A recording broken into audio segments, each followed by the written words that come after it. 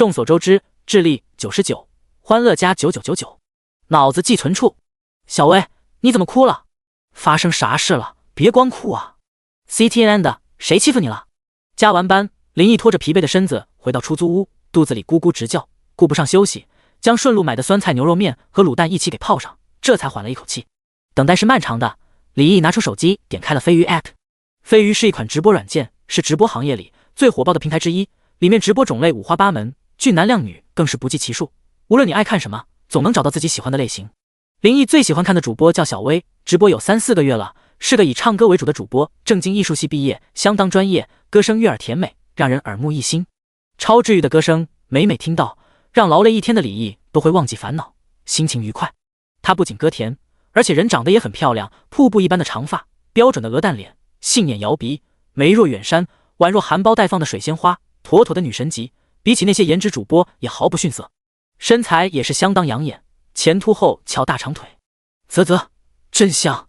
即便如此优秀，但他却一点都不傲娇，不像一些只想舔大哥的主播，对平民玩家爱搭不理。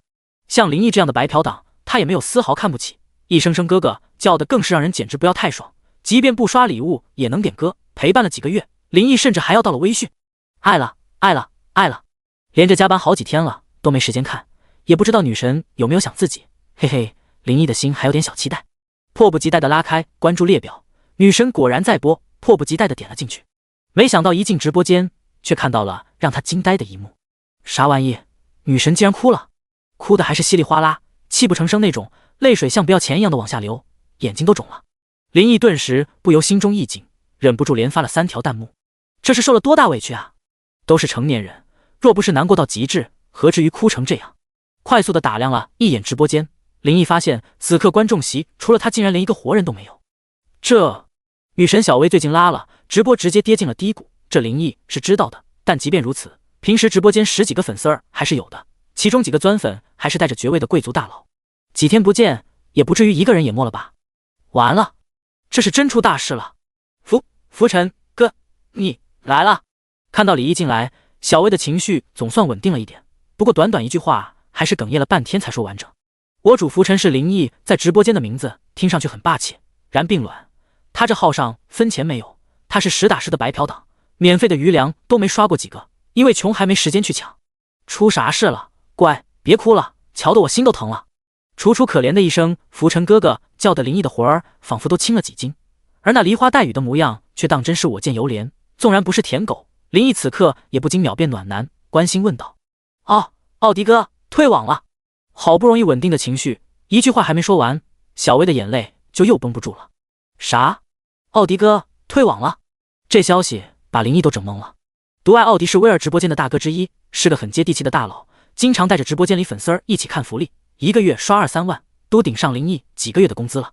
在这个直播间总贡献榜上排名第2的大哥就是奥迪哥，那可是挂着公爵爵位的贵族大佬啊。这都退网了？之前天涯哥、疯子哥、修罗哥，现在就连奥迪哥也退网了。操！小薇哭的嗓子都沙哑了。这几天你没见，猛虎哥带着人闹得特别凶，奥迪哥气不过，我劝不住他了，刷了很多，但都输了，被打惨了。呜！猛虎，竟然还是猛虎！林毅一股怒火直上心头，他怎么还没消停？堂堂大皇帝把人往死里整啊！特么这不是欺负人吗？这麻痹太没有品了吧！1个月不到，5个大哥被打退网了，不崩溃才怪，谁受得了啊？林毅嘴上骂得厉害，心里却不禁阵阵苦笑，得罪一个大佬竟然恐怖如斯。没错，这其实并不复杂，小薇得罪了大哥，难成猛虎。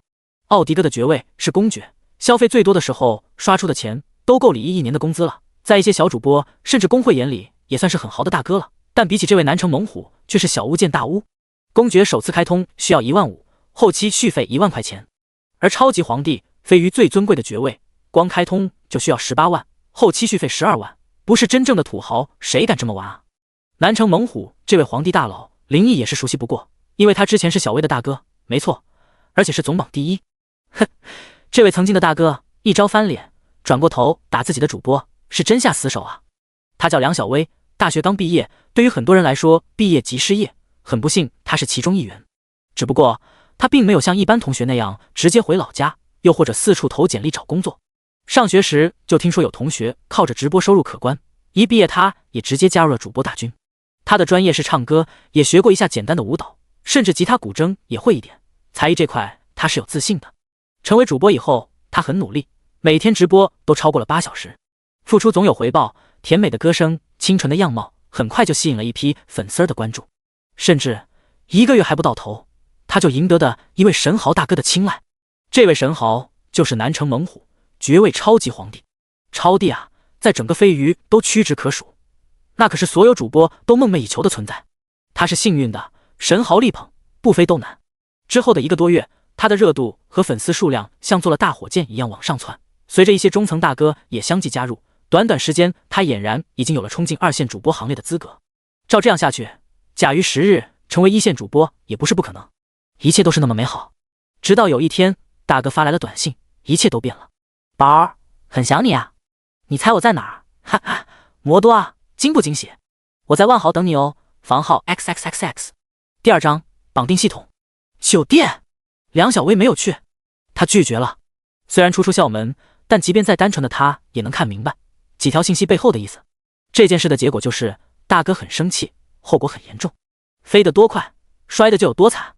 大哥走了，而且还带走了一半的人气。像他这样靠一个大哥陡然崛起的主播，诚然人气很高，其实很多一部分是冲着大哥来的。这还没完，接下来无尽的水军和黑粉，嘲讽和谩骂充斥着直播间，进都进不完。出去玩游戏，无一例外都被打。一些留下的铁粉儿，渐渐的也被打怕了，打拉了。这一时没关系，可长期下来，谁能受得了啊？毕竟看直播图个乐呵，而不是闹心。大男人谁还没有点脾气？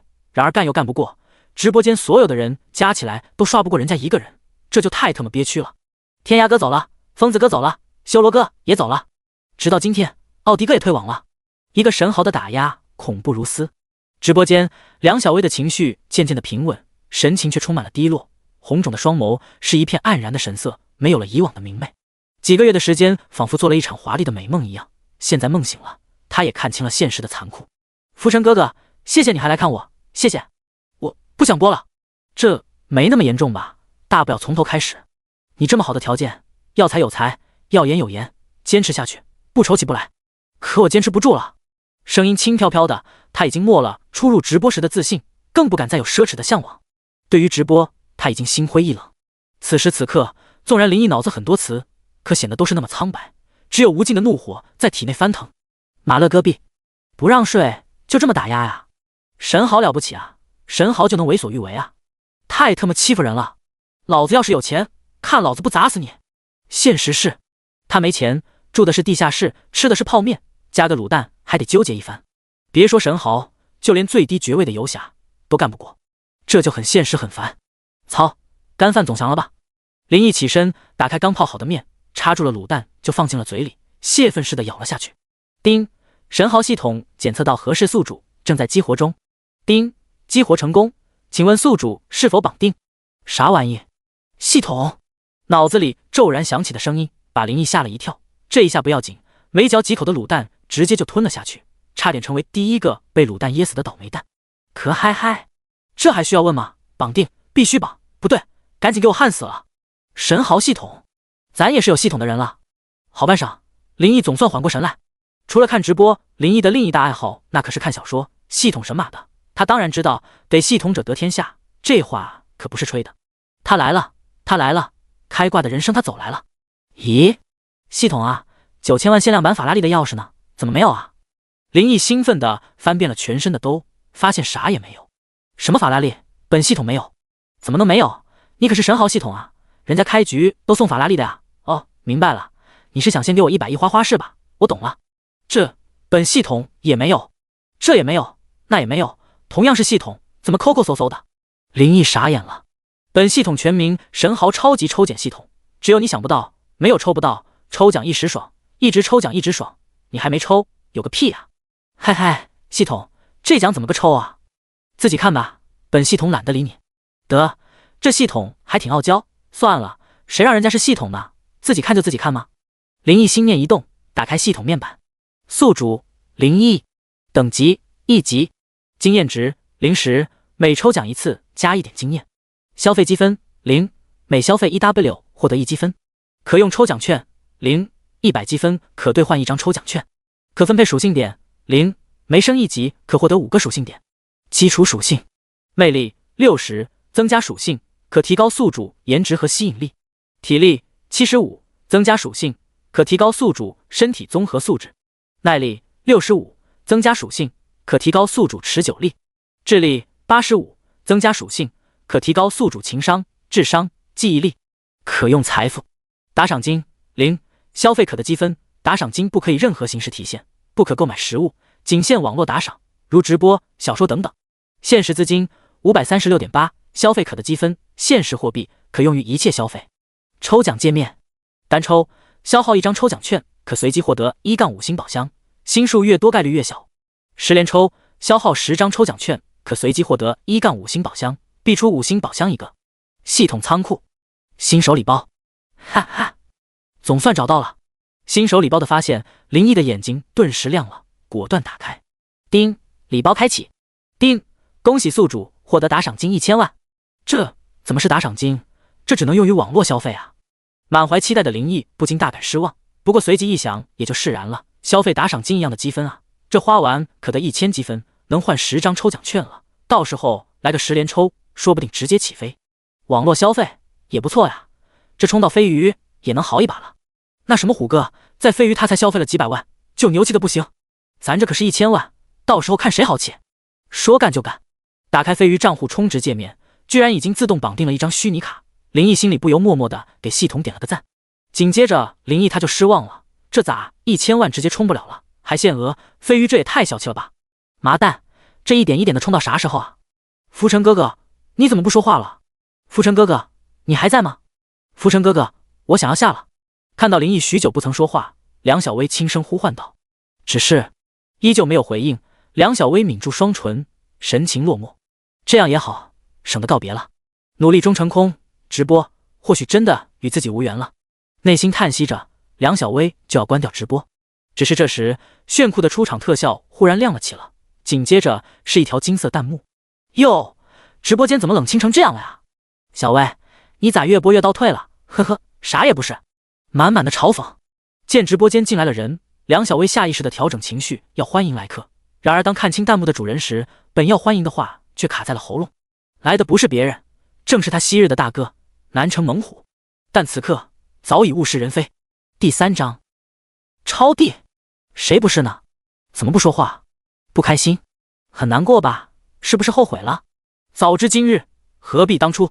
不过呢，虎哥，我也不是不通情达理的人，只要你答应，虎哥还像以前一样支持你。我可以再给你一次机会，你虎哥我的耐心有限，别不识抬举。一条条金色弹幕在直播间刷屏，高高在上的语句，句句都是对他的羞辱，让心灰意冷的梁小薇更是遍体生寒。人怎么这样？曾经他的支持让他倍感温暖，他是发自内心的感激。为此，他直播更加兢兢业业，不断学习新歌。大哥说喜欢看跳舞，那些暧昧妖艳的舞姿，他也能强迫自己去尝试学习，去适应。他努力提升自己，只为对得起那份厚爱。但是为了钱，为了留住大哥，要他献上自己的身体，他做不到。他的性格看似柔柔弱弱，但骨子里却是外柔内刚，即使是逼迫，他也绝不会屈服。他的性子虽做不出恶语相向，但却坚定的道：谢谢你的机会，但我不需要，我不会后悔。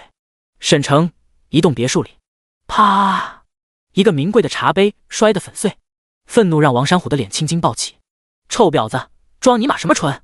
早先靠着建筑起家，10几年的打拼，生意顺风顺水，40多岁的王山虎已累积了上亿身家，可谓是人生赢家。虽然有钱，但家有母老虎的他，一直没有多少寻欢作乐的机会。没事的时候，只能憋在家里，偷偷看看直播里的小妖精，过过眼瘾。人生3大喜：升官、发财、死老婆。去年一直骑在他头上的母老虎，不幸车祸去世。对于王山虎来说，这简直就是上帝的赐福。没了束缚，王山虎终于可以肆无忌惮放飞自我了。自从第一次用钱成功把一个女主播扎上床之后，他开始乐此不疲，无往不利。大半年时间，他在飞鱼刷了400-500万，睡了一个又一个女主播，在飞鱼的土豪圈都有了不小的名气。然而最近一次却翻车了，花了时间又砸了金钱，一名小小的新主播，他竟然没有睡到，别说睡了，连真人都没见上。这件事都让他一度沦为了小圈子里的笑柄了。特么的，这事儿没完。事情纵然已经过了一段时间了，可王山虎此刻依然恨得咬牙切齿。看着直播间里的梁小薇，王山虎又拿起手机飞快地发起了弹幕。威武不屈啊，好牛批，你是真牛批啊！特么的，当初老子能捧你，现在也能让你混不下去，谁帮你老子就打谁，我倒要看看你能牛到啥时候。啧啧，威风啊，土豪就是不一样。不过威风是威风，可怎么逼脸也不要。一连发了几条弹幕，王山虎心里才舒服一点。他掏出一根烟，还没点上，就看到了一条弹幕亮起，在说我，居然还有人和他扎刺。一刹那，王山虎还有点恍惚。你还挺有自知之明，知道也就你不要逼脸了。李毅在屏幕上飞快地发道：欺负人不说，还没完没了，这能忍？林毅一脸冷笑，哥以前屌丝一枚，没办法出头，但现在咱可是有系统的人了，还怕个毛线？此刻他底气十足。唯一让李毅有点不爽的是，系统给了1000万的打赏金，一通充值，他才只是仅充了200万，限额太恶心了。看到林毅的弹幕，王山虎先是一愣，紧接着就气炸了。你特么的，奥迪那逼崽子都被老子打退了，你一个分钱不刷，好比脸都干净的穷屌，心里没逼数？你有资格跟老子搁着？我操！王山虎话还没说完，突然就懵逼了，一副难以置信的样子。一个占据了整个屏幕的华丽特效浮现了出来，中间那大大的黄字分外亮眼。全站通告，恭喜我主浮尘用户在梁小薇、人美歌甜直播间开通超级皇帝。几乎是同时间，飞鱼所有主播直播间都亮起了这个消息。紧接着，梁小薇的直播间人气顺势飙升。我的神，俺还是第一次见土豪开超级皇帝啊！长姿势了，666。楼上你太没见识了吧？什么？我擦擦，才2级，平民号只接飞啊！大佬威武，活捉野生土豪一枚！嗨嗨，大佬你看看你身上缺挂件吗？随着全站的通告，短短1-2秒钟，吃瓜群众就蜂拥而至，顿时直播间热闹了起来。而且随着时间，人数还在不断攀升中。林毅此刻却顾不上理会满屏弹幕，他飞快地打着字：超级皇帝而已，谁没有事的艾特西山猛虎，你有什么可豪横的？尼玛！看到那条烫金龙温明晃晃的弹幕，王山虎好悬眉吐血。他是万万没想到啊，这个平时都是白嫖，连1毛钱礼物都没有刷过的穷屌，现在居然能开得起超级皇帝。不过转念想了想，就淡定了下来。这年头打肿脸充胖子的多了去了，就算300-500万，在他眼里也就那么回事，开个皇帝而已。回过神来的王山虎一脸不屑：小崽子，想吓住你虎爷，把你嘚瑟的，想掐是吧？老子整死你！小薇现在我照欺负他，经过我同意了吗？有什么手段直接来，逼逼尼玛！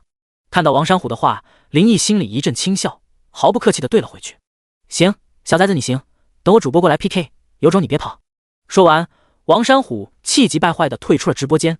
他这一走，直播间顿时更加热闹了。我擦，兄弟们，我没看错吧？这是要开战的节奏啊！赚了，赚了！瓜子可乐已备好，坐等神仙打架。楼上你可坐远点，小心崩你一脸血。闻到火药味的吃瓜，观众顿时热血沸腾了。我怎么看有点悬啊？刚才那位猛虎大佬可是48级，至少也刷了400-500个 W 了吧？这能打过吗？我操，看不起谁呢？我浮尘大佬白号怎么了？超级皇帝都开了，实力能差？大佬别怂，俺们看好你。第4章，不服就干。直播间里，超级皇帝，浮尘哥哥，我不是在做梦吧？梁小薇惊愕的捂着小嘴，呆滞的水眸怔怔的看着屏幕，仿佛身处梦境。大佬牛批，哈哈，乔都把主播砸一怔了。喂，主播醒醒，这不是做梦，不信你掐掐自己的脸。掐的球儿，我浮尘哥还没开刷呢，就吓着了。主播你这心理素质有待提高啊。对，掐啥脸啊？掐球儿，掐双球儿，这才好看啊。楼上一边去，这么清纯的主播也调戏，误操，初恋脸啊，爱了爱了，从今以后她就是我女神。密密麻麻的弹幕引爆了直播间，梁小薇这才如梦初醒。这一切来得太意外了，一瞬间她激动的手足无措，小脸更是红彤彤的。只是没过2秒，她像是想到了什么，先是一愣，随即脸色煞白。不对，浮尘哥哥，你不说一直在打工吗？还经常加班，你哪来这么多钱？超级皇帝可是18万啊！浮尘哥哥，你该不会……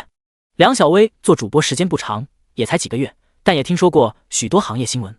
有些玩家经济条件明明不好，为了讨好主播，为了牌面刷礼物上了头，在那一声声大哥牛批大哥威武中迷失了自己，为此不惜卖房卖车借贷，甚至挪用公款，从而走上犯罪的道路。我就算不做主播也没什么，大不了重新找个工作。很感谢浮尘哥哥你的陪伴和支持，但是你可千万别做什么傻事儿啊！梁小薇声音一度哽咽，急得都快哭了。哇，我没看错吧？主播好善良啊！这怎么还要哭了吗？抱抱，心疼主播。瞧瞧，这格局不愧是我的女神啊！我沦陷了，把心放肚子，我才不会干傻事儿。林毅看着梁小薇忧心忡忡样子，不由哭笑不得，真是的傻白甜啊！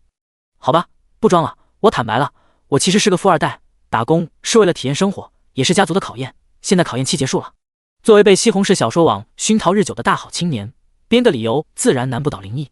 不能怪林毅不说实情，毕竟身怀系统，一朝屌丝逆袭成为天选之子这样的离奇事情，说出来恐怕会被当作神经病。浮尘哥哥，你真是富二代！梁小薇将信将疑，一时脑袋还转不过弯来。只是这时，他的目光落在屏幕，顿时紧张了起来。浮尘哥哥，小野猫邀请连麦，怎么办？要接吗？小野猫这个主播林毅认识，不是因为他名气有多大，而是他是南城猛虎新支持的主播，最近没少来梁小薇直播间搞事，他想不认识都难。现在来连麦，肯定是南城猛虎的指使。没事，接吧。林毅无所畏惧道。很快，屏幕一分为二，一张锥子脸的女主播出现在直播间。雾草，对面什么鬼？这脸也太假了吧！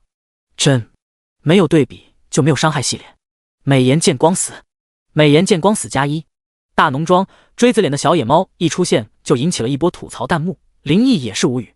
这南城猛虎也不知道是不是受不了打击，审美都变了。小野猫关了美颜滤镜，到底长啥样不好说。不过有一说一，在舔大哥这方方面面确实有一套。据说刚认识南城猛虎之后，他就请了3天假，待到再开播，大哥就开始在他的直播间大刷起来，并且成了他的常驻大哥。当然刷的钱都是用来打 PK 的，更准确说90%都用来打梁小薇的。这也是梁小薇直播间那些中层大哥纷纷退出的原因，一起上也扛不住啊。哟，听说你家又来了大哥，还真是有一股子狗屎运啊。一连上麦，小野猫就阴不阴阳不阳的说道。都不给梁小薇说话时间，小野猫冷哼一声，不屑道：你家大哥开个超帝而已，就以为有和虎哥嚣张的资本了？谁给的勇气？梁静静吗？你搞清楚，是你家哥哥在一直不依不饶。梁小薇冷着脸回击道，不过却没有什么气势。之前挨打的时候都是忍气吞声，在之前条件好的时候也没有飞扬跋扈。这丫头哪儿都好，就是性格柔弱了点。笑话，我家虎哥总消费都快500万了，那可是真金白银，就是豪横怎么了？有实力那才叫牛逼，没实力还装逼，那就是傻逼。想用全部身家挑战我虎哥的零花钱，小心裤衩子都剩不下。我虎哥让我问问对面大哥敢不敢玩大的，老规矩，输了的管对方叫爸爸和退网，2选1，敢不敢？小野猫盛气凌人的一通巴巴，火药味十足。如果地球没有引力，此刻估计能飞上天和太阳肩并肩。输了一方叫爸爸，那还不如直接退网，谁不要面子？更别说大哥了，这无疑就是果果的羞辱。自己之前那些中层大哥不就是被这样一次次的打退了吗？梁小薇也曾拒绝 PK， 但换来的不是安宁，而是对面黑粉更嚣张的攻击。他不过是洁身自好，不想拿身体上位而已。他有什么错？何至于阴魂不散无休止的打压？此时此刻，刚刚燃起一丝希望的梁小薇内心冰凉。薇儿，你给我振作点，我还没认输呢，怕啥？谁输谁赢还不一定。这种人你越怂他就越不要碧莲。林毅这时也是被对面恶心的够够的，飞快的打着弹幕，开 PK 吧，我接了，告诉对面输了别他妈不认账。对面太嚣张了吧，长见识了，婶婶能忍，叔叔也不能忍啊。浮尘大佬好样的，俺们支持你，就是不怂，谁是真土豪打了才知道。嚣张个毛线，虽然咱不是土豪，但要打对面，我他妈出10块钱听你，拼了！我出15，我出30，妈蛋，未来3天我决定不吃早餐了。林毅的话无疑给梁小薇冰凉的心注入了底气，而一个个的弹幕也让他萎靡的精神为之振奋。他的性格是柔弱了，但也不是泥捏的，哪能没一点脾气？打就打 ，PK 我们接了，说好了，谁输了别不认账。梁小薇把麦拉近了一点，大声说道。这样无休止的打压已经受够了，他心里下定了决心，赢了最好。输了，他就和浮尘哥哥一起退网。第5章，大哥的快乐。直播间走过路过的哥哥们，有没有帮小薇来破个蛋的？充满火药味的 PK 正式开始，看得出来梁小薇此刻很紧张，但还是很卖力的拉票。感谢离殇哥哥66办卡破蛋，爱你哦，比心。感谢酒鬼哥哥的大马车666，感谢随缘哥哥的鱼丸。随着梁小薇的拉票，一些早已不爽对面嚣张嘴脸的吃瓜众按捺不住送上了助攻，不过都是些小礼物，零零散散加起来1000多票，而绝大多数的人都是奔着看热闹来的。只是这边努力半天，分数将快2000的时候，血条却突然只剩1厘米，对面居然一下子打到了2万多分！我操！对面的公爵大哥竟然直接超火破蛋，不得了！对面好几个爵位后要打助攻呢，这仗不好打。一些2个直播间来回串的吃瓜众，自然而然的当起了情报员。不诉离殇，我主臣服，对面直接就上大剑了，顶不住，顶不住，看大哥你的了！酒鬼，俺们精神上支持你，不要输啊，就是干！浮尘大佬，请开始你的表演。超火！哈哈，别急，我在看这第一次刷什么礼物好呢。既然这样，那就超火吧。这不能怨灵异，他真是第一次打 PK， 多少是有点纠结刷啥。不过对面直接放大了，那就好说了，往大了整呗，还能惯他们咋地？超级火箭2000大超一个 ，PK 的时候一个能加2万分，刷也是有数量限制的。作为皇帝后，最多一次能刷20个。灵异笑了，那必须直接拉满啊！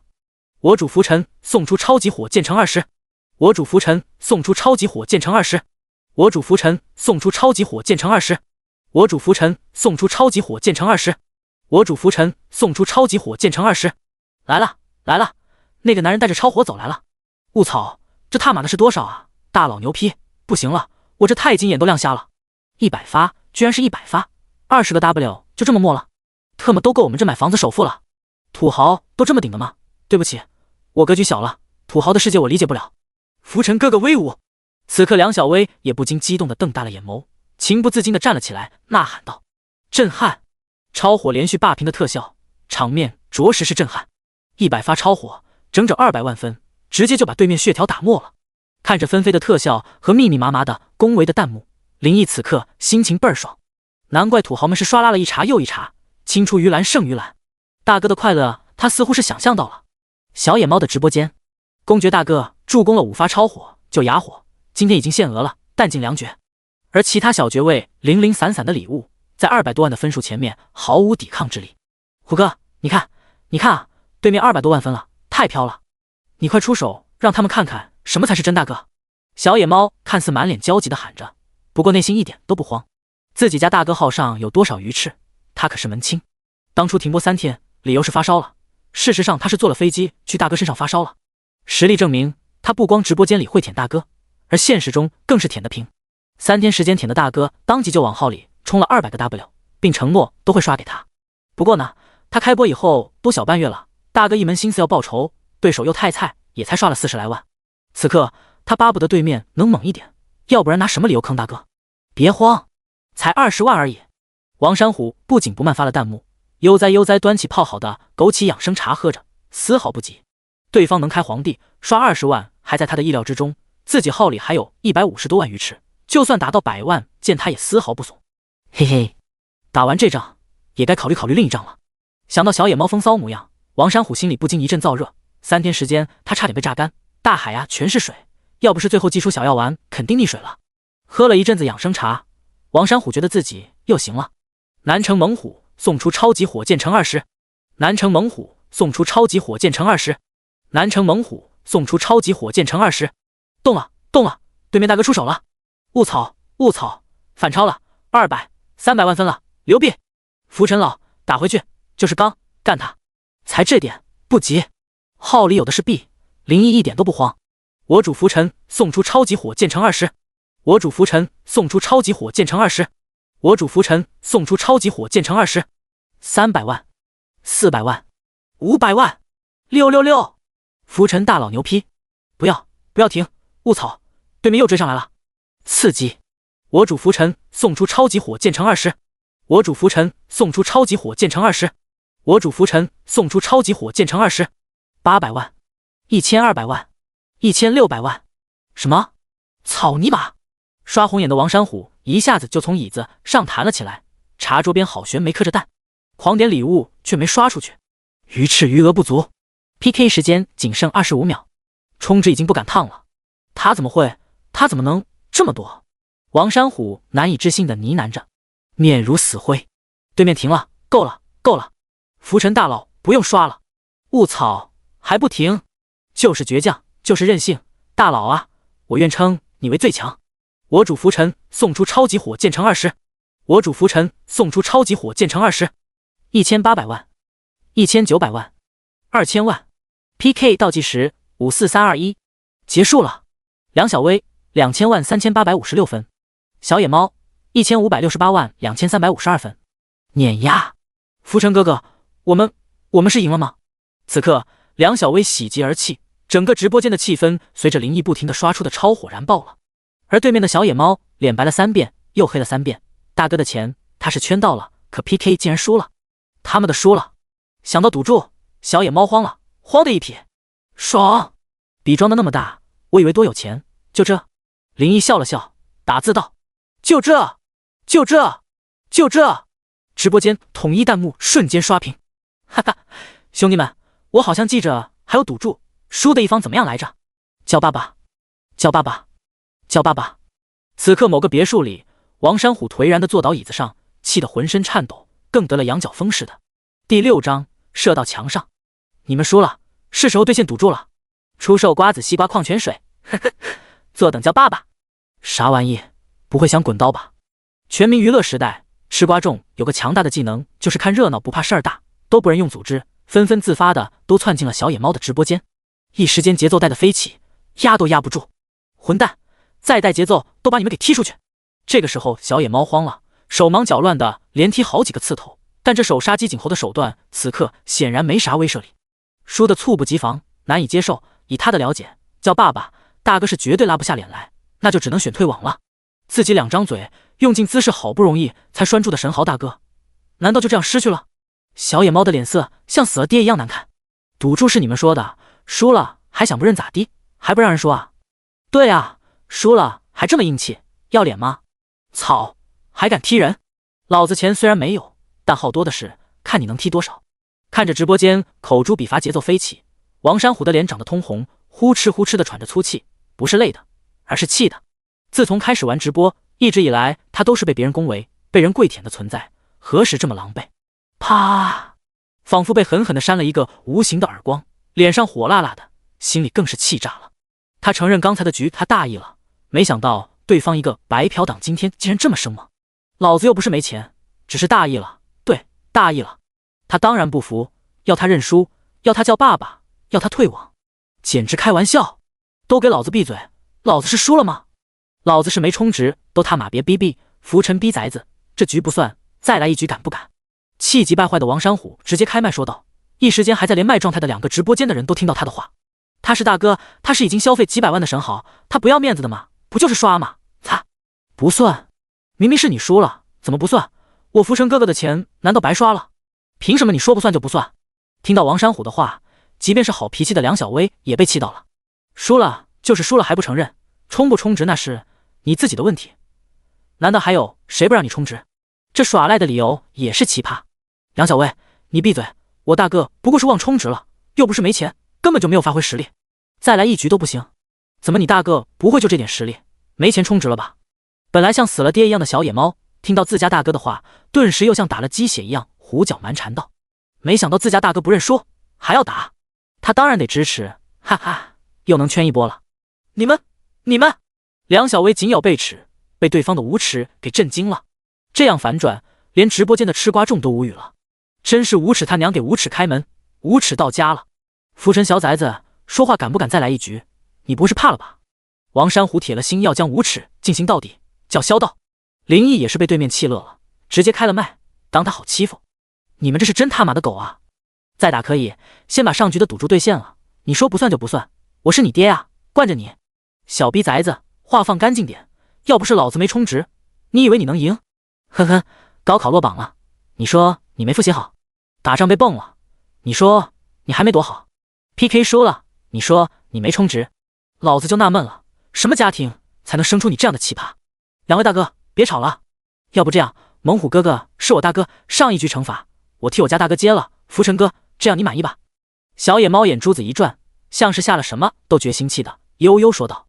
不行，宝儿，你不能委屈自己。小野猫话音刚落，王山虎就迫不及待的心疼上了。没关系，虎哥哥，你是人家大哥，人家为了你什么都愿意。小野猫楚楚可怜道。为了赚钱，他连自己身体都能出卖，叫声爸爸而已，毫无心理压力。不过该演戏的时候不演，怎么能让大哥心疼？不让大哥心疼一下，在大哥心里的分量怎么加重？小野猫脸上装着可怜，心里却在为刚才灵机一动暗自得意。滚尼玛！林毅看到对方表里表气的拙劣表演，顿时就被恶心透了。你可千万别叫老子爸爸，你要是老子女儿，当初就把你射墙上了。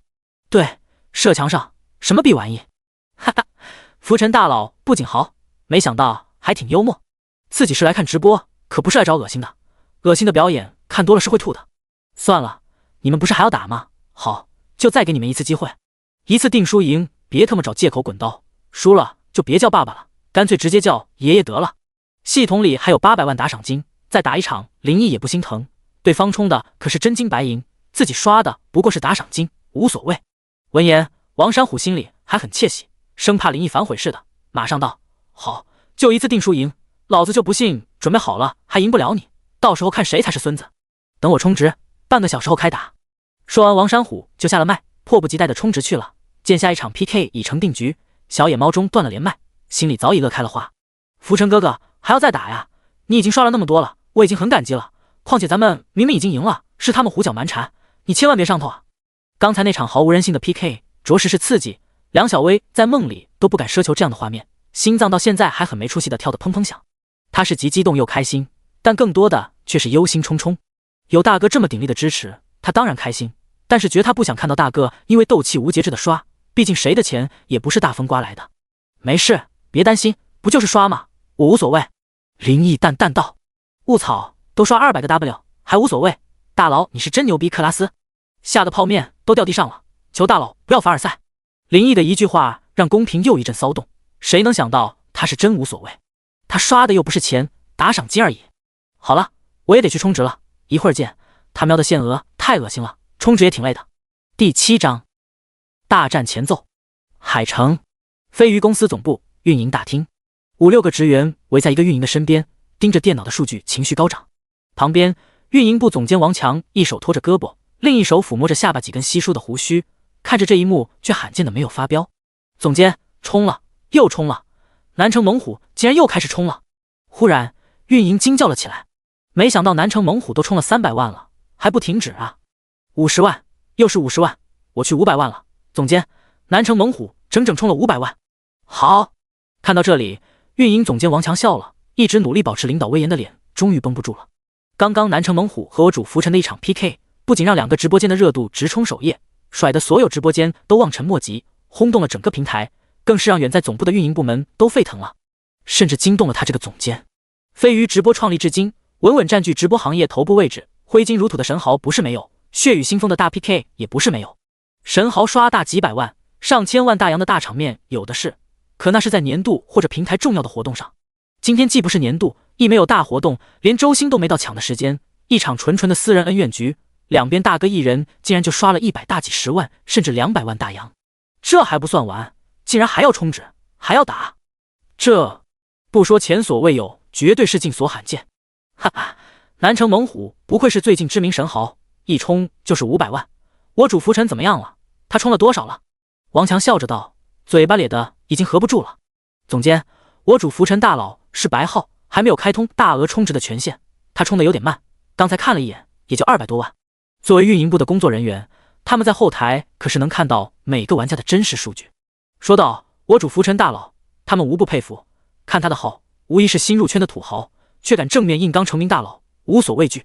200万大洋说刷就刷，潇洒快意，而且还敢再战，所有人心里无不泛起了2个字：牛批。王强看了看腕表，时间已经过去25分钟了，而南城猛虎的号已经近10分钟没动静了，显然这次充值500万已经是他的极限了。好了，切到我主浮尘的后台吧，看看这位大佬能给我们多少惊喜。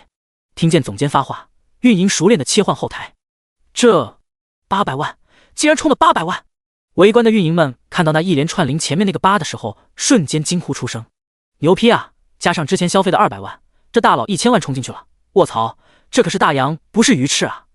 看到这毫无人性的操作，一众运营震惊不已，即便是见多识广的总监王强也不淡定了。此刻，王强摸着下巴的小胡子，目光闪烁，通知客服部派最优秀人员，一定要把这位爷伺候好，绝不能让别的平台抢了去。还有，我宣布正在策划下个月上线的活动提前，所有人今晚加班，3天之内不准请假，争取3天后上新活动。王强兴奋地说道，几个小时就冲进去了1000万。这位大佬的出现，此刻让他隐隐的有种预感，飞鱼直播的天要变了。不趁此时推出活动何时推？能够坐上运营总监位子，王强笃信自己的第六感，在很多关键的时刻甚至帮过他大忙。飞鱼直播，梁小薇的直播间热度居高不下，甚至依然在飞快上涨。爱看热闹的吃瓜众闻风而动，不断的涌了进来。不仅仅是玩家，就连一些主播都开着小号溜了进来，更有甚者连号都懒得换，直接开来了主播号。当他们看到贡献榜上一大串数字的时候，没有例外都被刺激妈了，一时间误草的弹幕横飞。第一次经历这么大场面的梁小薇，一时间手忙脚乱，有些无所适从。光欢迎的话都说得口干舌燥了。所幸这些人显然大多是冲着看神豪大佬的 PK 来的，经历了上一局惊心动魄那一战的观众，显然不可能闲着。一个个自动化深解说员绘声绘色地讲述大战过程，让刚开来的人又是发出了一连串误草的弹幕。转眼间，半个小时已经只剩7、8分钟了，整个直播间的气氛开始渐渐紧张了起来。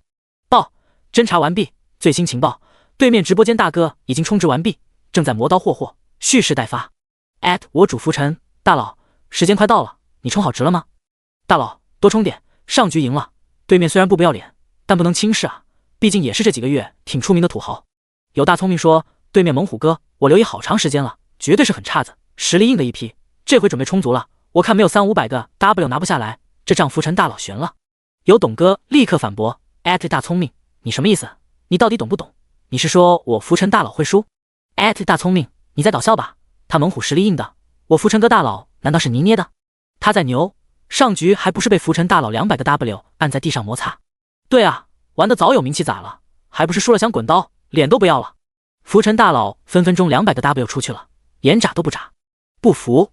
行啊，给你机会，打到你服。什么是实力？这才是实力。大聪明哥，你们是我亲哥，我错了，别喷，我只是担心浮尘大佬，没说他没实力啊，咱们是一边的呀。7、8分钟的时间很快过去，半个小时的充值时间马上到点了。看着直播间密密麻麻的各种弹幕，其实最紧张、最担心的还是梁小薇。大哥给的太多了，他不是不知足，他内心不住的祈祷对面冲的不要太多，自己大哥能轻松获胜。半个小时将过，对面就打开了连麦。此时此刻都到了这个时候，梁小薇知道自己不能不接。时间到了，我们来了，我虎哥让我带给你一句话，面对疾风吧。麦一连上，小野猫立刻就开始咋呼了，好像上局根本没输过一样。低调是什么？根本不知道。也是，毕竟脸都不要了，还要什么低调？吉尼玛风，少逼逼，开 PK。充好值就默默潜水的灵异，飞快的发了弹幕。充值都够累了，本来不想说话，非得逼着老子骂人。第8章，战吗？战啊！没有再给小野猫嘴炮的时间，知道多说无益。梁小薇点了 PK， 然后果断闭麦。吃瓜众期待了半个小时的大战终于拉开了帷幕。小野猫直播间，南城猛虎送出超级火箭乘20，南城猛虎送出超级火箭乘20，南城猛虎送出超级火箭乘20。战斗一开始，王山虎一声不吭，直接甩出了3组超火，仿佛要证明老子在哪儿失去的，就要在哪儿找回来。这一操作顿时引来小野猫的一波跪舔，一些依然还看好王山虎的死忠也不禁扣了一波666，为数不多的小礼物也开始跟着刷了起来。战吗？战啊！赌上荣誉的一战，浮尘大佬开炮！浮尘大佬来吃够，对面要硬碰硬啊！用你的大火箭教他们做人！看着比他还激动的水友，弹幕横飞，林毅哑然失笑。1个多小时前遇到事儿，他也只是凑凑热闹的吃瓜众，而现在他却成了这热闹的主角。有人说一个人和成功只有2个字距离，这2个字就是努力，也有人说这2个字是选择。现在在林毅看来都特么不对，这2个字分明是系统。雪儿飞飞送出超级火箭乘10，就在林毅选好超火准备开刷的时候，超火的特效却亮了起来，让他不禁一愣。感谢雪儿飞飞大哥，不对，小姐姐的超火支持，非常感谢。看清了刷礼物的魏小姐姐，梁小薇也有些懵，貌似这还是个主播号。杭城某个公寓里，已经下播的林飞雪洗完澡正窝在松软的沙发上。本来在各个直播间随意溜达的她，跟着首页的热推来到了梁小薇的直播间，没想到竟吃到了几个月来飞鱼最大的瓜。默默陪伴的小白号为了保护自己主播，冲冠一怒为红颜，怒刷几百万护他周全。这不就是直播以来自己一直做的那个梦吗？林飞雪直播已经有2年了，虽然家里也聚集了一些死忠粉，不过多是些底层玩家，没什么大哥的他只是个3线主播。梦里的终于成为现实，而主角却不是他。林飞雪看着梁小薇，眼里除了羡慕还是羡慕。他无意和梁小薇抢大哥，不过有结识大哥的机会，他也没理由放过啊。林飞雪一抬腿，薄纱睡裙瞬间滑到了大腿根，纵向丝滑。看着自己白嫩滑腻的大长腿，自己要颜有颜，要身材有身材，怎么就遇不到一个自己喜欢的好大哥呢？林飞雪心里苦恼着，手上却飞快地打着字。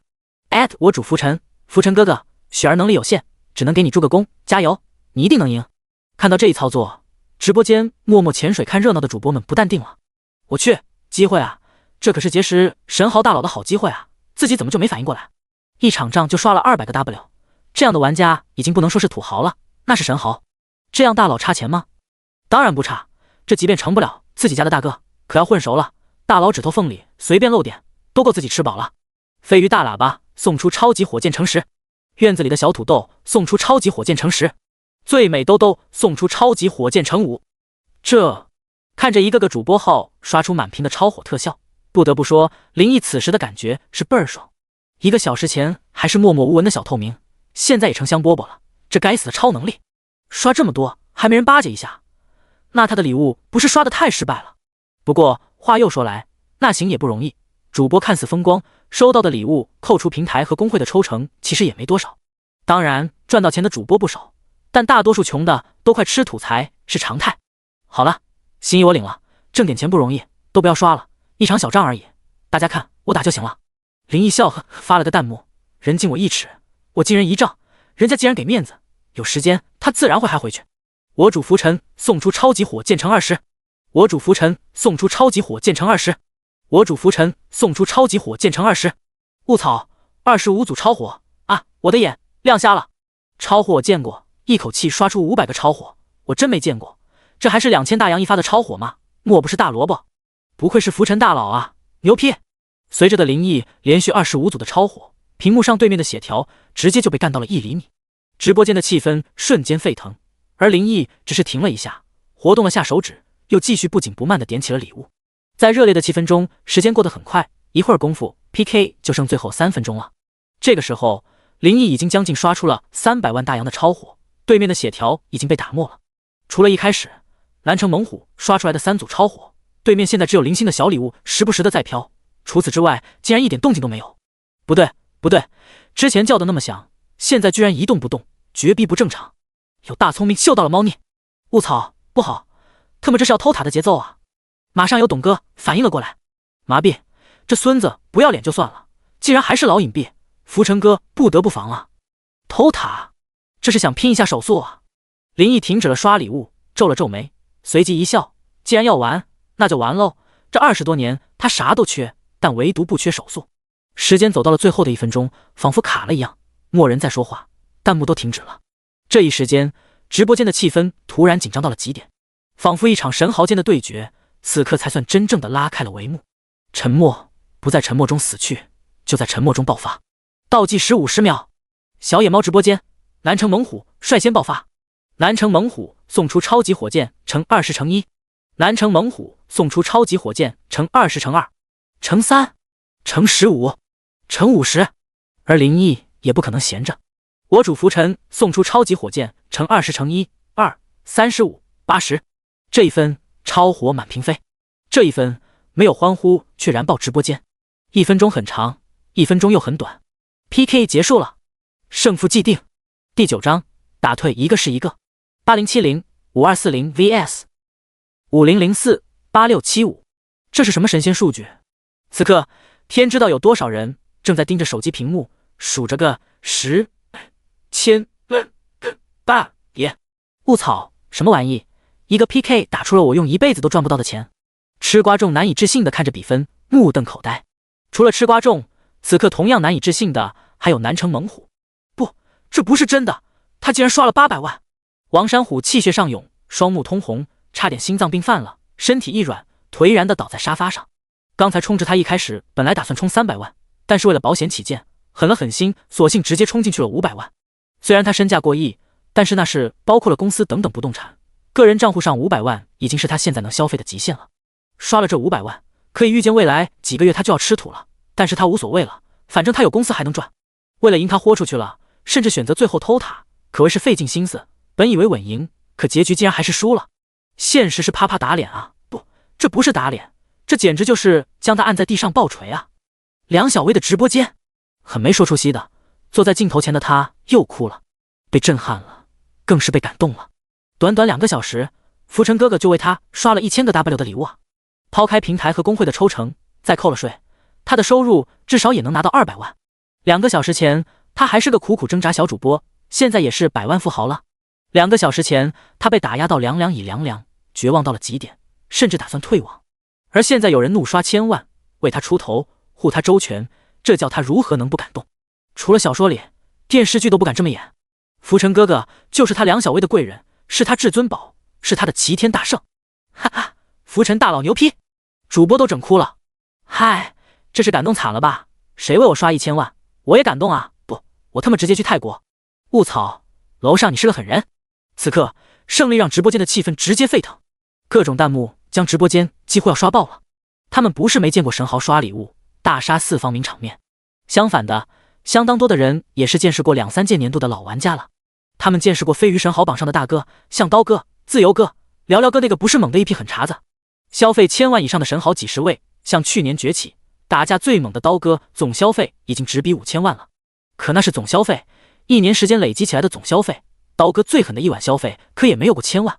而现在浮尘哥短短2个小时就甩出了1000万，这是什么样的实力？这消费也太可怕了吧！这不能后无来者，但在飞鱼的历史上绝对是绝无仅有。浮尘大佬，我愿称你为最强神豪。不知谁打出了弹幕，但几乎瞬间直播间就陷入了疯狂。对，最强神豪+1、+2、+5、+10086，啥？这就最强神豪了？哥不过时才刷完系统给的虚拟金。别闹，兄弟们，别忘了，咱们赢了该干啥了？林毅笑着发了条金色弹幕。大佬，我们没忘，某人该叫爸爸喽。哈哈，小野猫直播间观众席瞬间暴增几万人。如果是平时，小野猫看到这样的景象，开心的嘴角得咧到耳朵根儿，而现在却是瑟瑟发抖，再也不敢咋呼。南城猛虎，人呢？出来，赌注该兑现。对啊，对啊，别躺尸啊，快出来！不会又他妈想着滚刀吧？吃瓜众战斗力何止是生猛2个字能形容，那简直是排山倒海之势，一进直播间就直接开轰，反正是网络，怕个鸟！你们别太过分！即便是南城猛虎有滚刀的心，在疯狂的艾特下也被炸出来了。自己输了又想不认账，这尼玛谁过分？别废话，利索的叫爸爸，叫爸爸！都不用灵异组织，一水的弹幕瞬间刷爆小野猫的直播间。王珊瑚咬牙切齿得看着这一幕，直觉心脏都快承受不住了。栽了，彻底栽了！多么希望能打回去，可账户上最后的500万也打没了。现在拿什么打？裤衩子吗？难道真的要叫爸爸？不，绝对不可能！真叫了，他王珊瑚以后还怎么在这个圈子里混？不叫爸爸，那就只能消耗了。这可以他真金白银堆起来的号啊！就这号开到那个直播间，主播不得跪舔。王珊瑚心在滴血，红着眼一咬牙，恋恋不舍地下了号，手指颤颤巍巍地点了注销。啥？南城猛虎消耗了？找不到了？雾草，真的连搜都搜不到了？这是退网了呀！浮尘大佬威武！讲真，南城猛虎也消费了大几百万，放以前那绝对能独领风骚，必能在众神豪中占领一席之地。可惜他非要狠浮尘大佬硬刚，人都给你打没了。见证这一盛况的众人心满意足。至于小野猫，没人再关注，大哥都跑了，就剩哭晕在厕所了。回到梁小薇直播间，吃瓜众的情绪依然兴奋。此刻他们不再是到处晃荡的吃瓜众。浮尘哥，以后强都不服就服你，请收下我的膝盖。浮尘哥的小跟班发出了弹幕。雾草，小跟班，你小子要脸吗？你怎么把我的名字占了？不行，我也得去抢马甲。大聪明突然发现自己不聪明了。浮尘哥，俺们以后就是你的死忠。飞鱼乱不乱？我浮尘哥说了算。没毛病。飞鱼乱不乱？浮尘哥说的算。浮尘哥的裤衩子发来弹幕。雾草，看到这名，林毅瞬间一脑门黑线。兄弟，你属实是个有品位的狠人啊！仗打完了，直播间的一大波人选择留了下来，被林毅豪横直接圈粉。这一晚，林毅的名气在飞鱼彻底打响。此刻，林毅也是激动不已。让他激动的不是把南城猛虎打退网了，而是可以抽奖了。消费1万可以积1分，1000万虚拟金他全部刷完了，1000积分到手，100分能换1张抽奖券，1000分不就可以兑换10张？10连抽啊！看到梁小薇情绪渐渐平稳，渐渐的现在也找到了状态，林毅也是放心了。威尔，你好好吧，我有事先下了，大家晚好，拜拜。林毅发了条金色弹幕，就迫不及待的下了。梁小薇呆了，直播间的气氛，观众也呆了。我去，这是什么操作？说下就下，还得是社会我福成哥，人狠话不多。第10章疯狂10连抽。今天耶稣来了都挡不住我抽奖，我说的。简陋的出租屋里，林毅的眼里闪烁着兴奋的目光。这一晚上，在飞鱼直播上，他大刷特刷，挥金如土，毫无人性，一时风光无限。可那刷的不过是虚拟金，林毅可是清楚的记得，虚拟金只能用于网络上各种打赏，不得以任何方式兑现。只有他知道，现实中自己依然是个不折不扣的穷屌。银行卡上只有536.8，如果老板这个月不给他发工资，交了房租，他就得饿死。童子啊童子，哥能不能平易近人，天天会所嫩模，走上人生巅峰，可就全靠你了。心里祈祷着，林毅发出了指令：童子，将所有积分全部兑换抽奖券。叮，抽奖券兑换完成，已发放系统仓库，请宿主注意查收。迫不及待地打开仓库，果然出现了10张抽奖券。林毅精神为之一振，激动不已的林毅马不停蹄地转到抽奖界面，单抽和10连抽2个选项出现在前期。但凡玩过抽奖游戏的都知道，单抽就是个坑，既然够10连抽傻子才选单抽。林毅果断选择10连，根据介绍可是必出一张5星卡呢。满怀期待中，林毅的眼前仿佛出现了一块屏幕，一瞬间五彩的光芒流转，2秒钟后画面定格，10张卡牌浮现了出来。林毅定睛一看，1星卡牌4张，2星的2张，3星的2张，4星1张，5星1张。果然抽奖游戏都大同小异，越好的卡几率越小，不过10连抽保底1张5星也算不错了。深吸一口气，林毅尝试着点开了一张1星卡，瞬间让他有种将童子吊起来打的冲动。叮，谢谢参与。空卡，竟然是还有空卡，这是系统该干出的事吗？速效救心丸都准备好了，整这出。林毅心中不由一凉，连忙将剩余的3张1星卡全部打了开来。叮，虚拟金20万。前2张依然是空卡，不过第3张开出了20万虚拟金，聊胜于无，总算没有跑空。1星卡果然都是废卡。接下来，为了不让书友觉得作者是在水字数，林毅屏住呼吸，直接开卡。2张2星卡打开。叮，现金60万。叮，属性点+1。2张3星打开。叮，虚拟金5000万。叮，可分配属性点+3。4星打开。叮，现金2000万。5星打开。叮，龙湖湾8号别墅。埋着头一口气将所有的卡开完，林毅的内心里直泛起2个字：刺激。可分配属性点共计4点，先不说，单单虚拟金就共计5020万，这不就能继续装逼继续浪了？关键是现金共计2050万，这现在起哥也是货真价实的千万富豪了。等等，还有龙湖湾别墅，4星卡都能抽到2000万现金，那5星卡抽到的别墅的值多少钱啊？林毅一把抓起了手机，打开度娘搜索龙湖湾别墅，什么乱七八糟的简介他自动略过，一句话直接吸引了他的眼球：最低售价1.5亿起。卧槽，这么说最底也得值个1.5亿。妈了，林毅彻底麻了。果然应了挂逼系统中的评价，系统可以迟到，但绝不会让人失望，诚不欺我。系统我爱你，就像老鼠爱大米。一个10连抽就让林毅咸鱼翻身，激动他直接就上演翻身农奴把歌唱。滴滴滴，警告警告，检测宿主有失心疯的迹象，本系统特此严正警告。哗，犹如一盆冷水浇下，让林毅打了一个激灵。你大爷的，你才失心疯，你全家都失心疯。哥激动下也不行啊，我看你不该叫系统，该叫细小刀。林毅心里不住腹诽。对了，系统，我问你，这个可分配属性点有什么用？可分配属性点能供宿主自由选择提升自身各项属性。那属性提高有啥好处？属性提高，相对应宿主的能力也会提升，例如体质属性提高，宿主身体各项机能将得到增强。鉴于宿主问题弱智，建议宿主多提升智力，可提高智商。这妈蛋，系统你礼貌的。这属性点绝逼是好东西啊！这要是劳资把体质加满了，会不会直接长生不老，化身超人啊？如果耐力加满了，会不会那个一夜一次，一次一夜，任你几个洞也能杀个干干净净？林毅的眼睛不由亮了起来，系统果然无垃圾。至于礼不礼貌的问题已经不重要了。他飞快地调出了自己的属性页面：魅力60，体力75，耐力65，智力85，可分配属性点4。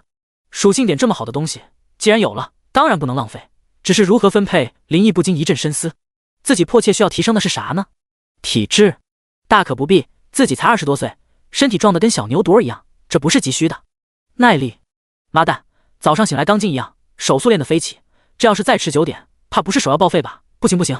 智力，能想到上面2点，哥的智商绝对没问题，不接受任何反驳。魅力，对，必须是魅力啊！正是魅力不够，他的手才被迫营业。林毅想到这些年自己被动苦练手速的场景，不禁泪流满面。手啊，委屈你干了不该干的事，罪过呀！今天天王老子来了也要加魅力。林毅毫不犹豫地将4点属性全部加到了魅力上，瞬间一股暖流席卷全身，痒痒的却又说不出的舒服，整整持续了2分钟才渐渐消失。迫不及待的林毅赶忙跑到可镜子前，镜子里的是我。瞬间他难以置信地张大了嘴，一脸的痘坑不见了，微微有点驼的背也挺直了，厂房待久了不见阳光苍白的脸色也消失了，取而代之的充满健康的光泽。明明五官啥也没变，就是痘印没了，皮肤好了，一些小小的改变，怎么就帅了？不是一星半点，看来还是底子好啊！林毅臭屁的想着，这尼玛原本平平无奇的路人甲秒变阳光帅气潜力股啊！再加上2000万的自信加持，简直就像换了个人。林毅把已经扔到床上，心情久久不能平静。这一夜，他梦到之前高高在上，根本不敢直视的女神们纷纷飞蛾一般向他扑来，一个个争先恐后的嚷嚷着：“老公，放过手吧，让我们来！”第11章，该上就上。今晚上注定是不平凡的一夜，不只是林毅，还有梁小薇。林毅狂刷1000万，在飞鱼一战成名，在这带动下，梁小薇的直播间热度一度居高不下。清纯的颜值，充满治愈的甜美歌声，在大热度的曝光下，让他粉丝数量像坐了火箭一样蹭蹭上涨。这可把他忙坏了，单单是唱歌都快把嗓子唱哑了。直到12点，在粉丝意犹未尽中，实在累得不行的梁小薇才下播了。简单的洗漱后，躺到床上就睡着了。梦中的他时而眉头紧皱，时而笑靥如花，不断的呢喃：“你好棒，浮尘哥哥，谢谢你，浮尘哥哥。”凌晨2点，突然响起了手机，将梁小薇从睡梦中惊醒，迷迷糊糊的看了眼来电显示，竟然是自己工会的会长打开了。小薇啊，干嘛呢？没打扰你吧？电话一接通，就传来了会长的声音，却是比平时温柔了几分。没打扰。花花姐，你找我有事吗？梁小薇疑惑道。没事没事，你别多想，我就是看看你在干嘛，没和浮尘哥聊聊天啊。今天花花姐有个很重要的局，好吃好喝好玩的伺候着，直到把那群祖宗们都送走，他才发现调成静音的工作手机上竟然有几十个未接。未接多不可怕，可怕的是打来未接的人，自己工会的管理。这可以理解，可能是要向自己汇报工作。几个工会的会长，这个也可以理解，都是平时出的不错的工会，说不定又是谈什么合作。飞鱼运营总监王强，这尼玛是什么情况？飞鱼这尊大佬怎么主动给自己一个小小工会常打电话了，还一连打个8个？该死，出事了，一定出大事了！花花姐被酒精麻木的大脑瞬间惊醒，慌忙给工会管理员回了过去。当务之急是搞清楚发生了什么事。当了解到事情的来龙去脉，花花姐惊了，妈了，继而陷入狂喜。自己工会旗下的主播又来了神豪大哥，而且短短2个小时狂刷1000万，不仅震撼了直播间，甚至就连飞鱼的高管都坐不住了。这样的大哥，不仅仅对主播，对工会那也是至关重要的。这哪是大哥啊，这简直就是大爷，不是火祖宗啊！自己这梦想工会，如果早点出现这么一尊火祖宗，不早就起飞了，何至于成立3年都没混进2流工会的梯队？留住，不管用什么方式，都要把这位火祖宗留住。没有，浮尘哥哥帮我打赢了 PK 就下了，我一直播到12点，累得不行，下播就睡着了。啥？大哥刷那么多，你连个问候都没给发一个，你糊涂啊！花花姐听到梁小薇的话，顿时不淡定了，恨铁不成钢的道：“我真是服了你了，我的小祖宗！你这还不想法主动去笼络大哥，人家干啥去支持你啊？我问你，对这位浮尘哥，你现在了解多少？没了解多少？我记得我直播第2天他就来了，然后每天只要不加班，就会来陪我直播，听听歌聊聊天。不过之前从没刷过礼物，我也不知道浮尘哥哥竟然能刷这么多，我整个人都懵的。对了，他好像是富二代，刚刚通过了家族的考验。富二代？我倒是听说过，有些富豪喜欢将孩子穷养，一旦被家族认可，那是鱼跃龙门，直接化龙。小薇啊，听姐姐说，这浮尘哥你可一定要抓住啊！2小时刷1000万，飞鱼之前都没出现这么豪横的人，也就是你傻人有傻福碰到了，无论如何都要留住。姐教你啊，实在不行就把他睡了。什么睡了？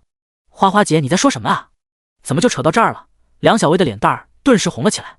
傻丫头，你怎么还这么多保守？你想想，人家能陪你直播，关键时候还愿意为你刷了这么多，为什么？还不是说明喜欢你，你还不好好把握？要是等着被别人抢跑了，你哭都晚了。听着花花姐话，梁小薇莫名就想起了那个刷了10发超火的女主播雪儿菲菲，不禁咬了咬牙，一丝危机感直上心头。她沉默了。现在的社会太现实了，那个土豪的身边没围着几个女人，何况人家是一年轻的富二代，谁知道有多小妖精虎视眈眈啊！听姐姐给你说啊，趁大哥正宠你，你一定先下手为强吧，有机会要上，没有机会创造机会也得上。男人都是大猪蹄子，你要是不抓紧，可就便宜那些小浪蹄子了。之前那猛虎哥一看就不是什么好鸟，你不愿意接触，姐也没说你什么。这次这位浮尘哥所作所为，你可是看着呢，准不错吧？傻丫头别死脑筋了，你也不小了，总不能不谈对象不结婚吧？遇到优秀的男人就得主动出击，该上就上，该睡就睡，先抢到手再说。我可是收到内部消息，飞鱼这2天就要上新活动了，而且还是大活动。如果你能让大哥继续支持你打活动，以大哥今晚展露的实力，绝对能帮你拿个好名次，到时候你就真正的起飞了，踏入一线主播的行列也不是不可能。花花姐，你别说了，我知道了。什么睡啊，上啊的，这都是什么虎狼之词？梁小薇听着听着，一张俏脸红的都快滴血了。好，你知道就好，姐也不多说了。这女人啊，青春就那么几年，再努力为抵不过一个好的选择，别傻了，好好想想吧。花花姐说完就挂了电话，梁小薇却睡不着了。大哥给的太多了，多到她感觉都无以为报。今晚她把自己搞得很累，事实上是她怂了，她不知道该如何和大哥相处了。想着浮尘哥哥这几个月的不离不弃的相守和陪伴，就已经让她很感动了。而今晚在她最绝望的时候，最终还是浮尘哥哥挺身而出，不惜豪刷千万为她出头。那一刻，她仿佛看到了脚踏七彩祥云的盖世英雄正站在她前面，为她遮风挡雨。这样的男人，有那个女孩能不心动吗？浮尘哥哥不喜欢你了怎么办？梁小薇啊，梁小薇，你不可以再怂下去喽！梁小薇一边懊恼着，一边一遍遍为自己打着气。第12章，熟女上线。第2天上午，来电铃声犹如催命一样响起，将林毅从美梦中唤醒。林毅，几点了？你特么还不爱上班？长能耐了是吧？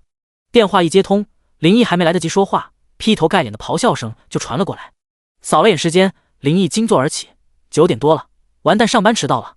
特么的厂房了一堆画等着呢，耽误了交货时间，你担得起吗？告诉你林毅，我不管你在干嘛，半个小时滚过来，否则扣1000块钱。扣尼玛，傻逼不会就尼玛知道扣钱。心里嘀咕着，林毅下意识的就要穿衣服，不过随即他反应了过来，飞快的调出短信，他找到了昨晚龙商银行的信息。当看到2000多万的余额时，他笑了。笑？你还笑出来？你他妈是不是喝假酒了？你以为我跟你闹着玩呢？我告诉你，半个小时你要是还不来，我立马报财务。你爱报不报，那点钱劳资还看不上呢，别他妈在这跟劳资咋呼，早看你丫不顺眼了。要不是老板是你爹，你以为你能当上经理？啥不懂，净他妈瞎指挥。劳资告诉你，今天起劳资不干了，那点劳资也不要了，留着给你买棺材吧，滚你妈的蛋，以后别来烦劳资。发泄一通以后，林毅直接挂了电话，长出一口气，这感觉是真爽啊。那工作他早不想干了，工作量大还经常加班，完了还得忍受煞笔经理这个外行瞎指挥，每天都是度日如年。无奈中华5000年优良传统，他偏偏就继承发扬了个贫穷，虽然不爽也只能忍着。现在有钱了还受这个，那不是纯纯找虐吗？他可没有特殊癖好，上班不可能，这辈子都不可能了。手机往旁边一扔，又躺回床上，美好的生活就从睡个回笼觉开始吧。林毅嘴角露出了微笑，只是连眼都还没合，手机又响了起来。卧槽，这煞笔经理是不是被他老子骂习惯了，喜欢被骂，这爱好劳资能成全。林毅直接接通道，都说了劳资不干了，你他妈还打？喜欢被骂是吧？您好，您是林毅林先生吗？很抱歉，我是不是打扰到您了？突然手机里传来温柔中带着恭敬的女声，一愣，还以为那煞笔经理换了个号打来了，没想到误会了。林毅有点尴尬问道，没事，没打扰。你那位？你好林先生，我叫唐奇军，是龙湖湾别墅专属管家。您昨晚购买了龙湖湾8号别墅，有些合同需要您签一下，不知道您方不方便？听到龙湖湾别墅，林毅顿时来了精神，道：方便，我啥时候签都方便。对了，我问下我啥时候能搬进去？林先生，我们龙湖湾别墅乃是魔都最顶级豪宅，您可以放心居住，只要您愿意随时都可以搬进来。好，终于不用再住出租屋了，林毅不禁眼睛里放光，心情大好。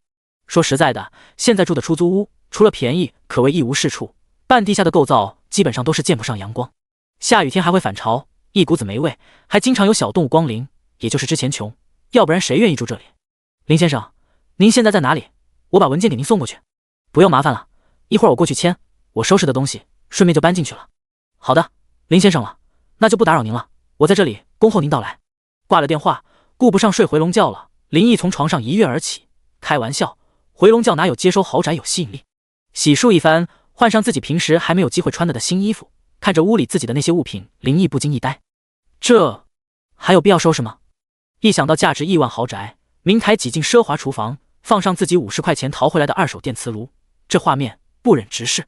不要了，通通不要了，直接给房东退房，让他看着处理吧，1个月的押金也不要了。现在可是货真价实的千万富豪，还在乎这3瓜俩枣的？以前是有身份证的人，现在也是小有身份的人了，逼格这块的拉满啊！林毅挥挥手，不带走一片破烂，打了个车，潇洒而去。半个多小时以后，林毅来到龙湖湾的大门口，只见气派恢宏、令人啧舌的大门一侧，一个手上拿着文件夹的女人静静地站着。这一看，明显就是在等人，也不知道她站了多久了，不过脸上却丝毫没有不耐烦的情绪。她上身是一件白色衬衫，下身是一件浅灰色包臀裙，笔直修长的双腿穿着黑色丝袜，脚上是一双细高跟鞋。虽然穿的只是最简单的职业装，但人却看上去一点都还不简单。低头不见脚尖伟岸，将白色衬衣几乎要撑破了，而丰盈的臀部则将下身的职业裙顶起了圆润的弧度。她不需要刻意的摆手弄姿，只是简单的站立，凹凸有致的火爆身材就一展无遗。龙湖湾造价高达8000万的气派大门，在这女人身后仿佛都成了陪衬。林毅只看了一眼，目光就被她吸引了。她看上去大概30岁的样子，时间这把杀猪刀没有打败她的容颜，相反，像熟透的水蜜桃一样的成熟气质，让她更加撩人。这活脱脱一位女神级的熟女啊！都说有种遗憾是年少不知姐姐好，错把少女当成宝。这一刻林毅信了。换了以前，看到这样女神，林毅只会多看2眼，饱饱眼福，连搭讪的勇气都没有，因为他知道这样的人绝对看不上他这样穷屌。而现在他直接走了过去。如何让一个男人快速找到自信？除了喝了连原子弹来了都不躲的酒，那就只有钱了。还好现在林毅啥都缺，就是不缺钱。你是唐奇君？林毅笑着问道。您就是林先生？唐奇君先是疑惑地打量了林毅2秒之后，像是才反应过来，即便是职业素养超高的他，此刻也不禁露出了惊诧之色。难道我看起来不像吗？林毅摸了摸鼻子说道。不好意思，林先生没第一时间认出您。唐奇君飞快地调整自己的状态，露出歉意的微笑道，没有到林先生这么年轻，还这么低调。就在之前，唐奇君脑海中一遍遍地猜测着能把8号别墅买下来的神秘富豪的出场方式。要知道8号别墅可是被誉为龙湖湾别墅之王，价值8个亿，每年养护家务业费都要小1000，能买下这座豪宅，那身价绝对是高的难以想象。豪车开路，保镖护身，甚至更夸张的画面，唐奇君都一点不惊讶。可你坐出租车来就算了，身上穿一身淘宝货，这是闹哪样啊？衣服虽然很新，但唐奇君敢肯定，那洗凉水过后指定会褪色加起球。难道这就是传说中骑自行车去酒吧，该省省该花花？虽然心里有些哭笑不得，但唐奇君却不敢有丝毫不敬。第13章，林先生别逗了。待客室里，林毅大手一挥，在产权合同上签上了自己的大名。谢谢林先生的配合，之后的手续公司会派最专业的人士为您办理。唐奇君收好合同，微笑道，恭贺林先生正式成为龙湖湾最尊贵业主。由于您昨晚购买的别墅时间有些仓促，过2天公司会为林先生补办盛大豪华的交房仪式，到时候林先生可以邀请您的朋友前来。售价高达8个亿的顶级豪宅，不知道劝退了多少富豪，如今终于售出，这个传出去肯定能在上流社会引起不小的地震。不用了，买个房子而已，不用那么麻烦。林毅想都没想就拒绝了。虽然豪宅到手了，但这可都是系统的功劳。他现在卡里虽说也有2000多万了，但他知道跟真正的大佬比起来，这点钱算个毛。君不见大佬王挥斥方遒，张嘴就是先赚一个小目标。现如今在系统加持下，林毅看来这一个小目标的目标确实也不大，不过是时间问题。可自己现在明显是正处于发育阶段，可以打野，但绝不能浪啊。好的，我们尊重林先生的选择。听了林毅的话，唐奇君不禁有些意外地看了他一眼。有钱的富豪的他见过不少，但这么低调的还真没见过。不过联想到林毅的穿着，也就释然了。都说越冬穿大裤衩子，人字拖得不能惹，瞧瞧这魔都一身淘宝货的也不是没牛人。唐奇军的认知狠狠被刷新了一波。林先生，我这边都没问题了吗？您是直接去您的新家吗？用不用我陪你过去？说实话，我还是第一次来龙湖湾，8号别墅在那儿我还真不知道。那就麻烦唐小姐带路了。不麻烦，不麻烦。林先生，您是我们龙湖湾最尊贵的业主，为业主提供宾至如归的管家式服务是我们宗旨，也是我们的荣幸。看着毫无架子的林毅，唐奇军心里好感顿生，笑着道：“林先生，请稍等，我马上安排。”10分钟不到，唐奇军叫来了一辆观光车。尽管这车里里外外保养的已经很干净了，唐奇军还是飞快地掏出来纸巾，把座椅又细心地擦拭了一遍。林先生，请上车，这里距离您住的8号别墅还有很长一段路，咱们坐这个过去吧，沿途也能欣赏我们龙湖湾的美景。看着普通人眼中高不可攀的女神级大熟女为自己擦座椅，林毅心里暗爽，有钱人的快乐总算享受到了一点。他心安理得地坐了上去，观光车随即平稳地开动了起来。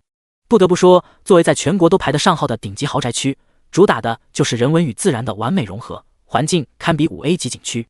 不仅仅是优美的坏境，配套的休闲娱乐设施也是顶级。单单是为业主免费开放的标准18洞的高尔夫球场，就彰显了顶级社区的实力。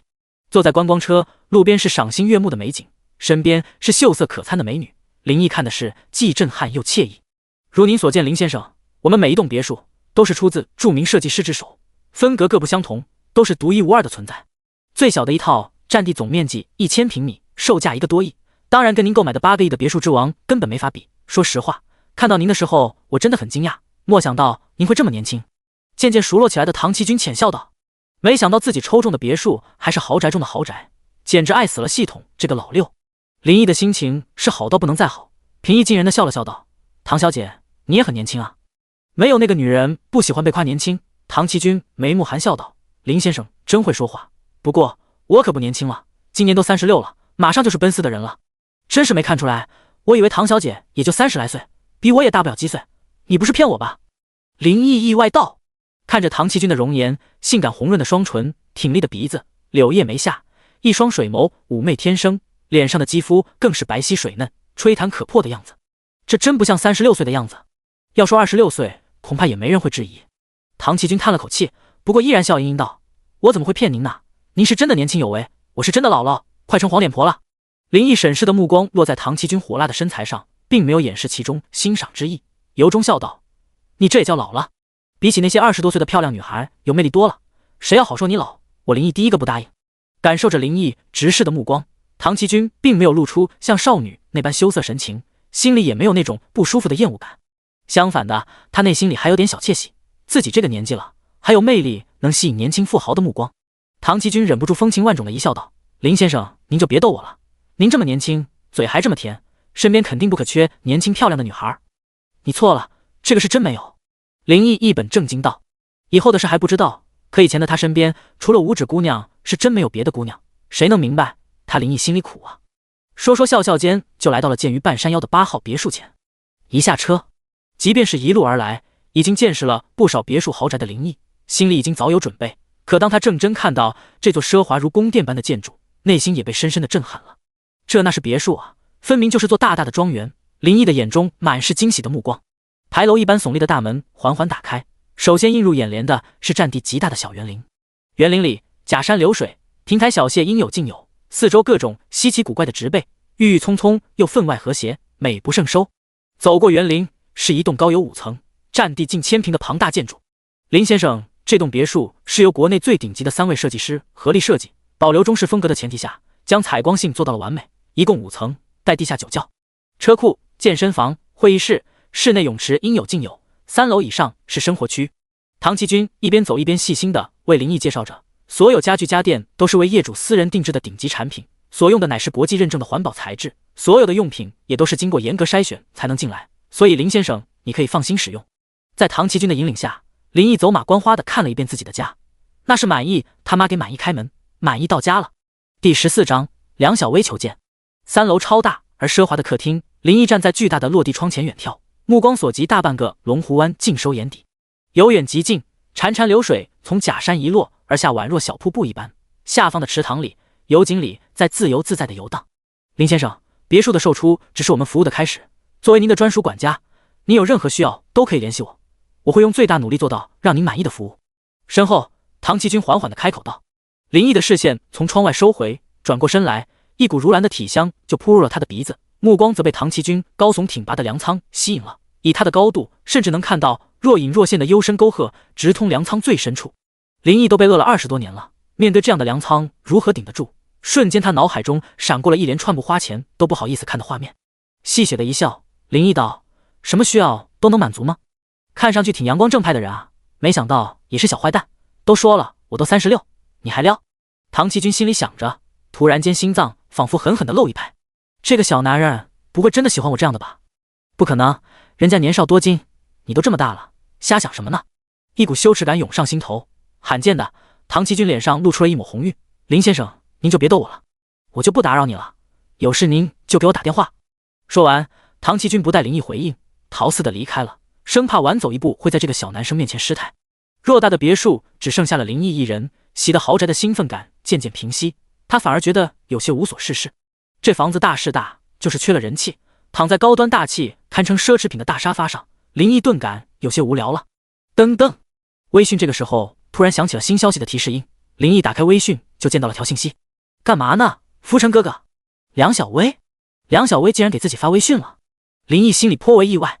说实话，虽然林毅也算梁小薇的铁粉，但交流全是在直播间，实话实说，私下里并没有什么联系。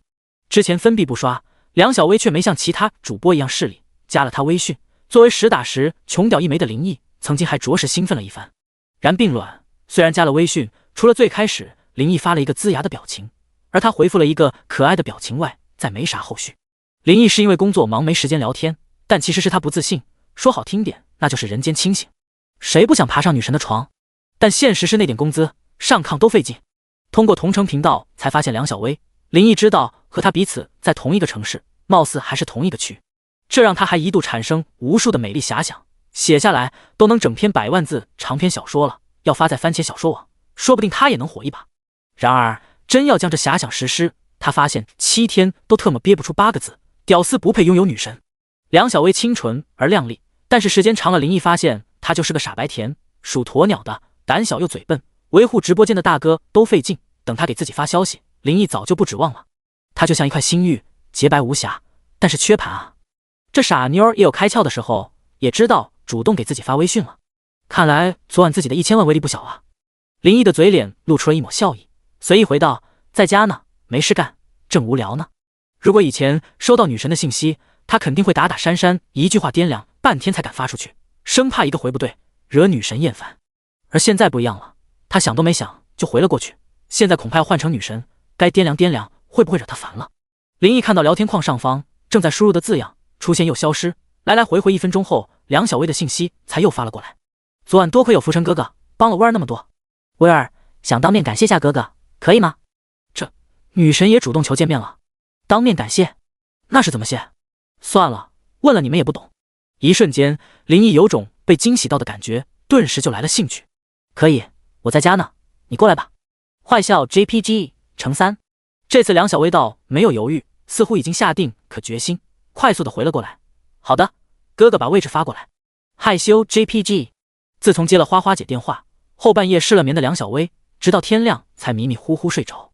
此刻刚补了一觉的她还躺着床上，虽然是素颜，但颜值依然能打，不过一张俏脸却是红透了。看着微讯里发来位置，想到一会自己就将出现浮尘哥哥面前，他的心就砰砰的跳个不停。纠结了半个晚上的梁小薇真正的做出了选择，此刻他发现心里说不出的轻松。翻身的机会谁不想把握住呢？他性子是有点鸵鸟，但又不是真傻。深吸了一口气，梁小薇起床直奔浴室开始洗澡换衣服。时间哗啦啦流逝，最后将头发扎成一个马尾的梁小薇把自己打扮完毕，带蕾丝边的圆领小衬衫加百褶短裙，脚上则是一双小白鞋，性感的小蛮腰若隐若现，像剥了壳的鸡蛋一样嫩滑细腻的大长腿笔直又修长。此刻的梁小薇看上去清纯而不失时尚，浑身散发着甜美诱人的青春气息。梁小薇一切收拾妥当，并没犹豫，出门直接打了辆车，向着林毅发的位置驶入。另一边别墅里，客厅的大电视里正在播放最近大火的电影。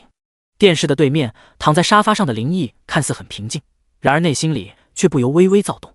一想到曾一度视为女神的女主播一会儿将会出现在这里，他心里就有一种奇妙又兴奋的感觉。女主播幽会大哥的新闻屡见不鲜，曾几何时，屌丝一枚的他只能羡慕嫉妒恨，没想到有一天他也成为主角。对于他来说，这可是第一次，充满了别样的新奇感觉。电视剧放的电影都过了大半，他却半点没看到眼中。手机来电突然响了起来，林毅接到了来自门岗值班室的电话，瞬间他心脏的跳动不自主地加快了几分。对，他是我的朋友，把他送过来吧。挂了电话，林毅嘴脸不禁露出了笑容。梁小薇到了。第15章，什么东西硬硬的？一辆劳斯莱斯稳稳地停在了林毅别墅的大门口。一个身穿西装制服，手上还戴着白手套的司机飞快地下了车，并打开了后面的车门。一个洋溢着青春气息的美丽身影从车上走了下来，正是梁小薇。不过她看上去有些魂不守舍，都忘了说声谢谢。不过司机却没有表现出任何不满，他不过是龙湖湾物业接待办的一个小司机。别说这位贵宾乃是龙湖湾最尊贵业主的贵客，就算只是佣人，他也不敢有意见。这就是现实。大门处牌楼耸立，安防门是开的。梁小薇默默地走了进去，在幽静的主路上走了一段，就看到了一个精致的路标。路标指向是通往园林深处的一条小路，这也是通往主建筑最近的路。梁小薇走进了小路，两旁各式各样的植被修剪的造型各异，很多都是她没见过的种类。小路的尽头是占地颇大的池塘，池塘中有高达10多米的假山，山上有水飞流而下，溅起水花。走过跨越池塘的拱桥，梁小薇就来到了富丽堂皇如宫殿的别墅前。这就是浮尘哥哥的家啊！听说是价值8亿的豪宅，龙湖湾的别墅之王。就因为他是他的客人，就有人开来劳斯莱斯为他代步。劳斯莱斯啊，他还是第一次坐。梁小薇内心彻底被震撼，甚至被吓到了。别墅门口明显是由珍贵木材制作而成的实木门，只是虚掩着。梁小薇知道只需轻轻一推就能打开，但是手无论如何却不敢去触摸。曾经她也是被冠以校花之名的女孩，曾经的她收过的情书也是数不胜数。出身平凡的她虽然不是什么天之娇女，但她却一直坚守本心，努力让自己变得更优秀。但此刻在这座简直就像皇宫一般的建筑前，她觉得自己就是一只丑小鸭，渺小到了尘埃。能拥有这样顶级的豪宅，她的家世地位该是何等的显赫。这该是自己一个小小的女主播能奢望的存在吗？即便是那些当红的女星来到这里，恐怕也得放下身段去跪舔。与此同时，3楼的客厅电视里播放的电影已到了尾声，按这时间梁小薇也应该要到了吧。继续看电视，林毅已经没有心思了，他决定下楼转转，顺便接下梁小薇。咯吱，1楼门口随着一声细微的轻响，林毅拉开了大门，正要走出去的他不禁顿住了脚步。门口女孩亭亭玉立，身姿卓越，宛若一朵含苞待放的水仙。林毅的目光顿时一亮，瞬间倍感惊艳。梁小薇，只是第一眼看过去，林毅就把她认了出来。现如今易容术和高科技的加持，直播界的美女遍地都是，但是见光死的也是数不胜数。直播间能打90分的美女，现实中如果有75，那嗷嗷叫的大哥都得偷着乐。私下里天知道有多少大哥一见主播毁终生啊。而梁小薇，这分明就和直播间一模一样。不，现实中亲眼所见甚至比直播间里看到的更加漂亮。林毅的脸上不由露出了一丝惊讶之色，不过旋即惊讶变为了惊喜。我说呢，按时间也应该到了，发什么呆？来了怎么不进来？听到林毅的声音，心事重重一脸呆滞的梁小薇回过神来。你是浮尘哥哥？目光落在林毅身上，一瞬间梁小薇的心在扑通扑通快跳了起来。虽然知道了浮尘哥哥是个富二代，但梁小薇内心里始终认为他能随意支配那样的财力，大概帅年龄不会太小。眼前的浮尘哥哥也太年轻了吧，比自己也大不了几岁，虽然穿得平平无奇，但看上去却还是有些小帅。这不就是电视里演的那种豪门阔少吗？自己怎么配？梁小薇黯然地低下了头，不敢再看林毅，眼睛里满是失落。咋了？我是丑的不能看吗？此刻的梁小薇看上去就像一个彷徨无助的小白兔，林毅不禁失笑，要不是怕吓到她，真想给她个脑瓜崩儿。还真是一如既往的怂。好了，别傻站着了，走，上去坐。小手传来了温热的触感，梁小薇眼看着自己的手被浮尘哥哥握在手里，刹那间仿佛受了雷击一般，她的身体不禁跟着轻轻一颤，一股异样的感觉瞬间在心底升腾。那大手一带，就传来了一股牵引的力量，让她的身体不由自主地跟着向别墅里走去。踏去了那道门，梁小薇仿佛走进了另一个世界。如果不是认识了这个男人，单凭她的努力，恐怕是她一辈子都触摸不到的世界。怔怔地跟在林毅的身后，霞飞双颊的梁小薇心里突然被一种感觉包围，那感觉叫甜蜜。3楼客厅，梁小薇双腿并拢，双手静静地搭在膝盖上，乖宝宝一般坐在沙发上。不过他的目光却在好奇地打量着四周，周身的一切无不散发的高级感，让他有种被钞票包围的错觉。不知道你要喝什么，随便拿了一点，你看着挑。将几瓶饮料拿了过来，随后随意地坐在了一旁。此刻林毅对这里是相当满意，虽说自己第一天住进来，但他惊奇地发现家里竟然什么都有，吃的喝的用的一应俱全，不愧是管家式的服务啊，细节拉的是满满的。没关系，我喝什么都行，谢谢浮尘哥哥。哈哈，别浮尘了，记住了，我叫林毅。我知道了，浮尘哥哥。噗！林毅不禁哑然失笑，看着梁小薇拘谨的样子，平易近人的柔声道：“放松点，第一次见也不用这么紧张吧？你可以随便转转，当自己家就好。还是不要了，我笨手笨脚的，万一打坏了东西，我怕赔不起。”梁小薇貌似很有自知之明的说着，头垂得很低。赔不起没事啊，可以肉偿。毅哥哥，薇儿只是个平凡的女孩，配不上你。这还真是个傻妞儿，有待调教啊。林毅哭笑不得看着梁小薇，霸气开口道：“梁小薇，你给我过来！”毅哥哥，怎么了？突来的霸道让梁小薇像受惊的小兔子一样站了起来，不知所措地走到了林毅跟前，还没站定就被林毅猛地一拉。啊！梁小薇不由发出了一声惊呼，一下子坐在了林毅的怀中。毅哥哥，你啊！下意识挣扎着要站起来的梁小薇就吃了一记脑瓜背儿，瞬间她的身体一下子僵住了。什么平凡的女孩？梁小薇，你记住了，你是我林毅看上的人，注定将会站上高峰，成为最耀眼的女人。身为系统中的一员，此刻林毅底气十足，霸气侧漏。这霸道的话语像魔音一般灌入梁小薇耳朵，让她不由瞪大了眼眸看向林毅。自己这个丑小鸭能逆袭成白天鹅？这是童话吗？看到了林毅充满了宠溺的目光，梁小薇瞬间红了脸，心脏突然很不争气的像是要跳出来一般，呼吸都跟着急促了起来。时间仿佛定格，瞬间气氛暧昧起来。这一刻梁小薇心好慌，但心里却好甜。毅哥哥，什么东西好硬？我是不是做到你手机了？突然间梁小薇感觉像是压住什么东西，硬硬的。不过刚开口她就后悔了，因为她发现毅哥哥的手机在茶几上放得好好的。疼一下了，梁小薇俏脸红的仿佛要滴血。即使再清纯，她虽然还没被生物上过，但也是上过生物课的呀。那是什么？那岂会猜不到？第16章，我有一枪。林毅直觉自己怀里像是爆了一个火团，这火团越来越热，大有毁天灭地之能，把他都给点燃了。毅哥哥，他眼波变得迷离起来，连呼出的气都变得灼热。他不是水做的吗？没想到体内还蕴含着这么炸裂的火属性。要死了，要死了，这谁受得了？不行，不能坐以待毙，这是一场战争，旷日持久的战争。林毅知道，只有主动出击才能赢得胜利。我有一枪，25年的功力，不知道你能不能接得住。火属性的肆虐下，林毅的嗓音都变得嘶哑了起来。哥哥，不知道能不能接住，但威尔想试试。梁小薇声若蚊蝇般说道，火属性又暴虐了几分。这就是宣战了啊！要战便战。林毅嘴下不再留情，当先便是一招舌战莲花，本以为能拿下一局，没想到梁小薇却不甘示弱，以牙还牙。纵然林毅稍胜一筹，却无奈对方护甲实在是厚。林毅怒了，不禁用出了苦练多年的龙爪擒拿手，此功专为破甲而生。果然一招打出，顿时风云色变，端地是威力不凡，打得梁小薇是节节败退，纵然有些许抵抗，也不过是徒劳。护甲一，护甲一，护甲一，护甲一，一套连招下来，他已是片甲不留，更是露出了致命破绽。林毅笑了，他知道此战已到决胜之局，自己不能再隐藏实力了。林毅一声大吼，一枪即见血。这一枪如何？可要认输？才不要！哼，那就看枪。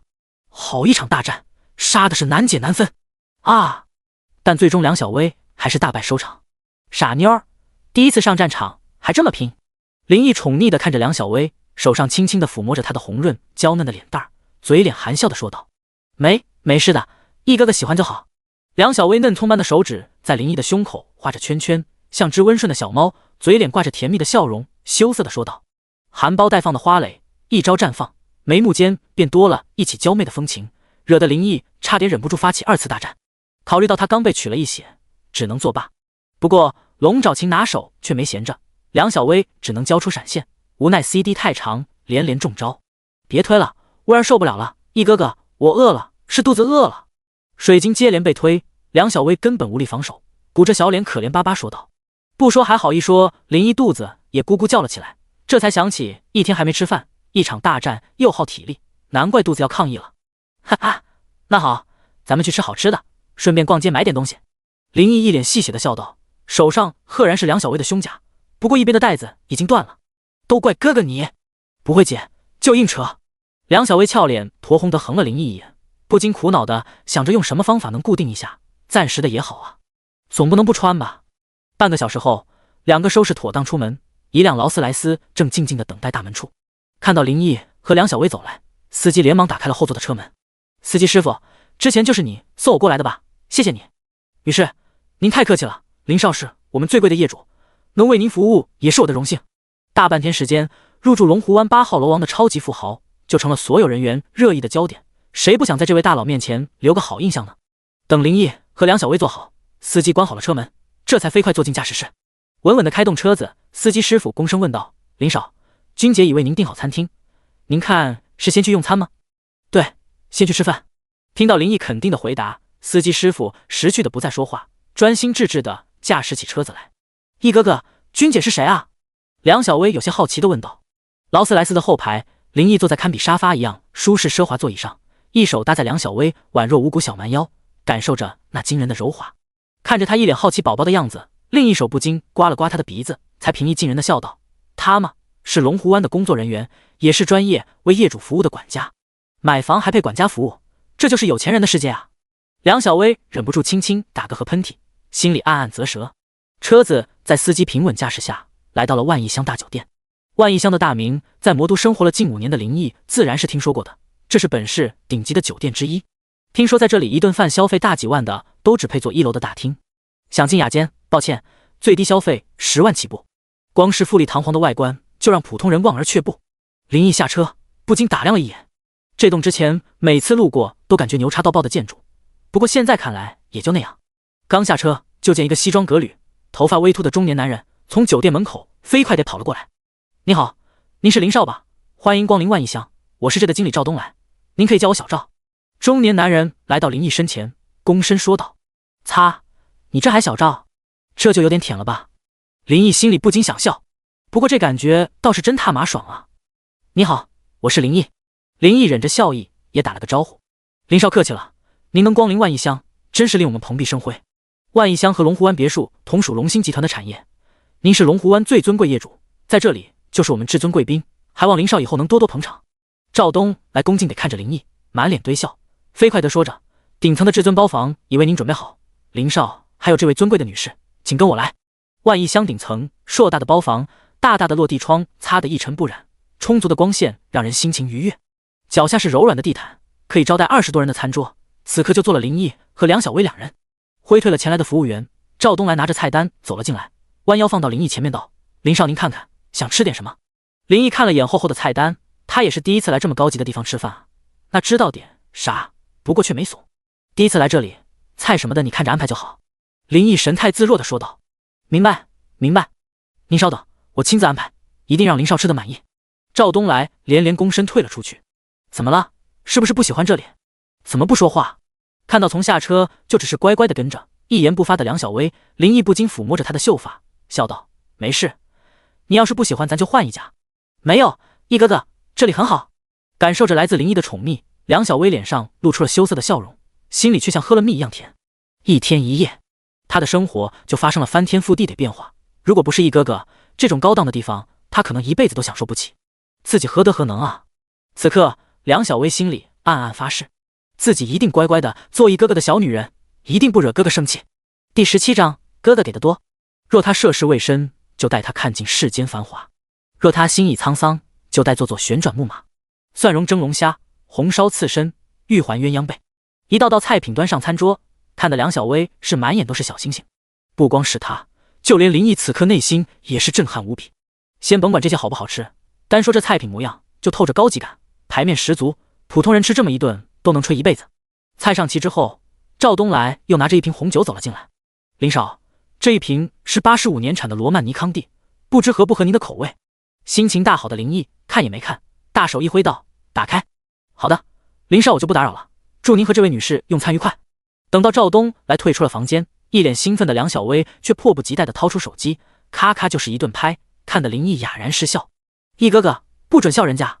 梁小薇吐了吐香舌，羞赧道：哈哈，你开心就好，可以吃了吧。肚子里空空如也的两人，此刻开始大吃了起来，疯狂为自己回血。一顿饭吃的是酣畅淋漓，酒足饭饱之后，梁小薇憨憨地打了个嗝，不顾淑女形象地摸了摸撑起的小肚腩，感觉浑身舒畅，就连一血过后的不适都好了很多。林毅端着高脚杯，将杯中的红酒一饮而尽，咂巴着嘴，也不知道是不是吃饱的缘故，感觉味道和超市卖的干红也差不了多少。一顿饭两人花了40多个 W， 单单那是林毅觉得不咋地的红酒就28.8万，让梁小薇听得心惊肉跳。不会喝酒的他只是浅尝辄止的喝了几口，但是那也快1个 W 了吧，妈呀！看着账单，林毅波澜不惊的刷了卡，刚才吃的挺享受，这就够了，至于花出去的钱还不够兑1张抽奖券呢，兑不到抽奖券自己怎么发财？看来花钱的道路是任重道远啊。毅哥哥，接下来我们去逛街吗？梁小薇挽着林毅手臂，有些小兴奋地问道。对，今天咱俩的任务就是买，你看我这衣服也该换换了。林毅指了指自己身上的淘宝货说道，他又不是喜欢扮猪吃虎，以前是没钱没办法，现在有钱了还不穿身好的，这不是纯找鄙视吗？听到林毅的回答，梁小薇甜甜一笑，鼓起了勇气，吧嗒在他的脸上亲了一口。买不买东西他倒是无所谓，但这像是约会一样的感觉让他心里幸福满满。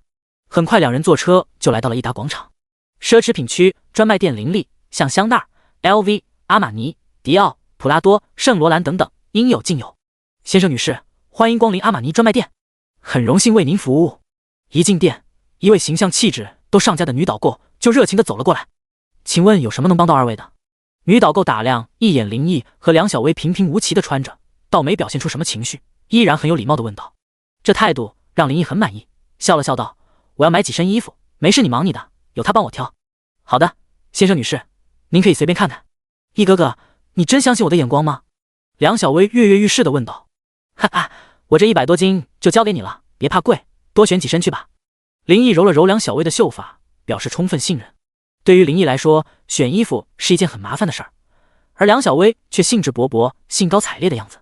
很快，在女导购的帮助下，梁小薇就给林毅选好了4、5套。毅哥哥，你先试试这套，看看怎么样？梁小薇拿着其中一套说道。但凡美女选衣服的品味都不会很差，事实证明她的眼光还真不错。当林毅换好衣服走出来时，顿时整个人都帅了不少。都说人靠衣服马靠鞍，本来已经小帅的他，换上这身衣服，魅力直接提升一个档次。看着试衣镜的自己，林毅相当满意，索性就这么穿着了，懒得再脱了，剩下的几套直接打包。又加了一些鞋子、腰带、裤衩子啥的，总共半个小时的样子，总消费68个 W。林毅眉都不皱，一下就刷了卡。女导购看的是一愣一愣的，妈耶，啥时候钱这么好赚了？再看林毅时，女导购的眼神像是看到了亲爹。我的买完了，走吧，该给你买了。提着大包小包的走出阿玛尼专卖店，林毅笑道，不用了，出来逛逛我就很开心了，家里衣服很多了，我不用买。听到林毅的话，梁小薇却是连连拒绝，说道，毅哥哥，你已经对我很好了，直播间刷那么多，又带我吃了那么贵的大餐，我已经很满足了。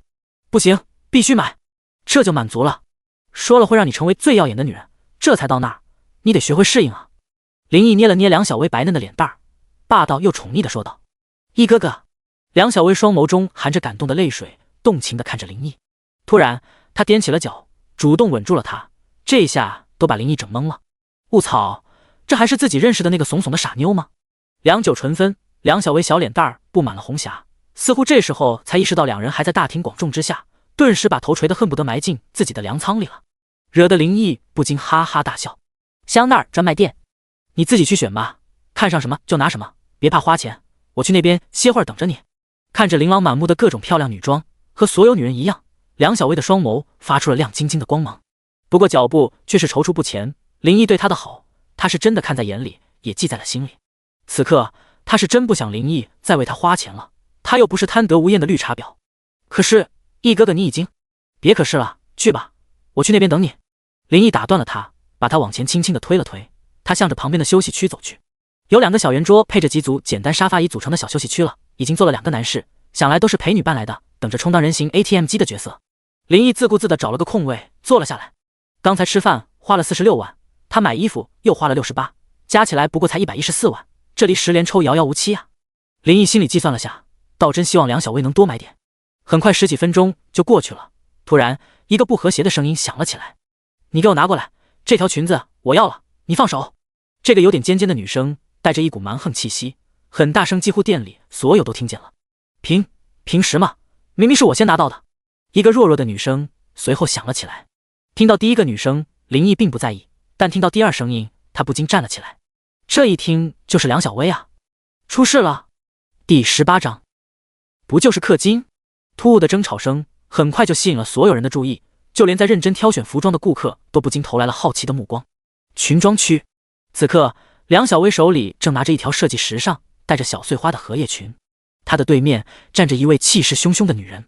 这女人身材姣好，长相也还不错，只是此时她伸着手直指梁小薇脑门，张嘴就是嚣张的口气：“把裙子给我，告诉你，这条裙子我要定了。”感受到众人一个个投来关注的目光和女人嚣张的嘴脸，梁小薇有些局促不安地咬着红唇，俏脸不由微微泛白，但是她却没有退缩。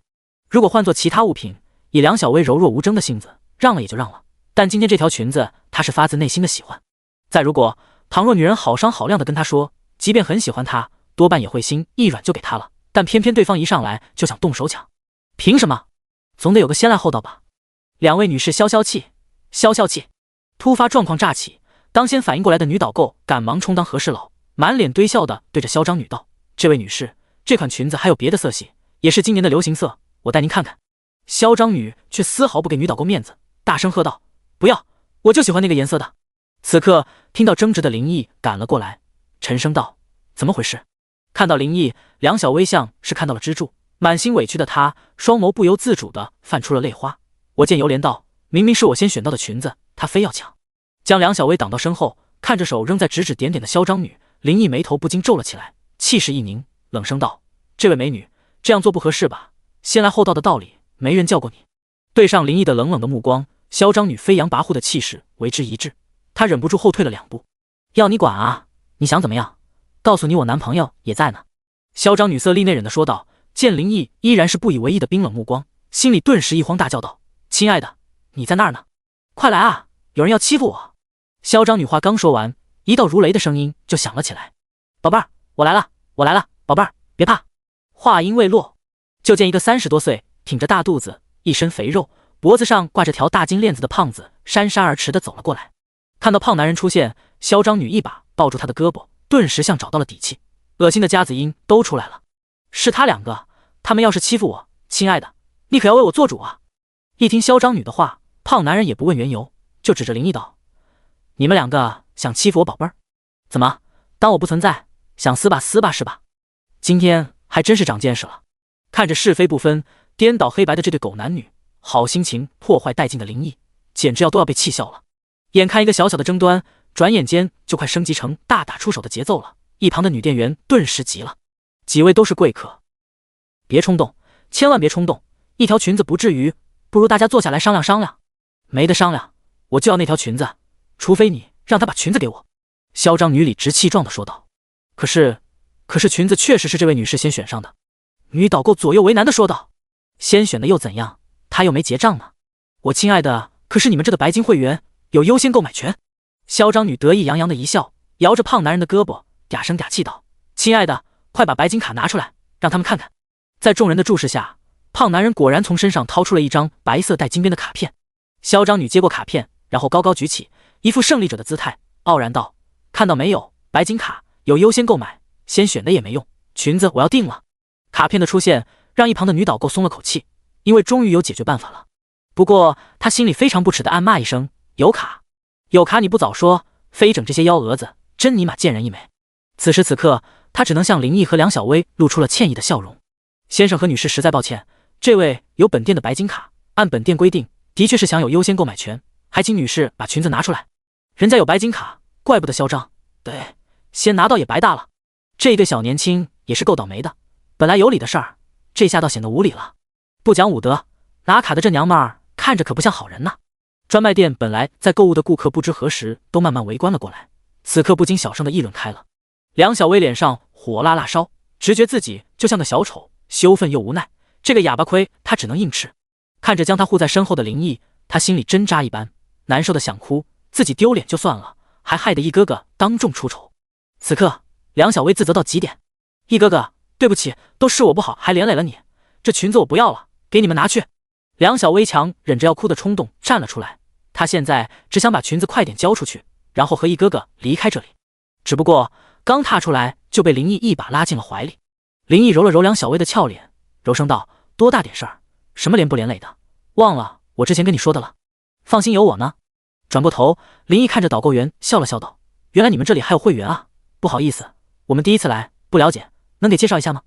本来就满含歉意的女导购见林毅一脸温和的样子，更加不好意思了，连忙道：当然可以，先生，我们这充值58万就能开通普通会员，普通会员可享消费累积购物98折，消费累积达到188万可晋升成为本店白金会员，享受优先购买权，消费可享95折，消费累积达到388万可晋升为本店铂金会员，享受新品直订优先购买权，消费90折，消费累积达到588万可晋升为本店钻石会员，享受私人定制，消费累积达到888万可晋升为本店皇冠会员。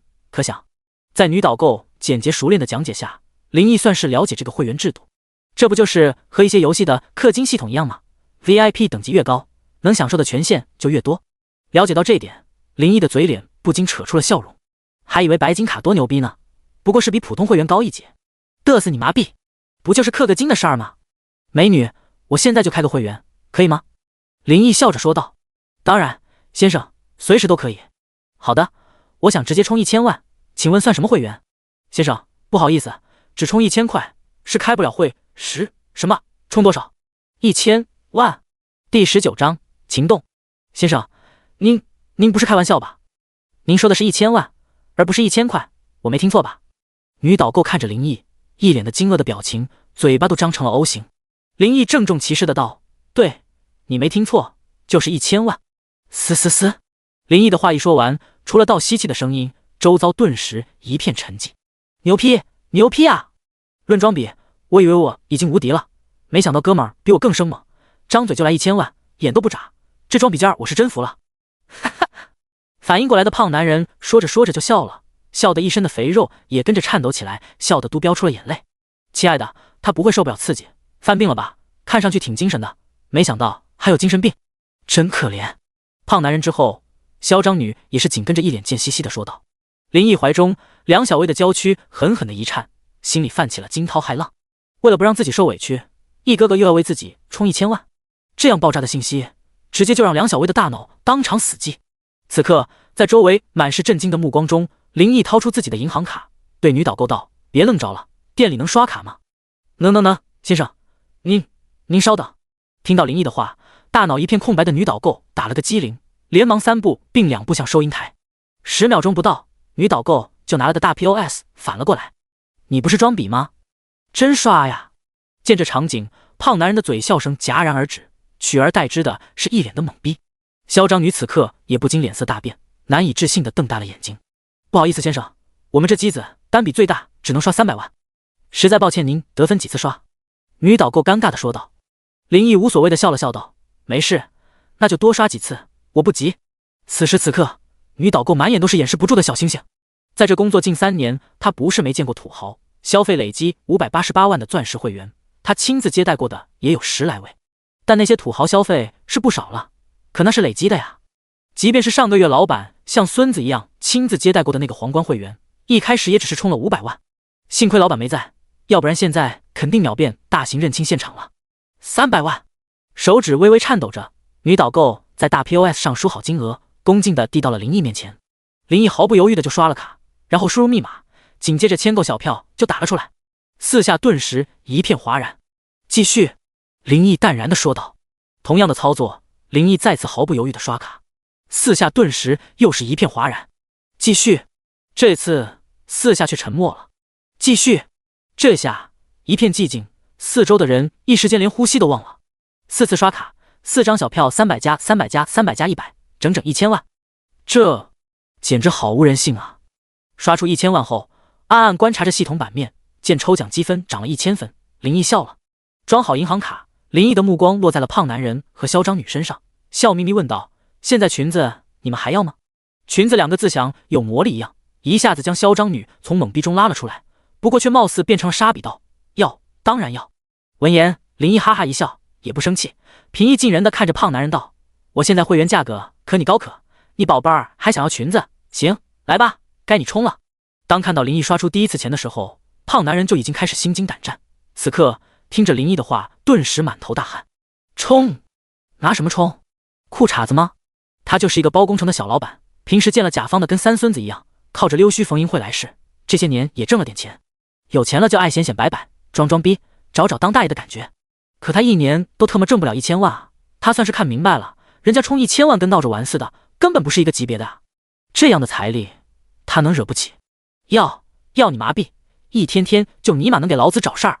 胖男人心里一股邪火突然涌了上来，转身就给了嚣张女一个大比兜，甩出一个大比兜，胖男人好像力气都用干了一样，腿一软，扑通一声就跪了，对着林毅苦笑道：“哥，你是我亲哥，裙子我们不要了，平时都是装孙子，出来忍不住就想装逼，哥您大人大量，就不要跟我这小人一般见识了。”林毅有些愕然地看着胖男人，忍俊不禁道：“但没想到你倒是挺能屈能伸的。”瞧见林毅很大度的，并没有想刁难样子，胖男人哆哆嗦嗦地站了起来，谄媚地笑道：“我这人主打就是一个识时务，要不然这几年也挣不到钱。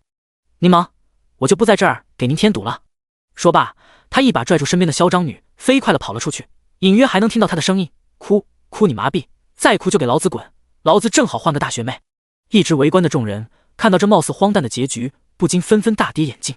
帅呀，简直帅呆了！土豪哥，我不想努力了，你收了我吧，我给你当小三。一个满是花痴的声音突然就响了起来。刷！众人愕然的目光齐齐看了过去。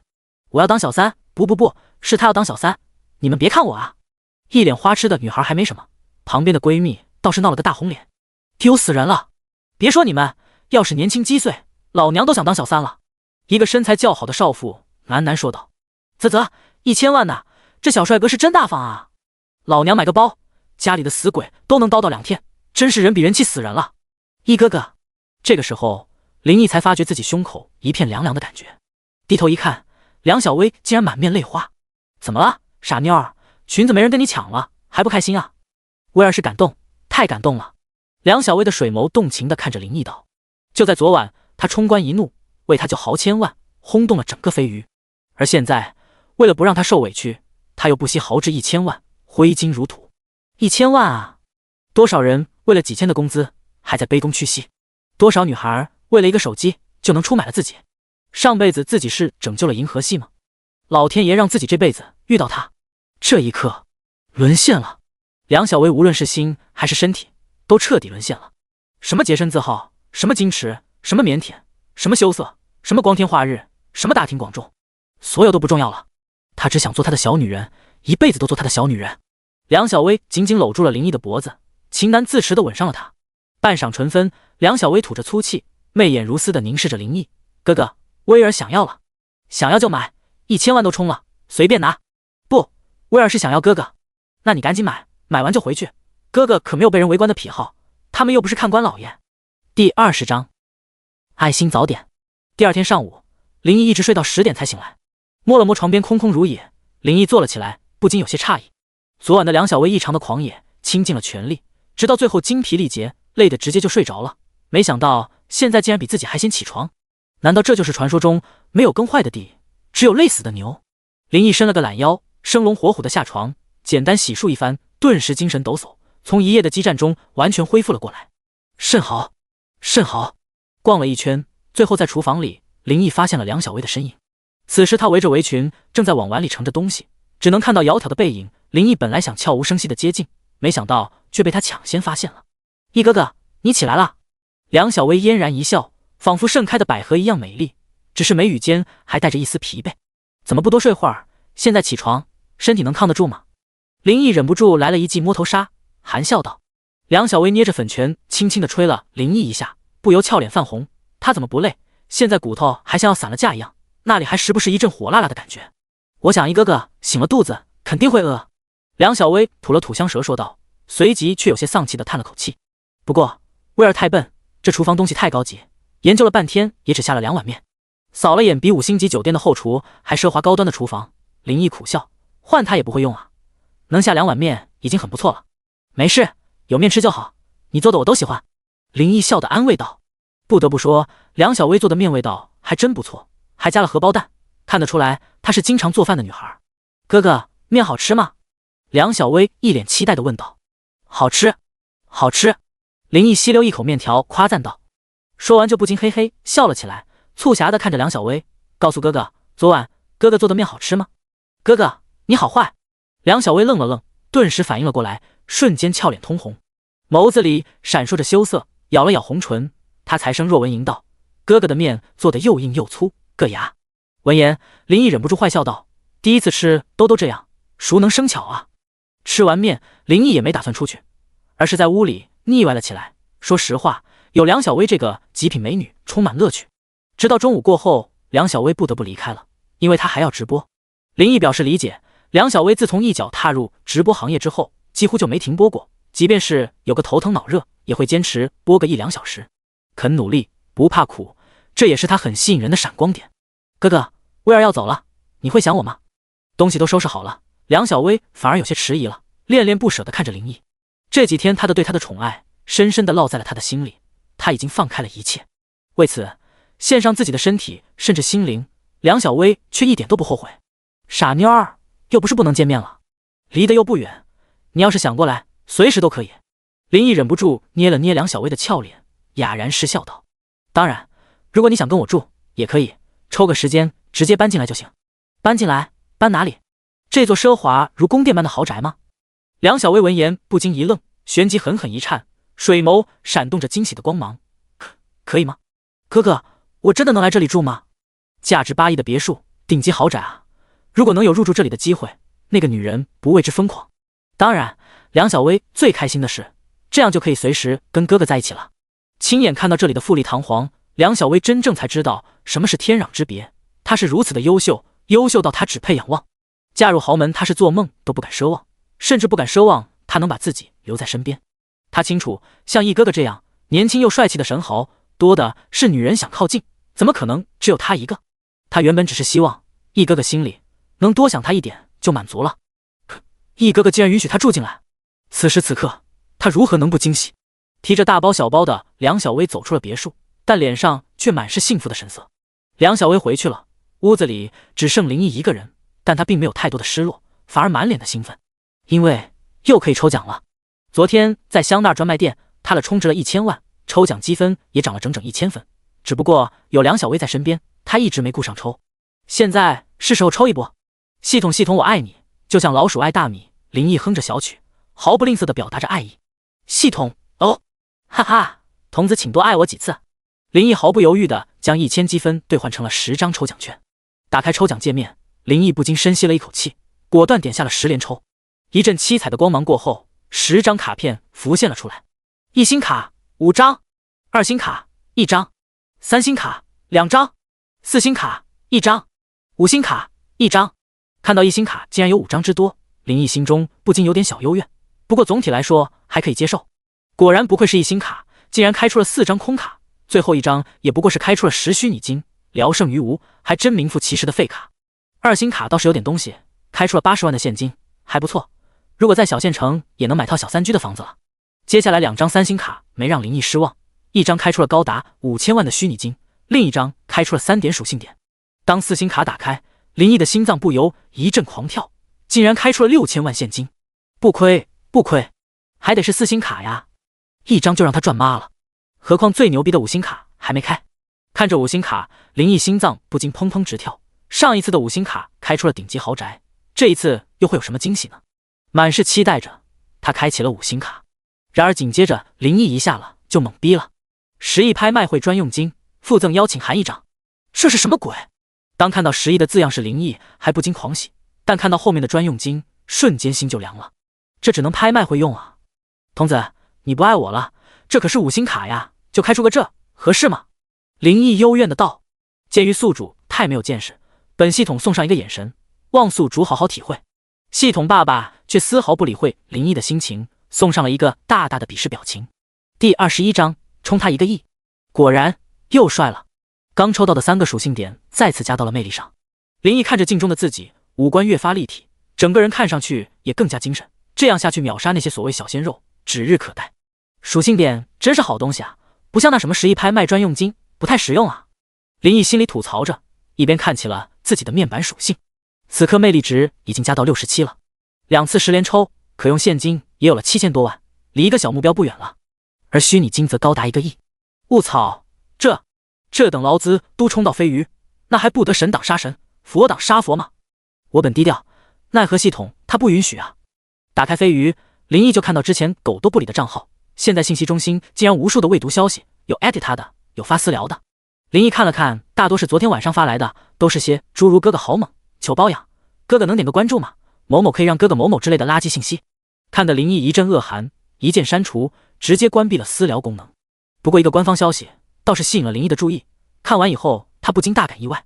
消息的意思大致是，鉴于他近期在飞鱼的消费数额特别巨大，给他开通了大额充值权限，单笔最大能充500万，同时还给他安排了一个名字叫诗雅的专属客服，平台上遇到任何问题都可以随时联系他，会第一时间给他解决，后面还备注了他的微信、电话、平台账号等等联系方式。这飞鱼官方还真会来事，不错不错。林毅看了相当满意，他正愁1亿虚拟金怎么充到账号呢，真是瞌睡了就有人给送枕头。要知道，因为有限额，上次充了1000万都费老鼻子的劲儿了，这下好了，一下能充500万，1个亿充20次也就搞定了。至于专属客服给他的账号点了个关注，林毅就没过多在意，他看直播也不是1天2天了，早就听说土豪大佬都有专属的客服服务，现在也给他安排上，只能说官方还算有良心，不枉他在平台消费了1000万。林毅淡淡一笑，开始充值。飞鱼总部运营中心，为了让原本定于下个月的活动提前上线，这2天通宵达旦加班加点，员工们纷纷顶着黑圆圈无精打采的忙碌中。浮沉大佬上线了，不知道是谁喊了一嗓子，顿时一潭死水般的工作氛围顿时活跃了起来。正在路过的运营总监王强听到这话也不禁停下了脚步。我主浮沉狂刷1000万，吊打南城猛虎，可谓一战成名，轰动飞鱼。这2天关于新晋神豪我主浮沉的话题成了整个飞鱼热议的焦点，以至于在总部都成了重点关注的对象。卧槽，不愧是神豪啊，上来就充值。王强一听这话顿时不淡定，飞快地走了过去，紧紧问道，他充了多少？500万。闻言，王强嘴角笑了，还是自己预感准，让人早一步给他开通了大额充值，这大佬果然有潜力。不对，他又充了500万。闻言，王强眼睛亮了，前天刚刷1000万，今天又充了1000万，大佬是真好啊。上次充这么猛的还是年前的刀哥，玩到现在总共消费了5000了万，后来居上，大半年时间就杀进了神豪榜总榜前10。不过近2个月却不怎么上了，想来差不多到了消费的上限了。王强知道，但凡新进的神豪，开始的时候刷量肯定很猛，随着时间刷量就会越来越少，这是必然的，毕竟再有钱也不是大风刮来的，总得有个极限。不知道这位浮沉大佬的极限会有多高，希望能超越刀哥吧，王强心里期待着。卧槽，又是500万！卧槽，又是500万！闻言，王强头皮麻了，啥玩意？转眼就2000万！卧槽，又是500万！卧槽，又是500万！卧槽！闻言，王强呼吸急促了。卧槽！卧槽！闻言，王强的心脏都快爆了。大佬，你做个人吧，这也太他妈刺激了！还有没有？卧槽！良久，王强声音颤颤抖抖地问道。总监，卧槽，没有了。手下的声音同样颤颤抖抖回道。那一共是几个卧槽？一共是20个卧槽。20个卧槽是多少？总监，一个亿。卧槽！王强忍不住激动地脱口而出。虽然他有文化，奈何今天也得卧槽走天下。总监，你这个可不算。滚蛋！1个亿金啊，又不是1个亿金，一会功夫就这么充完了，这他妈是什么神仙大佬啊！飞鱼总榜那些神豪有一个算一个，在这大佬面前都是特么是笑话了。不愧是能坐上运营总监位子的男人。很快王强冷静了下来。各位，通知下去，从现在开始，浮沉大佬的所有信息列为飞鱼绝密，谁敢向外界泄露半点，嘿嘿，就别怪公司无情。冷静下来的王强郑重严肃地下达了命令，然后飞快地跑向自己的办公室。他必须将这件足以轰动整个直播界的大事汇报给董事会。浮沉大佬豪冲1个亿的炸裂消息，在王强的强压下，并没有散播开来，仅限于有数的一些人知晓。王诗雅是其中之一，因为他是浮沉大佬的专属客服啊。当他得知这个消息的时候，整个人都懵逼了。要不是手上的杯子掉在了地上，摔了稀碎，他还以为大白天自己在做梦呢。当确定消息真的不能再真，真到和他地形号的粮仓一样真实，他心脏就不争气的砰砰跳了起来。天上真的会掉馅饼啊！而且还砸到了他。他就是喝了杯水的功夫就成百万富豪了。作为神豪专属客服，神豪充值他也是有提成的，虽然只有 1.5%， 可架不住大哥充的多啊。天哪，福成哥今天可是充了整整1个亿，他能提150万。虽然他成了他的专属客服，可实际上他根本还没机会为他服务，甚至连个招呼都还没打，这就150万了。福成哥，你为何如此多金？福成哥万岁！钱不能白拿，我懂得，福成哥，我一定会为你提供最好的服务。王诗雅拖着下巴，笑得一脸花痴。第22章，善果。就在林毅随手充值1个亿，惊爆飞鱼总部的同时，飞鱼直播大喇叭直播间，头发留着中分，体型和长相跟唐人街破案里的昆泰有7、8分相像的大喇叭，正在悠哉悠哉地喝着水。雾草，说到关键时候，你喝什么水啊？那某虎输了，他该兑换赌注了吧？快说呀，别老吊人胃口啊！老子瓜子饮料都准备好了，你倒是继续说啊！靠，主播你绝对是故意的，老子鄙视你！大喇叭讲到精彩之处，却卖了个关子的，直播间顿时飞出了一片弹幕。虽然满屏都是在吐槽，但是人气并没降，反而还在稳定上升。看到气氛已经拉满，大喇叭这才放下水杯，打了个哈哈道：“别急啊，兄弟们，咱接着往下说。要说这2天飞鱼什么最热门，那必须得是新晋神豪福成哥的话题啊。可以说，只要是直播间谈起这位大佬，这气氛就绝对不会冷场。无论是听过的还是没听过的，都会听得津津有味。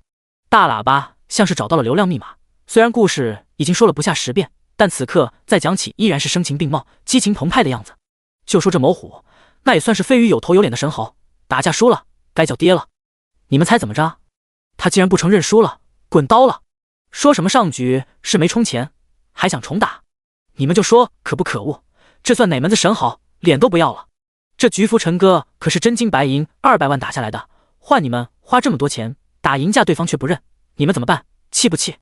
要说还得是福成哥，想重打？行，给你机会，不服那就打到你服。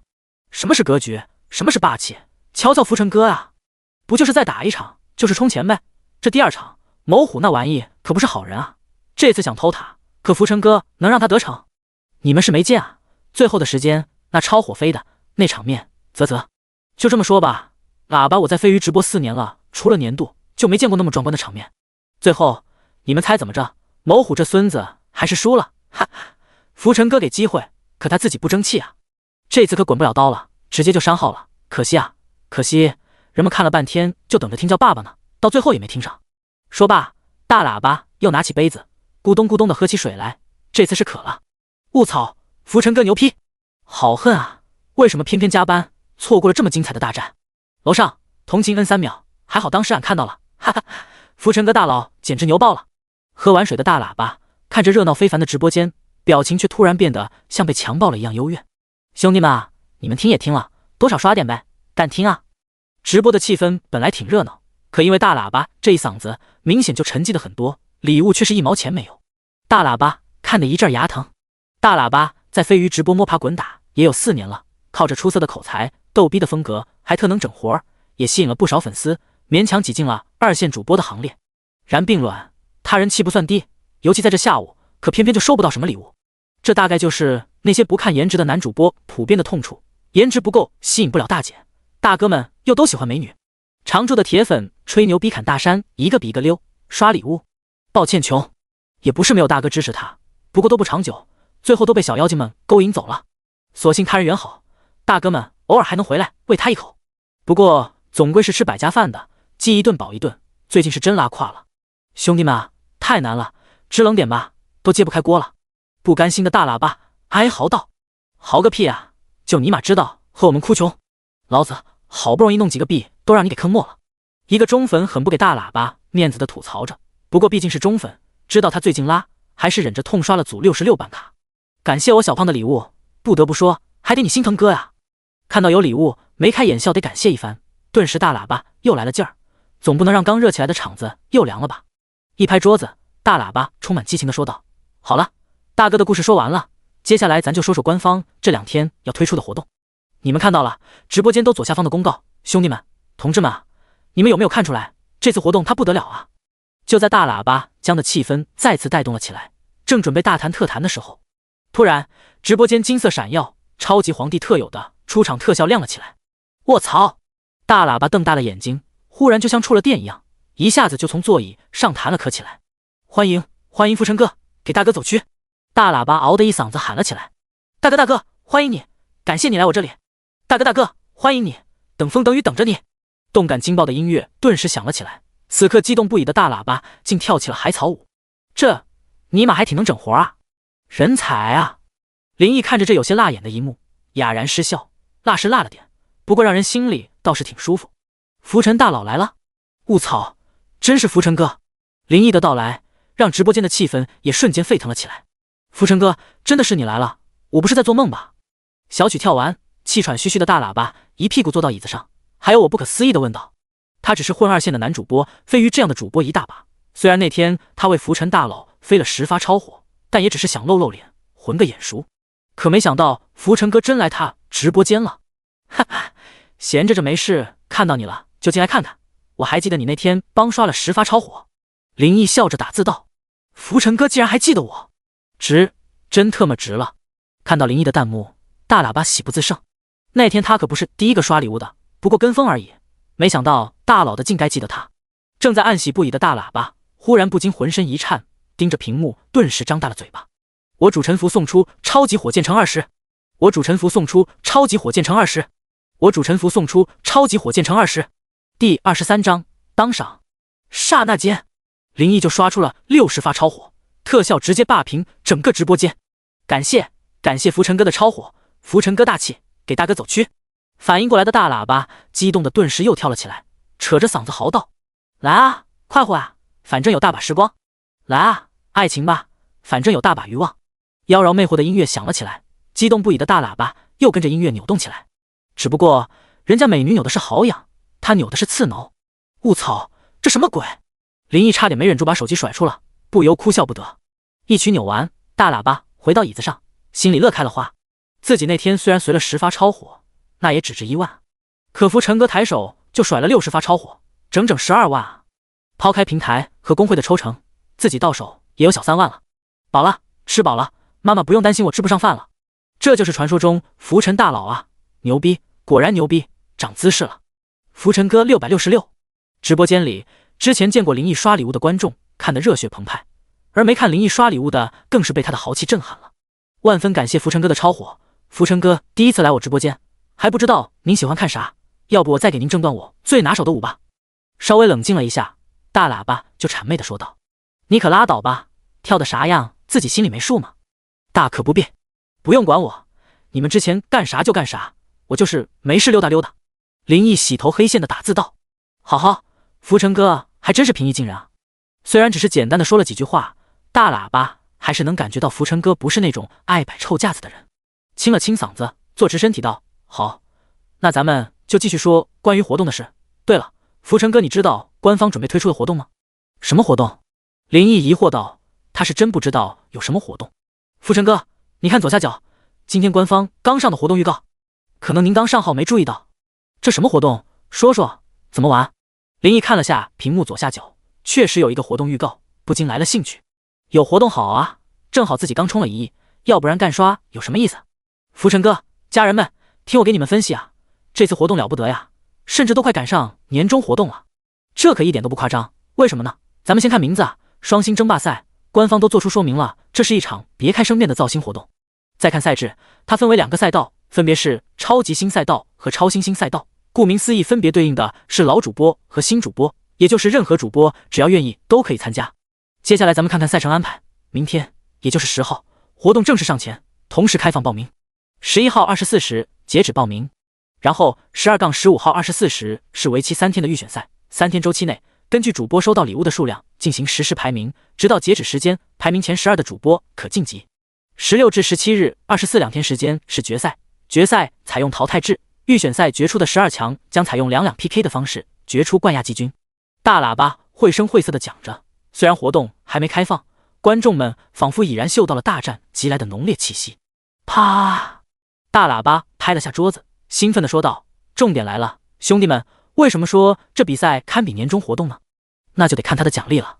咱们先看超级星赛道奖励，第一名获得超级星王者勋章1枚，3位数自定义房间号，15天开机封面页推广。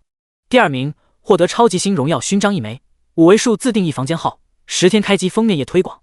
第三名获得超级星钻石勋章1枚，7位数自定义房间号，5天开机封面页推广。第4、50名奖励。看了老主播们所在的超级星赛道奖励，那么接下来咱们看看新主播超新星赛道奖励。第一名奖励超新星5星勋章1枚，10天首页大风推。第二名奖励超新星4星勋章1枚，7天首页大风推。第三名奖励超新星3星勋章1枚，4天首页大风推。第四名第50名。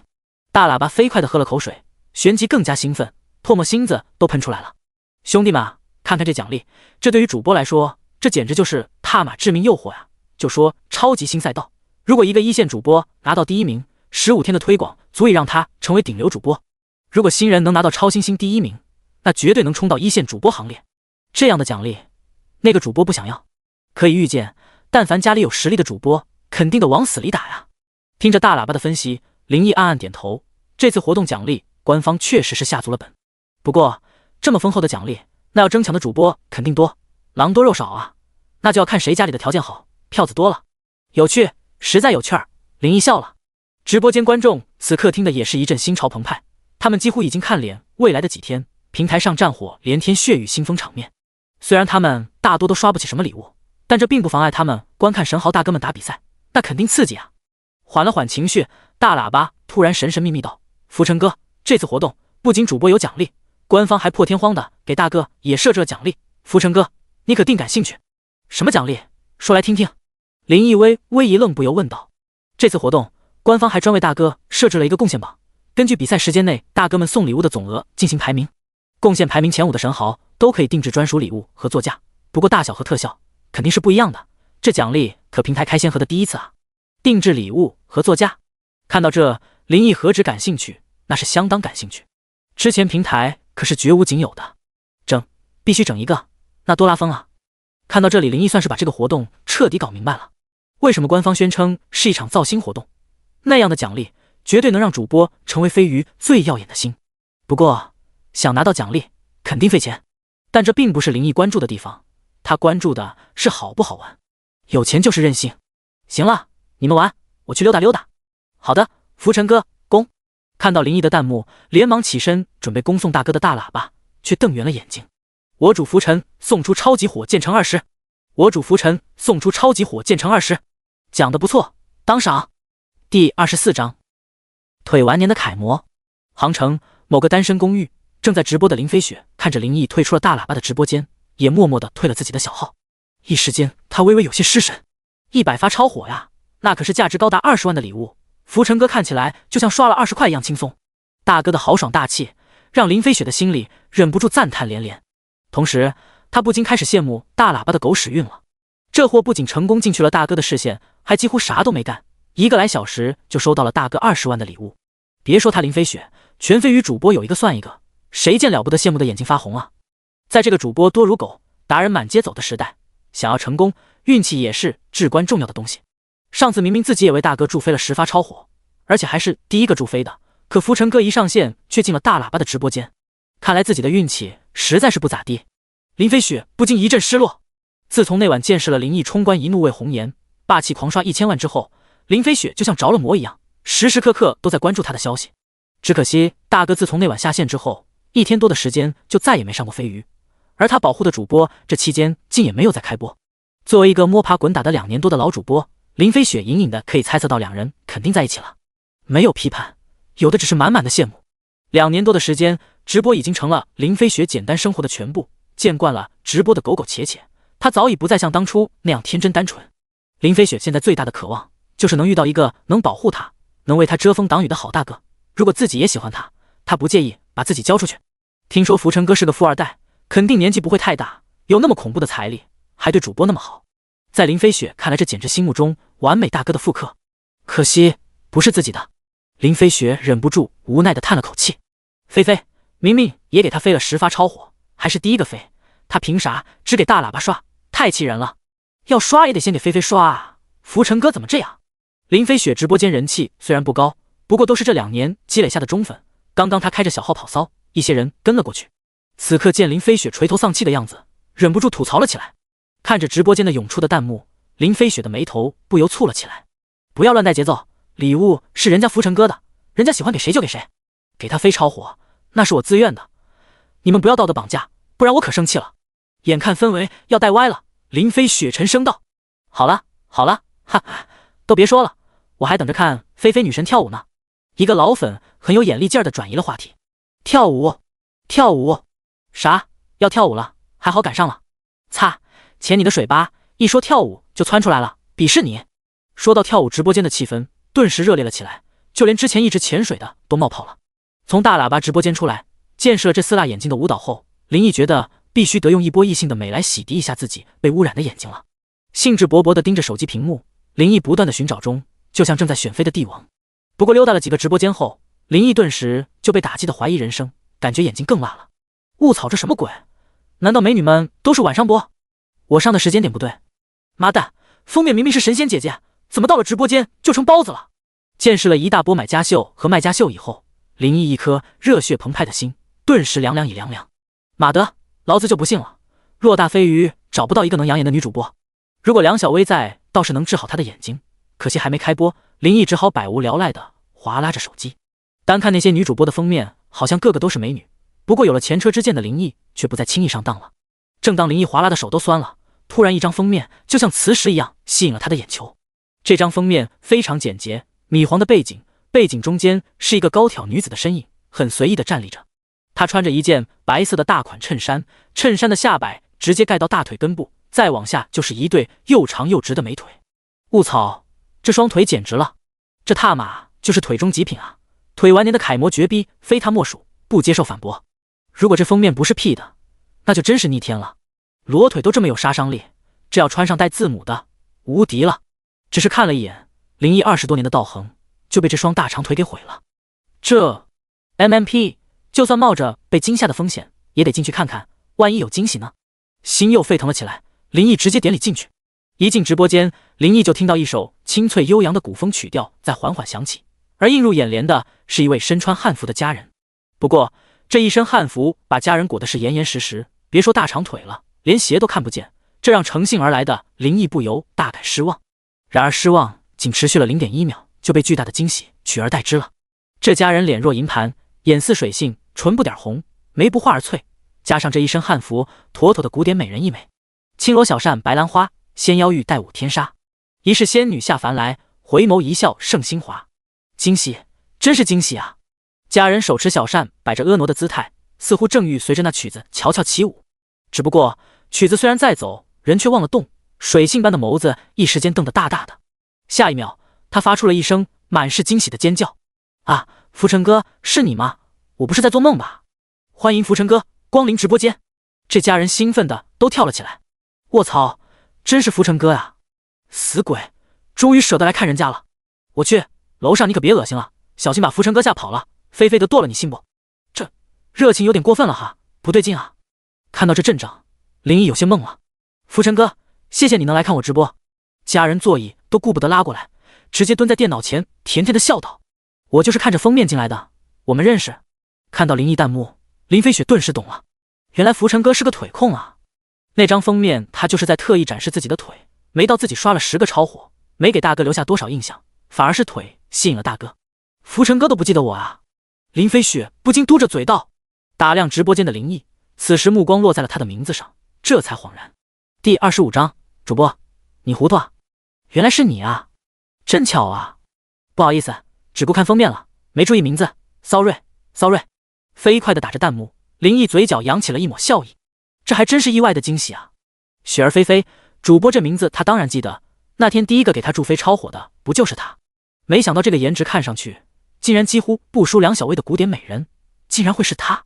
可惜现在看不到腿，不知道到底有没有涂上那么逆天。都怪那汉服忒不懂事了。前2天换了封面，林飞雪忽然觉得这恐怕是自己这辈子做出的最正确的决定。实锤了，浮尘哥绝对是个腿控。没事啦，浮尘哥来看我直播，我就很开心了。想着自己的腿竟能入了浮尘哥的眼，林飞雪心里顿觉甜滋滋的。不过下一秒，他的心仿佛被一只无形大手狠狠握了一下，娇躯不禁跟着猛然一颤。我主浮尘送出超级火箭城20，我主浮尘送出超级火箭城20，我主浮尘送出超级火箭城20，我主浮尘送出超级火箭城20，我主浮尘送出超级火箭城20。刹那间，超火的特效燃爆了林飞雪的直播间，气氛瞬间炸裂。擦擦擦，100发超火，牛逼了我的哥！论豪横，还得是你浮尘大佬啊！雾草，这就是大佬表达不好意思的姿势吗？跪了，大佬，收下我的膝盖。牛批，浮尘大佬这样的不好意思，请你多不好意思几次。直播间的观众仿佛打了鸡血一样热血沸腾，激情澎湃。而随着林毅100发超火刷出，林飞雪直播间的人气也瞬间飙升。活捉大佬一只！我说刚去那什么大喇叭，直播间看不到大佬呢，原来转移阵地了。浮尘哥，可把你盼来了，真是想死我了。浮尘哥的裤衩了发来弹幕：论飞于江湖，我主浮尘，浮尘军团报道。浮尘哥的小跟班发来弹幕，看着直播间的人气瞬间就翻了10几倍，林飞雪一双杏眼都瞪圆了，呼吸瞬间都急促了起来。感谢浮尘哥的支持，大哥霸气，大哥威武！林飞雪激动地喊着，大脑却懵逼的一片空白，纵有千言万语，此刻却发现一时竟整不出别的词。之前林飞雪还纳闷，那晚浮尘哥那么豪横，狂刷1000万，梁小薇怎么也不知道多感谢大哥，只会傻傻发愣。果然是新人主播，没经验，要是换成他，此刻林飞雪才终于体会到，换他也得猛啊。虽然直播2年多了，可真没有收到过这么豪横的礼物啊。之前林飞雪刷了10发超火，几乎把他的存款榨干了，但现在不仅换来10倍的超火，而且还有火爆的人气。林飞雪和大喇叭一样受宠若惊，心里更是被巨大的满足感填满。浮尘哥，谢谢你，真的非常感谢。林飞雪搜索脑袋里变得贫乏的词汇，诚挚地说道。不过浮尘哥，够了，真的够了，可别再给菲菲刷了，平时就算了，这马上就出活动了，你还是留着给你主播打比赛吧。雾草，还有不坑大哥礼物的主播，长见识了。主播，你糊涂啊？马德，还得是大佬眼睛毒啊，我怎么就发现不了又漂亮又不坑的妹子啊？放心收着，我心里有数。听到林飞雪的话，林毅颇感意外，旋即笑了。不贪心，行，冷处。浮尘哥，你也听大喇叭说了，这次可是大活动，那么炸裂的奖励，不止大哥，那些想捧自家主播的公会肯定也会出手。奖励规格太高了，浮尘哥，这次活动肯定是血雨腥风，比以往的大型活动肯定打得更凶，想拿个好名次恐怕得1000万以上了，我有预感，想拿第一估计没有2-3千万拿不下来。林飞雪认真分析着，2-3千万能拿第一，还好，自己号里还有9900多万。你对这个还有研究啊？林毅笑着发了出弹幕。看多了而已，我超喜欢看神好大佬们打比赛呢。林飞雪眉宇之间透着兴奋说道。这还是个好战分子。林毅不禁一笑，这活动你参加吗？参加啊，虽然我没啥条件，但是重在参与嘛。林飞雪乐观地说道。虽然家里没大哥，工会也早就把他流放了，不过他不在乎，要不然播得多无趣。他是属于又菜又好玩型的，啥活动都参与，啥活动都被淘汰，真的重在参与。不过乐观归乐观，林飞雪此刻自己都觉得这个话题聊得有点尬。甜甜一笑话风一转，林飞雪道：浮尘哥，你喜欢看舞蹈吗？我是舞蹈主播哦，我给你挑个舞吧。可以，那就来一段吧。林毅笑了笑回了个弹幕。实话说，虽然刚接触一会儿，但对这个女主播所表现的林毅都被十分满意。不过微微有些遗憾的是，没看到腿啊。欢迎新进来的朋友，接下来菲菲要跳一支古典舞，希望浮尘哥和所有朋友们能喜欢。林雪飞说完，直播间清脆悠扬的曲子响了起来，她拿了把白色羽扇，也跟着站了起来，举着小扇，她先是摆了个婀娜的姿态，正如林毅刚进直播间时所见。下一秒，随着曲子轻灵的舞动了起来，行家一出手就知有没有，他一看就是专业的舞蹈生，身姿软如云絮，双臂柔若无骨，脚下步步生莲，如花间飞舞的蝴蝶，如潺潺的流水，如荷叶间的原露。偶尔抬腿，娇嫩玉润如铜秋藕般的纤纤小腿裸露裙外，当真勾魂夺魄。管中窥豹，可见一斑，只是小腿都如此勾人，那大长腿全貌该是何等的杀伤力。卧槽，古典舞竟然这么多好看，爱了，好看，主播666啊，这主播跳的简直了，有没有？小礼物走一走，办卡乘1，玫瑰花乘33，么么哒乘3，我主浮尘送出超级火箭乘20。雾草，浮尘大佬牛批，不是大哥，你管这个叫小礼物？我主浮尘送出超级火箭乘20，我主浮尘送出超级火箭城20，我主浮尘送出超级火箭城20，我主浮尘送出超级火箭城20。第26章，主播主动要 V， 舞蹈不停，超火不停，这是人干的事吗？不，这是神豪才干的事儿。林毅一边欣赏林飞雪翩若惊鸿，宛若游龙舞姿，一边怡然自得，不紧不慢地刷着礼物。这样的家人，这样的舞蹈，刷点礼物不过分吧？浮尘哥牛逼，一个个超火，直接燃爆了直播间。大哥的快乐观众们想象不到，但大哥的豪横却是人人都见识到了。所有的观众跟打了鸡血一样，热血沸腾，弹幕更是疯狂地刷着屏。浮尘哥，浮尘哥，浮尘哥！曲子停了，舞蹈停了，超火的特效却依然没停。一舞终了，气喘吁吁的林飞雪回到直播前，看着不要钱一样超火特效，大脑已是一片空白。我是谁？我在哪儿？这是我的直播间？浮尘哥，你怎么又刷？天，这是刷了多少？几秒钟过后，林飞雪满是不可思议地捂住了嘴巴，杏眼瞪得滚圆。雾草，我看的眼都花了，谁看看这到底多少超火呀？不用看了，我知道，浮尘哥一共刷了50组，一组20，一共1000发。1000发，这是我这辈子都挣不到钱啊！看个跳舞你就刷了，好无人性啊！弹幕疯狂地吐槽着，而发弹幕的人却兴奋到了极点。一场舞蹈狂揽200万的礼物，这一刻林飞雪的直播间是整个飞鱼最耀眼的存在。林飞雪站起了身子，一手捂着高耸的胸口，不禁对着屏幕深深地鞠了一躬，杏眼含泪激动道：谢谢你，谢谢你浮尘哥。这一刻，一贯乐观坚强的林飞雪好想哭，但她忍住了。这一刻她应该笑，毫无疑问，这是她直播2年多的巅峰。努力了2年多，她只不过是个3线小主播，虽然收获了一些忠粉，平时开播也有400-500人，到大多都是1毛党，辛苦1个月的收入都没有一个会舔大哥的小主播多。舞蹈学院毕业的她，曾经也是怀揣着靠才艺成为平民网红的梦想才踏进的直播，但是梦想很快就被现实狠狠地打脸。她的舞跳的再专业再卖力那又如何？人家死家子几声哥哥轻松秒杀。2年多来她早看透了，也明白了，靠跳舞火起来她已经不抱希望了，想上位就得靠大哥。2年来也不是没有大哥试图接近她，但当她看到照片上大腹便便的中年油腻男时，面都没见他就有了心理阴影。就算是找大哥，那也得是他喜欢的啊，这已经是他被现实打磨的低的不能低的底线。不用客气，你值得拥有。看着林毅平易近人的回复，林飞雪只觉吃了蜜一样甜滋滋的，满满的都是幸福感。瞧瞧什么是格局，人家分分钟刷200万，却一点架子都不拉，这是他做梦都想要的大哥啊！如果能得到浮尘哥的青睐，他林飞雪付出自己都愿意。甜甜的笑着，林飞雪的杏眼难掩倾慕之色。浮尘哥，我可以加你微信吗？我真的想好好谢谢你。闻言，林毅不禁一愣，加微信？感谢？这似乎有些耐人寻味啊。不过随即林毅嘴角带起了笑容，加微信就加微信吧，林雪飞怎么看都是个美女，现在靠过来主动要微信，没理由嫌弃啊。这年头还有男人不喜欢美女吗？那不是纯纯有病啊。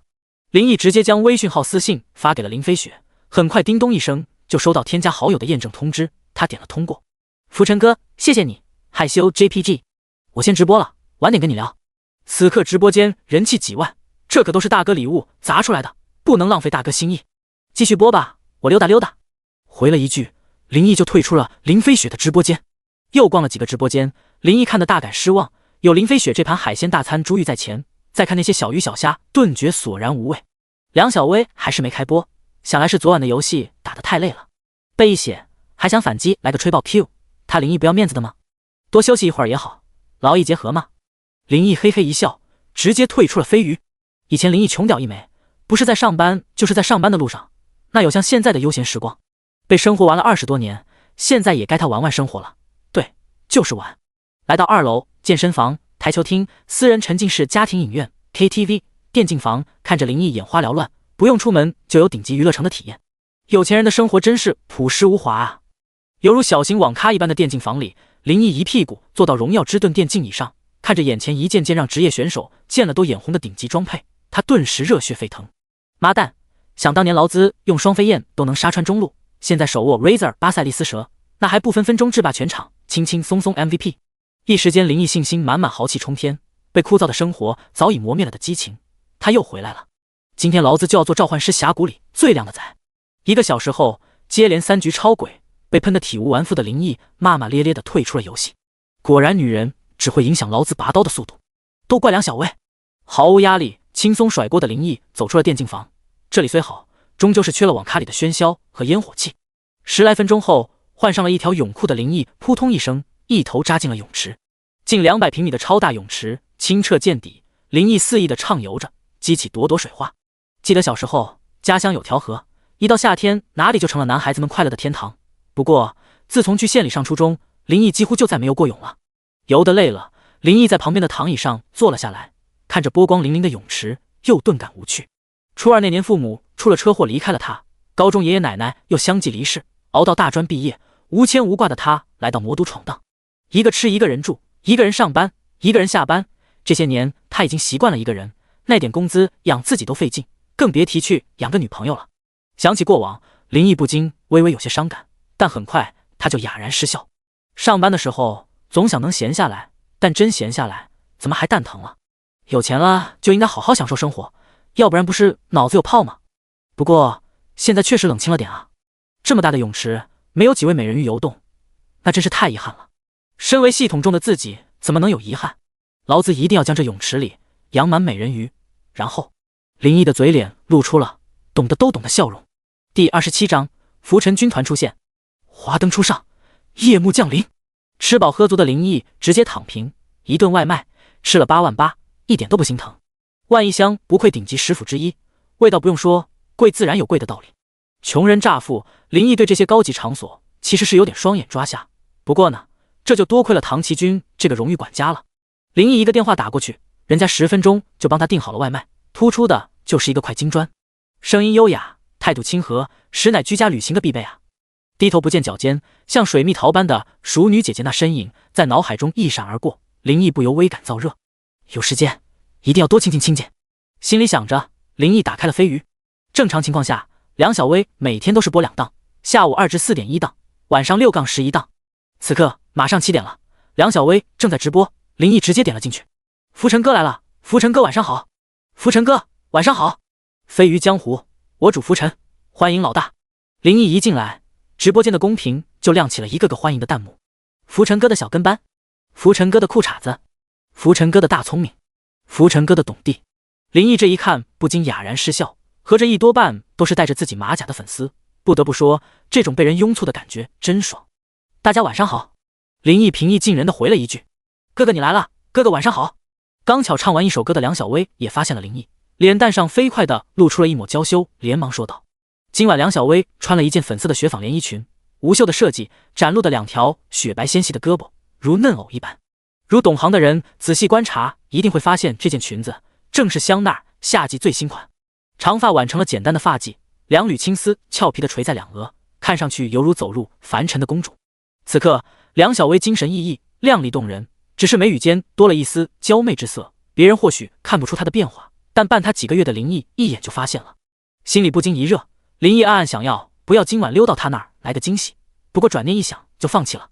花蕊初开，正是娇嫩脆弱的时候，还需时间成长啊，怎堪凭雨打风吹。直播间里此时显示在线人数2-3千人，显然梁小薇也吸了不少粉儿，比他以前的人气高了几10倍。不过在整个飞鱼来看，还啥也不是。薇儿，你再唱首歌，哥哥给你热热场。自己的女人捧就完了。林毅飞快地发了弹幕。好的，哥哥，我先找个伴奏。梁小薇甜甜应道。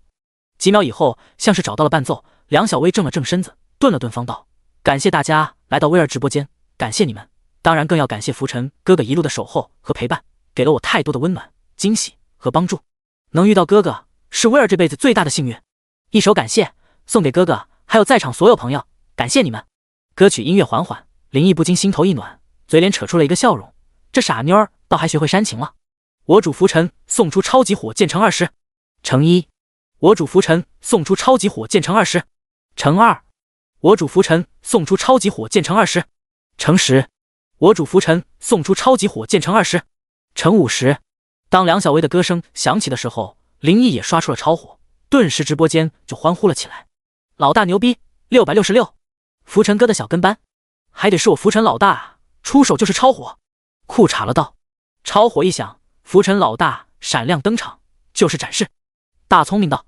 见识过林毅刷礼物粉丝激情澎湃地打着弹幕，与有荣焉。而被超火的头条吸引来的新朋友看着特效，无不啧舌，这他喵什么神仙，超级火箭当大萝卜一样丢，贵了贵了，真他娘的长见识了。100组。梦想公会一边喝着水，一边看着梁小薇直播的公会长花花姐，禁不住一口水就喷了出去。100组超火，整整2000发，400万啊！大哥，你管这叫热场？看着短短时间热度就飙升几百万，直接冲进了首页的直播间。40多岁，身为议会会长的花花姐激动得像个孩子一样跳了起来。这直播间真热，热死人了都！瞪圆了眼睛盯着屏幕，花花姐兴奋的都快窒息了。人狠事少话不多，上来咔咔就是刷，这才是真土豪啊！仅仅热个场就不惜刷400万，大哥的消费能力简直恐怖到了极致。看个直播就敢这么玩，那现在中大哥的财力得是何等的惊人数字，不敢想，不敢想。丫头，你也太幸运了吧！哎呀呀，老娘都要嫉妒死了。这样的好大哥还不主动去把握，这辈子都得后悔死。还好你这傻丫头没再犯傻。看着直播中的梁小薇，花花姐兴奋地自语着，一上来就400万啊，老娘看的都心动了，真想扑到大哥身上啊！哎，要是能年轻个20岁就好了。上次大哥狂刷，花花姐错过了，今天亲眼看到大哥的豪爽，花花姐100%确信距离飞黄腾达不远了。自己这个连个2线主播也没有的小公会也要飞出金凤凰了，而公会一定也能跟着一飞冲天。这一切的前提离不开福辰大老的支持啊！这尊财神爷一定要供好，无论大哥有啥要求都要不惜一切满足，一定要让大哥玩得尽兴，玩得爽。花花姐不禁暗暗想着。与此同时，梁小薇直播间，福辰军团何在？集合！老大已经冲锋，兄弟们，是时候让老大看看咱们的凝聚力了，跟上老大的火力，冲啊！随着小跟班的充满激情的弹幕，直播间顿时沸腾了。这么牛逼的老大，不管你们跟不跟，反正我跟定了，冲啊！福辰哥的董地道，新人报道，算我一个，福辰军团集合了，冲啊冲啊！福辰哥的大萝卜道，雾草，楼上你那儿冒出来的 MMP 萝卜别太大，我怕都不住啊！裤衩子无限怨念中，随着喷涌的弹幕，各种礼物山呼海啸般的冒了出来。福辰哥的裤衩子送出半卡乘9，福辰哥的小跟班送出丸子乘2888，福辰哥的大萝卜送出666乘188，福辰哥的董地送出大气乘500。一时间，礼物像一股汹涌奔腾的洪流，几乎刷爆了直播间。这个以后让各个直播平台的神豪见了无不色变的福辰军团，此刻出现峥嵘。虽然都是些小礼物，但禁不住人多呀。看着这样炸裂的场面，即便是林毅也不禁动容。这场景，这牌面，这群人可爱的兄弟，这老大，老子当了！林毅笑了，胸中豪情也不由自主被点燃了。第28章，福辰哥睡了吗？整整10分钟，直播间的小礼物就没停过。这些礼物几乎很少有上百的，几十块钱的也不多，大都是10块、8块、1毛几分的，最多的还是免费的丸子。这些礼物看起来虽然都不起眼，可全部总数加起来也将近有20来万了。直播间的气氛直接推到了小高潮，人数突破了5万多，放眼看去，全部都是带着福辰哥马甲的 ID， 好似闹着玩一样组起来的福辰军团。虽然还都是些底层看直播的观众，但这样的战斗力和凝聚力让林毅看着都不禁连连感叹，这帮家伙可真能整啊，有点意思啊。林毅脸上笑容灿烂，顿时豪气冲天。当赏，兄弟们都辛苦了，威尔送个福利吧，给大家抽个红包。林毅直接就想发红包，可惜没这功能，只能向梁小薇打字道。直播间旺盛的人气让梁小薇也是兴奋的情绪高昂，小脸通红。对于林毅的要求，他自然不反对，何况他自己都觉得不发点小福利都对不起这些支持的粉丝，欣然道：哥哥，听你的，你说吧，怎么发？发个100万吧，分200份，每份5000块，大伙乐呵乐呵。100万！看着林毅发出的弹幕，梁小薇不由一呆，继而露出一丝窘迫的神色。并不是他不舍得这些钱，只是他现在没有啊。目前为止，林毅在直播间消费也有1400万，分到他手里也能有将近400万之多，可这些钱下个月才能到账啊。他现在真没啥钱。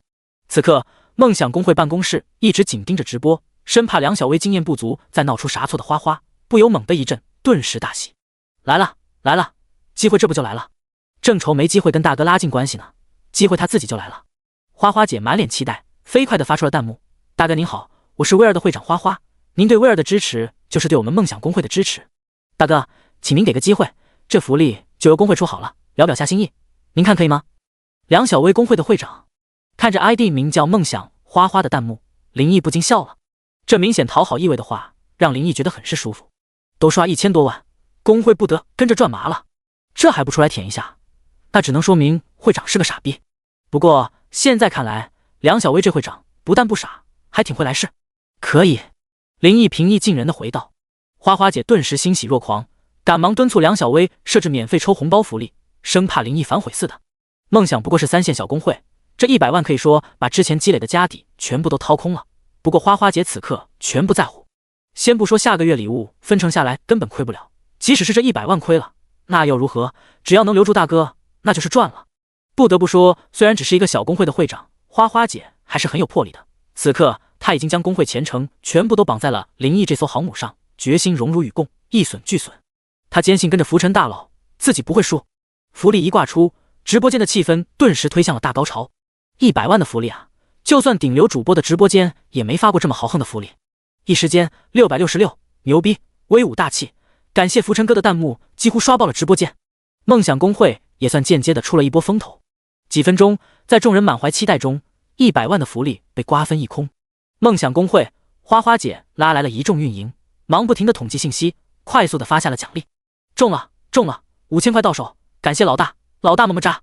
浮尘哥裤衩子兴奋的打着弹幕，哈哈，我也中了，香，太他妈香，跟着大哥就是好，有肉吃。平时只能抢到一些丸子的大聪明激动的手舞足蹈。卧槽，不是吧，我也能中，啥也不说了，我去改马甲。一个刚进直播间的游客顿时被圈粉了。这一波抽奖福利直接让梁小薇的直播间暴增1万人。林毅看着直播间一片热闹欢乐的景象，心情也是无比畅快。不过直播间的人气虽旺，但比起超一线主播的直播间，显然还相差甚远。这看来还是得刷呀！我主浮尘送出超级火箭乘20，我主浮尘送出超级火箭乘20，我主浮尘送出超级火箭乘20。一通狂刷之后，没理会直播间已经为之疯狂的众人，林毅将手机扔到了一旁。林毅活动中手指长出了口气，这他喵的刷礼物也是个体力活啊！刚刚一口气刷出了1000万，5000发超火，20发一组，总共刷了250组。今晚他的女人必将是飞鱼最耀眼的存在。林毅正想休息一下，叮咚一声，微讯的提示音却响了。打开一看，是请求添加好友的通知，对方的名字显示梦想花花。对于这位梁小薇的会长，林毅印象还不错，同意了他的好友申请。加了好友，对方先是很诚恳地表示了一番感谢，林毅虽没有摆谱，却也心安理得接受了。一来二去，自己可是实打实的刷了2000多万，工会肯定是赚翻了，受几句感谢不过分吧。谢完之后，他又主动表示林毅刷的这些礼物，等工会拿到分成以后，可以给他一定比例的返现，并且郑重承诺，接下来如果林毅帮助梁小薇打比赛期间礼物分成，工会1分不要可以全额返现。返现？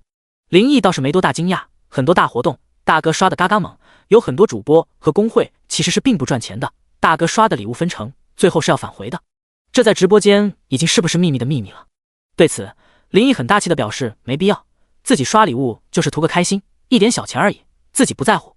开玩笑，林毅可是清楚的记得虚拟金不能以任何形式套现，他可不想为了这点小芝麻失去系统爸爸。不过这份心意，这态度让林毅十分满意。这波舔的是相当平。直到梁小薇下播，直播间依然还是一片欢腾的景象。今晚梁小薇直播间的热度自从登上首页就从未下来，超一线主播都被其按在了地上摩擦。而这一切的推手，此刻洗完澡正躺在奢华的大床看着手机。谢谢哥哥，威尔想你了，害羞 JPG。 那儿响了，哥哥好坏，害羞 JPG。 林毅看着微讯不禁嘿嘿一笑，梁小薇以前那么腼腆又胆小吧，如今这胆子也是放开了，就是得多调教啊。没羞没臊的聊了一通，梁小薇表示困了，哥哥晚安，亲吻 JPG。 林毅看了一眼没有再回，手机往旁边一扔，准备睡觉。不过此时手机却又传来了叮咚一声，都这么多晚了，谁又给发消息？林毅不禁又打开手机看了一眼，竟是下午加的舞蹈主播林飞雪。浮尘哥睡了吗？害羞 JPG。 第29章，好想被宠爱。林飞雪。林毅脑海中不由自主地想起一身汉服颇有古典气质的美丽身影，不禁精神一振。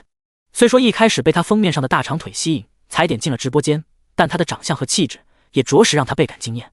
遗憾的是，到最后也没能看到大长腿的全貌，但她给林毅留下的印象还是深刻。这是一位各方面都不输梁小薇的女孩，妥妥的女神级大美女。大美女大半夜给自己发微讯，这要是换以前，林毅一准的激动的浮想联翩，儿子的名字1分钟都能想10个。不过今时不同往日，林毅只是很淡定的回了3个字：还没呢。与此同时，杭城某个单身公寓摆放了各种毛绒公仔，布置的极具少女气息的大床上，洗得香喷喷的林飞雪穿了件白色的薄纱睡裙，神情正无比紧张的盯着手机。这么晚了，打扰浮尘哥会不会不太好？浮尘哥会不会已经睡着了？浮尘哥会不会不理我？浮尘哥要是讨厌我怎么办？一瞬间各种念头在脑中浮现，林飞雪顿时变得忐忑了起来，心脏更是跟着扑通扑通的跳。叮咚一声响起了新消息的提示音，盯着微讯聊天界面的林飞雪兴奋的差点跳起来。浮尘哥回消息了，耶！粉拳紧紧的一握。这一刻，林飞雪心里无比的惊喜。她虽然鼓足了勇气发了信息，但其实心内深处已经做好了石沉大海的准备。毕竟浮尘哥的身份在那儿摆着呢，那可是分分钟就刷1000万的超级神豪，这得多少人上赶着巴结，自己不过是一个小主播，大哥未必会理。但浮尘哥竟然真回了他信息，而且还这么快。林飞雪连忙深吸了几口气，平复了下激动的心情，然后拿起手机飞快地打起了字。只不过刚打了一半，他不禁秀眉一蹙，摇摇头，飞快地删了。思考了几秒，这才又重新开打。打好以后又修改了一遍，这才满意的点击了发送。浮尘哥，谢谢您今天看我直播，还给我刷了那么多礼物，让您破费了，真的感谢。您真是一位好大哥，有时间我能请您吃个饭吗？消息发出，林飞雪白皙的俏脸不禁露出了一抹红晕。吃饭？想请我吃饭，那你可得来莫多。哈，其实一点小礼物而已，不用太在意，总不能白看你跳舞。小礼物？林飞雪心里不禁狠狠地跳了一下。下午在他的直播间，大哥可是总共刷了220万的礼物，即便是扣除平台和工会的分成，他也能拿到70来万，在他家乡的小县城都能买一套2居室了。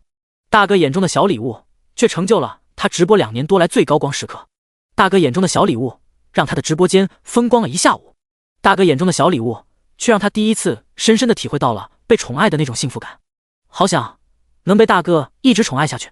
只要大哥愿意，其实杭城里魔都也不远。自己倒是愿意，可是浮尘哥这样的神豪，能看上自己吗？林飞雪不禁苦涩地笑了笑，又连忙打起精神。浮尘哥，你觉得我跳的舞怎么样？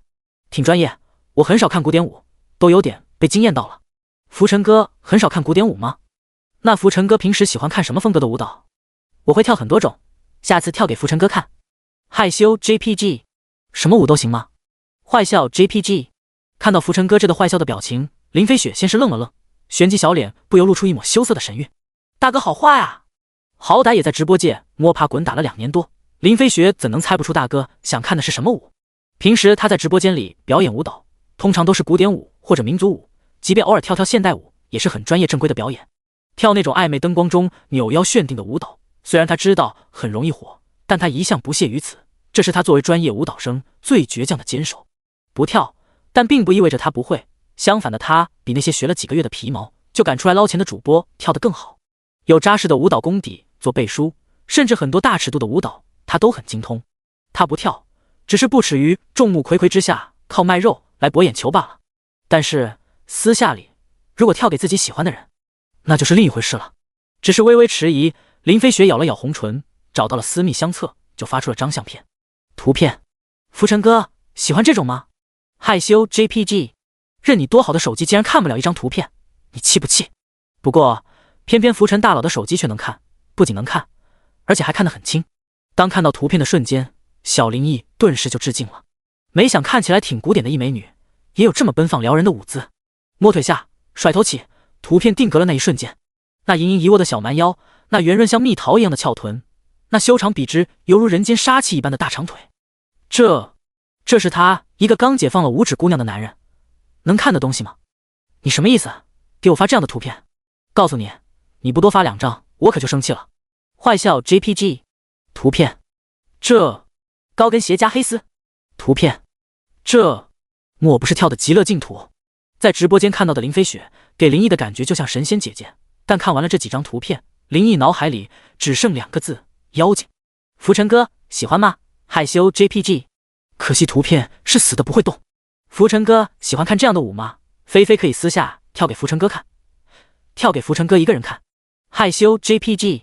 看着发出的信息，林飞雪瞬间面红耳骚，但她却没有想撤回的意思，这就是她内心的独白。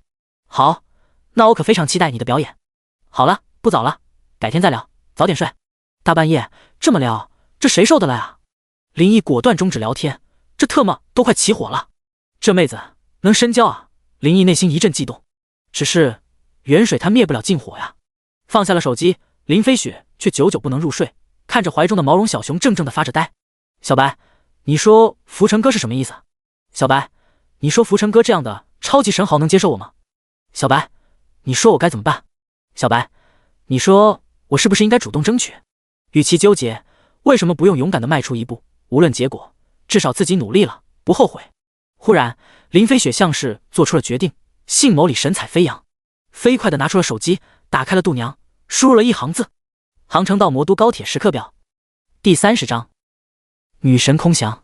第二天，林毅一觉睡到日上三竿，才从梦中醒来，大大的伸了个懒腰，舒服，不用害怕上班迟到扣工资，不用早起排队挤公交，有钱的快乐那必须是从起床开始。林毅拿起手机扫了一眼，10点10分，是时候起床了。刚放下手机，来电铃声就响了起来。林先生您好，希望没打扰您，我是盛世典藏奇珍天下私品拍卖会的接待专员，这边来电是提醒您，拍卖会将于今日下午2点开始，诚邀您届时光临品鉴。电话接通，就传来了一个恭敬的男音。刚睡醒的林毅听得一阵懵逼，刚才见是个本地号，就随手接通了，这都说的啥啊？妈蛋，莫不成还是个诈骗电话？这不对，拍卖会！暗骂一声就要挂断电话的林毅，陡然像是想起了什么，精神一振。林毅顿时想起了上次抽奖，5星卡可是开出了整整10个亿的拍卖专用金，当时心里还怨念十足，以为就是个鸡肋，没啥子用，还被系统鄙视了。对了，当时好像还附赠了一个邀请函。林毅的意念飞快地打开了系统空间，果然里面有一个红色的请柬。心念一动，就见神奇一幕出现了，这个红色的请柬瞬间就来到了林毅手上。早已不见不怪的林毅目光落在请柬上，只见最上面写着一行鎏金小字，盛世典藏奇珍天下，中间位置则是竖着写了几个大字，贵宾邀请函。还以为10亿拍卖金没啥用，这不就有了吗？林毅目光一亮，顿时来了兴趣。这个拍卖会都有啥东西，能不能介绍下？林毅对着电话里问道。非常抱歉林先生，我们盛世典藏每一件拍品在拍卖前都是绝对保密的，您的问题我解答不了。电话那头的男生带着歉意说道。不过林先生，我可以为您介绍私品拍卖会的性质。本拍卖会是专为上流社会开放，致力于……林毅静静地听着电话里的介绍，对这个拍卖会也渐渐有了清晰的认识。简单来说，这个拍卖会是不定期举办，专为上流富豪圈和知名收藏家开放，所有拍品也都是几乎不会再在市场上流通的珍贵物品。富豪们手中有钱，但想要的东西在市场上买不到，而有些收藏家急需用钱，想将自己手中的私藏出售，于是这个拍卖会就诞生了。从往期的拍卖会可以看出，拍卖藏品的种类也是应有尽有，古董字画、珠宝奇珍、豪车名表等等，可以说不怕没有中意的藏品，就怕你没钱买啊。钱他林毅有啊，整整10亿的拍卖金，正愁没机会花你。又问清楚拍卖会的地址和一些流程，林毅这才满意的挂断了电话。童子啊童子，还得是你，果然不会让人失望。林毅眼中闪烁着兴奋的光芒，他兴致着实被这个拍卖会提了起来。挂了电话，林毅才发现微讯上有好几条未读信息，忍不住翻开了微讯。消息是昨晚还跟他聊的美女主播发来的，一条条的看下去，林毅顿时愣住了。8点15分，浮尘哥，我来魔都了，害羞 JPG， 您什么时候有空？我想请您吃个饭可以吗？8点40分，图片，这是一张借着街边门店的落地窗拍的照片，照片上他白色花边短衫搭配着牛仔短裤，头上戴了顶鸭舌帽，简单中充了时尚和活力。拍摄原因，他的五官虽然看不太真切，不过高挑惹火的身材却是一展无遗，尤其是那对笔直性感优胜模特的大长腿，当真是勾魂夺魄，让人垂涎欲滴。8点45分，位置在吗？浮尘哥，我找了家咖啡店哦，嘻嘻。9点05分，这家店的咖啡好好喝啊。图片，这是一张自拍，他侧斜着身子，纤纤玉指比了个 V， 当背景的桌子上正放着咖啡。照片中他眉目含笑，嘟着小嘴，俏皮可爱，少了几分直播间的典雅，却多了几分娇媚。虽然气质略有变化，但总体颜值决绝能打95分。9点31分，浮尘哥，干嘛呢？像您这样的神豪，每天肯定有很多事要处理吧？俏皮 JPG。9点58分，浮尘哥，您怎么不说话？我是不是打扰到您了？如果您忙，不用理我的，我没事。一条条的信息看完，林毅不禁充满意外，将那2张相片又看了2遍，林毅100%确定，这主播绝对是个大美女无疑。这啥情况？女神空降？一睡醒就刺激的吗？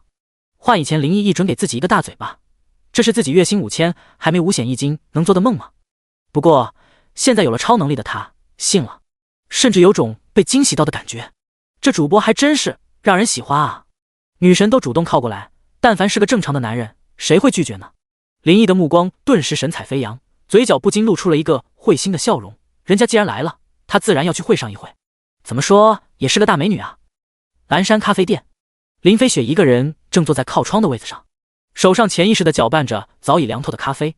她微微低着头，娇艳的面容此刻看上去却是心事重重。手机上始终没有收到想要的回音，是太自己鲁莽了吗？林飞雪的心里充满失落，不过心里却毫无怨言。想想像浮尘哥那样随手就能刷出上千万的超级神豪，现实中的身价该是何等惊人。像这样身份最贵的大人物不理会自己一个小主播，也再正常不过了吧。只是他心里还有一丝小小的奢望，只有能得到一点回应，他今天就很满足了。万一浮尘哥是真的很忙，并不是不理自己呢？林飞雪脑中不断的胡思乱想着，以至于他面前的座位上多了一个男人，他都没有第一时间察觉。咚咚，手指扣击桌面的声音把林飞雪拉回了现实。看着不知何时坐到了他对面的男子，回过神的林飞雪不禁微微一愣。男子看上去有25、26，也就比他大个3、4岁的样子，一身得体的高档休闲装，长相颇为帅气。此刻看着正对他一脸含笑的小哥哥，林飞雪不禁诧异地问道：请问有事吗？你是？第31章，毅哥喜欢吗？美女，不是你约我来的吗？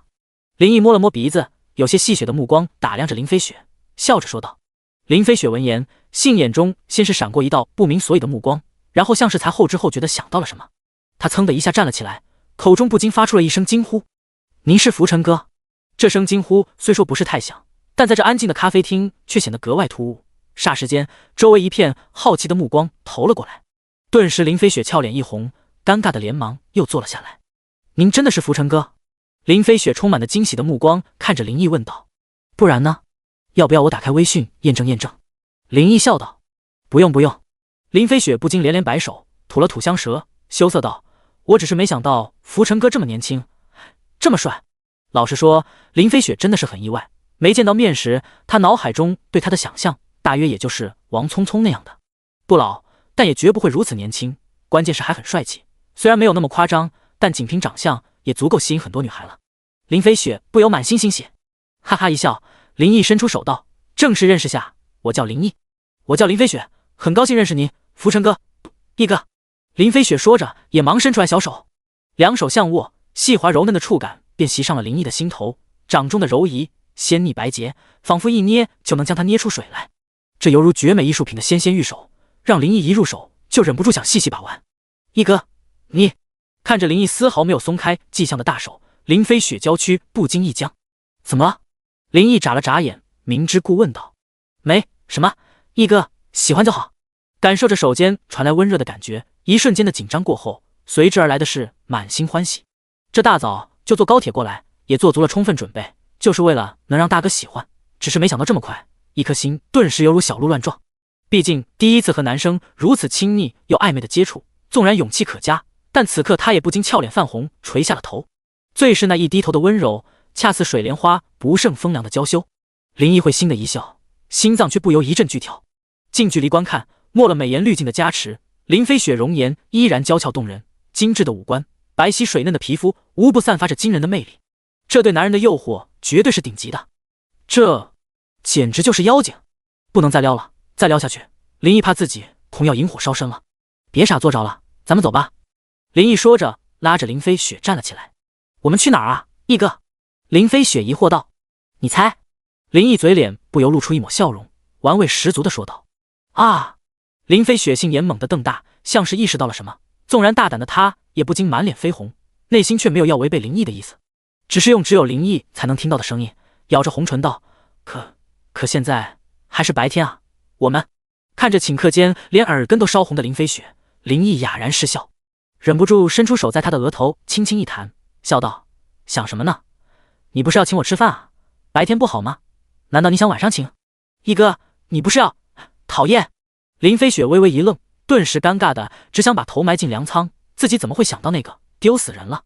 被林毅拉着，林飞雪像小女人一样乖乖的跟着走出了咖啡厅。只是刚想找饭店，林毅就后悔了。此刻大街上无数的目光投了过来，或隐晦或大胆的全部落在了林飞雪的腿上。灼灼的阳光照耀下，光洁笔直的大长腿仿佛散发了一层层的皓白光晕，不染一丝瑕疵，美的惊心动魄。咚！一个频频回头的男人一头撞在路灯杆子上，发出了一声痛叫。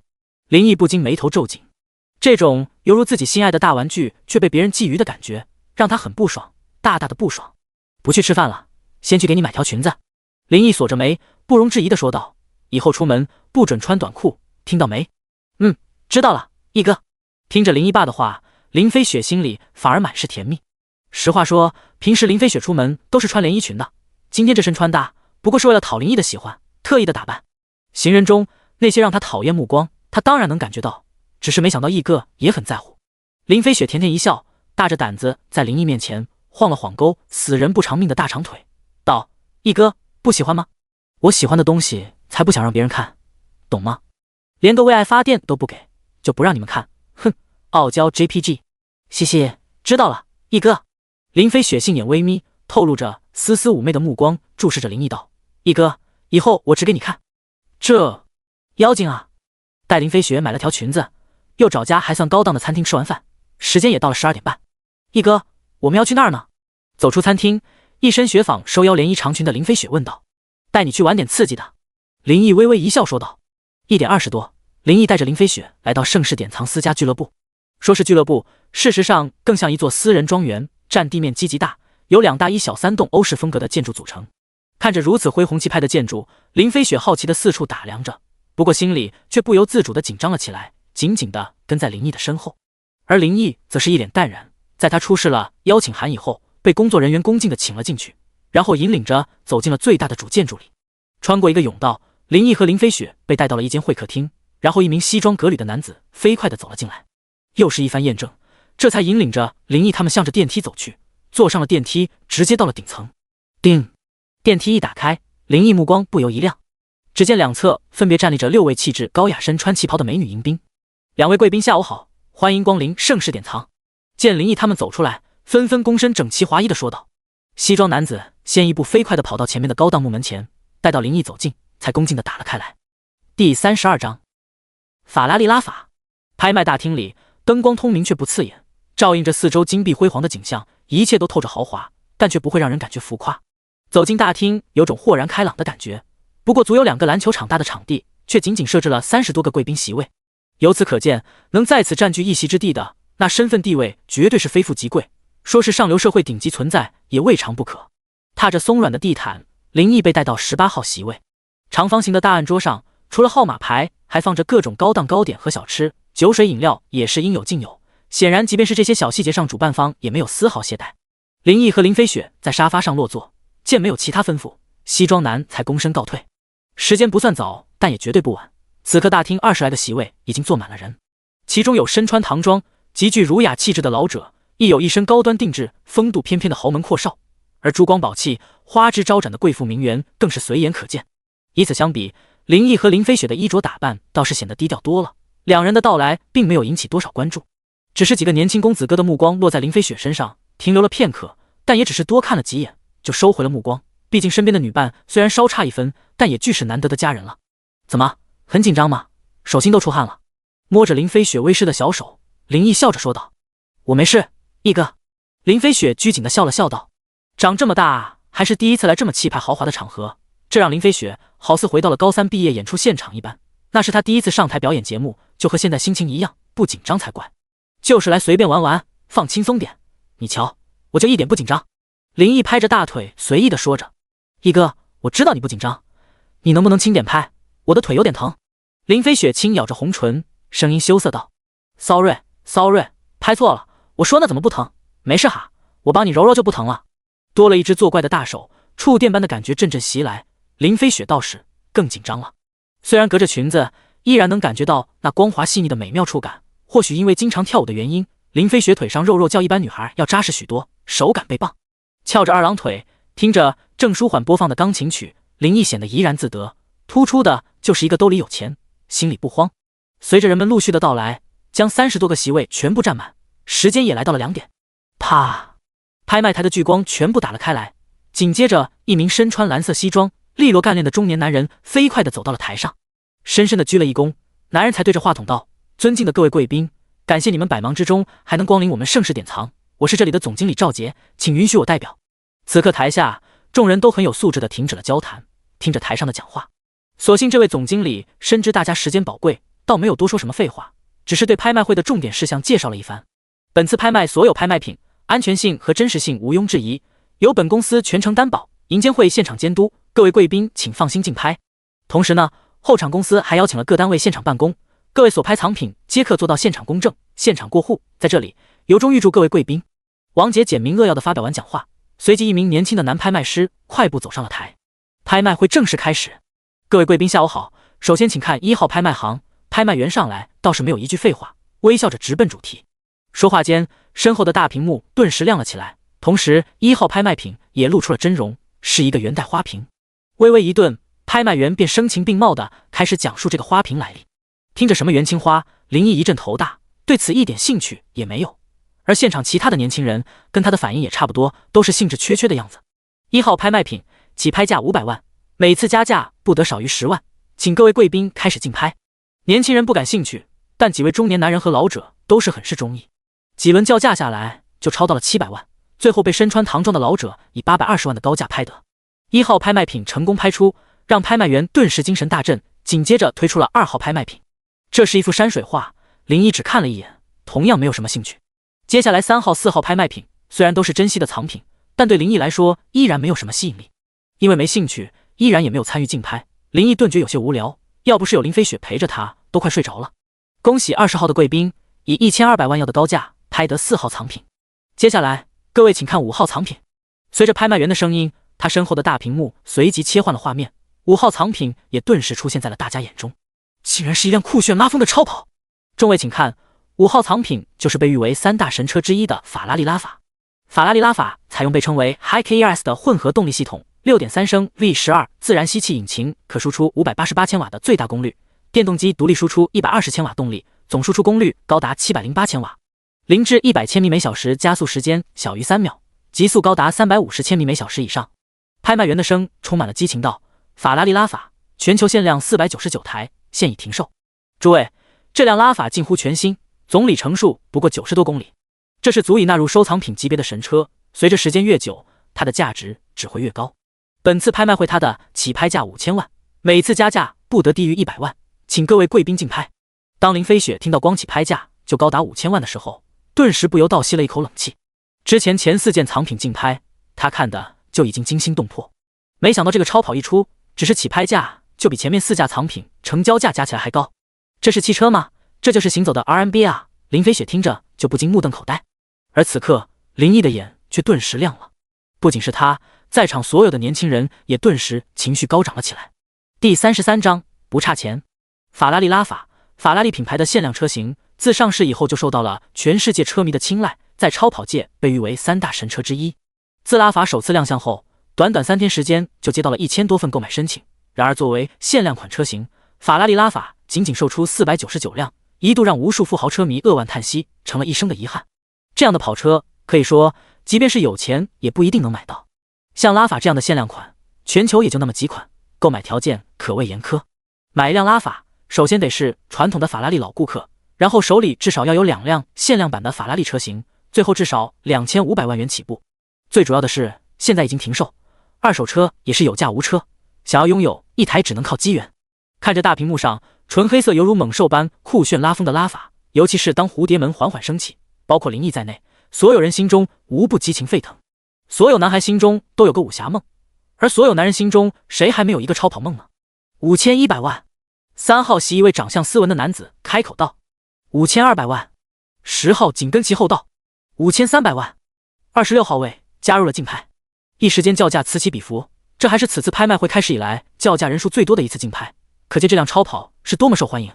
6500万，很快叫价就到了惊人的数字。当10号位叫出这个价格的时候，许多人都悻悻地缩回了手。虽然在座的都不差钱，但6000多万也不是小钱了，这显然已经超过了很多人的心理预期。6700万。就在10号位觉得拉阿法就要收入囊中时，3号位的斯文男子再次叫价，这次直接加了200万，一副志在必得的样子。10号位男子伸出了手，犹豫了下，又放了下来，露出了一个苦笑。他放弃了，显然再叫下去也已超出了他的心理预期。3号位的先生出价6700万，请问在座的贵宾还有没有要加价的？拍卖员略带激动的声音适时地响了起来，这还是目前为止最高的叫价，即便是专业拍卖员也不禁精神亢奋了起来。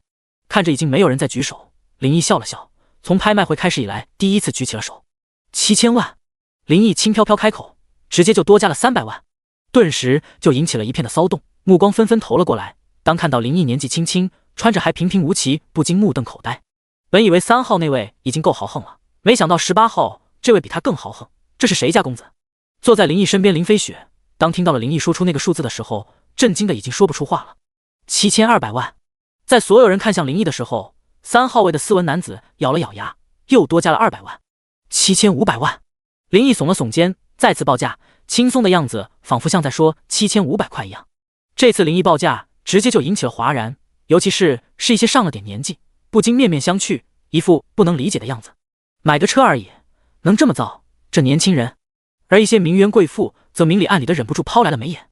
刚加价就被林毅秒压的斯文男子顿时站了起来，目光在林毅身上打了个转，最终竖了个大拇指，没再加价。紧盯着场中变化的拍卖员，激情澎湃的声音及时响了起来。18号位先生出价7500万，请问在座的贵宾还有没有加价的？7500万一次，7500万2次，7500万3次，成交！恭喜18号位的先生以7500万的高价拍得5号藏品。在拍卖师的带动下，现场一片掌声。林飞雪更是被震撼的双手都拍红了，杏眼睛满是小星星，看着林毅的眼神像小迷妹一样充满了崇拜。6500万，真的是眼睛都不带眨。此刻的他差点就忍不住喊出大哥666，大哥威武，有目共睹了。兄弟，行啊，牛批！掌声渐渐平息，3号位的斯文男子却走了过来，一屁股坐到了旁边的沙发上。林毅的眉头不禁皱了起来。兄弟，别误会，虽然没有争过你，但我可不是来找事儿的。斯文男子见状连忙说道。兄弟，放心，今天有资格坐在这个拍卖会的都是真正有头有脸的人，规矩都懂，拍卖嘛，价高者得，竞拍不过翻脸，那是小瘪三才干的事儿。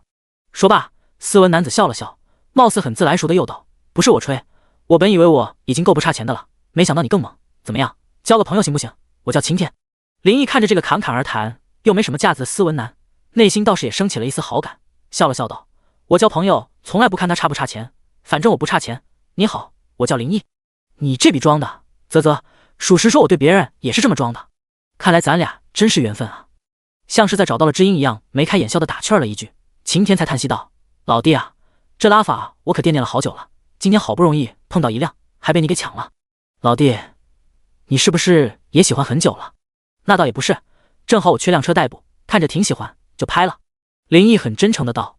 卧槽，缺辆车代步你就花7500万，妈蛋，又被你装到了。晴天不禁直翻白眼道，实话说，今天还真是赶巧了，之前不是打车就是用人家物业的接待车，总觉得缺了逼格。虽然钱也有了，豪宅也有了，今天看到这辆车的时候，林毅才发现自己的目光还是局限了。正想着局限的时候，拍卖师的话就引起了林毅的兴趣。诸位请看7号藏品。后面的大屏幕上画面一转，出现了一块闪闪发光的手表。手表出现的瞬间就引起一片轰动。拍卖师激昂的声音紧接着说，7号藏品就是被誉为世界10大名表之一的百达翡丽，而这块来自百达翡丽的手表又被公认为是表中之王。它就是……说到此处，拍卖师却故意卖起了关子。第34章，毅哥真厉害！它就是百达翡丽 5208T，2017年百达翡丽专业 Only Watch 制作，世上仅此一只。它的拥有42毫米钛金属表壳，独特的蓝色表盘，表盘上还是由手工纽锁饰纹碳纤维图案中心。子表盘、窗口和指针上的白色和银色点缀，赋予这款手表令人惊讶的运动外观，与钛金属表壳相得益彰。石标和指针上的夜光涂料更是让这款腕表极具个性。此表全程手工完成，机芯由719个零件组成，本身是一只3问报时器，万年历、单钮计时器中的大复杂。在拍卖师慷慨激昂的一番介绍下，现场的气氛瞬间被带入了一个小高潮。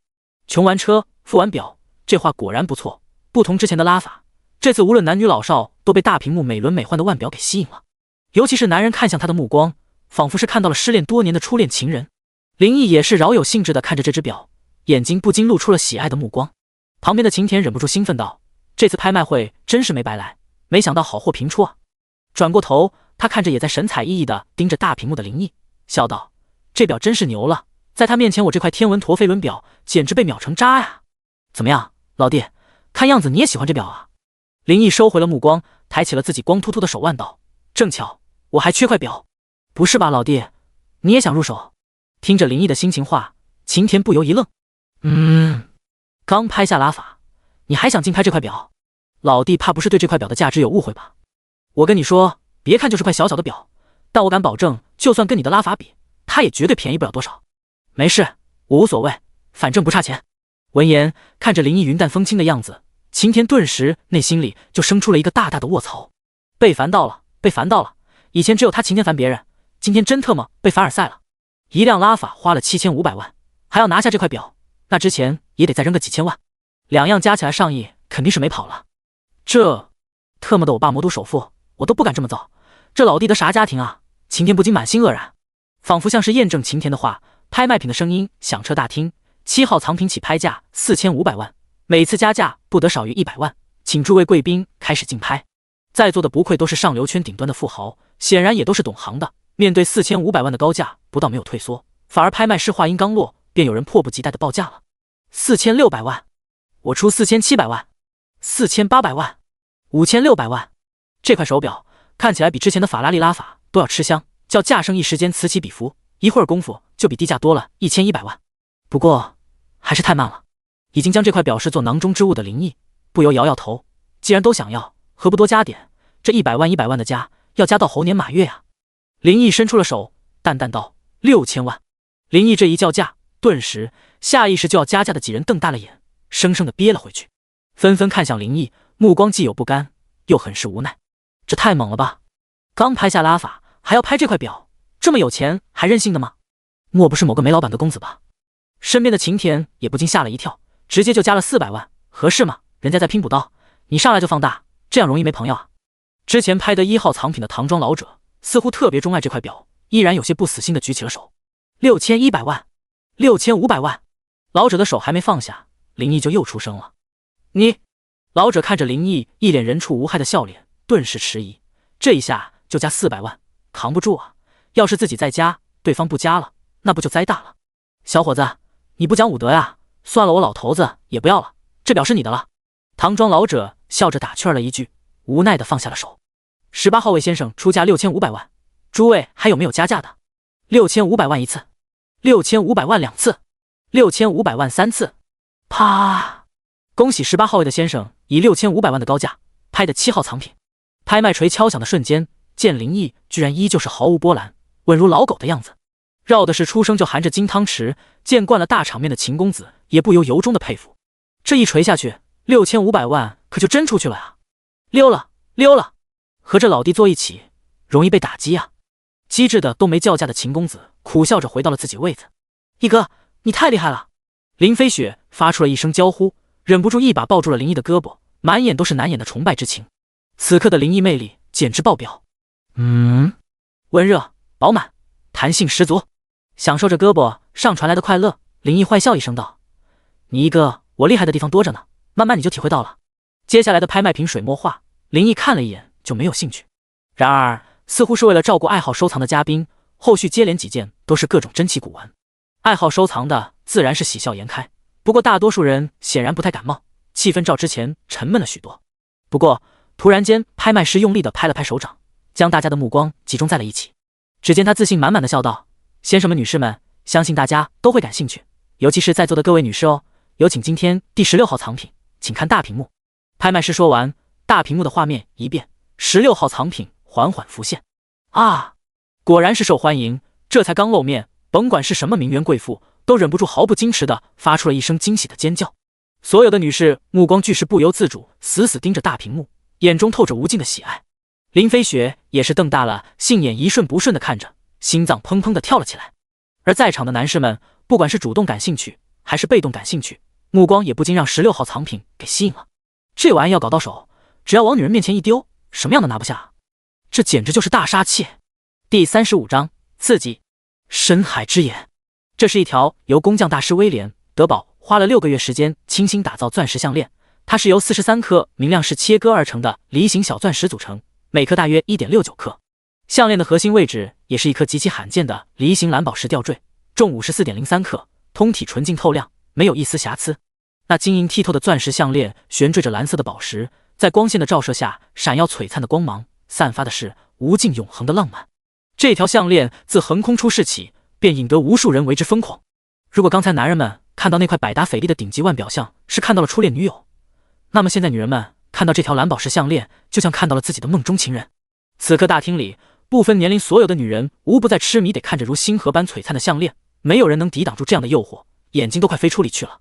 各位贵宾，16号藏品底价2700万，每次叫价不得少于50万，请诸位竞拍。这条项链喜欢吗？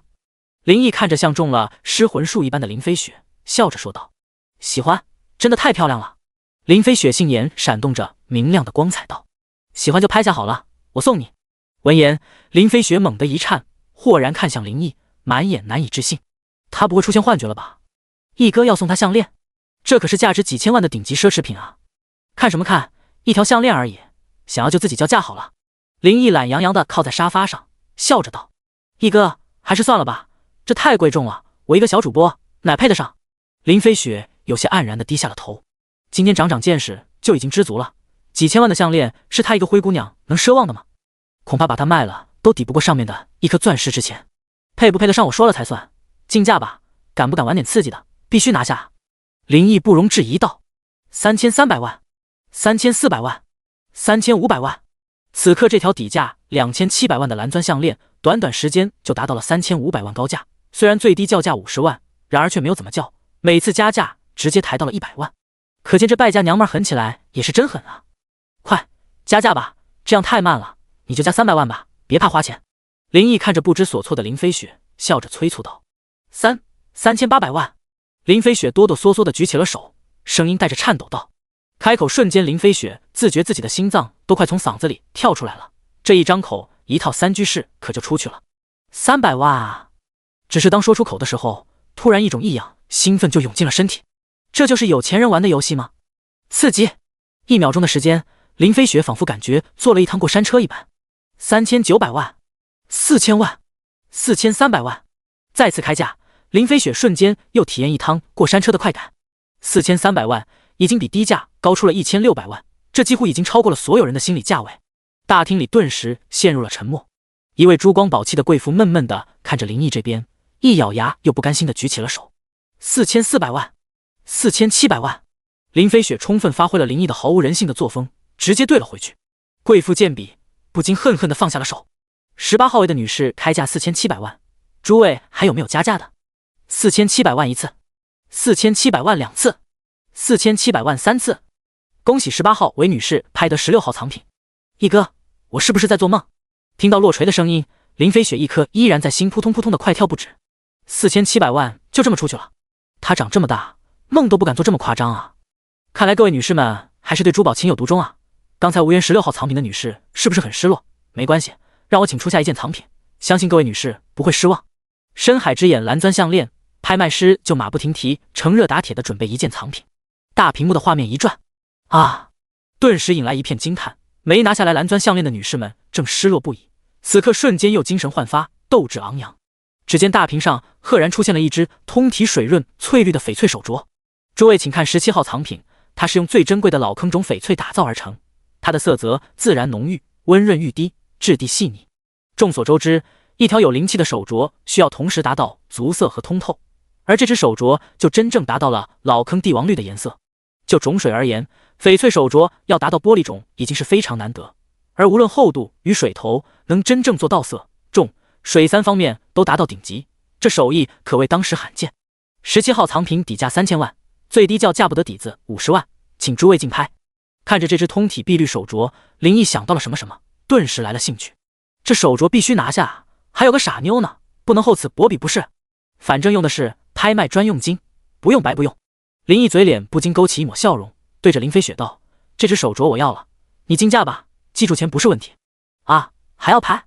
闻言，林飞雪的心又不争气的狂跳了起来。这也太豪横了吧！今天所见的这一切都深深的颠覆了林飞雪的认知。直播间刷1000万，原来对大哥来说真的是小钱。君不见大哥半个下午2个亿都快出去了。这前所未有的刺激冲刷着林飞雪的内心，兴奋的眼眸不禁也泛起了一抹疯狂。3800万！此刻几番竞价，翡翠手镯已被开到了3800万。4000万！林飞雪开口了。4100万！4200万！4500万！4600万！5000万！大厅顿时鸦雀无声，所有看过来的目光无不带着惊愕。太能造了吧！5000万一次，5000万2次，5000万3次！恭喜18号魏德女士拍得顶级帝王绿翡翠手镯。随着锤子落下，林飞雪也亢奋到了极点，白皙的脸蛋布满了潮红。这别样的刺激直接让她的精神达到了高潮。这一刻深深地印在了她的心里。毅哥，林飞雪迷离的杏眼里满满的都是倾慕。干得漂亮！林毅赞赏的笑了笑，随即有些苦笑道：“你现在这玩吧，有喜欢的就拍，我去上个洗手间。”看着林毅离去的背影，林飞雪突然间心里顿觉一空，咬了咬唇，鬼使神差的悄悄跟了过去。第36章4小河流水，哗啦啦啦啦。林毅放完水刚走出卫生间，一个身影就差点撞到了他怀里。定睛一看，竟是林飞雪。你也想上厕所呀？错了，想啥呢？女的在哪边？林毅忍不住敲了敲林飞雪帽子的舌沿，莞尔笑道。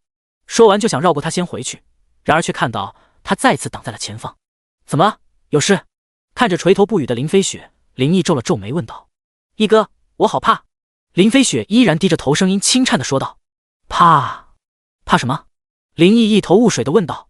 刚才看着你离开，我好怕你丢下我，再也不会回来了。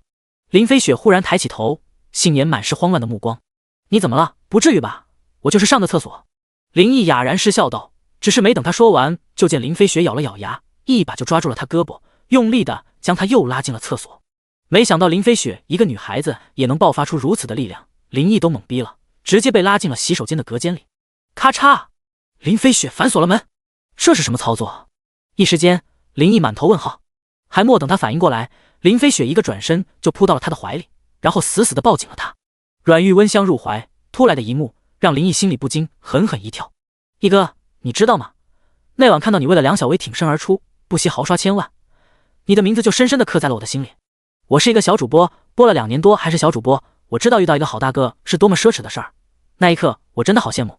不知道怎么了，我满脑子都是你的名字，我也想有一个好大哥啊，我也想那样有人维护，有人疼，有人宠爱。林飞雪的情绪很激动，林毅能感觉到他说话的时候身子还在微微颤抖。毅哥，你知道吗？今天你肯见我，我真的好开心。当第一眼看到你，我就喜欢上了你。你能带我出来，带我来这里，我感觉自己好幸福。我今天真的是大开眼界了，毅哥，谢谢你让我见识到了另一个世界的样子。我知道像毅哥这样的身份地位，只要招招手，多的是优秀的女孩送上门。林飞雪抱着林毅的胳膊又紧了几分。我就是一个没见过世面的灰姑娘，我知道配不上毅哥你，我不介意你有几个女人，我只希望毅哥你不要丢下我，让我一直留在你的身边。说到这里，林飞雪停了下来，突然她仰起头，满是渴求的杏眼看着林毅，目光充满希冀。毅哥，你放心，虽然上学时很多人追我，但我都没有答应，我还没交过一个男朋友，从小到大我都把自己保护得很好，我很干净。林毅看着怀中紧紧注视着他的家人，说实话他有些猝不及防。这算是被表白了吗？换以前打死他都是不会相信女神投怀送抱这样的好事会落到自己头上。此刻他脑海中突然想起了一句话，你不经意遇到的人，可能就是别人一辈子做梦都想见到的人。林飞雪这样的身材，这样的美貌，肯定是许许多多的人睡觉梦到都会笑醒的女神。而现在林毅伸出手轻轻地擦了擦林飞雪渐渐要溢出的泪珠，他笑了。这样的美女，那个男人不喜欢呢？难能可贵的是林毅在他身上看到了坦诚，并没有什么心机，谁不想找一个优秀的人呢？他没什么错。让我就在你身边，我会好好听话，毅哥答应我好吗？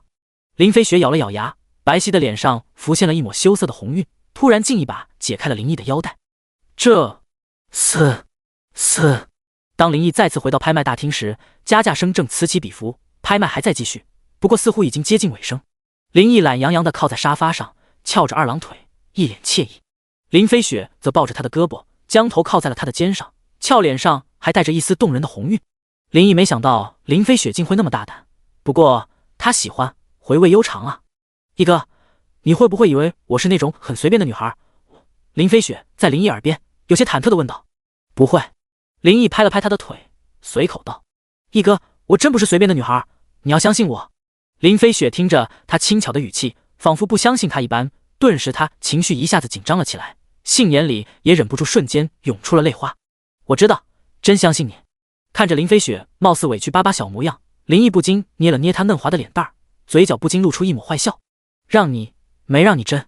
闻言，林飞雪不禁面红耳赤。拍卖会最后压轴出场的是一个明成化斗彩鸡缸杯，在林毅看来对此一点兴趣都没有。不过一个小小的杯子却让底下一众爱好收藏的大佬彻底杀红了眼，一番你来我往的厮杀直接炒到了天价，最后被唐庄老者收入囊中。拍卖会结束，而晴天却没着急离开，而是屁颠屁颠地凑了过来。不同于林毅，晴天显然是拍卖会的常客，一切熟门熟路，有他相伴倒是让林毅少了很多麻烦。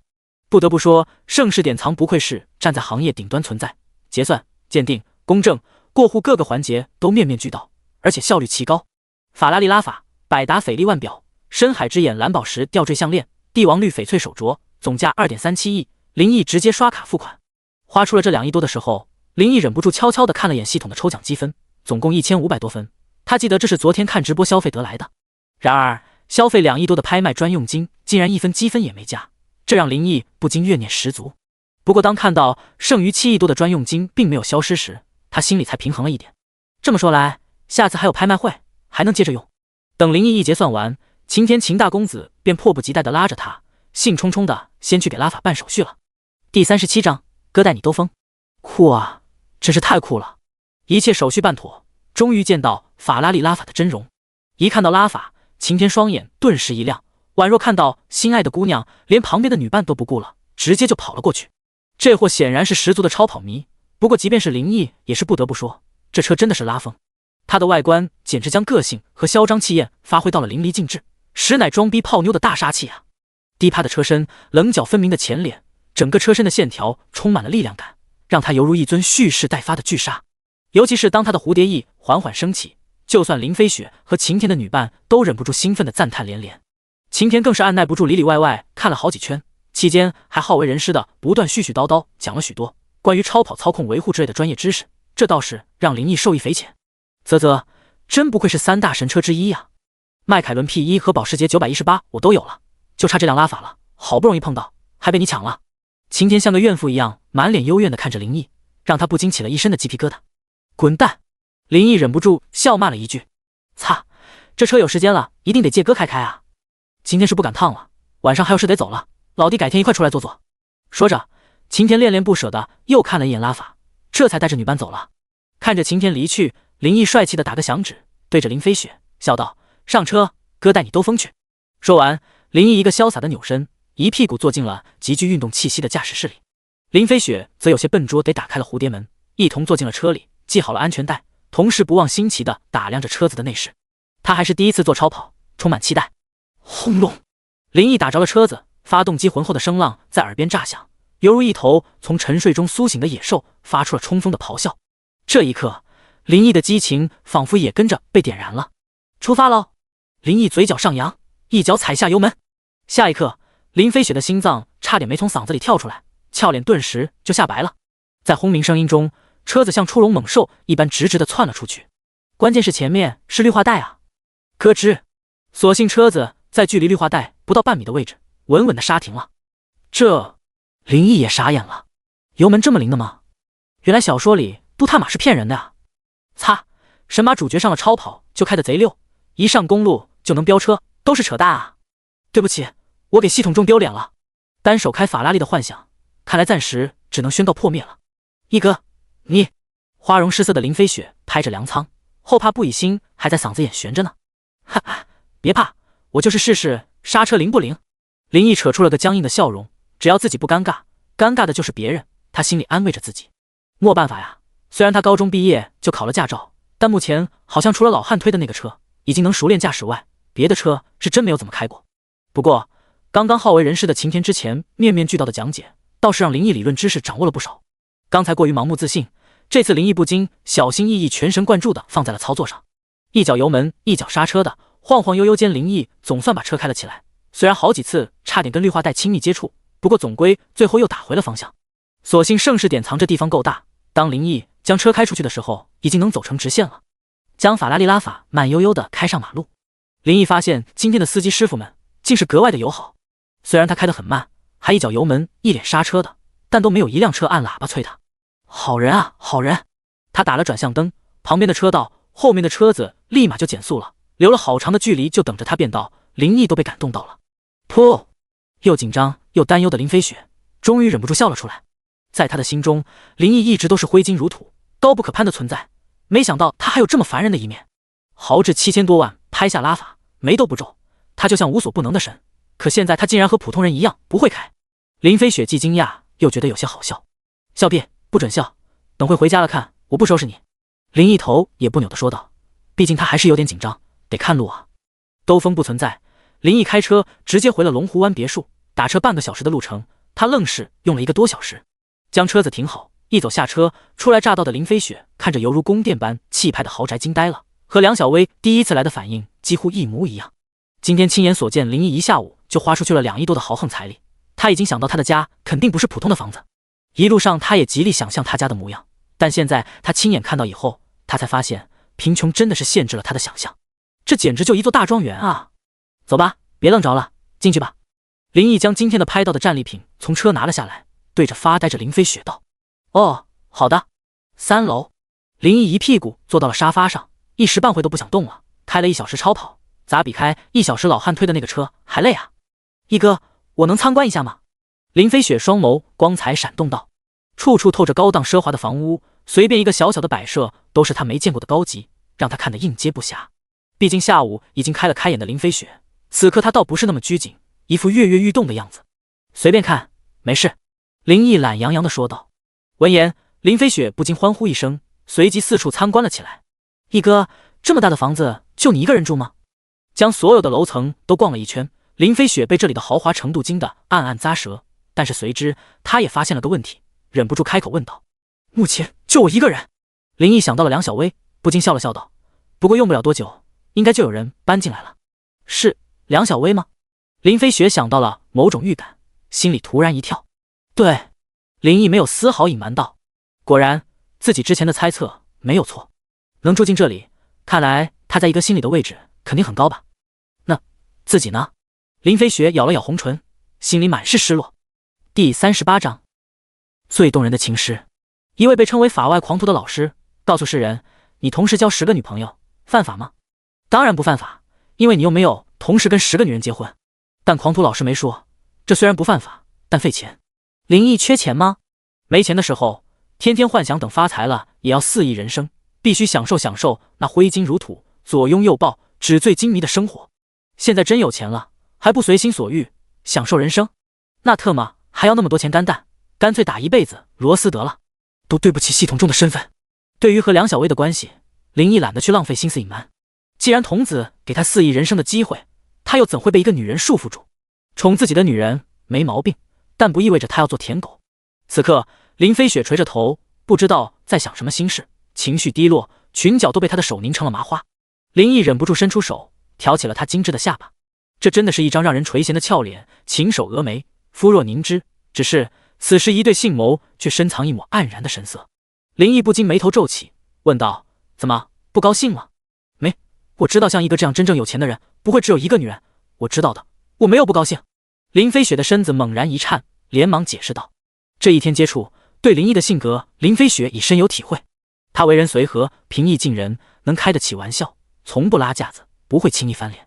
但这并不意味着他没有脾气，身份地位毕竟在这摆着，只是微微皱眉，林飞雪便感到了莫大的压力。看着林飞雪长长的睫毛不住抖动，眼神里瞬间满是慌乱，林毅嘴角一抹笑意浮现，真是没有一点城府，单纯的可爱啊。他不介意女人靠近他，乖乖的房子车子钱他都可以送，但如果是心机婊，他只能送上个字：滚蛋。抚弄着林飞雪如玉般温润的下巴，林毅满意的笑了。去吧，选个自己的卧室。闻言，林飞雪杏眼猛然瞪大，心脏不争气的狂跳了起来。选个自己的卧室，自己也能住在这里？毅哥，林飞雪还有些怀疑自己的耳朵，是不是听错了？选一间卧室，以后你随时都可以过来住。当然，你要是不愿意就算了。对于普通人来说，这里的每一台石阶都仿佛是一道鸿沟，是一个阶层到另一个阶层难以跨越的天堑。如今自己也有机会住进这座犹如宫殿奢华的豪宅了，关键是能住在一哥身边啊。他当然不会愚蠢的以为自己有资格能让一哥独宠他一人，他只奢望在一哥心里能有他小小的一块角落就好。愿意，我愿意。林飞雪双眸顿时爆射出了夺目的光彩，像得到了糖果的小孩一样欢快的跳了起来。一哥，真是太好了！兴奋的小脸通红，林飞雪杏眼弯成了月牙，忍不住扑到了林毅怀里，吧嗒一声，红唇结结实实落在他的脸上。去吧，自己选。林毅忍不住在林飞雪圆润的翘臀一拍，笑道：古德，真是弹性十足，好炮台啊！看着林飞雪欢快而去的身影，林毅不禁心中一热。林飞雪去看卧室了，百无聊赖的林毅目光落在了拍回来的战利品上。虽然只有3件物品，但各种证书却有一大堆，林毅也懒得看，直接拿过来了百达翡丽的盒子。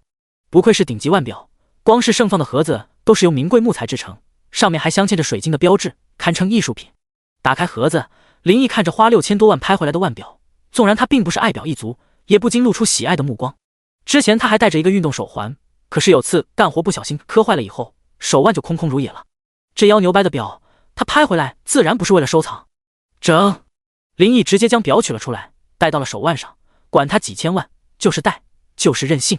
林毅抬起手腕，看了看时间，和墙上的万年历一样，满意的点了点头。还好这玩意不是越贵跑得越快。将空盒子放好，林毅又拿过了深海之眼。当打开一刻，林毅不禁眼前一亮，而当他取出来举到灯下的时候，差点晃瞎了眼。一瞬间，在灯光的照耀下，43颗梨形小钻石折射出了璀璨夺目的光芒，而中间的清澈透亮蓝宝石吊坠也是散发着深邃的深蓝幽光。啊，好漂亮啊！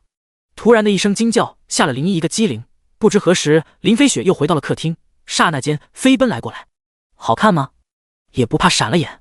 看着死死地盯着吊坠项链，眼眨都不眨的林飞雪，林毅不禁哑然失笑。这玩意做出来，果然就是为了让女人疯狂。漂亮漂亮，太漂亮了！林飞雪双手紧握，放在胸前，杏眼里满是小星星。喜欢吗？林毅微笑道。林飞雪忍不住像小鸡啄米一样连连点头。林毅嘴角上扬，起身站在了林飞雪面前。下一刻，林飞雪身体一僵，瞬间瞪圆了杏眼。只见林毅伸出手，将闪耀着夺目光彩的深海之眼轻轻地带到了林飞雪的白颈上。从现在起，她就是你的了。仿佛带有魔力一样的男音灌入了林飞雪的耳中，平平无奇的一句话，让她只觉像是听到了世上最动人的情诗。林飞雪讷讷地看向林毅，瞬间泪珠喷涌而出，是感动，是幸福啊！毅哥，我真的太喜欢了，可太贵重了，我配不上，能够戴一次就足够了，她如何敢奢望拥有？她不过是一个普通女孩，如此贵重的东西，她何德何能，德不配位啊？谁说的？才几千万而已，我还觉得她配不上我的女人。你给我安心收着，听到没？林毅忍不住捏了捏林飞雪的脸蛋，霸道的道：毅哥，童话里王子为灰姑娘穿上了水晶鞋，现实中而他为她戴上了深海之眼。林飞雪踮起脚，动情地抱住了林毅的脖子，滚热的身躯挤进到他的怀里。这一刻，他为他死斗心甘情愿。毅哥，你要了我吧，让我做你的女人，一辈子的女人。第39章迷你小超跑。记得某人之前还笑我车技烂啊，现在哥就让你体验一下哥的车技到底怎么样。林毅的嘴角上扬，露出了一抹邪魅的笑容。毅哥，我车是新车，你能开吗？新车好啊，哥最喜欢开的就是新车。说着，林毅就将林飞雪带到了停车场。一到停车场，林飞雪就忍不住发出了一声惊呼。只见停车场上一辆超跑静静停在上面，仿佛在等着他的车主到来，只是车身正被防尘罩包裹着，看不到真容。林毅要开车辆，防尘罩挡着怎么行？毅哥，我自己来吧。林飞雪很善解人意地看着林毅，这是他的车，车衣他能揭开，反正是车要让毅哥开。要不说女孩子就是娇弱，只是揭开车上的罩子就累得气喘吁吁，面红耳赤。这得锻炼啊，必须多锻炼才能身体好。只是当遮住车身的罩衣揭开的时候，林毅的眼睛不由瞪得滚圆。这车太拉风了吧，比法拉利拉法漂亮多了。雪白光洁的车身在光线的照耀下熠熠生辉，晃得林毅的眼都不自觉眯了起来。他喜笑颜开，不禁直奔车前，看着明亮的大灯。他发现林飞雪这台车的车灯虽然较梁小薇的车灯要小一点，但造型却是一样的立体。车灯的灯泡也是那么小巧圆润，照出的光线是真亮眼。林毅不禁试图用手阻挡，没想到正好一只手就盖住了。小也有小的好处啊！参观了车头，林毅心冲冲的来到车身侧面。这车的设计师真是用心良苦，车身的整个腰线采用了平滑的设计，让人不禁感叹其鬼斧神工的造诣。林毅的手忍不住落在了车身上，光滑细腻的车漆着实令人惊叹，顺着车身的腰线一路滑去，林毅都不舍放手了。不过既然要开车，必须得全方面了解一下车子的情况，才能安心上道啊。于是林毅又来到了车尾，饱满圆润的弧形设计让人啧啧称奇。毅哥，快上车吧，天气太热了。此刻只是检查了下车子外观的功夫，林飞雪已经热得快顶不住了。这天气太阳太炽热了，照在身上，他只觉快被融化了一般，额头香汗淋漓，口中直喘热气。毅哥，快上车吧，热得好难受。林飞雪忍不住连连呼唤林毅上车。林毅见他如此难受，于心不忍。我没事，我能行的，毅哥你开吧，不过我这是新车，要爱护一点，不要暴力驾驶好吗？林飞雪坚强地说道，让林毅大受感动。放心，我开车贼稳。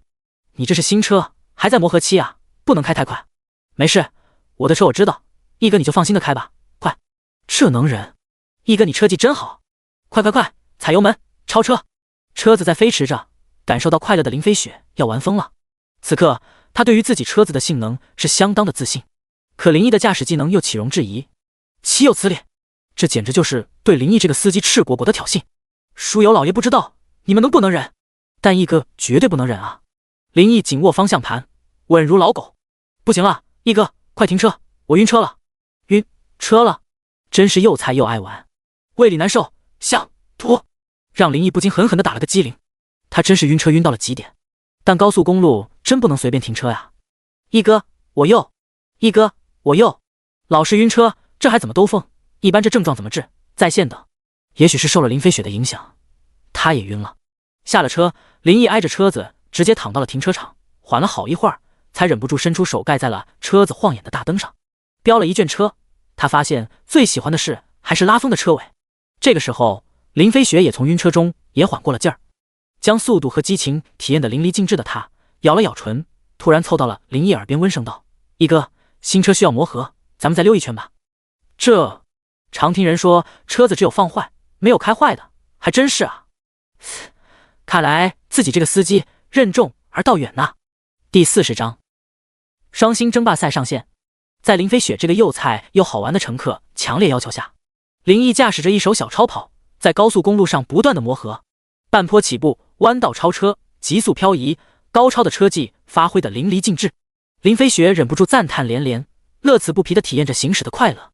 与此同时，飞鱼平台今天显得格外热闹，双星争霸赛活动正式上线，并且开放了报名通道。关于这场比赛的话题成了各个直播间的热点。这次活动着实太过震撼，官方确实够魄力，所给的奖励简直不要太丰厚，没有哪个主播能拒绝这样的诱惑。如果能拿到名次，如此牛逼的推荐，那可是能让主播直接起飞的节奏啊！家里有实力的主播都为之疯狂了，纷纷开始不惜一切代价，积极拉拢一切资源，准备打比赛。可以预见，这次比赛必将是血雨腥风的一场硬仗。而没有条件的主播同样也在准备打比赛。没有条件还没有梦吗？万一天降神豪呢？大喇叭直播间，兄弟们啊，多少刷点吧，你们是真行，干看啊！大喇叭忍不住发出一声悲鸣。开播3小时，收到的礼物总共还没超过100块，属实有点崩溃。真是饥一顿饱一顿，上次浮尘哥支援了一手，吃了个饱饱的，可这2天不出意外的又拉稀了，太难了，太难了！靠，你好傻好啊，吓我一跳！咱这不是留着钱给你打比赛吗？不识好人心！一看直播间待了1年的铁粉发着弹幕，我可谢谢你，大可不必。这话我估计你自己都不信，刷点吧老弟，外面的小妖精就那么香吗？大喇叭怨念十足的说道。比赛他是报名了，可他心里清楚，纯粹就是凑凑热闹，没准那位大哥看他可怜还能喂一口，他就知足了。这种规格的大型比赛，向来都是工会和大哥的主场。想要拿到好名次，要不就工会力捧，要不就是大哥带飞。而想要杀了进前5，甚至前3，工会和大哥缺一不可。而他这条件，工会都快倒闭了，也没有力挺的大哥大姐，裤衩子卖了都不够看。想拿名次，他不配啊。根据他以往的经验分析，这次活动想进前50，没有100万想都别想。而12强，那至少得1000万件。至于想夺冠，没有5000万，那纯粹是痴人说梦。你什么眼神？别他妈整得跟老子出轨了一样！擦，好了，给你刷点行了吧？看着大喇叭幽怨的眼神，属实有点恶心。铁粉骂骂咧咧的刷出了礼物，感谢我小老弟5架大飞机，香，太香了，爱你哟，么么哒！看着飘出的飞机，大喇叭喜笑颜开，嘴巴累到了耳根。滚蛋，礼物也让你坑到了，满意了吧？接着分析啊，这次大赛谁最有可能夺冠啊？好嘞，都做好了，咱们慢慢说。小圈了一波的大喇叭，此刻精神顿时振奋了起来。咱们就说超级新赛道，要说能夺冠的热门人选，还得是那几位超一线主播呀。第一位地妞，背靠巨星文化，家里又有神豪榜排名第8的蛋总和第15的九克哥，这实力只能用恐怖来形容。第二位小圆圆，神豪榜排名第11的撩撩哥，倾力支持的主播，而东家豪门公会也在力捧。神豪第9的公子哥，明眼人都知道就是豪门公会的号，懂得都懂，这实力也是相当吓人。第3位赵仙儿，相信各位没有人不知道他的名字吧？去年年度杀出最大黑马，梦天行传媒台柱子。梦天行传媒虽然是去年才崛起的公会，但据说背后有某财团支持，看年度那么强势的表现，实力毋庸置疑。关键是人家还有刀哥的支持啊！各位不会还有人没听过刀哥的大名吧？一场年度狂刷4000多万，直接登上神豪第10。而赵仙儿之所以能在年度强势杀出，一举站稳超一线的位置，刀哥可谓居功至伟。不过最近刀哥没怎么玩了，若果能回归，赵仙儿很大概率可能夺冠。众位，我觉得前3名肯定是这3位的，只是他们3人最终那个能夺冠，那就不好说了。至于别人，像陶可爱，虽然工会也很牛，又有神豪榜13的判官哥，进前5有可能，但想杀进前3，总觉得差点意思。不过也不绝对，没准能杀出一匹黑马呢。虽然几率小，但也不是不可能。年度的赵仙儿不就是最好的例子？大喇叭一连分析了好几位主播，口干舌燥，忍不住端起杯子。主播，我觉得米露女神也可能进前3啊，去年年度那也是强势的一匹。有星娱文化和神豪榜12的自由哥保驾护航，当时可是和刀哥支持的赵仙儿硬刚了3场啊，虽然最后就差了500票，还是输了，不过实力绝对不差啊。正在喝水的大喇叭看到这个弹幕，差点没把水喷出来，直呛的一阵咳嗽。嘿嘿，大哥你是多久没玩飞鱼了？米露过了年度没1个月就凉了，你不知道吗？据说把自由哥和工会都得罪了，大哥们都跑了，被工会也雪藏了，啥推荐位也没有，现在勉强维持在2线主播梯队都费劲。卧槽，不是吧？米露有颜值有颜值，要气质有气质，要才艺有才艺，简直就是飞鱼天花板的存在，这也能混这么惨？兄弟，这年头有啥都没用，能玩得开才是硬道理，懂得都懂。他是挺可惜的，曾经也是星娱文化当之无愧的一姐啊。他是彻底被放弃了，不过星娱台柱倒了，现在看情况是要捧新人上位。上个月挺火的那个田小一就是星娱的，自由哥昨天还去了，这肯定是奔着超新星赛道的冠军出了。卧槽，主播听你这么一说，超新星赛道现在也是好玩了。我刚才还在梁小薇直播间看了，他也在超新星赛道，最近最猛的大哥就是浮尘哥呀，这下子有的看了。看着这个弹幕，大喇叭一愣，随即面露愧色。我擦，关键时候忘了我浮尘哥了。的确，超新星赛道这次有的期待了。浮尘哥这几天表现出来的实力，可是比年度的刀哥还猛，这大赛必得有我浮尘哥的一隅之地啊。第41章，神豪13自由歌。梁小薇的直播间，此刻的她正在卖力的直播，连续唱了3首歌，才忍不住小歇一会儿。如今她的直播间，无论是下午档还是晚上档，人气都居高不下，风头一时无两，这完全是灵异狂刷2000多万，生生砸出来的结果。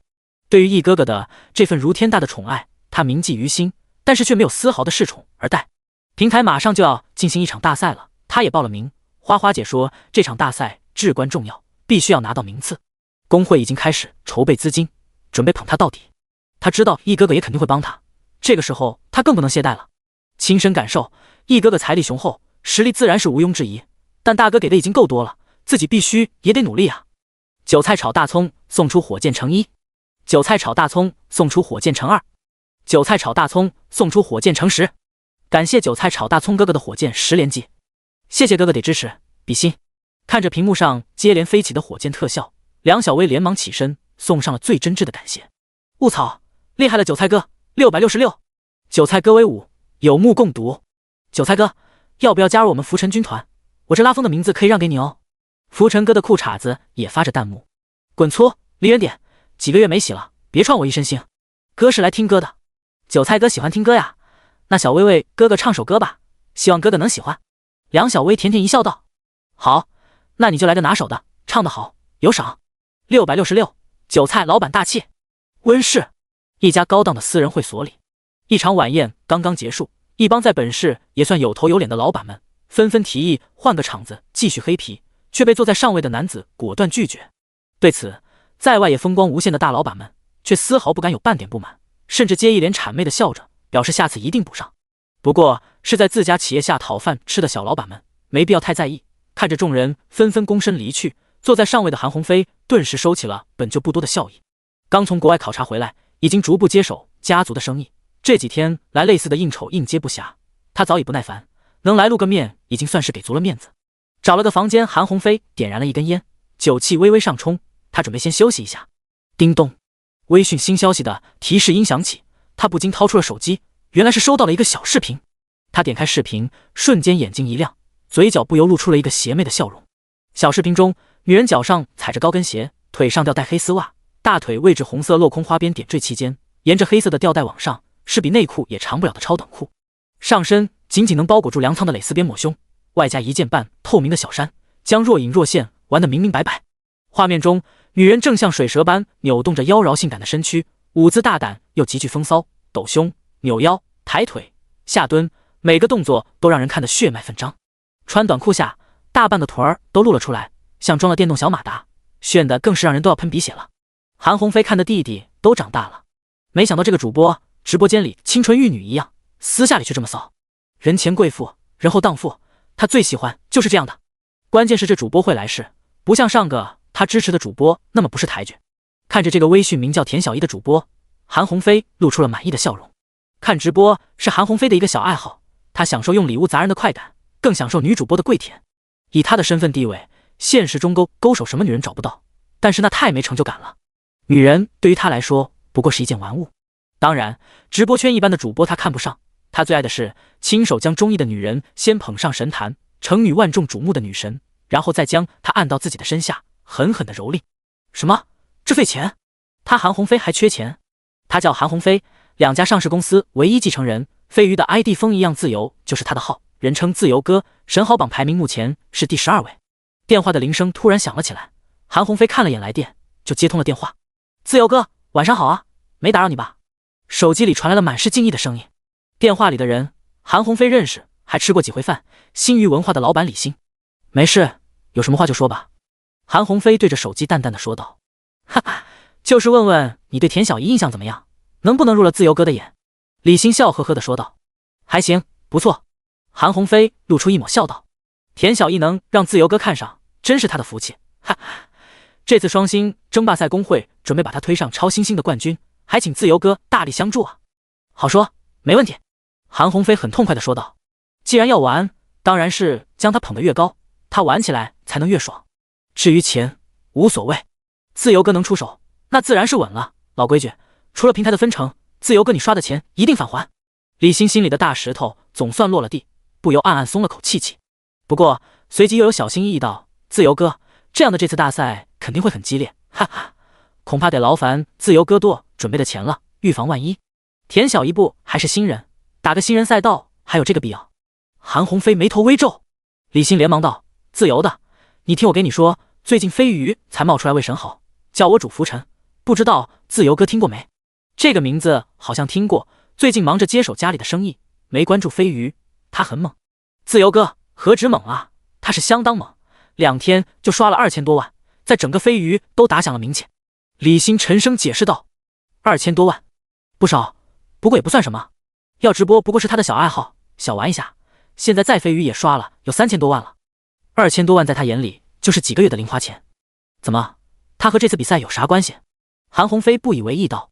超新星比超级星自然是好打多了，别的都是小菜。不过这位新晋神豪的主播也在超新星赛道，到时候肯定的碰一下，早做准备，有备无患啊。李欣不无担忧道。韩鸿飞却忍不住发出了一声嗤笑，不容置疑的声音道：一个新人赛道而已，我既然决定了出手，田小一必是冠军，谁来也不好使。我说的。第42章，想拿第一吗？直播圈有句名言，铁打的主播，流水的大哥，辉煌一刻谁都有，别拿一刻当永久。翻车的主播不少，但刷拉的大哥更是多如狗。要说飞鱼直播谁最稳，那必须非地妞莫属。自从踏入超一线主播行列之后，地妞的直播生涯就像开了挂，从没出现过低谷，各种大小活动，只要她参加，就从没有掉出前3。她被誉为飞鱼平台的常青树，能有这样的成就，这都要归功于家里的2位大哥。蛋总神豪榜排名第8，九克哥神豪榜排名第15。这2位神豪最让人津津乐道的，不是某场比赛打出了多少万的牛逼战绩，而是一个字：稳。同时期的神豪刷拉了一个又一个，或沉寂或退网比比皆是，而这2位却一直活跃在直播间，而且输出依然稳定。看着直播间2位大哥谈笑风生的弹幕，地妞坐在椅子上唱着歌，稳如磐石。小圆圆的直播间也是一如既往的热闹又轻松的气氛，万众瞩目的大赛对这里似乎毫无影响。聊聊哥将聊这个字发挥到极致，而大眼齐刘海乍看就是清纯卡哇伊的萌妹子小圆圆，却也虎狼之词频出，让直播间的粉丝直呼快停车，我们要去幼儿园。至于打比赛，有聊聊哥在，还用发愁？聊聊哥可不是只会撩，神豪榜11的位子那是真金白银砸出来的呀。相比而言，赵仙儿今晚的直播却是显得有些沉默，一副心神不定的样子。去年年度犹如黑马一般强势杀出，一举挤进了超一线主播行列，当真是风光无限。但赵仙儿明白，在一众超一线主播中，他的资历和底蕴是最弱的，现在更岌岌可危。将他一手捧上神坛的大哥已经3个月没上线了，如果这次比赛再拿不出亮眼的成绩，他可能就要掉出超一线的行列了。成也大哥，败也大哥，没人知道一直在强装镇定的赵仙儿内心是多么的焦虑。陡然，金色的出场特效亮了起来，屠龙大刀送出超级火箭乘20，屠龙大刀送出超级火箭乘20，屠龙大刀送出超级火箭乘20。瞬间，赵仙儿瞪大了眼，一下子从座位上弹了起来。感谢我刀哥1000发超火，家人们，大家欢迎刀哥回家！激动地喊出这句话，赵仙儿泪珠不由自主决堤而出。有比赛啊？那我来玩玩！一上线就用1000发超火炸完场的刀哥发了个弹幕，赵仙儿的泪珠子像断了线一样的滚落。他还记得上次大哥说这句话的时候是年度，他不过2线主播，直接被捧成了超一线，仿佛昔日的场景重现，赵仙儿心在疯狂的跳动。这次大哥回归，那将会续写怎样的辉煌？社会你刀哥人狠话不多，狂刷1000超火，王者归来，这个消息瞬间传遍了所有直播间，成为了平台里最劲爆的新闻。卧槽，刀哥都回来了，赵仙儿这下又牛逼大了，这次比赛真是越来越有看头了。他牛逼咋了？当初跟咱们米露女神打也没强多少啊，最后不过是多了500票。卧槽，你可别说了，这都啥时候了，你这不是纯纯撒盐吗？米露一如往常，知性优雅的坐在摄像头前，看着直播间的弹幕，脸上表情并没有太多变化，只是双眸深处多了一抹黯然。从昔日巅峰辉煌，万人追捧，到现在跌落凡尘，无人问津，仅仅只有几个月。原来网络的记忆真的是这般短暂，失败是如此彻底。至于原因，大家心知肚明，同情他的有，但更多的人是选择离他而去。他有他的高傲，他守住底线，却断送了前程。现实就是这样残酷。深尝苦果的米露之前从不后悔，但此刻他有些动摇了。以后的路该怎么走？是这样日以为艰的努力播下去，或者直接在某一日悄悄地退出直播，从此云淡风轻，坐看别人辉煌？凭啥？论外貌，论气质，论才艺，他自信不输任何人。他的性格成熟、冷静、独立，他的气质知性、优雅、干练。他的脸颊微微有些消瘦，颧骨略显突出，高挺的鼻梁下是性感的红唇，宛若星河般的眸子，眉毛浓密黑亮。虽然不过24岁，但这样的容颜让他天生就自带一种我是大姐的强大气场。每一个见过他的男人，心里瞬间便会浮现2个字：御姐。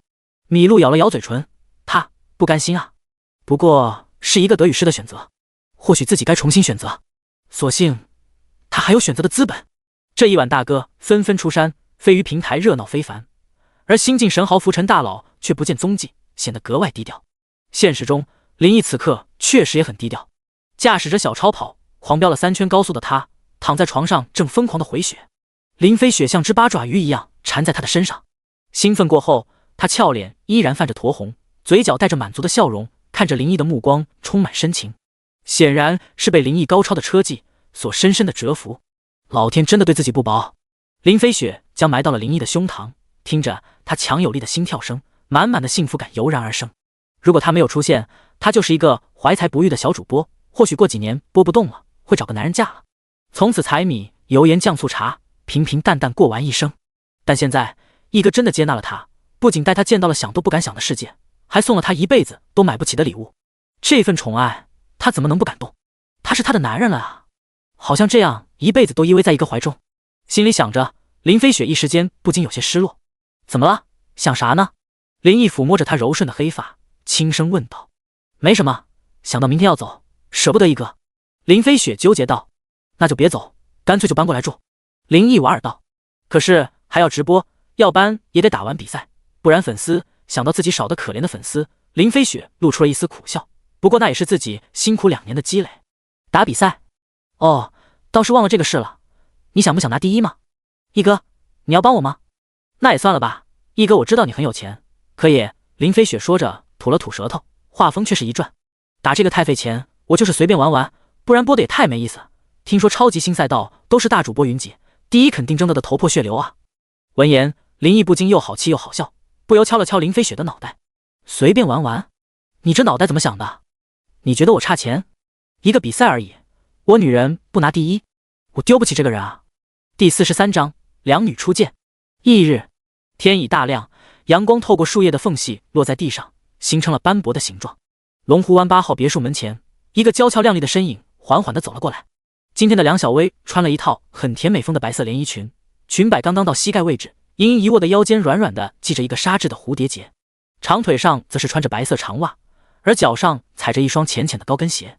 观赏着周围美景徒步而来的她，额头上已冒出了一层细密的汗。上次是坐车过来，这次亲自走了来，才切实地感受到了这龙湖湾是何等的壮观，简直媲美高级风景区。略微还带着一丝娇喘，她不禁深吸了几口清新的空气，手上提着一个家用保温桶，加快了脚步。来到大门口，梁小薇这才拿出手机给林毅打电话。当林毅接到梁小薇的电话时，他也是才刚刚醒来。知道了，等会儿我去给你开门。睡眼朦胧的接完电话，林毅顿时彻底清醒了过来。梁小薇的到来，他本应很高兴，可看到旁边还在熟睡的林飞雪，林毅不禁露出了一抹苦笑。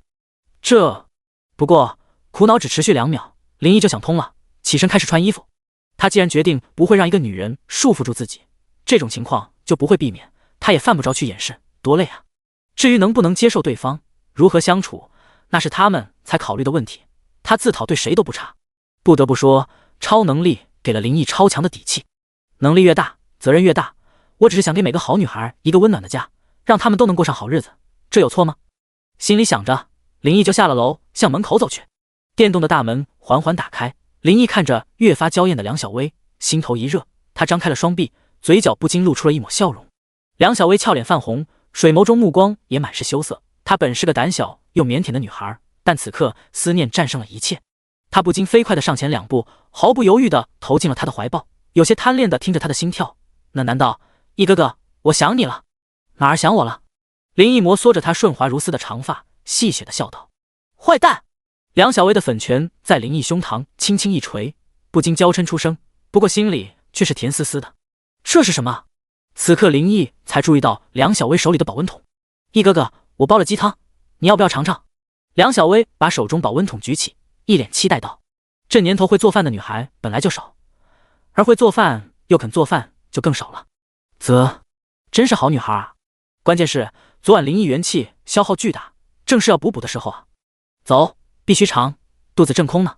在梁小薇白皙的脸蛋上狠狠地盖了章，林毅拉着她往别墅里面走去。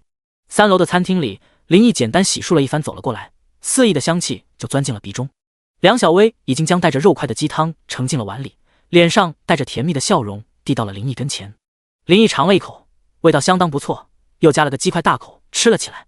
他不禁对梁小薇这个俏厨娘毫不吝啬地伸出来大拇指。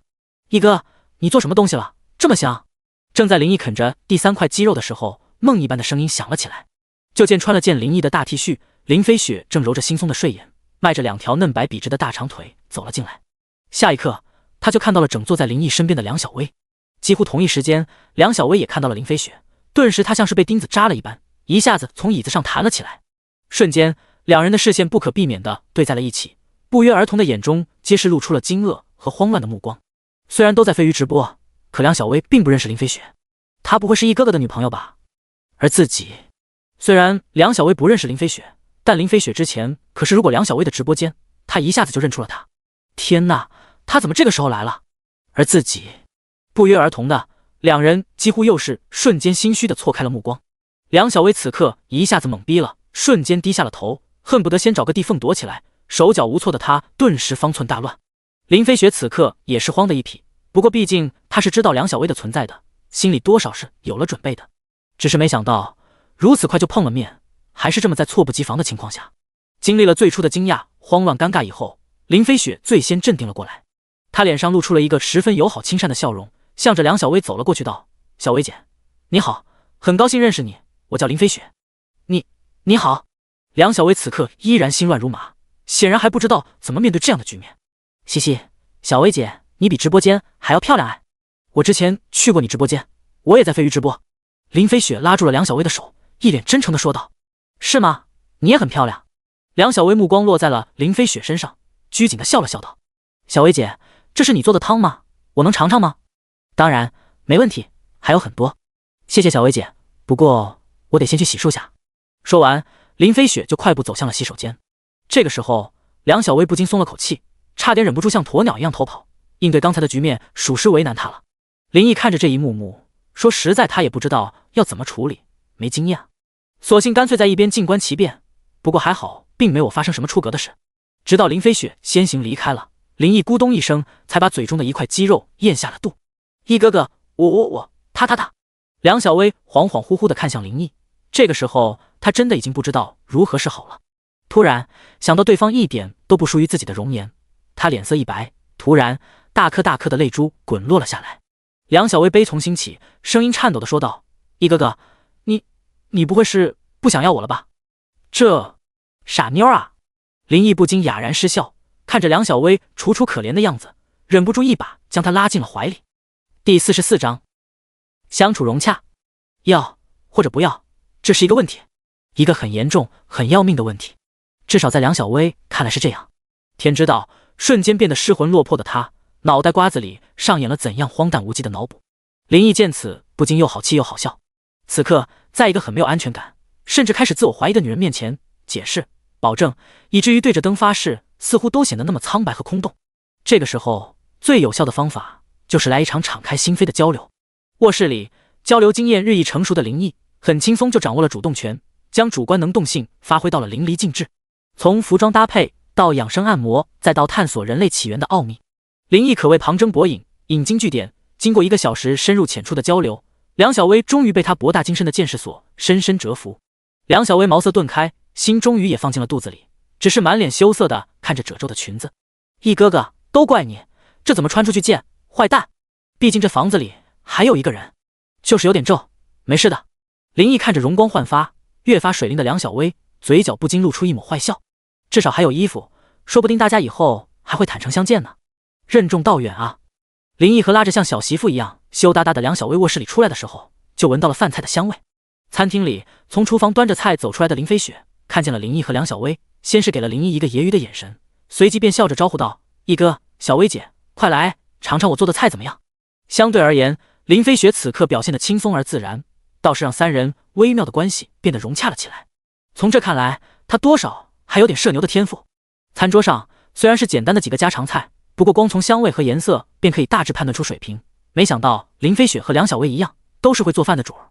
早上起来本来肚子就空了，刚才又是一番深入的交流，林毅的肚子早就饿扁了。三人坐下，林毅便迫不及待地大吃了起来。还别说，林飞雪做饭的手艺和梁小薇不相上下，同样好吃，这让林毅颇为意外。不是都说现在的女孩都不会做饭吗？怎么你们两个都会做，而且还很好吃？林毅赞赏地看了林飞雪一眼，诧异地问道：又不是有钱人家的千金大小姐，哪有那么多女孩不会做饭，不过就是懒。林飞雪俏脸微红，掩嘴偷笑道：这也就是在林毅面前，在外，他其实也都是说自己不会做饭。这么说，今天我们还被优待了，那就谢谢林女士了。林毅不禁伸出手捏了捏林飞雪的俏脸，戏谑的笑道。而梁小薇则笑了笑，夹起了菜，放到了林毅碗里。一顿饭吃得很开心，大半饭菜都进了林毅肚子，而两女时不时的为他夹着菜，自己本身吃的却不多，这一点两人倒是十分有默契。一番接触下来，两女彼此之间熟络了不少。客厅里，林毅揉了揉肚子，像个大老爷一样一屁股坐到了沙发上。梁小薇乖巧将一杯茶水放到了林毅面前。都没见你怎么吃，饱了吗你？林毅亲昵地揉了揉梁小薇的头，柔声道。吃饱了，毅哥哥，人家吃的本来就不多的。梁小薇含笑说着，站了起来。毅哥哥，你先休息，我去帮飞雪收拾下。林毅乐见其成的点了点头，对于两女能和睦相处，他是相当满意。吃溜。林毅喝了口茶，这日子过得真是有点走向腐败了呀。如果给他一次重新选择的机会，他会说早点开始啊。半个小时后，梁小薇和林飞雪说说笑笑，肩并肩的走了过来，看着倒像是认识多年的闺蜜似的。两人是如何这么快便建立了友谊？林毅懒得去思考，反正两人关系突飞猛进，已让他大为开心。小薇，过来，坐这边。林毅拍了拍身边的沙发，示意他坐过来。以梁小薇腼腆的性子，此刻还是有些放不开，扭扭捏捏的在林飞雪轻轻一推下，这才坐了过来。这个送给你。林毅摸出来了镯子，在光线的照射下，散发着翠绿的幽光，整体通透，毫无瑕疵。这正是在拍卖会上拍下那只帝王绿的翡翠手镯。林毅轻轻拉过梁小薇的手臂，将翡翠手镯戴在了她好白的手腕上。这突来的惊喜让梁小薇心狠狠一跳，瞬间感动不已。喜欢吗？林毅宠溺地看着梁小薇说道。喜欢，好漂亮啊，谢谢毅哥哥。梁小薇看着手腕上的镯子，即使她对翡翠并没有太多了解，但仅凭外观，她也能感觉出这个镯子绝非凡品。关键是这是毅哥哥送的啊，哥哥还是在乎她的。此刻梁小薇的心里像喝了蜜一样甜。哥哥，这镯子一定很贵吧？哥哥破费了。梁小薇喜爱的摩挲的手腕上的手镯，动作小心翼翼的，生怕笨手笨脚的自己一不小心再给打碎了。这个时候林飞雪也凑了过来，十分好奇的看着翡翠手镯，毕竟拍回来以后她也还没见过。听了梁小薇的话，不禁露出了个调皮的笑容道，小薇姐，这只翡翠手镯可是毅哥从拍卖会上拍来的，花了5000万呢。5000块呀。梁小薇下意识松了口气，要是180万买的，万一磕了碰了，自己不得哭死。只是气还没松到底，后知后觉的他猛然瞪大了水眸，心脏更是不争气的狂跳了起来。飞雪，你说多少？5000万？对啊，就是5000万。林飞雪嬉笑的眨了眨眼。这瞬间梁小薇浑身不禁一僵，顿时就被吓得一动不敢动了。开玩笑，5000万啊，都能买栋大别墅了。此刻他觉得手臂简直重如千斤，他非常感动，但真不敢动了。哥哥，这太贵重了。梁小薇不禁紧咬着红唇，脸都泛白了。这么贵重的东西是他一个小主播配拥有的吗？第45章2辆小超跑。啪！林毅忍不住在林飞雪的丰满浑圆的翘臀上狠狠地拍了一下。你这不是找事吗？他这么的胆小，还这么吓他？林毅又好气又好笑地说道。啊！这一巴掌让林飞雪像兔子一样跳了起来，手不由自主的连忙捂住自己的屁股。毅哥，我错了。麻麻的又痒痒的感觉让林飞雪俏脸飞起一抹红晕。此刻他也意识到自己玩的有些过火了，不由尴尬的吐了吐香舌。自己搞出来的乱子，你自己解决。看了眼呆若木鸡的梁小薇，林毅白了林飞雪一眼说道。哦，知道了，毅哥。林飞雪像犯错的宝宝一样耷拉着脑袋应了一声。实话讲，没人比他更懂梁小薇的此刻的心情了，那种被宠上天的感动，那种又德不配位的恐慌。每个灰姑娘都向往能有王子给自己送上一双水晶鞋，可那毕竟只是向往啊，谁能想到这真的能实现？就像买彩票都想中头奖，但真中了头奖，说不得要来点速效救心丸了。小薇姐，你跟我来，我给你看个东西。林飞雪向林毅眨了眨眼，展颜一笑，然后不由分说拉起梁小薇就向房间里走去。什么情况？这妮子神神秘秘的搞什么鬼？不会再把小薇带沟里吧？半个小时了也不见两女出来，林毅有些坐不住了。正当林毅想去看看他们整什么幺蛾子的时候，林飞雪和梁小薇却手挽手的走了过来。毅哥哥，谢谢你的对薇儿这么好，薇儿一辈子都不会辜负毅哥哥，以后只要哥哥不赶薇儿走，做什么都可以。一走过来，梁小薇便来到林毅的身边，带着雾气的水眸满含深情的看着他说道。而林飞雪则来到了另一边，俏脸露出了一抹动人的绯红。毅哥，喜欢吗？甜腻的声音更是像魔音一样灌入了他的耳中。我勒个去，这是什么情况？林飞雪真是越来越……梁小薇这么会儿就被带歪了，两个人两种别样的风情，这简直是玩火！林奕心顿时不受控制的狂跳了起来。一哥，你的2辆小超跑已就位，要不要开一开？林飞雪轻轻地咬着红唇，魔音再次灌进了他的耳中。真不是语不惊人死不休。此刻梁小薇白皙的脸不禁烧得通红，根本不敢看林毅，只是无限娇羞地埋下了头。这惊喜来的真是猝不及防啊！卧槽！林毅的眼睛顿时瞪得滚圆，2个字不由自主的就脱口而出：一个2个死！林毅的火顿时被点燃了，这他喵的能忍？甚，我好难，我好累。林毅能力越大，责任越大。林毅醒来的时候已经晚上8点多了，空荡荡的房间里此刻只剩他一人。梁小薇，哥哥，我回去直播了，多休息休息。害羞 JPG。 林飞雪，一哥，我先走了，谢谢你给我的一切，爱你。飞吻 JPG。 林毅打开微讯就看到了2人的留言，不禁苦笑一声。没钱的时候累，有钱了竟然更累。垂着腰，林毅不禁发出了一声感叹。此刻手机突然响了起来，林毅看了眼来电，微微一愣，随即便接通了。林老弟，我是晴天啊，忙啥呢？一接通就传来了晴天爽朗的声音。没事，家里待着呢。林毅笑道。在家待着有啥意思？今晚老哥安排，没事出来坐坐。林毅对晴天的印象还是相当不错的，想了想自己一个人在家确实无聊，便说道：好啊，没问题，去哪儿？你老弟痛快。行，等定好地儿我发你微讯，不急，时间还早，9点半倒行。挂了电话，看了看时间的确充足，于是他决定先去整俩大腰子，不能苦了兄弟啊。Loose Demon 是本市首屈一指的顶级会所，占地5000多平，是一家集酒吧、KTV、夜店为一体的综合娱乐场所。会所外霓虹闪烁，黑夜丝毫掩饰不了这里的繁华，里面传来震耳欲聋的动感 DJ， 还未走近便能令人心潮澎湃。这里是美女的聚集地，亦是男人的销金窟。现在的时间是晚上9点半，对于喜欢夜生活的人来说，这个时间正是美妙生活的开始。门口的停车场，遍地的豪车，证明着这里的高档和火爆。奔驰、宝马，普通人眼里的豪车，在这里根本不入流。超跑才是这里的主流，保时捷、法拉利、兰博基尼随眼可见。轰轰轰轰轰！在一阵阵如奔雷一样炸裂的轰鸣声中，几辆豪华超跑组成的车队驶进了停车场。单是兰博基尼大牛和阿斯顿马丁 DBS 就已让周围停放的一众豪车黯然失色，而领头的迈凯伦 P1 更是瞬间便成为了停车场里绝对的主角。待到车子停好，迈凯伦 P1 一个看上去斯文清秀的男子走了出来，兰博基尼大牛和阿斯顿马丁的车主也纷纷下车，走到了斯文男子身边。车队了其他的人此刻也陆续将车子停好，走了过来，只是站的皆是比3人错后了一个身位。显然前面这3人才是这群人的核心。老秦，你请的人还没来吗？我们先进去。3人中体型微胖的男子开口问道。还是先在这等等吧，等会一起进去。斯文男晴天摇摇头，果断地说道。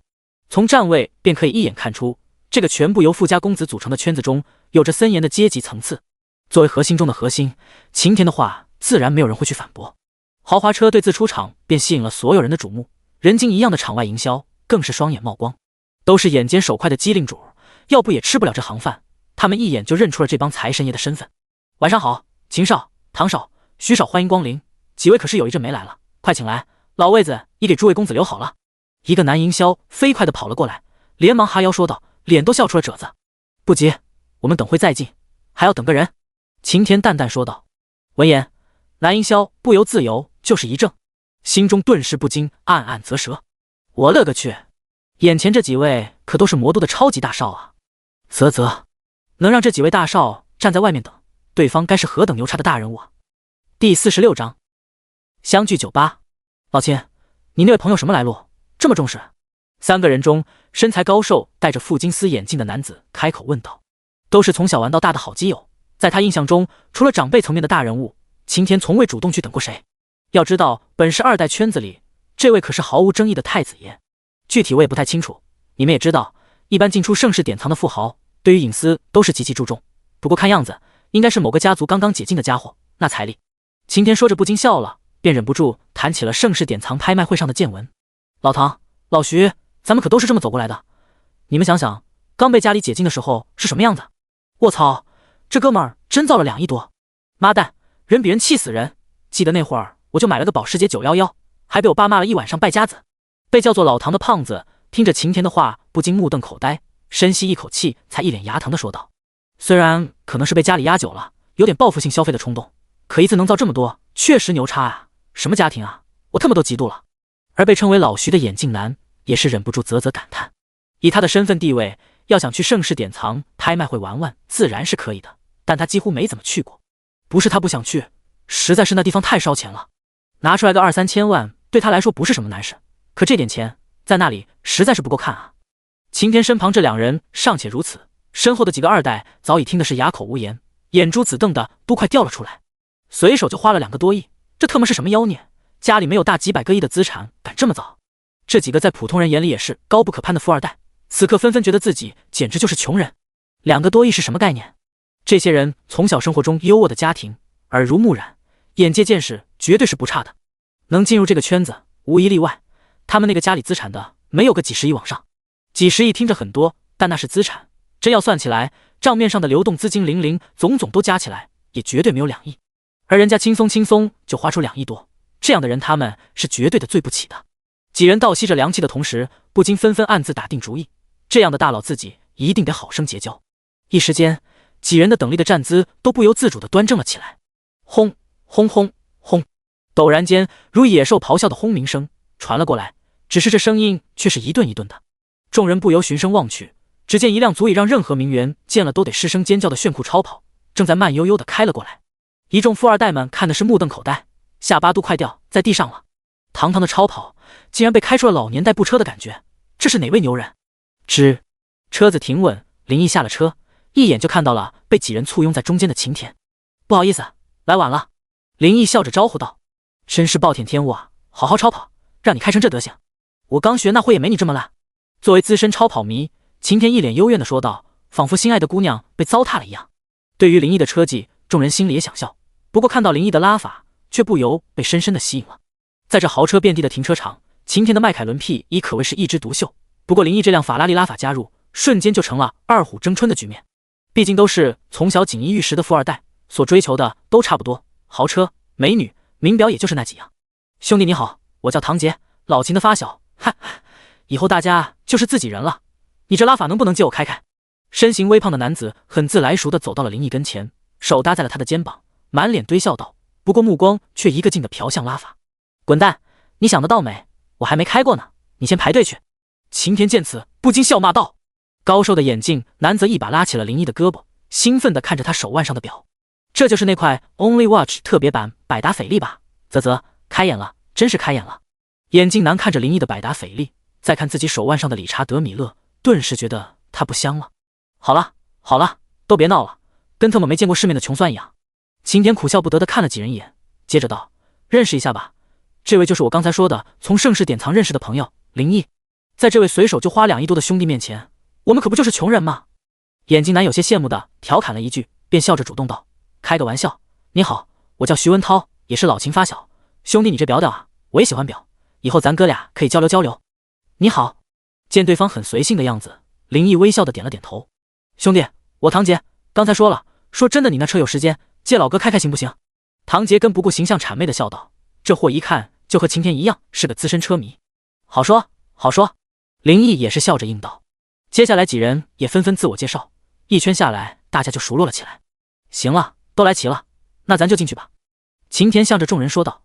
此刻时间已近10点，酒吧里几乎已经爆满，气氛也已烘热了。舞池里，俊男靓女们随着动感劲爆的 DJ 音乐疯狂地扭动着身体，肆意挥洒着汗水。穿着清凉的美女不时穿梭在各个卡座中间，寻找着今晚的老公。即便刚踏进酒吧的人，也会瞬间被这热辣似火的气氛所感染。不管你心情有多糟，在这样血脉奋张的氛围下，情绪不由自主的便会高涨了起来。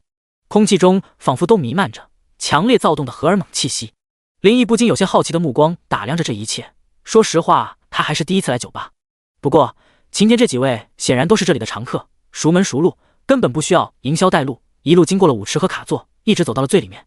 000号卡座，全场最豪华最大的卡座，可以同时容纳几十人，占据了中央位置，前面便是 DJ 舞台，同时也是整个酒吧视野最好的地方。老弟，你看这里行吧，要说享受酒吧的气氛，还得是这脸。晴田对林毅笑道。林毅点点头，他自然没有什么意见。于是众人纷纷落座。一个白衬衫加西裤的男人见此，飞快地走了过来。各位大少，晚上好。这个主管模样的男子说着，拿出了酒水单，躬身放到了晴田面前，道：秦少，这是酒水单，您看今晚想喝点什么？晴田倒没着急点酒，转头看向了林毅，笑道：老弟，你喜欢喝什么？林毅倒是喜欢喝二锅头，只是这场合他也不对啊，便笑了笑道：你看着点吧，我啥都行。那就先来个神龙套吧，别的看情况再说。点完了酒，晴田一脸神秘的笑道：老弟啊，先等会儿，老哥安排的美女来了，就好玩了。第47章，老弟，你先挑。很快，在主管的指挥下，琳琅满目的酒水和果然小吃摆满了整个桌子。所谓神龙套，一般也就是黑桃 A 套餐，由6瓶不同款的黑桃 A 香槟组合而成，价格88888。但是主管却没有傻逼到，就简单按这个套餐安排。他上的是贵宾版大神龙，6瓶黑桃黑金版和12瓶白金版，以及各种不同版本黑桃 A， 总计48瓶的豪华套餐，价格28万8。这个套餐出场，不管在任何酒吧，肯定得全场通告仪式感拉满，各种灯牌，各种欢呼，分分钟成为全场最耀眼的仔。然而主管只是指挥着服务生，小心翼翼又有条不紊地摆放到桌子上。在座的都是什么身份地位？需要像暴发户一样整些花里胡哨的仪式来刷存在感吗？能够从服务生一路做到主管位置，不得不说这位还是很聪明的，知道在什么样的人面前办什么样的事。所有东西都上齐了，主管鞠了躬，点头哈腰道：各位大少，一切还是以往的老规矩来的，你们看还满意吗？就先这样吧。晴天扫了一眼，便挥了挥手：那就不打扰各位大少了，有事随时吩咐我。说完，主管离开了。惊爆的 DJ 音乐仿佛让身体的每个细胞都要跟着沸腾了。舞池里，衣着清凉身材火辣的小姐姐跟着音乐的节奏放肆地扭动着身体，酒吧的气氛推向了一波又一波的高峰。今天林老弟赏光是给足了面子，来来来，这第一杯酒就敬我林老弟。都倒上了酒，晴天站了起来。那必须的，先敬林老弟一杯。唐杰和徐文涛也站了起来，敬林少，敬林少。众人也纷纷凑了过来。今天认识了，以后就是朋友，干杯。看着完全没有富二代架子的众人，林毅自然不会摆谱，微笑着也端起酒杯站了起来，一同碰杯。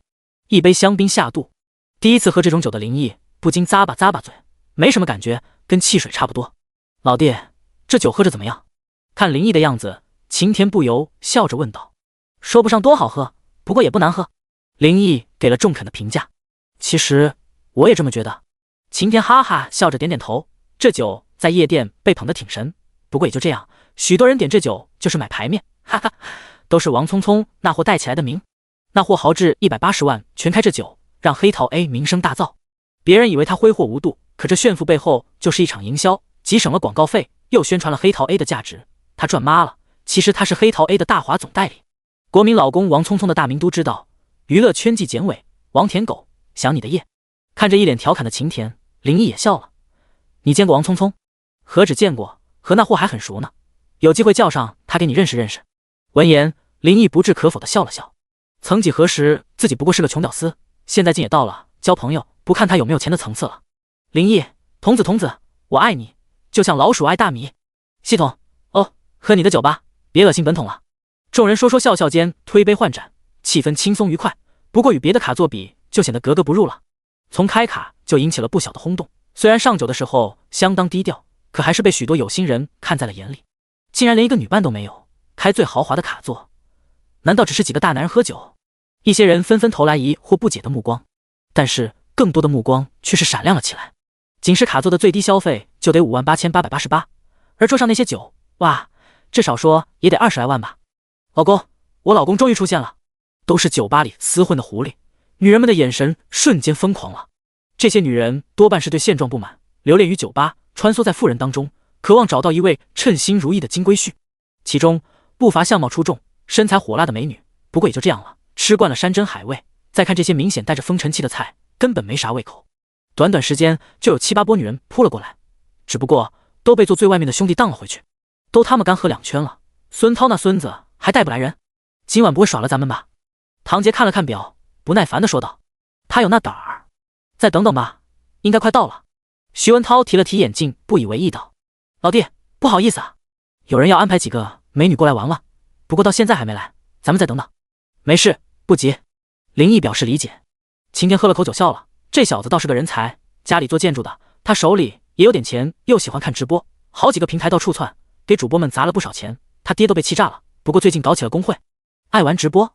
林毅不由笑了，能把他爹气炸，估计这哥们是刷的上头了。这小子说联系了一帮质量不错的小网红，今晚要带过来。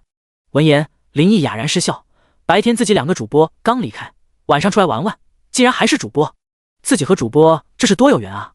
正在众人念叨时，四周的卡座突然诡异的一静，只见一位个子高瘦长相有点帅气的年轻男子进了酒吧，径直向这边走了过来，而他的身后跟了一堆女生，莺莺燕燕的竟然有20位之多。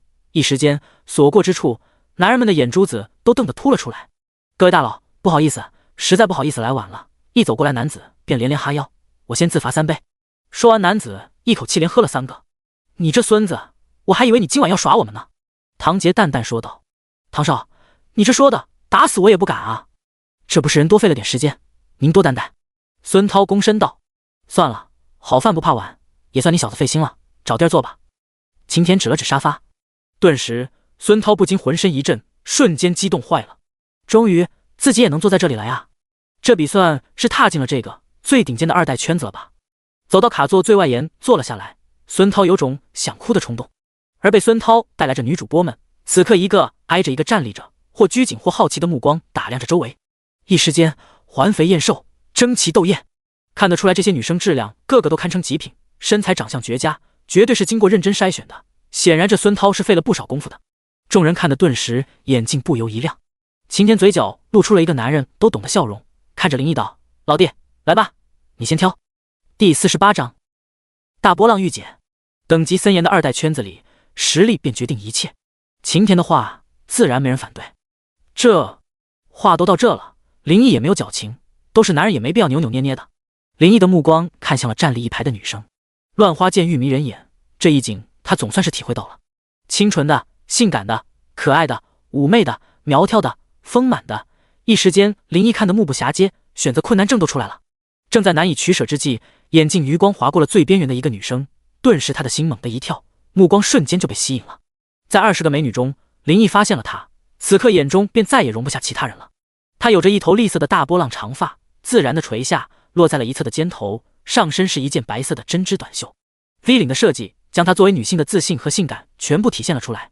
收腰的下摆则展现出了她丰腴又不失纤细的腰身，下身穿的是一条黑色的半身裙，长款的裙身不仅完美的修饰出了她妖娆的身材线条，同时也让她看上去优雅而成熟。脚上搭配了高跟凉鞋，露出了嫩白的脚踝，从内而外都散发着美好，令林毅倍感惊喜。最让人过目不忘的是她的长相，她的五官如果单独拿出来，每个部位都算不上出类拔萃，但组合到一起却有一种天然的英气逼人的美。配上她将近1.7米的身高，瞬间就给人一种印象，大哥的女人。这极品御姐啊！林毅心中不由自主就泛起了一个念头，要么把她征服，要么被她征服。林毅看着她，笑着点了点头，而她显然也发现了林毅的关注，不由愣了愣，微微迟疑了下，便主动走了过来。你老弟可以啊，有眼光。晴天见到林毅的选择，不禁发出了一声赞叹，随即他也开始跳了起来，而后便是唐杰和徐文涛等人。很快众人都选到了心仪的对象，而没被选到的也留了下来。来之前他们已经得到了信息，知道今晚这些人身份地位是多么高不可攀。这样的机会，即便只是露个脸说句话，那也打死都不能错过啊！一通忙活，所有人的酒杯都倒满了酒。晴天笑道：各位美女，相见就是缘，大家一起喝一个吧。众人欣然接受，端起酒杯一饮而尽。御姐范十足的美女先是很有眼力劲儿的将林毅和他的杯子倒上了酒，然后才双腿并拢侧斜着，很自然优雅的姿态坐到了林毅身旁。林毅露出了欣赏的笑容，伸出手认识一下，我叫林毅。御姐美女看着林毅浅浅一笑，也落落大方的伸出白皙的手，你好林少，我叫米露。她的手较一般女生要略大一些，五指纤细修长，这样的手适合弹钢琴，握上去软绵软绵的，让林毅有种不想放开的感觉。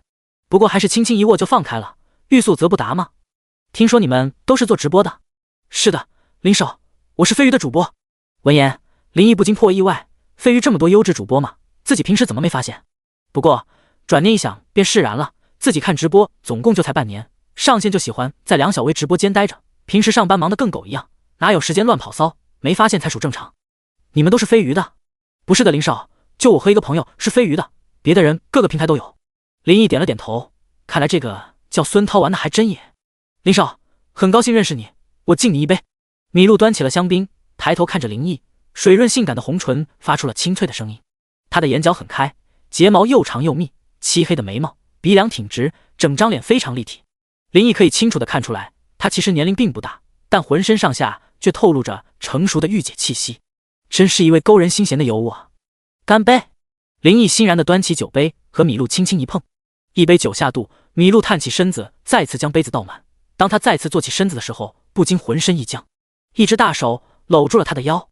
看着面不改色、努力保持镇定的米露，林毅的嘴里不禁露出一抹笑容。这还是一个要强的女人。他知道她其实很紧张，他的手都能清晰地感到她的身体在轻微的颤栗，但他没有躲开，但也谈不上迎合。米露此刻心情矛盾到了极点，虽然他已经决定要做出牺牲，但真到知道时候，他才知道自己还是不能平静面对。都这个时候，他明白已容不得他退缩，他只是需要一点点时间来适应。进酒吧前，孙少的话犹在耳边。进去之前，丑话先跟你们讲清楚，现在谁要是想离开就赶紧走，但留下来的，进去之后就得都特么乖乖听话。路是自己选的，想要得到多少就得付出多少代价，大家都是成年人，这个道理都懂吧？进去以后别耍小聪明，别不识抬举。告诉你们，里面的几位才是真正的人物。你们看我几个平台总共加起来也刷了3、4千万了吧？牛不牛？狗屁！我在这几位前面狗屁都不是，上赶着舔，人家也未必多看我一眼。其实你们真该庆幸，这是个天大的机会，把握好了，逆天改命，直接实现阶级跨越，也不是夸张的事。都打起精神，路给你们了，能不能走下去，就看你们自己的本事了。自己还在纠结什么？米露心里自嘲的一笑，他知道今天确确实实是撞了大运。在座的又有钱又年轻的男生都是万里挑一的存在，有多么稀缺和珍贵，他心知肚明。像这种有钱人会缺女人吗？答案自然是否定的。他们就像黑夜里的灯火，即便不动，也会有无数的飞蛾扑过来。正如孙少说的，这是个天大的机会。他年轻、帅气、有钱，比起那些中年油腻的秃顶男，自己还有什么不满意的？米露轻轻咬了咬嘴唇，林少，飞鱼最近有个比赛，对我来说很重要。飞鱼的比赛，林毅当然知道，他点了点，示意对方继续说下去。我付出我自己，林少，你能帮我拿第一吗？米露坚定的目光紧紧地盯着林毅，但握紧的柔仪出卖了他内心的紧张。在他期待的注视下，林毅却摇了摇头，不能。第49章，坏蛋。一句不能，顿时让米露感觉受到了1万点的暴击伤害。有那么一瞬间，他怀疑是不是自己出现了幻觉。一直以来，他一切的努力的方向都是想靠自己的才华活出自我，这是他的追求。从小到大，成绩优异还多才多艺的他，一直都是大人口中所谓别人家的孩子。他才华横溢，但并不意味没有别的优势。明明可以靠脸，你非要靠才艺，真是搞不懂你怎么想的。这是他听到朋友口中吐槽最多的话。无论是长相气质还是身材，都是他最大的资本。这一点他有着清晰的认识，也有着绝对的信心。他坚信这是一把利器，虽然他不屑使用，但只要用出来，对于男人来说就是无往不利的大杀器。只是没想到自己第一次挥出这把利器，对方却轻而易举就挡住了。像他这样有钱人，身边肯定不缺女人，经历诱惑多了，不会轻易被打动很正常吧。米露想着，心里好受了点。他自信不输任何人，何况他还没亮出底牌。他不了解自己才会拒绝。沉默片刻，米露扬起如天鹅般优雅的白皙脖颈，虽然像交易中叠加筹码的感觉让他内心无比的羞耻，但他还是开口了。林少，你是不是认为我是一个随便的女孩？我不知道怎么才能让林少相信，但我真不是那种女孩。我的家庭虽然不算富裕，但父母对我的教育从小就很严苛。我不标榜我多优秀，但我懂得自爱。请林少放心，我很干净，我现在还是处女。米露坦坦荡荡地说着，自尊自强自爱一向是他引以为傲的本钱，只是如今亲自出卖自己的本钱，让他内心感觉是那么讽刺。林少，只要你答应，我愿意都交给你，但你放心，我不会给你添麻烦，我不奢求你放弃别的女人，我会做好自己本分，只要你需要，我会到你身边。如果有一天你烦了、腻了，不想要我了，我也不会纠缠你。米露捋了捋绿色的大波浪长发，心跳快得要死，脸上却努力地保持着平静。林少，我付出这样的自己，你能帮我拿第一吗？抿紧双唇，米露再次期待地注视着林毅，等待答案。林毅手中晃动着香槟，还是摇了摇头。不能！轰！仿佛如遭雷击，米露的身体不禁猛地一颤。不可能，绝对不可能！他拒绝了，他竟然还是拒绝了。这一次，他的骄傲，他自信，被这干脆利落的2个字狠狠地撕成了粉碎。他的相貌，他的身材，他的气质，他的出夜，甚至他的灵魂，所有的筹码加起来，在这个男人面前就真的一文不值。米露瞬间就怀疑人生了，心甘情愿的如数奉上自己引以为傲的所有本钱，却依然换不来自己想要的，就这样被干脆的拒绝了。即便他内心再强大，此刻不由升起了无尽的委屈，骄傲和自信被打击的粉碎，从未像这般脆弱。他眼眶肉眼可见的红了，泪水不受控制的就流了出来。崩溃了，真是崩溃了。这自己也没说什么吧？此情此景，林毅放下酒杯，不禁伸出手试着他滑落的泪珠。怎么还哭了？没说不帮你啊。林毅笑了，柔声道：我是不能帮你拿第一，但可以拿第二，你看行不行？闻言，绝望不已的米露仿佛漆黑的夜里看到黎明的曙光，有些难以置信的道：你说什么？你能不能再说一次？林毅加大了声音：我说我不能帮你拿第一，但是我可以帮你拿到第二。这次听清了吗？听清了。虽然说着听清了，但米露此刻整个人却是懵懵的，大起大落的心情比蹦极还来得刺激，让他一时都不能适应。第二，他当然是可以接受的。他知道那场比赛想要杀出重围，拿到好名次有多么的难。莫说第二，即便是第10，没有超强的财力做后盾，那也是痴心妄想。要不然他也不会决定付出自己来交换。可是为什么是第二？第10他都能理解，或许是他财力不允许，但第二他有点不理解，第一和第二未必能差多少钱啊。他是觉得他的付出不值。你永远的服一个女人的脑回路。林少，我不理解，为什么只能拿第二？因为你晚了，第一我已经答应帮别人拿了。是吗？米露下意识的点头，旋即像是想到了什么，哑然失声。这么说，林少你还认识飞鱼其他的主播？你也玩飞鱼啊？你的 ID 叫什么？这样的有钱人要是玩飞鱼，那肯定不是寂寂无名之辈，自己播了这么多时间，肯定听过，他会是那一位呢？米露眼中露出了好奇又疑惑的目光。林毅忍不住将手落在这让人垂涎欲滴的御姐脸上，抹去那尚未干透的泪迹，嘴角露出了坏笑。你猜？米露顿时无语来，刚想说你猜我猜不猜，看到林毅一脸坏笑，突然间他像是反应了过来。他明明知道飞鱼的比赛，他明明一开始就是接受自己的，偏偏还一直不能的，害自己都怀疑人生，害自己那么伤心，都绝望了。他是故意的，就是故意的。可恶，原来你都是耍我的。米露不禁眉毛一拧，瞬间气势就变了，一下子捏紧了拳头，大姐大的彪悍本质乍现，就要像小视频演的那样，下一刻就要对调皮捣蛋的弟弟开启暴走模式。不过愤然扬起的小拳头落在林毅身上，却只是轻轻一锤。坏蛋！娇嗔一声，米露翻了个大大的白眼，这张大女人的脸却露出了这样小女人的神情。一瞬间的风情重重击在了林毅的心中，受不了，真是受不了了。他的心猛然狂跳，看着他的目光不由自主地灼热了起来。林少，怎么了？被林毅看的，米露感觉自己的脸都开始发烫了。你知不知道你有多诱人？林毅声音微哑地说道，再也忍不住，他手猛地一勾，将他拉到了身前，一低头盖住他娇艳欲滴的柔软，不由分说就霸道地撬开了他的防守。第50章大萝莉。林少，不行不行了！米露用尽力气推开了林毅，大口大口地喘着粗气，嫩白的脸上布满了红霞。林少，我想上个洗手间。不由自主夹紧双腿，像是生怕林毅误会什么。米露表情露出一丝哀求，林少，你不要多想，对不起，我是真想上洗手间。看着米露忐忑的模样，林毅不禁哑然失笑，想去就去吧，我有那么霸道吗？米露如释重负的松了口气，急急忙忙的走了。真是的，明明是成熟御姐一枚，没想到关键时刻胆子比梁小薇还小，而身体却比林飞雪还要敏感。林毅舔了舔嘴唇，露出了一抹邪魅的笑容。一下子成了孤家寡人的林毅看了眼其他人，果然都是同道中人，玩得不亦乐乎。见林毅看过来，晴天不忘一阵挤眉弄眼，不过手却没停下来，不愧是二代，玩得够花。得了，还是去放水吧。像是受了米露影响，林毅顿觉也想上厕所，便起身而去。砰！只是林毅上完洗手间，还没走出过道，就被一个奔跑的身影撞了个满怀。他倒是没大碍，就见一个女孩噔噔噔退了几步，差点没跌倒。他的手捂着额头，显然也是撞疼了。你没事吧？林毅不由开口问道。没事的，没事的，对不起，撞到你了。女孩揉着额头，用软糯的声音连连说道。林毅这才顾得上打量眼前的女孩，顿时他的眼睛不由一亮。她脚上穿着一双小皮鞋，纤细笔直的双腿上穿着过膝的白色丝袜，再往上是一条 JK 小短裙，上身则是一件白色的短袖小衬衫，头上还扎了2个马尾，大大的圆圆的眼睛透着纯真，秀气的琼鼻，小巧的樱唇，圆脸粉粉嫩嫩的可爱至极，娇小玲珑的身材处显露，不过显然正处于努力成长中。林毅没想到刚认识了个成熟御姐，这转过头就碰到个极品大萝莉，今天这酒吧来的值，太特么值了。没事就好，能不能告诉我你叫什么名字？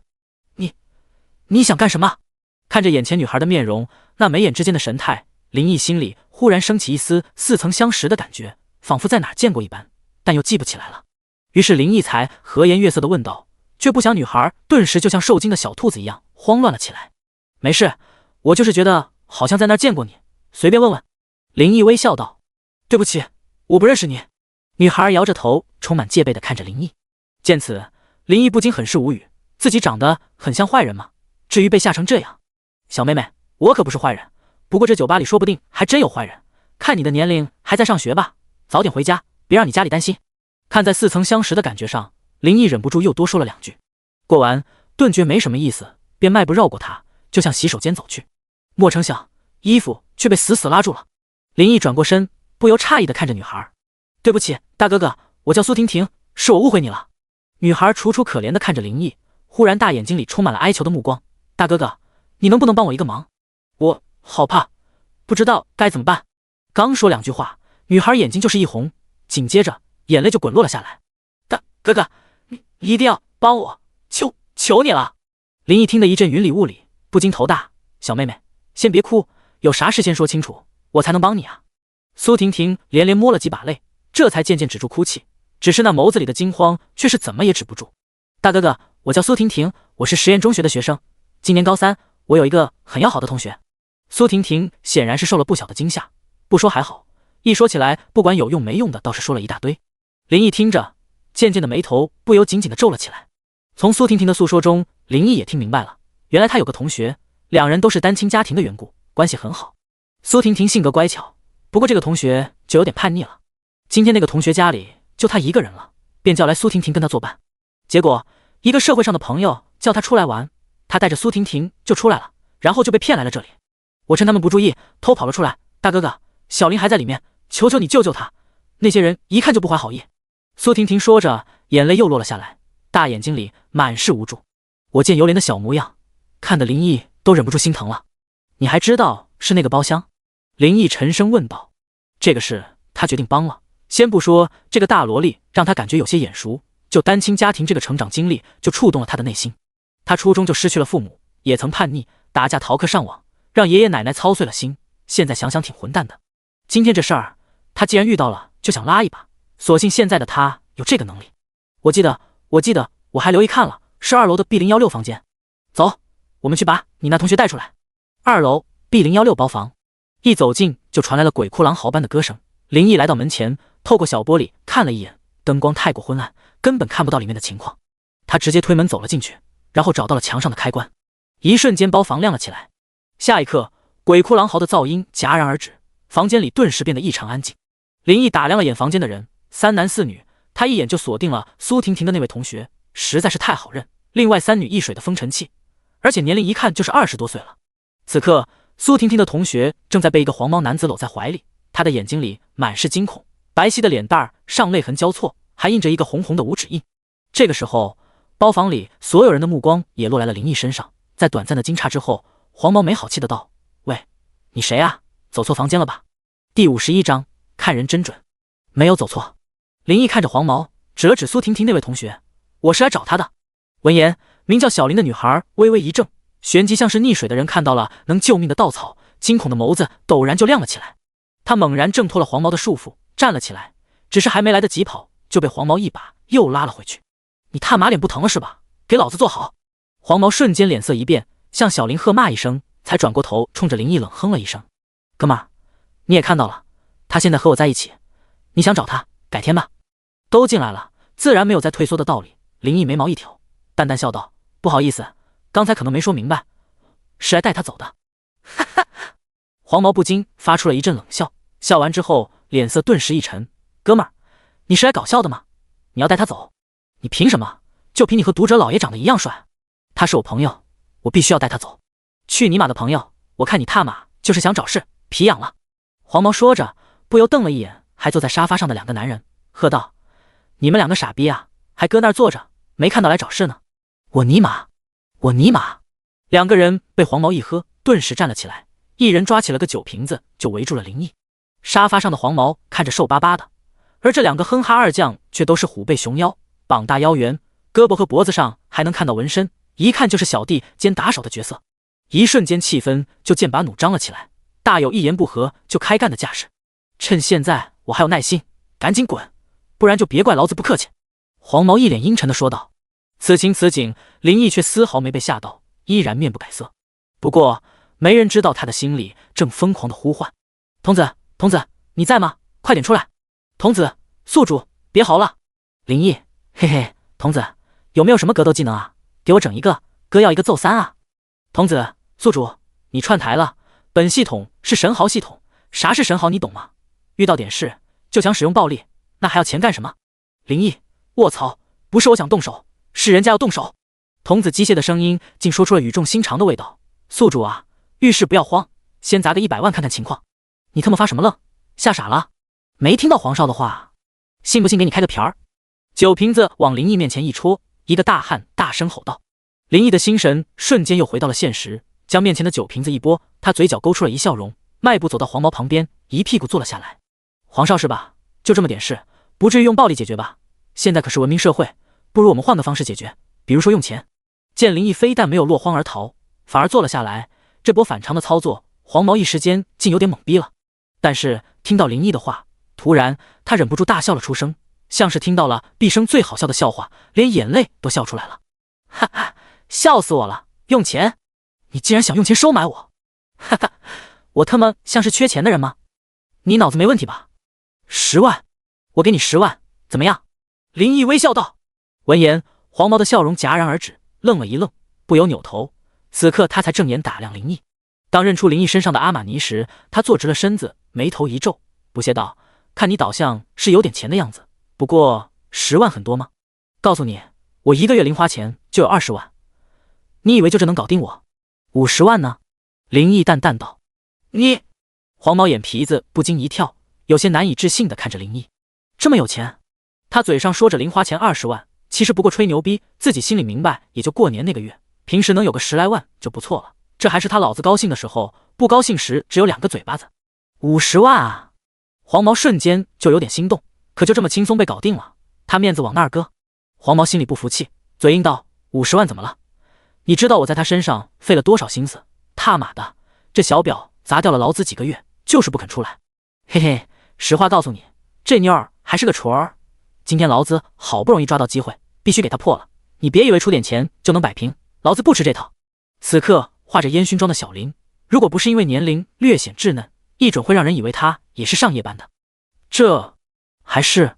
林毅不禁细看了一眼，发现他长得竟跟青春期里的程小雨都7、8分相似。100万！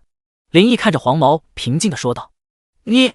黄毛愕然地看着林毅，半晌之后顿时笑了。大哥，你看人真准。好了，大哥你牛批，他是你的了，钱怎么付？100万啊！黄毛的心都禁不住狂跳了起来。他虽然不缺钱，但也没有一次性拥有过这么多钱，有这哪儿不能潇洒？转账！贪婪盯着林毅一通操作，叮！看到到账的信息，黄毛整个人都兴奋了起来，瞠目结舌地瞧着这一切。哼哈二将眼睛瞪得比牛眼都大，而几个上夜班的看着林毅，更是像看到了唐僧肉一样，双眼都冒出了光。错把少女当成宝，大哥你糊涂啊！有这100万，我让你可劲儿玩啊，他不香吗？而小林趁着空档溜到了林毅身边，死死地抓住他的衣服，再不肯撒手。眸子里的惊恐被重获自由的惊喜取而代之，看着林毅的目光满是感激和崇拜。此时此刻，自然没必要再搁这里待着了。林毅起身，带着小林就要离去。黄毛的眼珠子滴溜溜地转了转，却开口了：等等，你们还不能离开？钱不是已经给你了，想反悔？林毅的眉头不禁皱了起来。黄毛的眼里带着贪婪的目光，嘿嘿一笑，无耻道：怎么会反悔呢？我这人一向诚信，他的账是算完了，不过还有个账可是还没算。第52章，一平撂倒，钱你收了，人我带走，这有什么问题？林毅的脸一下子冷了起来。我说了他的账清了。黄毛眼睛冒着光，笑嘻嘻道：可是来的时候可不止他一人，他还有个同学，你问问他是不是，你就出了他一个人的钱，这怎么行？我怎么没看到他同学在这里？人呢？林毅自然知道黄毛指的苏婷婷，不过苏婷婷在哪里，现在恐怕只有他才清楚。你甭管人在不在这里，来的时候是2个人，你要带他走，就得出2份钱。黄毛胡搅蛮缠地说道。100万的诱惑让他的贪婪和无耻毫不掩饰地暴露了出来。做人不要太贪，要懂得知足，不是什么钱都能拿，有命拿没命花，你懂不懂？林毅目光一寒，沉声道：啪！黄毛一拍桌子，猛地站了起来，冷笑道：废几把什么话，老子是吓大的吗？2个人2份钱不出，恐怕你就得躺着出去。这突来的变故，小林被吓得一哆嗦，一下子心就提到了嗓子眼。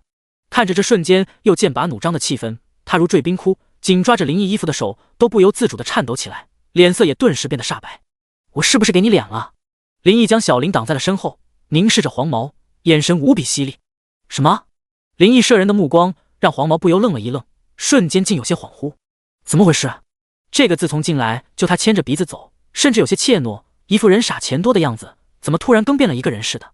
刚才这事我就随便玩玩，人嘛不缺钱了，就想试试用钱砸人的感觉。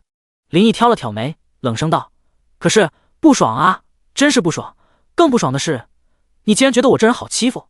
我尼玛用钱决绝，是因为老子不差钱，你他妈的以为是老子胆小怕事，好说话没脾气。100万到手了，是不是特得意，以为老子任你拿捏，还尼玛想再敲一把？给你脸了。林毅一肚子怒火，腾一下就窜了起来。谁他妈还没有点血性？当年上学那会儿，他也是个暴脾气啊，打架家常便饭，不服就干。凳子腿在手，有一次愣是反手将几个找他麻烦的高年级混蛋堵在厕所半小时，谁出来就招呼谁，有一个还被他敲出了轻微脑震荡。这些年步入社会，被现实渐渐磨圆了棱角，不得不收起脾气，不得不适应，不得不隐忍。如果不出意外，他可能就只能这样过一生了。可现在他是开了挂了啊！随和是老子的性格，但不是让你用来拿捏的把柄。你还想要敲诈老子？我是你爹啊，惯你这毛病！操！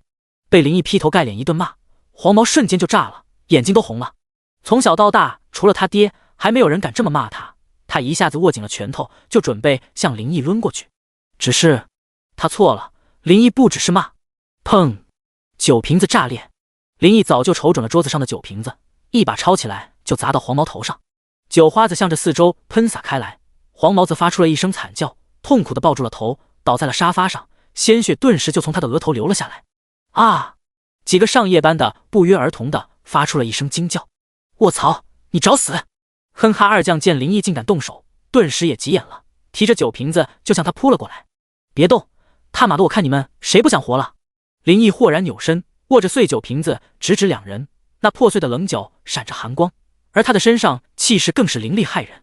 这2个纹身大汉不自觉停住了脚步，瞬间被林毅乍现的狠厉锋芒给震慑住了。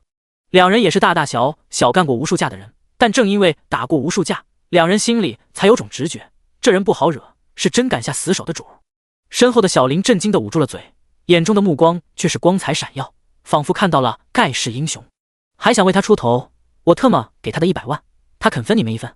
林毅看着被他震慑住的哼哈二将，冷笑道：吃吃喝喝还行，分钱不可能，绝对不可能，平时给他们3、5千还恨要了命一样。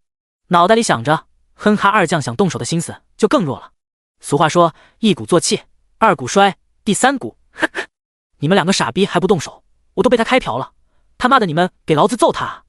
缓过劲的黄毛见此情景，瞬间目眦欲裂，破口大骂道。这话传进2人耳中，脸色不禁都是一变，面面相觑，反而更不想动手。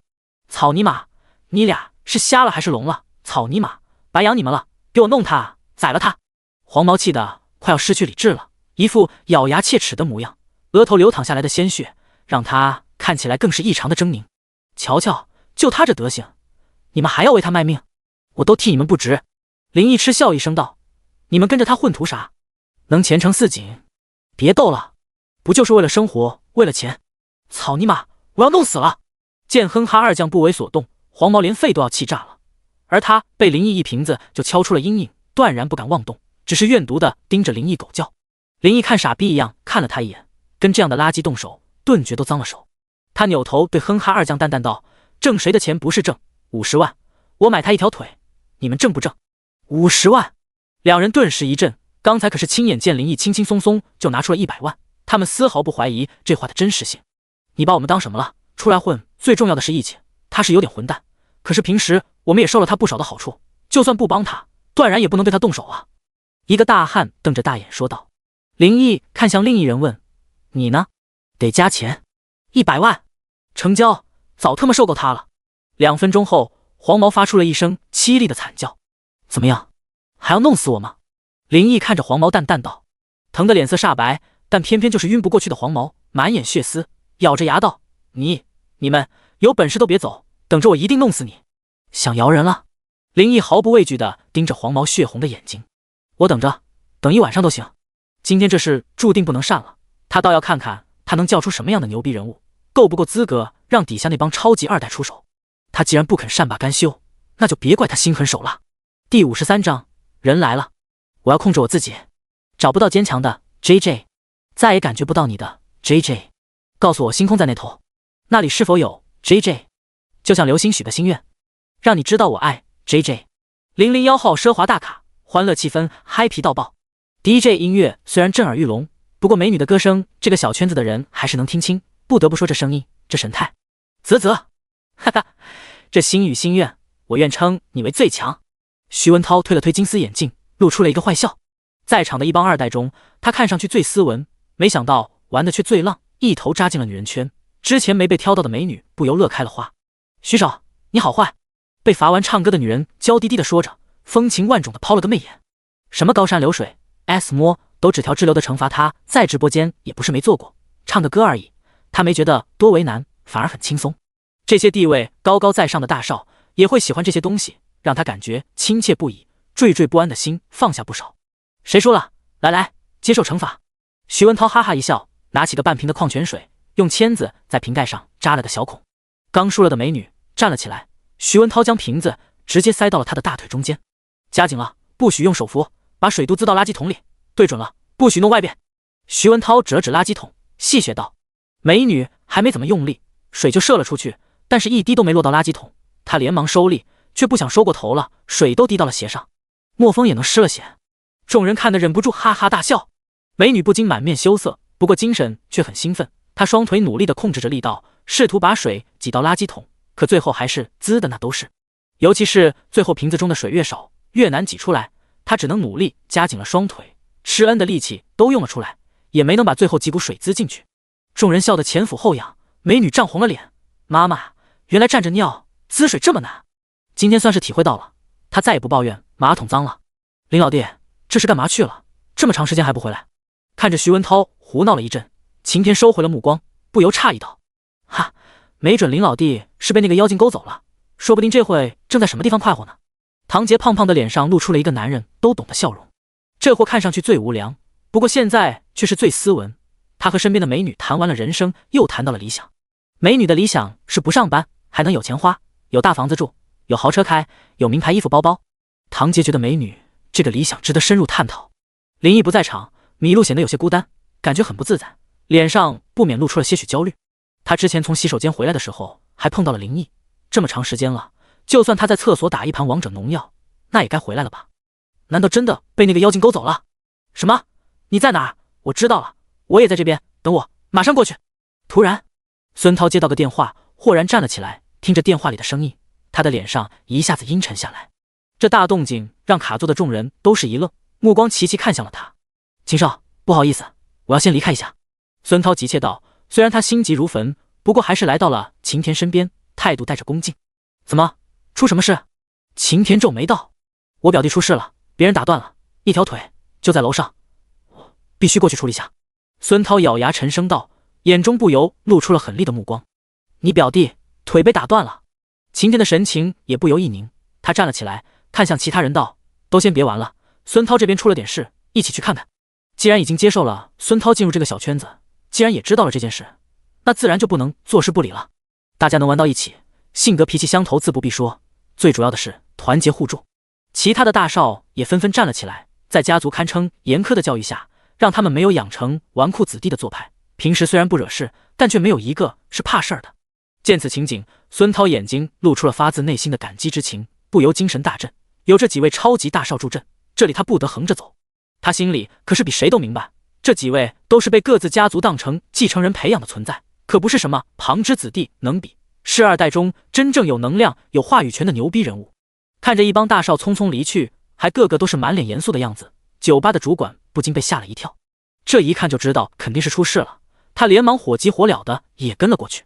B016包房，刚到门口就听到里面隐隐有痛苦的哀嚎声传来，孙涛的脸更是阴沉了几分，一把就推开了门。灯光明亮的包厢里，有3个女人挤在一起瑟瑟发抖，有2个大汉正垂头不语，怔怔的发呆，有帅气男子端着酒杯怡然自得的正喝着酒，有少女在他身旁，神情带着3分崇拜，却掩不住7分担忧。有黄毛靠在沙发上，一条腿变了形，惨白如纸的脸上带着血迹，狰狞扭曲，满是痛苦的目光中透着怨毒。表弟，孙涛寻找的目光落在了黄毛身上，心中不禁一跳，3步并2步的走了过去，看着这惨状，顿时怒火中烧。一众大少的目光却纷纷落在了正喝酒的男子身上。林老弟，你怎么在这里？晴天不由诧异的问道。林毅摊了摊手，不禁无语。此刻他也是颇感意外，尤其看着一进门就向黄毛奔去的孙涛，他怎会看不出来这是他摇的人到了？这不就是之前带来一群主播的那位吗？世界还真他妈小啊！表哥，你要替我报仇啊，我可被害惨了啊！看到孙涛的到来，黄毛就像看到了亲爹，精神顿时振奋了起来。谁打的你？表哥，是他，把我弄死他！黄毛忍着痛，伸手指向了林毅。此刻黄毛的眼中满是兴奋的目光，仿佛已经看到了对面跪在他脚下求饶的模样。眼中凶光毕露的孙涛顺着黄毛的手指看了过去，下一刻整个肝都颤了。第54章，你给我面子了？表哥，快给我报仇，快，我要打断他1条腿，不，我要打断他2条腿，我要他只能爬在我面前，我要让他生不如死。黄毛还在叫嚣着，声音都兴奋到癫狂。孙涛看到林毅的目光落在了他身上，而魔都这些位超级大少也是齐齐看向了他。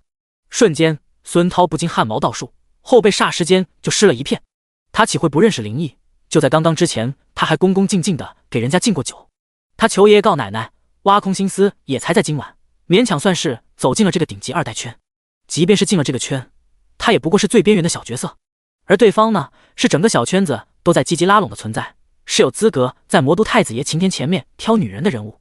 要自己打断他的腿，还是2条？这前一刻还气势汹汹的孙涛，这一刻脸色变得比黄毛还白。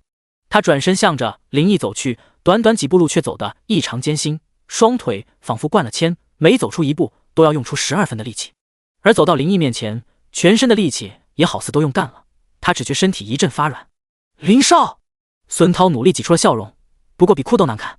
你要帮他出头，打断我的腿。林毅将杯中的酒一饮而尽，咣当一声将杯子扔到了桌子上，看着孙涛，他淡淡的问道：不敢，林少您误会了。唰的一下，孙涛顿时冷汗淋漓，小心翼翼道：林少您消消气，他是我表弟，不知道发生了什么事，不过能不能看在我的面子上？你想给他求情？林毅皱起了眉。表哥，你在干嘛？动手啊，我可是你亲表弟。孙涛刚想开口，黄毛陡然又叫嚣出声，此刻这声音落去他耳中，简直就像是催命符一样。是你马勒戈壁！孙涛的心头狠狠一跳，人也跟着跳了起来，不过却是扑向了黄毛。啪！孙涛一巴掌狠狠地抽在了黄毛脸上，他咬牙切齿道：你特么能不能闭嘴？你是傻逼吗？你特么要是不想活，别连累我啊！这是大力沉的一巴掌，直抽的黄毛身体一歪，这一下牵扯到了那条断腿，顿时疼得他差点昏过去。林老弟，到底发生啥事了？这煞笔是怎么回事？晴天一屁股坐到了林毅身边，不禁有些好奇地问道。林毅看了眼被刚才接二连三的转折震惊的目瞪口呆的小林，简明扼要地讲述了一边之前发生的事儿。这小子拿到了100万，没想到还不知足，竟然还想再讹100万，我自然不会惯着他。老林打得好，麻痹什么玩意？就这小瘪三，换了是我得打断他2条腿。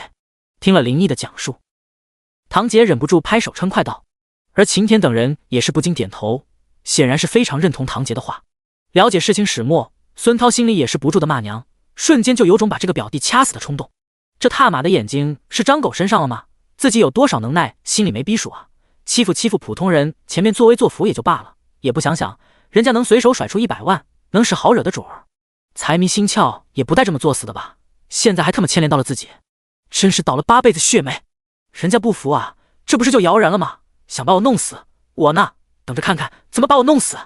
林毅耸耸肩，冷笑着说道。闻言，孙涛的心瞬间差点没从嗓子里跳出来。他虽然还不清楚林毅到底是什么背景，但人家能让魔都太子爷高看一眼，还在这个顶级的2代圈子里成了核心之一，可见实力非同一般。而他呢，他爹孙二军龙泽地产董事长，在市里的地产大佬中也能排进前3，不过也就仅仅如此了。这样的背景放在这个圈子里根本就不够看，随便拉出一个来都能将他碾压。林少，您别开玩笑了，我怎么敢？您大人不计小人过，别跟我们一般见识，您就当给我个面子，放过他吧。孙涛此刻哭的心都有了。呵呵，林毅冷笑一声，突然神色一凝。你这么说，不过是现在形势比人弱罢了。如果我没钱没背景，今天恐怕真会走不出这个房间吧，被沉入黄江也不是没可能。如果我就是的普通人，他会不会轻易放过我？如果我是普通人，你们会不会大人不计小人过？林毅说着，心里的火又不由自主地冒了出来。草泥马的，实力不如人，你们就要大人不计小人过，我过你麻痹。他要钱的时候不是挺嘚瑟的吗？他刚才不是还叫着要打断我的腿吗？就这么算了，你的面子是面子，我的脸就不是脸。你一句面子就想让我放了他，你他妈的给我面子了吗？心头怒火一起，就再也按耐不住，劈头盖脸就是一顿骂。而孙涛脸色不由青一下白一下的，但他只是低着头像个小学生一样站在那里，连半句还嘴的勇气有没有？涛子，其实你这人也不错，知进退，懂规矩，所以我不介意多交你一个朋友。不过什么人能帮，什么人不能帮，你要掂量清楚。你懂我的意思吗？懂的话给林老弟一个交代吧。等到林毅发泄完，秦田才看着孙涛淡淡的说道，言外之意，交代好就是朋友，交代不好，那这朋友就没得做。秦少，我明白。孙涛深吸了一口气，思考片刻才转向林毅，躬身道，林少，您消消气。他是我表弟，家里也在我家公司下面接工程，这样从明天起工程停了，让他们一家离开魔都，再也别想回来，我保证他们绝对不会再出现您面前。至于他收您的100万，就让他双倍不10倍赔给您。林少，您看您满意吗？你觉得我是为了那点钱吗？我差钱？不，林少，你误会了。涛子啊，你是真没眼力劲，你看老林手上那表6500万呢，这货最不缺就是钱。徐文涛推了推眼睛道。孙涛当然看到了林毅手腕上的表，他还认出了是百达翡丽的牌子，不过对表研究不多的他却是没看出来值多少钱。此刻听到这块表净值6500万，不禁被震得手足无措。林毅看了他一眼，面容冷峻道，钱就算了，我给出去的还没有收回的习惯，既然在酒吧，就把这100万拿成酒好了，让他喝，喝不完就一直喝，啥时候喝完啥时候走。100万那得多少酒啊，不喝死也得要他半条命。林毅却不以为然，如果不是自己有如今的际遇，碰到这种情况被玩死玩残的恐怕就是自己。所有他为何要仁慈？第55章，呸，渣男。雷锋哥哥，谢谢你哦，谢谢你今晚肯帮我们。会所门口梳着2个马尾的苏婷婷，水灵灵大眼睛满是感激地看着林毅，甜甜一笑，粉嫩嫩的脸蛋上便浮现了2个浅浅的梨窝。小女孩家以后别来这种地方了，知道吗？这样软萌软萌的大萝莉，谁不爱呢？林毅不禁将手放到了她的头上，亲昵地摸了摸。知道了，雷锋哥哥。不过人家已经18了，不是小孩了。苏婷婷粉嫩的脸蛋不禁微微一红，郑重强调道：哦，合法萝莉啊。林毅嘴角上扬，没有说话，只是又忍不住揉了揉她的脑袋，头发瞬间被揉成鸡窝。苏婷婷并没有生气，只是小脸不由爬满了红霞，感觉好是羞涩。谢谢你今晚救了我。小林带着清冷的声音说道，她性格给人感觉要偏冷一些，不怎么爱说话，不过比起苏婷婷倒显得成熟不少，至少在身体发育上要成熟，该翘的地方翘，该挺的地方挺，已经无限接近完全体。女孩子要爱惜自己，不要和乱七八糟的人搞在一起，作为学生就要把心思多用在学习上，知道吗？林毅伸出手同样揉了揉她的小脑袋，她的双眸不禁一缩，不过终究是没有躲闪。她轻轻地应了声，微微低头，不知道在想什么。雷锋哥哥，我能加你微信吗？有时间请你吃好吃的。苏婷婷瞪着萌萌的大眼睛，很是期待地看着林毅。当然。林毅掏出了手机，找到二维码递了过去。苏婷婷连忙扫了扫，而小林也默默地拿出了手机一扫。嘻嘻，谢谢雷锋哥哥，记得通过哦。这个时候，一辆车来了，跟着而来的还有酒吧的主管，把他们安全送回去，将苏婷婷和小林送上车。林毅对着主管说道：“我亲自送，您放心吧，林少。”主管躬身道，见识了林毅堪称恐怖的能量，他不敢有丝毫不敬。庆幸今晚没出什么大事，如果这些顶级大少在肠子里有个3长2短，会所背后的老板恐怕也罩不住。至于那个不长眼的家伙，小命肯定没事，但一定会生不如死。不过只要不出人命，都不用这些大少出手，会所都能处理了。能把厂子开到这个规模，那个背后还没点能量。因为都喝了酒，秦田等人找了车各自离开了，当然身边免不了美女相陪。高高瘦瘦戴着眼镜一脸书卷气的徐文涛竟然还带走了3个。妈蛋，这是要上桌打麻将的节奏吗？大英雄，我们也走吧。米露走到了林毅身边，咬了咬性感的红唇说道：“我们去哪儿啊？”林毅转过头看着这个御姐范儿十足的大美女，嘴角不禁扬起，眨了眨眼道：“要不我们先走走吧。”和林毅目光刚一碰，米露就飞快地移开了，下意识地捋了捋自己的大波浪长发，俏脸微微泛红。走吧，如你所愿。林毅并没有拒绝，有些事心急了反而会少很多乐趣。他不信到嘴的肉还能飞了。夜深人静，凉风徐徐，美女在侧，悠然地走在大街上，这样的感觉倒也不错。没想到林少还很有正义感，似乎是想到林毅今晚的所作所为，米露扑哧一声笑了出来。怎么？难道在你这个大美女心中，我应该是那种欺男霸女、恃强凌弱的纨绔子弟吗？林毅摸了摸鼻子，莞尔一笑。不，我可没有这样想。林少，你是个好人。米露歪着头看着林毅，笑着说道：“你不是吧？美女发好人卡，我怎么感觉你是在骂我？”林毅哑然失笑道：“我可没有，你想多了。”米露闻言不由吐了吐香舌，这明明是成熟优雅的御姐一枚，偏偏做出这么可爱的动作，这反差的诱惑简直要人命。林毅的不禁一阵的狂跳，灼灼的目光注视着他说道：“我虽然没做过什么坏事，不过要说好人那也未必。你知道我看到你第一眼是什么感觉吗？”什么感觉？让林毅炽热的目光看得耳根不禁微微发热，但米露被他的话勾起了兴趣。我第一眼看到你就想征服你，想将你占为己有，想将你狠狠地压到身下，想看你承欢的模样，想在你的身上打满我的烙印，想让你做我一个人的宠物。挺住了脚步，林毅拨弄着米露的大波浪，声音略带嘶哑地说道：“你怎么能说？”这样赤果果的靡靡之音像重锤一样，狠狠地砸进了米露的心房。他身体猛然一颤，俏脸肉眼可见的瞬间涨红，他不可思议地瞪大双眸，心跳更是像肋骨一样。“你看吧，我并不是一个好人。”林毅嘴角上扬，肆意随性地说道：“第一次，生平第一次，一个男人在他面前说出如此放荡的话，如此毫不掩饰的冒犯，简直就是对自己的践踏。虽然准备付出自己，但这并不意味着自己不要尊严。”米露觉得自己完全应该甩他个大笔兜，可突然一种莫名的兴奋从心底就涌了上来，瞬间让他不禁狠狠地打了个激灵。这让他比听到林毅那番话更加不可思议地瞪大了眼睛。内心不应该愤怒吗？怎么会渴望？难道自己怎么会感到刺激？自己怎么会有那种癖好？米露心里无比的羞耻。路上已经没了行人，林毅看着已经低着头无声地走了好一会儿的米露，他不由轻笑了一声，问道：“怎么了？生气了？”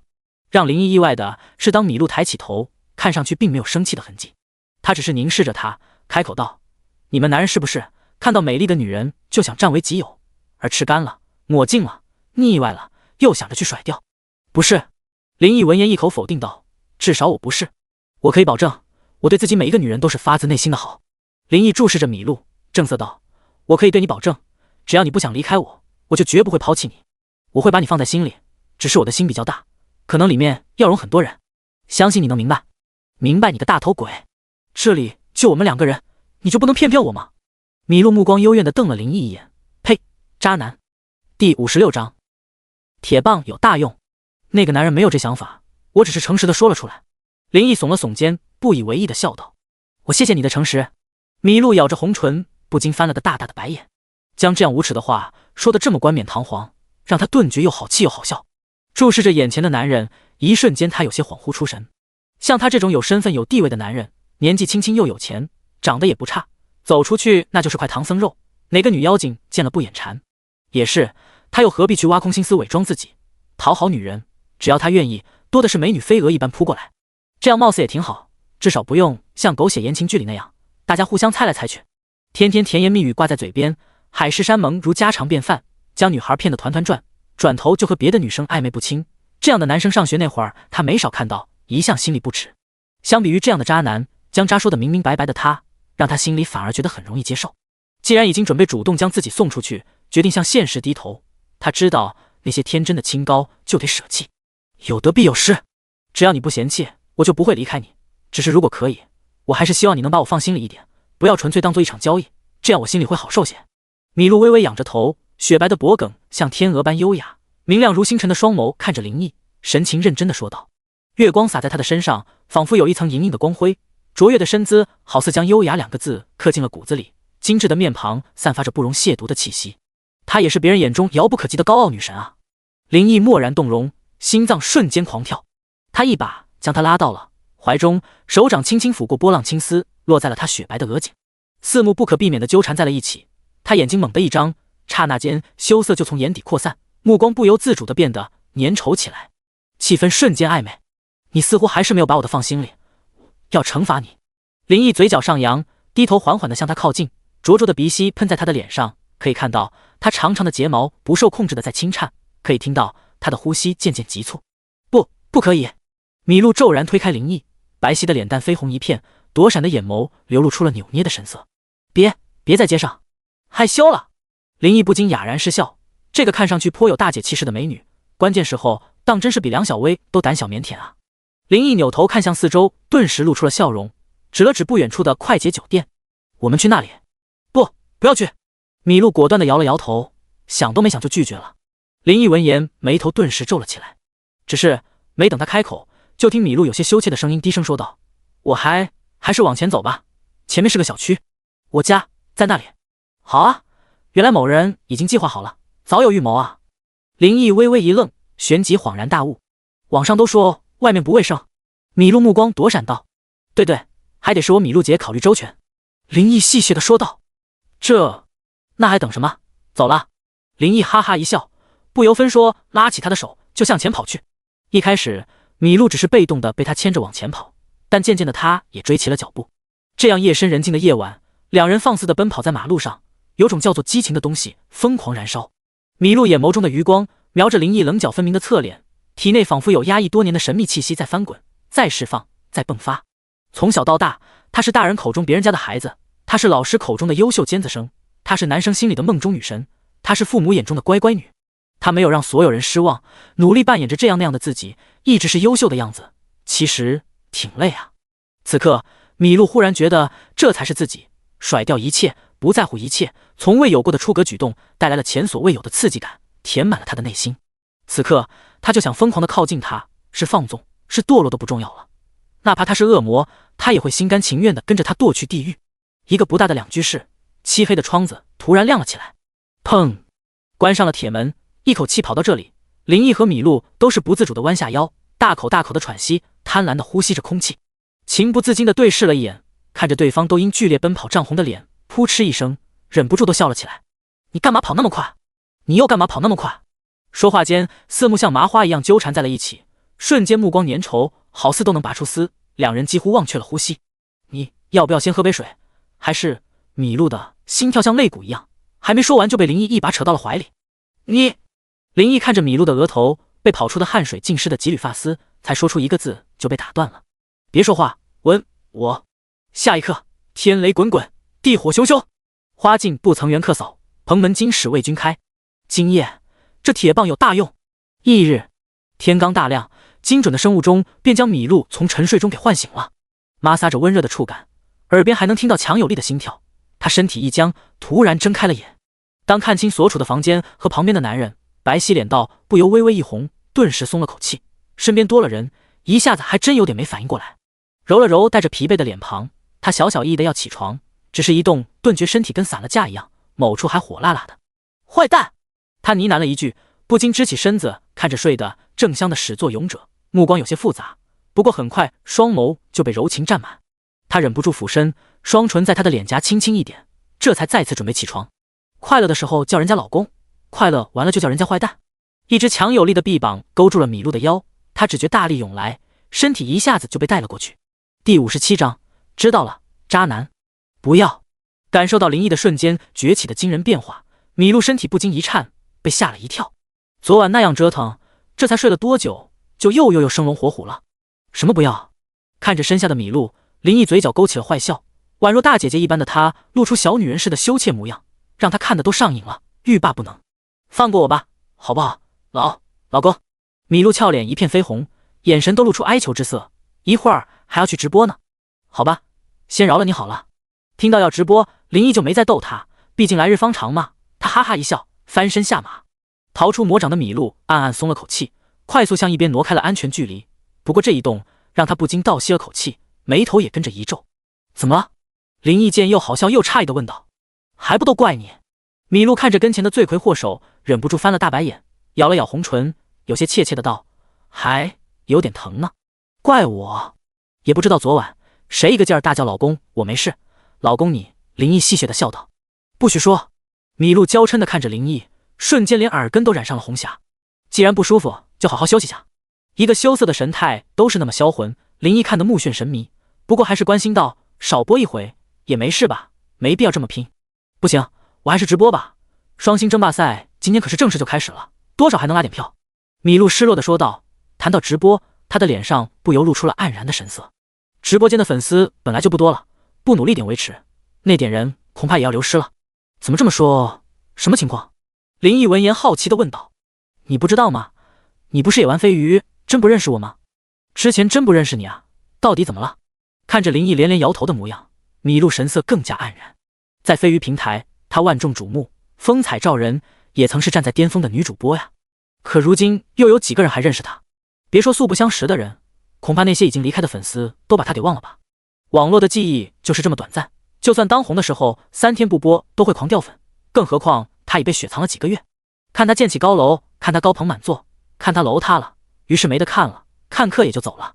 现实就是这么残酷，红的时候越红，惨的时候越惨。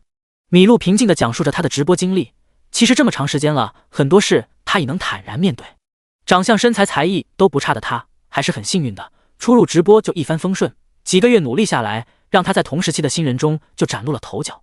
直播间聚集了一大批忠粉，其中还有不少带爵位的贵族玩家。就这样，她播得风生水起。又过了个月，她在2线主播中站稳了脚跟。这个时候，她也得到了工会的赏识，开始给她提供一些资源，而她也没有让工会失望。作为回报，她每天都卖力直播，直播也几乎占据了她生活的全部。再往后，她就遇到了孙涛。孙少虽然不是他的专属大哥，不过也没给他少刷。在他的带动下，加上工会的扶持，他的直播事业一路高歌猛进，粉丝数量飞涨，隐隐的都快触到了1线主播的门槛。只不过好景不长，林少在飞鱼玩腻了，转战到了别的平台，受此影响，他的上升态势也停滞了下来。不过也没有倒退，还算平稳。就这样一晃，又过了大半年的时间。虽然触到了1线的门槛，却偏偏踏不进去，他的直播进入了瓶颈期。真正的转折是遇到了自由哥。自由哥的出现，帮他打破了瓶颈，将他的直播彻底推向了辉煌。一场又一场的硬仗取得胜利，书写着属于他的辉煌。一个活动连着一个活动，取得冠军，让他站上了神坛。去年年度，在自由哥和工会的强势力捧下，他终于也成了飞鱼巅峰主播之一。只不过，当他站上神坛的最高点，也成了他跌落凡尘的起始点。静静地听完米露的诉说，林毅的眉头不禁皱了起来。意外的是，他还有如此辉煌的过去。不过知道了他的遭遇，让他也为之愤怒。被大哥打压，被公司雪藏，这经历和梁小薇倒是有一丝相同，不过后果比起来却更加严重。按说你们工会也是1线实力，不应该被一个大哥左右啊。上次年度，自由哥输给了刀哥几百票，让他觉得很没面子。为了不重蹈覆辙，他拉拢了几位神豪，有身边的朋友，也有在平台结识的，总数有10来个人，工会自然要巴结的。光是自由哥一个人就实力超群，再加上这几位神豪的帮助，足以制霸任何活动。这还是个秘密，他们还不曾出手，想来是要一鸣惊人。米露苦涩地说着不为人知的隐秘。突然，他满脸愤慨，像是想到了什么最让他不齿的事情，让他不寒而栗。知道我为何知道这个秘密的吗？哼，是他告诉我的。他想要我，然后还想用我来拉拢这些人啊。都说我得罪大哥，忘恩负义，他就是个混蛋啊！我怎么能答应他？说着，米露的身体不由自主地颤抖了起来。这还真是王八蛋笨蛋啊！你做得很对。这垃圾要我遇到，看我不帮你打死他。林毅不禁将米露拉进了怀中，柔声的安慰道：这几个月我其实也想开了。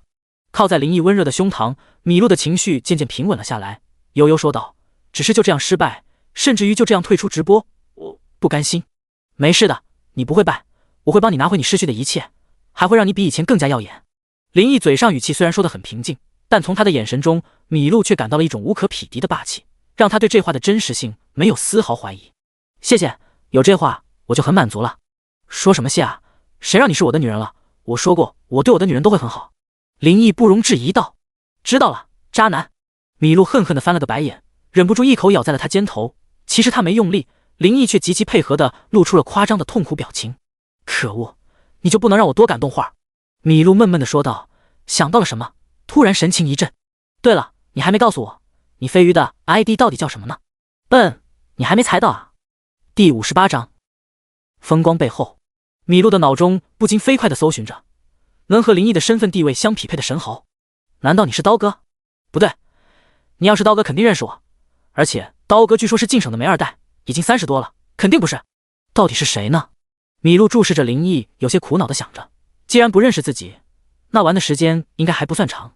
这倒不是他迷之自信，曾经他的名气确实很响，尤其是如果经历过去年年度，就不可能认不出他。米露苦思冥想着近几个月来崛起的神豪，内心一一否定，他们虽然也挺有钱，但要说那是林毅，总觉得还是差了点意思。直到他想到最近的时间，陡然就轰动了整个飞鱼那个人，心砰砰跳了起来。你该不会是那个浮尘哥吧？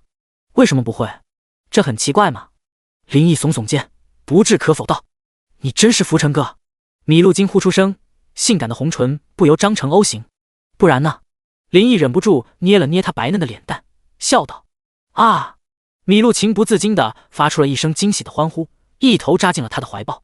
纵然他知道以他的身份地位不可能是籍籍无名之辈，但是得知他是浮尘哥的这刻，他还是激动不已。这些天，即便他没有刻意关注过浮尘哥的信息，但不管是他关不关注，浮尘哥这个名字总会出现在他的眼中，因为他实在是太出名了。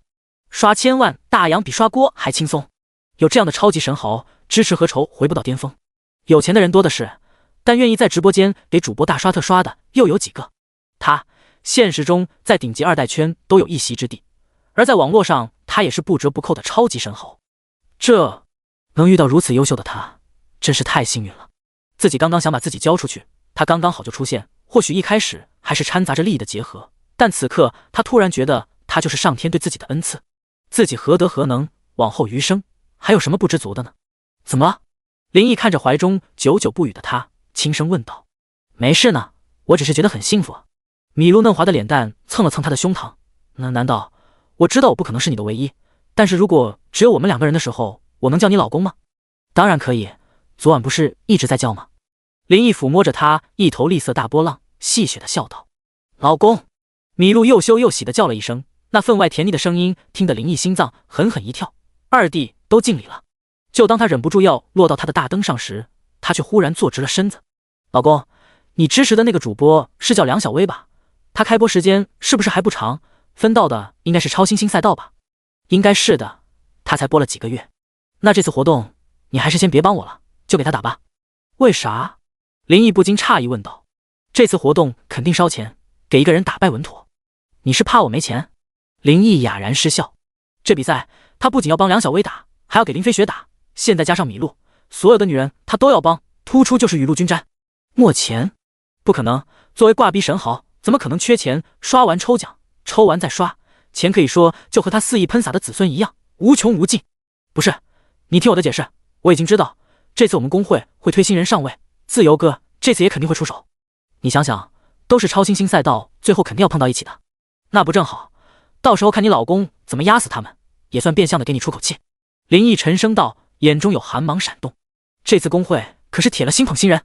生怕林毅不理解，米露焦急解释道，公会肯定要下血本，自由哥包括他拉拢的神豪，这次可能都会出手，打急眼了几千万也挡不住啊，真不是小钱啊。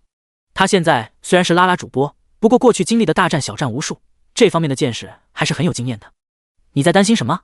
林毅哭笑不得，他的目光一凝，霸气道，不就是刷钱，只要是钱能解决的就不是问题，简单啊，直接用钱拍死就好了。我不在乎钱，就是豪横，就是刷，很服陈哥，这么莽的吗？米露呆呆看着林毅，发现自己对于有钱人的认知被重新定义了。可是，像是想起来什么，米露脸上满是的苦笑，将自己交出去这种事是需要冲动的。他现在才发现，冲动时候真的会忽略很多事。我还是新娱文化的主播，合同还在他们手上。如果现在你要帮我打比赛，那肯定的刷不少钱啊，工会能分不少呢，岂不是便宜他们了？虽然新娱以前给他提供了不少资源，但也早已从他身上挣了回来。后来的雪藏对于工会来说其实也不亏，不过是少赚点罢了。但对于米露来说就是致命打击，让他彻底心寒。莫大哥帮还好，好不容易有大哥刷钱了，白白让他们赚了钱，想想就心里不平衡。米露满脸苦涩，我的合同还有半年才到期，我之前也尝试解约，可他们张口就是违约金，还是狮子大开口要1000万，这是铁了心要把他压制在工会，将他的出路彻底堵死。1000万啊，这数学足以压得他翻不了身。或许很多人觉得我赚麻了，其实真没有别人想象的那么多。想要往上爬，就得打比赛拿推荐，比赛就没有不烧钱的，就算工会帮大哥帮，可自己也得有所表示啊。就算自己不直接上，那大哥的返点也不能不给。尤其是大型的活动，比如年度，对于主播来说，打到最后其实都是赔钱的，赚的只是知名度和人气。上次年度，我基本上把直播以来赚的钱都刷了进去，可现在工会承诺的返点都还没兑现，人都给雪藏了，都撕破脸了，钱怎么可能还给？米露彻底袒露了心扉，不禁自嘲地笑着。看吧，从小到大认识的人都夸我很优秀，为此我也很自豪，很骄傲。可事实却是，我就是个大笨蛋、大傻瓜，人气没了，钱也没有，多少人能承受这样的打击？他一个人默默地抗下了这一切，多少个深夜都崩溃到想哭，但他都忍住了眼泪，还是坚强地走了下去。人只会去看他人的风光，殊不知风光的背后不是肮脏，就是沧桑。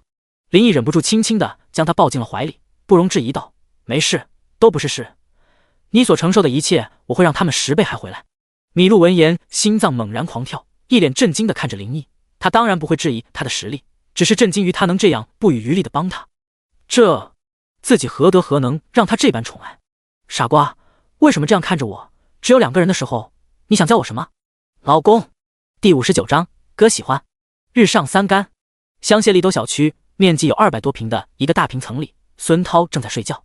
睡在他旁边的是一个身材和长相都不差的美女，此刻美女还抱着他，精致的俏脸也紧贴在他的肩头，脸上还带着一丝未散的红晕。这座高档小区是他家开发的楼盘，这套房子也是他名下的产业，当然不算是他的家，这只是他送给自己女人的住所。不过能让他住进这里，可见这美女在他心里的地位还是蛮高的。天亮才处理完事情，又在他身上折腾了一番，压了压惊，他这才睡下。事实上他才刚睡着没多久，突然来电铃声疯狂地响了起来。亲爱的，你电话响了。女人首先被惊醒了，只是都没有睁眼，皱着眉头说道。孙涛此时也被电话叫醒了，他摸起手机，睡眼朦胧地看去，当他看清来电的备注，瞬间就睁大眼睛，整个人也豁然坐了起来。亲爱的，谁给你打电话了？好讨厌，刚睡着就被吵醒了。女人揉着惺忪的睡眼，嘟着嘴不满地说道。孙涛闻言顿时心中一跳，忍不住冷喝道：你他妈给我闭嘴，一会儿别出声，听见没？女人被孙涛冷冽的眼神吓得噤若寒蝉，记忆中她还是第一次看到他这么可怕的目光，让她遍体生寒。不明白这是哪个大人物打来的电话，能让他这么重视，不过他还是很聪明的，连忙点头。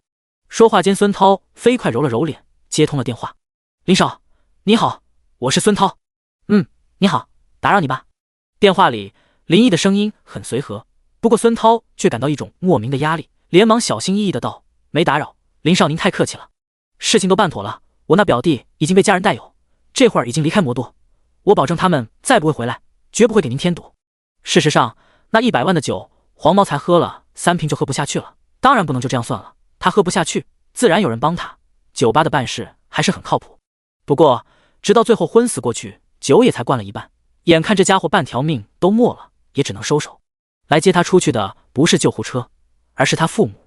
跋扈惯了的女人看到儿子都快翻白眼的模样，当时就炸了，像泼妇一样大闹了起来，被他男人一个打耳光扇到了地上，这才消停了下来。男人看着从小被他娇生惯养长大的儿子，出奇的沉默了。他也不是什么好玩意，不过能混到现在这个层面，该有的眼力劲儿还是有的。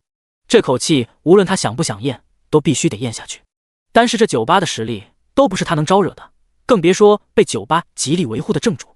他不过是依附在孙家这棵大树下的一个建筑商，靠着亲戚关系混得风生水起。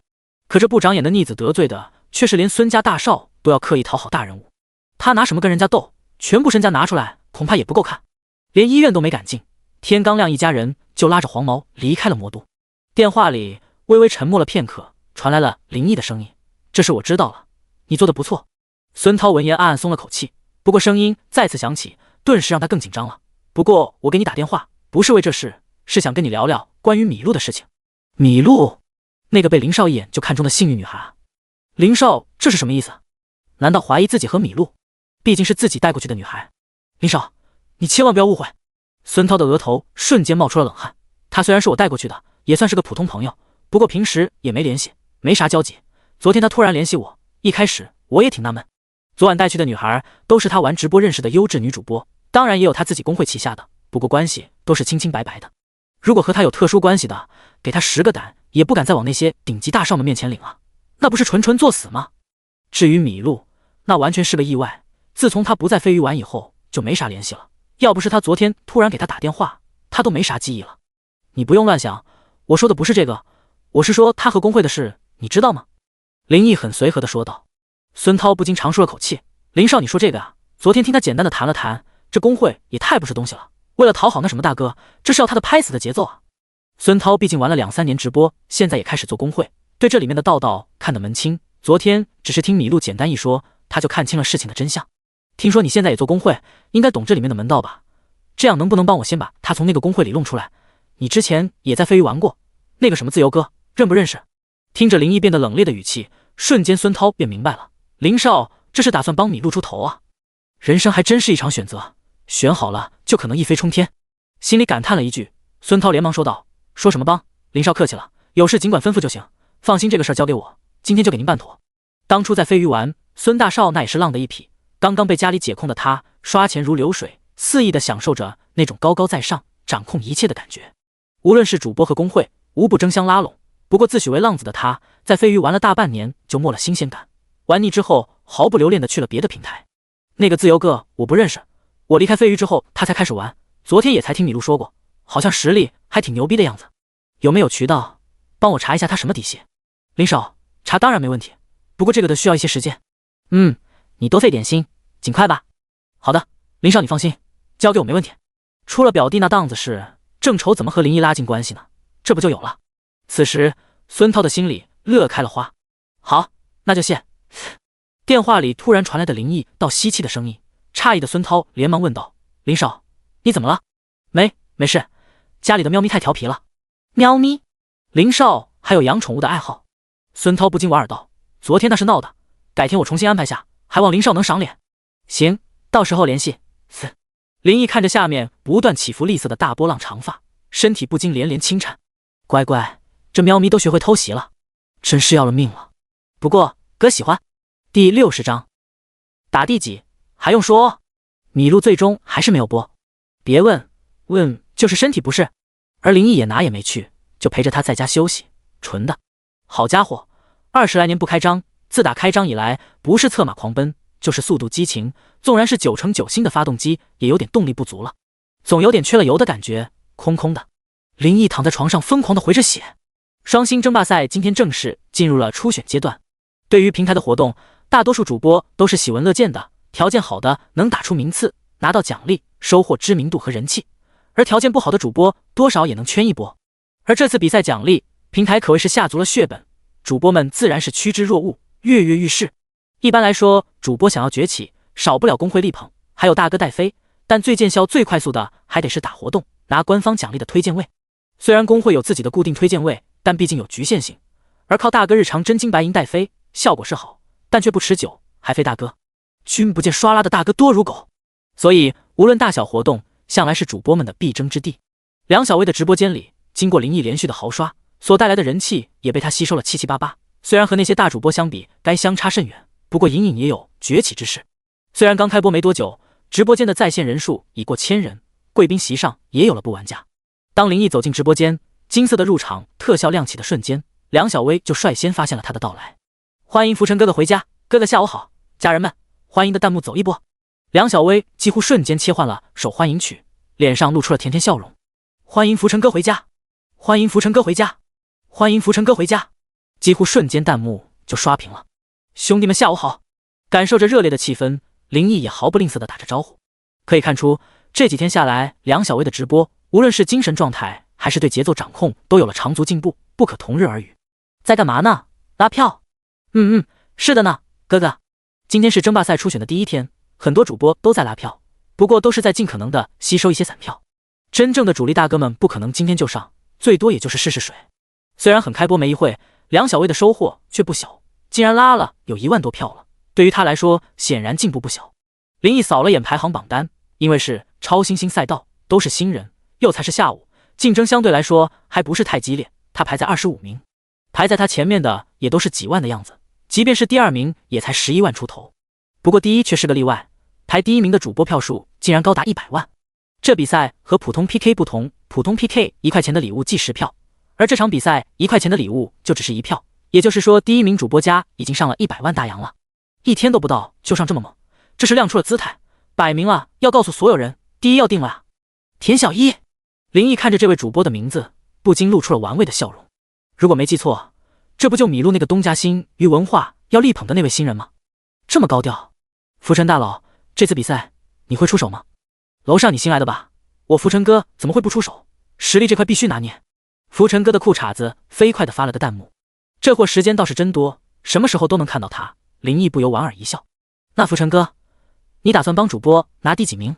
卧槽，楼上我严重怀疑你是来刺探情报的。你管我，怎么不能问吗？浮尘哥你倒是说话啊！林毅看着弹幕，淡淡一笑，他都懒得打字幕，手指直接点开了礼物栏。下一刻，超火像大萝卜一般，不要钱似的飞了出来。我主浮尘送出超级火箭乘20，我主浮尘送出超级火箭乘20，我主浮尘送出超级火箭乘20。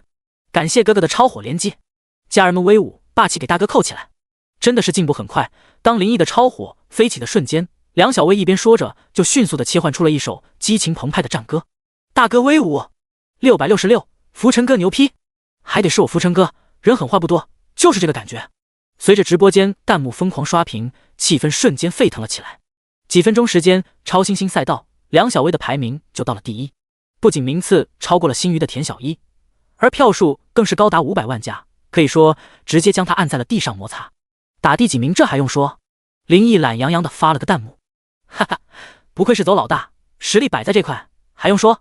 裤衩子兴奋的飞一般打字道，还用说？还用说？一时间浮尘军团的兄弟们整齐划一的弹幕瞬间刷屏，仿佛与有荣焉。林毅微微一笑，深藏功与名，退出了直播间。扫了一眼关注列表，林飞雪也已经开播，林毅就点了进去。林飞雪直播间正放着一首时下流行的古风歌曲，她身穿一件仿宋制的蓝色长裙汉服，正在跟着乐曲翩翩起舞，身姿轻盈，体态婀娜，罗带双垂画不成，替人娇态最轻盈。酥胸斜抱天边月，玉手轻弹水面冰。不得不说，林飞雪相貌气质简直太适合古装了。林毅纵然已不是第一次见，这一眼看去也不禁心中一热。这不仅仅只是因为穿着，更重要的是那袅袅婷婷的身姿，那种娇柔酥软的韵味。啧，没有人比林毅能更明白，林飞雪的身子能有柔软，那各种高难度姿势，尤其是那双无敌大长腿，简直是要他命的刀。糊涂啊，上次怎么没带几身汉服来？下次那啥，一定要让他穿上汉服，感觉不就上来了？林毅只是一想，心脏不禁就狂跳了几下。欢迎浮尘哥！正在跳舞的林飞雪又一个袅袅的转身，这才发现林毅的到来，不禁停了下来，惊喜的呼唤道：没事，别停啊，继续跳！林毅飞快发了个弹幕。第61章浮尘跌。林飞雪的舞姿如行云流水，又曲折蜿蜒，旋转、翻身、弹跳，舞蹈节奏鲜明，动静结合。静则妖娆婀娜，进展妙曼之体；动则刚劲有力，凸显飒爽之态。一静一动，刚柔相济之体态，将古典舞的美妙神韵发挥到了淋漓尽致。而他一颦一笑的神韵更是恰到好处，如画龙点睛之笔，为那优美的身韵注入了艺术的灵魂，让人目眩神迷。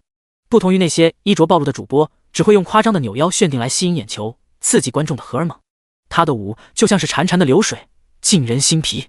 可惜直播行业没有几个人在乎你艺术的人生，99%的人更愿意和主播探讨生人的艺术。虽然从直播年头来说，林飞雪也是老主播了，不过他的人气还没有现在梁小薇高，直播间几百人多是积累下的老粉，贵宾席带爵位的号寥寥无几。虽然林毅之前也为他刷了200多万，着实也带他风光了一下，不过一次半次显然效果不太明显。浮尘哥，总算等到你，你终是没忘了菲菲啊！一个老粉飞快地发出了弹幕。泪目了，菲菲起飞的希望又来了，浮尘哥求带飞啊！妈蛋，我打小就看这丫头行，浮尘大佬你怎么看？我趴在身上看啊！林毅看到弹幕顿时不由失笑，随即不禁暗骂一声，怎么最近总是会胡思乱想，这样不好不好。摇了摇头，林毅随手点开了超级新赛道的排行榜看了起来。这不愧是大主播林立的超级新赛道，才短短大半天时间，即便是排名第50的主播票数却也达到了10万多，展现出了深厚的底蕴。纵观前50名的票数，总体都是呈阶梯状排列，不过还没有出现太大的断层，显然这些大主播还在试探观望，并没有太过激进。第一是地妞，第二赵仙儿，第三小圆圆，票数都是60多万，只不过这都是暂时排名，并不稳，都没有拉开太大的差距，随时都有可能被后面的对手秒了。林毅看了看林飞雪的榜单，才将破1000票，在这超级新赛道的排名只是显示300加，距离上一名还差89票，竟然连具体的名次都没有。妈蛋，什么鬼？自己的女人难道不配上榜？我主浮尘送出超级火箭乘20，我主浮尘送出超级火箭乘20，我主浮尘送出超级火箭乘20。短短时间，林飞雪的票数也暴涨了500万，稳稳地排在了超级新赛道的第1名。自己的女人还得自己宠，林毅算是看出来了，这些人金丝的大主播都在边走边看，真正发力是要拖到明天晚上最后时刻秒，那样是最省钱的。秒不存在，老子直接刷500万，特么的追去吧，拿个晋级赛的名额，怎么看都稳了。梁小薇直播间，看着连连闪现出的全平台通告，直播间的弹幕瞬间炸了锅。快看，浮尘哥又在刷超火了！卧槽，浮尘大佬牛批，这尼玛简直就是超火批发商啊！不是，有点猛，浮尘哥不是要给小薇打比赛吗？怎么还给别人上啊？我去，这都有几百万了吧？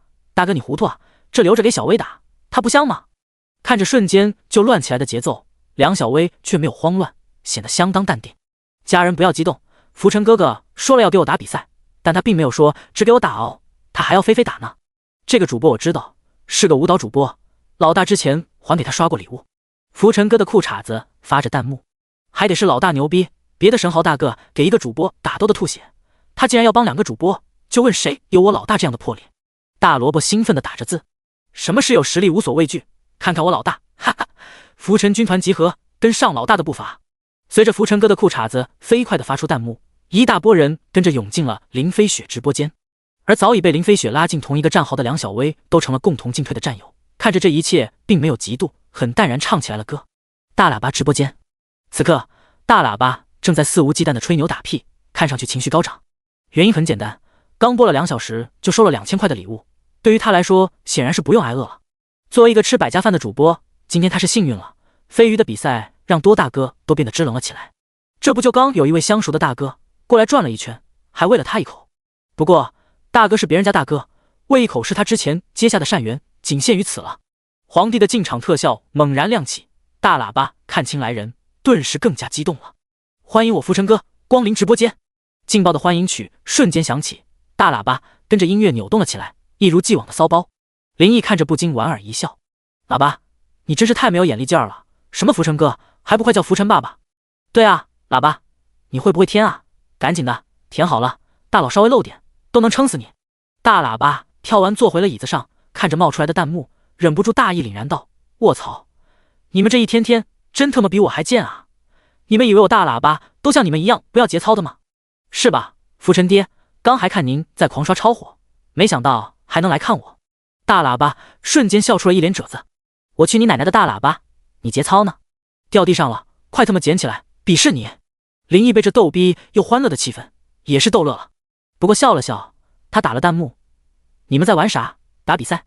大喇叭见此，脸上顿时露出了苦笑。浮尘爹，你看我的样儿，是能打得起比赛的人吗？他就是一个搞笑逗逼主播，碰到大哥混点礼物还成，家里都没有常住大哥，有实力的大佬守着小姐姐不香吗？他的长相身材，这还是别说了，一言难尽，也没有那个大姐爱好这口味啊。打比赛，那真是遥不可及的奢望。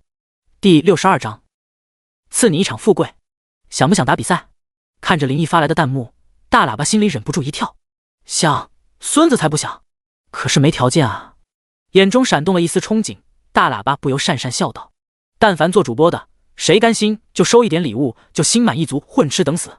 谁不想在这样的比赛中所向披靡，风光无限，让万人瞩目？说句高大上的，谁还没有点梦想？可现实，他就像爬在玻璃上的苍蝇，前途真的很光明，可就是不知道出路在哪儿啊！有颜值有才艺的主播多了去了，真正起来的也就那么些个。有颜有才还不行，关键还得有机遇。我可以帮你打比赛，不过有件事情需要你去做。”林毅的弹幕再次在屏幕上亮起，直播间顿时陷入了沉寂。不过没过里面瞬间就欢腾了起来。卧槽，我没看错吧？喇叭你要牛逼了，你浮尘爹这是要带你起飞啊！哈哈，喇叭，你的春天不对巅峰要来了，瞧你那没出息样，傻了，愣着干啥？还不赶紧抱大腿啊！快谢谢你浮尘爹！直播间的观众被林毅的弹幕震得不轻，当然最震惊的还得是大喇叭本人。浮尘哥，不，浮尘爹，你真要帮我？大喇叭的心脏跳得像肋骨一样，拍着胸膛道：“大哥，什么事你说吧，别说一件事，就算10件100件，我大喇叭也在所不辞。”林毅见此并没有太多的表情，只是平静的打字：“你先不要冲动，我希望你能考虑清楚再回答，因为这件事会让你得罪很多人。”大哥，你说真的？看着林毅透着严肃的弹幕，大喇叭激动的心情也瞬间冷静了下来。当然，一点不开玩笑。看你对直播这方方面面懂得挺多，时间也足，我才想让你做这件事。大喇叭脸色一凝，正色道：“大哥，什么事？你说吧。”新娱文化知道吧？知道，新娱文化在飞鱼也是一线公会，实力非凡，旗下光一线主播就有3个。去年年度公会的一姐米露更是打进了决赛，成为了巅峰主播之一。可惜之后却被公会雪藏了。对，你说的很对。实话说，米露现在我捧了。我要你做的其实很简单，给我盯住新娱的动态。这是个长期的事，无论大小活动，但凡能露脸的，他们公会有人参与都要告诉我。我的目的很简单，就是要斩断他们所有能出头的渠道。很牛逼，你们还雪藏他？那我就封杀你们所有人。不过他才没有那么多闲时间，一门心思的盯着他们，所以他才想找个人。林毅的眼中闪着寒芒，这个事肯定是要把新娱公会、主播，甚至主播的大哥都得罪死了。怎么样，敢不敢接？大喇叭看着林毅一连串的弹幕，心再次砰砰的跳了起来。这一连串的弹幕落在大喇叭的眼中，仿佛只会成了2个字：机会。一个抓住就能起飞的机会。至于得罪人，呵呵。让林毅颇为意外的，大喇叭没有什么犹豫，径直站了起来，郑重的鞠了个躬：“感谢浮尘哥，看得起我大喇叭，给我这个机会，这件事我接了。浮尘哥，我就是个小主播，一人吃饱全家不饿。新娱无论是公会还是主播和我都没有交集，他们大哥更没有给我刷1毛钱，孙子才怕得罪他们。浮尘哥，当着直播间所有人的面，我向你保证，以后我啥也不干，就盯着他们，一定不会让你失望。”这件事说到了明面上，林毅本来就没打算藏着掖着，他也不怕对方知道，反正都要撕破脸了，他怕个球。他是不怕，不代表别人也不怕。但显然大喇叭也不是怕事儿的人，这个坚决果断的态度让林毅充满欣赏，这证明他没有看错人。机会并不是谁都有的，即使机会出现在了面前，也不是谁都能抓住的。既然他大喇叭有这个魄力，那么林毅也不介意赐他一场富贵。林毅嘴角露出了笑容，发出了弹幕：“我信你能做到。好了，坐下吧，说说你想要第几名。”此刻直播间里一片寂静，所有的观众仿佛都被这个劲爆的信息震惊得目瞪口呆。啥玩意？一个大哥计划封杀一个公会，还他妈是一线公会，你们不应该偷偷计划吗？这他妈是我们这种连礼物都刷不出2块钱的白嫖党该听到的事吗？大喇叭坐回了椅子上，说实话属实还有点如梦如幻的感觉，甩了甩头，忍不住咽了咽口水。浮尘哥，能帮我拿到第8名吗？不，第9也行。大喇叭想着反正只要进了前10，他就满足了，得到的奖励也够让他冲进2线主播的行列了。你倒是不贪。林毅不由乐了，不过瞧你那点出息，就不能往高了想想。嘿嘿，浮尘哥肯定还要帮别人打呀，我这就可以了。大喇叭挠了挠头笑道。林毅见此笑了笑，不过并没有多说什么，只是点开了礼物栏。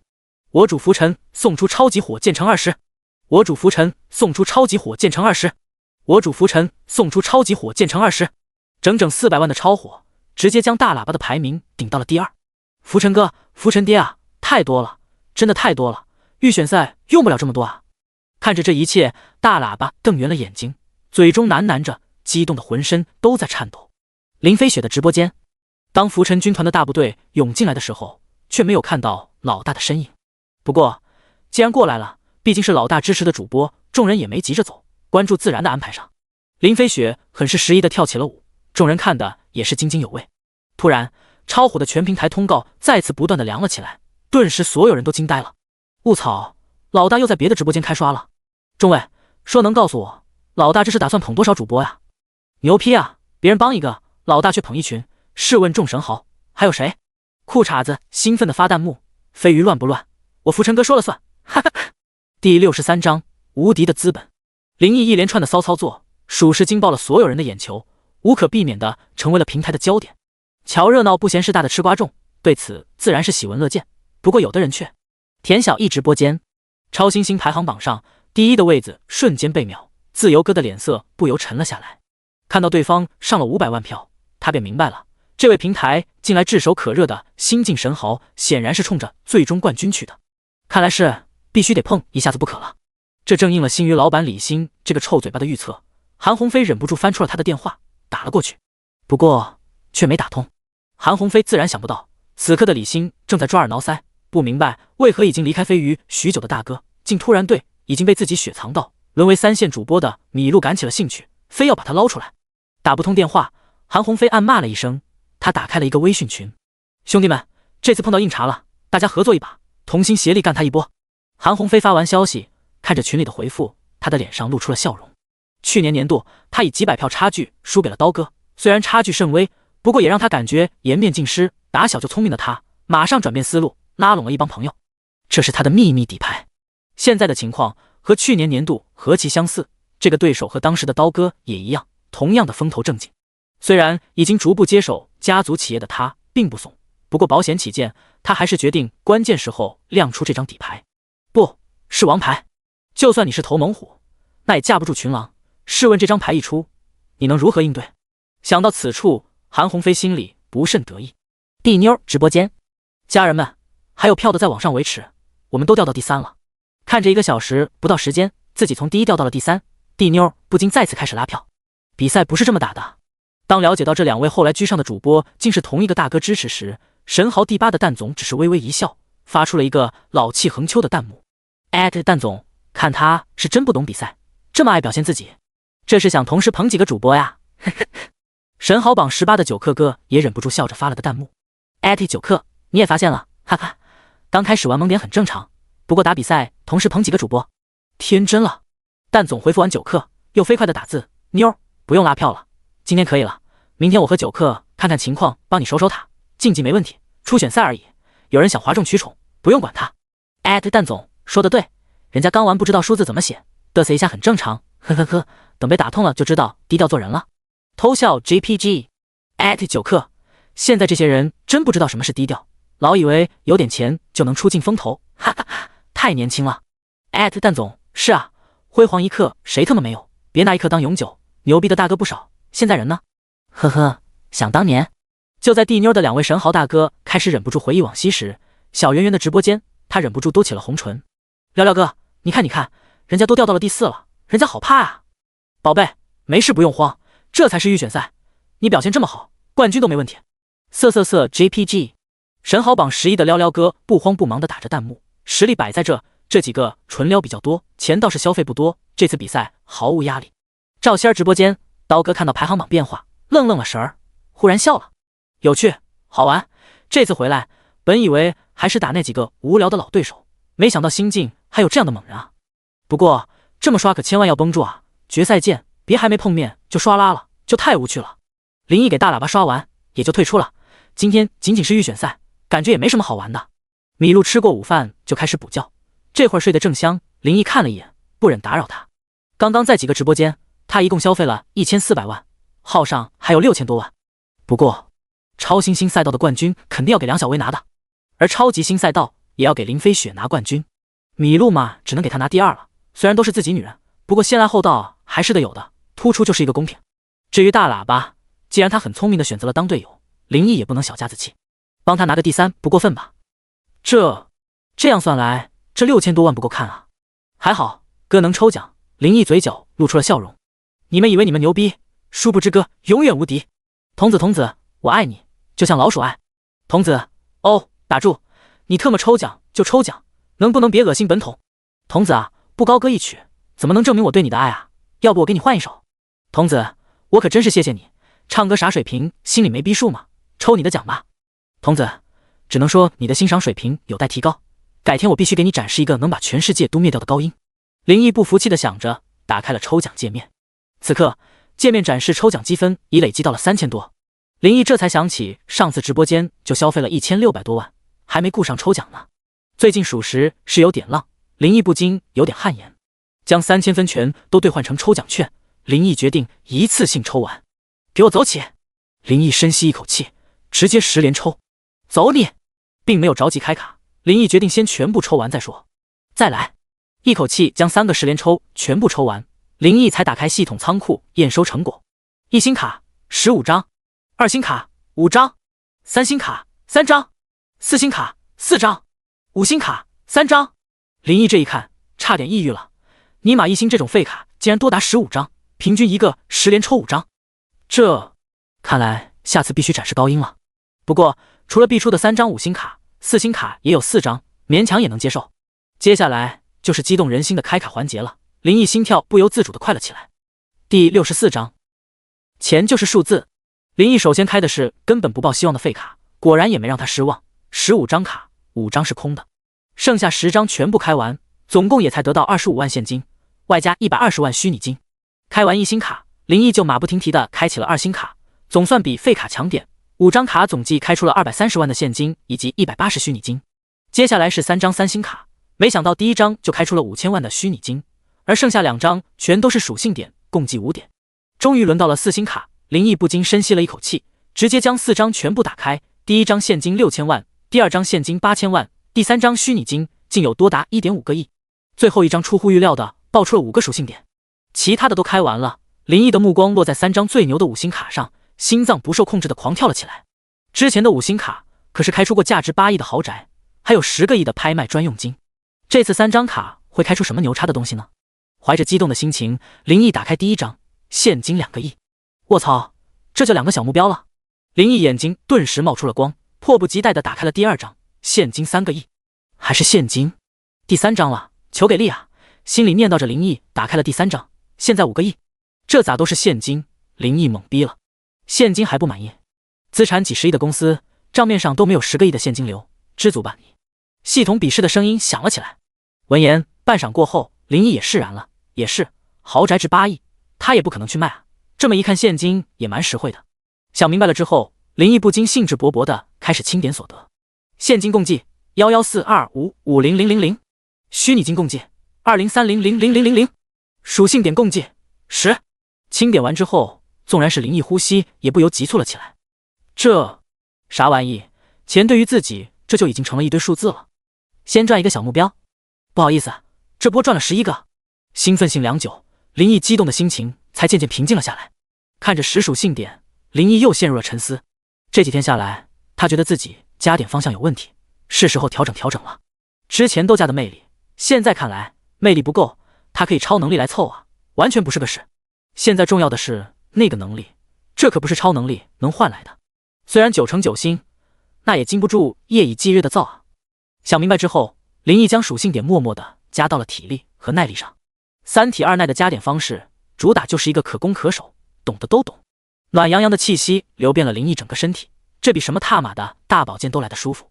而待到这气息慢慢消散以后，林毅只觉浑身都充满了力气，而且还很充实。看着熟睡的米露，林毅嘴角不由露出了超自信的笑容，暗自得意了一阵儿。他又抄起了手机，现在虚拟金也多达2个多亿了，正好冲到飞鱼，加上之前6000多万，总计2亿6000多万。就问这发育速度，1保4，很合理吧？说干就干，他毫不犹豫，直接开冲。闷着头一番充值以后，看着飞鱼后台那一长串的数字，林毅笑出了声。公什么事？这么开心？或许是听到了林毅的笑声，这个时候米露醒了过来，睡眼朦胧地问道：哦，没什么，这不要打比赛，就充了点值。充值？听到这个，米露揉了揉眼，来了精神，赞赏地看着林毅道：这你也考虑到了，老公棒棒的，既然要打比赛，就得提前准备，充好值。我真见过开打了，大哥才想到充值，结果黄花菜都凉了。还有的充是提前充了，结果刚充一点限额了，当时再去找钱，哪有那么现成？等找到了，也已经不赶趟了。总之想不到的意外很多，提前冲好了最好。毕竟是曾经站到过巅峰的主播，米露见过的奇葩事还是挺多的。最奇葩的还有，大哥喝多了酒来帮主播打公会赛，结果把票都上到了对面，他那主播真是哭晕在了厕所。嘻嘻，老公。米露坐起身，再爬到了林毅肩头，像个小孩子似的好奇的道：“让我看看你冲了多少杯。”看着眼前这个已经成为了他一生最亲密的男人，他忽然对他的一切都充满了好奇。你确定？林毅眨了眨眼道：“嗯。”米露连连点着头。先说好，不许叫。林毅戏谑笑了笑，将手机递给了米露，自己的女人也没必要瞒着。米露看向了手机，一大串数字就映入他的眼帘，这好多啊！个、十、百、千、万、哥、爸、爷、老公，2亿6千多万啊！一声惊愕又带着兴奋的看着尖叫，穿透了林毅耳膜。就知道，哎，女人。飞鱼总部，昨天刚被任命为副总裁的王强正坐在会议室的门口，等待着董事会成员的到来。往常1-2个月也开不了一次的董事会，短短几天时间，这已经第2次开了。这个时候电话响了，董事们马上要来了。王强此刻本不想接电话，不过看了看来电显示还是接了。谁让打来电话的是他亲侄女呢？叔叔，他，福成哥真的又冲了2亿吗？电话里传来了王诗雅还有些难以置信的声音。不是告诉你了吗？当然是真的。王强声音严肃地说道，这事儿还得保密，听到没？说起来，叔叔能升职还都是沾了这位大佬的光。还有，让你做他的专属客服，叔叔可是费了大劲儿给你争取的，要不然也轮不到你。你可要努点力，别让叔叔难做。好了，挂了，有董事来了。就在王强刚挂了电话，一个大腹便便的中年男人就走了进来。小王，怎么回事？前2天刚开了会，怎么今天又开？被火急火燎的叫过来，他语气充满不耐。杨董，实在抱歉，打扰您宝贵的时间。上次那位大佬今天又冲了2个亿。什么？闻言，这位一向自诩将金钱看作数字的杨董也不禁被惊掉了下巴。加上之前，这才过几天就冲3个亿了。卧槽！与此同时，客服部，王诗雅鼓着婴儿肥的俏脸，将拽的身体，老累的大灯搭在办公桌上，痴痴地看着电脑。福成哥，你是不想追人家啊？可是想追人家也不用冲这么多啊。王诗雅一脸花痴。福成哥，你倒是给人家发消息啊，你不发人家怎么给你服务啊？人家要给你服务吗？王诗雅死死地盯着后台，眼中满是幽怨。不过心中霸总和甜宠的幻想都能拍部52集连续剧了，果然是应了那个成语，胸大无脑。不对，这位是典型恋爱脑。第65章，老公捧你。林少，米露的合约已经解除，有专业的法务办的，您放心。晚上8点，林毅和米露吃完饭，溜达着消食，正计划着去看个电影。这个时候接到了孙涛的电话。行，我知道了。这孙大少的办事效率还是可以的。林毅笑道，辛苦你了，过程也没样，有没有为难你？林毅知道这事并不是那么容易办，要不他也不会交给孙涛。那工会老大太不识抬举了。说到这个，孙涛的声音变得低沉起来，显然憋了一肚子火。他妈的，这孙子张嘴闭嘴就是违约金和经济损失费，推三阻四就是不愿意放人。他自己把人都打压到3线了，他还损失了。孙涛在魔都2代圈子虽然算不上拔尖的那一小撮，但在第2梯队也是佼佼者的存在，平时不找别人麻烦就是好的，哪能受得了这个？当时就炸了。这孙子见我发火有点怂了，不过嘴还是很有硬。孙涛有些汗颜道，最后还是花了500万，不好意思，给林少您丢脸了。这结果倒也在林毅意料之中，如果换了普通人去办，以对方那德性，恐怕鸟都不鸟。没事，是办成就行。林毅平静道，发个账号，钱我转你。闻言，孙涛顿时连连拒绝，林少，不用，也没多少钱，事儿没给你办漂亮，我心里都过意不去。你不用太在意，这事不算完，他敢拿这钱，既然不怕烫了手，那行，就别怪我赶尽杀绝了。林毅语气森寒地说道。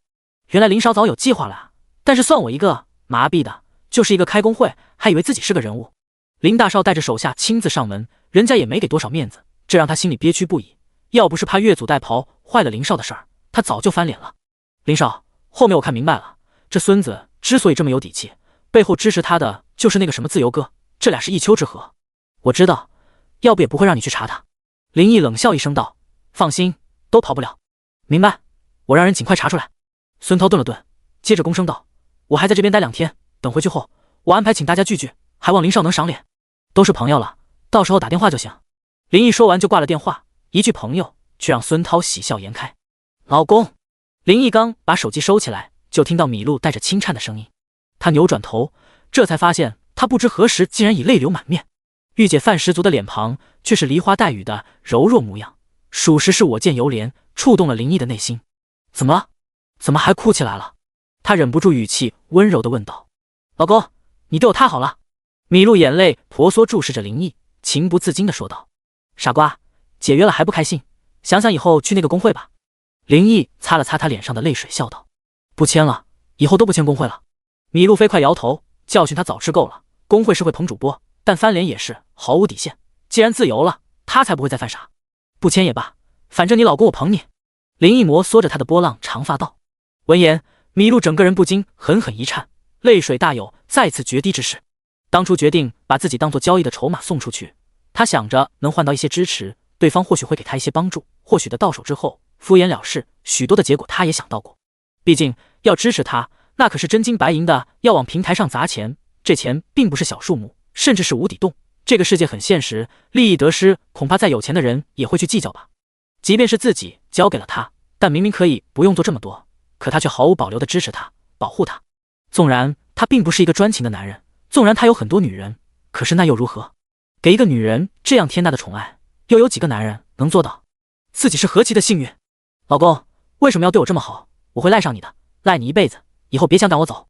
哽咽地说着，米露扑进了林毅怀中，感动的泪水浸湿了他的胸膛。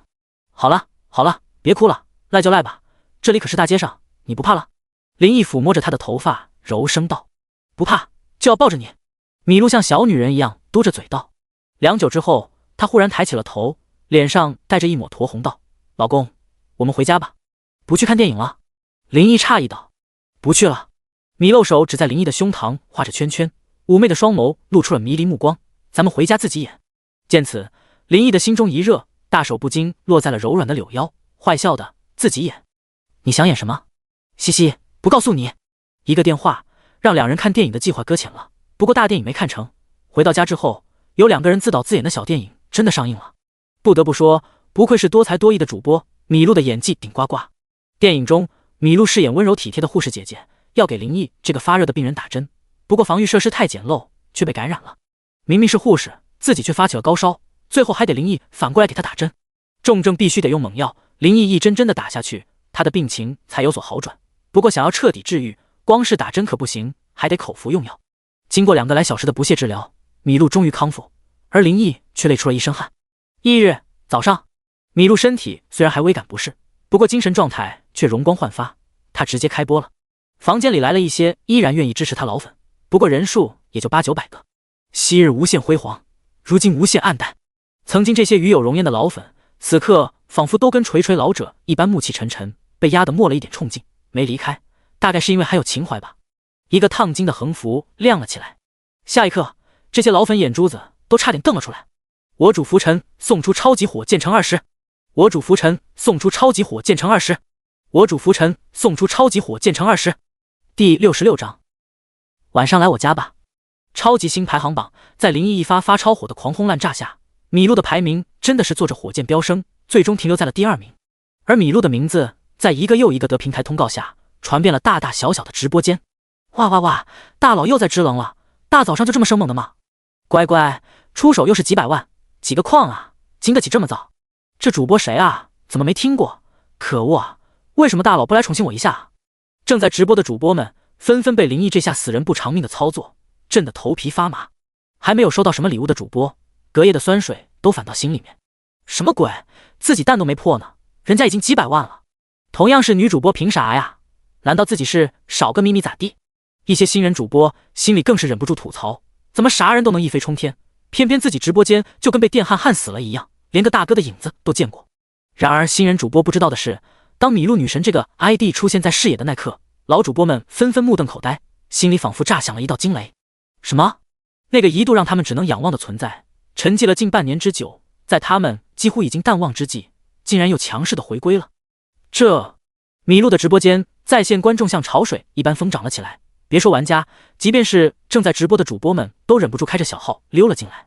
直播画面中，米露的风采更胜往昔，熟悉脸庞让正开着小号的赵仙儿看得心里不禁五味杂陈。曾经打了整整一个年度赛的老对手又回来了，作为那时最大的黑马，赵仙儿能有如今的超凡人气，说是踩着米露的肩膀得来的也不为过。他不是都被雪藏了吗？为什么偏偏又在这个重大比赛中出现？他不是明明都播不下去了，怎么又有可能大佬的支持，还是如此生猛的大哥？赵仙儿懵逼了，但看着米露已升到第2的排名，他心里不由自主地紧张了起来。难道这就是所谓的宿命？决赛中会不会再遇到他？巅峰主播王者归来的消息宛若飓风过境一样轰动了各大直播间，迅速霸占了议论的焦点，成为了平台最劲爆的新闻。而作为幕后推手的林毅，此刻却退出了飞鱼，正躺在米露香喷喷的床上，悠哉悠哉地聊起了天。林毅，为什么不接视频？不乖啊？梁小薇，哥哥，人家刚睡着，还没起床，不好看。害羞 JPG。林毅，瞎说，没起床才好看，坏笑 JPG。沉默了片刻，叮咚一声，梁小薇的信息才发了过来。图片，梁小薇，哥哥，喜欢吗？害羞 JPG。看到图片的一瞬间，林毅心中不禁狠狠一跳。照片中，梁小薇正慵懒地侧躺在床上，白皙的俏脸上带着一抹淡淡的红晕。她穿着一件粉色的真丝吊带睡裙，迷人的锁骨一览如余。两个团团因为侧卧紧紧地挤在一起，沟壑深不见底。这曾经胆小又腼腆的丫头，现在是越来越放得开了，也不知道受了林飞雪的影响。心里想着，林毅看的却是津津有味。不过这人还真经不起叨念。正当他要给梁小薇回复信息时，叮当叮当连续2声提示音就响了起来。他关掉与梁小薇聊天框后，就看到竟是林飞雪发来的消息。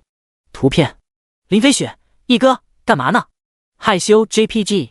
林毅打开以后不禁哑然失笑，林飞雪的消息竟和梁小薇发的差不多，难道是一起上过战场的姐妹心有灵犀？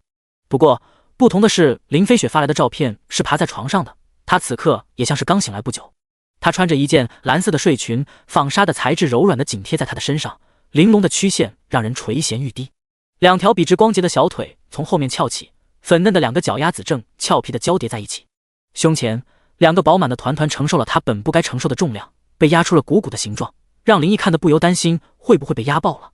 这丫头是越来越撩人了。林毅不禁咽了口水，嘴角上扬飞快地打出了3个字：想你呢。林飞雪，真的吗？毅哥，我也很想你。抓狂 JPG。 莫等林毅回复，林飞雪的信息就又发了过来。毅哥，东西我都快收拾好了，这边已经没有什么留恋的了，等忙完比赛我就搬过去，到时候我叫上小薇姐一起，让毅哥你。害羞 JPG。 林毅见此，脑海中不由自主的就浮现出了上次2朵百合争奇斗艳的画面，身体不由狠狠一颤。来吧来吧，林毅心里想着，哥的加点可不是白条的，1v2不带虚的。有2女陪着聊天，说说闹闹间，时间过得飞快，不知不觉时间已经过了12点。林毅的肚子咕噜噜的叫了起来。这个时候，刚下播的米露走了进来，一下子扑进了林毅的怀中。老公，谢谢你。米露说着，吧嗒一声就在林毅的脸上亲了一口。他的神情很激动，之前的直播仿佛又让他回到了巅峰的时期，只知道这一切都要感谢他恩赐。老公，女人情绪总是很容易被感性支配的，深情的呼唤了一声，不知不觉的米露的眼圈又泛红了。停，打住！林毅哭笑不得，怀中的娇躯温软如玉，阵阵幽香充斥在他的鼻中，加上之前林飞雪和梁小薇2个小妮子的撩拨，他体内的火都快点燃了。现在给你2个选择，一个是吃饭，一个是吃你。林毅忍不住坏笑道。闻言，米露俏脸微红，不过却像受惊的兔子一样跳了起来，尬笑一声道：老公，我们还是去吃饭吧。虽然林毅的肚子确实空空如也，不过米露的反应却让他很无语，至于反应这么大，大哥饶了我吧，现在身体还酸酸的。米露怕怕的看着林毅，昨晚折腾的他都快散架了，现在还没完全恢复，他怎么这么快又想折腾了？这经历不禁让他又爱又怕。最终2人还是去吃饭了。林毅是真饿了，加了体力耐力之后，他发现自己的饭量明显变大了。吃完饭不到2点，米露下午不用直播，时间倒很足，也许是怕林毅。米露提议去把昨晚没有看成的电影给补上，于是2人就来到了影院。一场电影看完，倒也对住了票价，老戏骨演技在线，只是有个小鲜肉的演技让林毅倍感恶心。走出影院，林毅的微讯却叮咚叮咚的响了几声。他掏出了手机一看，不由微微一愣，竟是之前在夜店他帮助过的那个双马尾的少女苏婷婷发来的。西西，雷锋哥哥在吗？雷锋哥哥晚上有时间吗？西西，雷锋哥哥晚上来我家吧。第67章，怎么是你？现在的女孩都这直接了吗？想到苏婷婷扎着2条马尾变软萌软萌的样子，林毅心里倒是充满好感。这丫头再过2年绝对能长成大美女。不过前提是发育跟上，相比于她的那个同学小林，发育这块明显是慢了一拍。去你家干什么？打游戏吗？林毅笑了笑，开了个玩笑。他刚回复，没过几秒苏婷婷的信息就又发了过来。只是看到这个信息，林毅手不禁一抖，手机都差点掉地上。不是啦，雷锋哥哥，我还没感谢你呢。你来我家，我请你吃我妈。真是语不惊人死不休啊！吃？怎么个吃法？你这么说，你妈同意了吗？就算你妈同意，哥哥我虽然女儿都这么大了，但如果……靠，这是不应该先发个照片看看吗？老公，怎么了？见林毅停下了脚步，米露不由诧异地问道。没什么，没什么。林毅连忙摇了摇头，跟上脚步，心中却哭笑不得。这丫头看着萌萌的，怎么什么虎狼之语都敢往外说？过了足足有1分钟，林毅的手机又响了。他一看，又是苏婷婷发来的信息。小林太可恶了，抢人家手机。雷锋哥哥，你还在吗？你来我家，我请你吃我妈做的饭啊！看着这个信息，林毅不由莞尔。你要是不发这句，你妈看到的打死你。整得他还压力挺大。去你家，不好吧？太麻烦了。不麻烦，不麻烦。雷锋哥哥，我妈做饭可好吃了，比大饭店里做的都好吃。哥哥，你就来嘛，真的，我不骗你，可好吃可好吃了。林毅本想拒绝，没想到一回复，苏婷婷连续2条消息就急忙发了过来，似乎是铁了心要邀请她去家里做客。见这丫头一腔热忱，林毅倒有点不好意思拒绝了。看她信誓旦旦信息，心里也不禁有点好奇，这可好吃是有多好吃？老公，谁的消息啊？发生什么事儿了吗？看林毅有些迟疑的样子，米露忍不住好奇道。也没什么，就是那个苏婷婷想请我去她家吃饭。林毅笑了笑道。这样啊，应该的，你可是人家的大英雄啊。米露闻言了然的点点头，顿了顿又捂着红唇笑道。老公，你去吧，不然人家小妹妹该伤心了。好啊，连你老公都敢调侃，看我回家怎么收拾你。看米露偷笑的样子，林毅不由坏笑道。没有，没有，老公，你去吧，我是认真的。虽然米露很想让林毅一直陪在她身边，但她知道是不可能的。那好，先送你回去，反正时间还不晚。林毅点点头。你就打算这样去啊？不然呢？回家洗个澡，换身衣服。你呀，不管怎么说，第一次登门，还是准备点礼物吧。米露不由白了林毅一眼。闻言，林毅恍然，实话说，这也不能怪他粗心。来魔都之后，他无亲无故，几乎就没有去过别人家做客，时间长了，倒是把这点疏忽了。不过还好米露够细心，地下负1层就有大商超，礼物倒是不愁买，而且完全不用林毅操心，他只能推车就行。米露完全就像一个贴心的小妻子。逛了一大圈之后，两人提着大包小包的走了出来，既有去苏婷婷家的礼品，当然也免不了给米露买了一堆零食。礼物都不是什么的贵重之物，也就是一些吃吃喝喝偏向小女生爱吃的东西，有补脑的、补钙的、补维生素的等等，很适合正在上学的学生。米露终于发挥了一把御姐该有的实力，一切给林毅安排的妥妥的。虽然在林毅看来，以苏婷婷现在的状况，明显应该多吃点木瓜，不过米露尽心尽力给他操持的模样，让林毅不由感觉满是温馨。将米露送回家，他晚上还要直播，林毅就没再多待，告诉他比赛如果有什么意外情况，随时联系，他就离开了。西城华府1个小时后，林毅驱车来到了苏婷婷所发的位置，停好车，林毅提着大包小包，很快就来到了苏婷婷家所在的楼层。呀，雷锋哥哥，你来了！林毅刚最进门口，门就打开了，就见苏婷婷和小林走了出来。看到门口的林毅，两人俱是一愣，随即苏婷婷不由兴高采烈的欢呼出声。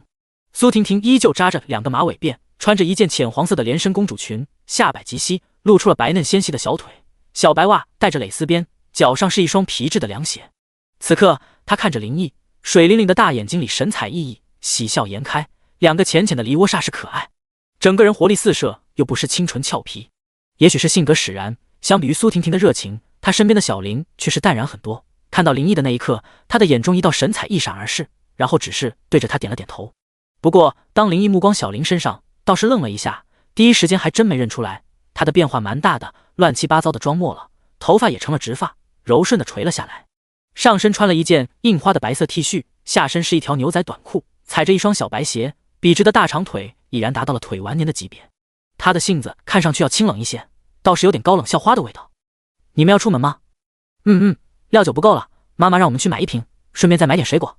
嘻嘻，没事，雷锋哥哥，你先到家里坐会哦，我们很快就回来。苏婷婷盈盈笑道，说完转过身冲家里道：妈，你快出来，雷锋哥哥来了。好好，马上。里面隐隐传来温婉的声音：西西，雷锋哥哥，你怎么还买东西呢？太客气了，你先进去吧，我妈妈人很好的。苏婷婷边说边将林毅拉到了家里。就在林毅进门之后，一个女人从里面的厨房快步走了过来。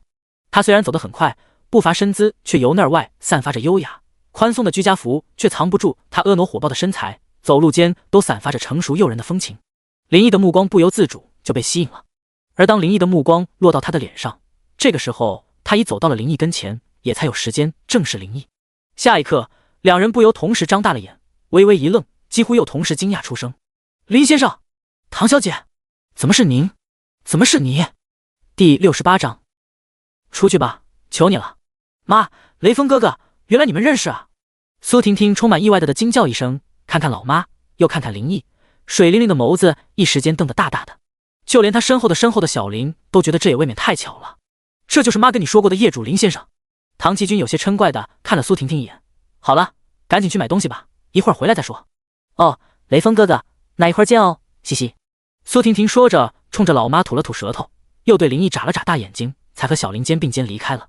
还雷锋哥哥，唐奇军哭笑不得的摇了摇头。前2天听到女儿跟着小林被骗到了夜店，他差点没吓死。两个才是刚成年手无缚鸡之力的花季少女，被心怀不轨之徒骗到那种鱼龙混杂的地方，后果可想而知。多少女孩就这样被毁了，类似的新闻可是屡见不鲜。唐奇军到现在想想，还不由心底阵阵发寒。值得庆幸的是，女孩碰到了好心人，在他的帮助下救出了小林，将他两个平平安安的带出了夜店，独自将女儿养大。女儿常常讲，他是他的全部。反过来说，女儿常常不是他生活的支柱。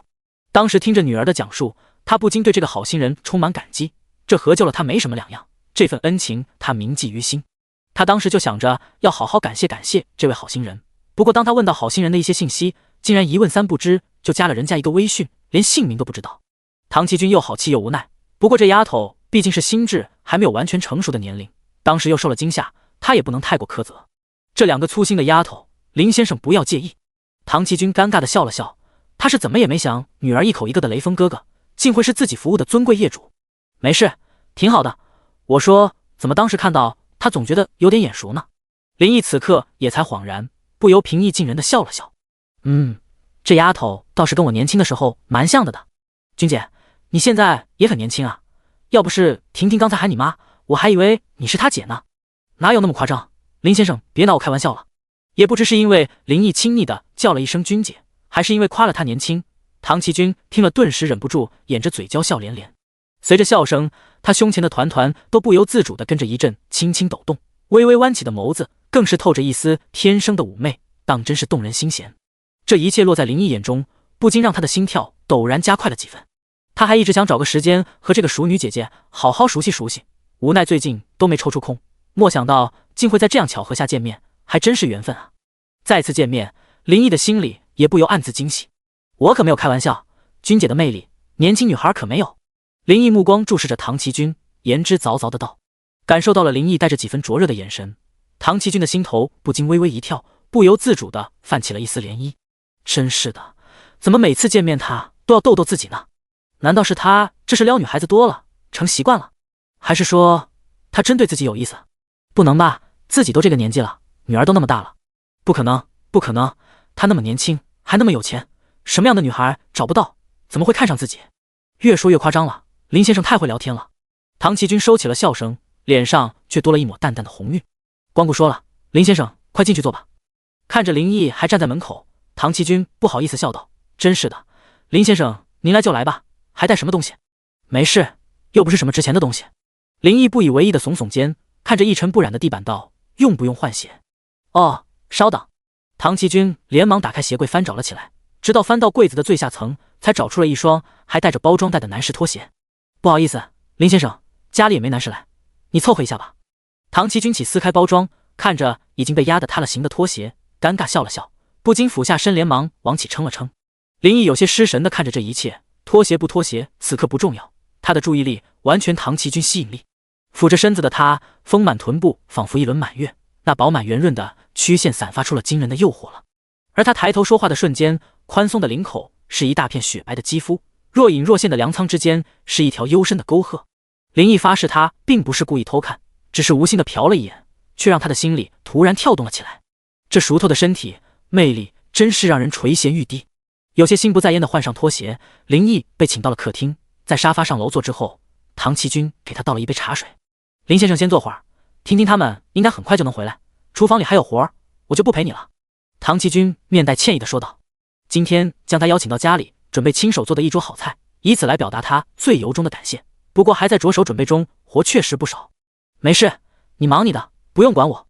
林毅表示理解的点了点头。唐奇君去厨房里忙碌了，客厅就剩下了自己，看不到了他的人，他心里反而更不能平静，按捺不住站了起来。用不用我帮你做点什么？厨房门口，林毅倚在门框上，笑着问道。不用，不用，林先生您歇就好，我自己能行。唐奇君侧转头嫣然笑道。林毅闻言并没有离开，也没再多说什么，只是静静地看了起来。这个像熟透的水蜜桃一样，浑身上下都散发着成熟气息的女人，即便是简单的摘菜洗菜都充满了优雅。林毅这个位置正好看到她的侧身，那 S 型的优美曲线是那么勾人心弦，不知不觉间他都看吃了。这几天在米露等妓女身边打转，他不是没吃过肉，相反的他吃得饱饱的，但此刻在这个韵味十足的熟女面前，他还是忍不住心潮澎湃。古代被评为乱世间雄的那位大佬的快乐，他似乎隐约能体会到一点了。哎呀！唐奇君忽然发出了一声惊呼，刀扔到了案板上，不禁慌忙抬起自己的手。怎么了？切到手了？从失神中被唤醒的林毅不由连忙走了过去。严不严重？我看看。林毅不由分说就抓起了唐奇君的手。还好只是切到了指甲上，林毅松了口气。怎么这么不小心？他有些责备地说道，温软手感却让他下意识地捏了一把。刹那间，唐奇君仿佛被电击般浑身一颤，妩媚眼眸顿时瞪大，愣了2秒，才猛然将手抽了出来，脸色不禁浸染了一层红霞。林先生，你还是出去吧，去客厅歇着。唐奇君嗔怪地说道，瞪着林毅，突然眼底露出了一丝哀怨道，求你了，你这样一直看，看得自己心里乱乱的，那还有心思切菜啊？不切手才怪。第69章，啥事也敢说。厨房的门关得严严实实，啥也看不到了。林毅悻悻地回到客厅，一屁股坐到了沙发上，差点切到手，关自己什么事？哎，女人啊，就是小气。闲着无聊，林毅掏出手机，打开了飞鱼。今天是争霸赛初选的最后一天，他看看自己支持的主播有没有被刷下来的可能。因为已经播了一下午，梁小薇直播间的人气很高，气氛也相当热闹。林毅看了眼排行，超新星赛道他巨大的优势稳稳地排在第一，排名第2的依然是星娱文化要力捧的主播田小一，即便是有自由哥支持，他此刻的票数也才150万。其他主播更不说，3名之后就没超过100万票的，可以说即便不再上票，梁小薇晋级也是妥妥的。不过林毅还是刷了100发超火才离开，反正不差钱，带动点人气也是好的。林飞雪、米露、大喇叭3个人情况也差不多，虽然是超级新赛道，实力主播很多，票数差异不是很大，依然是你追我赶之势。不过票数也都没过200万，这情况即便是最后一些主播要发一下力，他们3人也不可能被刷下来。初选赛目的是以晋级为主，打上头的概率几乎为0，多少是有点无趣。同样的操作，每一个直播间刷了100发超火，林毅放心的退出了飞鱼。刚喝了2口水，苏婷婷和小林提着几个袋子就回来了，除了帮唐奇君买的料酒等佐料，还有一些新鲜水果。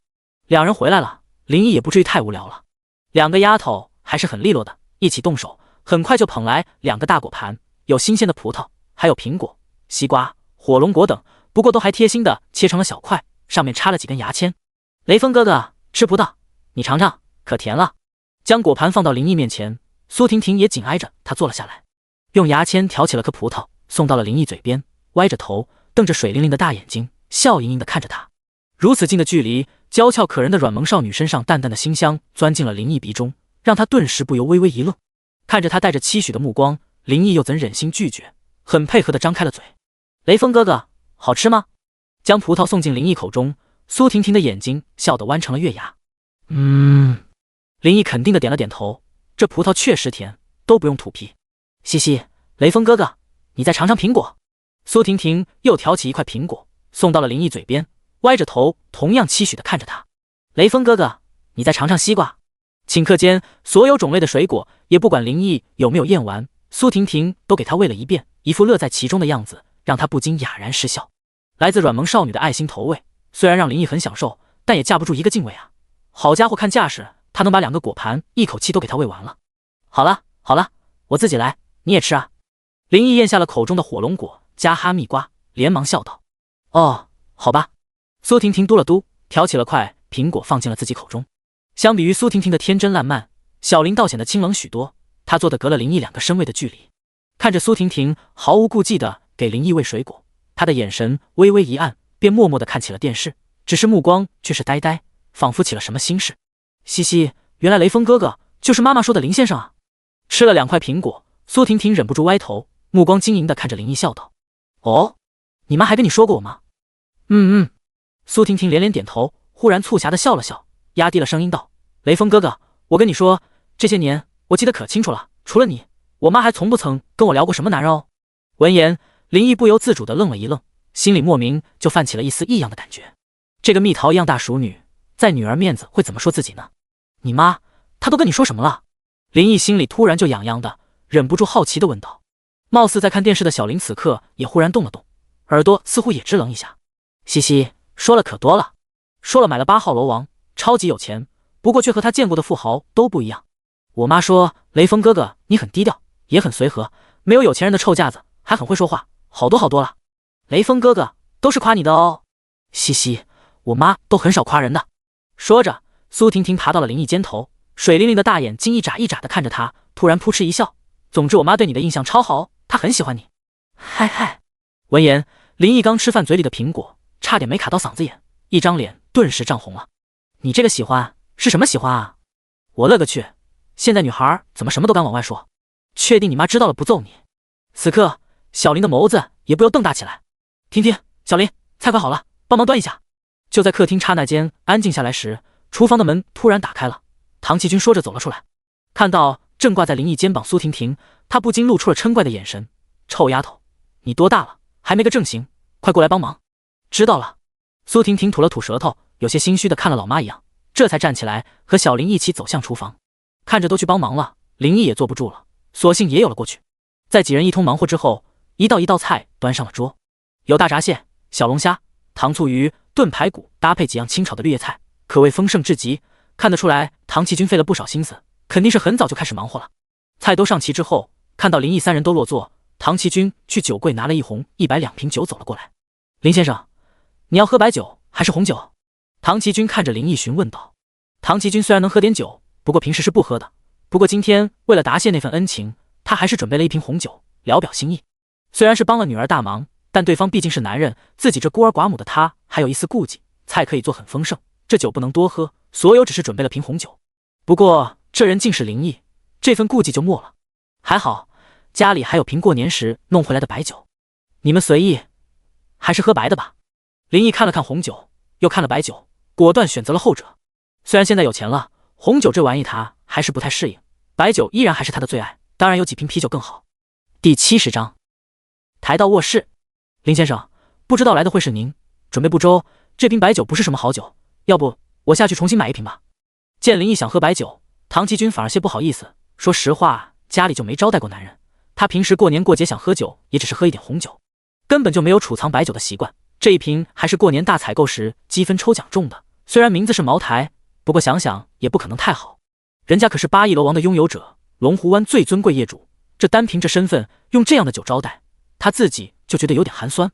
没事，能喝就行，好不好无所谓，我又不挑。再说君姐做着那么一大桌菜已经很辛苦了，还差点切手，我都心疼了，没必要再费周章。林毅嘴角上扬，露出了个平易近人的笑容。喝酒吗？得分环境，古人都说了，酒不醉人人自醉。身边坐了一个韵味十足的大熟女，还有2个俏丽的小美女相陪，别说酒，白开水都能喝得有滋有味。更何况林毅的确不是挑剔的人，在没的系统之前，条件也不允许他挑挑拣拣，10几块的二锅头不照样喝3杯？这什么心疼了？怎么还逗自己啊？2个丫头可都在呢。听着林毅的话，唐奇军心里不由自主就升起了一丝别样的羞涩，不过在2丫头面前，他倒是完全没表现出什么异常。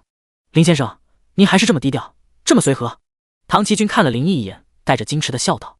他这话真是由衷的说的，龙湖湾住了那么多富豪，哪个不是高高在上？别说业主，即便是龙湖湾物业的一个经理，那每天也是派头十足。第一见林毅这位楼王业主打出租车穿某保货的低调做派，让他印象深刻。而他亲和的态度和有点坏坏的谈吐，更是深深地印在了他的心中。给林毅满上了一杯白酒，唐奇君自己喝的则是红酒，而两个女孩在他的注视下只能喝饮料。林先生，上次这两个丫头多亏了您出手相助，要不然后果不堪设想，真的太感谢您了，我敬您一杯。唐奇君端起了酒杯，郑重地看着林毅道：“举手之劳，君姐不必太客气。”林毅笑了笑，也举杯和他碰了碰，一口酒下肚，林毅只觉一股热流就涌进了嗓口，这酒还他妈挺有劲。你们两个可得牢记这次教训，你们才刚长大，这社会远比你们想的险恶得多，以后那种复杂的场合千万不能随便去了，知道吗？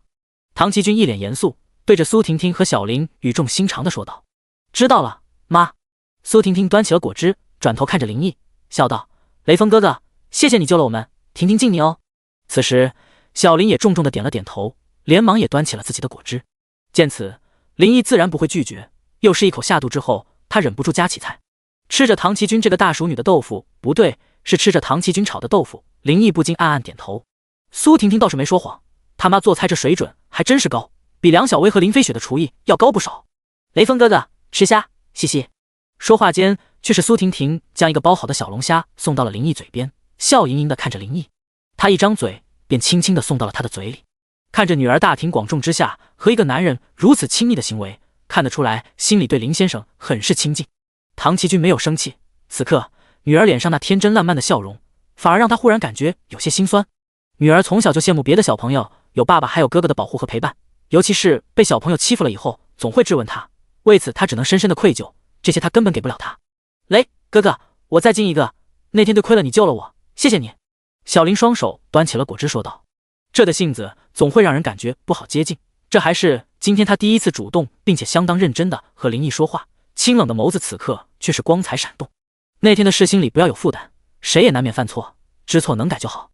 你看你今天这样就挺漂亮，以后不要再化那些乱七八糟的妆了，交朋友也要慎重。以林毅的成为经历，倒是挺理解小林的，和他碰了碰杯，他面带微笑道：“哥哥，我记住了。”小林闻言重重的点了点头，嘴角露出了个旁人不易察觉的笑意。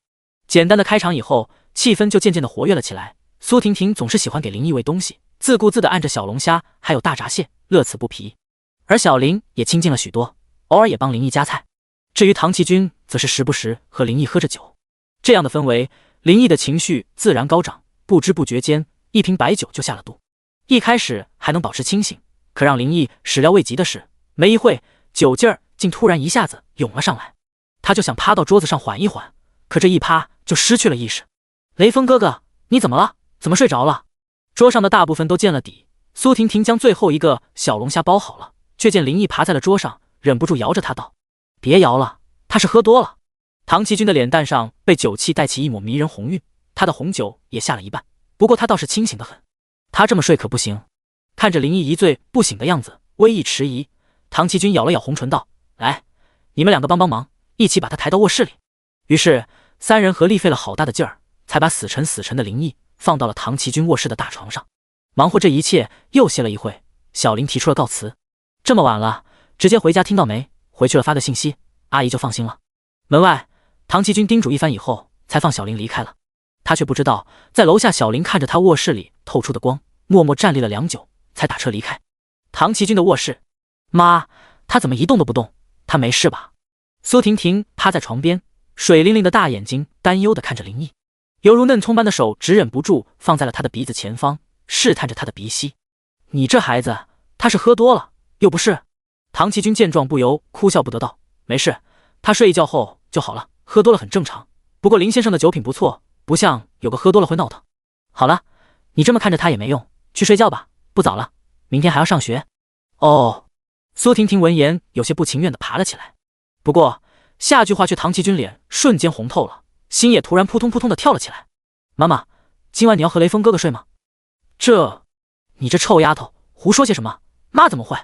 唐奇君又气又羞地瞪了苏婷婷一样，嗔道：“快点回屋睡觉，妈一会儿也去你屋睡。”看着自己女儿走出房间，唐奇君的心还跳个不停。深吸一口气，很细心地帮林毅倒了杯水，放到了床头，又给他盖了条薄毯，将空调的温度调到了合适的度数，他这才放心。大床上，林毅呼吸均匀，睡得沉沉的，不由自主的唐奇君的脸上又滚烫了起来。他这张床上还没有睡过男人。第71章母女夜话。1个小时后，洗漱完毕的唐琪君来到苏婷婷的卧室，轻轻地在女儿的旁边躺了下来。此刻，苏婷婷水灵灵大眼睛瞪得大大的，没有一丝睡意。想什么呢？怎么还没睡着？唐琪君见此，不由轻声问道：“妈，雷锋哥哥一个人真的没事吗？”苏婷婷还有些放不下林毅，话锋一转，她笑道：“要不我过去陪雷锋哥哥吧？”不行。听到女儿的话，唐琪君吓了一跳，连忙轻斥道：“他真没事，你别胡思乱想了，快点睡觉。”为什么不行？苏婷婷嘟起了嘴，不高兴地说道：“没有什么为什么，这大半夜的，他一个男人，你一个女孩子家家的，那怎么？雷锋哥哥又不是坏人。那也不行，婷婷你已经是大女孩，不是小孩子了，听妈的，和男孩子要保持适当距离，你懂吗？”唐琪君摸了摸女儿的头，语重心长的道：“这个我知道啊，妈，可是雷锋哥哥不一样啊，在他身边我感觉很有安全感哦。”苏婷婷双眸亮晶晶，喃喃地说道。闻言，唐琪君不由暗暗地叹了口气，女儿从小就缺少父爱，这导致她心里一直缺少安全感。以前她都没什么朋友，而且性格也没有现在这么活泼，也是年龄大了一点，认识朋友也多了点，渐渐的才开朗了一些。沉默了一会儿，苏婷婷忽然嘻嘻一笑道：“妈，你是不是喜欢雷锋哥哥呀？”“啊，我什么时候说过喜欢他了？你这死丫头，乱说些什么呢？”唐琪君身体一僵，脸颊陡然红了起来，还好黑暗中看不到。今天女儿怎么竟说些不着边际的话？妈，你还不承认？苏婷婷言之凿凿道：“前几天还老听你说林先生长林先生短的呢，我以前可从没听你说过别的男人哦。现在雷锋哥哥就是林先生，你还说不喜欢他？我有常说吗？就跟你提了几句吧。”唐琪君心跳忽然加快了几分，有些心虚道：“那也没什么吧，他是妈妈的业主，这很正常啊。”他承认之前多少是对林毅有些好奇，至于说喜欢，嘻嘻，妈，我感觉雷锋哥哥对你也很有好感呢。往唐琪君身边凑了凑，苏婷婷貌似很懂事道：“妈，你一直单身，我现在也大了，你不用担心我，你也该找个伴儿。我看雷锋哥哥就不错，嘻嘻，要不你俩在一起吧，我也能天天见到他了。你这是为我考虑？确定不是要卖妈吗？”唐琪君没好气的说道：“你妈我要是跟他在一起了，以后你见了他就得叫爸，这你也愿意啊？”苏婷婷咬着嘴唇，认真想了想道：“只要妈妈你喜欢他，要真在一起了，叫爸爸也没什么吧？这没救了，这死丫头白养了，怎么才见了2面，胳膊肘就往外拐了，连妈妈都可以轻易卖了。”唐琪君一手扶额，突然心里就酸酸的。他有什么好的，不就是救了你？殊不知他年轻多金，为人低调，待人随和，人长得也不错，也不像别的有钱人那样穷讲究，虽然有点坏坏的，但总是逗得人心里很开心。这怎么好像都不是缺点啊？他真的很优秀，可正是如此，他会看上自己。自己都这么多大了，年龄差太多了。唐琪君苦笑一声，心里莫名一阵失落，他觉得一些事有必要跟女儿讲明白。婷婷，林先生可是龙湖湾楼王的业主，只是这座别墅就价值8个亿，你知道这意味着什么吗？他可象征了林先生的身份和地位。你想，能买起这样豪宅，他真正的身价得是多恐怖？像他这样有钱有年轻的富豪，多的是年轻漂亮的女孩，趋之如鹜。妈妈和他根本就是2个世界的人，妈妈都快人老珠黄了，人家能看上妈妈？人家随便招招手，多的是年轻女孩扑过去，人家为啥要和你妈妈在一起？唐琪君说着说着，忽然满心苦涩，说句不好听的，妈妈就算给人家当情人，也未必有资格。不是的，妈妈你一点都不老。苏婷婷听着听着就急了，妈妈是最漂亮的，别人的妈妈都没有你漂亮，又温柔身材，又好做饭，又好吃，谁能不喜欢？雷锋哥哥一定也会喜欢你的，他会喜欢自己要做这个小男人的情人吗？呸呸呸，瞎想什么呢？怎么和女儿一样幼稚了？唐琪君心里不禁感觉一阵羞耻，怎么可能？年龄差距太大了。唐琪君苦笑一声，对女儿道：“婷婷，你不懂，说他喜欢你还有可能？男人谁不喜欢年轻漂亮的呢？才不是呢。”苏婷婷闻言却是连连摇头，悠悠道：“雷锋哥哥都没怎么看我，他一直都在看妈妈，就是看小林的次数都比我多。甭管是女孩还是女人，直觉都是很强大的，连女儿都注意到了。唐琪君又怎么不知道林毅那关注的目光？可是关注的多就代表喜欢吗？”唐琪君忽然觉得心烦意乱，身体也不由涌起了一阵莫名的躁动。“妈妈，你的身体怎么好像变烫了？”“啊，没什么，可能屋里太热了。”“哦，那要不要把空调调低点？”“不用了，等会就不热了。”房间里突然沉默了起来，就当唐琪君以为女儿快睡着了时，突然一只小手袭上了他的粮仓，让他不由自主地打了个激灵。干嘛呀？婷婷！唐奇君有些嗔怪道。苏婷婷带着伤感的声音响了起来：“妈，为什么你的这么大，小林的也很大，我的就这么小？”这女儿看来是真的长大了，也开始在乎自己身体的部位了。怀着她的时候有些营养不良，这导致她出生就有些羸弱，到现在发育也比同龄人慢一拍。不过自己在这个年纪的时候好像也不大，后来才长这么大的。没事的，还这长呢，妈妈就是后来长起来的。给女儿讲这种事，让唐奇君有些哭笑不得。真的吗？我的也能长这么多大？苏婷婷捏了捏饱满的粮仓，双眸顿时亮了起来。妈妈，雷锋哥哥老是看你这里，还看小林的，都不看我的。你说男生是不是都喜欢大的？他们怎么老喜欢看女生这里？苏婷婷郁闷又好气地问道。这叫他怎么解释啊？女儿今天怎么老说这样不着边际的话？好了好了，别瞎讲了，赶快睡觉吧。唐奇君心里一阵烦躁，这次不由拿出了身为母亲的威严。这都什么跟什么嘛？幸亏没有外人听到，不然可就丢死人了。第72章，年轻真好。林先生，先出去。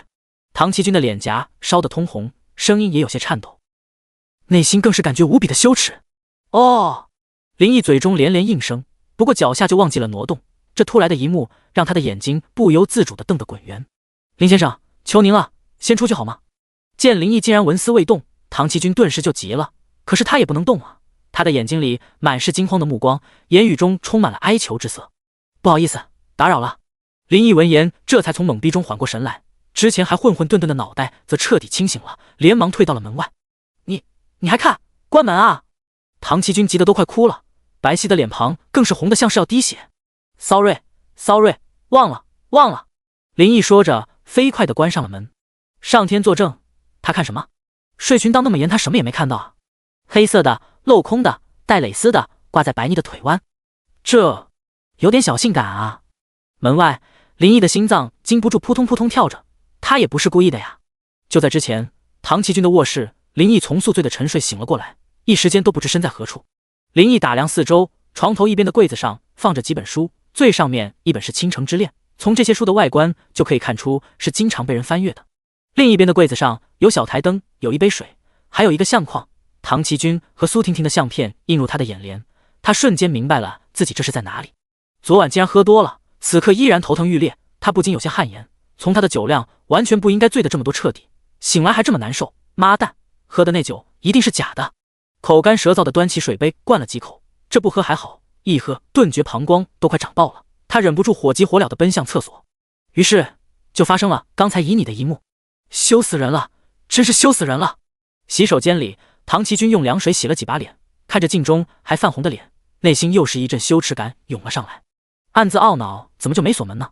不过这些年家里一直就他和女儿，根本没必要，也没有这个习惯啊。自己挡得那么快，他肯定看不到什么。唐奇君捂着发烫的脸，心里不住地安慰着自己。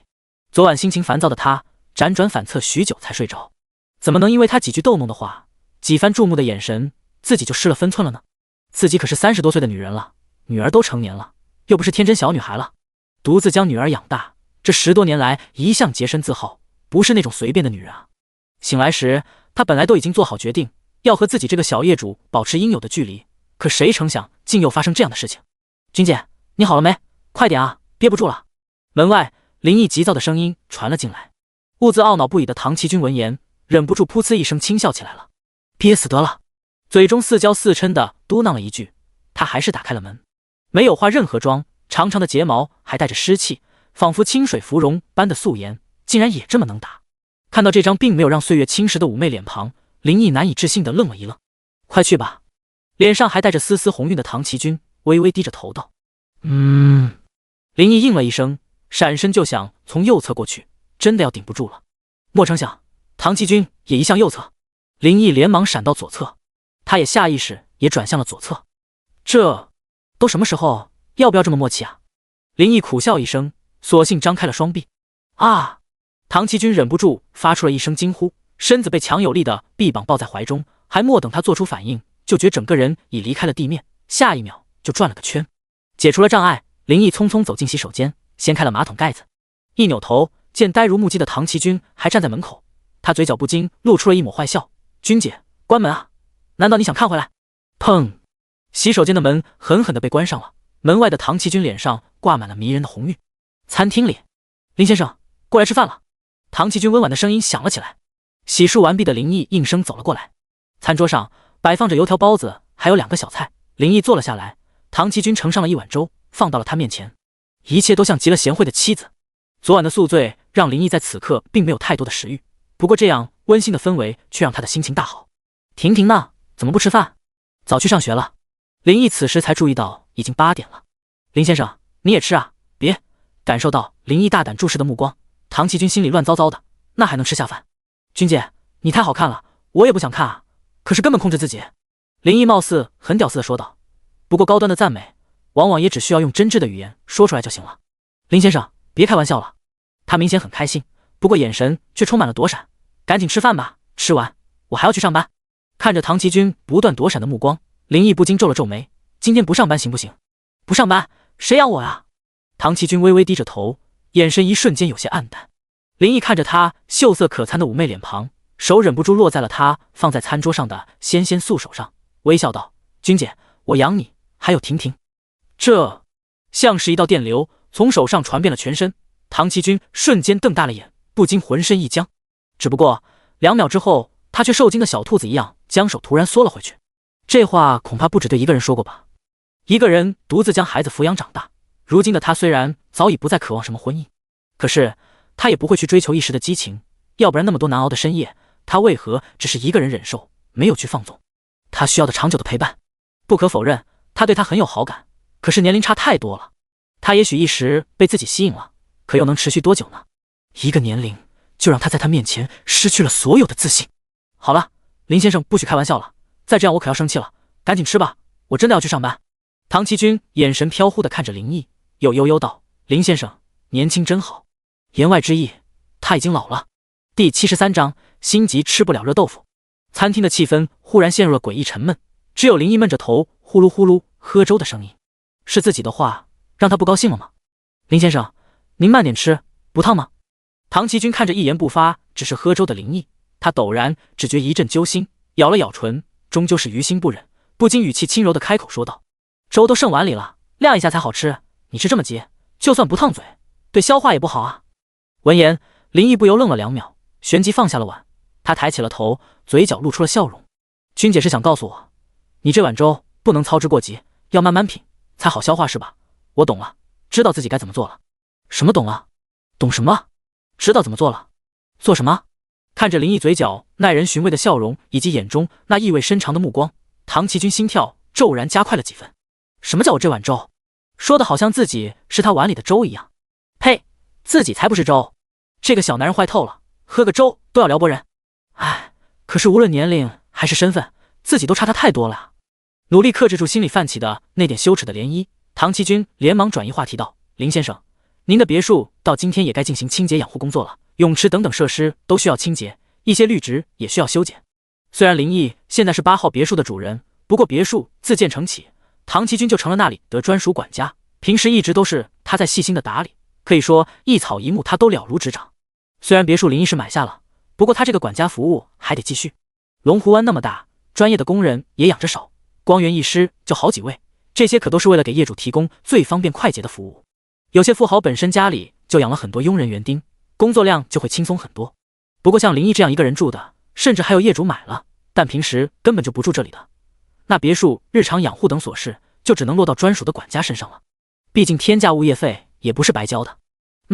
你安排就好。林毅点点头，继续喝碗里的粥，这次却别有一番在心头了。一碗粥喝完，林毅胃里总算舒服了一点。看着像水蜜桃一样成熟诱人的唐奇军，他忍不住眨着眼道：君姐，你的粥真好喝，要是能天天喝就更好了。林先生吃惯了大鱼大肉，偶尔喝一回粥觉得好喝，那不过是一时新鲜罢了，喝几次恐怕就食之无味了，到时候可能看一眼都觉得倒胃口。唐奇军目光闪烁，矜持地笑道：你错了。林毅凝视着他，正色道：大鱼大肉我喜欢，小米粥同样喜欢，但无论是大鱼大肉还是小米粥，只要是我喜欢的都不会舍弃。不会舍弃吗？唐奇军闻言，身体不由轻轻一颤。强扭的瓜不甜，心急也吃不了热豆腐，这道理林毅还是懂的。还好他有的是时间以及耐心。龙湖湾8号别墅今天有点热闹，一大波工人正在忙碌，该修剪的修剪，该清洁的清洁，在唐奇君这位管家的安排下，各项工作都在有条不紊地进行着。可林毅躺在客厅的沙发上，却是萎靡不振的样子，小半天了身体反而越难受，喝假酒的危害恐怖如斯。时间到了中午，唐奇君很贴心地给林毅送来了食物。林先生，多吃点好消化的，身体会好受点。唐奇君看着林毅难受的样子，满是歉意，毕竟酒是从他家喝的。将饭菜摆放到了林毅面前，唐奇君没做停留就要离开，像是有意躲着他一般。这次是皮蛋瘦肉粥，还有热腾腾的溜豆腐。君姐，你的粥哦，还有你豆腐，我会慢慢的吃啊。看着唐奇君婀娜性感的背影，林毅戏谑的道。已走到客厅门口的唐奇君一个踉跄，差点没摔倒。见此，林毅不由自主的笑了，心里种下一颗种子，哒啦滴哒啦。他好想逃，可逃得掉吗？飞鱼平台双星争霸赛的初选已经结束，2个赛道的12强主播也顺利诞生。超新星赛道都是新主播，竞争相对不大，有林毅先后上的700万票做后盾，梁小薇晋级稳稳的。而老主播盘踞的超级星赛道就刺激了许多，最后1小时纷纷开始发力，多晋级名额展开了激烈争夺。不过对于林飞雪等3人影响不大，也就大喇叭以20多万差距被挤到第4，这完全不是事儿，晋级赛是妥妥的。争霸赛神豪榜也新鲜出炉，林毅以总消费2650万的碾压之势，成为了当之无愧的第1神豪。这简直就是把别的神豪按在地上摩擦。要知道排第2的自由哥也才仅仅消费470多万，还没林毅的零头多。一时间，我主浮沉的名字再次惊爆所有人的眼球，再次成为众人议论的焦点。有吃瓜众疯狂追捧，当然也有免不了有黑子不屑于顾。质疑的重点无非就是嘲讽他根本不懂打比赛，只会瞎比浪，有点钱就以为能随意嘚瑟了，还他妈支持几个主播，怎么不上天？甚至都纷纷预测他打不到决赛就得刷比拉了。对着这些无脑黑子，数量日益庞大的浮沉军团自然不会惯着，一声剑来分分钟将他们骂成了狗。作为浮沉哥的坚决拥护者，他们自然相信自己老大的实力。刷礼物他们虽然帮不上老大太多，但是打口水战他们个个都有剑仙之姿。不知道这些沙雕看到林毅账号2亿6千来万的余额，会不会惊得把舌头咬下来？他会刷拉？在绝对的实力面前，任何阴谋诡计都是徒劳。林毅决定这个比赛，他就贯彻一个字：莽。用碾压之势一路横推到底。不够就再冲，多大点事。今天12强的淘汰赛正式开始，2-2 PK， 输着淘汰，最终决出6强。从中午12点正式开始，12、14、16每逢双数就会安排1场比赛，一共是6场比赛。超新星赛道，梁小薇的比赛最靠前，被安排到了16点，而超级星赛道，林飞雪等人就晚一点了，分别排到了18点、20点和22点。看着大喇叭发来的信息，林毅一目了然。今天身体太难受，他那儿不想去，不过打比赛还是没问题的。第74章，节奏使人上头。吃过唐奇君的爱心午餐，又小憩了一会，待到3点醒来，林毅身体已经好受不少。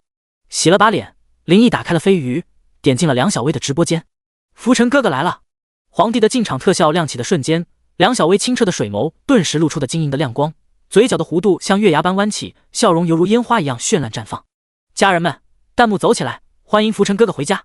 音乐响起，清脆甜美的声音响彻直播间，梁小薇的直播技能越来越娴熟了。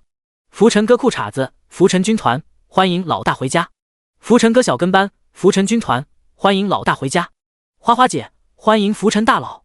大喇叭，欢迎浮沉爹。林飞雪，浮沉哥，你来了。麋鹿，浮沉哥下午好。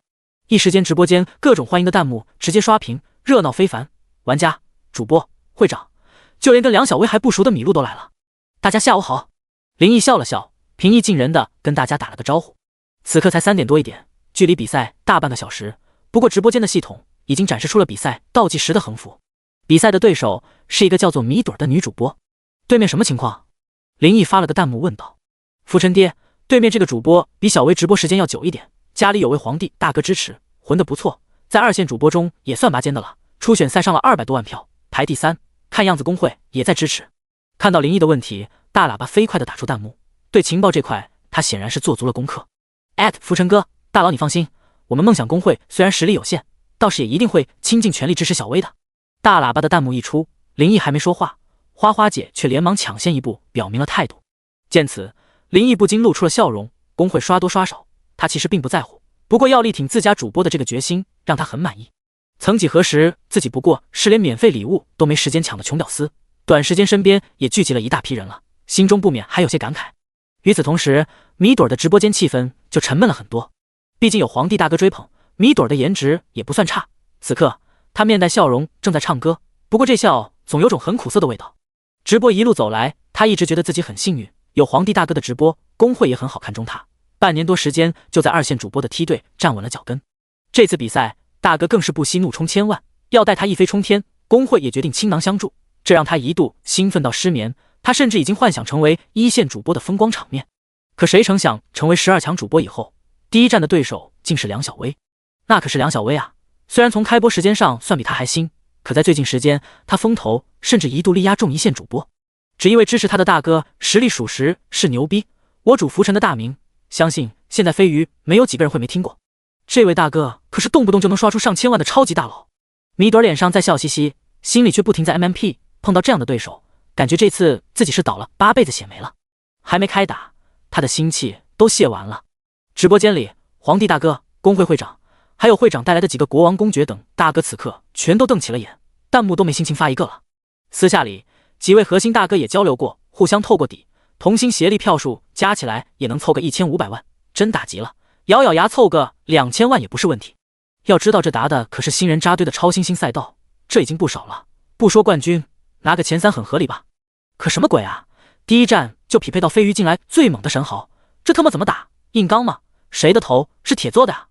真他妈倒霉催的！就算这一仗梭哈全部家当，也未必能赢啊！淌着浑水容易被淹死，看会长面子来助阵的几位大哥都开始琢磨撤退了。怎么了？怎么死沉沉的？看着大哥们都沉默不语，一个名叫胡汉三的公爵号发起了弹幕：各位大哥，平时也是有头有脸的啊，怎么现在话都不敢说了？各位不是吧？还没开打就被我主浮沉下破胆了，这点胆量还玩毛直播呀？干脆退网得了。这胡汉三不说话还好，一说话节奏带得飞起。直播间的气氛因为这个弹幕热闹了起来，一些瞧热闹不嫌事大的水友纷纷开始吐槽起来，以至于2分钟不到时间就演变成各种冷嘲热讽。各位大哥看着这些弹幕，肺都要气炸了。都他娘的能说风凉话，合着不是你们打是吧？谁他娘不想嘚瑟？可实力不允许啊！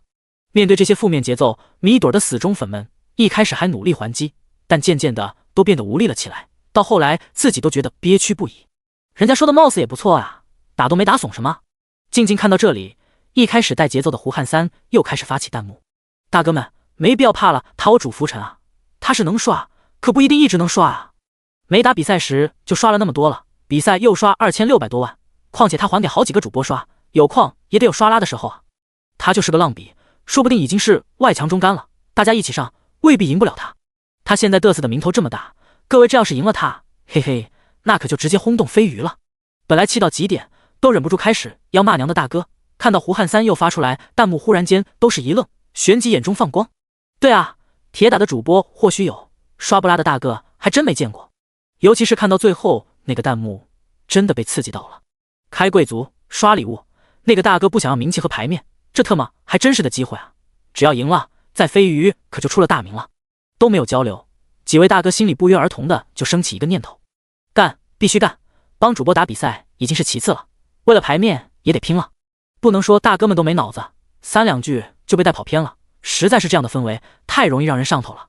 新鱼文化会长办公室，李欣看着自己 ID 名叫胡汉三的小号，嘴角不由露出了得意又阴险的冷笑。第75章战斗打响。还是那句话，就不信你刷不了。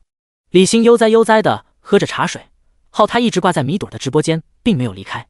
看着战意越来越浓烈的氛围，这老阴币脸上的笑容也越来越浓。他已经决定一会儿开战，不惜花个20-30万，也要将节奏带到底。这他完全不亏啊！他家工会力捧的主播田小一，势必是要拿着超新星赛道的冠军的，而有自由哥的鼎力支持，别的主播根本不够看，唯有梁小薇是最大的威胁。因为他的大哥是新晋最猛的神豪浮沉哥，虽然李欣坚信自家自由哥不比他浮沉哥弱什么，不过能有机会让对方的战力多消耗，这何乐而不为？当然，这场战斗最好两边都刷拉更好，来个2败俱伤，这是他最乐意看到的结果。自己这边不就少了2个竞争对手了？前天一位消失很久的大哥死活要为工会雪藏半年的主播赎身，他还纳闷不已，怎么这位早不玩飞鱼的大哥突然冒出来整这出？直到昨天看到米露被浮尘哥捧到超级星榜2，他才回过味儿，原来都是这位新晋神豪的搞出来的。为此，知道这件事情的自由哥还把他骂了个半死，让他憋了一肚子气。更让他生气的是，竟然听到传言说对方还口出狂言，要封杀他公会所有主播为米露出气，这直接把他气笑了。开玩笑，他以为他是谁啊？说封杀就封杀，真以为有点钱就天下第一？他的公会能做到一线行列，在飞鱼虽不是最强的，却也不是什么人都能随随便便拿捏的。真是天真！你有钱，难道别人就是穷比吗？就算你现在刷不辣，到时候自由哥也会教你做人。呵呵，虽然昨天被骂了个半死，不过一想到自由哥，李信还是得意的笑了。他现在已经知道自由哥决定要打出自己底牌了，别说是你浮尘哥，到时候他要震慑飞鱼所有的神豪。半个多小时的时间很快过去，16点整直播间的画面一分为二，2个直播间等待已久的比赛正式拉开了帷幕。这场 PK 要么赢了进行下一场比赛，要么输了直接淘汰，没有什么好说的，直接开战。兄弟们，比赛开始了，大家不要怂，冲啊！兄弟们齐心协力，干掉我主浮尘，扬名飞鱼的机会来了。战斗一开始，米朵直播间李信用胡汉三这小号就迫不及待的连发2条弹幕，再次带起节奏来。胡汉三送出超级火箭乘1，胡汉三送出超级火箭乘2，胡汉三送出超级火箭乘3。看着这个胡汉三不只是瞎逼逼，比赛他是真上啊！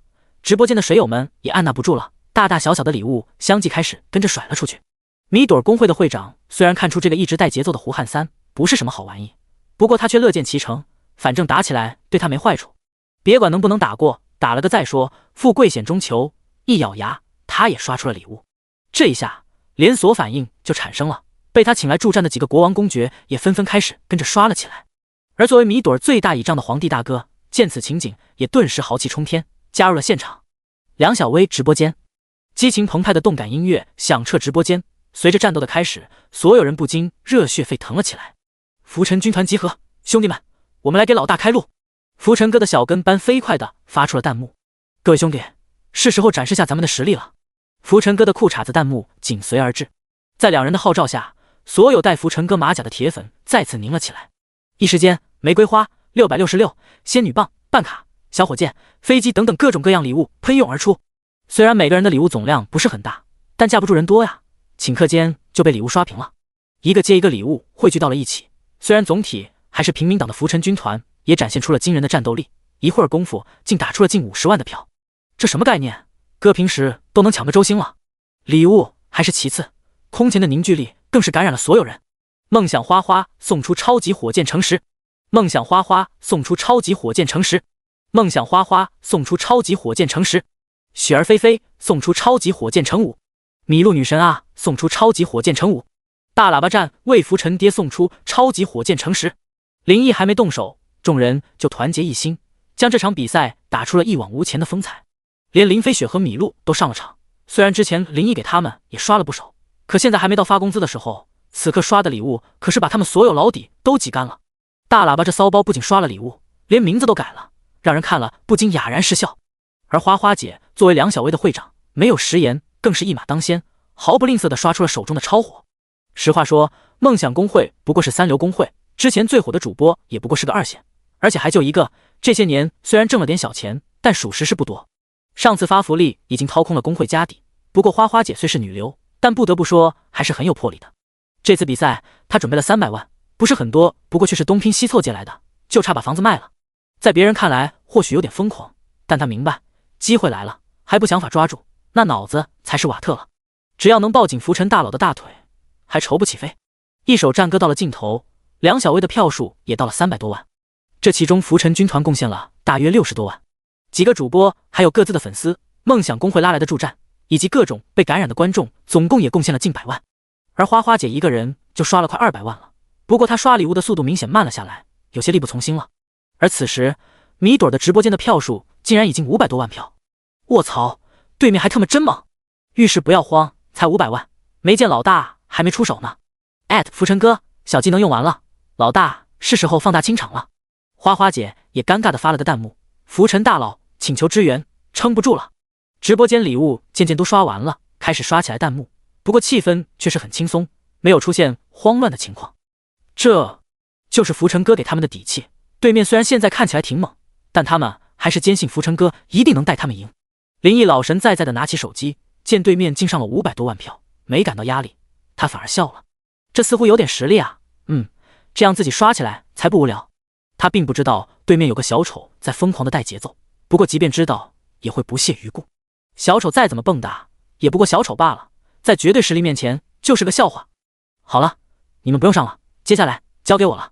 刚上了个厕所的林毅飞快地打了个弹幕，下一秒毫不犹豫地霸气出手。我主浮尘送出超级火箭乘20，我主浮尘送出超级火箭乘20，我主浮尘送出超级火箭乘20。第76章，让不让人活了？老大威武，有目共睹，牛批！浮尘哥的大萝卜兴奋狂打着弹幕。卧槽，论飞于江湖，我主浮尘还得是老大你啊！裤衩子弹幕丝毫不比大萝卜慢。随着林毅开刷，超火的特效直接就燃炸了直播间。梁小薇这边的票数是蹭蹭的往上涨，追平，反超，这一幕看得直播间所有人都热血沸腾。老大从来没让他们失望。浮尘军团的铁粉们无一例外都精神亢奋了起来，虽然手都忍不住有些抖了，不过他们还是飞快的打着弹幕。礼物上帮不了太多，但他们还有手，还能为老大呐喊助威，疯狂的刷着弹幕，他们乐此不疲，与有荣焉。一首更加劲爆的战歌响了起来，梁小薇激动的俏脸通红，水眸更是亮得宛若星辰。浮尘哥哥威武霸气，家人们666弹幕走起来！按捺不住站了起来，平时说话软声细语的梁小薇此刻也不由激情澎湃地吼出了声。瞬间直播间的气氛顿时为之沸腾。米朵儿直播间，此时振奋的音乐也在鼓舞着士气，散票也已经没有多少了，只有零星的一个两个的还在蹦。看着对面已经反超上来的票数，众位大哥手心都忍不住冒出了汗，无形的压力让他们心都不由自主提了起来。胡汉三送出超级火箭乘1，胡汉三送出超级火箭乘2，胡汉三送出超级火箭乘3。各位大哥别气馁啊，富贵险中求，大家一起上啊，我们能赢！连刷3发超火，胡汉三又飞快发起弹幕。都这时候不能怂啊，拼了还能赢，这么多人还怂了，可直接没脸玩了。已经上头的众位大哥被这话一激，顿时眼都红了，一咬牙再次刷起了礼物。并不是这话多高明，实在是这样的环境，气氛都烘托到这了，心早已迷失在争强好胜之中。众人拾柴火焰高，一时间米朵的直播间各种礼物的特效也是纷纷炸裂开来。600万、700万、1000万，这边打得热火朝天的时候，与此同时超级新赛道也在打着比赛。超一线主播地妞对战一线主播桃子西，双方你来我往，都紧咬着对方，打得可谓是异常焦灼。各自的票数都达到了600多万，双方互有高低，倒就是拉不开大差距。干蛋啊，蛋总，九哥哥，你俩干啥呢？养鱼呢？上大剑干对面啊！卧槽，行不行啊？倒是上啊！两位都是大主播啊，哥这玩呢？就是啊，一点激情都没有，人家隔壁都打到了快1000万了，还他妈大主播！满心欢喜来看大主播打比赛的吃瓜众们，乘兴而来却大失所望，忍不住纷纷吐槽了起来。就这什么大主播呀，还不如人家新主播能打。但总和九哥哥见此很有默契的都未曾理会，纷纷不以为意的笑了笑，依然自顾自的刷着礼物。这俩不愧是能尿到一壶的神豪，想法都出奇一致，就是不管别人怎么玩，自己就是要用最少的钱打赢比赛。多刷没门！靠，不看了，越看越闹心，还不如去看人家新主播打比赛。妈蛋，你们继续完蛋吧，老子撤了，兄弟们，隔壁走起！呼啦啦，两位大主播依然不急不慢的打着比赛，不过越打人气反而越少。今天的飞鱼竟然出现了一个前所未有的怪异现象，当红大主播与新主播同时打比赛，大主播的人气竟然还被新主播给吸走了。米朵儿的直播间人气是蹭蹭的往上涨，哥平时他得激动死，可现在他却半点也高兴不起来。此刻他只顾着死死的盯着 PK 条上的票数，心里忍不住扑通扑通的在跳。弹幕少了很多，整个直播间的气氛都变得凝重了起来。振奋的是，他的票数已到了惊人的2150多万票。紧张的是，大哥们都表示已经梭哈了全部礼物。会长刷了500万，而皇帝大哥800多万更是一口气都刷完了，剩下的会长请来助战的几个国王公爵等等，所有人都掏空了。这一战可谓是倾尽工会所有的人脉和资源。新涌入直播间的吃瓜众们见到这票数，心里直呼卧槽，自己错过了什么？这是新主播？妈蛋，这比隔壁两位所谓当红大主播的票加起来还高啊！牛逼！而这些人还没来得及打个弹幕，就被 PK 条上另一边的票数吸引了。事实上，此刻直播间所有人的目光都在盯着那个票数，1900万！停！停！停！无论是主播、大哥、铁粉，心中都在呼喊着一个字，而主播更是双手合十，仿佛在祈祷。不过，然并卵，1904万，1908万，2000万，2080万！卧槽，还在涨！2140万，2160万！卧槽，超了！竟然超了！2200万！妈蛋，还在涨！让不让人活了？米朵儿的脸色唰的一下变得苍白了起来，之前有多激动，现在就有多想哭。而无论是会长还是大哥，虽然没想哭，不过却比想哭还难受。这尼玛，这么多人没干过就算了，竟然还被人家无情碾压。尤其是一个国王，暴脾气的他直接自己就抽了自己一巴掌。卧槽，怎么就上头了？他后悔啊，充了100万，本来计划可是玩个半月20天的呀，就是想小浪一下，可尼玛，也怪自己鬼迷心窍，对方可是新晋神豪福成哥呀，怎么刚才就被撺掇的有勇气去跟人家碰一下了呢？草率了，不，特么简直是失了智！不是，刚才那个一直带节奏的逼玩意呢？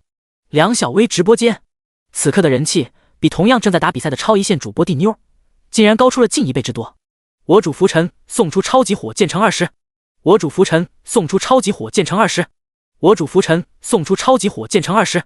停，老大可以了，已经超了，对面都不上了。大佬不用刷了，我刚从那边过来，对面的都刷空了，还有点时间，没事，万一对面偷塔呢？我主浮尘送出超级火箭乘20，我主浮尘送出超级火箭乘20，我主浮尘送出超级火箭乘20。卧槽，老大你麻痹我，要是女的搭上机票也得让你爽一爽。裤衩哥，嘿嘿，你这么说我可就得先给老大验验货了。裤衩子汗毛倒数，大萝卜你滚！第77章小惊喜。比赛倒计时54321，梁小薇这边的票数最终定格在了2880万票，而米朵儿直播间的票依然还是2160万。他们输了，但是所有人反而都松了口气，至少已经结束了。快点结束吧！一帮人拼光了家当也没赢，本来就没面子了，没想到人家还在上，看得他们都想跑过去告诉大哥，你别上了，你太看得起我们了。这是碾压呀，不，简直就是在鞭尸。米朵儿这边的大哥们都觉脸上火辣辣的烧，如丧考妣，被打赢了也被打得没脾气了。不过公平的讲，他们今天表现出来的战力也可称得上牛逼，2160万票也属实了不起了。同是超新星赛道，上一场淘汰赛2个主播家都没上500万，最后获胜的那个主播也才打出了430多万票。而刚刚超级新赛道同时进行的比赛，2个当红大主播也才打出了1000万出头的票数。获胜者地妞在2个久负盛名的神豪支持下，票数也才到1200万。这样看来，如果拿这2160万票来和超一线主播地妞碰一下，也未必会输。可是他们偏偏遇到的是近来飞鱼风头最猛的神豪，宝宝心里苦啊。此时此刻，几位大哥输的没一点脾气，不过对于那个一直带节奏的扯犊子玩意，恨的是咬牙切齿。只是在找的时候，这孙子早溜的没影了。废物，这么多人还是废物。新娱文化办公室，李欣忍不住破口大骂着，只不过心里却冒着丝丝寒气。即便是他也不得不承认，这位浮尘哥是真特么能刷，难道他就没有极限吗？看着双星争霸赛神豪榜上林毅那累积已高达5100多万的惊人消费，李欣不由自主打了个寒战。这大佬的极限是多少？难道能打1个亿？这他妈是什么造孽？梁小薇的直播间，胜利让所有人都心情激荡。老大威武，浮尘哥牛批的弹幕一遍遍刷屏直播间，许多的吃瓜众被林毅的霸气所折服，纷纷自发去改了马甲，浮尘军团又壮大了几分。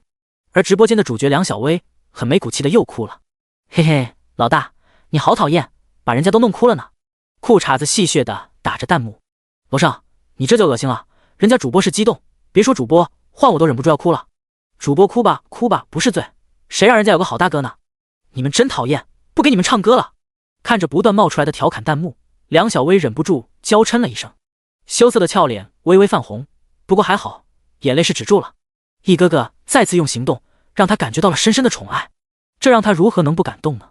此刻他心里仿佛吃了蜜一样的甜腻，幸福感爆棚，欢呼雀跃的庆祝了一番。林飞雪和米露等3个主播打了个招呼，纷纷离开了。他们3个也该上播了，今晚3人全都有比赛，是时候提前笼络下人气了。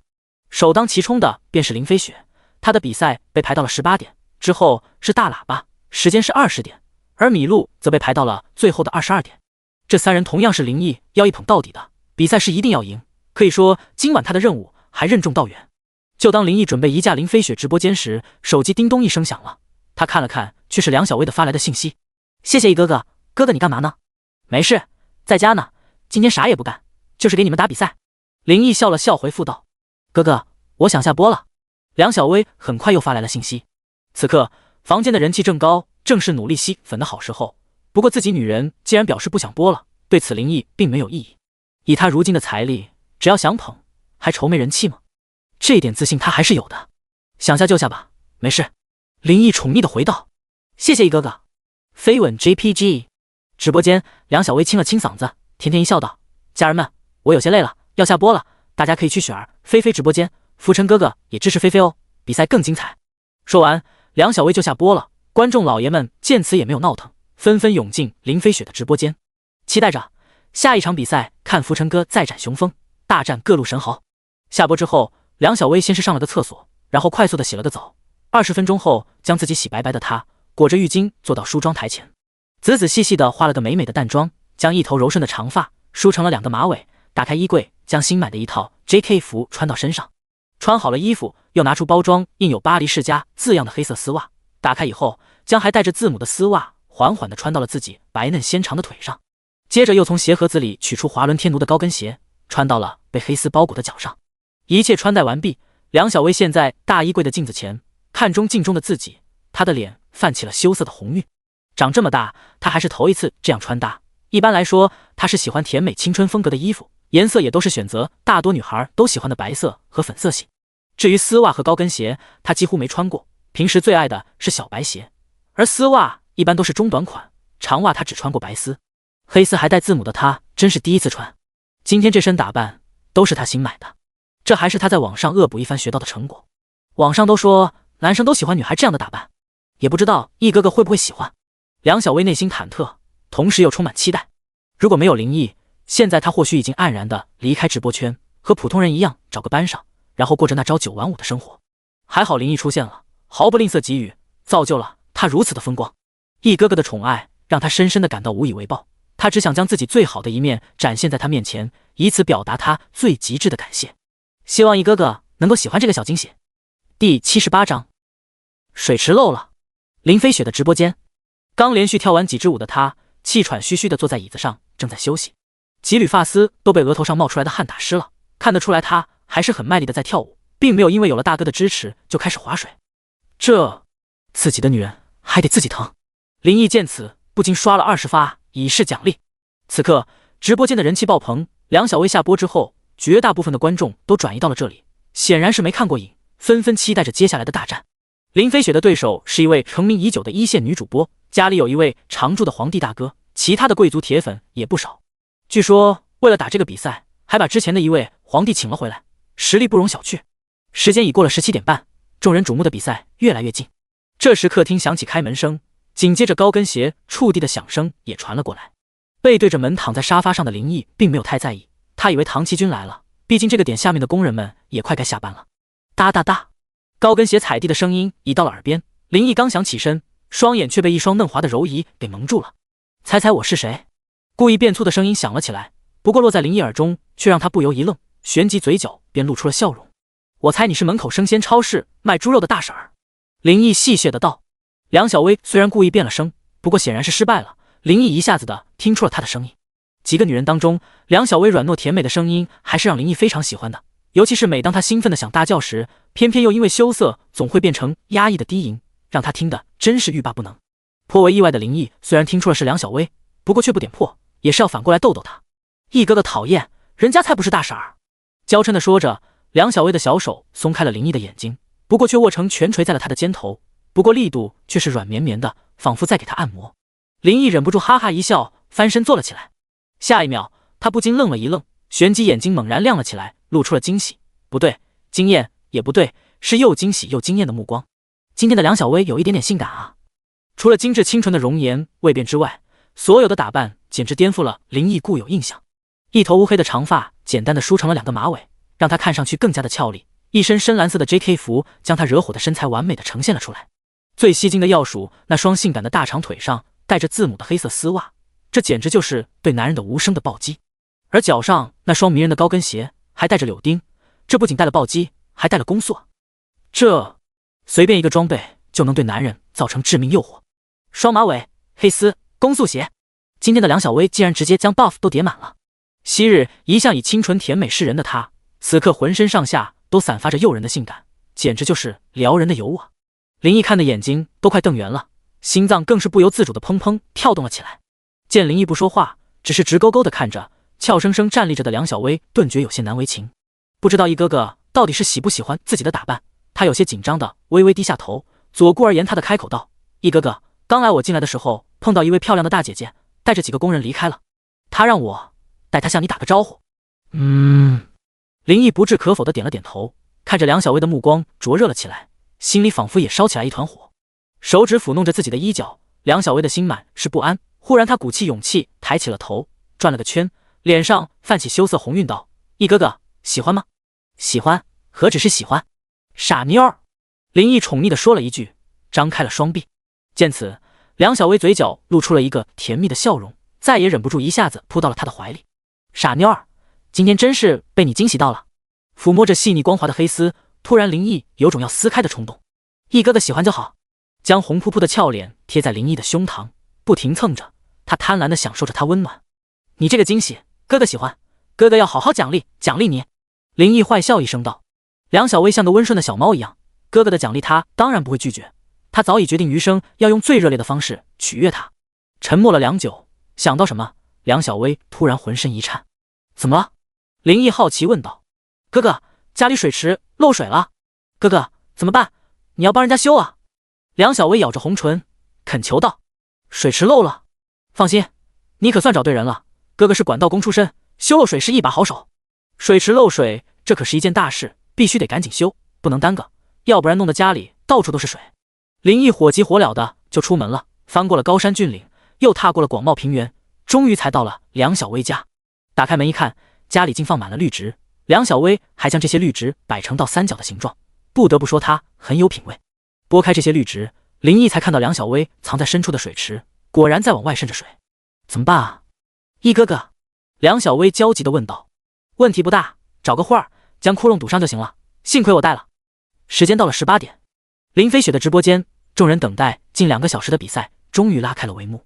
激情动感的音乐响起，林飞雪也兴奋了起来，声情并茂道：“比赛开始了，直播间的各位大哥，走过路过的兄弟们，10块8块不嫌多，1毛2毛也是爱，大家帮忙支棱一手，菲菲这里感谢大家了。”此时此刻，家里位数不过的几个铁粉抢先开刷了，66办卡、小火箭、飞机纷纷刷了出来。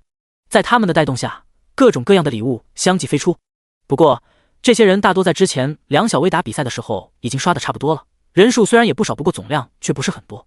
当众人合力辛辛苦苦将票数刊突破到5万，眨眼功夫对面竟然就上到了100万票，这一下就将林飞雪这边的血条给打没了。第79章浮沉歌威舞，一哥哥好棒！比赛再继续，大哥们还有票的帮忙支援一手，菲菲感激不尽。林飞雪坚持不懈的努力拉着票，他为数不多的铁粉和浮沉军团的兄弟们都已经刷干了。不过功夫不负有心人，一些纯看热闹的吃瓜众此刻终是被他的努力感染了。一时间33、66的礼物再次刷屏直播间，有位伯爵大哥更是连刷100架飞机。感谢各位大哥支持，爱你们哟，比心！林飞雪由衷的感谢着帮他上票的朋友们，他的票数已经到了15万多，看着这些票，他激动不已。在林毅没有出现之前，虽然播了2年多，不过也才是一个3线主播，他参加过许多活动，不过都是一轮游，开局就被淘汰那种。这种重大的比赛，他之前做梦都没想过能走这么远，有朝一日也能和1线主播正面 PK， 真正开打他才体会到竟是如此刺激。饶的是他已经做了无数的心理建设，这一刻也不禁激动的有些颤抖。一哥，谢谢你！林飞雪心里默默的呐喊着，充满了甜蜜和无尽爱意。在他努力拉票中，这边的票数还在上涨，只不过对面的票数涨得更猛，这一小会儿时间已经飞涨到了200万之多。毕竟对方是1线主播，还有2个皇帝大哥的支持，这简直就是碾压之势。顶不住，顶不住！主播快呼叫大哥！连刷100架飞机的伯爵焦急的打了个弹幕。卧槽，对面不愧是老牌1线，打不过，根本打不过。妈蛋，这特么血条都没有，大佬呢？快干过去，教他们做人！大家不要慌，我老大还没出手呢，对面才200万而已。裤衩子安慰众人道：“对，这点票数，老大出手即碾压。”大萝卜也附和道：“是谁给了他们自信？是浮尘哥呀！老大从没让他们失望，这是浮尘君的信念。”林飞雪此刻很激动，但激动归激动，心里却丝毫不慌，连浮尘军团的兄弟们对林毅都那么信任，他又怎么能没信心呢？那可是他的男人啊！此刻，林毅很忙，真的很忙。毅哥哥，菲菲在打比赛，你要不先帮他打比赛啊？梁小薇微微蹙眉，咬着下唇，娇艳欲滴的俏脸透着醉人的绯红。因为毅哥哥帮自己羞，影响林飞雪打比赛，让他心里过意不去，他按捺不住低吟出声道：“你还是担心自己吧。”林毅戏谑的笑道。他的手机上还播放着林飞雪的比赛，虽然在帮梁小薇维修，不过时不时的也没忘了关注比赛。自己这边虽然一直被压着打，不过对面也才200多万票，毫无压力，一切都在他的掌握之中。没急着出手，是因为刚开始时间还很充裕，不过现在已经过去一半，也该和他们玩玩了。来，你自己来，我去帮菲菲。林毅嘴角露出了一抹坏笑，让梁小薇跪坐到上面，自己学着维修。他拿起了旁边的手机，手心手背都是肉，这个帮了也不能撇下那个不管啊。能力越大，责任越大，想给所有女神一个温暖的家，就得承担起大家长的责任，不是？直播间此刻弹幕横飞，一大半都是艾特他的。对面的票数已到300万，林飞雪这边还没上20万，有种被按在地上摩擦的感觉。只是谁摩擦谁还不一定呢。开干！林一眉毛一挑，打出了2个字。鹤立鸡群的金色弹幕出现，让期盼已久的所有人精神一振。还未等他们打字回应，超火的特效就霸占了屏幕。我主浮尘送出超级火箭乘20，我主浮尘送出超级火箭乘20，我主浮尘送出超级火箭乘20。浮尘大佬，终于等到你啊，牛逼！老大祭出水与争锋，就是干666。哈哈，卧槽，出手王炸！这下就看对面怎么接。肉眼可见的林飞雪的票数蹭蹭往上涨，而对面也感到了危机，票数增加的速度也显然加快了。不过，比起林毅这样肆无忌惮的狂刷，对面的速度还是慢了一筹，没过多久就被他追平了。浮尘哥，威武霸气！林飞雪激动的心砰砰跳，忍不住发出了一声欢呼。毅哥哥，威武霸气！梁小薇此时也兴奋的难以自持。这丫头还自己玩上了，真是调皮，虽然还有些笨拙，1234，2234，好棒，就是好棒。不过林毅此刻的精力更多的还是放在了打比赛上，时间可不多了。追平了比分不是目的，赢才是重点。这要是输了，岂不是成了笑话？我主浮尘送出超级火箭乘20，我主浮尘送出超级火箭乘20，我主浮尘送出超级火箭乘20。超火的特效一直不曾消失，而林飞雪的票数一骑绝尘。对面见此，显然也急了，疯狂在追赶，只是还是太慢了。这么慢怎么出来打比赛？比赛5秒倒计时开始，对面已经落后了近500万票，胜负已没了悬念。最终林飞雪这边以1800多万票数不负众望的赢得比赛最终的胜利。林飞雪切换了一首激昂澎湃的音乐，庆祝着比赛的胜利。拿下，拿下，拿下！直播间清一水的弹幕整整刷屏了1分钟，所有的观众都满心振奋，欢呼雀跃。林飞雪此刻也是激动的眼眶红红的，不过比梁小薇强点，倒是没哭出了。好了，大家停一停，这个时候不是该主播发表获胜感言了吗？对啊，主播请说出你的获胜感言。也不知道最初是谁发的弹幕，只是在此带动下，众人起哄的弹幕纷纷跟着发了出来。林飞雪见此，瞬间有些哭笑不得，获胜感言神马的有点扯。不过此时此刻，内心深处他还真有一些话想对林毅说，只是被这么多人看着，他多少有点不好意思，俏脸不禁微微泛红。第80章，爱你。于千万人之中遇见了我所要遇见的人，我想说，我是幸运的，也是幸福的。这个人就是浮尘哥。我只是一个普普通通的小主播，一个没有太多见识的平凡女孩，有点才艺，但也没什么用，哈哈，能播下去，大概是和其他小主播一样，还喜欢做梦罢了。谢谢浮尘哥，让我梦想成真。谢谢浮尘哥，没有拒绝这样平凡的我。是你带我看到不一样的世界，是你让我体会到什么是最幸福的女人。浮尘哥，你是我生命里的一道光，照亮我的世界，所有感动、甜蜜、幸福都深深印在了菲菲心里。此刻只想说，浮尘哥无论发生什么，此生菲菲不离不弃，爱你。直播间里，在10几万观众的观看下，林飞雪深情款款地说道。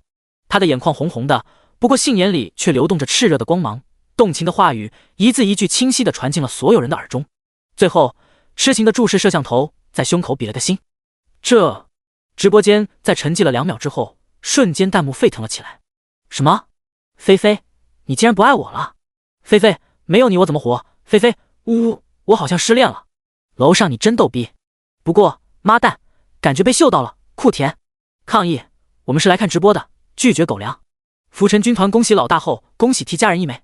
卧槽，我要有浮沉大佬的实力，我就把飞鱼所有女主播都纳入后宫。都闪开了，正好憋着一泡尿，我先把楼上滋醒。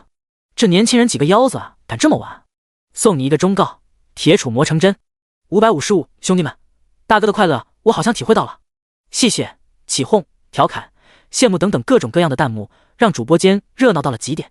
娱乐时代，主播表白大哥的事件并不是啥新鲜事，观众们也不是第一天看直播，没有过多的惊讶。不过娱乐效果倒是拉得满满的，至于几分真情，几分作秀，那就仁者见仁，智者见智。这丫头还学会煽情了。林毅忍不住哑然失笑。不过或许在别人看来，主播更多的是在作秀，但他看着林飞雪深情眼眸，却能感受到那抹真情。这丫头一向是不缺勇气啊，当初在还不熟悉的情况下就敢直接来见他，现在更是敢当着直播间10多万人真情流露，勇敢追爱的直性子着实令林毅喜爱。我主浮沉送出超级火箭乘20，我主浮沉送出超级火箭乘20，我主浮沉送出超级火箭乘20。心头暖暖的，林毅顿时涌起了什么一股冲动，真想将他拉进怀里好好宠爱一番。不过鞭长莫及啊，此刻只能用礼物回应，但是好姐妹梁小薇就辛苦了。一哥哥，梁小薇禁不住浑身一颤。林毅掌握了主动权。历时1个小时，梁小薇家的池子总算被林毅修补好了。工作看似简单，不过体力消耗还是蛮大的，还出了一身汗。一起冲了一个澡，林毅的肚子开始饿得咕咕叫了起来。时间已经过了19点，也该吃晚饭了。一哥哥，我去做饭。梁小薇脸蛋红扑扑的，甜甜一笑道。刚才的工作她也出了不少力，不过自家的池子修好，那一刻她都喜极而泣了。此刻的她看不出疲惫，反而容光焕发。累不累？要不就出去吃。林毅忍不住摩挲着她滑嫩如果冻般的俏脸，宠溺的道。还是不要了，一哥哥，我想做给你吃。梁小薇一脸甜蜜的道。她自己虽然也不是太喜欢做饭，但是给她做，她100个乐意，还很享受。林飞雪播到了19点半，就很懂事的下播了。她知道接下来林毅还要为大喇叭打比赛，于是一众水友跟随林毅的步伐，齐齐降临大喇叭的直播间。大喇叭原本只有1000人出头的直播间，瞬间暴涨到了5万多，并且还在持续增长。这一下子冒出来的恐怖流量，让大喇叭瞠目结舌。不过愣了愣，他还是反应了过来。来啊，快活呀，反正有大把时光。来啊，爱情啊，反正有大把欲望。靡靡之音响起，大喇叭瞬间从椅子上弹了起来，一手向上，一手向下，身体跟着音乐打起浪。欢迎我浮沉爹！卧槽，这也太辣眼睛了吧！妈大，这黑胖子怎么这么灵活？这浪打的那些女主播真该来学学。女主播表白，男主播叫爹，我好想感觉了直播密码。楼上瞎说，我怎么只感到了菊花一紧？林毅是见识过大喇叭的骚包，已经见怪不怪。不过很多水友可是第一次来大喇叭直播间，倍感新奇。论搞怪整活这块，大喇叭还没怂过谁，他只是平时没有机会展示。此刻这么多人在场，他精神振奋，骚包的舞姿随手就来，瞬间就吸引了众人的目光。大家看着是津津有味，情不自禁的就点了一波关注。感谢大家光临直播间，更谢谢各位大哥的关注。一番骚操作之后，大喇叭鞠了个躬，气喘吁吁的坐回椅子上，水桶一样的身体还能那么灵活，也是人才啊。大喇叭的对手也是一个热门主播，不过比起和林飞雪打的那个主播，实力就弱一些了。可以说众一线主播中，他的实力是属于最靠后的水平，700-800万，至多不超1000万，肯定能打赢。听着大喇叭的分析，林毅无所谓的点了点头，上多少问题不大，他只关心能不能赢。半个小时时间，这一晃就过去了。20点整比赛正式开始。我主浮沉送出超级火箭乘20，我主浮沉送出超级火箭乘20，我主浮沉送出超级火箭乘20。这次 PK 条亮出的那一刻，林毅就动手了，直接超火轰炸，一口气直接刷出了1000万，林毅这才停手。这一下，大喇叭和直播间的观众都看呆了，看着连1毫米都没剩的血条，对面也被林毅这番操作打懵逼了。第81章，这就赢了。这什么鬼？你家礼物起手都是千万算的。对面的主播，包括直播间的大哥，还有观众，在看到血条的瞬间，都不由自主地瞪圆了眼。虽然知道对面的大哥是最近轰动飞鱼的浮尘哥，不过毕竟还没有打过交道。原本他们还是激情满满，商量着准备和这位新晋神豪碰一碰。心想，毕竟他也连打2场了，再能刷也得有个度吧。退一步讲，即便赢不了，那也不能让他赢得太舒服，起码不能让他小觑了自己这边。可尼玛，这什么情况？上来就1000万，让不让人活了？自己这边撑死了也就能凑800万的水平啊！不带这么多玩的，一瞬间战斗才开始，士气都被打散了。明知不可为而为之，不是头铁，那是傻逼！救命啊，大哥们，救救小美吧！救命啊！主播撕心裂肺地呼喊着，然而除了零星的小礼物，毛也看不到。大哥们仿佛集体变得信号不好了起来。什么？你说什么？兄弟，你们卡不卡？我怎么屏幕不动了？麻痹之前都挺硬的嘛，怎么用的时候就软了？果然男人的嘴骗人的鬼。对面大哥也太客气了，你就不能慢点上？你这样我还怎么劝？他好憋屈，他好无助，他好想哭。谁能帮帮他？救命啊！小美可怜巴巴地喊着，自从到了一线主播这个档次，还从没有这么无助过。小美，我看这次还是算了吧，打不过，不如保存实力等下个活动。一个国王大哥尴尬地发了个弹幕，一个照面就被打怂了。这大哥尴尬是尴尬，不过倒也坦荡。在他看来，现在即便硬着头皮上，先不说输了，即便侥幸赢了，那必然的刷拉，那下一场比赛呢？这可不是决赛啊，没意义，终究是走不到最后。可这也太寒战了，太丢人了吧！没脸见人了。沉默片刻，小美渲然欲泣道：“此刻她也看出来了，这局根本赢不了。大哥们不想打，她也理解，能成为大主播，她也很聪明。逼着大哥赶鸭子上架，这事无异于杀鸡取卵，倒不如退一步，还能让大哥们记个好。这次失利，大家心里肯定憋口闷气，下次活动会准备更多。兄弟们，确实丢人啊，不像话，打不过也不能这样啊，尊严票也得上上。在这直播间玩这么久了，国王大哥哪能听不出来？小美这话是给自己和众人找台阶下，暗暗松了口气。他借坡下驴道：国王大哥的话，让直播间众人心中的巨石也落了下来。硬刚肯定没前途，不过尊严票还是能上一手的。于是众人也不再装聋作哑，纷纷刷出了手中的礼物。很快这边的票就到了将近200万，不过也仅此而已了。还好血条总算是能看到了。此刻林毅并没有太关注这些，刚才直接上了1000万，告诉了大喇叭一声，有情况喊自己，他就把手机暂时放到了一边，因为要干饭了，肚子饿呀。梁小薇已将饭菜端到了餐桌，荤素搭配，4菜1汤，他的厨艺是经过验证的。见此，林毅不禁食欲大开。吧嗒一声，林毅在梁小薇嫩白的脸蛋上亲了一口，以示奖励之后，这才坐了下来。梁小薇也羞羞地坐到了旁边的椅子上。这丫头只有真正身处战场的时候才能放得开，平时的亲昵举动还是会像少女般羞涩。毅哥哥，你多吃点肉。梁小薇夹起一块肉片，并没有放到林毅碗里，而是送到了他的嘴边，俏脸含羞道。此时此刻，他知道毅哥哥那么辛苦，正是该好好补充体力的时候。54321，芜湖赢了！感谢各位兄弟们的支持，当然最重要的是感谢我浮尘爹，兄弟们给浮尘爹小六扣起来！饭吃饭一半，大喇叭激动的呐喊声从手机里传了出来。啥玩意？这就是赢了？自己才上了1000万啊，对面这都没追上。林毅忍不住拿起手机，只见 PK 最后定格的画面，对面的票数才上了220多万。这怎么才上这点？啥也不是啊！这赢得也太容易了吧！林毅顿时有些兴致索然。不是说平台这次推出的比赛会打得很激烈吗？这也叫激烈？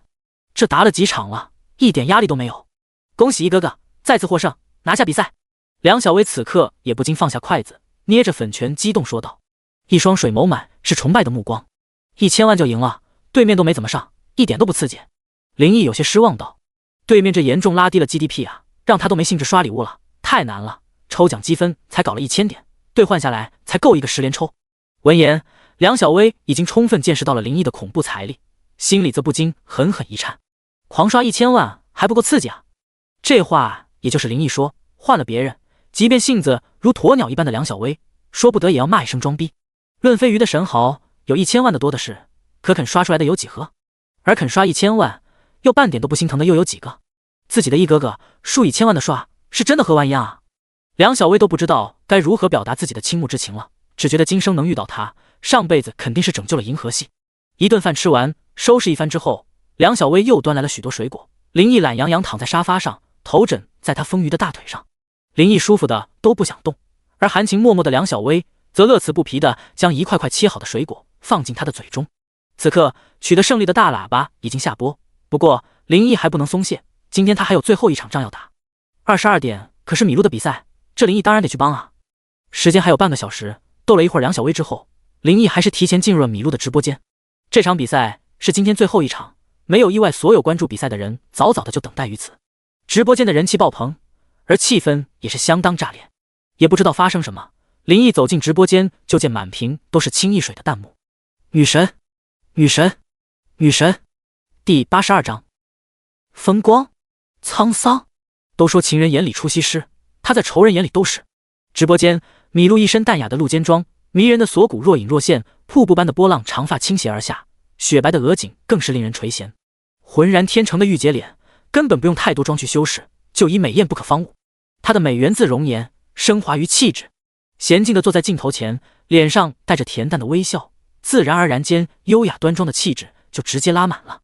她既像牡丹那样美丽芬芳，又有梅花那般傲霜斗雪，让人不由高山仰止，不敢亵玩。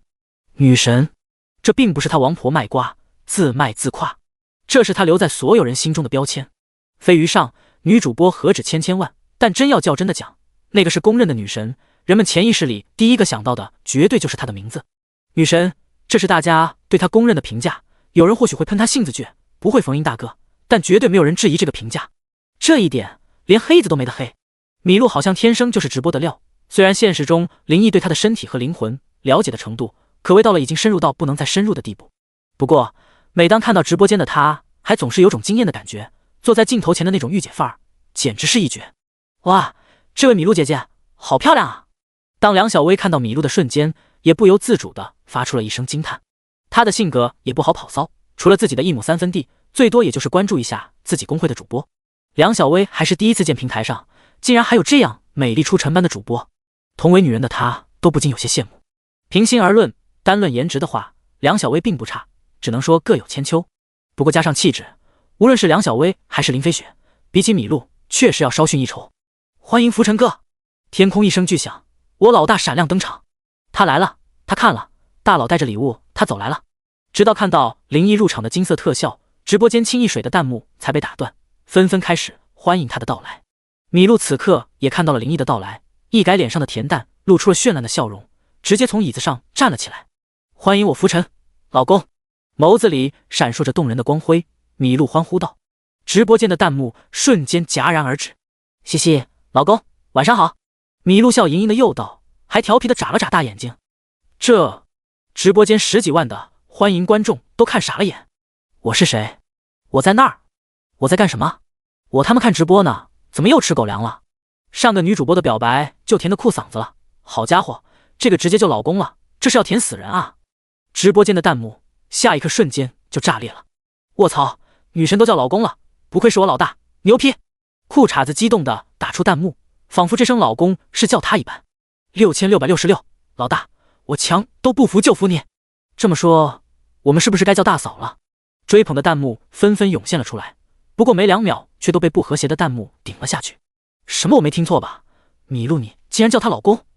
你怎么能叫她老公？心碎了，女神已不再是曾经的女神。兄弟们，我崩溃了，接受不了，再见。你们特么慢慢看吧。麻痹，再见已经堕落了。米露，你再也不是我的女神了。操，我他妈的心都炸了，完蛋吧，走了，取关。曾经大哥直接改名老公，狂刷100万，你都没念出那2个字，你的倔强，你的傲骨呢？现在你怎么变成这样了？痛心，拜拜了，就不应该再过来，连美好的回忆都没了。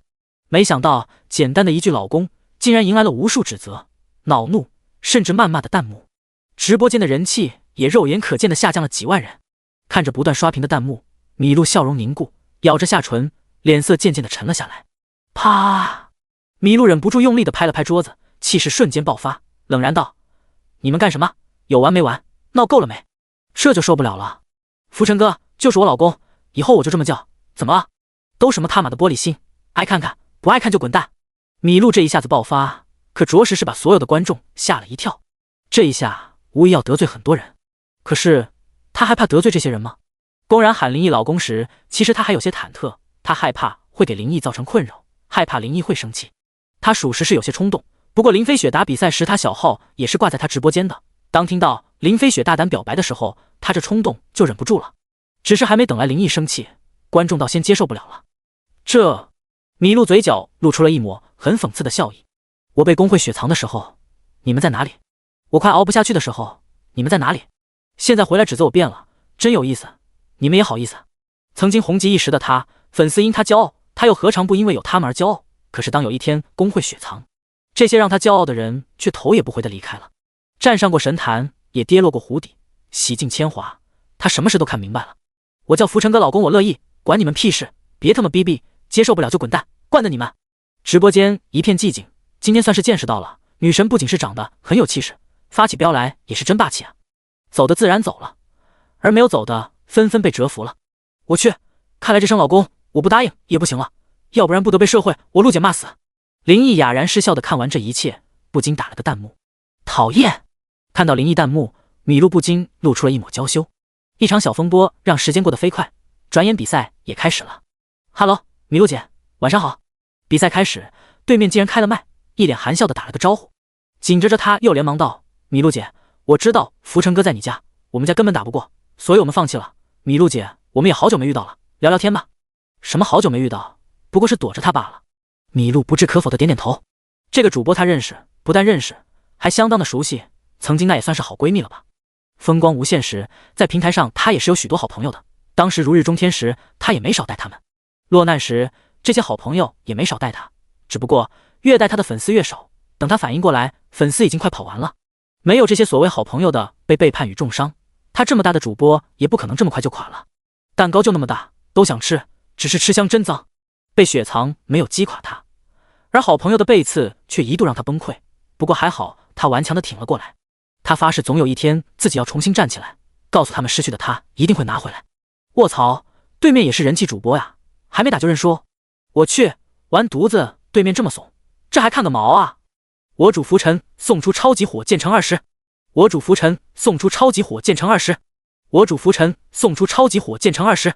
对面直接宣布不打了，这让林毅看的也是索然无趣。不过保险起见，直接莽了1000万严防偷塔，才把手机扔到了一边。只是突然仿佛雨滴落到了脸上，让他不禁一愣，有些讶然地看向梁小薇，却见他竟抹起了眼泪。第83章有一点奔放。梁小薇雾气朦胧的眼眸中充满了不安与恐慌，楚楚可怜的模样，真是我见犹怜。怎么了？怎么哭起来了？林毅拉过了他嫩白的小手，心疼问道：毅哥哥，准备什么时候不要我？他在努力地强忍着泪水，只是一开口，泪水就像决堤一样扑簌簌地落了下来。这瞎说什么？我啥时候说过不要你了？听到梁小薇的哭诉，林毅忍不住坐了起来，又好气又好气的道：傻妞儿，真不知道你这脑袋里都瞎想什么。在他光洁的额头轻轻弹了一下，不过看着他不断滚落的泪珠，他还是宠溺的给他擦拭着。乖，别哭了，没有的事别瞎想。在林毅的安慰下，梁小薇总算收住了泪水，只是眼圈依然红红的。毅哥哥，我觉得自己很没用，既比上菲菲，更比不上那位麋鹿姐姐，我只会哭。梁小薇的声音充满哀伤道。林飞雪还好，毕竟被他拐成了战友，只是看到直播间的麋鹿，他的心里不由自主地泛起了深深的危机感。论相貌自己赢不了，论气质更是不如，他的一句老公直接就让不安了起来。毅哥哥，等到你烦了腻了，你肯定会不要我。他性格就这样，与世无争，还总缺乏自信。看着梁小薇极度没有安全感的样子，林毅不禁莞尔。我怎么会烦呢？你今天的打扮就让哥哥很惊喜呢。林毅鼓励语气说道。这傻妞需要调教啊。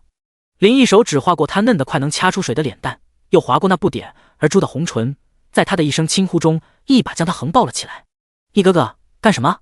梁小薇身体不禁轻颤，霎时间心里不由自主的犹如小鹿在乱撞。没什么，加点油。在一个女人极度缺乏安全感、极度不自信的时候，说啥都是虚的，直接加油就对了。这一点林毅深以为然。时间到了凌晨12点半，梁小薇忍不住困乏沉沉睡去，她的眉宇间带着丝丝疲倦，不过嘴角依然挂着满足的甜笑。98号汽油，效果就是棒，什么乱七八糟的杂念都没有了，幸福的都差点晕了过去。此刻的林毅还很精神，一点睡意都没有，体力和耐力果然是没有白加，精力比以前旺盛多了。这丫头啥时候这么皮了，睡觉都不老实。看着一会儿功夫竟滚到床边的梁小薇，林毅忍不住笑了。幸亏这是定制的大床，比普通床宽了近2米，要不然都得掉下去了。正当他想着将梁小薇抱回来时，就听手机叮咚一声响了。这么晚了，谁会给发信息呢？心里好奇的想着，林毅打开了微讯，就见苏婷婷发来的信息：西西，哥哥，你睡了吗？还没。林毅此刻也还不困，就随手回了一句。只是刚回复，苏婷婷竟弹过来了视频通话。突然响起的铃声让林毅不由打了个激灵，连忙将音量调小了。看了眼仍旧睡得沉沉的梁小薇，略微迟疑一下，还是接通了视频。西西，哥哥在干嘛？干完了。看着苏婷婷面带微笑，露出2个小小梨窝的可爱脸庞，林毅赶忙将脑海中一些带了颜色的念头驱逐出去。他低声说道：没干嘛，正准备睡觉呢。哥哥，我怎么看不到你啊？苏婷婷看着林毅这边黑漆漆的一片，不由失望嘟着嘴道：没开灯，能看到才怪。林毅平易近人打开了床头起的一盏小灯，苏婷婷这才开心的笑了出来。这么晚了，怎么还不睡？明天不用上学吗？林毅忍不住好奇的问道。不是啦，我刚做完功课。功课这么多啊，都做到这个时候了。林毅不禁皱眉，也是有些无语，自己上学时也没记着有这么多功课啊。好吧，好像是自己根本不写。哥哥你不知道吗？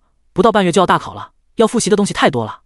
苏婷婷有些烦恼的说道，不过提到大考2个字时，明显有些紧张。闻言，林毅才恍然，不知不觉的都又快到了1年1度的大考时间。这个一眼看去就是没软萌的大萝莉，很容易让人忽略年龄的少女，也快上大学了呀。真是有女初长成，不对，成长空间还大得很。想考那所大学？我想上魔都大学哦，只是我很笨。苏婷婷粉嫩的脸蛋有些泛红，顿了顿，她深吸了一口气，给自己打气道：不过我已经和小林约定好了，西西，我一定会努力考上的。哦，小林也要考魔都大学？苏婷婷连连点头，有些崇拜的道：小林学习可厉害了，经常夺我们班的第1名，全年级也能进前5哦，考魔都完全没压力的。林毅闻言不禁大感意外，没想到那个话不多，看上去颇为清冷的女孩，竟还是学霸型的。哥哥，你都不知道，小林都没见怎么学就能考第1，人家学习都拼命了，最好成绩才考第3，可气人了。苏婷婷忍不住嘟着嘴碎碎念道。林毅讶然失笑，这世界上好像还真有人就是天赋异禀，别人再努力也是学不来的。刚想说些什么，却听到一个慵懒的女声传了过来，到嘴的话又咽了回去。都快1点了呀，婷婷，功课还没完吗？唐奇君揉着朦胧的睡眼看了看手机，不禁从女儿床上爬了起来。本想看女儿做会儿功课，没想着自己一躺下竟睡着了。妈，做完了。做完了还不睡，又和小林聊天啊？还记得迷迷糊糊中听到女儿叽里咕噜的声音，他走到了女儿身旁，弯下腰看向手机，本想劝2个丫头早点睡，可没成想却看到了一张男人的脸。熟悉，很熟悉。大脑还有点发懵的唐奇君有些傻眼了。这突来的一幕让林毅看的属实也同样傻眼了。君姐你知不知道有一点点奔放啊？咕咚，林毅下意识地咽了咽口水。此刻唐奇君穿着一件黑色的冰丝吊带睡裙，很清凉也很性感，只是一边的吊带已滑落肩头，而她却好像不自知。第84章，女儿家的心思。当你凝视深渊的时候，深渊也凝视着你。当2个又大又圆的球贴在一起的时候，就会形成一条沟壑，而2个球倒放的时候就是深渊。深渊很迷人，球很性感。好球，好球，雪白饱满有弹性。为什么有弹性？因为它跟着主人的呼吸在跳动。唰，肉眼可见的仿佛着了火似的，唐奇君的脸上瞬间烧得通红。迅雷不及掩耳盗铃之势间，他的直起了身子，交出了闪现。嗨嗨，心在扑通扑通的跳，唐奇君忍不住咳嗽了一声，掩饰自己的局促不安。他没看到，一定没看到。心里连连安慰着自己，唐奇君的心非但没平静，反而跳得更快了。天哪，上厕所就被这个小业主看到了，现在又被他看，自己这不该看的都被他看到了，好羞耻啊！救救我，救救我，救救我！你这孩子，别聊天了，不早了，赶紧睡觉。貌似威严地说了一句，他逃似的离开了房间。林毅有些口干舌燥，再次忍不住咽了咽口水。不是他没看过球，是在这颗熟透的蜜桃太诱人，好想咬一口。我妈已经走了。苏婷婷不知道自己怎么了，突然觉得心里好烦躁。可嗨嗨，仿佛被唐奇君传染，林毅也忍不住咳嗽了2声。哥哥你看到啥了？可嗨，没有，什么也没看到。被问了个措手不及，林毅又忍不住咳嗽了2声，旋即一脸正色的说道：“开玩笑，怎么可能在人家女儿面前承认？我看到你妈妈的。”还好苏婷婷却没有深究这个问题，话锋一转道：“哥哥，你喜不喜欢我妈妈？这都是些什么问题？怎么什么都敢问？”林毅再次被问了个措手不及。可嗨，这个应该喜欢，你妈妈那么漂亮，正常男人都会喜欢吧？和苏婷婷探讨这问题就有些尴尬了，不过林毅还是如实回答了，不能昧着良心。苏婷婷脸蛋上露出了喜色，嘻嘻，我就说嘛，哥哥肯定会喜欢，我妈还不信。我觉得我妈太不自信了，她真的很漂亮，身材又好，皮肤也很滑哦，前面又大后面也翘。此刻林毅脑子都凌乱了，不过也算适应了苏婷婷的语不惊人死不休，只是这话他没法接，总不能对她说是啊，你妈的确。所幸苏婷婷似乎也没有打算让他接话，悠悠开口：“哥哥，你总看我妈的那里，都不看我的，男生是不是都喜欢大一点的？”顿了顿，他轻轻地叹了口气，低着头，有些自卑道：“哥哥，你说我怎么长不大？这，自己看的有那么明显吗？”绕的是林毅脸皮不薄，也不禁老脸一红。不过看着苏婷婷颇为伤感的样子，忍不住宽慰道：“你想想你妈多大，你多大？嗨，发育这个是急不来的。唐奇君的年纪都熟的不能再熟了，而他才成年，根本不能这么比啊。”苏婷婷抿了抿嘴道：“我妈36D，我只有32B，我感觉根本长不了那么大。我去，女儿不是棉袄吗？这都漏风了，没法接，根本没法接。”林毅只能沉默。苏婷婷的小脸忽然一白，紧张道：“哥哥，我跟你说这些，你不会耻笑我吧？”他紧紧地注视着林毅，目光热切道：“我只是觉得和你好亲近，好亲近的，心里话就说出来了。哥哥，你不会笑话我吧？”林毅闻言不禁心中一屏，苏婷婷对他的信任他是能感觉到的。那个男人能拒绝一个水灵灵的大萝莉的亲近？林毅摇了摇头，正色道：“不会的。”嘻嘻，哥哥你真好。苏婷婷笑逐颜开，歪着看着视频中的林毅，他咬了咬指甲，又道：“哥哥，如果我妈也喜欢你，你会不会跟她在一起？这是你做女儿该操心的问题吗？”沉默，只能沉默。哥哥，你怎么不说话？哎，我妈一个人把我养大，我知道她一直都很辛苦的，她从来都没有好好休息过。之前工作不稳定，她还同时打过2份工。我妈妈这么辛苦，却从没想找个依靠。小时候她是怕我受委屈，现在她又觉得自己老了，还带着我这么大个女儿，都是我拖累了妈妈。哥哥，你嫌不嫌弃我妈比你大啊？这天聊的，林毅总感觉有团火苗要冒出来，连连又轻咳2声，说的我不嫌弃，你妈就同意似的。我觉得彼此喜欢才是最主要的，年龄不是问题，大一点也未必是减分项。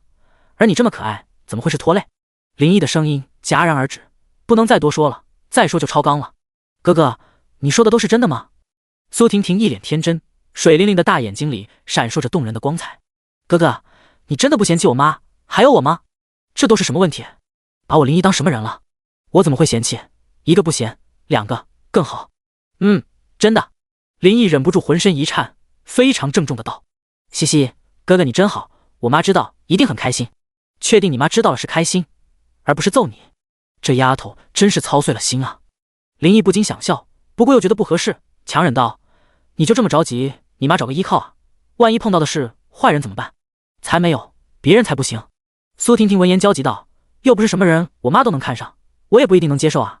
可哥哥你不一样哦，你那么帮我，绝对不是坏人，又是我妈的业主，她对你的印象超好，我觉得你们很合适。”苏婷婷脸蛋像小苹果一样红红的，有些话还是藏在内心深处没有说出来，那样我就能天天见到你了。我也不知道怎么了，总是想见你。好了，今天就到这了，时间真不早了，赶紧睡觉去。林毅强硬地说道。凌乱了，彻底凌乱了，再聊下去真要着火了。哦，好吧，哥哥晚安。苏婷婷嘟着嘴，很不情愿地挂了视频。第85章干就完了。在林毅躺在床上辗转反侧之际，不知道谁写的一篇帖子在平台、论坛、传媒公众号之间都传疯了。帖子中谈到超级神豪福成哥以一己之力拉高礼物上限，而大佬的极限在哪里？帖子的作者还是个数据党，通过横向纵向对比以往平台类似规格的比赛以及年度比赛的数据，然后通过分析得出了一个结论：福成哥的出现不知不觉影响了整个平台，大哥们的刷量都潜移默化提高了。比如说超级新赛道，同样是12进6的比赛，即便是年度500-600万就能搞定，这次都不知不觉间都打到了近1000万。即便是超新星赛道，上限也提高到了300-400万，这对于新主播来说，简直像做梦一样。毫无疑问，这对于整个飞鱼都有着深远的影响，无论是平台、公会、主播，甚至是观众，都是喜闻乐见的。但对于大哥就有点残酷了，这意味着大哥平时100万就能当大爷，赢得无数人追捧，现在刷100万也就那样，想当大爷，对不起得加钱。而浮尘哥整个比赛没打完，竟已经消费7000多万，稳坐争霸赛神豪榜当之无愧的第一。作者表示了各种震惊，并一一列举了浮尘哥打破飞鱼的各项喜剧，比如当场消费最高纪录、单人消费最高纪录、最快破1000万纪录等等。结尾还抛出了一个问题：超级神豪浮尘大佬的财力极限到底在哪里？明天的决赛，大家拭目以待。对此，你们怎么看？网友见此贴纷纷留言：大半夜的，我当然是躺在床上看，我特么在一边骑马一边看。楼上娃娃在哪儿买的？求链接。也有网友表示：大佬再猛，一个小目标也差不多了吧？有网友立刻就反驳：你看不起谁呢？以浮尘大佬的实力，绝对10个小目标轻轻松松。没有最离谱，只有更离谱。各种各样的留言层出不穷，幸亏林毅没看到，看到了也得直呼：好家伙，都是最强王者，剑仙之姿啊！而帖子中的主角终于在一番辗转反侧中进入了梦乡。翌日，林毅一觉醒来已经是9点多，梁小薇已穿戴整齐，容光焕发的靠在旁边，此刻一手托着香腮，晶莹的水眸正注视着他。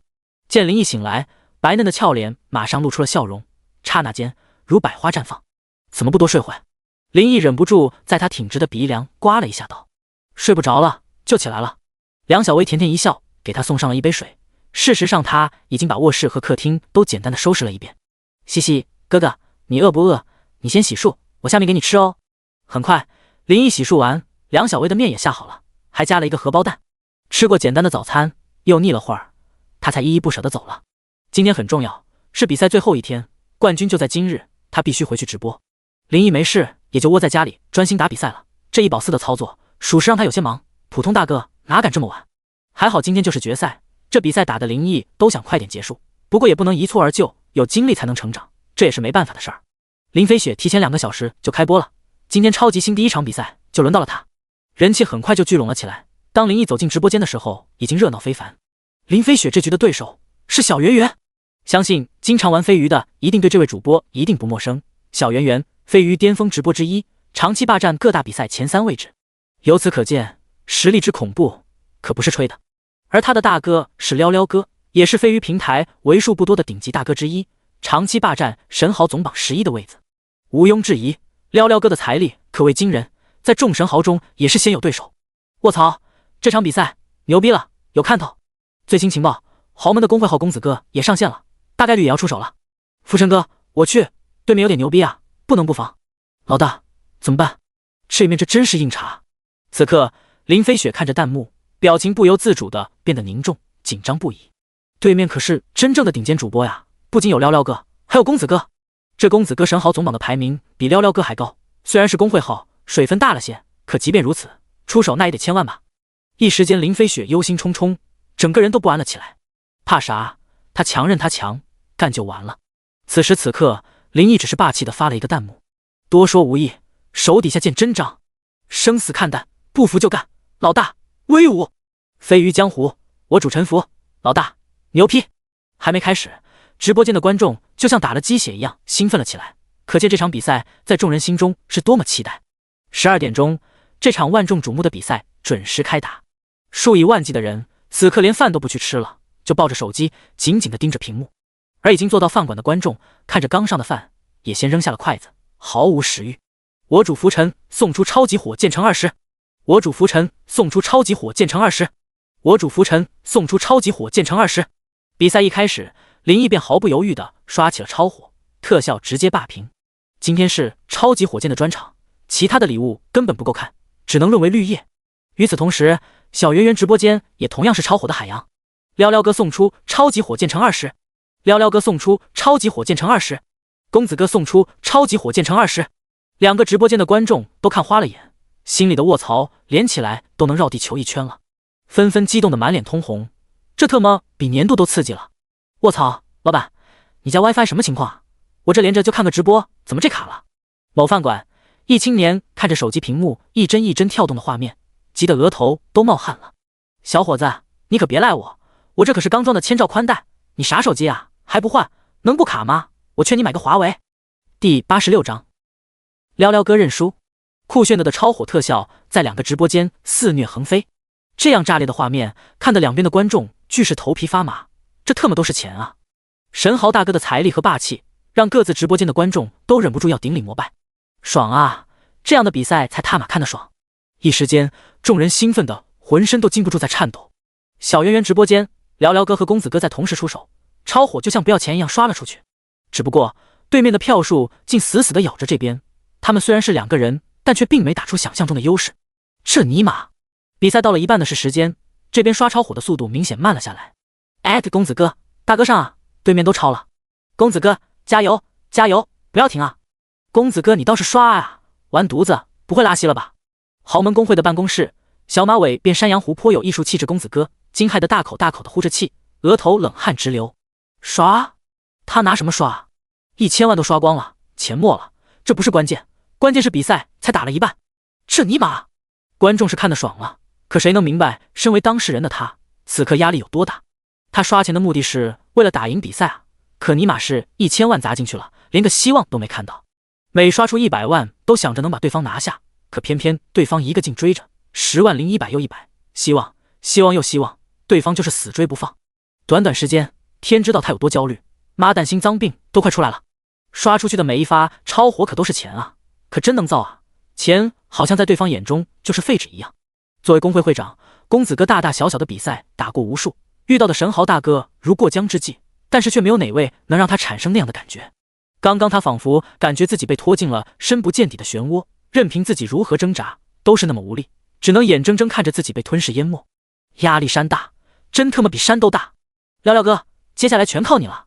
公子哥有些艰难地咽了咽口水，死死盯着屏幕，把全部希望都寄托在了撩撩哥身上。在他一瞬不瞬的注视下，双方的票数你追我赶中都在迅速增长着，谁都不让谁。2500万，3000万，3500万。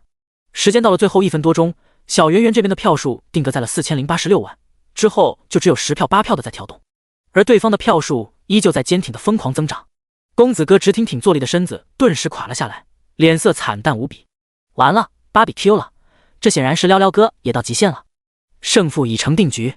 自己这边2个人刷竟然还是输了，无敌多么多么寂寞。激情澎湃的战歌切掉，浑厚的男音响了起来。5166万票，完胜！林飞雪激动地弹了起来，满脸红光。赢了，自己竟然真的赢了平台最顶尖的主播。这首歌送给我浮尘哥，浮尘哥威武霸气！林飞雪兴奋地喊着，嗓子都破音了。牛逼克拉斯，老大威武，收下我的膝盖！666，6666，霸气，太他妈霸气了！一个人刷了5000万，飞于江湖，我主沉浮，老大就服你！此刻，林毅活动着手指，看着满屏的弹幕，嘴角也忍不住勾起了笑容。这局比赛刺激，总算让他有点兴奋了。钱多少无所谓，主要是这样的比赛打赢，还别说，真他妈爽啊！正当大家欢呼雀跃时，突然皇帝进场的醒目特效亮了起来。欢迎，撩撩哥！林飞雪本能的要张口欢迎，不过看到名字不由一愣，这不是对面的大哥吗？他这个时候过来，这是要干啥？下意识的林飞雪心里就紧张了起来。与此同时，直播间的观众也留意到了撩撩哥的到来，满屏欢庆的弹幕为之一致。这位神豪大佬，莫不是因为输了要来搞事情吧？直播间的气氛顿时诡异了起来。撩撩哥送出超级火箭乘1，不好意思，就这点了，主播别嫌弃，穷啊！刷了一个超级火箭，紧接着撩撩哥发出了一个弹幕，没关系，感谢撩撩哥的超火。林飞雪有些懵懵说道，啥玩意？这大佬要干啥？找麻烦吗？可为啥还刷个超火呢？不光是林飞雪，这操作让直播间的所有观众也都看懵逼了。哈哈，浮尘哥呢？出来聊聊。在众人懵逼之际，撩撩哥又发了一个弹幕，怎么了？林毅见此也不由纳闷，随手回了一句，哈哈，没事，交个朋友。可以。哈哈，哥们，你呀刚才是往死了刷呀，妈蛋，刷不过你。行，牛逼，飞鱼谁都不服，现在就服你。还好吧，也没多少钱。卧槽，你呀，好吧，无力反驳。你这总共都刷了上亿了吧，哥们，你家是印钱的吗？服，我徐聊聊是真的服了你个老六了。此时此刻，林飞雪和直播间的观众总算反应过来了，不过内心里却更加震撼，眼珠子都瞪圆了。这没看错吧？神豪大佬过来不是找麻烦，竟然是自降身份来向浮尘哥示好的。啥？还主动承认实力不如浮尘哥？卧槽，不是吧？神豪大佬什么时候这么不要面子了？这特么可不是什么阿猫阿狗，这可是飞鱼久负盛名的顶级神豪啊！牛批了，牛批了！浮尘哥牛批！不过这撩撩哥倒也不愧是顶级神豪，这一战刷了也有3000万，属实也很牛逼了。不过就是运气不佳，遇到浮尘哥这个妖孽。但是人家拿得起放得下，打输了就认，堂堂正正，这一点虽然输了却够爷嘛。一时间，观众不禁对这位正谈笑风生的撩撩哥刮目相看，直播间的气氛再次活跃了起来。这个时候，林毅却退了出去，他来到了小圆圆的直播间。花花轿子人抬人，人家大哥既然这么给面子，他也不能显得小气不是。我主浮尘送出超级火箭城20，我主浮尘送出超级火箭城20，我主浮尘送出超级火箭城20。第87章不是一个层面。撩撩哥在回来的时候，林毅已经告辞。直播间的气氛有些萎靡，输了比赛，大家心情本来就不好。更让人不能理解的，这个时候大哥竟然还过去主动示好，甚至都坦言自己实力不如人。你可是成名已久的神豪啊，怎么能这么没有逼格？许多人的玻璃心就在此磕碎了。大哥不在乎，可是他们在乎。直播间的人气肉眼可见的下降了很多，也就是撩撩哥平时日积月累的威望很高，要不然早就节奏满天飞了。撩撩哥，你不要在意，自己玩得开心就好。小圆圆安慰的说道。不愧是能让撩撩哥倾力守护的主播，关键时候他很清楚自己该站哪边，他也很清楚自己能有今天是谁带起来的。没事，实力的确不如人，这没什么不能说的，何必沉浸在过去的辉煌？人家到现在都刷了1个亿多了，谁能不服？撩撩哥淡淡的打了个弹幕，不过言语中颇有一丝英雄迟暮廉颇老矣的感觉。小圆圆想说些什么，可到嘴的话却没说出来，神情不禁有些恍惚。一个小目标，普通人努力几辈子都赚不到的钱，这位新晋神豪几天时间就刷完了，在飞鱼绝对是前所未有的存在。长江前浪推后浪，后浪拍在沙滩上，很正常，等着看吧。这现在的情况，浮尘哥成为飞鱼最强神豪就是迟早的事。撩撩哥感慨地打着弹幕，哈，最近流传的那句话听过没？以后飞鱼乱不乱，可能真就是这位浮尘哥说了算了。这下一场可是轮到赵仙儿，他家刀哥未必打不过浮尘哥吧？小圆圆瞪着双眸道，刀哥的确很猛，浮尘哥没崛起之前可以说是飞鱼最猛的大哥呀，实力还不够和浮尘哥碰一碰吗？对啊，浮尘哥虽然是现在实力最猛的大哥，但刀哥的实力也是人尽皆知啊，未必会输。这个话题，直播间的观众也勾起了兴趣，纷纷发出了弹幕。撩撩哥摇了摇，飞快的打字道：如果是之前，刀哥加上赵仙儿工会和所有资源和浮尘哥碰一碰，或许有机会赢。可惜昨天赵仙儿和陶可爱打了近2000万，资源都拼差不多了，刀哥是猛，可要是1对1的打，他必输。你们还看不出来吗？这浮尘哥敢保这么多主播打比赛，难道现在还认为是人家飘了吗？人家是实打实的有实力啊，能随便刷出1个多亿的人，你们想想现实中得是多么恐怖的身价。飞鱼的神豪，包括我有一个算一个，跟人家比，恐怕都不是一个层面的。对于这样的大佬，飞鱼这池子谁潜了，他是头强龙，外面或许还有人能刚一刚，但在这里恐怕已无人能敌，大家信不信，一看便知。现实中，撩撩哥也是几十亿的资产的人，自认为还有一些眼光。此刻没刻意拔高谁，也没刻意贬低谁，他只是根据自己的认知，很客观地分析着。接连发了一连串弹幕，他把手机放到了桌上，懒得再多说什么。见大哥不再说话，小圆圆唱了几首粉丝点播的歌，时间过得还是很快的，眼看就到了14点。比赛马上又来快开始了，这次是米露和赵仙儿打，这2位主播相信大家都熟悉，你们想不想看？小圆圆眨了眨眼，像是故意吊大家胃口道。狗官方还真会安排，去年年度不就是他俩打的最劲爆吗？现在又安排一起了，看，必须看。哈，米露这次不就是浮尘哥在支持吗？刚还说他和刀哥孰强孰弱，这特么就来了。圆圆，快转播，我们要看！一时间转播的弹幕飞快地滚动了起来，之前打输的阴霾都被驱散了。转播看看。这个时候，撩撩哥也发了个弹幕。好的，家人们，稍等片刻。小圆圆笑盈盈说着，开始飞快地操作起来。说实话，他自己也想看，一个是曾经当红主播，虽然被压到了底部，可现在又强势归来，本身就是传奇；而另一个则是年度直接逆袭的超级黑马，年度以后实力依然强劲不衰。2人当时年度就打得难解难分，虽然最后赵仙儿稍胜一筹赢了，但要说名气这块，他能有那么大，可以说完全是借了米露风头长起来的。这次再次碰面，谁能压谁一头，还真让人期待。这似乎有点宿命局的味道。时间卡得刚刚好，小圆圆转播出来的时候，比赛刚刚开始，画面一出现就是满屏超火炸燃的场面，不愧是非与顶级神豪的对局，出手就是大招，仿佛印证了撩撩哥的话，赵仙儿这边公会和其他大哥都没有刷什么，应该都是之前比赛已经刷拉了。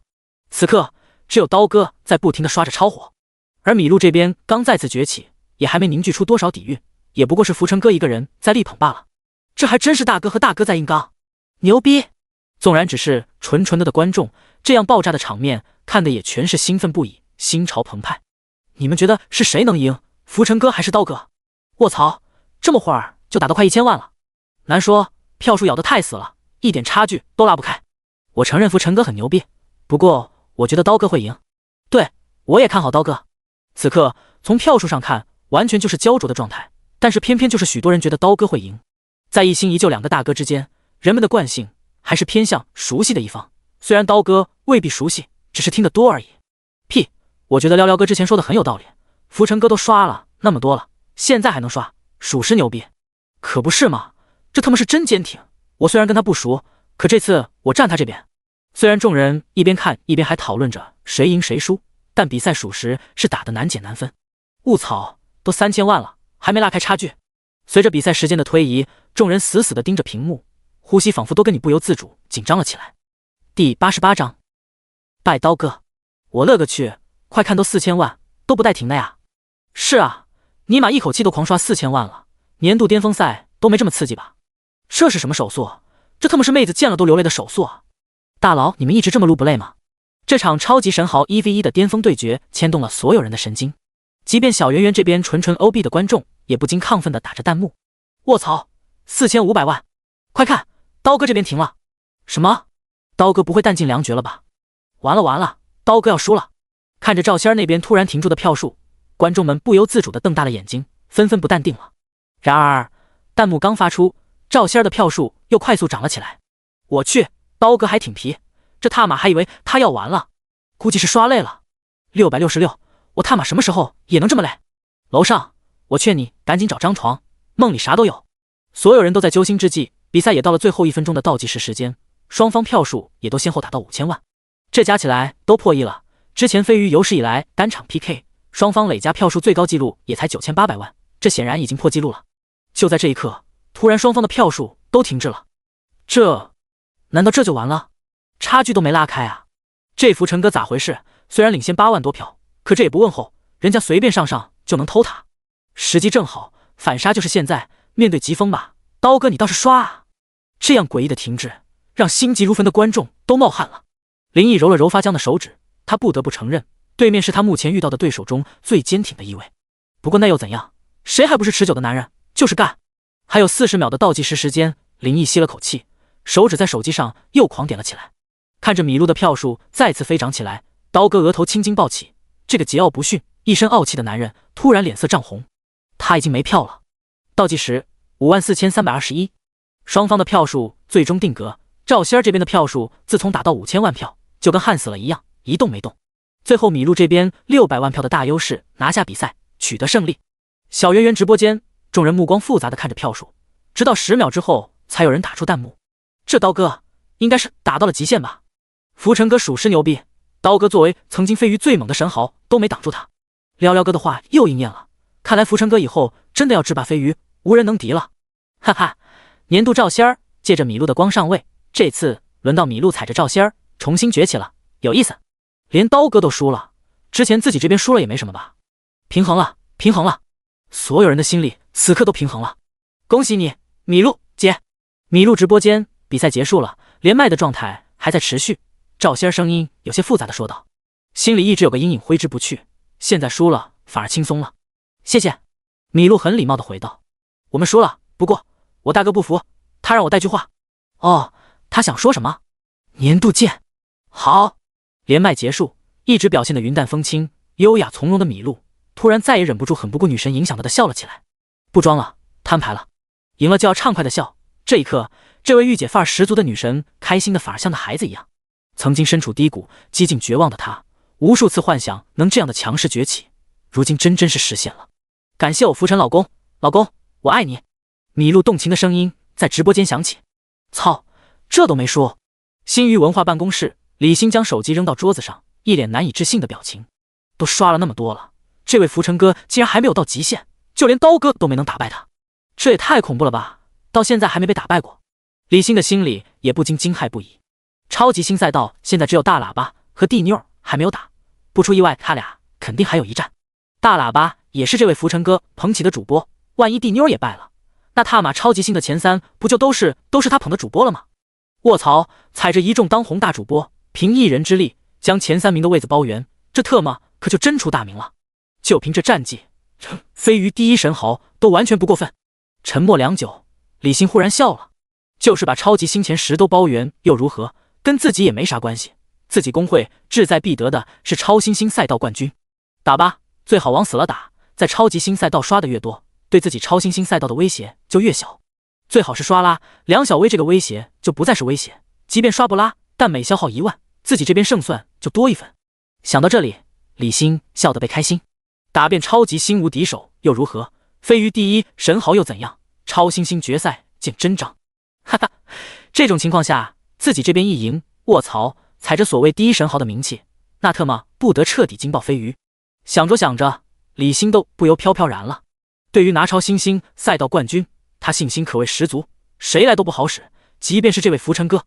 他的底气来自自由哥，这2天自由哥越发低调，鲜少露面，给人感觉仿佛要淡出飞鱼。但只有他知道，自由哥这是等着在超新星冠军赛更高调的一名惊人。以超新星赛道各主播的实力来看，能走到最后的必然是梁小薇和自家主播，到时候正好踩着这位新晋最强神豪一战封神。地妞直播间再有不到1个小时就轮到他打比赛了。一向镇定自若的他，此刻罕见的额头冒出汗。之前米露和赵仙儿的比赛，他也全程 OB 了，两家打得有多激烈多猛，他再清楚不过。浮尘哥一连打败撩撩哥、刀哥等超级大哥，这让他压力倍增。他的对手是大喇叭，是一个他之前听都没听过的小主播，不过现在却即将成为他的对手，还让他压力山大。因为人家大哥可是连败2大超级神豪的浮尘哥啊！第89章，哭了。地妞被誉为飞鱼常青树，直播不老松，主打一个字就是稳。直播圈主播像韭菜一样一茬又一茬，起起伏伏是家常便饭。作为资历最老的主播，他却稳如磐石，从走红到现在都一直保持着极高人气。当然，除了他本身超强的能力之外，也抛不开工会和大哥的力捧。在同时期同实力的主播们，要么转战抖音，要么跳出直播，走向更高舞台以后，有些人都开始称他为飞鱼一姐了。虽然是开玩笑的戏称，但足以证明他在众人心中的超高地位。比赛时间越来越近，此刻他的心却慌得一匹。嗡嗡，调成静音的手机震动了2声，他连忙打开手机，原来是工会老大发来的信息。大哥联系上了吗？九克哥说在开会，但总没回消息，估计在忙。地妞心里泛起一丝失望，不过还是回了老大消息。马上都该打比赛了，2位大哥能赶来吗？时间已经发给他们了，应该能来吧。地妞有些艰难地回复着，他看得出来老大很急，但他心里又何尝不急？这场比赛输赢可全指望2位大哥了。按照以往的情形，大哥早已经来了，但此刻还不来，他隐隐有种很不好的预感。之前的比赛，工会的预算已经打得七七八八，大大小小的粉丝也已经出了不少力。如果2个大哥不来，他必输。赶紧再联系联系大哥，工会号里就300多万了，这点钱可根本不够看。哦，又分别给2个大哥发了求助的信息，他的心里更加忐忑不安起来，同时不好的预感也更加强烈。他感觉大哥这是故意躲起来了，根本是不想帮他打这场比赛。可这个时候了，让他怎么办？他咬咬牙登上了自己小号，号上有500万，这已经是他现在能拿出的极限了。本来做不时之需的准备，没想到还真被用上了。自己500万，工会300多万，粉丝大概也能凑个几十万，勉勉强强也差不多快多千万了，多少也能支撑几分钟。希望2位大哥是真在忙，看到消息后能赶过来。对手是别的当红主播也就算了，偏偏是一个名不经传的小主播，这个时候无论大哥在不在，自己硬着头皮也得上啊。这要是不拿出点态度，丢人不说，粉丝的玻璃心不得碎完了。在煎熬中，时间过得漫长又飞快。16点，比赛准时开始。直播间一分为2，PK 条也已经挂出。地妞此刻满心苦涩，大哥们之前都是提前来，这次比赛开打了还不来，难不成真要在这种关键时候弃他不顾？难道两位大哥是怕了对面的浮尘哥？不会的，不会的，大哥们肯定是还没处理完事情，过一会儿就来。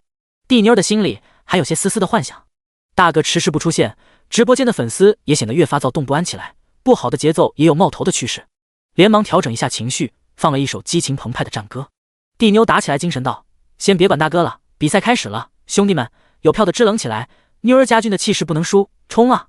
说着，他开着小号刷了起来。站位大妞送出超级火箭乘10，站位大妞送出超级火箭乘10，站位大妞送出超级火箭乘10。妞儿说的对，兄弟们，甭管大哥在不在，咱们气势不能输，冲锋！兄弟们，先刷为敬，干干干！在地妞小号的带动下，飞机、办卡、玫瑰花等等大大小小的礼物也相继跟着上了起来。与此同时，大喇叭的直播间，我主浮尘送出超级火箭乘20，我主浮尘送出超级火箭乘20，我主浮尘送出超级火箭乘20。感谢浮尘爹，牛逼克拉斯！兄弟们，有票的跟上浮尘爹的步伐，没票的没关系，小六给浮尘爹扣起来！此刻，大喇叭嗓门全开，充满激情的在嘶吼着。做梦都没想到，自己不过是个小主播，有朝一日也能有资格和顶流大主播正面 PK。要知道，对面隐隐还有飞鱼一姐称号啊！这是简直就是他直播生涯的最高光时刻，由不得他不激动。自己能有今天，这完全都是浮尘爹捧起的。女为悦己者容，士为知己者死。谢谢浮尘哥，能看得起我大喇叭。这一刻，打内心里他对林毅感激涕零。时间1分1秒过去，刚一半不到，地妞这边的票数竟然停滞不动了，960多万，1000万都不到，这什么情况？直播间的观众都看懵逼了。此刻已经刷出1200万的林毅也不禁有些纳闷的停了下来。对面不是顶流大主播吗？怎么才刷了这么点就不刷了？这诡异的情况持续没几秒钟，一些按捺不住一直在2个直播间来回串的探子已经带回了情报。卧槽，对面已经打得弹尽粮绝了！不是吧，这可是地妞啊，怎么就这点票？真的，对面的大哥不知道怎么了，没上线，现在能上的是都上完了。我去，主播打比赛大哥不来，这是闹哪样啊？该不会琢磨偷塔呢吧？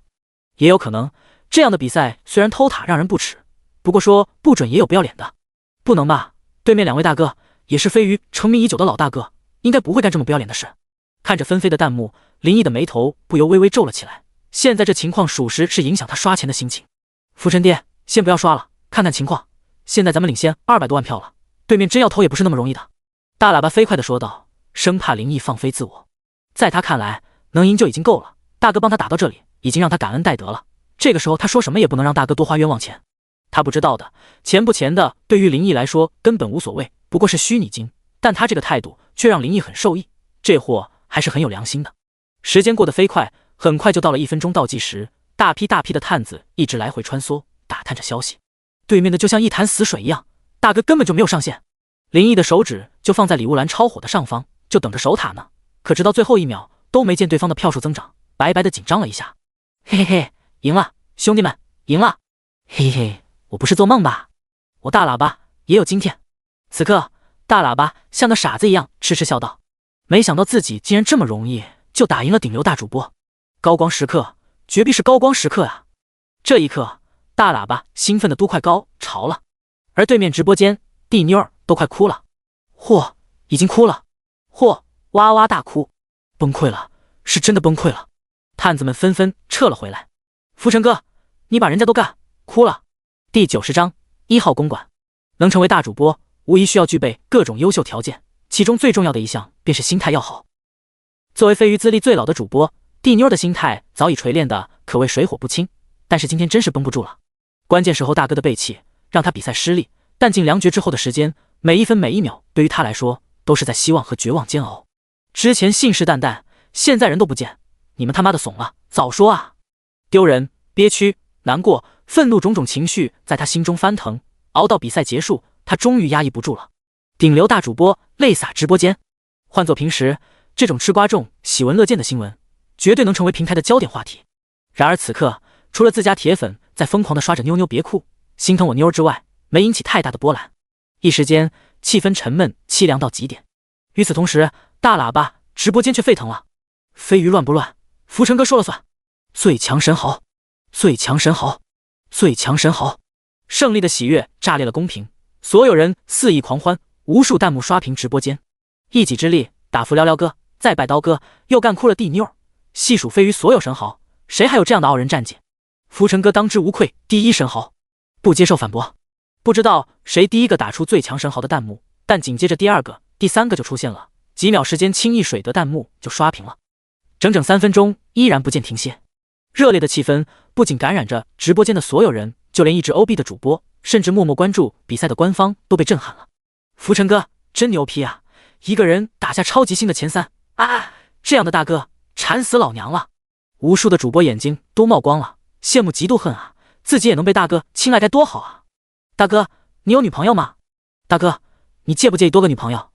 哥哥加我有惊喜哦，给你看，害羞 JPG。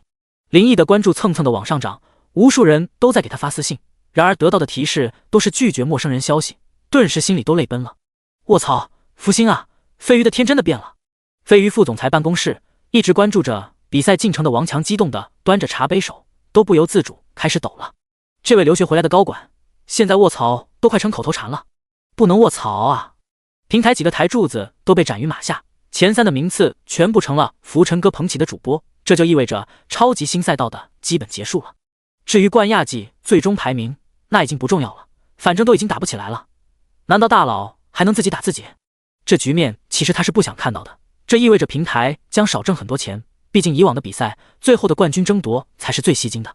不过现在虽然出现了这个局面，但他还是很开心，因为只是目前的收益就已经远远超过了当初的预估。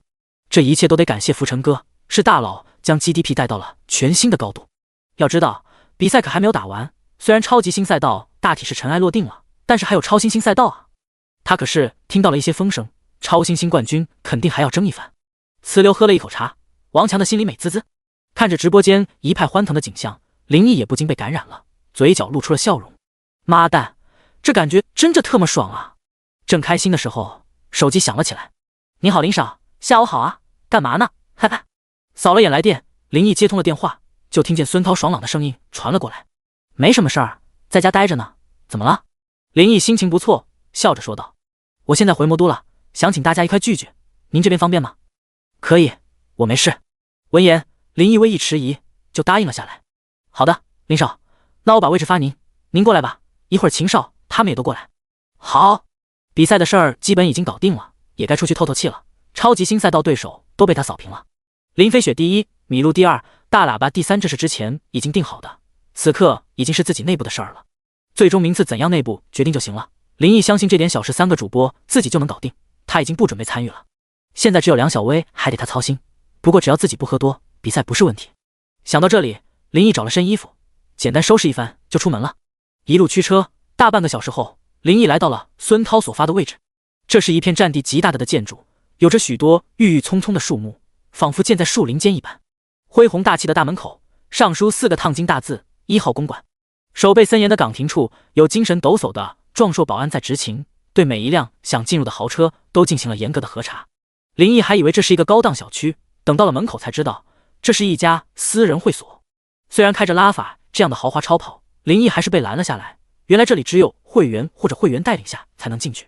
在这里，最普通的会员仅仅是年费就得100万起，而且还有个严苛的条件，必须是熟悉会员介绍才能加入，没有介绍人，即便有钱也不行。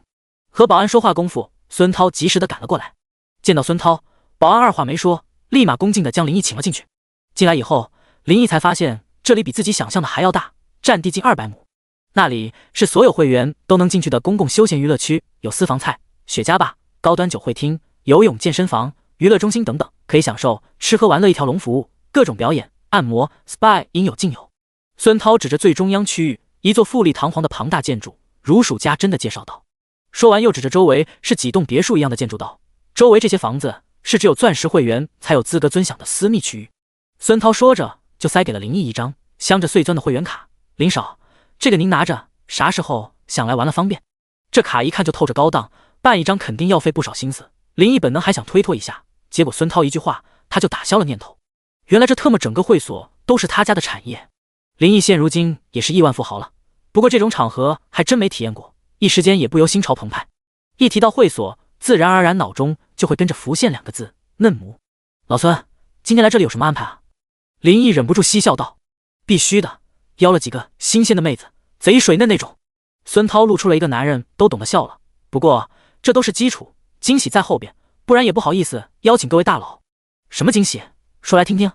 听闻还有惊喜，林毅不禁眼中一亮。不过孙涛闻言只是一脸神秘的摇头，不能说，到时候就知道了。第91章姐妹花。何愁前路无知己，钱多自然有红颜。林毅停好车，在孙涛的带领下走向一栋名叫水云居的豪华建筑。门口身穿轻薄制服的高挑佳丽连忙躬身欢迎，这制服和空姐服有些相似，穿在几位年轻苗条的佳丽身上，莫名就有一种诱惑。进到里面，放眼都是金碧辉煌的装饰，处处透着高档奢华。入眼是一座有潺潺流水的假山，旁边侧厅是一个小型休息区，不过此时空无一人，只有几个肤白貌美的服务人员正侍立一旁。秦少、唐少他们先去游泳了，林少，你看。好吧，我去找他们。好的，林少你先进去，还有2位大少，快来了，我再等等他们。孙涛说着挥了挥手，立刻就有一位美女侍者走了过来，恭敬地引着林毅向里边的一扇门走去。帮林毅推开门以后，他却没进去，只见里面一个头戴猫耳、身穿猫女服的性感美女连忙迎了上来。看着这个美女极具诱惑的装扮，林毅的心不由自主跳动了一下。不过如今的他已不是没吃过好肉的穷屌了，很单纯的欣赏了几眼，但只是看看美景，心情就不由得愉悦了几分。怪不得会所会成为男人心中的天堂。喵，主人，请跟我来，里边可以换衣服。猫女郎酥软的声音说着，主动地抱住了林毅的胳膊，胸前团团，还讨好蹭了蹭。在她的带领下，来到了一个更衣室，很利落地为林毅拿出了套全新的泳裤和拖鞋。主人，请换鞋。她跪在地上拆开拖鞋，亲自为林毅换上。主人，请换衣服。给林毅换完鞋以后，她又打开泳裤，恭敬地看着林毅。虽说这样的里面美女伺候自己换衣服还是很享受的，不过在陌生女人面前换衣服，她还是第一次，一时间还有点不适应。不过想到美女都不在乎，自己一个大男人还矫情什么劲，林毅的心态也就放平了。利落地脱掉了 T 恤，美女的眼睛瞬间一亮，不待林毅动手，便抢着为她解开了腰带。然后美女的亮得放光。主人，您真是的伟大的男人。换好泳裤，美女的脸却酡红一片，迷离的眼波瞅着林毅，带着勾人的诱惑。带路，别瞅了。并没有理会美女的放电，在那半路的团团捏了一把。林毅淡淡道：“对这个见多识广的猫女郎，他并没有什么兴趣。不过刚才都特么被看光了，怎么着也得收点利息。”近100平米的室内泳池，水花四溅，有男生哈哈大笑，有女生惊叫连连。一帮人男男女女正在打水仗，有用手泼的，还有用水枪的。看到林毅进来，众人下意识地停止了嬉戏。林毅一眼就认出了几张熟悉的面孔，有秦田、唐杰、徐文涛等等，一共6人，都是上次已经相熟的朋友。男人就他们几个，而女生有10多位，都是年轻又漂亮的女孩。卧槽，老林，不是吧？你特么年轻多金就算了，身材还这么好，过分了啊，真过分了。林毅刚走近，唐杰就一脸愤愤不平地嚷嚷道。闻言，林毅顿时笑了。自从体内加点之后，他的身材越来越好，被系统改造的已经隐隐露出了8块腹肌。虽然现在还不是很夸张，但相信在不断的加点下，身材肯定越来越完美。不过即便如此，在这帮大少当中，他的身材也是最好的。唐杰就是个胖子，虽只属于微胖，不过那也跟身材好不沾边。徐文涛虽然也有肌肉，不过这货就是细狗型的，给人感觉完全是瘦的。至于秦田和剩下几位，和普通大众一样，身材不好不坏。此刻泳池里的美女们目光也不由落在了林毅身上，好奇地打量着他，眼中都泛起了晶莹的亮光。羡慕吧，老唐啊，羡慕也没用，送你一句话，人胖须得少吃饭。林毅看着唐杰，一脸戏谑地打趣道：靠，你个死老六，太过分了，感受到了1万点暴击，妹妹们快来抚慰一下哥哥受伤的心灵。唐杰悲愤道。哗！秦田此刻一掌击水面，飞起水浪全部打在了对面的妹子身上，霎时间又引起一片娇呼。怎么都被迷住了？瞧你们一个个的，还想吃了我林老弟啊？秦田也做出了一副酸溜溜的样子说道。妹子们闻言，漂亮的脸蛋都不由自主微微一红。哗！不知道是那个妹子竟然把水大胆地泼向了林毅，这一下子就产生了连锁反应，妹子们纷纷都激起水花向他袭来。嘻嘻，呵呵，哥哥。在一阵娇笑中，林毅却被淋了个落汤鸡。好啊，不讲武德，等着，最好别让哥带到，不然嘿嘿。面对美女们的捉弄，林毅自然没有生气，他抹了把脸，嘴角露出了一个坏坏的笑容，然后一猛子扎进了泳池。没几下，钻进水底的林毅就到了妹子所在的区域，一条条的大白腿在水中看的都让人眩晕。随手抓住了一条看上去比直修长大白腿，顺着扶了上去，擦着美女的高耸的团团，林毅头钻出水面。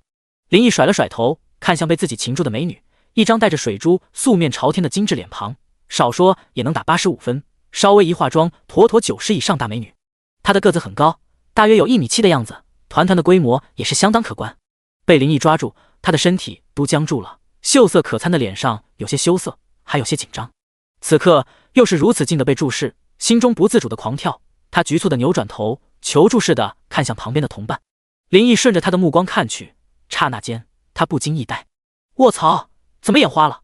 林毅飞快抹了把脸，再次看去，这一次终于确定没看错。视线中他看到了2张一模一样的脸，这竟然是一对双胞胎啊！我去，极品姐妹花！林毅眼睛顿时亮了，心跳也不由自主的也加快了几分。嘻嘻，林毅这一愣神功夫，就听一声嬉笑，身前的妹子就被不知是姐姐还是妹妹的美女拉跑了。等他反应过来，为时已晚，铺天盖地的水花就向他袭了过来，他只能歪着头用水反击。秦田等人见此，也不禁加入战场，瞬间又是水花满天飞的嬉戏起来。第92章，妙妙慢慢。泳池里，美女们或嬉戏打闹，或自在畅游，但无一例外，有意无意间都在尽情展示着妙曼诱人的身段，时不时的还瞥向这边，风情万种的眼眸带着丝丝勾人的魅惑。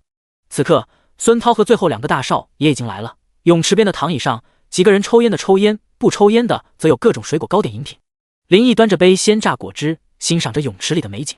属实说，这群妹子的质量都很高，要颜值有颜值，要身材有身材，个个都能称得上百里挑一。由此可见，孙涛这个东家能找来这样一群高水准的美女，定然是费了一番功夫的，值得称赞。不过，在众多漂亮妹子中，林毅的目光还是不由自主地落到了那对姐妹花身上。这对追逐嬉戏的佳人，浑身上下都散发着青春、活泼、甜美，一样的美貌，一样的身姿，一颦一笑都是如出一辙，让人不得不感叹造物的神奇。林毅的好奇心完全被激发了，不停地观察着，忍不住的在猜想，哪个是姐姐，哪个又是妹妹。林少喜欢那对姐妹花呀，好眼光。见林毅注目的样子，孙涛哈哈笑道：论颜值，这姐妹俩在一帮妹子中不算最出众的，论身材也不是最火辣的。不过孙涛也不得不承认，要论最让人心动的，还得是这姐妹俩，1+1不仅能大于2，有时候还能大于3456。今天这个10几位佳丽都是孙大少从几个经纪公司找来的，他们都有一份大众看来很光鲜的职业，有的是模特，有的是已经演过1-2个不知名配角的演员，有的是还没出道的某女团成员。但无论模特还是演员，在这里有个统一的称谓，外围。今天找的这都是刚签约的新人，绝大部还在读大学，新鲜得很。孙涛嘿嘿笑道，言下之意无非告诉大家，今天这些妹子和经常出入会所的外围不一样，可以放心玩，都很安全。老孙有心了。秦田拍了拍孙涛肩膀笑道。一时间众人毫不吝啬的一番称赞，让孙涛倍感荣幸，暗喜自己没白忙活，总算在这个顶级的2代圈混开了。我都做了好几天和尚了，开荤也不错。哈哈，一个被家里指派连着暗访了各地几家子公司的大少笑了。梁少，楼上有房间。孙涛露出了个男人都懂的笑容。几个大少按耐不住跳进泳池，向早已心仪的妹子游去。靠，这帮孙子真积极。秦天笑骂了一声，转头又一脸痛心的看着林毅道：老弟，姐妹花哥就不跟你抢了，让你再占个便宜，人家这番心意你明不明白？滚蛋！见此，林毅忍不住笑骂道：凭啥好处都让你老林占了？不行，说啥你那拉法也得借我开2天。唐杰一脸幽怨的说道，也不给林毅反驳机会，扑通一声跳进了泳池，溅起了好大水花。老林，悠着点，注意身体，我很为你担忧。徐文涛走到林毅身边，貌似语重心长的说道。说完他也扎了泳池，3两下就游了过去，然后抱住了2个丰腴的美女。该担忧身体的应该是你吧？看着徐文涛细狗一样的腰身，看起来还不如美女的扎实，林毅不禁满头黑线。泳池的妹子越来越少，不一会儿只剩下寥寥几人，而双胞胎姐妹花赫然在列，显然是众人很有默契的留给了他。都是好哥们儿，莫得说，林毅心里默默点了一波赞。此刻姐妹俩已经停止了嬉戏，正交头接耳说着什么，时而掩嘴偷笑，时而面露羞涩。同伴们一个个被别带走，他俩不由得就心不在焉起来，时不时的偷瞄着林毅。就剩林毅一人了，他也按捺不住了，不禁挥了挥。姐妹俩先是愣了愣，旋即反应过来，顿时一喜。他们游到池边，爬上泳池，在几个妹子羡慕的目光中，俏脸微红的走到了林毅跟前。林少好！两人仿佛心念相同，齐齐打了个招呼。你们好，坐吧，先坐会儿。林毅平易近人的笑道。两姐妹紧挨着，有些拘谨的坐在了旁边。你们叫什么名字？我叫周妙妙。我叫周曼曼。听着姐妹俩脆生生的回答，林毅好奇道：妙妙是姐姐，还是曼曼是姐姐？你猜？两人又是异口同声道：不愧是双胞胎姐妹花，似乎真的心灵相通一般。那我可得好好猜猜。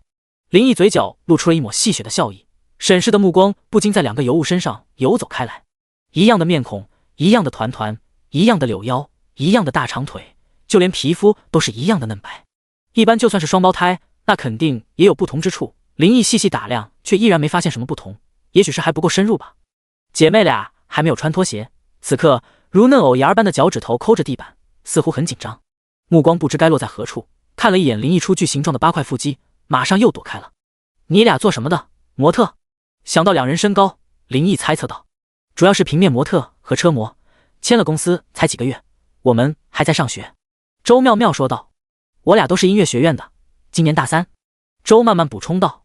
林毅点了点头，他发现自己还是对姐姐妹妹的话题比较感兴趣，心跳不自主的狂跳了几下。林毅眨了眨眼道：我们也上去吧，我得好好研究研究谁是姐姐谁是妹妹。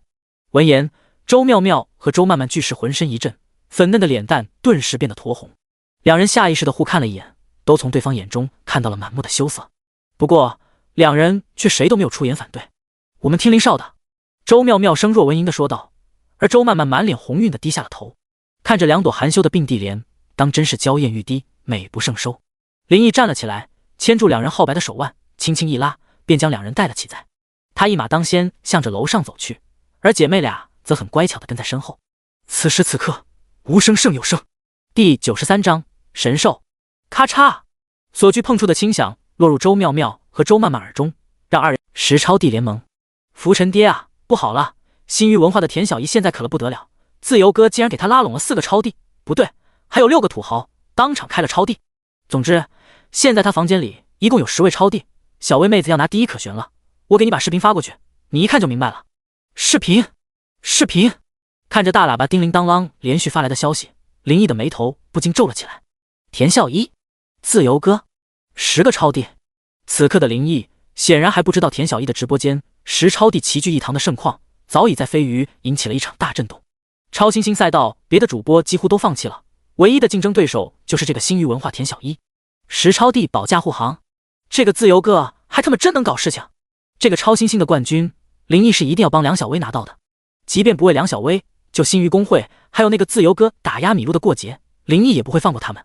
不过看大喇叭发来的消息，对方这明显是早有预谋，准备充足啊。林毅的脸上不由多了一丝凝重。老弟，咋了这是？出什么事了？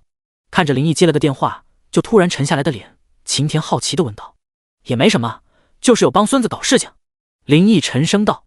啥？搞事情？什么人啊？我看看。啥事？我看看。我也看看。起开，别挤啊。林毅这话一出，这帮正闲的蛋疼的大少突然就兴奋了起来。家族良好的熏陶让他们不像那些纨绔子弟一样到处惹是生非，但是真要遇上麻烦也没一个怕的。在场的谁也不是省油的灯，关键正无聊呢。此刻一帮人乃像大少，完全就是好事的大妈一样，把林毅围了个遍。看完了文字信息，林毅已经点开了视频，视频录制的是田小一直播间的画面。我靠，老唐你把你那大脑袋挪一下好吧，啥都看不见。好了，各位大少别挤了，让林少把手机投到大屏不就行了。孙涛见此不禁莞尔，指了指墙上多功能超级视听大屏。对，还是老孙机智，老林快投，让我们见识见识什么人敢找你老弟的麻烦。一番操作，很快林毅的手机便连上了大屏，中断的视频又开始重新播放。只见田小一的直播间，皇帝的入场特效瞬间亮了起来，天空一声巨响，欢迎我自由哥闪亮登场。看到来人，田小一激动地站了起来。今晚将是他直播生涯最重大转折点，剑指超新星冠军，而最重要的金主就是自由哥，由不得他不激动。守候在直播间的观众看到大佬现身，也兴奋了起来，顿时弹幕纷飞。哈哈，先别激动，今晚这里将是全飞鱼最闪耀的存在，大家先坐稳看好了。自由哥一进来就飞快地打了个弹幕，弹幕刚发出，又是一个皇帝的特效亮了起来。欢迎我多金哥进入直播间。田小一又兴奋地高声喊道，他知道多金哥是工会老大的号，自己的比赛也离不开工会的支持。只是刚欢迎完，又一位超级皇帝走进了直播间。欢迎过客歌光林小一直。这次田小一话都没说完，又一位超级皇帝走进了直播间。欢迎大宝剑哥光临，现在直播间，欢迎大佬。此刻田小一激动的心都跳出来了。之前他是收到一点消息，自由哥为了能稳拿冠军，邀请了几个助手，可没想到是这妖牛叉的助手啊！这个克哥和大宝剑哥也是小有名气的神豪大佬啊，总榜50名神豪，他家都排在30多位。直播间的观众这时候看的眼睛也瞪圆了，卧槽，4位超帝坐镇直播间，田小一这次真是小母牛坐飞机，牛逼上天了！弹幕瞬间就沸腾了。林老弟，你啥时候也很孙涛一样玩直播了？怎么就是这帮人找你麻烦？第一段视频就此结束，晴田忍不住好奇问道。对，秦少你不知道，这帮孙子太特么无耻了。视频中自由哥一登场，孙涛瞬间就想起了他，这事他也大致了然了。他还没忘，林少还让他调查此人来着，相信这2天就有消息了。最近再打一场比赛，这货是要跟我争一争冠军。林毅平静说着，点开了第2个视频，还是田小一直播间的视频。弹幕横飞，气氛相当炸裂，4个皇帝的降临可把他们激动坏了。只见一阵刷屏之后，自由哥狂傲霸气的弹幕又亮了起来，哈哈，大家先冷静一下，这才到那里。今天你们将见证飞鱼最辉煌的时刻。发完一条弹幕，紧接着他又发出了另一条，兄弟们，是时候了，亮个相了吧，展示。就在他弹幕刚发完，突然所有人的屏幕一亮，华丽的特效服现在了众人眼前，大大的黄字分外耀眼。全站通告，恭喜用户东门吹牛在甜小一直播间开通超级皇帝。卧槽，现开超帝牛逼了，加上这位总共都5位超帝了，额迪神啊！特突如其来的一幕着实出乎大家预料，全场都震惊了。超帝开通的全站通告，全平台的人都看见了，瞬间成了热点，很多人都跟着溜了过了。只是好戏这才刚刚开始，华丽的特效又再次亮了起来。全站公告，恭喜用户隔壁老王在甜小一直播间开通超级皇帝。全站通告，恭喜用户审核就是大爷在甜小一直播间开通超级皇帝。全站通告，恭喜用户番茄多爱我在甜小一直播间开通超级皇帝。全站通告，恭喜用户我读者最帅在甜小一直播间开通超级皇帝。一个接一个的华丽特效，将观众的24K 纯钛合金眼都给晃瞎了。此刻，无论是直播间的观众，还是平台上所有看到全站通告的人，有一个算一个，脑海中全部是这他妈什么情况？6人连开超级皇帝，10超帝联盟，卧槽，这特么玩的太牛逼了吧？这还不无敌了？妈了，全都被震麻了！不光是观众和主播，就连飞鱼的官方都惊呆了。搞事情，这绝逼是要搞大事情！接到手下汇报，刚脱了裤子要和老婆打游戏的王强，扔下不上不下的老婆就不管了，飞快地打开了飞鱼。此刻，田小一直播间，自由哥再次发出了霸气弹幕。你们也知道，小一要打超新星的冠军赛，所以我叫了几个哥们儿捧场。我宣布小一的冠军，我保了。耶稣来了也不好使。这逼这么狂，这他妈真能嘚瑟，还他妈耶稣都不好使。一帮大少看完视频，不由纷纷发出了一声嗤笑。第95章热巴。看完大喇叭发来的消息，林毅径直打开了飞鱼，点进梁小薇的直播间。如他猜想一样，相比之前，此刻直播间的人气低了近一半，气氛也相当萎靡。不光是他这里，绝大部分主播都是这情况。今晚田小一直播间造出的声势着实很有噱头，爱凑热闹的观众都被吸引了过去。留在直播间的，除了挂林毅马甲的浮尘君，也就是梁小薇圈的粉儿了。林毅的到来，所有人像终于找到了主心骨一样，气氛总算活跃了起来。没事，10个超帝怎么了？比赛照打，我倒要看看他们有多屌。林毅飞快地打了个弹幕，给所有人送上了一颗定心丸。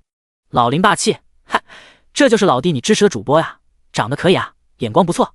挨着坐的唐杰拍了拍林毅的肩膀，笑着赞叹道：“这是我女人。”林毅笑了笑道。林毅这话让众人愣了愣，在座的那个身边也不缺女人，甚至有的转头连名字都记不住，这才是常态。林毅这么说，无疑证明他的重要。既然弟妹，那这事就不能不管了。那逼有哥们儿，咱难道没哥们儿？不就是钱吗？兄弟们，都来点，干死他们！一边的晴田搂着林毅的肩膀道：“不就是钱吗？这话说的一点毛病都没有，能用钱解决都不是事。在座的二代有一个算一下，还没有缺钱的。老秦说的对，都充点，还他妈耶稣来了都不好使，让他们看看咱兄弟好不好使。”徐文涛有些兴奋道。一帮人纷纷拿过手机，开始下载飞鱼。此刻，忽然一连串高跟鞋踏地的声音响起，下一刻，在女士的引领下，几位穿着时尚的美女就走了进来。众人的目光顿时被吸引了，不过也就意外的看了几眼，就又各自忙着安装飞鱼了。然而林毅的眼睛不禁一亮，却有点被惊艳到了，目光不由自主地落在了一个美女身上，一瞬间他都有些恍惚，仿佛出现了错觉。这位美女虽然没有亲眼见过，但偏偏却很熟啊。那高挑热火的身材，那独具个性、充满异域风情的绝美容颜，让人一眼就能认出来了。这热巴，这竟然是当红顶流女星热巴！雾草，这就是孙涛说的惊喜，这还真他妈是惊喜！心脏瞬间不争气的狠狠跳动几下。林毅纵然不是追星族，不过现实中还是第一次见到大明星，一时不免有些激动。不过一帮人已经安装好了飞鱼，嚷怎么充值的声音，却将他的心神拉了回来。林毅只能暂且压下心中的激动，此刻飞鱼的比赛才是重中之重。如果不能把对方揍成孙子，他就会被别人取笑成孙子，不能不重视啊！大家先随便吃随意玩，都别客气，我们有点事。见大家的心思全都没在这几位大明星身上，孙涛也就随意的招呼了一声。大明星对于普通人来说很稀罕，不过说实话，对于这帮二代来说也就那样。本来就吃饱了，身体正处于 CD 状态，况且现在又找到了貌似更好玩的事，这个惊喜恐怕真正惊喜的只有林毅。更多人心里赞叹的是能把这些女明星请来，孙涛这货的能量还是可以的啊。这逼们一共10个人，就算一人700-800万，就是7-8千万。看他们的今天搞出这么大的声势，绝逼准备充足。别人正在绑卡充值，都是第一次用飞鱼，不过孙涛却是之前的老玩家，又重新找回了自己的账号。打比赛这种事，他再熟悉不过，一边开始充值，一边认真分析着。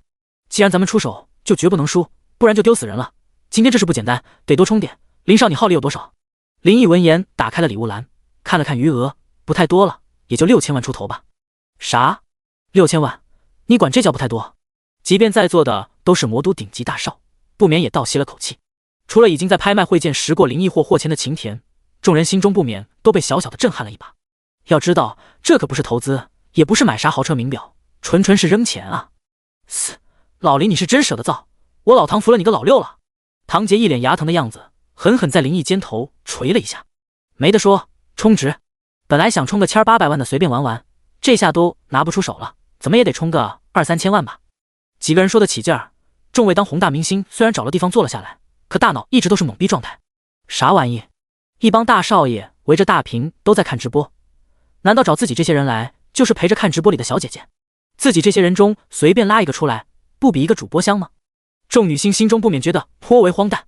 不过当听到林毅说账号上有6000万的时候，顿时也不禁纷纷瞪大了眼睛。这些人不是没见过资本的豪横，可那是投资啊，自己别看通告费也挺多，可落到手里也没多少。看个直播就敢充6000万，这是什么恐怖财力？一瞬间充满愕然的眼睛都落在了林毅身上，心里也不由充满了好奇。不一会孙涛就充好值了，毕竟曾经也是飞鱼上的神猴，账号也是开通了大额充值权限的。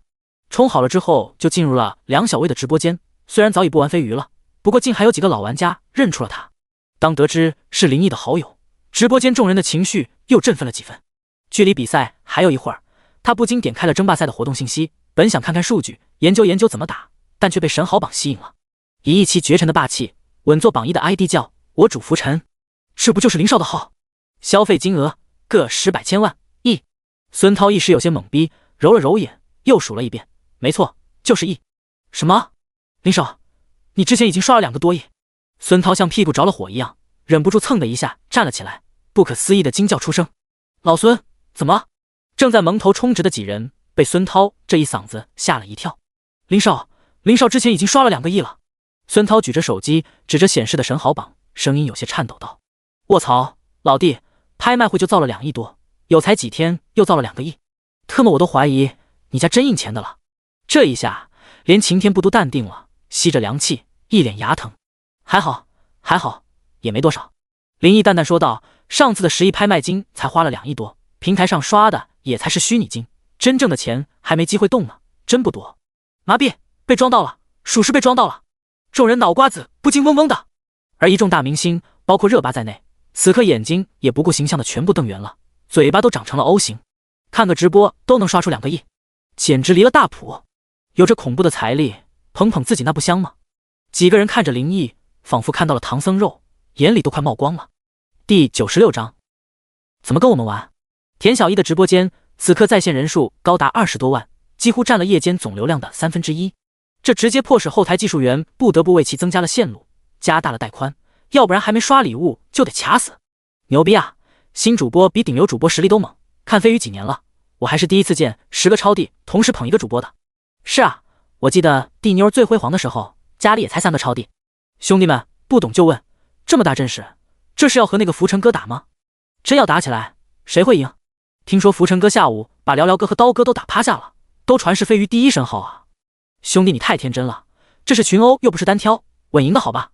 对，我刚才还去那边看了，就他还有灭了的超帝，他这不可能赢，就算再能刷，时间都赶不上。10个超帝还赢不了，我他妈把手机吃了。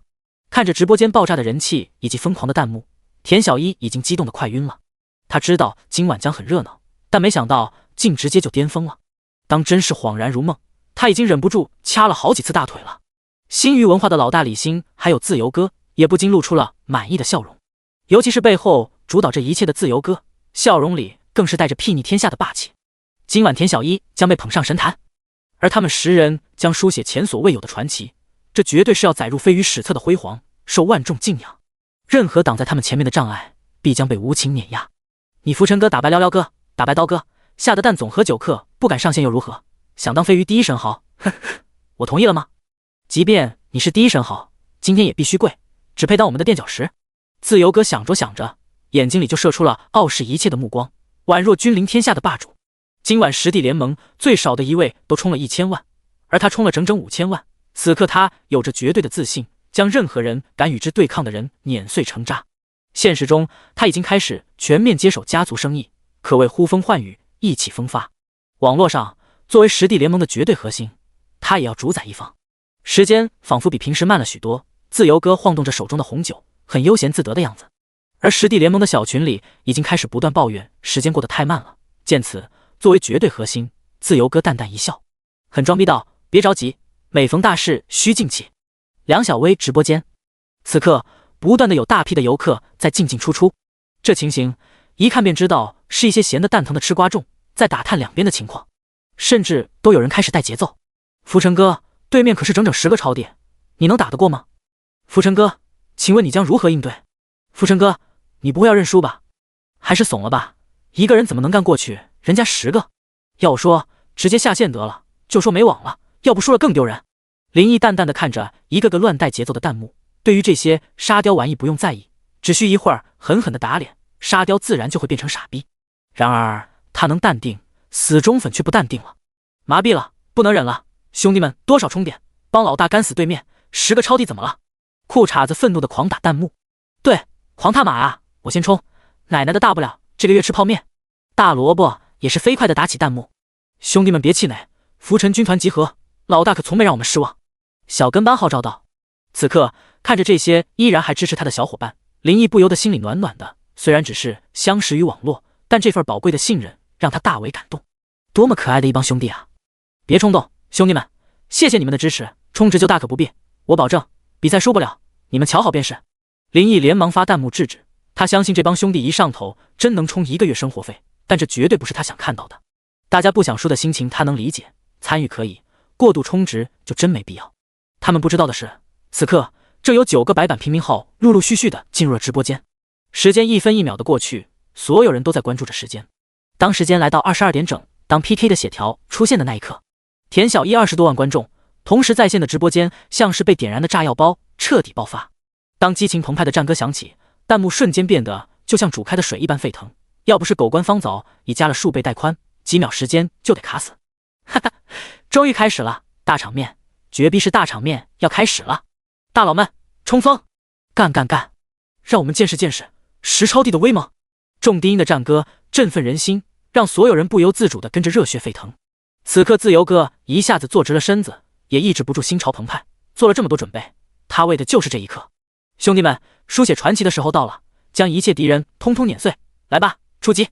自由哥发出了战斗的弹幕，这一刻他意气风发，挥斥方遒，风一样自由送出超级火箭乘20，大宝剑送出超级火箭乘20，李多金送出超级火箭乘20，过客送出超级火箭乘20，东门吹牛送出超级火箭乘20，隔壁老王送出超级火箭乘20，几乎是眨眼的功夫，气场全开，超火的特效就吞噬了直播间，气氛瞬间炸裂。田小一都不由自主的疯狂了，从椅子上弹了起来，扯着嗓子开始感谢大哥的礼物，太多了，实在是太多了，还没等他挨个感谢完，直播间的票数已经达到100万。卧槽，消失了，对面血条子都没有，牛批啊，瞬间消失数，恐怖如斯，666，我勒个去，果然没白等，10弟同时出手，这火力谁特么能扛得住？100万、200万、300万，看着票数比高铁都快的增长速度，看着对面血条被按在地上摩擦，自由哥自信前所未有的膨胀。第一神豪，再牛逼也是一个人，怎么跟我们玩？敢出手，屎都给你打出来！第97章，小白号干超帝。比赛一开始，梁小薇这边也切换了音乐，随着鼓舞人心的战歌响起，他也开始了认真的拉票。看着的对方的血条像脱缰的野马一样向这边冲过的时候，说实话他很紧张，感觉压力山大。比赛走到现在，一哥哥倾力的守护，无尽的宠爱，这让他用一辈子都无以为报，他已经很满足了。能不能拿冠军他都能接受，但今天这个局面明显是冲着一哥哥来的，这帮坏蛋是想踩着一哥哥上位。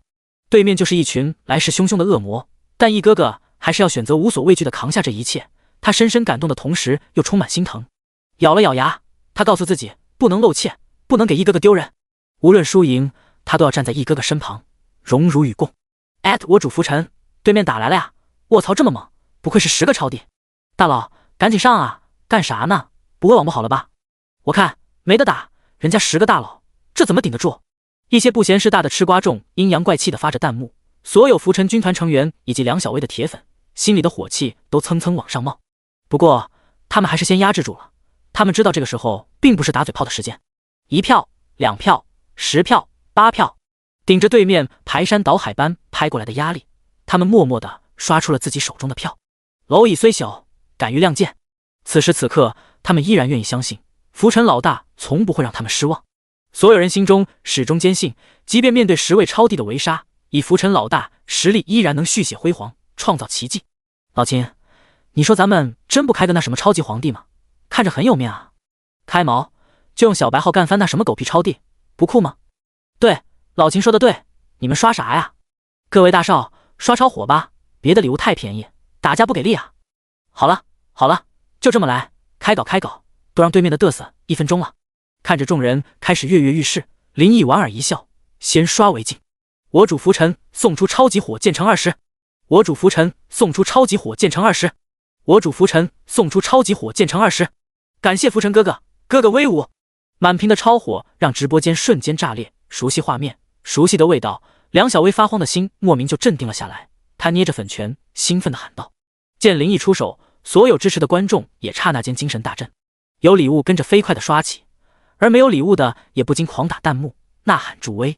边城浪子送出超级火箭乘20，边城浪子送出超级火箭乘20，感谢浪子哥，浪子哥666。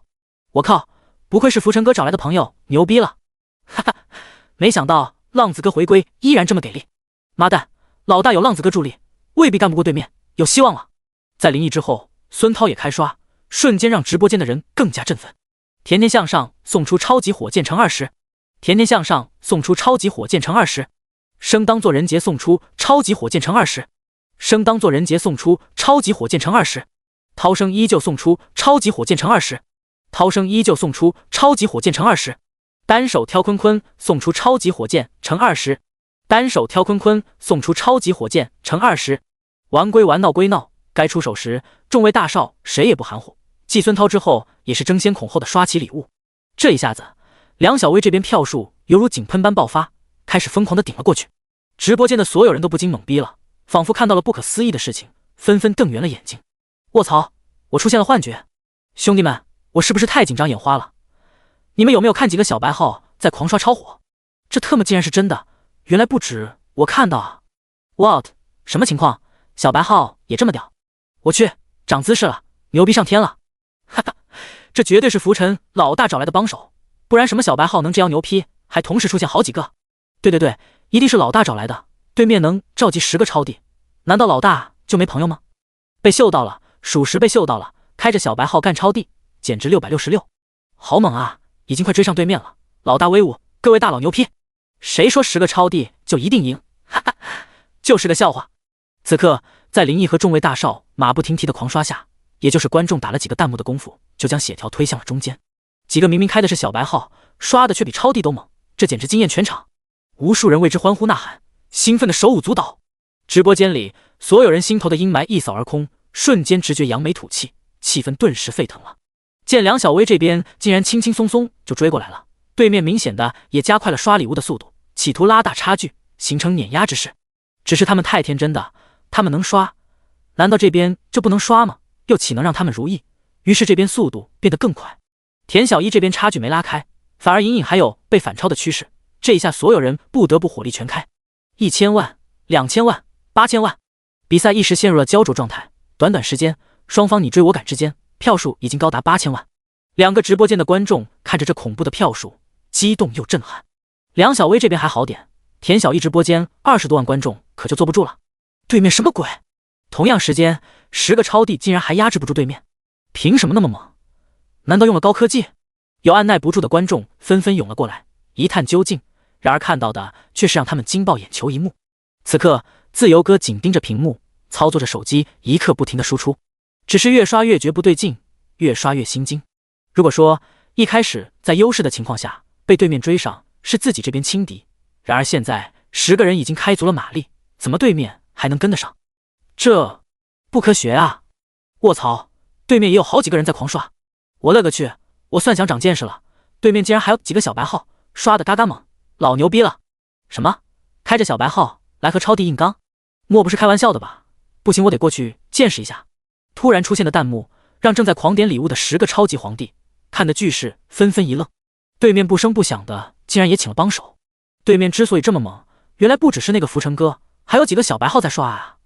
不对，这么说来，这尼玛自己这边10个超级皇帝一顿输出，竟然没压制住对面大哥和几个小白号，完呢？不可能，绝对不可能！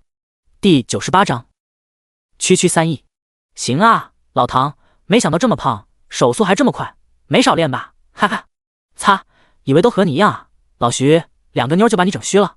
瞧你那样，不仅慢，手还抖。屁，慢怎么了？哥要的是持久，哈哈哈。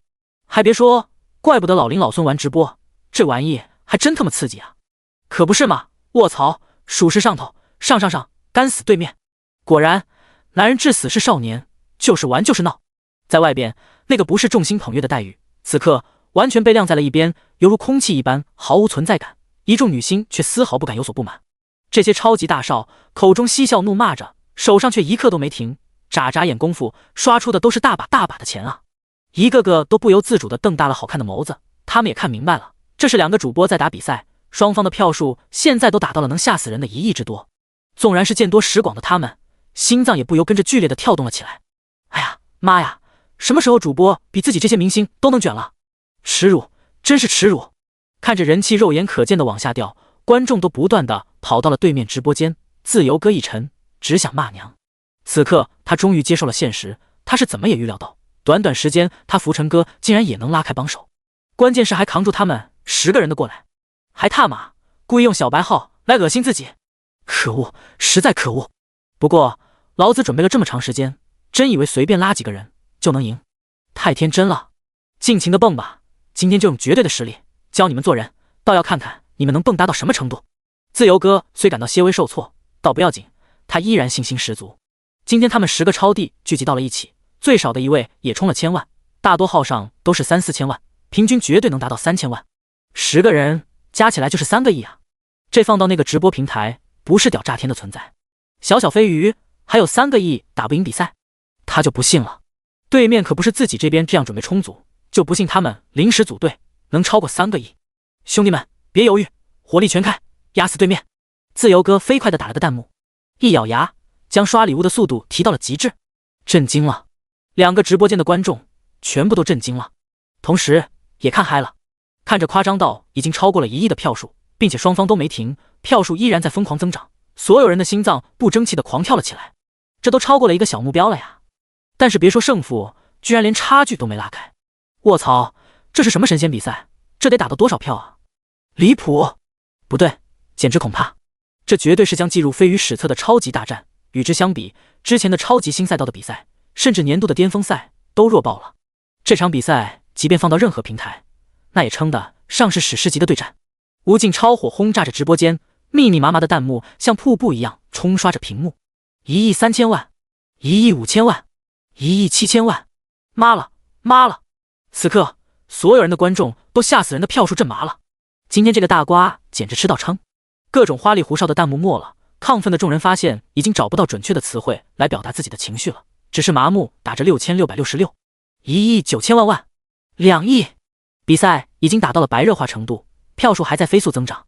2亿了，兄弟们，这是我见过最牛逼的比赛啊！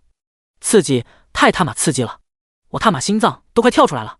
各位大佬，6666，大家觉得这得打到多少啊？会不会破3亿？就在票数破2亿时，自由哥要咬紧了牙关，额头上出现一层细密的汗。该死，对面怎么也这么能刷？这不应该啊！他们明明是临时组建的啊，怎么看着比自己这边准备还充分？此刻，这边10位超帝，充值最少的2位已经弹尽粮绝，沦为了看客。只剩下8人的他们，各自刷礼物的速度都达到了最快，但票数的增长却明显比对面慢了。压力虽只是小小的变化，却让自由哥感到如山般的压力。这场比赛他不能输，也绝不允许输，否则他岂不是成了飞鱼最大的笑话？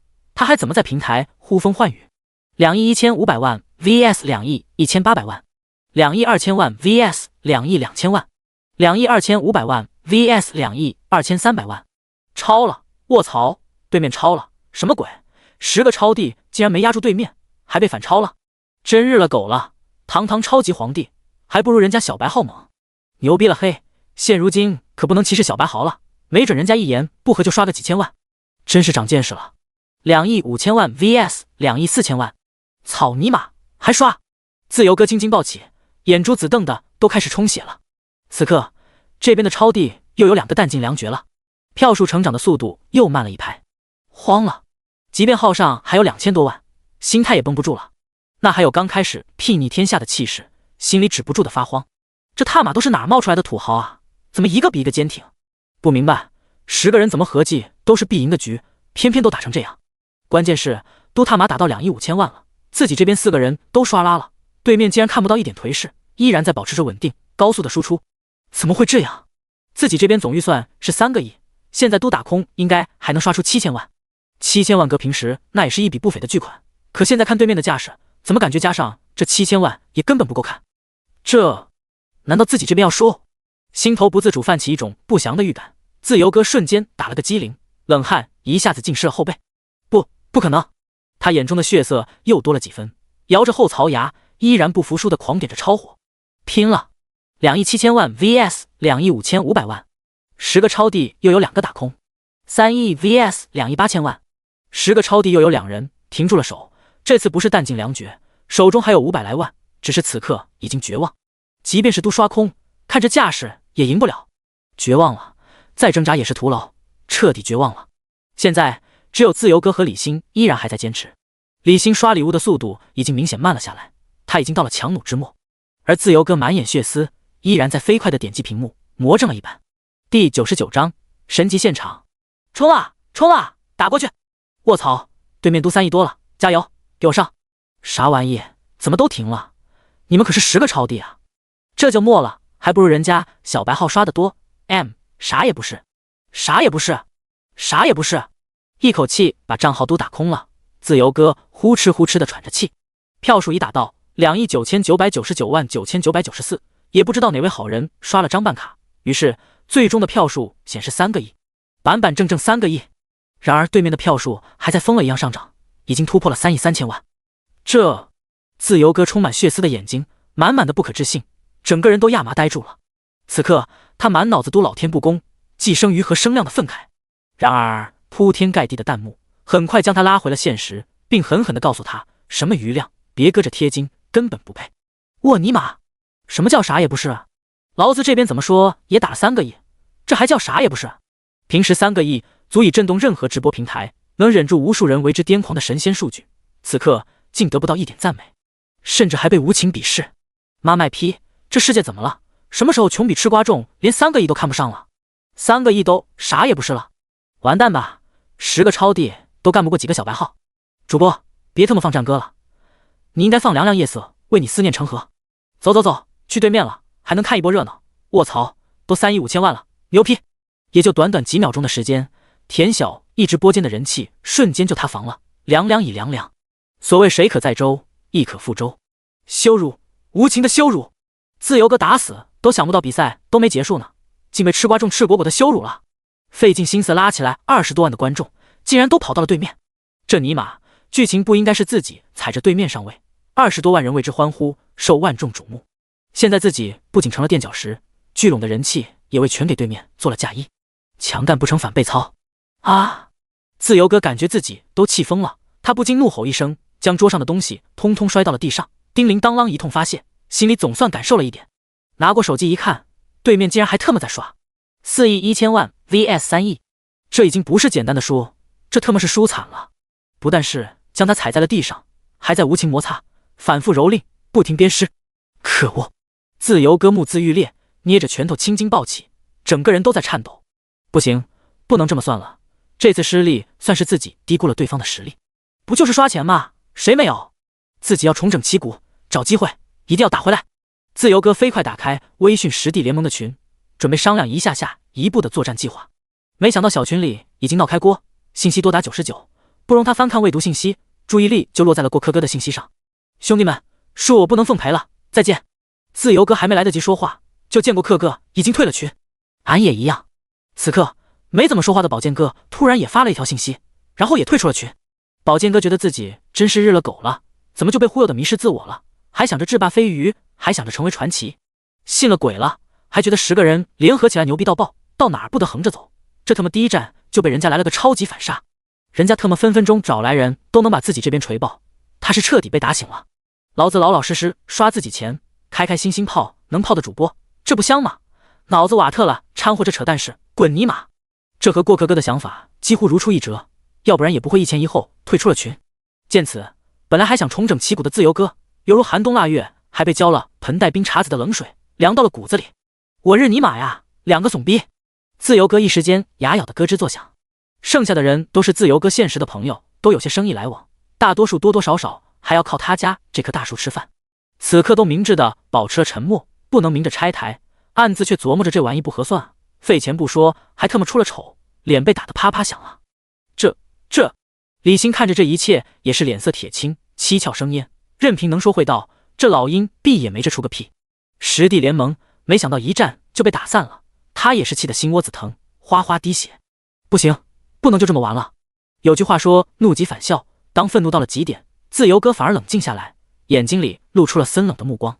自从接手家族生意，他意气风发，谁见了不得低头哈腰，极尽谄媚，内心是极度的膨胀。如今竟被狠狠打脸，让他如何能忍？你不是很能刷吗？行，我让你能刷，给我查个人。自由哥在手机上哗啦的一翻，找到了一个号码，打了过去。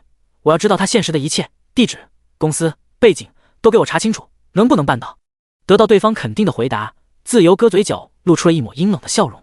让你在劳资面前跳，等劳资现实中端了你的老窝，看你还怎么在网上嘚瑟。自由哥有充分自信，以自己展现掌握的资源，即便现实中百亿千亿的大公司，他也有办法撬动他的股份。华尔街那些吃人不吐骨头的恶鬼，他可是认识好几个，相信这样的合作，他们很乐意参与。做完这一切，自由哥心里总算平衡了。他找人调查灵异，殊不知下到他几岁还尿床，上到他祖宗3代几岁还尿床的事，此刻都快被人查得一清二楚了。比赛终于到了尾声，神级比赛，神级现场啊！在30多万观众的瞩目下，梁小薇的票数最终停留在了4亿5千万。这一战将他一举推上了神坛。这倒是应了那句话，无心插柳柳成荫。说来还真的感谢对面那些小丑的反复横跳，要不然热度肯定没这么高。我主浮沉6000万票，天天向上5000万票，生当作人杰，5000万票。看着贡献榜各位大佬的票数，30多万观众都被震撼的头皮发麻，沸腾的弹幕一刻都没有停止。这一刻，无数人飞快地在截着屏发朋友圈、发抖音、发微博，见证这一神级场面，足够他们吹1年了。而4亿5千万放在任何平台都能惊爆世人眼球的夸张票数，引起的震动远不止于此。第100章，一场惊爆眼球的神级比赛，震动四方。爱看热闹的吃瓜众并不只有飞鱼平台，这场比赛带来的热度是居高不下，在不停的散播，在不停的发酵。不过作为绝对主角，林毅众人此刻却懒得关注这些。哈哈，爽，痛快！还别说那气氛，还真让人上头。我以为多屌，连我们兄弟都打不过，那帮逼还他妈敢吹耶稣都不好使。可不是嘛，才3个亿就哑火了，又菜又爱装逼。一帮大少此刻是彻底玩爽了，也玩嗨了。哈哈，各位大佬，威武霸气666，谢了。林毅笑呵呵的抱了个拳，由衷的感谢道：虽然接触没多久，不过这帮兄弟有事是真上啊。他的内心里不禁升起了丝丝的感动。净说那话。唐杰闻言一把搂住林毅的肩膀，嘿嘿一笑道：老弟，别光嘴上说啊，明天拉法借我开1天就行了。滚蛋！林毅果断拒绝，挑了挑眉道：我可就1辆车，别老惦记着。啥？老弟你就1辆车？晴天不信的说道：真的，我倒是想多买几辆，这不是还没抽出空吗？林毅有些汗颜，其实他早就发现1辆车根本不够用啊，尤其是就1辆2座的跑车，但凡多一个人就没得坐。一帮大少也是有些无语，你压一个直播都能刷2亿多，就1辆车合适吗？林少，过几天魔就有国际车展，到时候一起去看看。孙涛笑着问道。这车展我也在关注，年终最大车展，肯定有好车，到时候哥几个一起去。晴天打了个响指道：好了好了，先不说这个，刚才怎么说咱兄弟也打了个漂亮的胜仗，得庆祝下，上香槟。好嘞。作为东家的孙涛应声说道。很快就有女士送过来几瓶香槟，唐杰和徐文涛这对卧龙凤雏一人抢了1瓶。香槟是喝的，但也可以玩。这俩货打开的时候故意摇晃了一番，随着砰砰2声，酒沫子乱飞，一旁的外围美女和大明星都成了重点照顾的对象，一时间鸡飞狗跳，众女忍不住尖叫连连，四处躲闪。不过有的还是躲闪不及，被淋了一声。就是玩就是闹，没几下2瓶酒就被这俩货完了。外围女美女们虽然都在躲躲闪闪，不过被淋在身上完全都不在意，甚至都很开心，巴不得能和这些超级大少打成一片。而一众女星虽然矜持了很多，不过也没太在意这些，出来就要有觉悟，年轻人开心了玩玩闹闹很正常。况且他们可是亲眼看着这些超级大少分分钟豪掷千万，刷钱如流水，即便是他们看的也是震撼不已。之所以来这里，他们之前也早已有所了解，在场的可都是魔都顶级的2代，刚刚的一通豪刷就可见一斑。年轻多金还是其次，身份地位、人脉圈子，这才是最宝贵的财富，一般的有钱人怎么比得了？能混到现在的咖位，别管在广大粉丝前经营的人设是啥样，有一个算一个，那个也不是没脑子的人。此刻心里早已各自打起了小算盘。一通无伤大雅的玩闹以后，众人都倒上了酒，共饮了一杯。光喝酒没意思，众位大明星可是久仰了，怎么样，有没有人高歌一曲助助兴？晴天笑盈盈说道。我来。闻言，一个歌手出道的女星眼睛一亮，站了起来，终于是有表现的机会了。不过她没有着急去现场，而是眼珠一转，在众位大少身上扫过，含笑道：不过我需要一个人来跟我合唱。这成功勾起了众人兴趣，当即就有一位大少站了起来。老周，你要和人家合唱，你行不行啊？见此，唐杰忍不住调侃道：说啥呢，不就是唱歌，咱虽然比不上歌神，但怎么也能吊打华语乐坛永远的神。切，你要这么说，我还能吊打坤坤。唐杰翻了个白眼，不服劲的道。看着一个绝佳的表现机会被抢走，众女星心里不禁有些懊恼。您是林少吧？我敬您一杯。就在老周他们点歌之际，一个惹火的身影走到了林毅面前，端着酒杯，弯腰躬身盈盈一笑道。这突来的一幕让林毅微微一愣，高挑火辣的身材，那配上张充满异域风情的妖冶脸庞，浑身上下散发着性感迷人的气息，让人一眼便难以忘怀。是热巴。没想到这个堪称国民女神的大明星主动过来给自己敬酒，林毅的心不禁狠狠地跳了一下。我去，热巴你可是我女神啊，怎么找老林喝酒不找我啊？伤心了。见此情景，唐杰忍不住酸溜溜地调侃道：大概是因为颜值吧。徐文涛闻言立刻补了一刀：老徐，过分了呀，你个细狗凭什么说我？此刻又慢一步，女星们看着热巴，心里更加懊恼，同时不禁感慨，不愧是前辈，敢主动出击，眼光还毒，直接就奔着最年轻、最帅、最有钱的去了。他们可是印象深刻，刚才的豪刷，这位大少可是绝对核心，而且之前人家已经刷了2个亿。天哪，又晚了一步。干杯！林毅端起了杯和热巴轻轻碰了碰，不过这一碰杯，仿佛心也被碰了一下，顿时不由剧烈的跳动了起来。他因为弓着身子，胸前大片雪白不可避免的落入林毅的眼中，还一条幽深的沟壑若隐若现。一杯酒下肚，林毅就有些醉了。看着这个平时只能从屏幕里看到的尤物，此刻俏生生的现在自己面前，身体突然就升腾一股强烈的欲望。鬼使神差的林毅抓住了他的手腕，在热巴一声惊呼中，一把将他拉进怀里。这突来的一幕把众人都看一愣，旋即就有人兴奋地吹了一声口哨，眼珠子都瞪圆了的唐杰不禁给林毅比了个大拇指。晴天则是眨了眨眼，仿佛在说：“老弟你够猛。”一屁股坐到林毅怀里的热巴此刻也惊呆了，直到一张温热的大手落在了他的腰上，才忍不住打了个激灵，回过神来。你干嘛啊？突然用力猛地一推林毅，热巴像受惊的兔子一样弹了起来，他手上还拿着酒杯，下意识地泼向了林毅。酒杯里已经空了，但还有那么1-2滴落到林毅脸上。林毅条件反射一般豁然站了起来，不只是他，晴天等人也坐不住了。你什么意思啊？还没等林毅开口，晴天的脸一下子就冷了下来，手中的酒杯更是直接就摔在了地上。对不起，对不起。纵然是见过大场面的大明星，此刻被几双冰冷的目光注视着，也吓得脸色泛白，花容失色。他不禁连连鞠躬道歉。脸上被甩了几滴酒的林毅心里确实有点愤怒，不过见此情景，倒有些于心不忍了。刚才也怪自己一时冲动，孟浪了。算了，也没什么，你也不用道歉了，请便吧。林毅对着热巴淡淡的说了一句，便不再理会。见此，低着头的热巴咬了咬唇，才心里忐忑的走了回去。马德，装什么清高？晴天不爽的说道。算了，咱又不是纨绔子弟，来喝酒。林毅连忙说道。一杯酒下肚，众人的脸色才好了许多。普通人眼里，大明星高高在上，可在众位大少看来也就那样，竟然不给面子。在场众人虽然也桀骜不驯，但得亏没有纨绔子弟的恶习，否则就凭热巴的刚才的行为，今晚恐怕很难安全的离开了。也得亏她是女人，否则晴天的杯子就不是摔在地上，早冲着脑瓜子出了。经过这小小的打击，林毅虽然并没太在意，不过还是顿觉扫兴。又独自喝了一杯酒之后，突然一个身影又走到了他跟前。林少，我能坐你旁边吗？貌似询问，不过来人并没有等回答，径直就坐到了他身边。林毅忍不住扭头看向这位不请自来的大美女，很快他就认出了她，因为她实在是也很出名。牛奶皮肤，仙女下凡，绝世美女。第101章。好想哭，一个人喝多没意思，来，我陪你喝。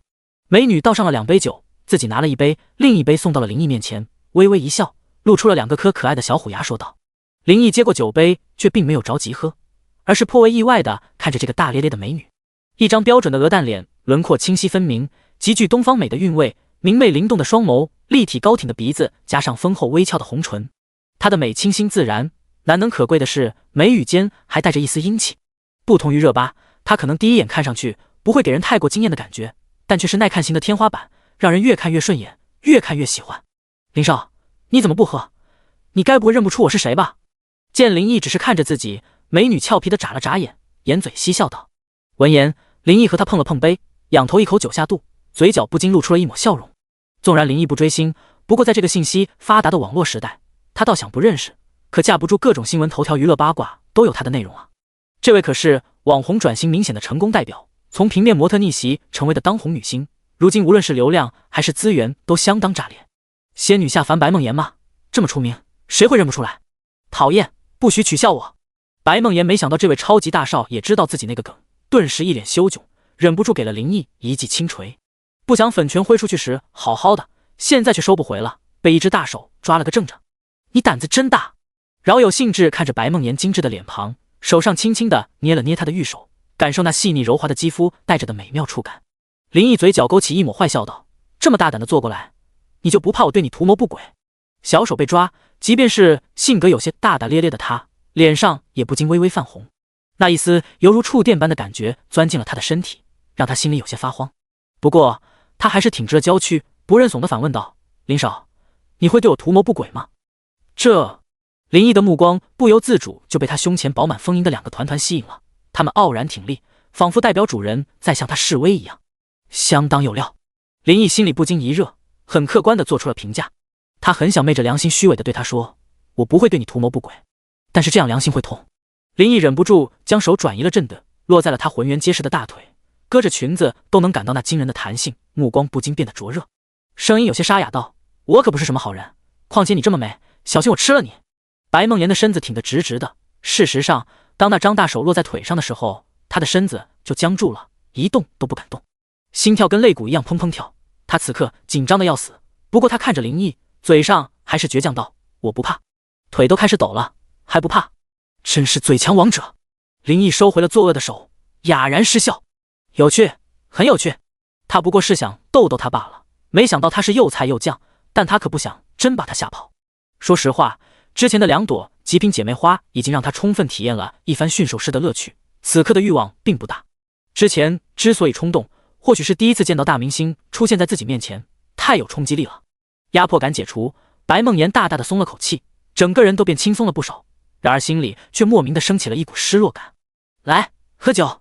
林毅端起酒杯，看着这个越看越喜欢的尤物，毫不吝啬的笑道。白梦妍也端起了杯，这一次却一饮而尽，喝完还舔了舔红唇，连残留的酒水也没有浪费。这瞬间的媚态简直不要太撩人了，林毅看得不由一愣。放下酒杯，白梦妍却脑袋一歪，靠在了林毅的肩头，心里失落才好了许多。几缕发丝落在他脖子上，林毅直觉痒痒的，瞬间心狠狠的一跳。你搁着考验老干部呢？老干部也经不起你这么考验，真不怕我对你不轨吗？林毅苦笑道。白梦妍伸出嫩白玉手，透过五指的缝隙看着转动的五彩灯球，嘻嘻一笑，依然道，我不怕。为什么？林毅郁闷道，这整得自己不办点坏事都对不起观众了。我说我喜欢你，林少，你相信吗？你要这么说，我信。林毅闻言乐了，毕竟我这么帅。呸，不要脸。白梦妍忍不住翻了个白眼，不过她却没有动，忽然觉得这样靠着他好轻松好舒服。喜欢吗？之前谈不上，现在可能有点了，毕竟身份地位摆着呢，年轻帅气挥金如土，坏坏的，貌似还很风趣，这样的男人那个女人不想靠近。白梦妍的行动让一众女星顿感又失去了一个机会，这下他们都学聪明了，也不敢再端着明星的架子了。开玩笑，这可是扩展人脉的绝佳机会，说不定真被哪位大少看上了，嫁入豪门也未必没有可能。于是有样学样，争先恐后的开始向各位大少敬酒，气氛顿时热闹了起来。当音乐换成了动感的舞曲，甚至纷纷下场秀起了舞技。此刻热巴孤零零地坐着，身边已空无一人，这让他觉得如坐针毡。他垂着头，目光有些失神，那些冰冷的眼神让他记忆犹新，心里仍然是忐忑无比。坐在这里，每一刻都在煎熬。他不止一次想鼓起勇气去化解之前的矛盾，但还没站起来就又泄了气。在场的众位明星中，他的咖位是最高的，但轮到危机公关能力，他就是个渣渣。事实上，他真不是有意想泼林毅的，那只是下意识的动作。他并不讨厌他，相反的，说出了可能别人会取笑他，但当看到他为了那个主播肆意狂刷，眼神是那么坚定，又是那么宠爱，那一刻他怦然心动，那一刻跟那个主播互换身份，他都愿意。前所未有的奇妙感觉，尽管第一看到他，冥冥之中他突然就觉得他就是自己一直在等的那个人，这种莫名的好感让他自己都觉得好羞涩。旁人不知道的是，正因为有这样的感觉，他才忍不住第一个过去向他敬酒。但是他没想到他会那样大胆啊，而且还是那么突然，把他吓了一跳。但凡让他有点准备，他也不会那么过激啊。可这一切都晚了，人都得罪了，自己在他心里的印象肯定差得要死。明明很简单的事，偏偏自己就搞砸了，自己到底该怎么办啊？他现在好想哭，但又欲哭无泪。第102章，真能闹腾。直到凌晨2点，众人才相继散场。喝尽兴了，当然也有人喝多了，不过孙涛早已提前安排好了车，回家的问题不用担忧。林毅喝的脑袋有发晕，不过意识还很清醒，但白梦妍却彻底喝醉了。你家？我家？如家？林毅现在完全没有兴致，只想把她送回家。原因无他，这姑奶奶太能闹腾了。你可是千万人瞩目的大明星啊，现在哪有半点明星的架势？林毅今天是长见识了。莫喝酒时清新脱俗不做作，性格率真大大咧咧，总之是个可盐可甜的大美女，让人不知不觉就会越来越喜欢。但喝了酒以后就像完全变了个人一样，尤其是彻底喝大了之后，简直都要上房揭瓦了。喝酒时那么豪爽，林毅还以为他是个酒厂老将，没想到却是个菜鸡，还是个耍酒疯的菜鸡。他现在都后悔刚才为什么不溜了，非要给自己找个大麻烦。不对，是找了个活祖宗。你放开我，我不要回去，我要喝酒。奋力地甩开林毅的手，白梦妍的身子摇晃了好几下，不过还好没摔倒。此刻醉酒后的他满脸酡红，眼睛眯得都快睁不开了。哼，还喝，自己啥样心里真没数啊。这一下整得林毅的脑袋都不晕了，不禁又好气又好笑。在路上就闹，但现在都已经到楼下了，这姑奶奶就是闹着不肯进去。他的头是不晕了，却开始疼了，脑瓜子嗡嗡的。喝醉的白梦妍哪管他的感受，踉跄了一下，抓住了他的胳膊，然后就用力的摇晃起来。他眼波迷离，嘟着红唇，娇声嚷嚷道：“喽，我要喝酒，继续喝，嘻嘻嘻，我们继续喝，好不好？”喝个屁啊！林毅头大如牛，今天是倒了8辈子没了。喝什么喝？你睁眼看看，都到家了，快点回家。林毅不耐烦地说道，声音也不由大了几分。谁料白梦妍一听，声音竟变得比他还大。不喝就不喝嘛，你吼什么吼？讨厌你！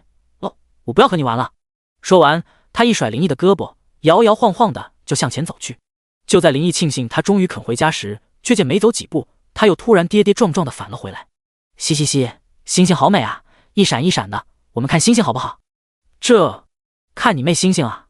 再等一会天都亮了。此刻的林毅真想一走了之，不过看着他没心没肺，一脸娇憨的样子，又于心不忍。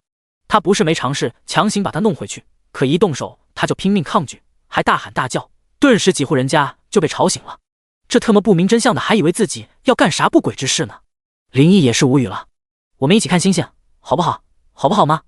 见林毅不说话，白梦妍顿时急了，双手竟抱住了他的脖子，嘟着红唇不停地晃动，带着丝丝酒气的鼻息全喷在了他的脸上，弹性十足的团团更是不住在他的胸前摩擦。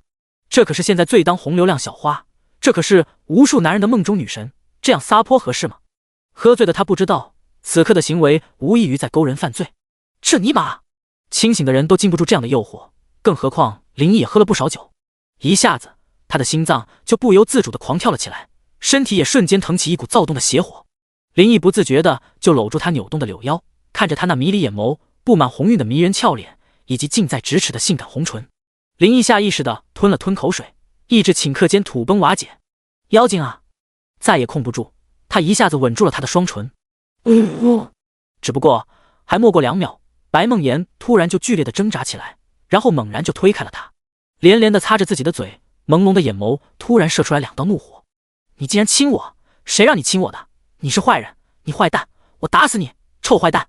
白梦妍摇摇晃晃地愤怒道，说着竟陡然扯下挂在身上的包包，劈头盖脸的就向林毅砸去。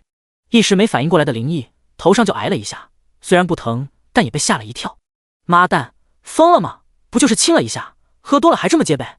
林毅连连躲闪，见打不着，白梦妍直接就把包甩了出去，结果还是被林毅躲过去了。不过他依然没放弃，像个母老虎一般扑了过来。见此，林毅顿时怒了，自己不过是送他回个家，这他妈搞不好还出人命了。喝多了了不起啊，给你灌的。林毅也不再想着怜香惜玉，用力擒住了他的双手，没想到他还要用脚踹，顿时再也忍不了了，啪！一巴掌狠狠地抽了他的浑圆屁股上。你还闹，能不能乖一点？这一巴掌着实用了力，白梦妍被打了个踉跄，顿时忍不住捂住了屁股，这一下算是老实了。就连迷离的醉眼也睁开了，只不过瞬间眼中雾气升腾，紧接着眼泪就落了下来。你打我，你凭什么打我？我爸都没打过我，你坏蛋，我讨厌你，我要回家！呜！他委屈巴巴的一通吼，然后就踉踉跄跄的向楼里走去。没想到之前好说歹说就是不回去，这一巴掌竟然就解决了。林毅愣了愣，不禁哭笑不得，早知道就不用那么费劲了。捡起地上的包，他连忙跟了上去。看着白梦妍抓着门把手一阵摇，林毅不禁无语。他在他包里翻出了钥匙，这才打开了门。没想到他一进门就翻脸不认人了。你是谁？你怎么进来了？白梦妍瞪着朦胧的眼睛，虎视眈眈地看着林毅。不过还好看了几秒，他突然傻兮兮地笑了。我知道了，你是林少。林少，你知不知道刚才有个王八蛋竟然打我，你帮我打他好不好？林毅苦笑着将他拉到了沙发上，刚让他坐下，一松手他又摇摇晃晃地站了起来。林毅也是服了，嘻嘻嘻，林少，你怎么有那么多钱啊？林少，你喜欢看直播啊？嘻嘻嘻，你有点帅哦。卧槽！毫无准备的林毅被吐了一身，这尼玛，他也顾不上管白梦妍了，飞快地奔向了卫生间。几分钟后清理了一番，光着膀子的林毅正要走出去时，就见一具白花花的身躯闯了进来。嘻嘻嘻，有腹肌爱，摸摸。与此同时，回到酒店的热巴躺在床上，怎么也睡不着，满脑子都是今晚发生的事。一番辗转反侧之后，绝没睡着，眼圈却红了。再忍不住，他拿过手机，翻出了一个号码，就打了过去。一连打了3遍，对方才接了电话。一个慵懒的奶苏音吐槽的声音传了过来：“干嘛呀，死丫头，几点了？你不睡觉啊？”第103章，太快乐了。沉默片刻，热巴本来已经难受的要死，此时再也绷不住了，一抽一抽的抹起了眼泪。听到抽泣声，电话号另一端再无睡意，顿时紧张了起来。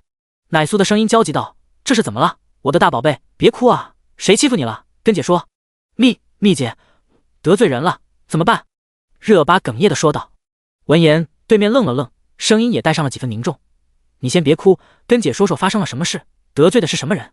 在娱乐圈混，无论是大人物还是小人物，能不得罪还是不得罪的好。别看大明星风光无限，光鲜亮丽，但一招不慎，翻车的比比皆是。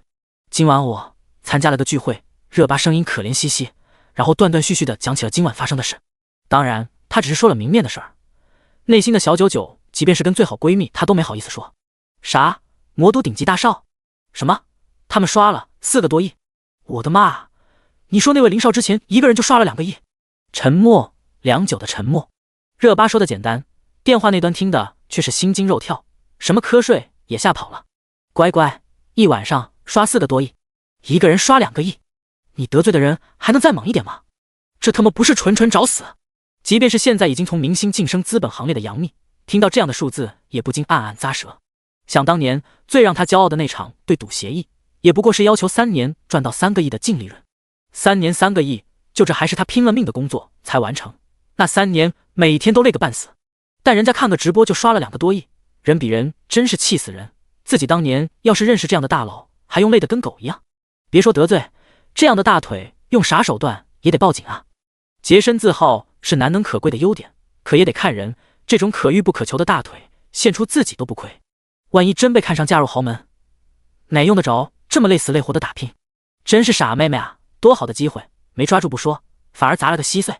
杨幂心里不住扼腕叹息，换成别人，她一准会劈头盖脸的将其大骂一顿。但偏偏是热巴，不仅是她的一手带起来的员工，还是她无话不谈的好妹妹。人不仅不能骂，事儿还必须得管。以这丫头呆萌的性子，智商是有，情商可以忽略不计，指望她处理那是不可能，还得自己出马。这事还不能置之不理，万一真因为这件事，这些大少爷们找起麻烦来，这谁扛得住？还好自己还有些人脉。杨幂头疼揉了揉脑袋，然后清了清嗓子，柔声道：“好了，大宝贝，别担心了，这件事姐帮你搞定。”翌日，日上三竿，灿烂的阳光透过窗帘的缝隙照射进了屋里，光洁的地板反射出了灼眼的光亮。白梦妍迷迷糊糊的醒了过来，头疼欲裂，呆愣愣看着天花板，懒懒的一动都不想动。大脑里放电影一样出现了一些记忆碎片，渐渐的串成了一串。自己喝醉了，然后还做了一个不能跟别人分享的梦，头好疼。他想揉揉脑袋，没想到手一动，却扔到了一具温热的身体。他豁然扭转头，就看了男人熟睡的脸庞。这林少！白梦妍顿时瞪圆了眼眸，忍不住惊叫出声，得亏反应快，及时捂住了嘴，不然这声尖叫的响彻云霄。那一切居然不是梦。即便这些年在娱乐圈摸爬滚打，让他沉稳了许多，但此刻也慌了，心里砰砰直跳。完了完了，怎么会这样？以往她也不是没喝过酒，但每次闺蜜都会照顾好她。现在闺蜜交了男朋友，这2天正好休假去旅游了，没想到单独参加了个聚会，就发生了这样的事，就这样把自己搭出去了。可恶，混蛋，怎么能趁自己喝多干？好像不对，该死，好像是自己吐了他一身，该死，好像是自己要洗澡，然后咣咣的闯了进去，该死，好像是自己缠他的腹肌，丢死人了，真是丢死人了，不想活了呀！心里羞耻的想找个地缝钻进去，他的脸顿时烧得通红，将整个人都蒙在被单中，直接没脸见人了，心都快从嗓子眼里跳了出来。这该怎么办啊？他醒来会怎么看自己？他会不会把自己当成娱乐圈里那种不知检点的女人。她想着想着，忐忑不安了起来。普通家庭长大的她，能有如今的成就，除了努力，运气的成分占了一半。家庭虽然不富裕，但对她的教育却很严苛。她性格虽然大大咧咧的，骨子里还是保守的。娱乐圈虽然是个大染缸，但运气很好的她，底线还没有被侵蚀。自己竟然就这么稀里糊涂的给了她了，她的心里又忍不住泛起一阵苦涩。就在白梦妍正在独演各种内心戏时，林毅也迷迷糊糊的醒了过来，动了动身子，肩膀和后背就有些火辣辣的疼，这让他不禁咧了咧嘴，大脑顿时清醒了过来。看着把自己从头到尾都裹得严严实实的白梦妍，林毅忍不住笑了。被单斗得那么厉害，他明显是醒着的。你这样是想把自己捂死吗？林毅戏谑道。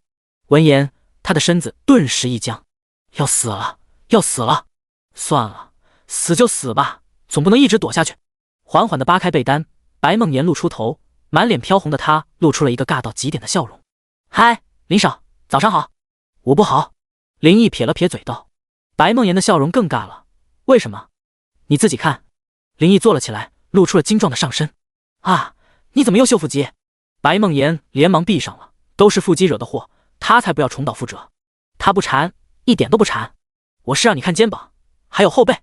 林毅见此，忍不住给了他个脑瓜崩。吃痛的白梦妍这才睁开了眼，目光不由落在了他的肩头，就见一个还带着红肿的牙印。此刻林毅将后背转向了他，顿时他不禁吃惊地捂住了嘴。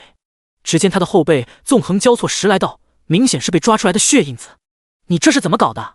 白梦妍看的都触目惊心。你问我？这里就你和我，难道我自己抓自己，自己咬自己？林毅没好气地说道。我那只……白梦妍突然愣住了，那牙印好像真是自己咬的。愣了良久，他似乎才想起什么，顿时一张脸窘得要死。这自己一向可是温柔小仙女啊，怎么会那样狂野？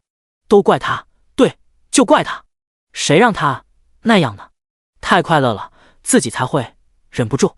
太奇妙了，感觉被他带得飞上了天。第104章补偿。对不起，我不是故意的。看着林毅身上触目惊心的牙印和抓痕，即便是大大咧咧的他也不禁羞赧难当。白梦妍咬着嘴唇，声若蚊蝇地说道。大明星也有这样像小女人一样扭捏的时候，这可是难得一见的风景，电视剧都是演的，哪有现在这般真实？林毅饶有兴致地看着他含羞带怯的模样，真是让人垂涎欲滴。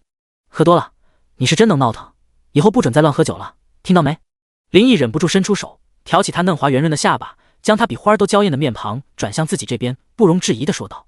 这样亲昵暧昧的动作让白梦妍心里不禁有些发慌。不过听着林毅貌似霸道的话语，他心里又没来由的一喜，脸上微微发热道：知道了，我不会再乱喝。即便是不说，白梦妍也已经对酒有了阴影了。自己喝多了丢人不说，关键是容易把自己搭进去。她此刻内心里无比的感激闺蜜，感谢她之前居然能把这样的自己照顾那么好，她太了不起了。还有赶紧把你那指甲剪掉，以后不准留长指甲，听到没？林毅皱了皱眉道，他可不想在锻炼身体的紧要关头还要时刻防备9阴白骨爪的攻击。他昨天才做的美甲呀，超喜欢的，但现在看来是留不住了，又有点心疼，不过还是鬼使神差的没有反驳。纤纤玉手紧紧地抓着被单，光光的他一动不敢动，这样的氛围有点刺激，有点暧昧，但更多的是羞涩。林毅的每一个神态动作都牵动着他的心跳，他的心里怎么都平静不起来，完全被压制得死死的。她可是白梦妍啊，被无数人追捧的大明星，千万男人的梦中女神，此刻却像小白兔一样柔弱又温顺。林毅的指背不禁刮着在她的脸蛋，感受着那滑腻 Q 弹如果冻般的肌肤，心里不由自主的火热了起来。一觉睡醒，正是精力旺盛的时候，小白兔可是大灰狼的最爱，被你咬又被你抓，这事儿怎么解决？你说你是不是应该补偿我一下？林毅的嘴角露出了一抹若隐若现的坏笑。你要什么补偿？林毅灼热的目光让白梦妍心里慌的一匹，脑子一片空白。很简单，以牙还牙，你让我也咬一下。林毅认真的说道。这，你咬吧。白梦妍小心的将嫩白的香尖露了出来，眼一闭，一副豁出去的样子。我牙不好，必须得咬肉多的地方。被单林毅霸道的一把就掀开了，白梦妍忍不住发出一声惊叫。不可以，林少，不可以咬那里。等等，不能这样。林少，昨晚我们都喝多，那是一场意外啊！啊，林少，你停下，听我说。你这么认为的吗？我看不想想。林少，不要！老公，轻点。1个小时后，白梦妍满面桃红，浑身像散了架一般，慵懒地趴在林毅的胸膛，画着圈圈。这个男人太霸道了，反抗只是徒劳，不仅攻占了他的身体，还攻占他的心。昨晚醉酒的事情，他原本只想当做一场美丽的意外，但现在竟然在清醒的时候又发生了。这次还能当成意外吗？他承认他没有拒绝，因为对于女人来说，他实在是太有吸引力了。单单是充满阳刚之气的精壮身材，就足以秒杀很多人，更何况还有让人望尘莫及的身份地位，年少又多金，关键还那么能干，一切都那么完美。这样的男人，那个女人不疯狂？而自己除一张还算不错的脸以及明星的光环，一无所有，甚至年龄还比他大几岁，在他的面前没有一点优势。我都想当做什么事也没发生了，你为什么还要招惹我？会离不开你的。白梦妍悠悠说道。那就别离开，做我的女人不好吗？抚摸着她的秀发，林毅挑了挑眉道。这些年在娱乐圈摸爬滚打，到如今的咖位，她早已不是当初那个天真又没见识的普通人家的女孩。她知道像林毅这样优秀的男人，岂会被一个女人束缚？即便是在大众心目中光芒耀眼的大明星，在这种地位的人看来，不过是个戏子罢了。你会为了我放弃所有女人吗？不会。你真是渣男。听到林毅没有丝毫犹豫的回答，气不过的白梦妍忍不住在他胸口捶一下。哼，早知道就该多的给他留几个牙印，最好留一辈子，让他知道自己的厉害。气归气，不过他心里却并没有太过反感，至少他还算坦诚，这比那些当面山盟海誓、甜言蜜语，转身就胡搞的虚伪男人好接受多了。娱乐圈里，他听过太多的秘闻，在大众眼中大秀恩爱的明星夫妻，背地里各玩各的，圈子里也不是什么新闻。背后不插刀子，一时万幸，爱情就是奢望，婚姻也一定就能走到最后，多的是轰轰烈烈的结婚，没2年就分道扬镳，惨淡收场。想着想着，白梦妍突然觉得心里好难受，生气了。林毅将她的长发捋到了耳后，看着经无数男人魂牵梦绕的精致面容，他沉声道：我虽然不能为了你放弃的所有人，但我可以保证心里永远有你的位置，我永远都是你的男人，为你遮风挡雨，只要你愿意，我永远是你的靠山，只要山不到，就永远不会让人欺负你。听到林毅如此郑重的话，白梦妍蓦然动容，心里不由狠狠跳动。这话他信，脑中不由自主的就浮现昨晚为了保护那个女主播，他不惜代价肆意狂刷的情景。那个时候他就像所有女人都曾幻想过的英雄，当时的他看得都羡慕不已。懒得理你。白梦妍心里甜滋滋的，不过却口是心非的说道。3言2语就被收服，他白梦妍不要面子的吗？况且他需要时间消化。摸过了手机，有意百无聊赖的划拉着，作为一个明星，时刻关注新闻热搜啥的是每天必做的事儿。忽然他颇为意外的声音响了起来：快看快看，你们上热搜了。第105章，梁小薇火了。闻言，林毅的注意力也被吸引了。他知道那场比赛会引起一定的轰动，毕竟打出了4亿5千万的惊人战绩，双方票数加起来都7个多亿了，这放任何平台都是天花板级别的史诗大战，绝对能在直播圈引起大地震。这场比赛火在情理之中，但让林毅意外的是，这不仅在直播圈火了，在全网都成了热点。一夜时间，微博热搜的前10有3个话题都是关于这个比赛的。最热的一条仅次于缅北诈骗以及狗日的小日子和污水排海。众所周知，小日子这个国家就是毒瘤，是祸害，是全人类的中的渣子，就应该被彻底抹去。本来林毅心情很好，但看到这个新闻顿时被恶心到了，心里的火蹭蹭直冒。暗暗琢磨，等系统强大到一定程度，自己能不能干翻小日子，再不济干废他的经济也解气啊。无奈现在的系统还很弱小，成长之路还是任重而道远的，必须得更多的消费才能越来越强大。微博热搜的第3名就是比赛的视频，视频录制的是梁小薇的直播间。梁小薇这个妥妥90分以上的美女主播，第一次出现在了全网观众的视野，顿时惊艳了大众眼球，直接就吸引了大批的粉丝儿。除了她这个当之无愧的主角，视频中对刷的双方更是不可避免的成为了全网热议的焦点。成王败寇是亘古不变的道理，这在什么领域都适用。毫无悬念的被彻底碾压成渣。自由哥这方虽然也有刷出了3个亿，但失败者是不配被同情的，甚至视频一发出就成了被无情嘲笑的对象。原本睥睨天下还想制霸飞鱼的自由哥，不仅在飞鱼丢了人，现在更是成了全网的笑话，不知道他看见了会不会气出心脏病。作为胜利一方，林毅这边的情况就完全不同了。几人打赢后的贡献榜截图，甚至也独立成为了一个热点话题，热度一举登上第4名。每个人都高达几千万的消费，惊爆了全网观众的眼球，让无数人为之疯狂。集美们，我找到了我失散多年的老公，老公都是鱼老公，别人你们随便抢，但第一那位绝对是我老公。姐妹们，我已经和聪聪离婚了，我选那个好。姐妹们，谁能告诉我老公现在人在哪里？这个热搜的评论区，男人的话语都没有了立脚之地，全被女人霸占了。小仙女们的眼界算是被彻底打开了，终于明白除了王聪聪，世界上还有这么多的优秀老公。哇，林少厉害了啊，一夜之间就有这么多人叫老公，开心了吧？白梦妍看到这里不禁皱了皱鼻子，翻了个白眼，貌似酸溜溜的说道：怎么吃醋了？林毅忍不住轻笑一声，大手顺势搂住了她纤细但不失肉感的蛮腰，下巴抵在她滑嫩的肩膀。林毅含笑道：这有什么开心的，又不认识，我的梦妍小宝贝叫老公，那才开心。被林毅从背后抱住的白梦妍忍不住娇躯轻颤，闻言脸上更是有些发烫，但心里却是一甜。谁是你的小宝贝？不害臊，我比你大呢。嘴中娇嗔的说道。不过白梦妍却没有逃避这样的亲昵，反而整个娇躯都靠向了林毅，显然潜移默化的已经接受了他的存在。都说女大三抱金砖，大姐姐好啊，我就喜欢大的。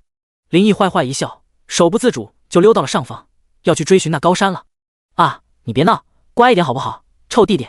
林毅的动作将白梦妍吓了一跳，瞬间都有些花容失色了，连忙按住了林毅作恶的大手。天哪，自己都快散架了，他怎么才一会儿又来兴致了？感受到林毅又复苏的变化，白梦妍心里砰砰直跳的同时，不由满脸苦笑。他竟如此强悍，这谁受得了啊？臭弟弟，给你个机会重新说，你最好考虑清楚再说。林毅的挑了挑眉道：好老公，是好老公，行了吧，我投降。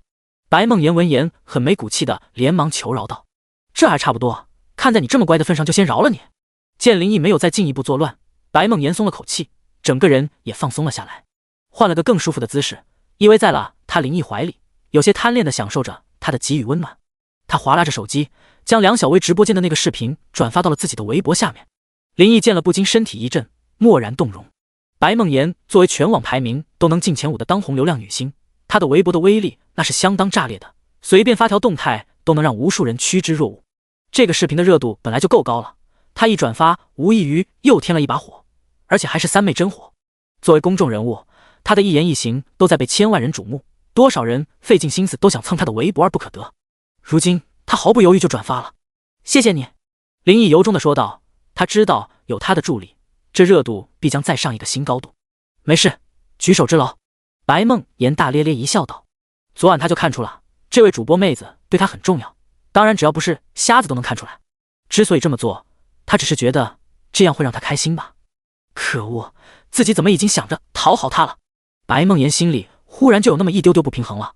算了，谁让自己都被他吃干抹净了。无独有偶，就在白梦妍转发了视频没2分钟，同样在关注微博热搜的热巴看着熟悉的视频画面，愣了一会儿，也将其转到了自己的微博。杀死了 N 多脑细胞后，还配了一句话如此良人，心向往之。他这边一更新，好巧不巧的，刚打开微博的杨老板第一时间就看到了，立刻电话就给他打了过来。一番询问之后，当得知这个视频便是昨晚那场比赛刷钱的大佬们正是那几位超级大少，杨幂杨老板二话不说也转发到了自己微博，心里还纳闷不已，热巴这个傻呆妞怎么今天突然情商在线了，还知道玩迂回战术了。杨老板一转，蝴蝶效应就来了，手下的艺人有眼力劲儿的顿时也跟着转了起来。这一下全网都热闹了，爱豆们的眼珠子都瞪得比赛铜铃还大。这最直接的结果就是梁小薇火了。第106章，眼圈红了。这个女主播到底是何方神圣？先是白梦妍的粉儿发现了自己爱豆转发了一个视频，当然即便最忠实的粉儿，在这爱吃瓜的时代，也不可能人人都只关注一个明星。很快就有人发现，同样是顶流女星的热巴竟然也转发同一个视频，这已经有些震惊了。但离谱的是，没隔一会儿，杨幂竟然也转发了。更离谱的是，这还没有完，还有大大小小明星都在相继转发着。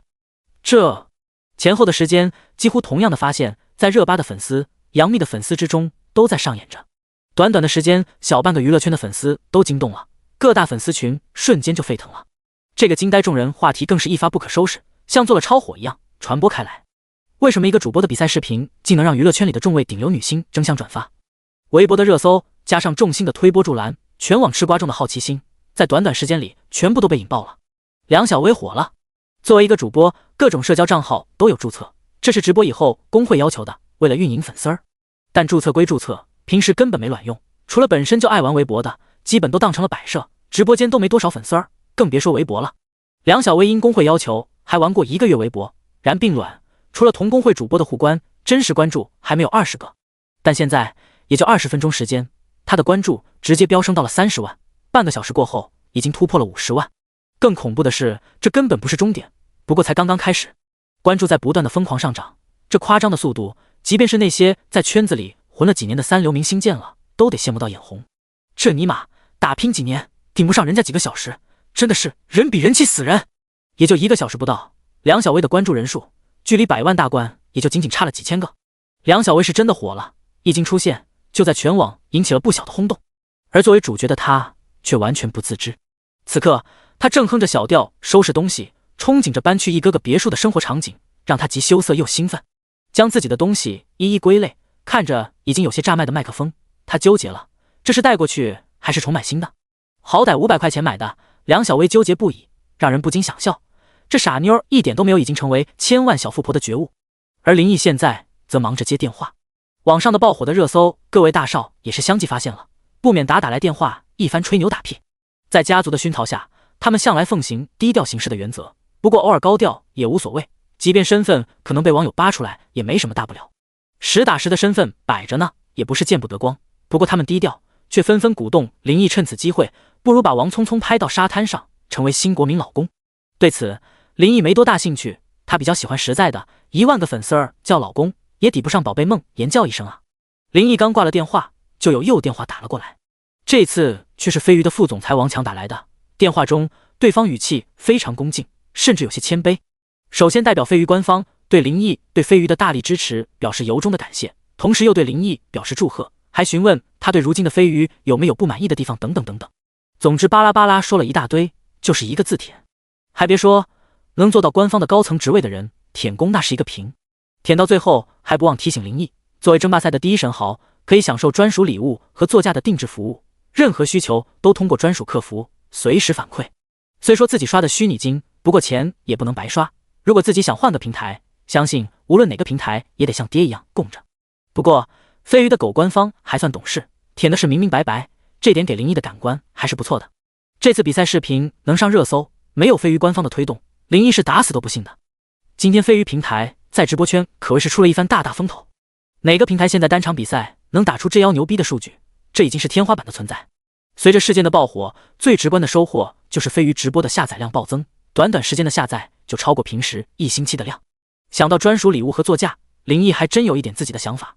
琢磨一番，林毅打开了飞鱼，找到了专属客服的联系方式，直接一个电话拨了过去。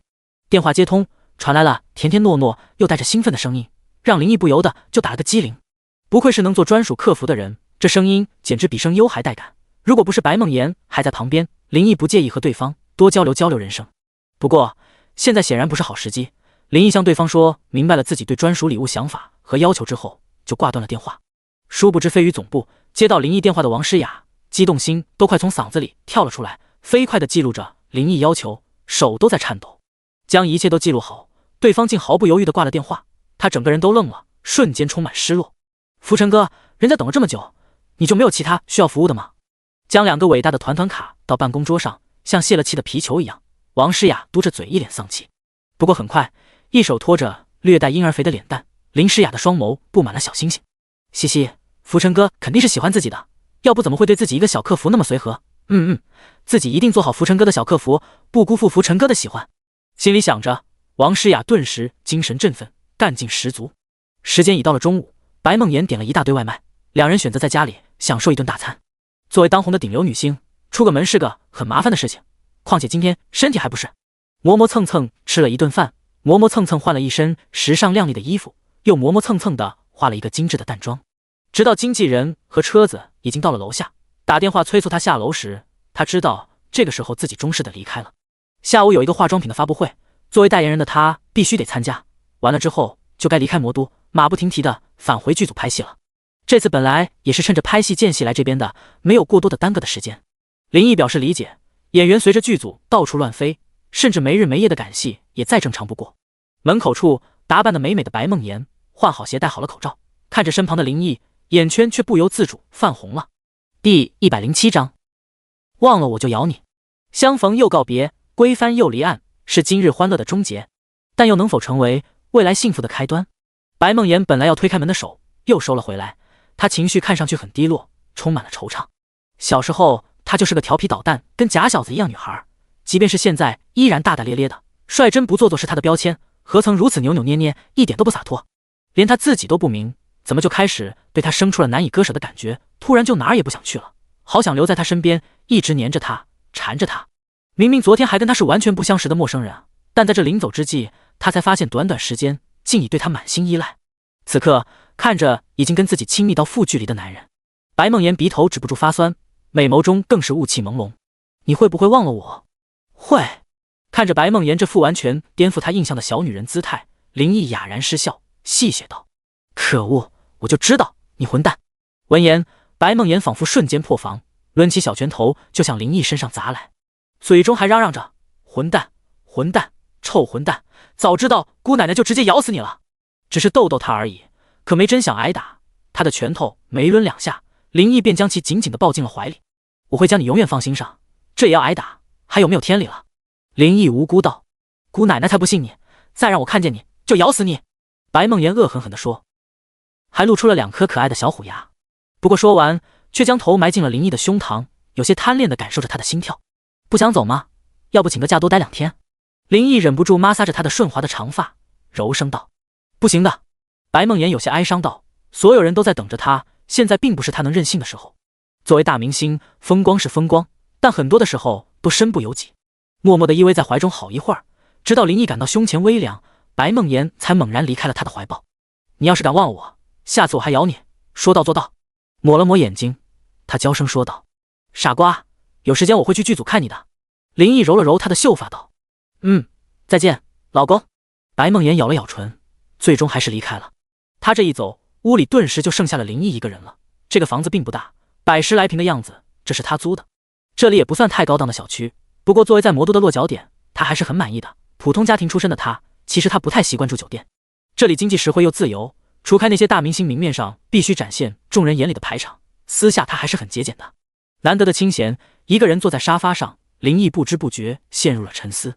自从幸运的得到系统之后，他的人生就开了挂，从一个普通的屌丝一跃成为了如今身价数亿的富豪。网络上呼风唤雨，让无数人崇拜追捧，现实中也和顶级大少们称兄道弟，更有数位美艳红颜迷恋倾心。住着高达数亿的别墅，开着几千万的超跑，戴着也是典藏级名表。香吗？是真香。这段时间来，他也一直沉迷于此，乐此不疲。不过除了肆意挥霍享乐，其实浑浑噩噩并没有什么目标，这属实有点格局小了。今天他看到小日子的反人类恶行，他是真的很气愤，但气愤之余，不知不觉心里便多了一丝触动。之前的自己不过是穷屌一枚，很多的事看不惯，只能干瞪眼，无能为力。但现在不一样了呀，自己成了有系统的挂壁。所谓能力越大，责任越大，除了给全世界女神一个温暖的家之外，还能不能做点有意义的事呢？诚然自己现在有一点钱，虽然跟那些真正的大佬还有不小的差距，但相信有系统的加持，假以时日，自己必将能成为让所有人都得仰望的存在。虽然现在弱小，但不妨碍自己日后强大。到那时，还岂容小日子肆意蹦跶？格局打开，打开！林毅想着想着，精神大振。现在最主要的任务还是花钱，只有疯狂氪金，然后才有更多的抽奖积分。只有不断的抽奖，才能快速的强大起来啊！想到抽奖，林毅笑了。这段时间他可是已经攒了不少的积分，足以一次抽到爽。说干就干，反正现在有的是时间。童子想抽奖了，宿主不爱本统了，你都不唱歌了。没想到自己心念一动，系统的声音竟然响了起来。林毅一听却不由乐了。咱唱歌的时候嫌恶心，不唱了又嫌不唱，童子啊，你这是要闹哪样啊？童子，宿主，你什么意思？嫌弃本统了？对本统没耐心了？哼，解绑！卧槽！林毅直呼卧槽，童子还闹小情绪，这是嫌没存在感啊！天大地大，天王老子来了也是系统最大。林毅顿时笑得一脸褶子，很没骨气的认怂了。唱唱唱，必须唱，我唱还不行吗？童子，我不听，我不听。闻言，林毅脑瓜子嗡嗡的，此刻他都严重怀疑系统的性别了。童子啊，我现在有个疑问，你们系统是不是还有男女之分？童子傲娇道：哼，要你管，抽你的奖吧。得嘞，惹不起，咱躲得起，鸟敲抽奖得了。心念一动，林毅打开了抽奖界面，就看见高达26000的抽奖积分。这香啊，是真的香，没得说，果断将全部积分兑换成了抽奖券，260张，整整的26次10连抽啊！一瞬间，林毅不由自主的就兴奋了起来，这次真的能抽到爽，已经迫不及待了。林毅深吸了一口气，直接开抽，走你！一阵七彩的光芒之后，10张卡片浮现了出来。林毅并没有着急开卡，而是再次选择10连抽，走你！再来，给我抽！直到将26次10连抽全部干完，林毅舒爽的长出了一口气。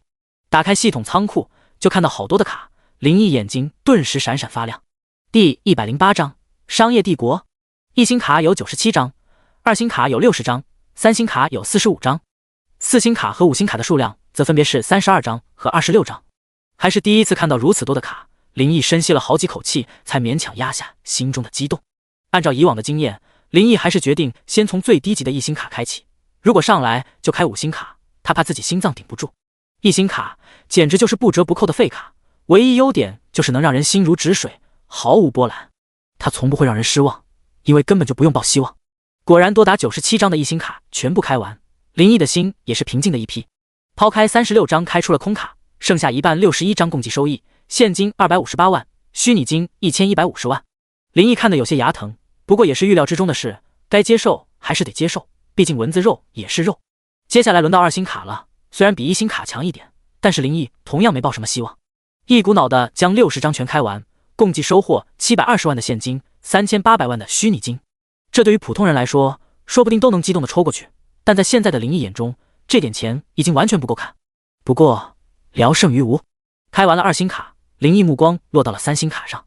3星卡已经算得上优质卡，以往的经验来看，除了现金和虚拟金，还能开出属性点。属性点可是钱都买不了的好东西。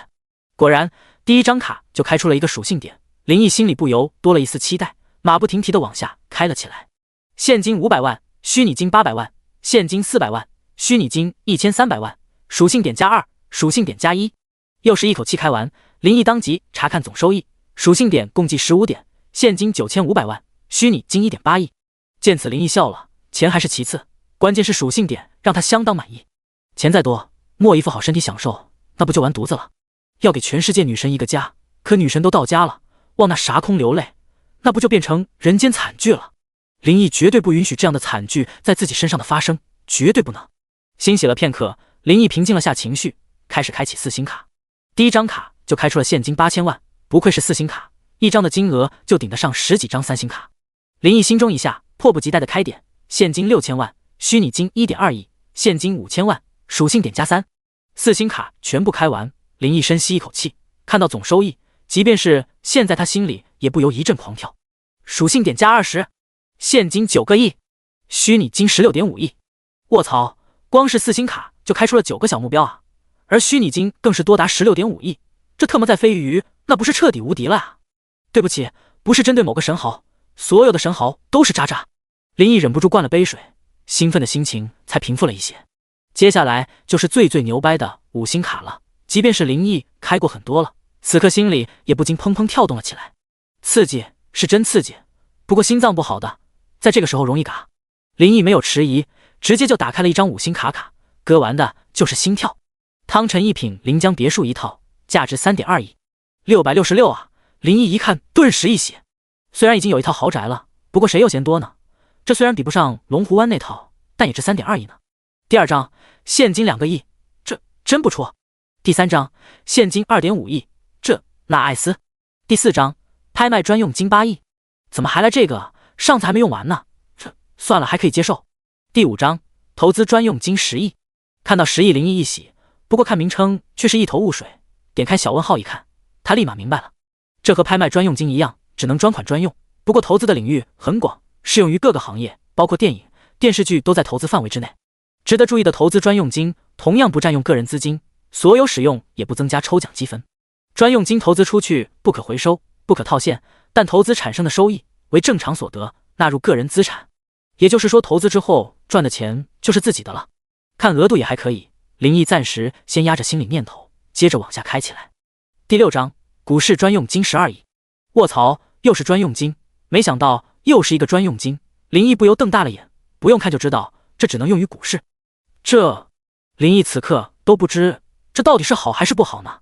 算了，接着往下了。股市专用金7亿。金时代广场旺铺30间，价值6个亿。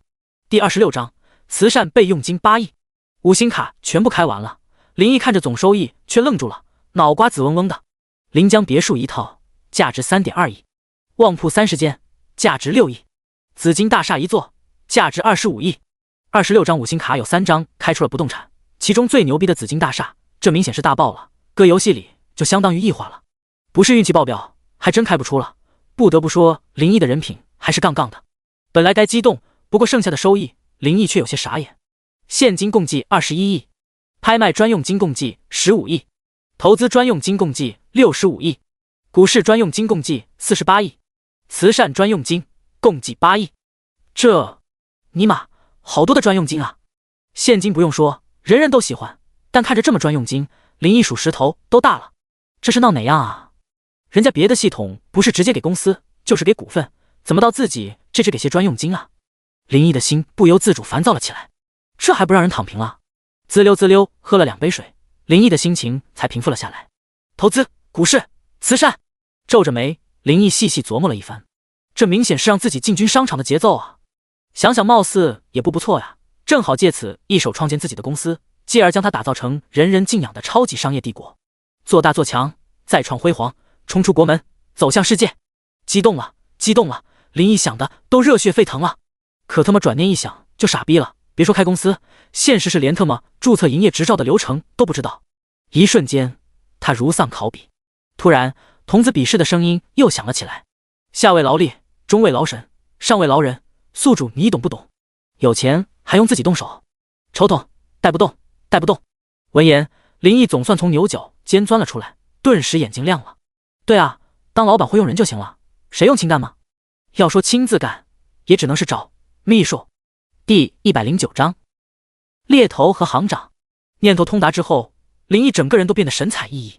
这次抽奖的收获还是相当巨大的。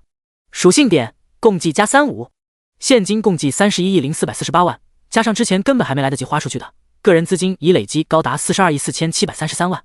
虚拟金共计18亿7950万，拍卖专用金加上之前剩余已达22亿之多，投资专用金共计65亿，股市专用金共计48亿，慈善专用金共计8亿。其他不动产林毅已经懒得再算，此刻光看着这些数字，他心里便亢奋不已。试问48个亿的资金流入股市，哪家上市公司的股份撬不动？何况还有高达65亿的投资专用金，随便投个5亿，恐怕南极的冰山也有人能给运过来一座。前世英雄胆，今世男儿腰。此刻林毅雄心万丈，豪气冲天，激动的心情久久才平息了下来，这才想起该加点了。上次把点数全部加到体力和耐力上，效果是相当之显著，很强很持久。不过目前基本够用，太专注体耐了。这次林毅将魅力也加上，均衡分配，温暖祥和的热流像微风拂尽般浸润着林毅的身体，让他舒服的想呻吟。等待热流消散，林毅迫不及待地站到镜子前，顿时自己都被自己吸引了。人还是那个人，但是给人感觉却完全不一样了。如果之前已经算是小帅，现在简直就帅的一匹。五官变得更加立体，棱角分明，双眼也炯炯有神，尤其是凝神注目时还散发着深邃神韵。关键是气质，阳刚中带了丝丝贵气，就这足以将那些娘炮小鲜肉秒成渣。林毅浑身惯力，感受到苍劲有力肌肉瞬间凝实，精壮身体顿时充满了力量。身体素质简直不要太强，林毅此刻是相当满意，同时心里又充满自信。男人不能说不行，这身体揍4、5个男人，占4、5个女人，不过分吧？我要是女人，绝对是非我不嫁。将自己扔到了沙发上，林毅很臭屁的笑了。现在的自己可是抓着一手的王牌，可怎么打出去，得琢磨琢磨。要创建公司，要打造商业帝国，光自己一个光杆司令可不行。他需要人才，顶级的人才，大量的人才，这些人才去哪找？林毅可谓眼前一抹黑。思索一番，林毅将电话打给了秦田。自己没门路，但相信从出身就是上流圈子里的秦大少不会没门路。多少人费尽心机往上流圈子里钻，难道只是为了他贪图吃喝玩乐？当然不是，人脉和资源才是核心。老弟，咋了？这么快又想我了？上午还几人还吹牛打屁来着，现在又接到林毅电话。晴天嬉笑的打趣道：“滚蛋！”林毅不禁笑骂一声，微意沉吟，便直奔主题道：“老秦，我想开家公司，但身边没人才，你说该怎么办？”人好办，魔都猎头公司多的是，只要钱到位，什么人才也能给你搜罗到。人才在晴天看来完全不是事，不过对林毅要开公司倒是非常好奇。老弟，你想开什么公司？不会和孙涛一样要搞个工会吧？开工会林毅是没想过，挣自己刷的钱那就成套现了，系统都不答应，挣别人刷的那才几个钱，还不如多抽几次奖，费那劲。我想开一家投资公司。牛啊，老弟，上来就要玩资本。闻言，晴天又打趣了一句，不过顿了顿，语气就凝重起来。投资这行赚钱是赚钱，不过亏起来也是无底洞，3亿5亿的根本不够看。老弟，你可要慎重考虑，你手上有多少资金？亏钱这完全不在林毅考虑范围内，反正用的是专用金，没了再抽就是了。没事，我已经考虑好了。林毅正色道，迟疑一下，低调的又道：“我目前能拿出手的也不多，也就50-60个亿吧。”晴天闻言却沉默了。就当林毅以为他那边断了信号时，才听到晴天长出一口气，闷声道：“老弟，有没有可能你说的是卢比？在龙国的土地，我不用别国的货币换算我的资金，这也不多，也就50-60个亿。”死！晴天倒吸了一口凉气，酸了，牙酸了。特么的自己都被人戏称沪上皇，都没有这么豪横的实力啊！不是说他家没有钱，事实上家里几千亿资产，但是那是家族的，他自己能支配的钱真不多。这一不小心结交了个什么妖孽啊？这特么王聪聪与之相比，也只能啥也不是。大众只能看到所谓福布斯排行榜的富豪，殊不知龙国5000年，不知有多少大族在世代传承，人家没钱吗？人家是不屑那些俗名，年纪轻轻竟还有如此巨款。晴天现在无比确定，林毅绝对是某个低调的影视大族出来的子弟。我认识一个大猎头，这人很有能力，在上流圈子混得很开，我跟你说说，一会儿让他联系你。挂了呀，妈蛋，现在不能听你说话了，心脏受不了。看着被挂断的手机，林毅不禁莞尔，天地良心，他这真的是低调了，一点都没张扬。光是投资专用金就有65亿，别的还没说啊。大约过了10几分钟，林毅的手机就响了，秦大嫂的能力还是值得信赖的。喂，你好，是林先生吗？电话接通就传来了一个恭敬的男音。对，是我。打扰了，林先生，我叫张克，秦少介绍的。听说您这边要办公司，我这边人才储备还是很丰富的，不知道林先生具体需要什么样的人才？林毅现在就是光杆司令，除了老板什么都缺，保洁阿姨都得招。我需要的人比较多，这样吧，也快到饭点了，一会儿见个面，边吃边聊怎么样？电话里说不清。林毅平易近人道。略微迟疑了一下，张克便同意了。没问题，林先生，我来安排一下。不用，我安排。林毅笑了笑说道。既然是晴天介绍的大猎头，相信是有真本事的，林毅倒不介意结交一下。两人约定好了，就挂了电话。只不过没过2分钟，林毅电话又响了。您好，是林先生。电话再次接通，一个略带谦卑的声音传了过来。我是，你哪位？抱歉，打扰您了，我是魔都招行的行长赵忠伟。招行行长跟自己貌似有8竿子打不着啊，怎么给自己打电话？愣了愣，林毅好奇地问道：“你有什么事吗？”这样的林先生，今天冒昧打扰，是想问问林先生晚上有没有时间？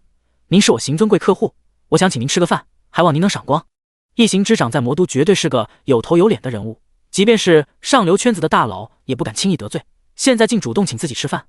说实话，林毅有些异动，不过今天已经约好了，不好意思，今晚没时间。这样，太不巧了。那林先生，您什么时候还有时间？对方声音有些失望，不过并没有放弃。不用麻烦了，今晚也没什么重要的事儿，如果你不介意，可以过来一起，方便吗？赵忠伟闻言一喜，他其实也没什么事，就是想和你林毅结交下，拉拉关系。没事，你不介意就行。好好，我听林少您安排。第110章会面。毅哥哥，你有事就先忙，明天我再搬过去好了。西西，菲菲明天也要过来，他还不让我告诉你。万亿香大酒店，坐在唐奇君帮忙预定的至尊包房，林毅听着梁小薇的声音，他不禁莞尔。林飞雪这显然想来个惊喜，你就这样说出来了，不怕到时候他知道，不帮你分担技能吗？和梁小薇有一句没一句的聊了一会儿，林毅挂断了电话。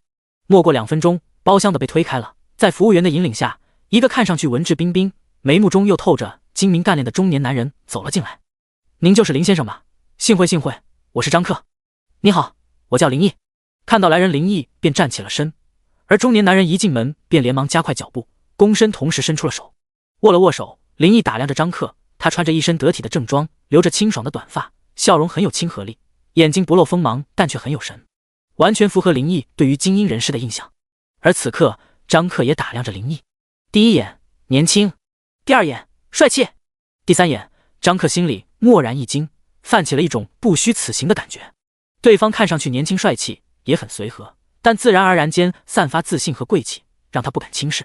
尤其是当他看到林毅的腕表时，心里不禁剧颤。作为爱表一族，他一眼就认出了那块被誉为表中之王的百达翡丽顶级腕表，这简直就有些骇人了，将能让无数爱表人士为之疯狂的典藏表王，这么随意的戴在手上，就这一点足以证明眼前的年轻人的恐怖实力。大客户啊，绝壁是大客户。今晚本来他是约了其他客户的，但林毅提出要面谈的时候，他还是同意了。当时多少是看在了晴天的面子上，但此刻他才后知后觉的庆幸，推掉了之前的客户来这里是多么明智。林先生，今日一见，真正年轻有为啊！两人落座，张克心里虽然惊骇不已，不过脸上依然谈笑风生道：“不愧是穿梭在富甲巨商圈子里的大猎头，见过无数大世面，处变不惊的定力还是有的。”张先生，过奖了。林毅淡淡的笑了笑，又道：“一会儿还有朋友过来，张先生不介意吧？”没关系，没关系。林先生说哪里话，您觉得合适就行。张克连连笑道，在他看来，客户叫个合伙人啥的来，再正常不过，一点也不在意。于是两人一边等人，一边随意寒暄交谈着，一来二去，倒是熟络了不少。也莫等多久，也就10来分钟的样子，就见包厢的门再次被推开了，一个40多岁、身穿灰色西装、身体有些发福的男人被引了进来。林先生，抱歉，实在抱歉，我来晚了，还望林先生海涵。赵忠伟进来扫了一眼，便径直向林毅走来，伸出了手，连连告罪道。被一眼就认出来，林毅一点不奇怪，对方即是银行的高层，还主动联系，肯定对自己已经了解过了。看着这位一脑门汗珠的银行行长，林毅也伸出了，和他握了握，平易近人笑道：“赵行长，客气了，你来的刚好，是我们早了。瞧这汗出的，想来赶得挺急的，也是难为他了。路上堵车了，林先生不怪罪就好。”见林毅很随和的样子，赵忠伟松了口气。最近行里进行了一系列的人事调整，自己也是刚刚上任行长不久，一直忙着稳定行里的事务。前一阵林毅账户打入一笔多达11个亿巨款，就已经成了行里高度关注的尊贵客户。只是最近行里出了很多事，那时还没顾上来维系客户。但今天检测到林毅的账户再次打进了高达31亿的巨款，赵忠伟即便作为行长，顿时也被震撼得不轻。这一前一后才隔了多长时间，就已经40多个亿了啊！个人账户爬着40多个亿，这是多么夸张的数字！这样的客气已经不能用尊贵形容了，简直就是祖宗。那个银行见了也得像祖宗一样供着。今天见到林先生您这样的青年才俊，真是荣幸之至。赵忠伟笑得一脸褶子，毫不掩饰奉承之意。赵行长谬赞了。林毅淡然地笑道：“林先生，这位是……”寒暄过后，赵忠伟的目光落到张克身上，猛爬到行长的位置，自然是八面玲珑、面面俱到的人，不会冷落了任何人。赵行长您好，鄙人张克，从事猎头行业。不用开口，张克抢先伸出了手，恭敬地自我介绍道。赵忠伟不认识张克，但张克认识他，而且还熟悉。他知道这位刚上任不久的行长，不少商业圈子大佬可是都想着跟他结交。不过这位上任以来深居简出，许多人都找不到门路。刚刚赵忠伟一进来，张克便认出了他，心里不禁暗自吃惊，没想到自己这位年轻有为的客户竟然能把这尊大佛请来。但看到两人短短2句交谈，张克便发现自己完全错了。要不是这么多年养成的定力还不错，眼珠子都要瞪圆了。这张行长明显是在巴结林毅啊！这年纪轻轻，不但带着顶级腕表，让行长都上赶着来舔，这位到底是什么超级人物啊？震撼归震撼，张克却兴奋不已，能结识这样的客户，值，太特么值了。与之相比，自己之前退掉的客户屁都不是。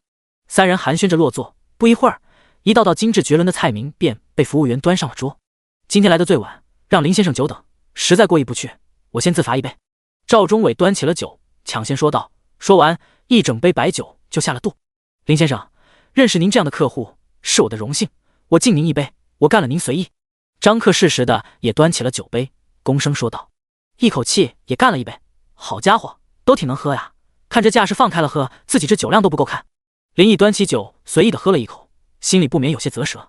一番推杯换盏之后，聊天也渐渐转向了正题。林先生想开什么公司，都需要什么人才呢？闻言，林毅还没说话，赵忠伟却笑了，赞叹道：“原来林先生要自己开公司啊！没想到林先生年纪轻轻手握40多个亿的巨款，还这么上进，真是佩服。”咣当，刚要端杯的张克手一抖，一杯酒就洒到了桌子上。一直都努力保持镇定的他，这次再也保持不住了。啥玩意？40多个亿！卧槽，怪不得行长都上赶着巴结呢。第111章，嘿嘿，金姐，40多个亿！一个20多岁的年轻人手握40多个亿，如果不是这位银行行长说出来，他一准会认为对方在吹牛逼。啥玩意？动不动就多少个亿？现在钱这么不值钱了吗？自己兢兢业业的打拼了20年，银行卡上的存款也才2个小目标。此刻，张克彻底震惊了，但震惊之余，心里充满了欣喜。作为商圈里久负盛名的大猎头，他走的一直是高精尖路线，致力于为客户寻找挖掘最顶级人才。他网罗来的人才，最低的年薪也是100万起步，这导致他手上的人才储备众多，但能用得起的公司却不多。听到林毅连银行行长都倾倒的身价，张克最后的担忧也没了。这样的大佬开公司，能小的了吗？答案肯定是否的。张克隐隐有一种直觉，能让自己少奋斗2年的大单要来了。不好意思，失态了。飞快收拾着身前桌面，张克的姿态比之前放得更低，态度也更加恭敬。林先生，真的很荣幸能为您这样的青年才俊服务，请问具体需要什么样的人才，有什么要求？林毅端起茶杯喝了一口，压了压口中的酒味，才不急不慢开口道：“我要开一家投资公司，不过说实话，现在除了我这个老板，其他的还啥也没有，所以我要的人才比较多，上到 CEO 下到保洁阿姨都需要。”这闻言，张克不由一愣，好家伙，啥也没有就招人。他心里第一个念头就是空手套白狼，人家空手套白狼还有个壳子公司呢，连个公司都有没有，人家凭啥跟你干？换了一般的客户，这个时候张克绝对会拍拍屁股，头也不回的一走了之。但此刻他的心里却不由砰砰直跳，公司草创那得需要多少人才啊？他心里飞快的计算着。什么没公司？人家身价40多个亿不比公司有说服力啊，这是硬实力啊！大业务，绝对是大业务。这位何止是银行的祖宗，也是他张克的活祖宗啊！林先生冒昧的问一下，公司预计什么规模？我也好按照您需要标准为您推荐人才。标准？林一手指轻击桌面，他笑了笑。既然要开公司，自然不会只是小打小闹，要不然都对不起系统的眷顾。我的标准只有一个，那就是高端，越高端的人才越好，最好都是业内顶级的人才，不用考虑费用，只要他有真本事，其他的都不是问题。你明白我的意思吗？林毅霸气地问道。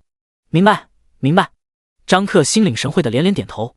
这位大佬，这是起步就要飙120的节奏啊！本来心中已经想到几个人才，准备推荐一下，不过他们立刻又压了回去，不够档次啊！只要老板肯出价，还没有他挖不来的人。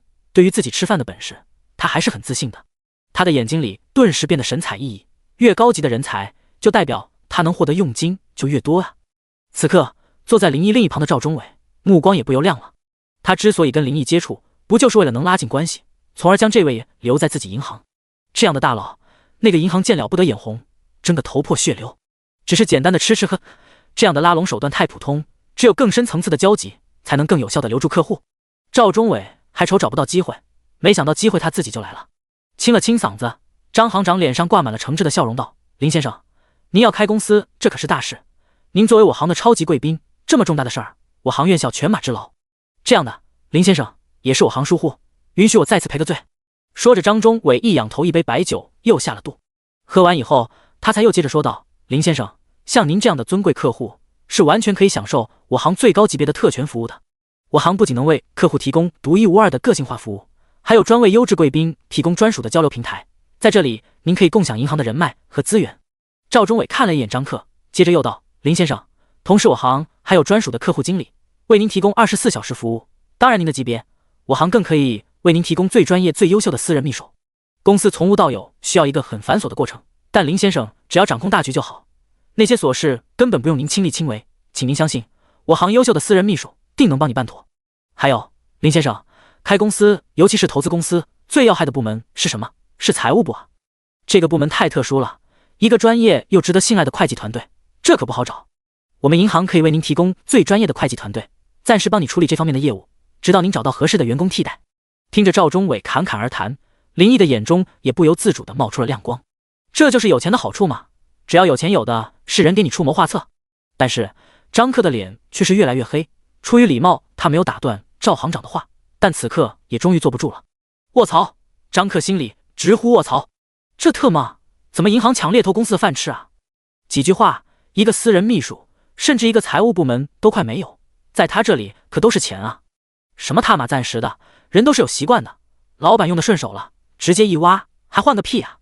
短短时间，张克觉得自己损失了几百万，这不能忍啊！他都想骂娘了。赵行长，我的饭碗都被您抢完了，其他的管理层您可不能再抢了。张克看着赵忠伟，一脸幽怨地说道。旋即拍了拍胸膛，不甘落后的连忙向林毅道：林先生，请您相信我的专业，首先最核心的管理层，最迟3天，我一定能为您找到满意的人才。看着急得满头是汗的张克，林毅差点没忍住笑出来，端起酒杯道：好，张先生，我相信你不会让我失望，一定不会让林先生失望。张克赶忙也端起酒和林毅碰了碰，杯口放得极低。时间已过了22点，唐奇军坐在客厅的沙发上，百无聊赖地看着电视剧。此时此刻，他依然还没有一点困意。女儿今晚又去小林家了，屋子里显得有些冷清。下个星期就要大考了，最近女儿显得很紧张，经常去小林那边请教问题。对于小林这丫头，他也是服的，仿佛天生就是学霸的料。女儿天天用功到深夜，还是比不过人家。砰砰砰，突然响起了拍门声，让他不由打了个激灵。平时都没人来自己家，这个时间会是什么人？前半小时还给女儿打过电话，不可能是他又回来了。那这敲门声不对，分明是拍门的声音。单身一人独自在家，大半夜听到这样反常的声音，唐奇军瞬间有些毛骨悚然，汗毛都竖了起来。但是声音还在响，迟疑片刻，他到厨房抄起一根擀面杖，才小心翼翼地走到门口。透过猫眼，他看到了一向棱角分明的脸，他不禁一愣，心跳瞬间不由加快了几分，犹豫地咬了咬唇，最终还是打开了门。林先生，这么晚了，您怎么来了？呀，你喝多了。林毅摇摇晃晃站着都差点到了，吓得唐奇军连忙扶住了他。鞋都没有换，东倒西歪的林毅被他用力地搀扶到了沙发上。林先生，你怎么喝这么多酒？唐奇军带着一丝责备的声音说道，想着倒一杯茶水让他醒醒酒。醉眼朦胧的林毅却傻笑了起来。嘿嘿，军姐，跟我干吧。第112章，小坏蛋。这么晚了，干什么？林先生，你还是先喝点水，醒醒酒吧。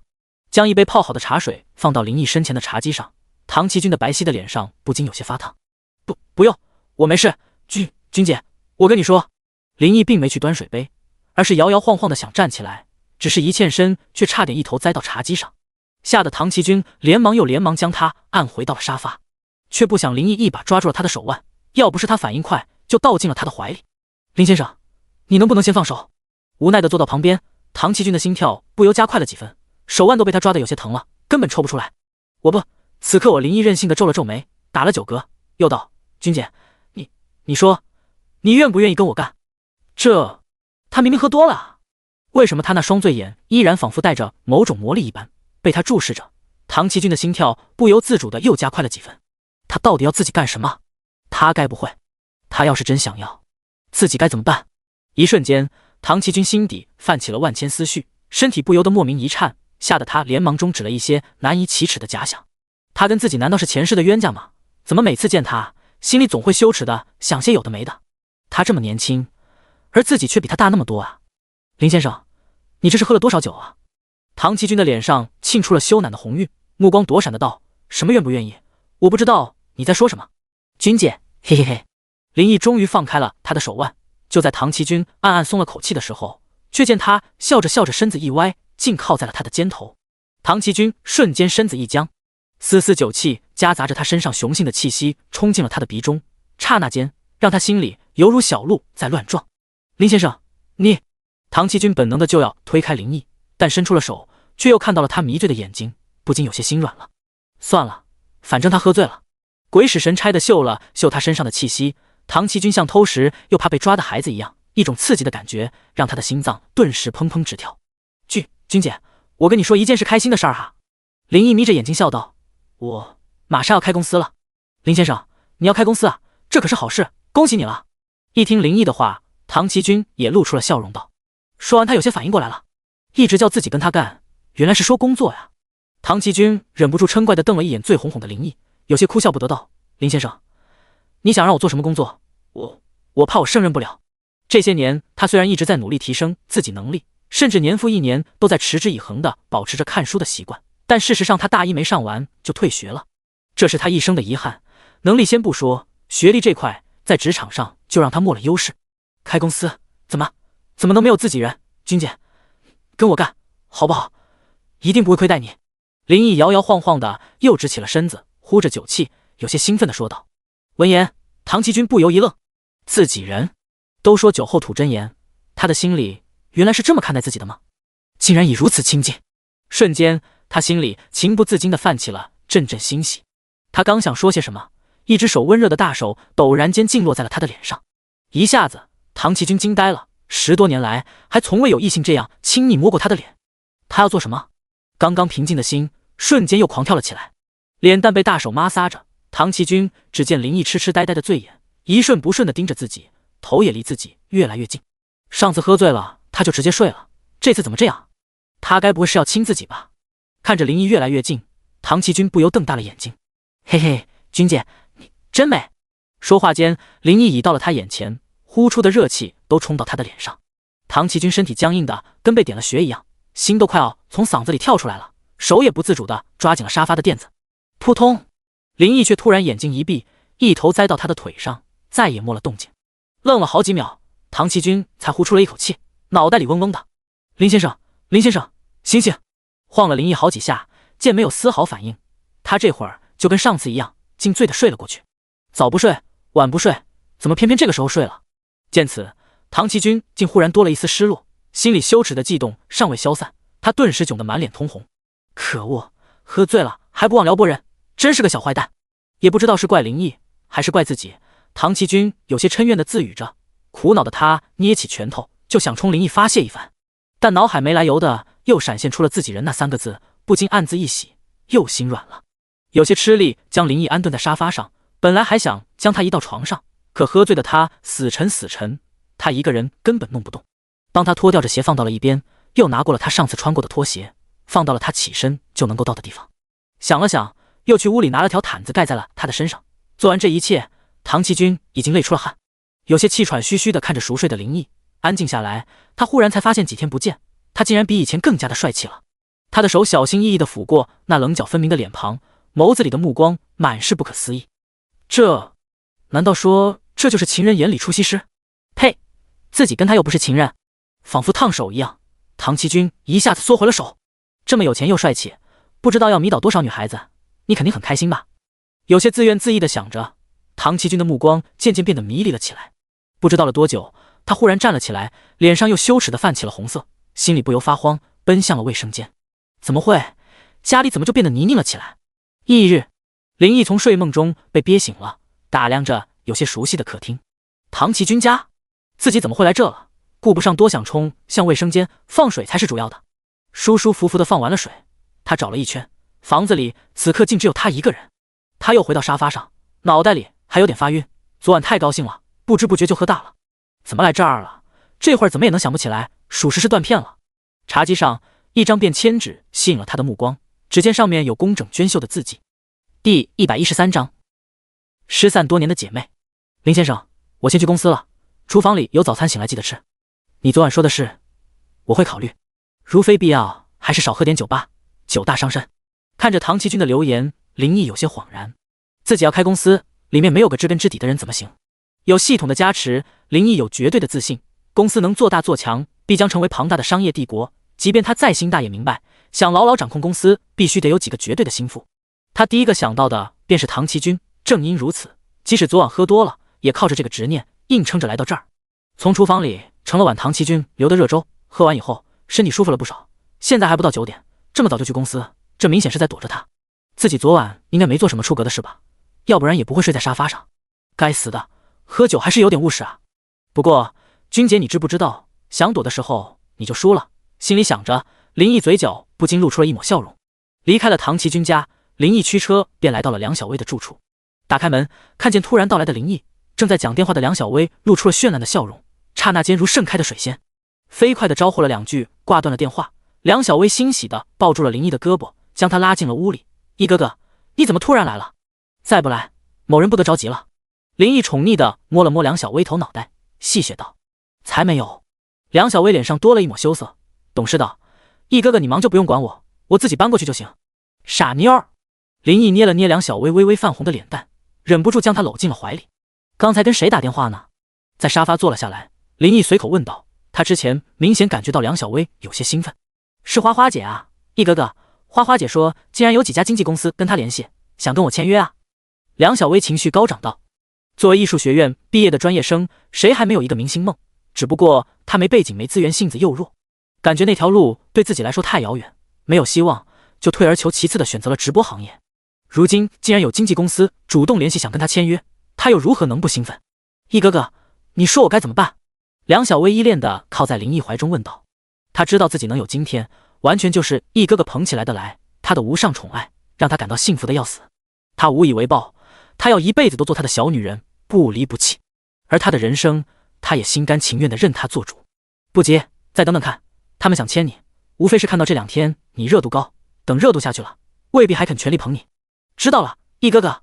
梁小薇像只温顺的小猫一样在林毅的胸膛蹭了蹭。昨天开播，他才知道毅哥哥为了帮他拿到冠军，打出的那场神级比赛影响是多么的巨大。一开播，他直播间里就涌进了10来万人，同时在线的最高人数一度突破50万，打破了飞鱼有史以来的记录。那时候他才后知后觉了解到，自己竟然火上了热搜，一天之间，原本只有个位数关注的微博号暴涨了100万多粉。更让他惊诧的是，关于自己的视频竟然还被许多大明星都转载了。直播间里，当被人问到此事时，他自己都懵了。他真不知道是怎么回事。这些明星他都认识，毕竟人家都那么火，但凡有电视有网络，想不认识都难。但现实中和他可没1毛钱关系啊。毅哥哥，好神奇啊！你说那些明星为什么都转载那个视频啊？虽然梁小薇的小脑袋充满不解，不过内心里还是很激动。白梦妍和热巴竟然都转了，天哪，我可是超喜欢他俩了，突然感觉大明星离自己好近。梁小薇吐了吐香舌，一对水眸都弯成了月牙。看着梁小薇都快化身小迷妹了，林毅不禁莞尔一笑。别的明星为什么转载他不明白，但白梦妍他可是再清楚不过。有没有可能他们会是你失散多年的姐妹？林毅挑了挑眉，一脸戏谑的笑道：“嘻嘻，毅哥哥你真会开玩笑，怎么可能呢？怎么不可能？菲菲不就是你失散多年姐妹吗？”闻言，梁小薇愣了一愣，旋即捂住了小嘴，更是不可思议的瞪大了水眸。向来反应慢半拍的她，此刻却变得敏锐了起来。或许是因为提到林飞雪，让她瞬间就意识到了什么。这在她看来高不可攀的大明星，竟会是毅哥哥的女人。这貌似有些离谱的事情，但她一点都不怀疑。明星又怎么了？她突然才意识到，在毅哥哥这么优秀的男人面前，大明星恐怕也算不得什么。想到这点，她心里又升起满心的幸福。毅哥哥找个大明星都不是问题，偏偏却还这么宠自己这个普通小主播。自己真的是天底下最幸运的女孩。梁小薇再次被深深的感动，情不自禁紧紧地抱住了林毅。但是突然心里又是一凉，身体也忍不住一阵轻颤。和其他人比，她是多么渺小啊，完全没有优势。怎么了？吃醋了？看着怀中默不作声的梁小薇，林毅不禁笑了笑道：“毅哥哥，不管你有多少女人，别不要我好吗？没有你，我会活不下去的。”梁小薇眼圈泛红道：“傻妞儿！”听着她痴情的话，宠溺地抚摸着她的秀发，林毅一时间心头也颇为感动。无论如何，这终究是自己第一个女人，纵然她不是那么耀眼，但在他心里还是有份特殊的感情。他可以不惜代价的呵护她，所幸他也从没让她失望。走了，先跟我回家。林毅怕再待下去会忍不住吃掉她。梁小薇要带走的东西，这2天其实已经收拾得七七八八，很快两人就上了车，向龙湖湾出发。中途在梁小薇的强烈要求下，两人还去超市买了些新鲜食材。他兴冲冲表示要给她做大餐。对于这样的要求，林毅自然不会拒绝。只是两人刚回到龙湖湾，就接到了林飞雪的电话，这妞儿今天也要搬过来了。林毅又马不停蹄地赶往高铁站。第114章，缺你一吻。高铁站旁的咖啡厅，同样的位置，同样的家人，不同的是，上次他心里充满焦虑忐忑，此刻却相当放松，满眼都是对未来的期待和向往。他其实可以自己过去的，但毅哥却说要来接他，这种被重视的感觉让他心里充满了甜蜜的感觉。他随意地刷着小视频，打发着时间，但此刻的时间过得好像特别慢。如果有翅膀，他恨不得立刻插上飞到毅哥身边。他一手托着腮帮，等待虽然有些无聊，但他非但没有丝毫的不耐烦，偶尔还会露出幸福的一笑，让人倍感惊艳。不可避免地成为整个咖啡厅最亮丽的一道风景。所有男士的目光都不由自主被她吸引了。林毅一进来就看到了林飞雪，只是正当他走过去的时候，却见一个穿着一身高档服装、貌似社会精英的帅气男子已经走到了他的身旁。这男子一看就是想要搭讪的，林毅并没有着急，索性坐到了角落。他倒想看看他有什么本事，还想撬自己的女人。你好，美女，一个人吗？男子露出了一个自认为很迷人的笑容，说道。不是，等人。林飞雪看都没看男子一眼，只是出于礼貌，还是淡淡的说道。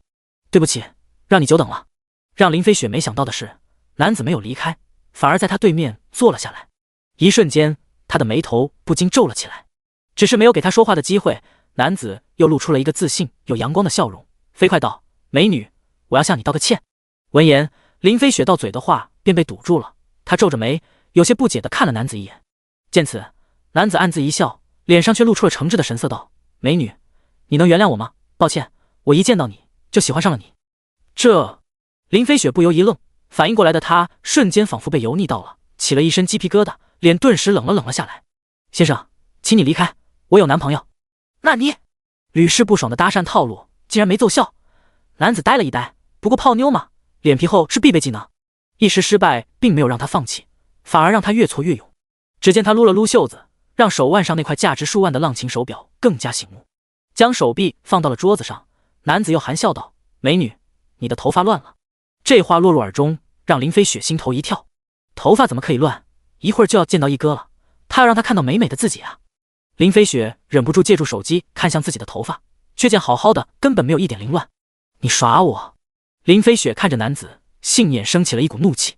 没有，我怎么忍心？不好意思，美女，都怪我，看到你心都乱了。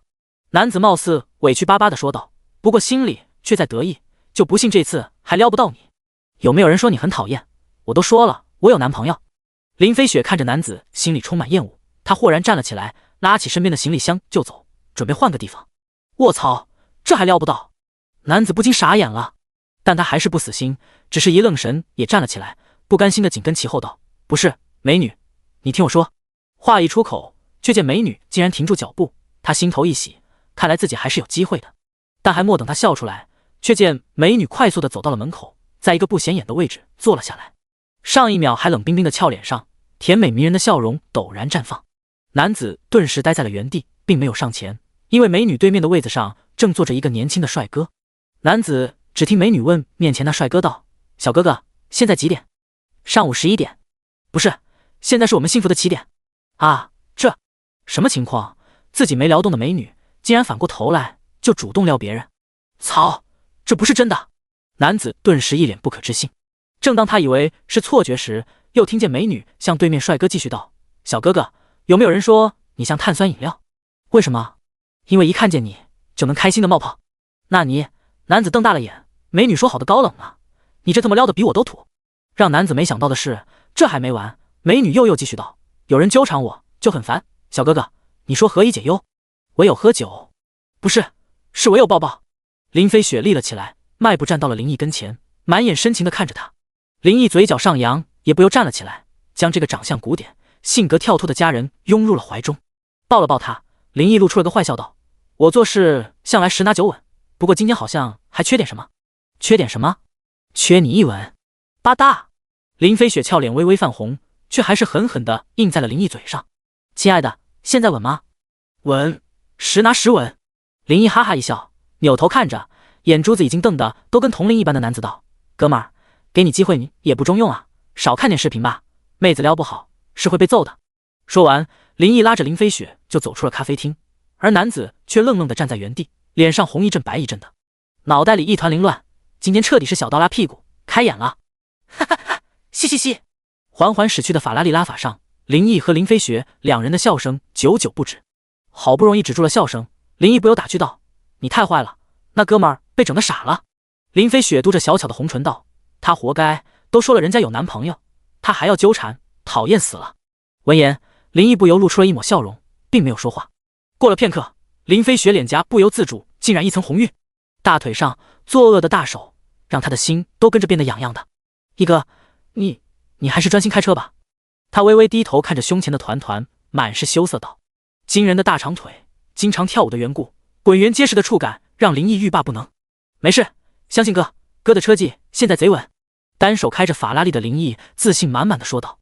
第115章私人秘书。林毅将林飞雪接到龙湖湾的时候，已经到了中午。梁小薇的大餐也做得差不多了，林飞雪一来也帮起了忙，很快饭菜就端上了桌。两人仿佛有说不完的话题，叽叽喳喳聊个不停。林毅这个男主人都被冷落了。一顿饭在欢声笑语中吃完，两女能和谐有爱的相处，林毅自然是心情舒畅，乐见其成。两女刚搬过来，以后还要直播，还好别墅的房间多的是，随便一收拾便是一个直播间，甚至电脑都不用准备，随便一台都是满级配置。这一点连隔音都不用再专门做，因为每一间屋子隔音都是杠杠的。不过两人还是商量着下午去逛街买点必需品。本来林毅也要陪着去，不过却接到了来自银行的电话，约好了在一家咖啡厅见面。张行长办事的效率还是挺高的，昨天刚说私人秘书的事，今天就给安排好了。这个时候林毅才发现一辆车是真不够用，现在人多了，必须得多买几辆车啊，不然太不方便了，看来必须得尽早提上日程。不过还好，给唐奇军打了电话，就给安排了一辆劳斯莱斯，有事用用也无妨，反正不用，添加物业的也不会少。和两女分开，林毅单独驱车来到了约定的地点。走进咖啡厅，入耳便是轻松舒缓的钢琴曲，拒绝了服务员的引领，林毅独自一人走向约好的卡座。一走进林毅便看到一位年约25、26的女子正静静地坐在卡座的沙发上，一头乌黑亮丽的长发盘成一个发髻，让她看上去端庄而知性。一张浑然天成的瓜子脸又为她平添了几分妩媚的气息，大眼睛高鼻梁性感的红唇让林毅见了顿觉惊艳。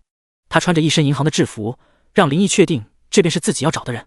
胸前的团团将衣服顶起了一个可观的弧度，向下是曲线优美的腰身。不知道是人衬托了衣服，还是衣服衬托了人，但只是看一眼便觉得带着一种别样的诱惑。女子在轻轻地搅动着咖啡，似是听到了脚步，抬起头看见走来的林毅，她微微一愣，旋即眼眸一亮。您好，您是林先生吗？女子连忙站了起来，脸上露出了欣喜笑容。你好，我是林毅。林毅看着女子，平易近人地笑了笑道。他这一站起来，身高将近1.7米，在林毅认识的女人中，除了那对双胞胎姐妹花，就属她高了。短裙下一双修长的美腿，还穿着男人都爱的黑丝，林毅不由赞赏的多看了两眼，这绝对是腿完年的级别啊！林先生您好，我是银行的客户经理，我叫赵可欣。女子微笑着自我介绍着，今天起也是您的私人秘书，很荣幸为您服务。好的，坐下聊吧。林毅点了点头说道。林先生，现在您真是年轻有为，而且还很帅。两人落座以后，赵可欣不禁轻轻一笑，由衷的称赞道。事实上，看到林毅第一眼时，他内心里便震撼不已，只是良好的职业素养让他没有过多的表露出来。作为银行的客户经理，工作几年来，接待的贵宾不知凡几，绝大多数身价不菲的客户都是中年以上的年纪，真正有钱而又年轻的少之又少，而存款高达几十亿又年轻的，眼前这位还是蝎子巴巴独一份。来之前，他已经知道了自己将要服务的客户很年轻，但真正见到他，不由被深深触动。这个男人不但手握足以让任何银行都上赶着巴结的财富，而且很年轻，不但很年轻，关键还很帅气。这简直能吊打天下的99%的男人。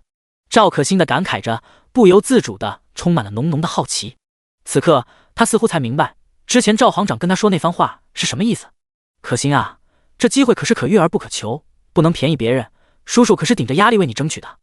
你要用心再用心，你的工作就是要替林先生处理好所有事务，不能让他有一点不满，要牢牢将他留在我们行。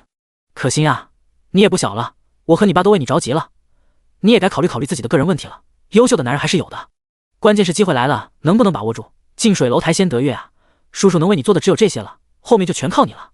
刚上任的行长是自己的叔叔，这在行里还是个秘密。想起之前叔叔貌似不着边际的叮嘱，赵可欣脸上不禁微微有些发烫。赵小姐，赵小姐！看着眼前突然失神的美女，林毅忍不住呼唤道。哦，对不起，林先生，我想起了点事，走神了，实在抱歉。反应过来的赵可欣顿时满脸通红，真是丢死人了，刚见面就在未来的老板面前出了洋相，他的内心羞耻不已。都怪叔叔，为什么对自己说那些话？他忍不住连连腹诽。赵小姐，如果不方便，可以先忙，我们的事改天聊也行。林毅随和的笑了笑道。我没事，林先生，请您千万不要误会。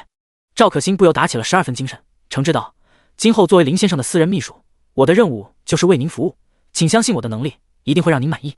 我如何能相信你？林毅不置可否地说道。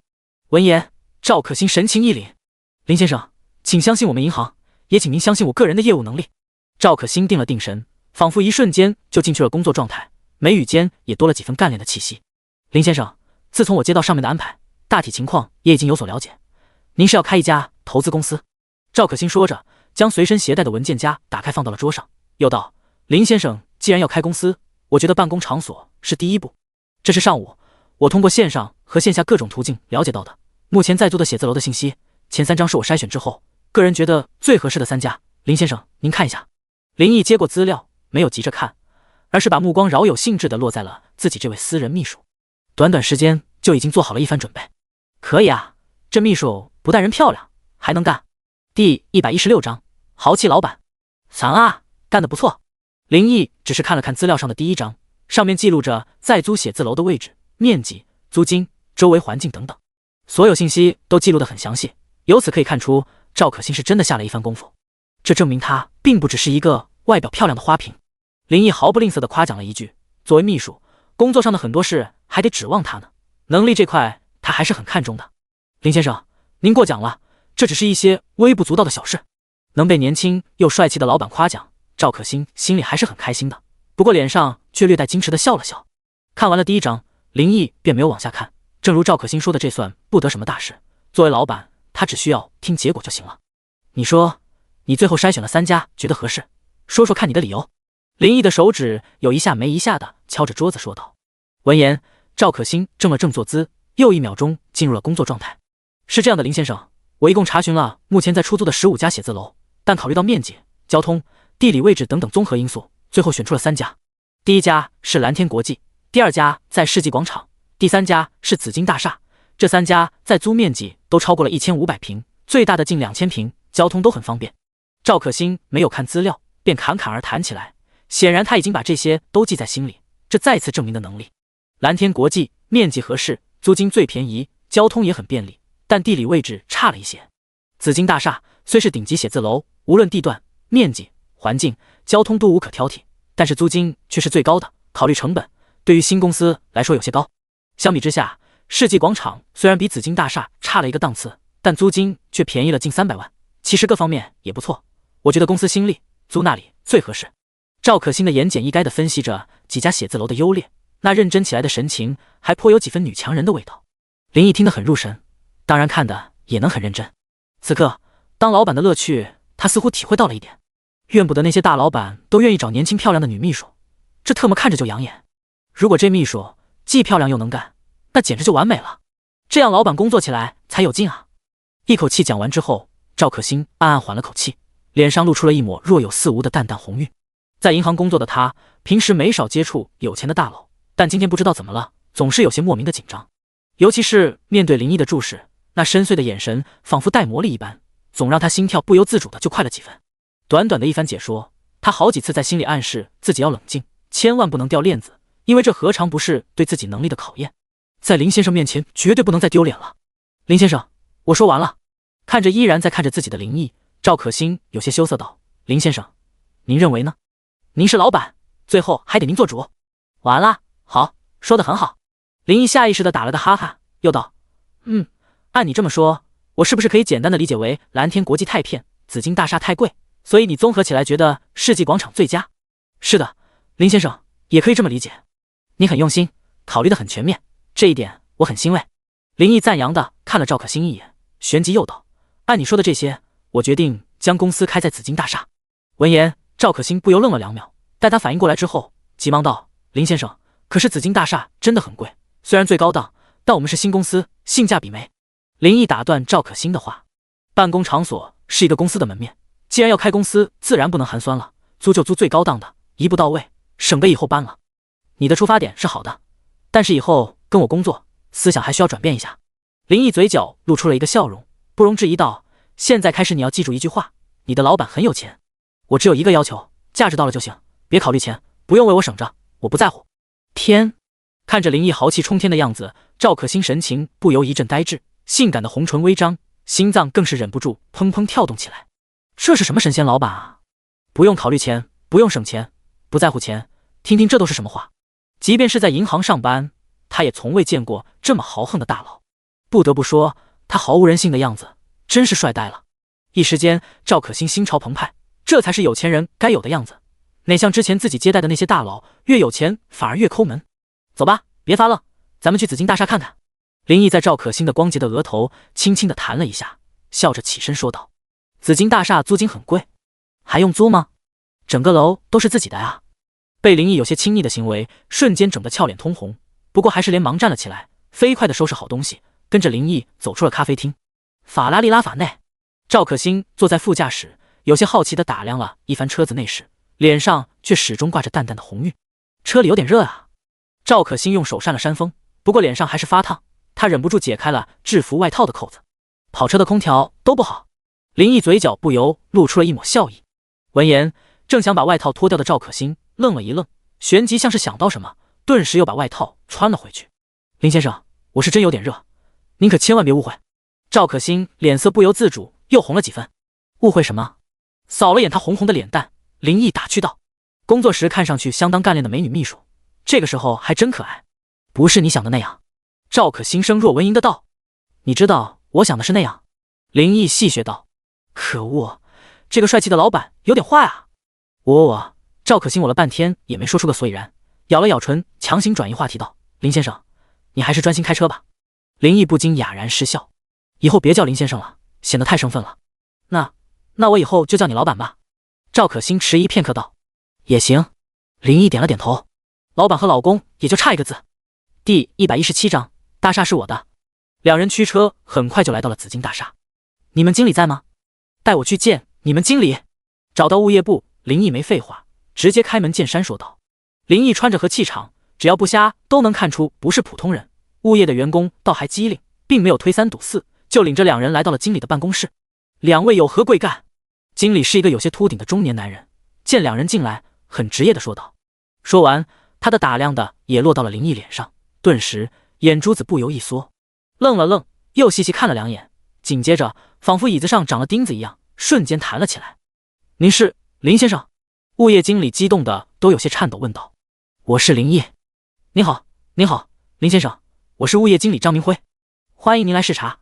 确定了林毅的身份，张明辉连连躬身说道。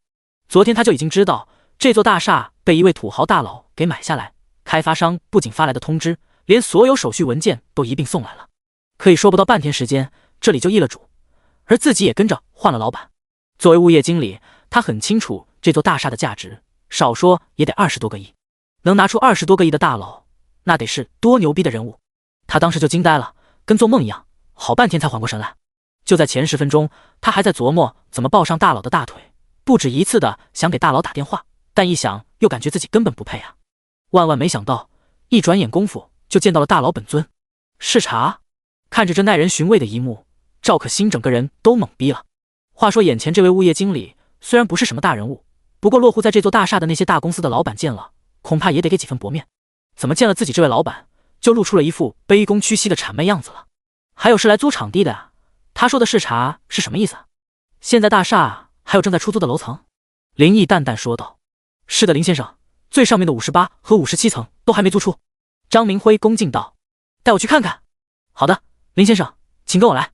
闻言，张明辉连忙引路道。走了，别发愣了。林毅拉了一把呆立的赵可欣，示意他跟上。我也差点忘了，这座大厦是我的。林毅挑了挑眉，像是自言自语，又像是在跟赵可欣解释一般说道。这话一出，赵可欣像是遭到雷击一样，浑身不由一颤，脚下更是打了一个踉跄，身子顿时就栽倒了。还好他前面是林毅，只是倒在了他背上，而没有跌到地上。即便如此，胸前的团团也是撞得生疼。你激动什么？背后被惊人的弹性一撞，则不禁打了个激灵。赵可欣像受惊的兔子一样，连忙站直了身子，顿时一张脸长得通红。是我激动吗？明明是你在吓人。赵可欣心里简直有苦说不出。好家伙，原本自己还一直琢磨议会谈租金的时候怎么压价，你现在说整座大厦都是你的，即便是天天跟钱跟那些贵宾客户打交道，此刻赵可欣的心里也彻底震撼了。这有着恐怖的存款不说，连这样顶级的大厦都是他，自己这位年轻帅气的老板到底是什么妖孽啊？看着林毅背影，赵可欣心里的好奇越来越浓烈。两人在张明辉的引领下乘坐电梯直接来到了58层。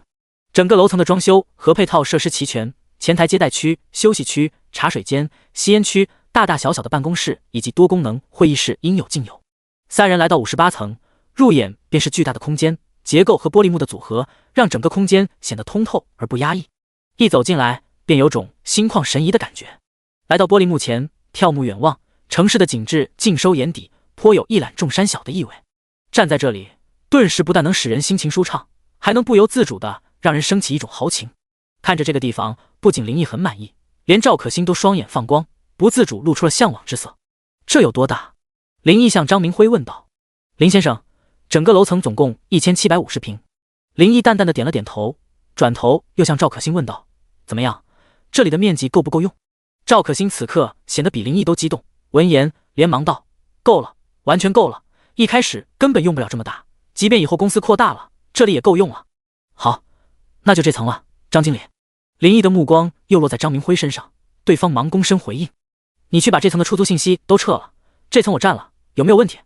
没问题，林先生，一点问题都没有，我这就去办。张明辉斩钉截铁说道。开玩笑，整座大厦都是你的，是租还是自己用，还不是你说了算。看着张明辉匆匆离去的背影，赵可欣还有点像做梦一样。这么高级的办公场地，这就搞定了。曾经他一度以为自己对有钱人的世界很了解，现在他才发现自己的眼界还小得很。暗暗感慨了一番，他总算接受了这个事实，心里才渐渐的平静了下来。老板，现在公司办公的地方有了，接下来就该注册，这可以通过银行的渠道来办，能大大的节约时间，2-3天就能办下来，请您放心。听赵可欣说完，林毅道：行，这些你看着办吧，总之越快越好。赵可欣点了点，又道：那老板，公司的注册资金要多少？闻言，林毅一脸茫然，对于这些专业性的东西，他可以说一窍不通，不解道：资金多少有什么讲究？看了林毅一眼，赵可欣此刻仿佛终于是找到了存在感一样。他笑着解释道：公司的注册资金分为认缴和实缴，所谓认缴，赵可欣不愧是银行的客户经理，这种专业知识也是信手拈来，也不知道是不是有意的，叭叭叭一顿输出。林毅乍一听，脑瓜子不由嗡嗡的。停，你就说我们公司适合哪一个，需要多少钱就好了。林毅看着赵可欣扬起的嘴角，不禁苦笑道。第118章，浮沉资本。老板，其实注册资金多有多的好处，少也有少的优势。赵可欣看着林毅，眉眼含笑的说道。知识储备终于有了用武之地，仿佛自己也占领了高地了。此刻他精神振奋。很多老板都选择把注册资金压低，这样万一公司出了问题，不管公司负债多少，只需处理注册资金的数额就行了，这就是少的哟。咚！赵可欣侃侃而谈，却不料额头上竟又被弹了个脑瓜崩。刹那间，他身体不禁一僵，条件反射地捂住了光洁的额头。看着年轻多金的老板，小嘴微张，不明所以的他整个人都有些懵了。干嘛又谈自己？加上咖啡厅那次，这都第2次了。这种亲昵的行为是老板该对员工做的吗？你还是没记住我说的话，啥都缺，就是不缺钱，少的优势不用说了，说说注册资金多的好处。林毅看着赵可欣摇了摇头，霸气说道：有系统做背书，自己公司还怕没钱吗？即便是投资有失败的，那也不是事，只要系统还在，钱只会越来越多。哦。闻言，赵可欣悠悠地应了一声。怎么忘了，这个老板就是个毫无人性的主。别的大佬都是想招法，想为自己争取更大的利益，这位却是生怕自己的钱花不出去。注册资金越高，虽然不是绝对，但很大程度就能证明公司的实力。很多公司寻求合作伙伴或者参与招标项目等等，对于注册资金都明确的标准。既然注册资金一定程度上代表公司实力，你觉得我们公司注册多少合适？老板，我们要做投资公司，比一般普通公司确实要特殊一点，想要引起别人的重视，必须亮出自己的肌肉。目前国内前10的投资公司注册资金大多是1个亿，不如我们。赵可欣本想说不如我们也注册1个亿，但话到嘴边突然想起自己这个老板豪横的做派，顿了顿，他才接着说道：不如我们注册3个亿，这样就完全够用了。听了赵可欣的话，林毅沉吟片刻，摇了摇头道：只是够用，可不行，就算是新公司也不能让人小觑。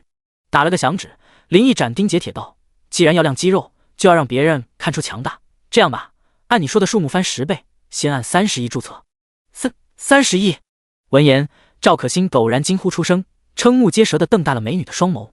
这10大投资公司，据他所知，注册资金最高的达成材质也才不过25亿，这上来就玩天胡开局啊！即便是在银行工作，但动辄多少亿多少亿的数目，让赵可欣的心里也不禁砰砰直跳。好的，老板。赵可欣有些磕巴应声说道，看着林毅的目光情不自禁地露出了一抹崇拜之情。年轻多金又帅气，先不说，关键是还有豪迈的气魄，这样的男人，那个女人见了能特么不心动？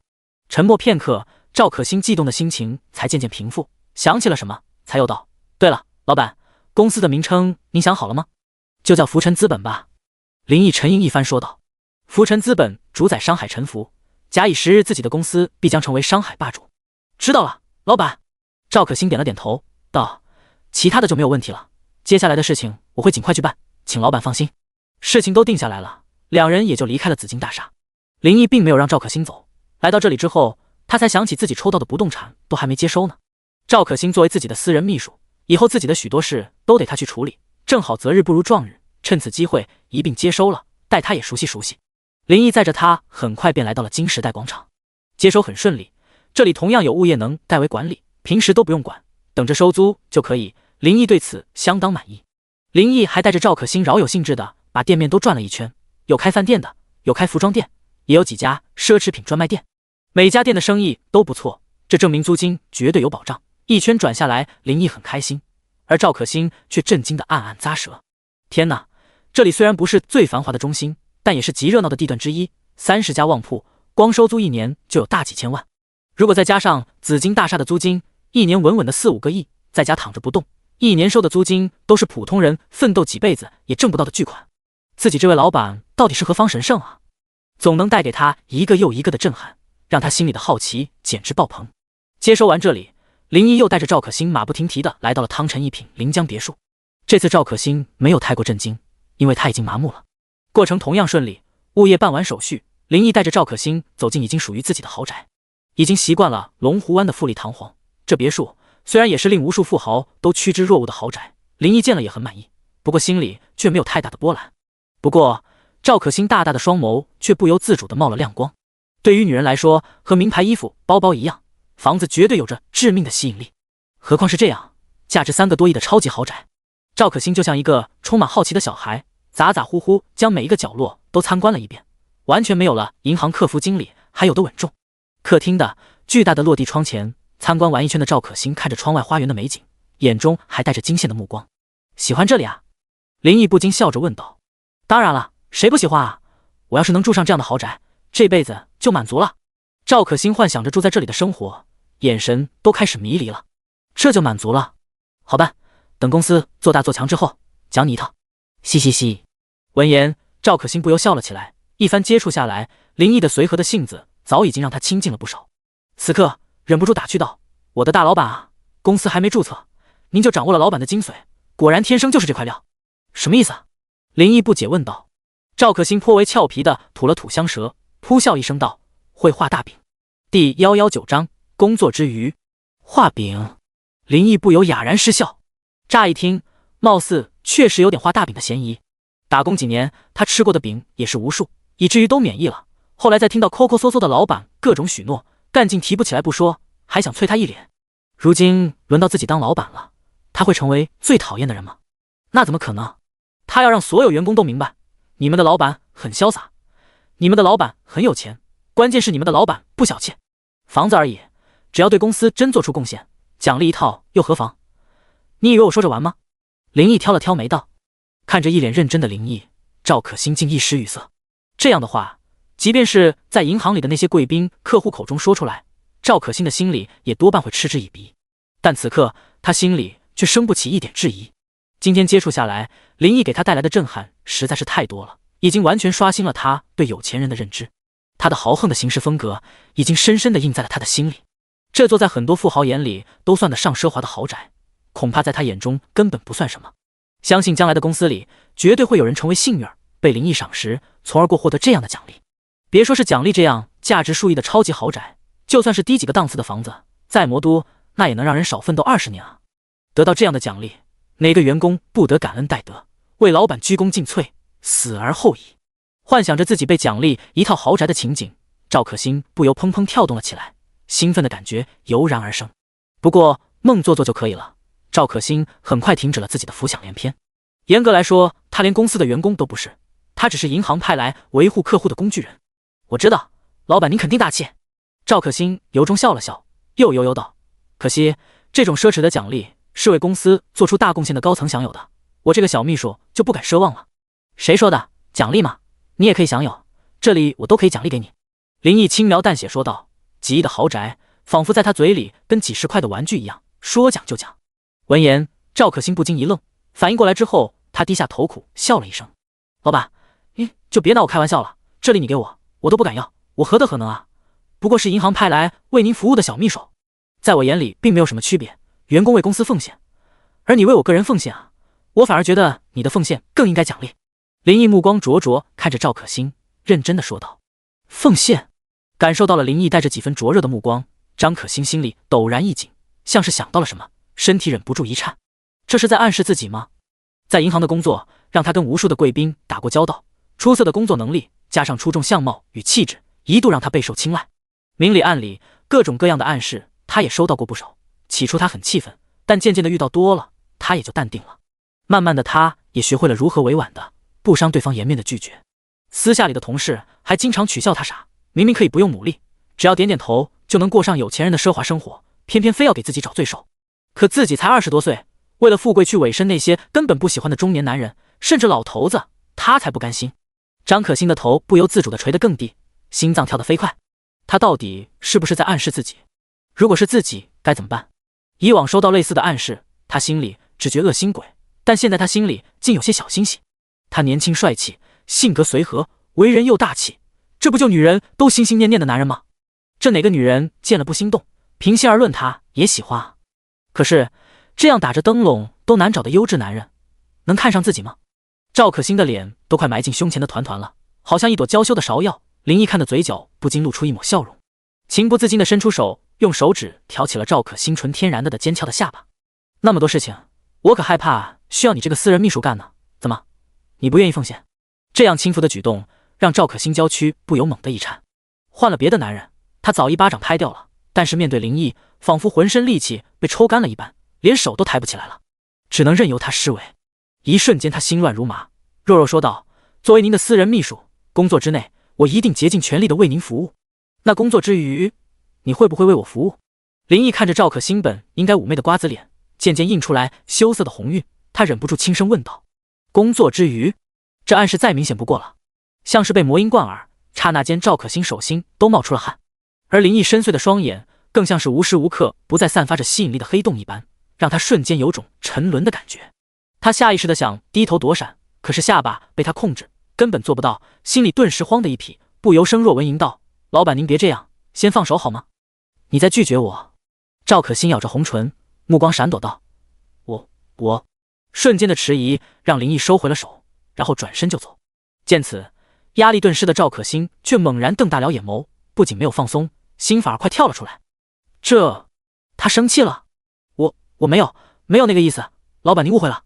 大惊失色的赵可欣焦急地说着，连忙上前追赶林毅，却不料林毅竟停住了脚步，快速转回了身。下一刻，赵可欣避无可避地扑进了他的怀里，搂住赵可欣柔软的纤腰。林毅不明所以地眨了眨眼道：“什么误会了？你在说什么？”看着林毅得了便宜还卖乖的样子，赵可欣瞬间不由大窘，耳根都变得滚烫了起来。坏蛋，欺负我！老板你太坏了！看着林毅渐渐露出的坏笑，赵可欣明白自己输了，输大了。越来越近的沉重鼻息让赵可欣不由自主了地搂住了林毅的脖子，眼睛也不禁微微闭了起来。下一刻，水润的红唇就被侵占了。良久之后，直到团团都要被侵占了，他才忍不住推开了林毅。太快了！赵可欣神色慌乱的一批。林毅不由皱起了眉：“太快了，老板，给我点时间，让我好好想想可以吗？求你了。”心里犹如小鹿乱撞的赵可欣充满哀求的说道。内心虽然接受了，但转变他真的需要时间去适应。第120章，主打一个坦诚。真不要一块吃个饭吗？林毅一手开着法拉利，一手感受着黑丝的质感，挑了挑眉问道：“我下次吧，老板，可以吗？”张可欣紧张兮兮地说道。他俏脸绯红地望着窗外倒退的街景，尽管在极力转移注意力，但从未被异性染指的美腿上作怪的大手，还是让他心里不住的悸动。当然可以。林毅闻言哑然失笑，在黑丝美腿上不轻不重地拍了一下，不由戏谑道：“你紧张什么？难道在你眼里，我是那种强人所难的纨绔子弟不成？你不是纨绔子弟，你是偷心贼，明明才接触1天，心里竟全是你的影子了。我可没有那么想。赵可欣咬着唇，欲言又止道：“我只是心里有些乱，给我点时间好吗？”林毅点点头，表示理解。追得太紧反而不美。在赵可欣的指引下，车子停在了一个小区的门口。他下了车，望着渐渐远去的拉法，赵可欣长出了一口气，忽然又忍不住敲了敲自己的脑袋。赵可欣啊，赵可欣，你真没出息，这个时候还矜持个什么劲儿？有些懊恼的自言自语着。赵可欣心里有些失落的想着，算了，只盼她不要把自己看成那种随便的女人。老公，随着吱呀一声轻响，防盗门打开了。看着门外含笑而立的帅气男人，米露发出了一声欢呼。她一下子跳了起来，双手抱住了林毅的脖子，修长的美腿也缠住了他的腰，整个人都挂在了他的身上。如今林毅的身体素质已是今非昔比，在米露这样的冲撞下，他的身子稳稳的纹丝未动，翻车是根本不可能的。当然米露95左右的体重属实也没什么压力。老公，你怎么突然来了？在人前御姐范儿十足的女神，此刻趴在林毅怀中，却梦呓一般的娇声说道：“想我的大露露了呗。”林毅抱着怀里的米露走进屋里，顺势带上了防盗门。你干啥呢？林毅笑着问道。一进屋里，他就闻到了一股熟悉的味道。刚下播，肚子饿了，吃饭呢。林毅来到客厅的沙发上，就见茶几上放着一桶已经只剩汤的泡面，怨不得这味道熟悉呢。老坛酸菜啊，有品味，我以前也爱吃。老公，你这么有钱还吃前面啊，真接地气，嘻嘻。这怎么了？我是有钱，又不是傻，好吃就行了。你老公我可没那么多穷讲究。老公，那你吃饭了吗？还没。老公，你想吃吗？我给你泡一桶。说着米露就要起身，却又被林毅一把拉了回来。我想吃你。林毅眼神灼热地看着米露，声音有些嘶哑的道。卧室里，米露躺在床上，大口大口的贪婪地呼吸着空气，慵懒的一动都不想动。她闭着双眸，脸上带着满足的余韵，眼角处还有未干透的泪痕，那是快乐到顶点的象征。好半天，好似在天际飘荡的灵魂才又回到体内。从客厅的沙发再到阳台再到卧室，他就像是在过山车一样，大起大落，几度都冲上了云霄，快乐的要死。不过此刻风平浪静之后，力气都被抽干了，身体也跟快散了架一般。老公，你怎么这么厉害？看着林毅依然不见多少疲惫的样子，米露不禁有些啧舌，自己都快散架了，他竟然还这么精神。忍不住依偎到林毅怀中，听着他强有力的心跳，米露心里却不禁暗自苦笑，甚至有点自责，自己一个人根本满足不了他。老公，你等我休息一会儿，一会就好。傻，这事儿你逞什么强呢？看着米露已经不堪雨打风吹的疲惫模样，林毅不禁怜爱地抚摸着她的秀发。我没事，别勉强自己了。又休息了一会儿，林毅肚子开始咕咕叫，米露的体力也恢复了一些，两人决定去外面吃个夜宵。泡面已经不足以补充战力的损耗了。吃完夜宵又回来，已经10点多了。林毅本想离开，不过看着始终依偎在他怀中的米露，这个时候他又怎么甩手而去？想想家中的梁小薇和林飞雪，今晚也只能先委屈他俩呀。林毅心中叹了口气，时间管理还真特么是一门学问。你要不要搬过去和我一块住？林毅想了想问道。都是自己的女人，总不能厚此薄彼，可以吗？闻言，米露也眸顿时亮了。哪个女人不想和你自己心爱的人住一起？只是她知道自己该扮演什么角色，不敢奢求太多。当然，不过先说好，小薇和飞雪也在，你不介意的话就可以。林毅坦然道。什么？他们已经跟你住了？米露吃惊的道，愣了片刻，才幽怨的道，既然他俩都在，你还让我也搬过去，你不怕我们打起来啊？你们会吗？林毅抚摸着米露的大波浪长发，淡淡道。米露一时语塞，谁想把自己的男人和别人分享？但他知道他们任何一个人都没有资格去独占他，他什么都好，就是花心。但即便这样，只要他点头，照样有无数女人争先恐后的会扑上来。平心而论，他对他真的好的没话说，这一切他都铭记于心，做他的情人他都心甘情愿，充满幸福感。但幸福归幸福，不过心里还是酸溜溜的，他又不是圣人。渣男，哼！咬了咬唇，米露不由娇嗔道：“除了我们3个，你还有几个女人？老实交代。”还有一个。林毅坦然道，主打就是一个坦诚，藏着掖着多累。严格意义上来说，跟他有关系目前还有3个，除了白梦妍，就是那对双胞胎了，但后者还不太了解。谁？叫什么名字？我认不认识？米露像机关炮一样的问道。你应该认识，她叫白梦妍。白梦妍？米露一脸疑惑。他不记得自己认识叫这名字的女孩啊？你难道不看电视吗？电视？米露闻言不由愣了，片刻之后，像是才后知后觉的反应过来。你说的是大明星白梦妍？他，米露震惊的瞪大了眼眸。林毅点了点头。见此，米露顿时沉默了。过了片刻，他一下子跳了起来，就去找行李箱。你干嘛？搬家，现在就搬过去。大明星既然都是你的女人，我得守着你，要不然说不定过几天你就想不起我了。米露心里涌起了深深的危机感。就算搬，也不急于现在吧，这大半夜的。林毅哭笑不得道。第121章华丽登场。第二天，米露早早就起床，兴冲冲地收拾好东西，就要搬过去。本想多睡会儿懒觉的林毅，只能被迫营业。老公，这就是你的家。1个小时后，当米露走下拉法，看着犹如宫殿般富丽堂皇的豪宅，心都快跳出来了，一下就被随眼可见的奢华给镇住了，就连说话的声音都颤抖起来。这里的豪华程度已经完全超出了他的想象。对，以后也是你的家人。林毅不由宠爱地摸了摸她带着大波浪的长发。我真的可以住在这里吗？米露感觉眼前的一切如梦幻一般，真怕自己只是在做梦。她原本只是个不得志的主播呀，虽然有几分颜值，有几分才艺，可龙国地大物博，真要找的话，这样的人多的是。因为不甘心，她决定把自己当作交易的筹码来换取帮助。那个时候，她已经做好了牺牲自我的准备。被当作情人，被当作金丝雀，甚至被玩腻了就甩掉的结局，她都想到过。但想到的是能遇到的林毅，不仅肯为她不惜代价的解决麻烦，还豪掷千金把她宠上天。自己只不过是他众多女人中的一个，说白了就是他的情人，他却能对自己如此好。此刻，米露内心被深深的感动，充满幸福感，水润的眸子也不由凝结了层雾气。女人都是水做的，御姐也不例外啊。好了，踏实的住一辈子都行。林毅看得哑然失笑，忍不住绕过车头，拉着他的手向别墅走去。米露被林毅拉着来到3楼的客厅，他好奇又拘谨地打量着周围到处是奢华高级的陈设。还莫等他看全，却见一个身穿可爱睡衣、打着哈欠的长腿佳人走了过来。一瞬间，米露的心里不由提了起来。走到客厅的长腿佳人，此时也显然也发现了他，对方只是愣了愣，但很快就露出了笑容。毅哥，你回来了。林飞雪快步走到了林毅身边，先是欢呼了一声，眼珠子一转，又娇嗔道：坏蛋，怪不得昨晚没回来，原来去找米露姐了。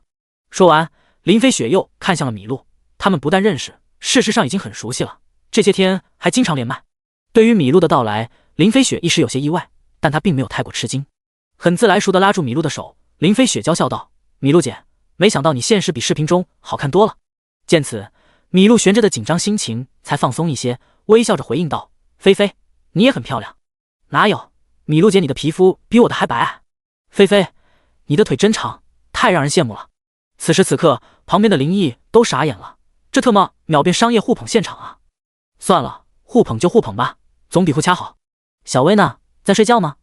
林毅笑了笑，向林飞雪问道。啊，忘了，小薇姐在做早餐，我去帮忙。林飞雪吐了吐香舌道。我也去帮忙。米露随即跟着说道。说完，两人就丢下林毅走了。这一下，林毅倒成了孤家寡人。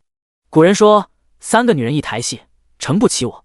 餐桌上，林毅默默地喝着粥，3女却叽叽喳喳地说个不停，从衣服搭配已经聊到了什么肌肤选择什么护肤品的深奥话题。林毅这个男主人完全被当成了透明人，不得不说，米露确实有几把刷子，很快就融入这个小圈子。一手护肤小秘诀，更是让两女听得连连点头，深以为然。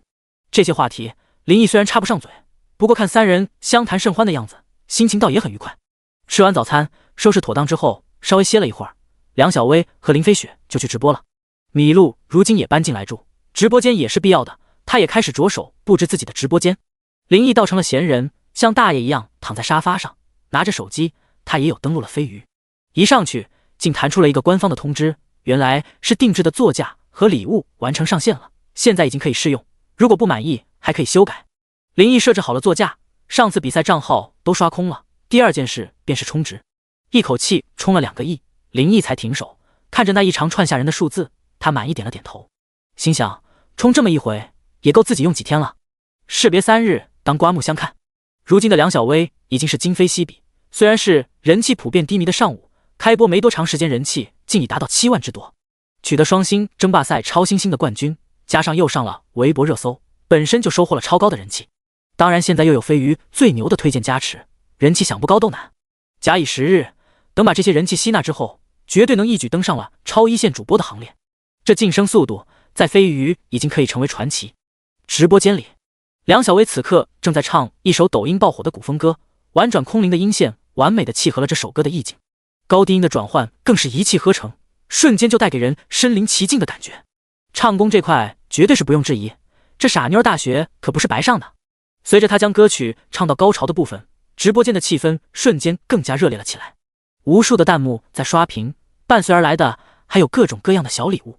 非常感谢家人们的礼物，喜欢主播的点点关注，欢迎大家来我的直播间听歌，爱你们。一首歌表演，梁小薇举着双手比了个心，连忙感谢大家的支持。做完这一切，她才端起水杯准备喝口水润润嗓子，但是却见屏幕上突然亮起了一道霞光，紧接着一朵占据了大半个屏幕的七彩祥云缓缓地飘了出来。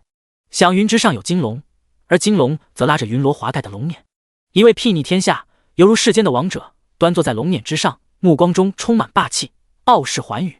如此华丽又震撼的特效一出，梁小薇手停在了端着水杯的状态，整个人都看呆了。而直播间的弹幕和礼物也全都停滞了，显然观众们也被这突来的一幕给镇住了。直到华丽的特效慢慢消失，人们也才逐渐回过神来。卧槽，刚才是什么？我玩飞鱼都半年了，怎么没见过？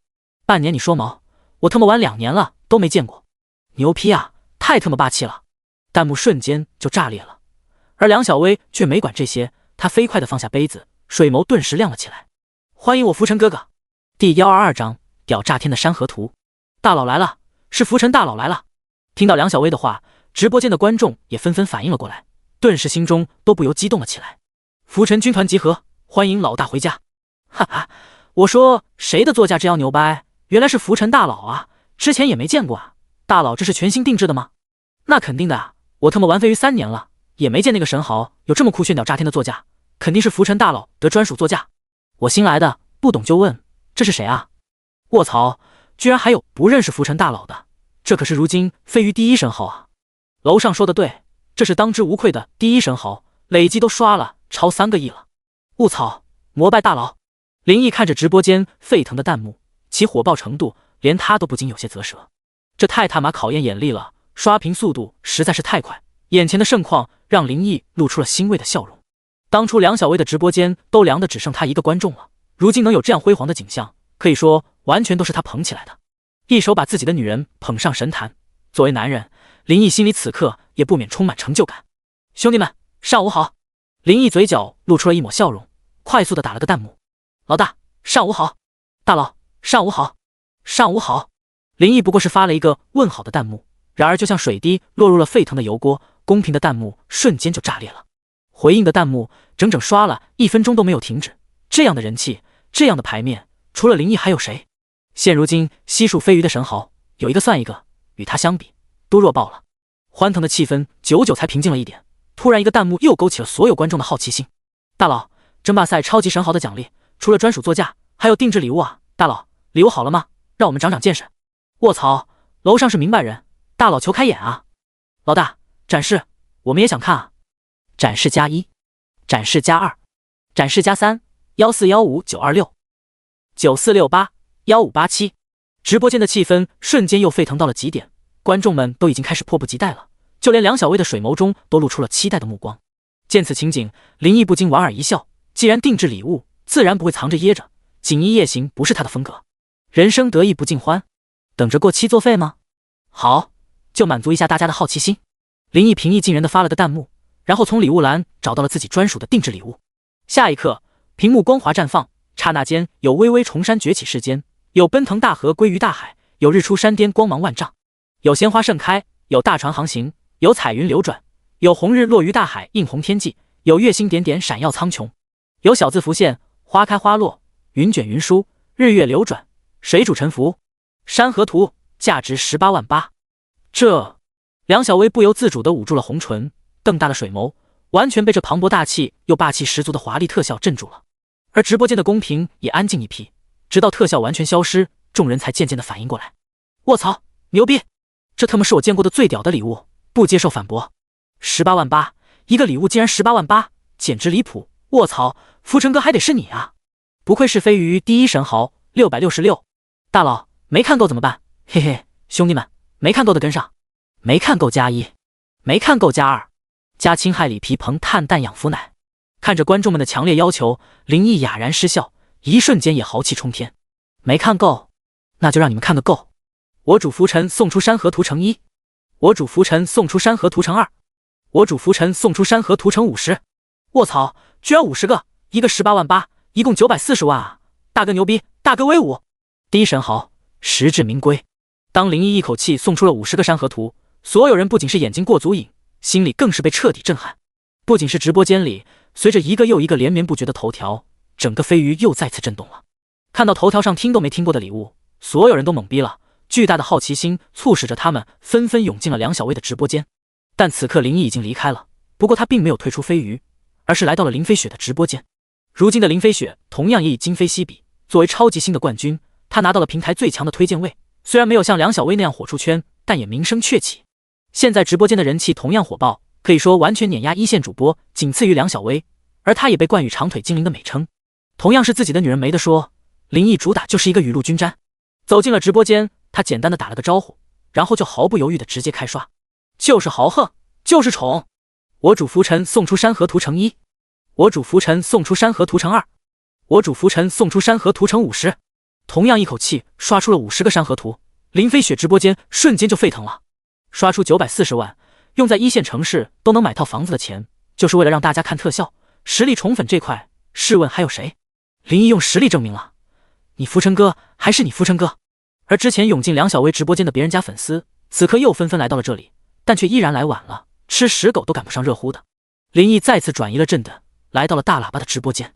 这位隐隐已被称为飞鱼整活第一能手的男人，瞬间从座位上弹了起来。欢迎我浮尘爹，给浮尘爹上才艺。随着动感十足的音乐，大喇叭的水桶腰愣是扭得比美女的水蛇腰还风骚妖娆。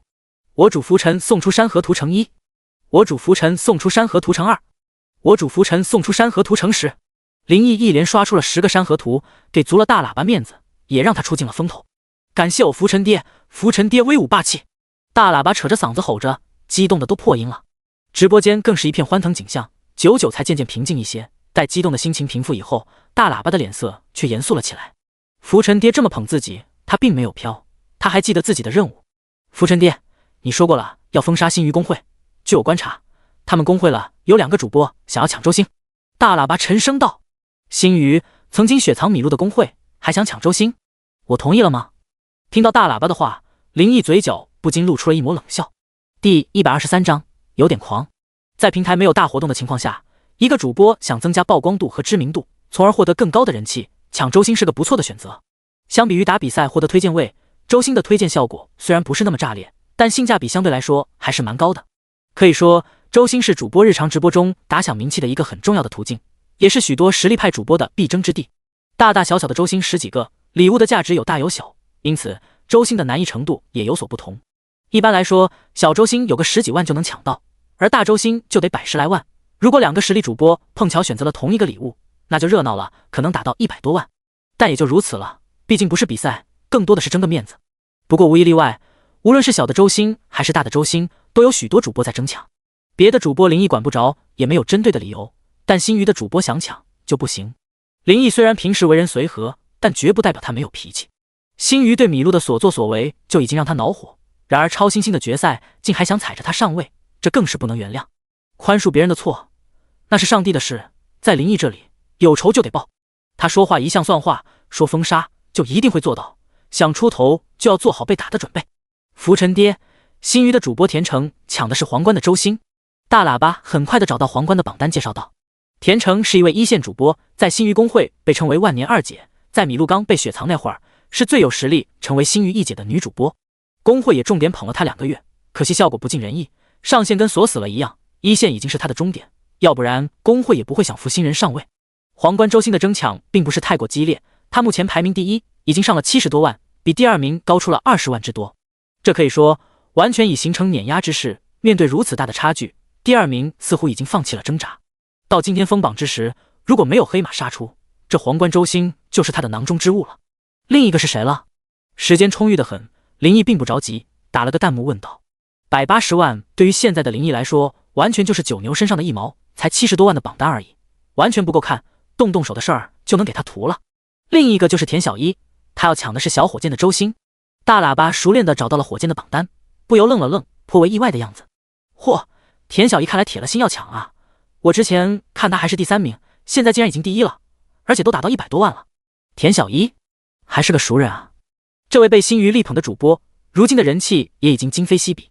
超新星决赛，自由哥和星娱的会长李欣搞出10超帝那么大的阵仗，如果赢了，他恐怕真就一飞冲天了。可惜他们找错了对象，非要拿林毅做垫脚石，结果装逼不成反被操，刚起飞就摔了下来。不过光芒虽然完全林毅这边压制了，但毕竟他们也实打实刷了3个来亿，也被动的上了热搜。不得不说，网络很大，包容性也很强。虽然是小丑，但也架不住，偏偏就有人喜欢这样。毕竟林子大了，什么鸟都有。田小一的人气虽然跟梁小薇不能比，但也已经能和一线主播一较长短了。公平的来，这田小一作为主播，确实也有几分手段，要不然星娱那么大，为什么偏偏捧他？据说超新星决赛打完，他哇哇大哭了一场，成功激起了很多人的保护欲，但当晚他就消失了。这些天粉丝们是千呼万唤中，直到今天才有直播的。为了庆祝他重新开播，第一件事就是要送他一个周星。田小一的直播间此刻热闹非凡，一派喜气洋洋的景象。新来的土豪大哥开超级皇帝之后又抢周星，着实让所有人都振奋。大哥开完皇帝之后，一口气连刷180多万的小火箭，一举将他小火箭的排名从第3顶到了第1名，瞬间沦为第2名的主播名叫子轩，也是一位人气主播。超级星比赛米露遇到的第一个对手就是这位。虽然当时他明知不敌，很明智的直接认输了，但并不代表他没有实力。小火箭的周星一向是他必争之地，平时120万已经很稳了，但此刻竟然突然杀出了一匹黑马。见此情景，他并没有选择放弃，他也不是谁想踩就踩一脚，瞬间他打开微讯，直接就开始摇人。虽然比不上头部主播，但他的底蕴还是很深厚的。关键时刻，有2个大哥被他召唤来了。大哥既然能来，就已经做好了开刷的准备。二话不说，哐哐就是一顿刷，一番输出后，很快就将他的榜单打到了200万，再次登顶第1名。这一下，田小一这边怒了，这简直就是挑衅。刚开超帝的大哥不能忍了，都不用田小一拉票，大哥直接就开始反击，一通狂刷，直接将榜单打到了300万，他才停手。子轩这边看着对方高达300万的榜单，全都沉默了。这特么疯了，哥平时都能拿2次周星了。子轩的心里不由泛起了一种前浪被拍在沙滩上的悲凉，纵然不甘心，却已无可奈何。大哥牛逼，大哥威武，兄弟们给大哥扣波666！田小一激动地说道。在他的带动下，顿时满屏都是666的弹幕，直播间的气氛一时热闹到了极点。哈哈，对面太不经打了，才200万就上不动了，这周星太好抢了。田小一家大哥打个弹幕，一瞬间666的弹幕更加的疯狂。卧槽，这逼让他装的，这特么才刷了300万，咋就不服牛顿了？这给他飘的，就是我老大看特效的钱都能秒杀他3个。大喇叭直播间看着转播的吃瓜众们不由纷纷嗤之以鼻的打着弹幕。福臣爹，这小子有点狂啊！大喇叭看的也是不禁摇头，心说还他妈嘚瑟呢，你怕不是没挨过我福臣爹的毒打。第124章，大哥崩溃了，300万的榜单，好，争气。李欣看到自己的公会的群里田小一发的小火箭的榜单截图，脸上露出了欣喜的笑容，就连这些天积压在心中郁气都消散不少。这说明自己当初力排众议选择捧他上位的决定并没有错，这妞儿真给自己争气，不但顶住了各种压力，刚回来直播就能打出这样的榜单，行，能当重任。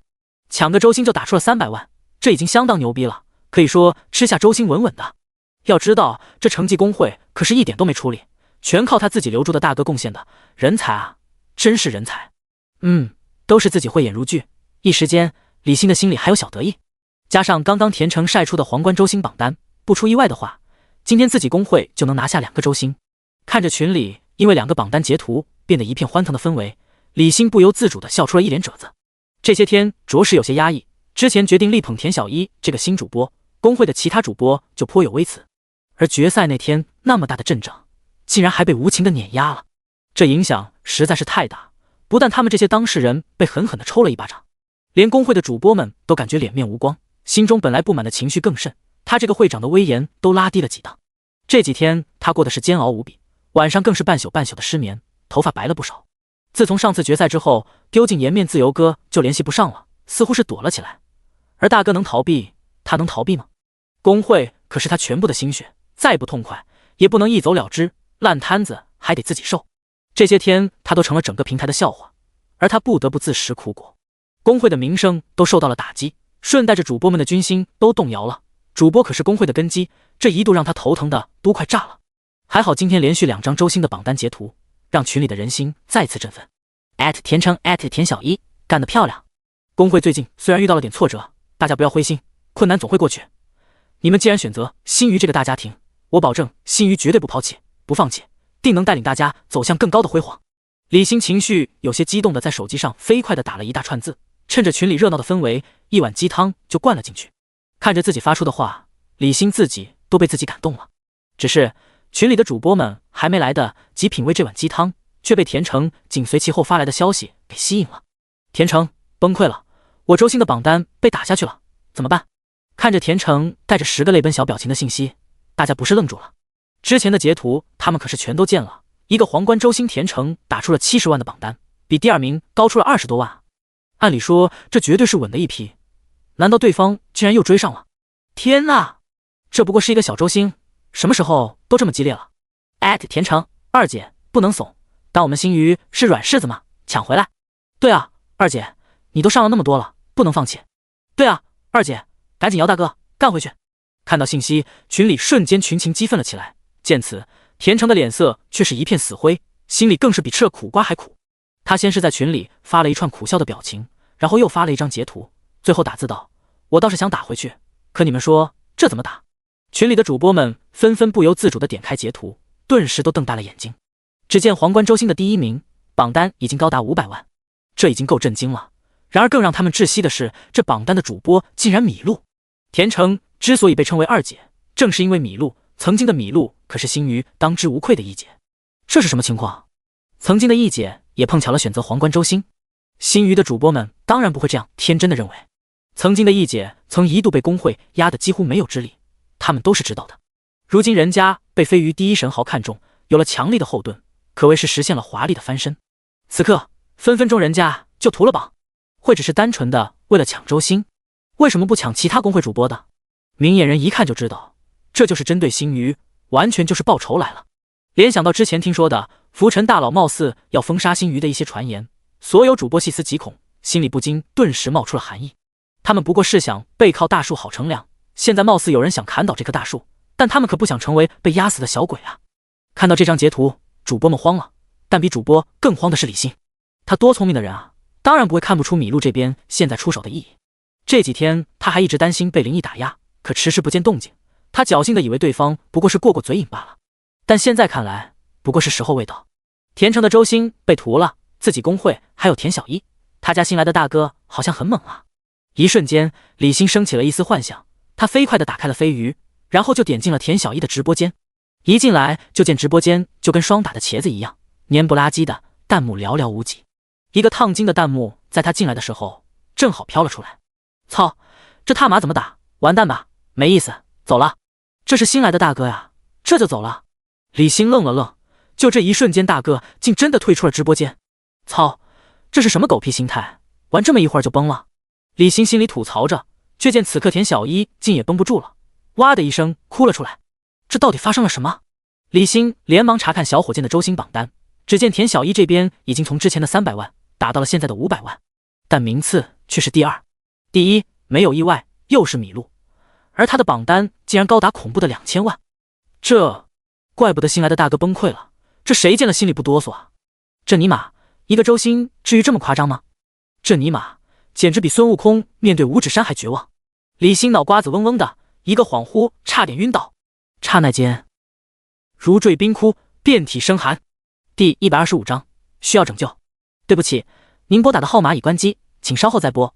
一键拨打3遍电话，听到的依然是电子提示音。操，微信不回，语音不接，电话关机，我他妈脑子抽了，才把筹码都压在你这里。李欣看着手机，忍不住咬牙切齿地骂着，脑袋上急得满头大汗。关键时候他又想起了自由哥，又不死心的拨打电话，还是一如既往的关机，一下子他不由颓然地倒在了沙发上。事实上，自从超新星决赛那晚之后，他就再没联系上自由哥。这位搅动一时风云的神豪大佬好像真被打抑郁了，做起了缩头乌龟。真尼玛瞎了眼了，操！气急败坏的李欣一瞬间真想把手机砸了，不过尚存的理智让他压住了这个念头，不过心里是拔凉拔凉的。自由哥能拍拍屁股当起缩头乌龟，他李欣能吗？工会可是他多年来全部的心血啊，他能三峡不管吗？任由大佬这样封杀，不出3月工会的人心就得散，那离凉凉也就不远了。毕竟没有主播会愿意跟随一个毫无出头之日的工会。打回去，这是痴人说梦。或许联系自由哥还能再挣扎一次，可光凭自己把工会所有老底都搭上，恐怕也根本不够看。在绝对的实力面前，都是徒劳。仿佛已经看到心血付之东流，变得一无所有的场景，顿时李欣不禁打了个寒战，整个人都陷入了巨大的恐慌之中。4、5年间，他将一个不入流的小工会发展成了如今名头响亮的1线工会，着实是风光得很。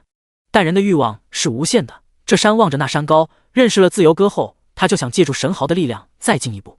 可谁能想到，步伐没迈对，反而扯着了蛋，没上一层楼不说，还把多年的心血眼看就要葬送了。悔！一瞬间，李欣悔不当初。飞鱼乱不乱，浮尘哥说的算，大哥牛逼，没毛病。飞鱼乱不乱，浮尘哥说的算，飞鱼乱不乱，浮尘哥说的算。米露的直播间，清一水的弹幕飞快地刷着屏。虽然米露并没有开播，却丝毫没有粉丝们的激情。他们跟随林毅的头条来到这里，瞬间就跟着热血沸腾了。大哥竟然空刷打周星，这操作属实惊爆了眼球。2个当红主播被大佬反手就按在地上摩擦，连一点还手的能力都没有。这喜闻乐见的大瓜吃的众人是心潮澎湃。而当一些知情的铁粉绘声绘色的道出了这周星背后的寓意，气氛更是沸腾到了极点。大佬竟然要凭一己之力封杀一个工会，这样离谱的事情，主角换其他任何一位神豪，众人肯定都会嗤之以鼻，觉得是在吹牛逼。但如果浮尘哥要这样做，在场的却没有一个人会质疑。浮尘哥现在可是实至名归的第1神号啊，这才崛起多长时间就已经刷了3个多亿，这还不足以证明一切吗？随随便便就能刷1000万，看起来比别人刷1000块都简单。放眼飞鱼还有谁？这样骇人听闻的实力，别说封杀一个工会，就算说要干黄飞鱼他们都信。大哥威武，有目共睹。论飞鱼江湖，还得是我主沉浮。大哥好样的，干倒无良工会。林毅坐在左右加私家定制的奢华沙发上，看着直播间像流水一样刷屏的弹幕，露出了淡淡的笑容。把2个当红主播打下去，就像拍死2个苍蝇一样轻松。不能怪他欺负弱者，要怪只能怪他们站错了队。老公，你干什么呢？娇柔的脚步由远及近，收拾完直播间的米露走到了沙发后面，一双纤长白嫩的藕臂搂住了林毅的脖子，探手在他耳边轻声说道：没干什么，看看直播，顺便帮你打了2个周星。林毅忍不住将米露柔弱无骨的小手握在手里，把玩着说道。闻言，米露大感意外，他都没开播呀，竟然帮他打了周星，还是2个。一瞬间，米露的心里被充满金的甜蜜填满了。谢谢老公，我看看。米露说着吧嗒一声在林毅脸上亲了一口，然后绕到了沙发前面，坐到林毅身边，拿过手机就看了起来。老公，你……当看清了2个榜单，米露不由自主地瞪大了眼眸。这何止是帮他打了2个周星，更是帮他出了心中的恶气。曾经被老东家新余工会背刺，被彻底雪藏，封死了他一切出头的机会，甚至让他都到了快播不下去的地步。那样憋屈的经历，他心里没有怨气才怪。诚然老东家曾帮过他不少，但他一直都兢兢业业的直播，为工会也带来了巨大的回报。最巅峰时，他一个人能顶半个工会。他自认为没有对不起工会，就因为拒绝了工会变态的安排，开罪了大哥，就被当成了弃子，无情打压。他如何能不愤恨？米露的眼圈一瞬间红了起来，水雾弥漫。他一直是一个偏理性的人，但此刻真的被感动到了。之前林毅把他从新余工会捞了出来，又为他打比赛，将他再次捧了起来，这已经让他很知足了。一切都好了起来，想想都觉得幸福得很。纵然心里还有那么点怨念，但他告诉自己要学着释怀。林毅已经帮了他很多，他不能再贪得无厌。但现在林毅竟然为了他真的动手封杀新余，不仅仅是说说而已，这让他如何能不感动？老公，谢谢你为我的一切。米露情不自禁地依偎在了林毅怀中，声音有些哽咽地说道。傻，你心里开心了就好了，谁让你是我的女人呢？不能委屈了。抚摸着米露带着大波浪的青丝，林毅宠溺又霸道说道。老公，上辈子我一定是拯救了银河系，这辈子上天才让我遇到你。米露动情的道。对，上辈子我就是银河系，你拯救了我，现在换我来拯救你。林毅的手不禁落在了米露的柳腰，戏谑道。米露的娇躯忍不住从林毅的怀中坐起，她双手捧着林毅的脸庞，痴痴的目光中带着丝丝妩媚。老公，我需要你拯救了。第126章求饶。婉转欢愉的娇吟抵死方休，在狂风暴雨中摇曳的船儿终于被成功的拯救，抵达了快乐的彼岸。老公。听着林毅强有力心跳，米露享受着暴雨之后的余韵，眼神迷醉的呢喃道。纵然解锁了数种航海技能，但面对雨打风吹，小船还是摇摇欲坠。在他如泣如诉的呼唤中，还得是在林毅这位高明舵手的掌控下，小船才得以成功上岸。林毅攀上历经风雨依然耸立灯塔，心里充满了征服的快感。突然，米露手机响起来电铃声，打破了卧室的宁静。米露像小猫一样慵懒地伸了伸腰，这才找到手机，看了一眼之后，眉头却不由自主地皱了起来。他并没有接听，而是直接就挂断了，却不料对方马上又执着地打了过来。谁啊？怎么不接？见此，林毅不禁开口问道。是李欣。不知道他又想整什么幺蛾子。米露皱眉道。对于这个曾将他打压的一片黑暗的前会长，此刻他可是充满反感，甚至是愤恨。接吧，听听他想干啥，随便他出什么花招也翻不起什么浪花，一个跳梁小丑而已。林毅淡淡说道。如今的他系统加深，手握巨款，这样的小人物在他眼里可以说已经啥也不是。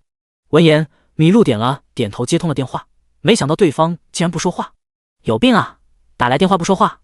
挂了呀，别再打了。沉默了几秒，米露不由不耐的冷声说道。别挂啊。听到米露要挂电话，李欣终于才忍不住急忙出声。尴尬的咳嗽了几声，李欣声音不由谄媚的笑道。你好米露，哈哈，那个最近过得好吗？我过得好不好，就不劳李会长费心。米露冷笑一声道。嘿嘿，米露啊，看来你是对我怨恨不浅啊。李欣唉声叹气道。你这话说的真有自知之明，难不成我还要感激你？感觉我不敢奢望，怨恨大可不必啊。米露，怎么说工会也曾不遗余力的捧过你，没有功劳也有苦劳。李欣貌似受了委屈似的诉苦道，顿了顿，又接着说道。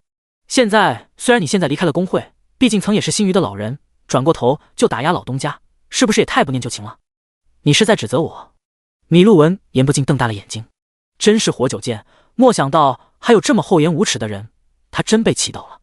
你还有脸说捧过我？呵呵，你怎么不说说我为工会贡献？你怎么不算算我为工会挣到钱？工会最难的时候是谁一天主播12个小时，带起整个工会的 GDP？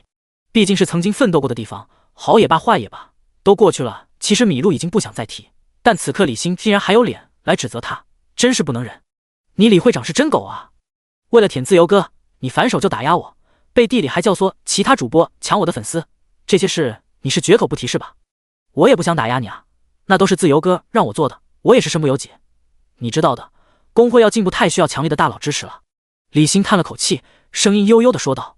好，合着都是别人的错，你李会长就没有错？见过无耻的，但真没见过能无耻的这么冠冕堂皇的。米露整个人气的都禁不住有些颤抖了，犯不着听他废话，没事就挂了。此刻林毅也不由皱眉，不耐烦的小声道。听了林毅的话，米露点点头，定了定神，冷声道。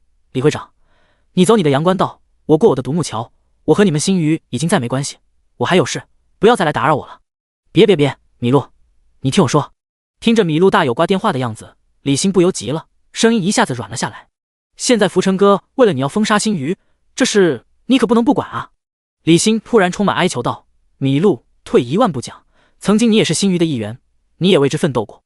我知道错了，求求你跟浮尘哥求个情，求他高抬贵手，放星鱼一马吧。李欣这个在飞鱼也算有头有脸的工会会长，此刻也犹如孙子般低声下气道。怂，彻底成了怂逼。不对，准确的说应该是怕了。今天林毅才第一次出手，如山般的压力就让他崩溃了，打是打不过，可任由这样下去，用不了多久工会就得黄了不可。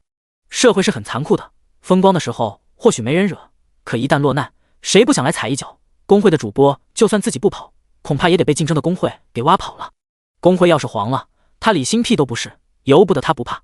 这是你自己跟浮尘哥说，大哥爱怎么样就怎么样，我可管不了。别，米露，算我求你了，你帮忙和浮尘哥求个情。此刻李欣都快哭了，心里更是充满了恐慌。米露的目光不由看向了林毅，他不是要为李欣求情，他只是一时不知道该怎么说了。林毅见此，心领神会的接过了电话，略微沉吟，林毅道：想让我放过你，那就看你的诚意了。闻言，李欣不由一愣，忽然声音狂喜道：您是浮尘哥吗？您放心，只要您肯放星鱼一马，什么条件我都答应。我记得我朋友帮米露办解约的时候，你们坑了他几百万，吃相太难看，还有米露打年度自己上的钱的返点，这是怎么说？退，这些钱都退，我保证一分不少的都退回去。李欣连忙道。虽然这些钱在林毅看来都是不值一提的小钱，但这亏却不能吃。你们打压米露那么长时间，让他受了那么多委屈，道个歉不过分吧？不过分。富生哥，你把电话给米露，我这就给他道歉。你想什么呢？电话里道歉，这就是你诚意？富生哥，那你说怎么道歉？直播的事情，直播间解决。他直播的时候，你本人出镜过去道歉。这……闻言，李欣不由呆住了。自己堂堂一线工会的会长，在直播间里公然向自己曾经雪藏的主播道歉，这无异于被当众狠狠的打脸。可以预感到，这绝对会成为飞鱼的热点，而自己将彻底颜面无存。李欣不由迟疑了。不过林毅却没耐心等他考虑，淡淡道：路我已经给你指明了，走不走是你的事，你自己掂量着办吧。说完，林毅毫不犹豫地挂了电话。他倒不怕李欣会不照办，大不了他继续封杀下去。怎么样，这么处理满意吗？林毅看看身边的米露，轻笑道：老公，谢谢你。米露情不自禁地紧紧地抱住了林毅，充满感动道。第127章杨幂。李欣的事不过是一个小插曲，以林毅目前掌控的财富看来，一个直播工会会长早已沦为微不足道的小人物，已经不配让他过多关注。时间到了中午，梁小薇和林飞雪才下了播，下午不用播，大把的时间，于是林毅带着三女吃了顿大餐。如今三人都搬来龙湖湾住了，也算小小的庆祝了一下。一顿饭吃下来，三女的姐妹友谊全是彻底建立了。作为受益人的林毅依然乐见其成。都说三个女人一台戏，饭还没吃完，三人已经兴致勃勃地商量好了下午的活动——逛街。对此，势单力薄的林毅只能同意，虽然有一票否决权，不过不能扫兴啊。这不是坏事啊，逛街能一起，说不定以后打扑克也能一起呢。一达广场，三女的娇美的身姿一出现，就形成了一道亮丽的风景，引得无数人为之侧目，回头率更是直接拉满。而三女身边的林毅仇恨值却是直接拉满了，毫无悬念的成了众矢之的。哥们儿要么单身，要么歪瓜裂枣，你他妈身边竟然三个大美女，真是旱的旱死，涝的涝死。凭啥呀？男人们羡慕嫉妒恨目光，直欲将林毅刀了，取而代之。直到一位小韩红一般的女子揪住身边男人的耳朵，拧了360度，在男人的痛叫中，众人才认清了现实。自从林毅开始体内加点之后，一直觉得自己的身体是杠杠的，直到今天被拉来逛街，整整一下午，三女逛的是乐此不疲。而跟在三女身后，林毅却像双打了的茄子一样。此刻他才明白，陪女人逛街这种事，特么的系统改造的身体也扛不住啊，这比连打3场团战还累。直到逛到了傍晚，三女才心满意足了。林毅这时也接到晴田约饭的电话。林毅原本还想赶快回家休息休息，不过听着晴田在电话里说的神神秘秘的，他决定过去看看。见此，享受了林毅一下午陪伴，心满意足的三女很识趣叮嘱他少喝酒，早点回家，便放他离开了。根据晴田发来的位置，林毅来了一栋外观毫不起眼，甚至充斥着岁月痕迹的古朴建筑前。但走进去之后，才发现别有洞天，里面并不大，入眼所见的陈设都散发着古香古韵的气息。据服务员介绍，这里是一家有100年历史的宫廷菜馆，里面一共只有8个包房，不对外开放，只接受熟人预订。菜馆主打就正宗、清雅、私密，可以说想来这里就餐，不光是得有钱，关键还得有人脉。听着服务员的简单介绍，林毅也算长了一波见识，在他的引领下，来到了一个包厢。包厢很大，有50-60平，风格也是如外面一样充满古典韵味。一进去便看到了一个画着花鸟鱼虫的漆木彩绘大屏风，周围的博古架上也放着各种各样的工艺品与绿植。绕过屏风，就见包厢的中央放着一个足以容纳20几个人的大圆桌，但此刻圆桌边只坐了4个人，2男2女。2个男人都是老朋友了，一个就是叫他来的晴田，另一个是孙涛。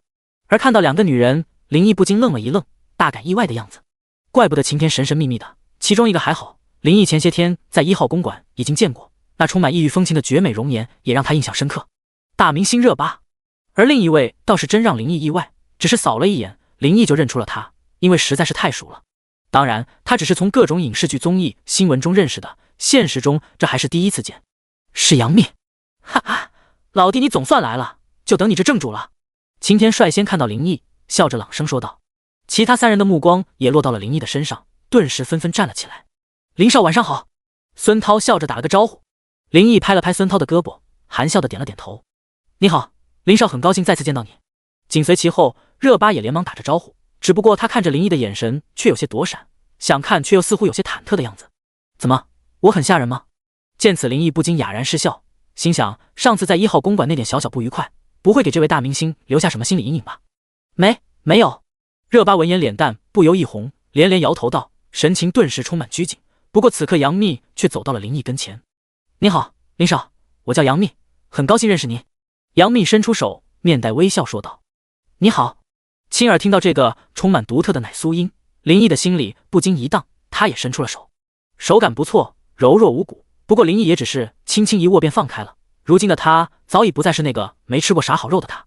看到大明星杨幂，虽然意外，但还不至于失态。听说林少年轻有为，没想到不但年轻，还这么帅。杨幂犹如狐狸一般眸子微微眯着，饶有兴致地看着林毅，慵懒中又带着几分妩媚地说道：这不愧是娱乐圈中少数能从明星逆袭成资本的女人，待人接物这方面一看就不一般，比热巴可是强多了。你也很漂亮，比电视可漂亮多了。林毅笑了笑说道，也不禁多看了几眼这个出道10几年，人气依然处于巅峰的大明星。她整个人都散发着性感成熟的诱人韵味，但偏偏又蕴含一种别样的少女感，让人很容易就忽视了她的年龄。精致的五官，火辣的身材，纤细笔直的长腿。林毅终于明白为何人们都叫她大幂幂，因为真的很大。好了，你们2位也算认识了，就别寒暄了，先坐吧，一会儿有的是时间。见2人认识之后，晴天笑着招呼道：西西，是，林少您快请坐。此刻杨幂不禁拍了拍脑门，像是反应了过来，连忙将林毅请到主座。待林毅坐下，晴天也吩咐服务员上菜。不一会，服务员端着一盘盘菜鱼贯而入，都是招牌菜，这里绝对正宗，我也好久没来过这里了，还真有点馋了。众人倒上酒，晴天看着桌色香味俱全的佳肴，顿时心情舒畅，豪爽道：来，大家先喝一个。第128章，先给10亿。老弟啊，今天这局可是沾了你的光，杨老板专程来请你的，为此没少找关系，还是托了王聪聪找到了我。众人喝了3个之后，气氛打开了，晴天开门见山的点出了晚宴主题。他笑了笑又道：可惜那货还有事，实在来不了，要不然你俩可以认识认识。闻言，林毅不禁有些意外，没想到这顿饭背后还挺曲折，都惊动了王聪聪这位国民老公。王聪聪又被称为娱乐圈的纪检委，一向心直口快，被他对过明星不知凡几。杨幂能请动这位王校长帮忙，其人脉可见一斑，能红到现在不是没道理的。林少，上次热巴冒犯到了您，今天来主要是给您赔个不是，还望林少大人有大量，不要和我们小女人计较。此刻杨幂见机眨了眨眼，娇声笑道，眼角微微上翘的狐狸眼仿佛会说话一般，眨眼之间不用故作姿态便自带丝丝媚意，让林毅心头不由自主的一跳。原来还是为了上次那点不愉快来的。说实话，那只是件微不足道的小事，林毅根本没往心里去。当时现实中第一次见到热巴这样的大明星，心里难免冲动了一点，确实有些唐突了，人家不愿意也情有可原。还是那句话，虽然有钱了，但从根本上讲，他并不是那种为非作歹的恶霸，喜欢美女不假，但用强就下成了。林毅淡淡的笑了笑，刚要开口，却见热巴站了起来。林少，上次对不起，我不是有意的，你别生我气好不好？我喝一杯。热巴咬着红唇，看着林毅棱角分明的面庞，只觉心脏跳得好快。本来暗暗练习好几遍的话，但真到说的时候，发现完全都忘了，暗骂自己真是笨蛋，顿时急了，端起一杯酒直接就灌了下去。可嗨，平时根本就很少喝白酒，又喝得这么急，才半杯酒下肚，热巴就被呛得连连咳嗽了起来，一张美艳动人的俏脸顿时长得通红。这突来的一幕让几人不禁一愣，你这傻丫头，虎啊！杨幂第一个反应过来，不由娇嗔道，有些心疼站了起来，拍着热巴后背，生怕她被呛着。作为多年的好闺蜜，杨幂知道她不擅长喝酒，尤其还是白酒。幂姐不要紧，我没事的。咳嗽了几声，热巴也缓过了劲儿，向着杨幂笑了笑，端起还剩半杯的酒又要继续喝。这一下林毅也坐不住了，行了，你的心意我收到了，别喝了。起身将酒杯从热巴的手上夺了下来。林毅讶然失笑道，林少，你不怪我了吗？被林毅抓着胳膊的热巴不禁身体一颤，脸上一片红晕，有些呆萌的说道，把我整得跟恶少似的，这要是被你的那些粉丝知道，我还不得被网暴死啊。林毅看着热巴，不由笑着打趣道，这独具异域风情的娇艳容颜，近距离观看，没有那个男人能不心动。好了，坐下吧，上次的事都过去了，不怪你，放心了吧。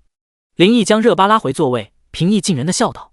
热巴呆了呆，眸子顿时亮了。旁边的杨幂此刻端起了酒，笑道，西西，林少不但长得帅气，为人还这么宽宏大量，来，我敬您一杯。本来也不算多大的事。林毅也端起了酒杯和他碰了碰。喝完酒，杨幂看着林毅，心里不禁多了几分好奇。他心里本来还很忐忑，但没想今天这事这么顺利。公子哥他见过不少，这年头有点钱就拽的258万的比比皆是，像林毅这么随和的真不常见，不由充满好感。话说开了，心里就没了负担。美食、美酒、美人，推杯换盏之间，气氛顿时高涨了起来。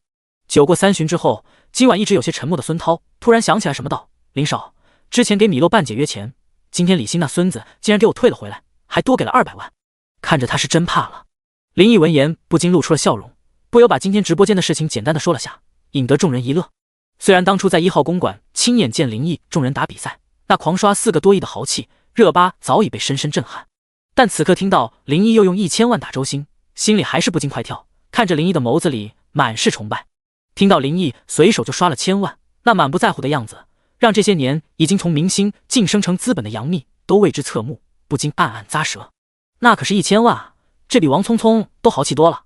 对了，林少，上次你说要查的那个自由哥，现在都查得一清二楚了。敬了林毅一杯，孙涛说着，突然皱了皱眉道：“不过我的人收到消息，最近那孙子好像也在查你，在查自己。”林毅手只敲了敲桌子，嘴角不由露出了一丝冷笑。有系统加深的他还不怕任何人查，不过这行为，这明显是要对付自己啊！老子还没找你麻烦，你他妈倒想扎刺了？行，那就现实中碰碰，看看谁牛逼。没事，不过是跳梁小丑，他要玩，那就陪他要玩。反正我的公司快开起来了，到时候就拿他先祭刀。林毅挑了挑眉，霸气的说道：“林少，你要开公司啊？什么公司？”孙涛有些意外道：“他还不知道林毅要开公司的事。”林毅还没说话，晴天却突然一拍手，笑道：“卧槽，对呀，怎么把这事忘了？老孙啊，你不是公司遇到事了吗？你还四处求爷爷告奶奶的，真财神爷不就在这吗？”闻言，孙涛不由一愣，他现在也开始上手家里生意了。家里给他一家地产公司让他练手，没想到上马的第一个项目就出了问题。项目刚启动，合伙人公司资金链就断了，迟迟不到位，这就把他愁坏了。本来就是家里的考验，他也不好意思向家里人求助，只能到处求援。怎么不跟我说？拿我不当朋友，还是觉得我没钱？难怪今晚看着孙涛总是有些愁苦的样子。林毅不由打趣道：“哪能啊，林少，只是我需要资金有点多，不想让你因为这麻烦家里。”他并不认为林毅没钱，大家出来玩3000、5000万的不是问题，但现在是做生意需要的资金真不是小数目。你需要多少钱？最低也得8个亿，当然越多越好。孙涛苦笑道：“才这点啊？行，我给你拿10个亿，不够了再说。”第129章，他家，你管10个亿，教材这点？听听，你们都听听，这是人话吗？被打击了，属实被打击了。想他晴田可是被称为沪上皇的超级大少，怎么自从遇到林毅，从此就不配装逼了？晴田一脸牙疼的看着林毅，幽怨的像个守活寡的少妇一样嚷嚷道：“毫无人性，真是毫无人性！林毅，您认真的？不会是跟我开玩笑吧？”此刻，孙涛不由瞪大了眼，满是不可思议看着林毅。10个亿而已，我至于拿着跟你开玩笑吗？闻言，林毅哑然失笑的看了孙涛一眼，然后快速的拿出手机，打开微讯，将赵可欣的号推给了他。我把秘书的号推给你了，用钱找他拿。实话说，孙涛感觉犹如做梦一般，不过事已至此，由不得他不信，心脏不由自主的狂跳了起来。这些天四处化缘，还被拒之门外，着实是让他体验了当孙子的感觉。长这么大还没受过这种窝囊气，没想到如此棘手的难题，这样轻松就化解了，他如何能不激动？没枉费自己费尽心思的爬进这个圈子，关键时候真顶大用。林少，谢谢您，我啥也不说，都在酒客，我干了。将酒杯倒满了酒，孙涛不由站了起来，激动的有些不知道该说啥了，索性啥也不说，直接将满满的一杯白酒灌进了肚里。都是哥们儿，互帮互助，应该的，不用见外。林毅也端起杯子喝了口酒，笑着说道：“自从认识以后，接触下来，孙涛这个人他还是很认可的。”此刻，杨幂和热巴大眼瞪小眼的互看了一眼，巨噬难掩满眼的震惊。我的天哪，这可是10个亿啊！热巴的心里再次被林毅的豪迈深深的触动。上次在1号公馆看见林毅为红颜不惜代价挥金如土，他已暗暗怦然心动。现在见林毅为了帮哥们儿，又不惜豪掷10个亿，这样有情有义的男人，打着灯笼都难找啊！热巴的内心不由自主已经满是林毅的影子。林少，我也再敬一杯。端起酒杯，热巴看着林毅，情不自禁的娇笑道：“喝可以，先说好，你说喝点啊。”异域风情得绝美脸庞犹如鲜花怒放的笑颜，让林毅看的心跳不自觉就加快了几分。对于他的请求，他自然不会拒绝，不过还是出言提醒道：“知道了，林少。”耳中听到林毅貌似关心的话，忽然间热巴只觉心里跟吃了蜜一样甜，他重重的点了点头，不过还是傻乎乎喝了小半杯。待到热巴敬完酒，杨幂也坐不住了。他今天的震惊一点都不比热巴少，虽然他现在资金逆袭成了资本，但正因为这样，他比热巴更体会更深刻。娱乐圈打拼这么多年，身价上百亿的大佬他认识好几位，但是能挥手就撒出10个亿的大佬他还真没见过。林毅不仅能拿出10个亿，还这么轻描淡写，这足以证明人家手里的资金远远不止这点，甚至在他看来，或许真的只是小钱才能有这样的底气。这得是多么恐怖的资本啊！杨幂脸上虽然依然保持着优雅迷人的笑容，心里却泛起了惊涛骇浪。要是早点结识这样的人物，自己也不至于被踢出局。想起自己的遭遇，突然间他的心里一片凄凉。然而一个疯狂的念头陡然间从心底冒了出来，顿时让他整个人都兴奋了起来。或许现在结识也不晚。眼角微微上翘，如狐狸一般带着丝丝妩媚的眸子流动着动人光彩。杨幂笑道：“林少，为朋友慷慨解囊，真是让人仰慕，我也再敬您一杯。”甜甜糯糯的奶酥音让林毅不禁一颤，这特么含糖量太高了，心都被喊酥了。你们怎么都找我喝，车轮战啊？喝完酒，林毅不由苦笑道：“对，轮流来，喝趴下他。”都快成工具人的秦田不禁幽怨地说道：“堂堂魔都顶级大少一点存在感都没了，没天理啊！”闻言，杨幂掩嘴一笑，作为这个饭局的发起人，她自然不会冷落任何人，连忙娇声道：“嘻嘻，秦少别急嘛，这次我敬您。”一顿饭吃了3个小时，宾主尽欢，酒足饭饱以后，众人才离场。林毅、秦天还有杨幂只是喝到了微醺，而酒量和白梦妍一样菜的热巴是彻底醉了。醉了之后并没有撒欢，而是直接沉沉的睡了过去，这一点倒是和林毅很像。孙涛也有了7、8分醉意，资金的问题解决了，喝得很尽兴。宫廷菜馆外，秦田和孙涛相继离开，杨幂也叫来了车。林少，麻烦你了。没事，举手之劳。杨幂打开车门，林毅则驾着热巴坐进了车里。虽然他喝的也有点晕，不过热巴这180斤，他还是能抱动的。关好了车门，杨幂也上了车，司机师傅启动了车子。半个多小时后，车子开进了一座别墅小区，在一栋别墅区停了下来。下了车，林毅索性将醉得不省人事的热巴背到了背上。他有胖迪的称号，不过属实不重，林毅轻轻松松就背了起来，拖着热巴滚圆结实的大腿，而背上饱满的团团弹性惊人。这丫头睡着也不是很老实，还扭动了几下，似乎是找个舒服的姿势，口中呼出的热气全喷在了林毅的脖子上。才走了2步路，林毅的心脏狂跳了起来，这样的尤物太他妈考验老干部了。林少，多亏有你，要不然我可弄不动他。还好杨幂的话分散林毅的注意力。这是哪儿啊？林毅看着眼前的小别墅，不禁问道。这是我家，不过借别人名义买的，一般人不知道，这里很隐秘，跟我来吧。林毅点点头，并不意外，以杨幂的身价，各地有几套房产很正常。杨幂熟门熟路的打开门，领着林毅走了进去。别墅并不算很大，不过却很整洁，看得出来经常有人收拾。平时我不在魔都，不过来了就会住这里，有自己的房子很放松，不在的时候也有人帮打理的。一边说着，带着林毅来到一个卧室，说道：“麻烦林少了，您把他放床上吧。”将睡得死死的热巴放到床上，林毅不由松了口气，不是累的，这样的接触实在是不免让他有些心猿意马。林少，您先出去坐会儿好吗？我帮热巴收拾一下。杨幂帮热巴脱了鞋子，看着她身上的衣服，杨幂对旁边的林毅说道：“其实这个忙我也可以帮。”见此，林毅不由打趣道：“林少，您就别开玩笑了。”闻言，杨幂不禁风情万种，翻了个白眼。第130章，老板，老公。林少，不好意思，怠慢了。10来分钟后，安顿好热巴，杨幂来到了客厅，看着靠在沙发上昏昏欲睡的林毅，酒后带着迷离的眸子闪过一丝歉意道：“您要喝点什么？”酥软的声音让林毅打了个激灵，原本酒气上冲、有些昏沉的脑袋瞬间又清醒了起来。清了清发干的嗓子，林毅无所谓道：“没事，什么也行，来杯水就好。”“好的，林少您稍等。”取出了干净的杯子，又找到茶叶，一通忙活之后，杨幂泡好了茶水，放到了林毅前面的茶几上，还不忘贴心的提醒道：“等等再喝，小心烫。”林毅点了点头。杨幂微微一笑，直起了身，只不过刚要转身的她，脚下却突然一滑，下一秒重心没稳住，就向林毅身上压了过来。平易近人的她，好巧不巧的就扑进了平易近人的林毅怀中。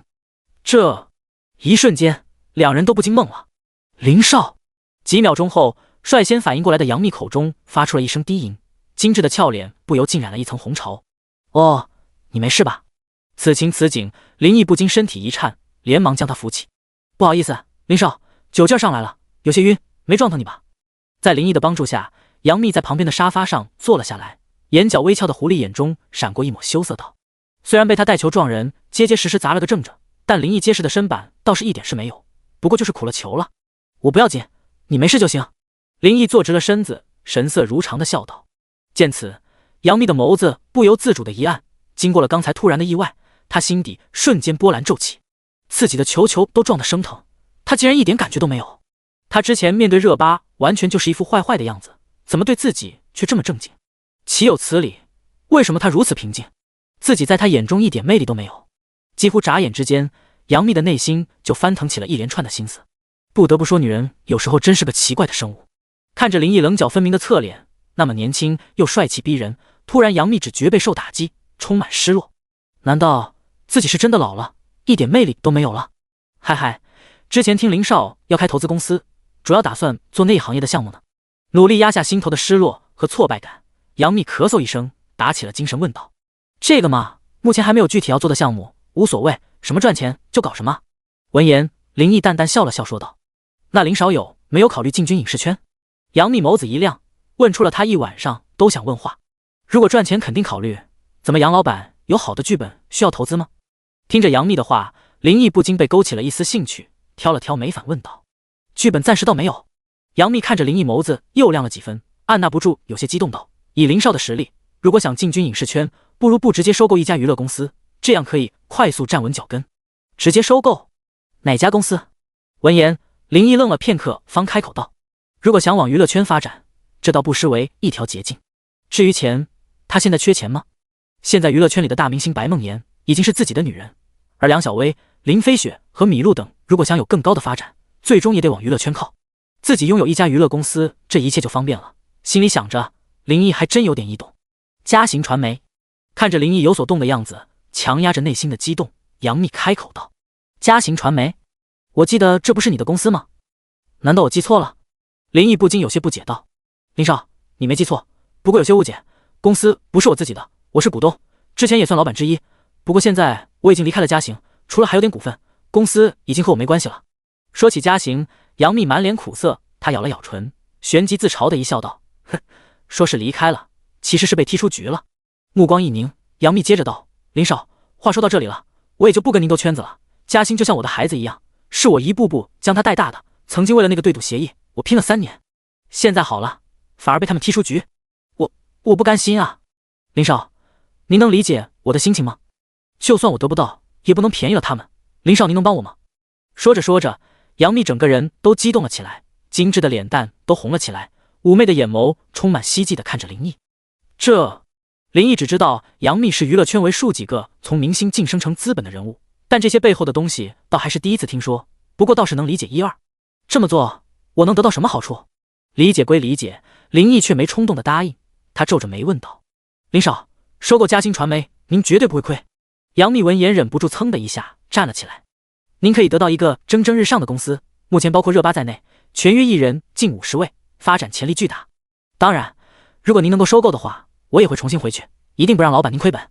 杨幂目不转睛地盯着林毅，狐狸般的眸子里闪烁着动人的光彩。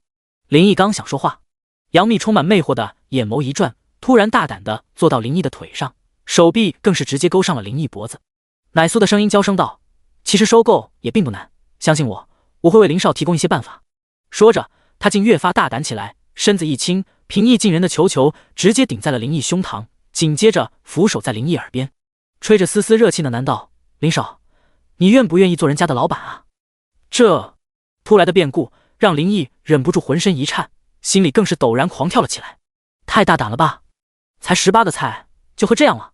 林毅微微愣神，他忽然感觉自己好像成了猎物，看着眼前这位浑身上下都散发着成熟性感的尤物，顶在他胸口的双球简直就是对他的挑衅。之前他可从没想过要发生什么，但此刻体内的躁动却完全被他勾了起来。他怎么可以成为猎物？林毅的大手落在了杨幂妙曼腰肢，猎人才应该是他的角色。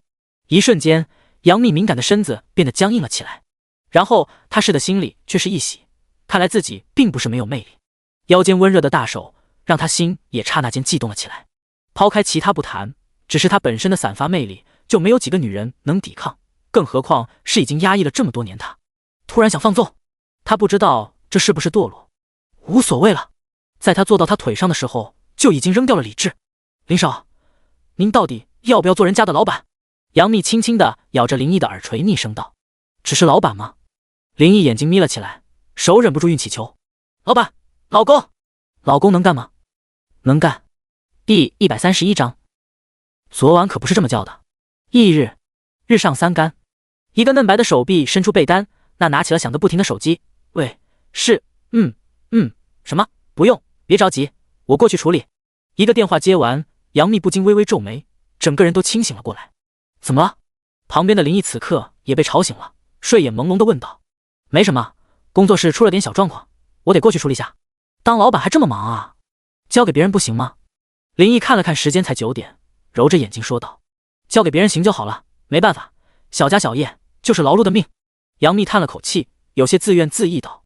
虽然问题并不大，可自己不出现，可谁知道品牌方会整出什么幺蛾子？好不容易拿到的代言，谁不愿意在家躺着就挣钱？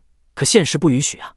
看着林毅年轻帅气的脸庞，杨幂一时间都不舍起床，想起昨晚经历，精致的脸蛋不染上了一抹红潮。她承认昨晚有点冲动了，她也承认沉寂多年的心真的激动了。自从离婚之后，一直压抑的身体终于等到了宣泄，此刻她无比满足。至于以后该相处，随心随缘吧。这些年娱乐圈的摸爬滚打，她已经看透了很多事，不用太过纠结。她本就是敢爱敢恨的性格。啊，干什么？正当杨幂有些失神之际，一只强有力的手臂落在了她的腰身，大力涌来，整个人都被拖进了温热的怀抱。把什么2个字去掉。此刻看着竟容光焕发，比昨天初见时还要娇艳性感几分的杨幂，刚睡醒的林毅彻底苏醒了，不由自主英姿勃发，抚摸着她光滑去断的后背，林毅心头充满躁动。成像的乐趣，昨晚他终于体会到了一点，从未有过的享受，很润，这就很让人上瘾。不行，林少，我还有事得走了啊！感受林毅惊人的变化，杨幂吓了一跳，妩媚的眸子里露出了一丝慌乱，连忙抗议道：“林少，昨晚你可不是这么叫的呀！”林毅不由挑起了他小巧的下巴，手指划过他性感的双唇，挑了挑眉笑道。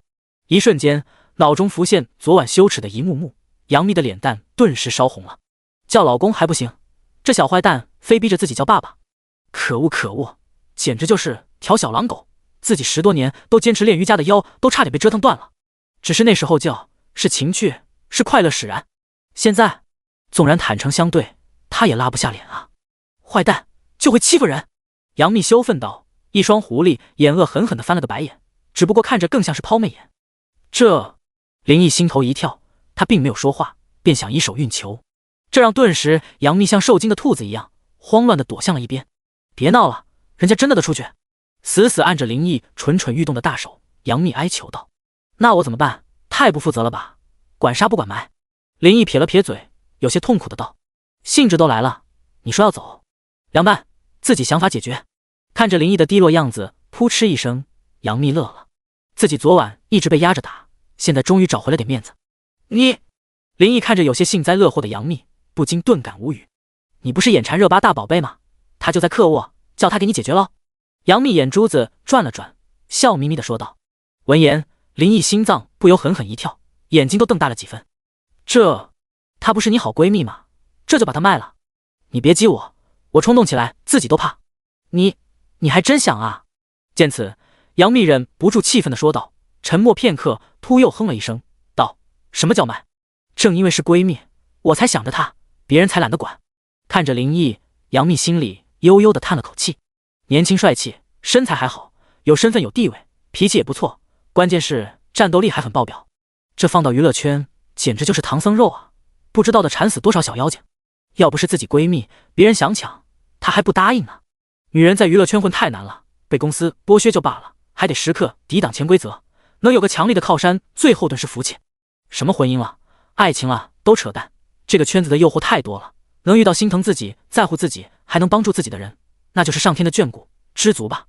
爱情，爱你麻卖麻花情。娱乐圈就是个大染缸，竞争残酷，充满利益，这就是现实。你如果喜欢热巴，又愿意为她遮风挡雨，想做点什么，我倒是真不反对。杨幂看着林毅，悠悠说道。听着这一番属实有点人间清醒的话，林毅着实被震惊了。贵圈还真怪让人喜欢咧，你就不怕我有了热巴，然后就不理你了？片刻之后，林毅才有点缓过劲儿来，咽了口水道：你会吗？杨幂凝视林毅道：我会。林毅点了点头。你混蛋，我打死你，死渣男，还没穿裤子呢，就想不认人。万万没想到林毅回答的这么干脆，杨幂的眸子掩饰不住的闪过一抹悲伤的神色，抓起身旁一个靠枕，狠狠就向林毅身上砸了过去。见此，林毅顿时笑了。我还以为杨老板真洒脱，原来都是装的。林毅一把抓住了他的手，霸道道：我的女人，我都会不惜代价去保护，包括你。闻言，杨幂身体不禁一震，眼眸里露出了动人的光彩。这算是一个承诺吗？刚才关于热巴那番话他是认真的，但换了别人，他绝对不会对其说。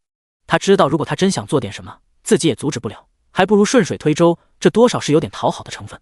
为什么？因为他不自信啊。虽然他不想面对，但也不得不面对，他不再是小女生了，年龄的差距是无法逾越的鸿沟。他还真怕他转头就忘了自己。杨幂嘴角不由自主露出一丝笑容，不过看起来却像在傻笑。她忍不住双手捧住了林毅的脸颊，然后低下头落下了红唇，直到一只大手又要运球时，她才打了个激灵，飞快地跳下了床。乖，人家真有事，有本事你就去找热巴，嘻嘻。杨幂眨了眨眼说道，这次狠着心没再管林毅，开始收拾自己，准备出门。大半个小时之后，杨幂走出了家门。走吧，走吧，杨幂你走吧，我喜欢热巴。躺在床上，原本还想睡个回笼觉的林毅，又躺了半天却没睡着。他索性不睡了，起床穿好了衣服，走出了卧室，整个别墅却静悄悄的。还以为热巴也和杨幂走了，来到门口，他试探地敲了敲门，却听隐约有个慵懒的声音应了一声。林毅不由微微一怔，迟疑片刻，他开门走了进去。第132章吃葡萄。幂姐，事情这么快就处理完了？热巴揉了揉胀痛的脑袋，宿醉的后遗症此刻依然还没有完全消退，身体难受不行，她躺在床上一动不想动。不过听到走进来的脚步声，背对着门口的她还是翻了个身。本来以为杨幂去而复返，却不料看到的竟是一个男人的身影。林少，怎么是你？一瞬间，热巴不由瞪大了眼，讶然出声道：哈哈，很意外吗？不欢迎我？随意的打量了房间，目光落在了还赖在床上的热巴身上，林毅笑着打趣道：没有，就是有点意外。看着林毅走近，热巴充满异域风情的俏丽脸蛋上瞬间浮现了一抹红晕，她的眼神有些躲闪，还带着丝丝莫名的异样神色。天哪，前一刻自己脑海中都是他的影子，这一刻他就出现在了自己身边，这也太巧了吧。俗话说曹操就到，这光想想也能到吗？热巴的心里不由泛起紧张的情绪，却又有一种小惊喜的感觉。说话的功夫，林毅已经走到了床边，心里不禁砰砰直跳。普通人只能隔着电视或者手机等等屏幕才能看到大明星，就在他的面前，这些年红的发紫的他，俨然已经成为大众眼中的国民女神。此刻他整个人被蚕丝被包裹，只露出了个头，但薄薄的蚕丝被只能盖住他的身体，却掩藏不住他诱人的身姿。相反的，因为侧卧，火辣妖娆的身躯将蚕丝被撑起了一个玲珑有致、峰峦叠嶂的轮廓，虽然不见一点春光，却充满诱惑。若隐若现的才是致命的，懂的都懂。只是看了一眼，林毅的心底便不由心潮澎湃，杨幂的话还犹在耳边，心里想着更是悸动。他承认他心动了。话说回来，面对这样一位国民女神，那个男人又能不心动吗？林少，能不能别这么看着我？把蚕丝被又往上拉了拉，热巴的犹如熟透的红苹果，忍不住怯怯地说道。林毅灼灼的眼神让他心底羞赧不已，抓着蚕丝被，他的身体瞬间僵硬了起来，里面可是光光的，都怪蜜姐，干嘛都给自己脱了。他本以为没有别人也没在意，却不想林毅竟然会出现。此刻他心里犹如小鹿乱撞，慌慌的，但隐隐又充斥着一丝异样的刺激，甚至还有点兴奋。自己是怎么了？从未有过的感觉让他俏脸越发滚烫。林毅不禁莞尔一笑，看你气色很差，怎么样，昨晚喝的酒还很难受吗？他的发丝有些凌乱，眉宇间也带着些憔悴，原本红润的双唇此刻却很干涩。林毅看着不禁关切道。闻言，有些魂不守舍的热巴不由一呆，像是想到了什么，脸色一变，顿时慌乱了起来。啊，我现在是不是很丑？哎呀，一定很难看，林少，你快别看了。热巴忍不住伸出双手，飞快地捋了捋发丝，懊恼地说道，最后竟直接捂住自己的脸装起了鸵鸟。女人最在意的永远是自己容颜，这是什么脑回路？林毅不禁哑然失笑。丑？这要是丑，估计全国90%的女人都想变成你这么丑。林毅打趣了一声，肆无忌惮地在床边坐了下来，不禁伸出手抓住了她嫩白的手腕，拉开了她遮挡脸蛋小手。很漂亮。林毅将她又滑落脸上的发丝捋到了耳后，由衷地笑道。此刻她虽然没有化了妆的精致，却有种天然的美，让人耳目一新。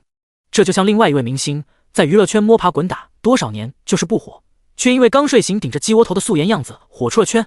林少，真这么认为？不丑？热巴极度缺乏自信的紧张道。林毅忍不住在他挺翘的鼻梁刮了下，笑道：真不丑，我喜欢。闻言，热巴心里不由一喜，但貌似情侣之间才有的亲昵举动，让她俏脸瞬间又烧红了，心跳更是像肋骨一般。看着在屏幕上风采耀眼的女神，现实中竟是一副如此呆萌可爱的样子，林毅忍不住心头一颤，瞬间一股压抑不住冲动涌了出来，在热巴的一声轻呼中，一把将她拉了起来。本想抱抱她，但下一刻林毅却瞪大了眼，只见蚕丝被瞬间从她缎般光滑肌肤上滑了下来，两个晃眼的大灯竟映入了林毅的眼帘，两颗小葡萄般的灯珠更是直击他的内心。这，没想你睡觉还有亲近大自然的爱好。林毅下意识地吐了吐口水，声音有些沙哑道。这突然的变故，热巴一时也懵了，听到林毅的话，顿时脸红的仿佛要滴血，讷讷道：我没有，是蜜姐。这一刻，他没有像许多电视中那样反手甩林毅这个罪魁祸首一个大笔兜，也没有惊叫，更没有像第一次在1号公馆时那样推开他，而是又捂住了脸。自从经历上次的事情，他满脑子都是林毅的影子，此刻他心底竟没有一点气恼的情绪，只是觉得羞死人了。你就准备遮脸吗？林毅目光似火盯着热巴，身体情不自禁地躁动了起来，娇躯一颤，热巴白腻的额颈都红了，像是才后知后觉的反应过来，慌忙伸手要去拉蚕丝被，但已经晚了，刚伸手就被林毅牢牢抓住了。林少，你……热巴顿时秀目圆睁，写满了羞窘，宛若蚊蝇的声音还没来得及提出抗议，却发现大灯已经失手，突然整个身躯不由狠狠打了一个战栗，小嘴微张，顿时僵住了。林少，不要！就一愣神的功夫，葡萄就被偷了。热巴慌乱不已，此时此刻脑子已经完全失去了思考的能力，全都被林毅的影子占满了。明明要推开他的双手，却不由自主地抱住了他的头。他羞耻地闭上了眼睛，只觉得这些天压在心底所有的忐忑、彷徨、胡思乱想，仿佛找到了宣泄口，突然变得平静了。平静以后，整个人都愉悦了起来。而此刻的林毅在忙着吃葡萄不吐葡萄皮。第133章，没有你的车开着没动力。云雨过后，热巴慵懒地躺在林毅怀中，笑得很甜。傻笑什么呢？抚摸着热巴滑溜溜的美背，林毅挑了挑眉笑道：嘻嘻，不告诉你。娇憨地说了一句。热巴耳朵贴着林毅的胸膛，听着他强有力的心跳，心里一片宁静，眸子中也充满甜蜜。好想时间永远就停在这一刻，什么烦恼忧愁都抛到脑后，不用奔波赶场，不用被迫穿自己不喜欢的衣服，不用明明心情不好还要强颜欢笑。当初在1号公馆时，林毅的豪刷几千万的霸气身影就深深地刻进了他的心里，这些天总是无法忘怀，时不时的就会想起他，心跳总会莫名的加快。昨天在饭店不知不觉就彻底喝醉了，因为再次见到他，他真的很开心。此刻成为了他的女人，他其实一点都不后悔，只是多少觉得有些梦幻。虽然身处娱乐圈这个大染缸，但他一直把自己保护得很好，当然这离不开一直帮助他贵人，比如说杨幂。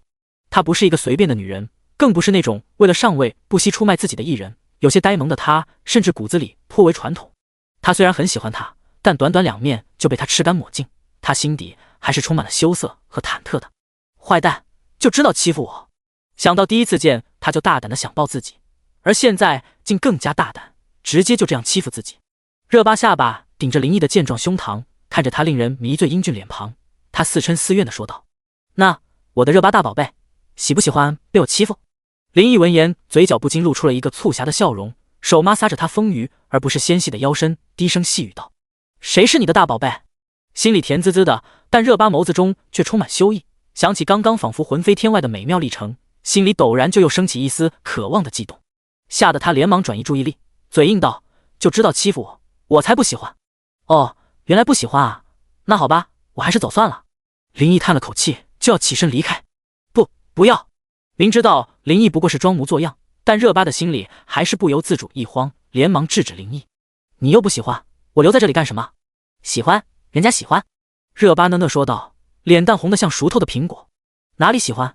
林毅坏坏一笑问道。“坏蛋，就知道欺负我。”闻言，热巴不禁将羞红的俏脸埋进了林毅怀中，娇嗔地说道。抱着他渐渐变得滚烫的娇躯，林毅的心脏也不禁剧烈跳动起来。“那我就好好欺负我的宝贝。”“林少，不要，不要！”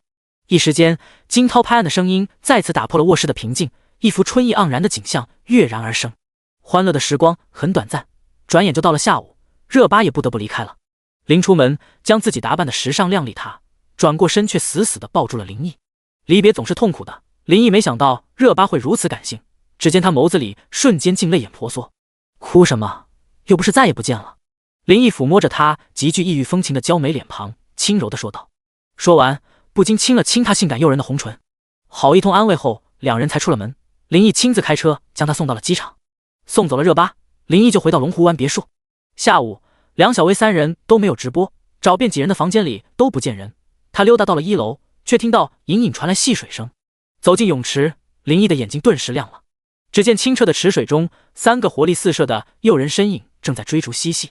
林毅突然的出现，三人不由都停了下来。“毅哥哥，你回来了！”梁小薇脸上顿时绽放出了甜美的笑容，想要游向林毅，不料却被林飞雪拉住了。“某个大坏蛋，终于舍得回来了！”林飞雪嘟着，幽怨地看着林毅道。见此，米露不禁微微一笑，妩媚地瞟了林毅一眼。“菲菲，你上来！”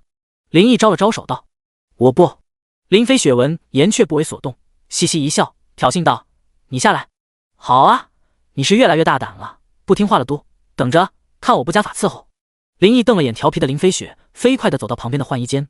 不一会儿，穿了条泳裤的他又返了回来，一头就扎进了泳池。几秒钟后，顿时尖叫声连连响起。“毅哥，放过我吧，我再也不调皮了。”很快，林飞雪就面红耳赤地开始求饶了。而梁小薇和米露早已远远地躲到了池边的角落，根本不敢看那让人血脉奋张的旖旎场面。几人直玩到夜幕降临，才离开泳池。吃了一顿大餐，疯狂地补充一番体力之后，三女就开始了晚上的直播。闲来无事，林毅也登陆飞鱼。如今最强神豪福陈哥的大名在飞鱼平台可谓是家喻户晓，尤其是以一己之力压服无良公会，让会长不得不出镜当众道歉，这直接让林毅的名号又想到了一个新高度。现在他一个玩家号的关注比老牌主播的关注都高，而福陈军团的成员也是越来越庞大，即便是一些神豪敢挑事，不用他出手，福陈军团的兄弟们都能让他吃不了兜着走，可见其恐怖的凝聚力和战斗力。林毅一走进直播间就受到热烈的欢迎，人气之爆表，简直是重新定义了何谓神豪。一如既往千万豪刷带飞自己的女人，看着情绪高涨的兄弟们，林毅也不忘实力宠粉，100万福利不要钱一样撒了下去，欢腾的气氛一直到了深夜。第二天，林毅睡到自然醒才起来，就像某些女说的一样，从没有起床气，因为睡到不气才起床。起来之后刷手机，他才知道今天还是个特殊的日子，1年1度轰轰烈烈的大考开始了。想到苏婷婷和小林都是这届的考生，林毅不禁在心里预祝2个丫头能考出满意的成绩。正刷着手机，林毅也接到了自己的美女私人秘书赵可欣的电话。原来公司的事有了新的进展。吃完了梁小薇做的早餐，林毅开着车就出门了。半个多小时后，林毅来到了赵可欣居住的小区门口。白衬衫包臀裙，腿上穿着黑丝，完全一副职业丽人打扮的赵可欣早已等在路边。“老板，你不用专门来接我，我自己过去就行。”上了车，赵可欣受宠如惊道。挂上档，单手开动了法拉利，另一个手落到了光滑的黑丝上。赵可欣不禁身体一颤，顿时脸蛋红了，羞涩的连忙看向窗外，假装视而不见，但却没有躲。“以后不许跟我见外。”林毅不禁感叹道：“没有你的车开着都没动力。”第134章，办公桌上，薄薄的黑色丝袜包裹着赵可欣的美腿，虽然隔着丝袜，依然还能感受到她娇嫩而弹性十足肌肤，手感绝佳。林毅心里不禁由衷的赞叹，爱不释手的把玩着，为单挑的行车过程增添了无穷的乐趣。赵可欣靠着车窗，闭着双眸，仿佛睡着了一般，只不过俏脸一直未消的红晕和偶尔不自然的颤动一下的身体，似乎又说明她根本没睡着。天知道，她紧张的心脏一直都在砰砰跳动，内心里充满羞涩，但隐隐又感觉沉沦的刺激，时刻冲击着她的心灵。直到车子驶入了紫金大厦的地下停车场，赵可欣才暗暗长舒了口气。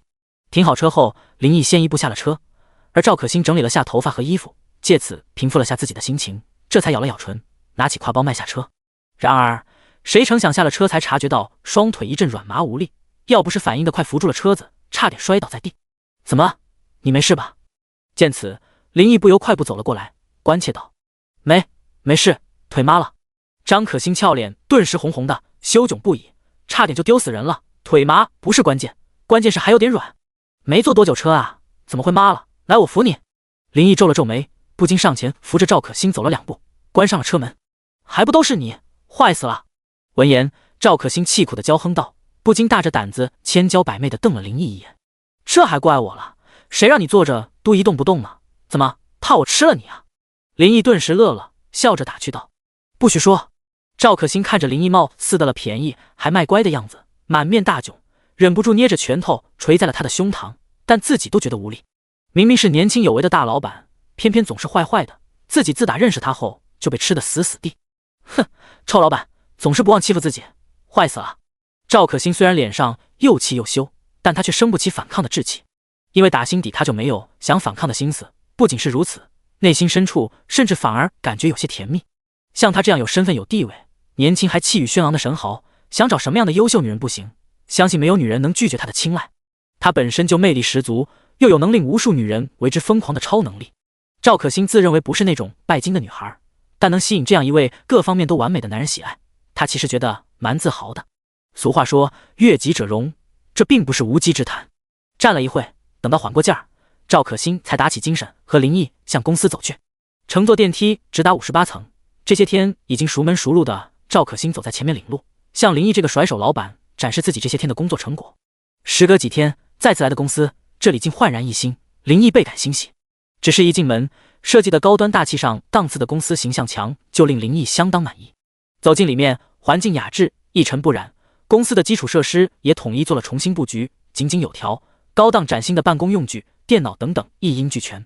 短短时间能把办公场地筹备到如此完善的地步，林毅不禁对这位私人秘书刮目相看。怪不得银行派他来为自己的服务，能力方面果真不一般，绝不是外表好看的花瓶。能干，属实能干，做得不错。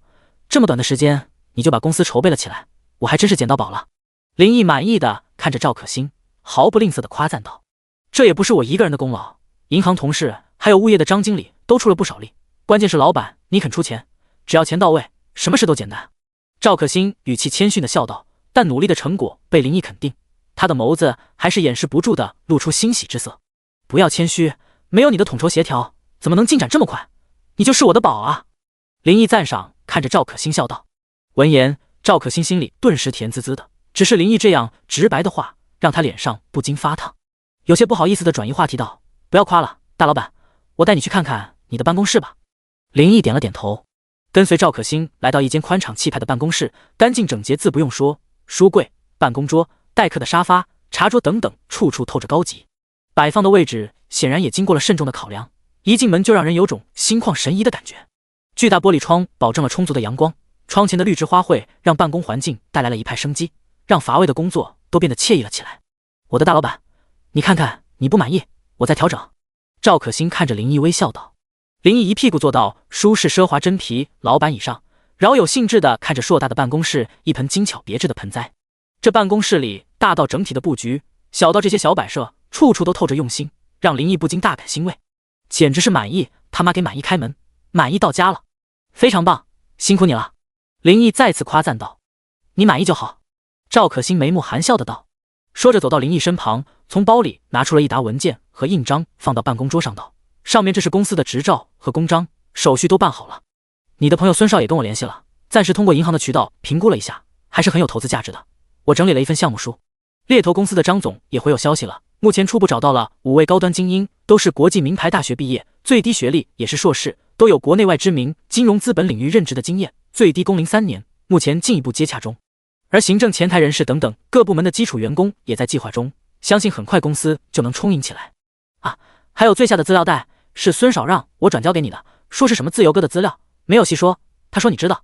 听着赵可欣井井有条的汇报，林毅连连点头，他的工作简直无可挑剔。别站着说了，还累的，过来坐。林毅拍了拍大腿道。见此，赵可欣不由愣了一愣，不过随即却霞飞双颊。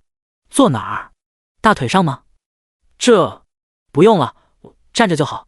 赵可欣心脏有些不争气的跳起来，眼神躲闪说着，却不料林毅竟不由分说大胆的将他拉了过去。冷不防的赵可欣一下子就跌坐到了林毅腿上，瞬间赵可欣不禁满脸通红，心里也顿时紧张了起来。他下意识的要站起来，但紧接着强劲有力的手臂就环住了他的腰。他想挣扎，却根本用不出力。你怕什么？这里又没别人，以后没人的时候就这样汇报工作。耳边传来林毅犹如石骨魔音般霸道的声音。赵可欣不由娇躯一颤，无力的败下阵来。坏蛋老板就知道欺负自己这个小秘书。赵可欣羞耻的低下了头，这样还怎么汇报工作？十几分钟后，面红耳赤，身体滚烫的仿佛要燃烧的赵可欣被林毅按着爬到了硕大的办公桌上。第135章车模姐妹花。有事没秘书干，没事。林毅这个甩手掌柜干的是明明白白，公司初创，事无巨细赵可欣都安排得清清楚楚，让他这个老板根本不用操心。而家里三女的日常都是直播，林毅倒成了最闲的人。今天魔都第23届国际车展在国家会展中心正式开幕，晴天等一众好友纷纷邀请他一同去看车展。早就想扩充车库的林毅欣然答应。林毅到了会展中心的时候，其他的都还在路上。说实在，虽然来魔都这么多年，他还是第一次这么闲来看车展，有些迫不及待的一个人溜达了起来。魔都国际车展是龙国乃至世界最权威、最具影响力的汽车大展之一，将近26个国家和地区的上千家企业踊跃参展，总展出面积高达36万平方米，超过100余款的新车将首次亮相车展。国内外各种各样的车型纷纷闪亮登场，超跑、轿车、商务车、越野车等等分外吸睛。当然，光有车还不够吸引眼球，与之相映成辉的是车模。车展上，美女车模必不可少，形成了一道亮丽的风景线，个个都是肤白貌美大长腿，看得人流连忘返。车模搭配车子，摆出各种各样的造型，吸引着来来往往看客。婉约优雅型的，娴静柔美型的，端庄典雅型的，性感魅惑型的，清新脱俗型的，甜美可人型，更有野性十足型的等等。其中不乏有圈内著名车模，引得老司机们纷纷围观，更是记者和自媒体博主，还有摄影爱好者的重点关注对象。每家车企的展位都吸引了众多围观的看客，随意溜达的林毅也被一个手拿遮阳伞、身穿红色低胸紧身裙的美女车模吸引得停下了脚步。只见她在面对众多摄影设备毫不怯场，摆着各种各样的优美姿势，举手投足之间热辣诱人的身材尽显，无时无刻都透露着风情万种。听围观的人说，这还是位大有名气的车模。不过林毅看了几眼就失去了兴趣。这位同样留着一头大波浪长发的车模，除了个子稍高一点，其他各方面都比不上麋鹿。停留了几秒钟之后，林毅又随意溜达了起来，走马观花的又逛了几家车企的展位，也看到了几辆感兴趣的车，不过没着急买，先溜达一圈再说。走着走着就来到奔驰的展位，这里明显比别的展位更加热闹，可见在国人心中还是很受欢迎的。不知道还有没有漏油的车，林毅倒不介意买一辆。展位的一角更是引来了一大群人围观。这是一款运动型奔驰 E 的展示区，车子没有太多推陈出新的看点，但是车模漂亮啊。比起那些名气大的车模毫不逊色，这里的车模一看就是清新脱俗型的，身穿一件时尚的收腰连身裙，露出了白嫩的藕臂以及纤纤小腿，脚踩着高跟凉鞋，亭亭玉立，整个人尽显青春靓丽的风采。身材和颜值都堪称上佳，但偏可保守的打扮在众多的车模中并不出挑，但偏偏吸引了很多人的围观。因为车模不是一个，而是两个，一模一样的打扮，一模一样的长相和身材，甚至就连一颦一笑都一模一样。这竟是一对双胞胎姐妹花，这就太亮眼了！咔咔咔咔，众多相机争相一顿狂拍，其中一位身穿名牌公子哥打扮长发男尤为狂热，甚至直接都快将相机对到了的腿上，将两姐妹的近景远景都拍完。这长发男依然意犹未尽。喂，你们姐妹俩是新人吗？姿势太僵硬了，听我的，你俩都爬到车头，还有的把裙子撩起来，这样才带感。长发男眼神充满灼热的说道。开工到现在，这样那样的意见，两姐妹听到不少，有喜欢这样的，就有喜欢那样的。闻言，姐妹俩笑了笑，并没有理会。然而，长发男见此，却眉头紧皱地看着姐妹俩，直接走到其中一人面前，开口怒气冲冲道：“老子特么跟你们说话呢，聋了没听到？”第136章，太委屈。对不起，先生，请不要影响我们工作。面对长发男带着怒火的凌厉眼神，周曼曼心里不由忐忑不安，但还是果断地拒绝了。车展之上，各种各样的车模如过江之鲫，让人眼花缭乱。为了博出位，不乏煞费苦心的靠着衣着暴露、搔首弄姿吸引眼球的大有人在。但是她们姐妹俩不是啊，今天选这身相对保守的裙子就可见一斑。两位走的是清新脱俗的路线，事实上生活中也是如此。大庭广众之下搔首弄姿，姐妹俩绝对做不出来。怎么，作为车模，提一点小小的要求也不行？还不让人拍摄了？听到周曼曼的话，长发男非但没有离开，反而冷笑一声，颠倒是非的说道：爬到车上还得留出大腿，这是小小的要求？你怎么不叫你妈这样做？周曼曼心里委屈的想着，不过出于职业素质，还是耐心的道：先生，正常的拍啥当然可以，但你的要求数我们做不到，请你理解。做不到？怎么做不到？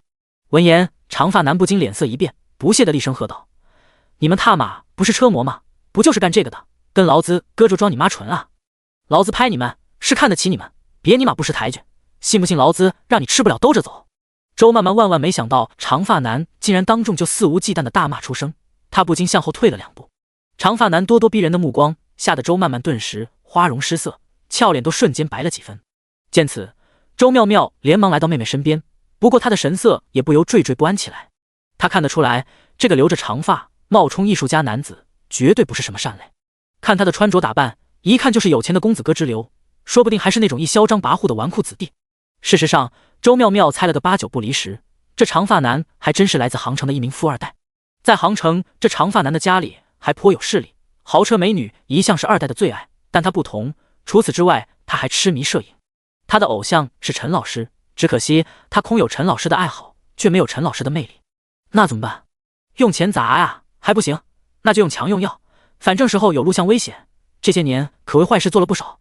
今天来到魔都车展，本来还夹着尾巴，但现在一不如意，飞扬跋扈的性子就暴露了出来。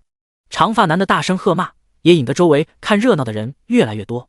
他们大多人原本也是奔着看车模小姐姐来的，不过见长发男咄咄逼人的样子，顿觉不耻，但是一时却没有挺身而出。这年头人都学精了。看到这边的骚乱，一个身穿西装的中年男人飞快地走了过来。中年男人目光在长发男身上打量了一眼，见对方一身名牌，手腕上戴着价值不菲的欧米签名表，而他脖子上挂的相机一看也是高端款。中年男人脸上顿时笑出了褶子道：这位先生，欢迎光临奔驰展区，我是这的经理，请问您有什么需要？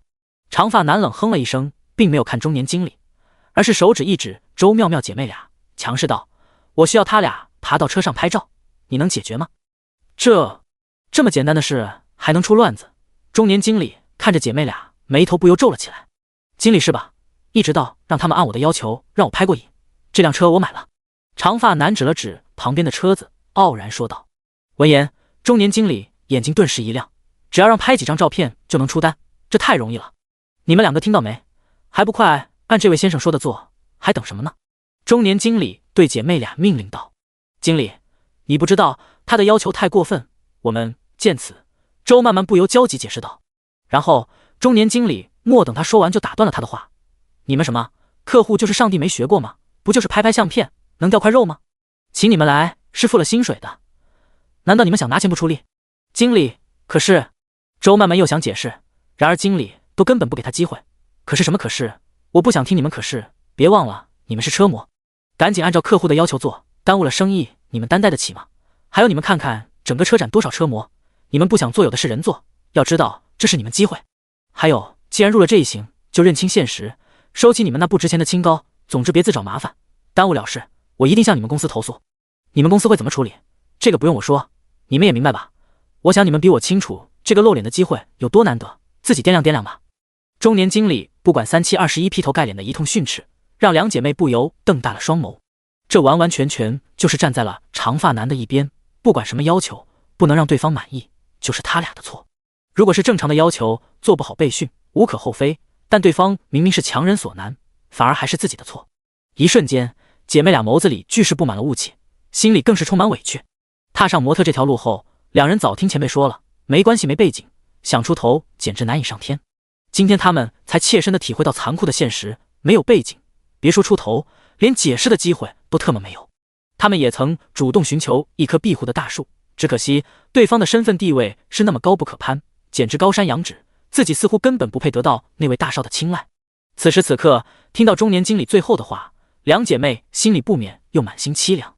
是吧？如果这事被签约的经纪公司知晓，后果恐怕会被骂得更惨，或许还得面对其他同事的幸灾乐祸。要知道，能有今天这个机会，背地里好多同事都不知道多嫉妒。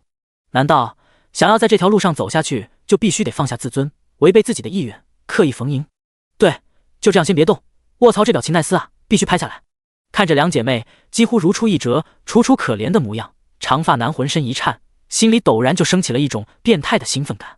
说话间，他激动地拿起相机，就想把这个画面记录下来。只是这个时候，一个身影从围观的人群走了过来，一下子夺下了他的相机。下一刻，随着啪的一声，价值50多万的高端相机就被来人摔了个稀碎。第137章，欠揍玩意。突如其来的一幕引得周围一片惊呼，在场的众人都不由自主地瞪大了眼睛。来人的身影仿佛一道亮光，瞬间照亮了双胞胎姐妹俩心底的阴霾。而当他们看清楚他的面容，两人齐齐不可思议地捂住了张大的嘴巴。刹那间，姐妹俩的双眸中更是难以抑制地迸射出了激动的泪花。竟然是林少！再次见到这个一度出现在他们梦中的身影，还是在自己最委屈最无助的时候，这让姐妹俩如何能不激动？微一愣神的瞬间，高大的身影已迈步站到了他们前面，将两人护到了身后。虽然并没有说话，但此时此刻林毅这个简单的动作却让姐妹两人深深感动。这种被保护的感觉顿时让他们热泪盈眶。在最需要的时候，梦中的人犹如英雄般站到了他们前面，为他们遮风挡雨。二人的心底满满的幸福感汹涌而出。麻痹，摔我相机！你他妈竟敢摔我相机！短暂的惊愕过后，长发男看着地上相机的碎片，一下子青筋暴起，双眼更是露出了世人的凶光。你他妈知道劳资相机多少钱吗？你完了！草泥马劳资一定让你好好长长记性！长发男指着林毅恶狠狠地说道。此刻林毅并没有说话，只是抬起手，一记是大力沉的大笔兜就呼到了长发男的脸上。几乎同时，围观的众人又忍不住发出了一声惊呼。这一巴掌抽在脸上，长发男连打了2个踉跄，才稳住了身子，顿时眼冒金星，半边得脸肉眼可见的就肿了起来。你在狗叫什么？这个时候林毅才淡淡的说道。在众人愕然的注视中，长发男晃了晃发晕的脑袋，捂着被抽得火辣辣的脸，直起了身子，看向林毅的目光都懵逼了。从记事起都是他欺负别人，还从没有人敢对他动手，更别说抽他耳光。懵逼的状态持续了2秒，长发男总算回过了神，顿时变成了冲天的怒火。你他妈敢打我！草泥马，老子要弄死你！老子要让你后悔活在世上！目眦欲裂的长发男握紧拳头就向林毅冲了过来。早有防备的林毅却没有惊慌，抬起脚就踹了过去。如今在体内加点的改造下，林毅的身体早非寻常人能比，更何况是被酒色掏空的长发男。砰！一瞬间，长发男就像条狗一样就倒飞了出去，后边的看客也刹那间惊叫着躲闪起来，生怕变成被波及的倒霉蛋。下一秒，长发男狠狠地摔到了3米外，又滑出了1米，这才停下，痛叫着抱着肚子，一时间蜷缩成了虾米。长发男刚才有多嚣张跋扈，现在就有多惨，报应来得这么快。一系列的变故，围观的吃瓜众看的是惊心动魄，同时心里纷纷不由暗爽。当然，这并不包括中年经理。此刻目瞪口呆地看完这一切，他的额头上已经不知不觉冒出了汗。当林毅的目光落到他身上时，他整个人不自主就打了个哆嗦。不得不说，能混到这个位置，他的眼光还是很毒的。既然看出长发男一身名牌，当然他也能看出林毅更加不凡。林毅的目光很平静，但中年经理却不敢直视，心里更是忍不住发寒。这位先生，这不关我的事，我可什么都没做。经理眼珠一转，连连谄媚的笑道，不过这个笑却是比哭还难看。啪的一声，只是迎接他的同样是一记是大力沉的大笔兜。一瞬间，中年经理也是眼冒金星，吃痛之下他也下意识地捂住了被打肿的脸，只不过他却没有长发男叫嚣的底气。虽然被抽了一巴掌，但他选择默默接受，丝毫不敢反抗。你是不是觉得很无辜？林毅冷冷地看着中年经理，声音终于露出了怒气。他俩现在好歹是为你们工作，遇到点事，你是毫不犹豫就把他们推了出去。在我看来，你比他更可恶。当个破经理就这么点权利，你他妈还真是会用。你刚才压迫他们，现在我就揍你，你服不服？这是你的地盘，要是不服，你可以随便找人，我就在这等着。林毅盯着中年经理，目光变得无比犀利。不敢！中年经理讷讷地说道，没被打的那边脸也涨红了。他虽然跟普通人比还是有些人脉的，但是看林毅的衣着气场，用屁股想自己也斗不过。这一点他还是相当有自知之明的。此刻周妙妙姐妹俩满眼崇拜地看着林毅，心中的委屈一扫而空，忍不住都想扑进他怀里，只不过还没来得及动，脸色忽然又忍不住一变。离手，小心！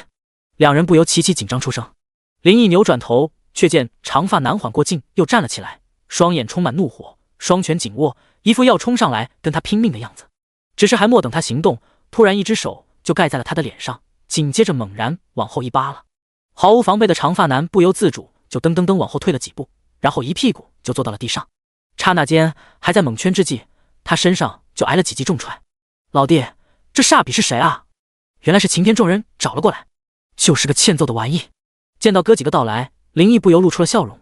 除了一个人，剩下的都是已经眼熟的哥们儿。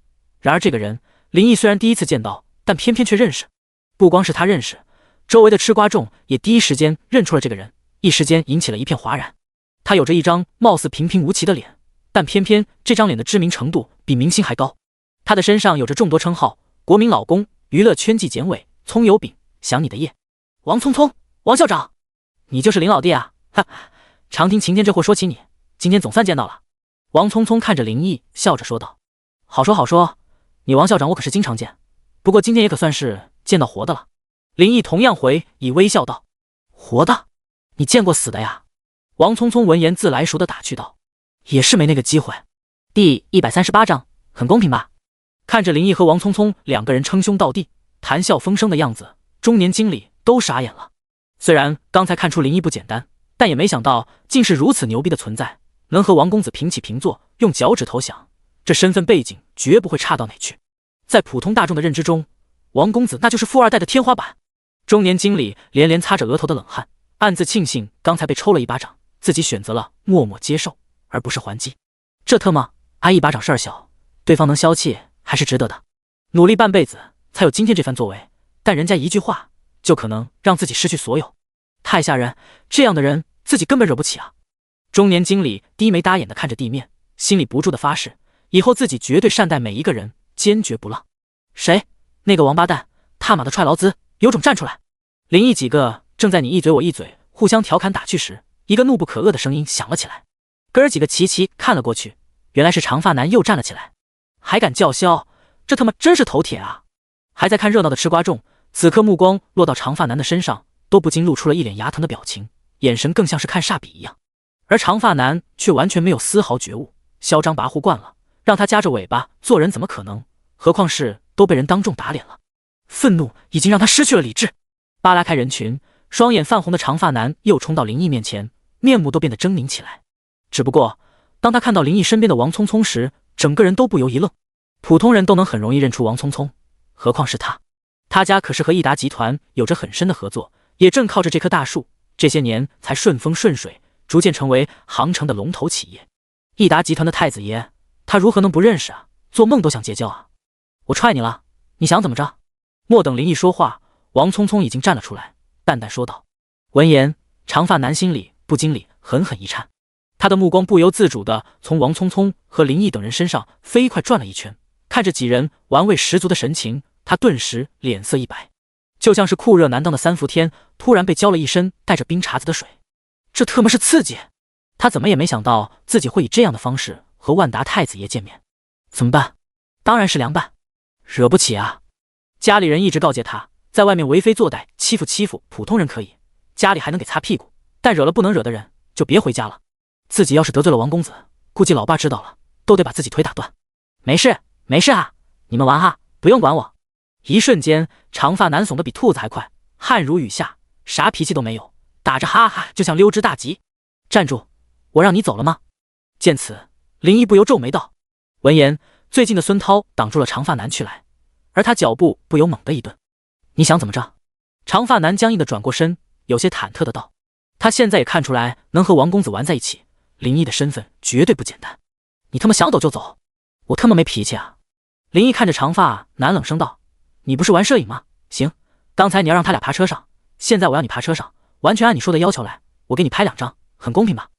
这叫他大庭广众下爬汽车上让人拍照，这简直比抽他一巴掌的侮辱性还强。你！一瞬间，长发男心中火冒3丈，但看到林毅冰冷眼神，他不禁打了个激灵。王公子，益达集团航程合作商，龙兴集团的董事长是我爸，您帮帮忙。长发男求助的目光看着王聪聪说道。龙兴集团？不认识。王聪聪淡淡的说道。喂，哥们儿抬出你家公司是几个意思？吓我们啊！听着长发男的话，晴天不乐意了，说道，航程的泰和集团是我家的子公司。不就是公司吗？航程中宏药业，我家的。唐杰撇了撇嘴道，我去，你们这么说我也就不瞒着了，航程，我家也有3家5星级酒店啊。徐文涛推了推眼镜，不甘落后道，我家在航程也有20几家珠宝店啊。你们一说，我想起来，在航程我家也有公司啊。我家也有。靠，我家也有。老孙，你家有吗？看着孙涛不说话，晴田笑着问道。我家在航程，也就开发了2个小区。孙涛摸了摸鼻子，貌似有些不好意思道。你们？长发男愕然地瞪大眼睛，欲哭无泪，崩溃了，彻底崩溃了。自己感觉以前也挺牛逼的呀，怎么现在屁也不是了？不就是逼着2个小车母想拍2张充满艺术的相片吗？怎么就炸出了这么多妖孽？你们到底想怎么样？长发男声音发颤地说道，一张脸长得通红，都快哭了。不怎么样，我老弟不是说了吗？他很不爽，按他的说的，你让他爽一下就行了。晴天笑呵呵地说道。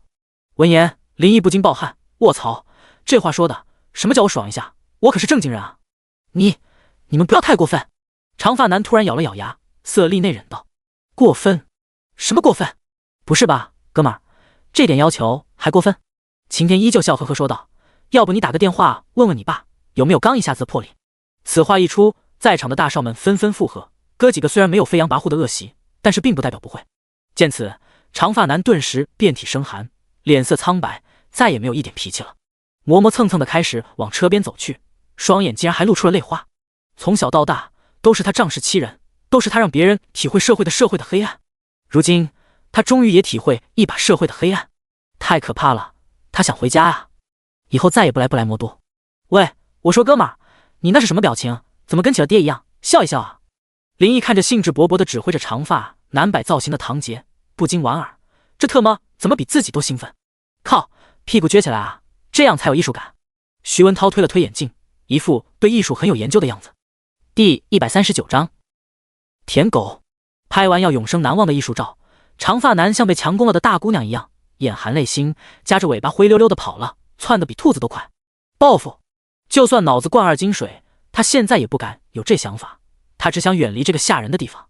不仅是林毅那他们，看热闹的吃瓜众都整乐了，一些人还偏偏拍了视频，本来还想把这个大瓜发网上，说不定还能吸一波流量。不过用脑子想了想，又悄悄放弃了这个想法。谁知道这样会不会惹恼这些二代？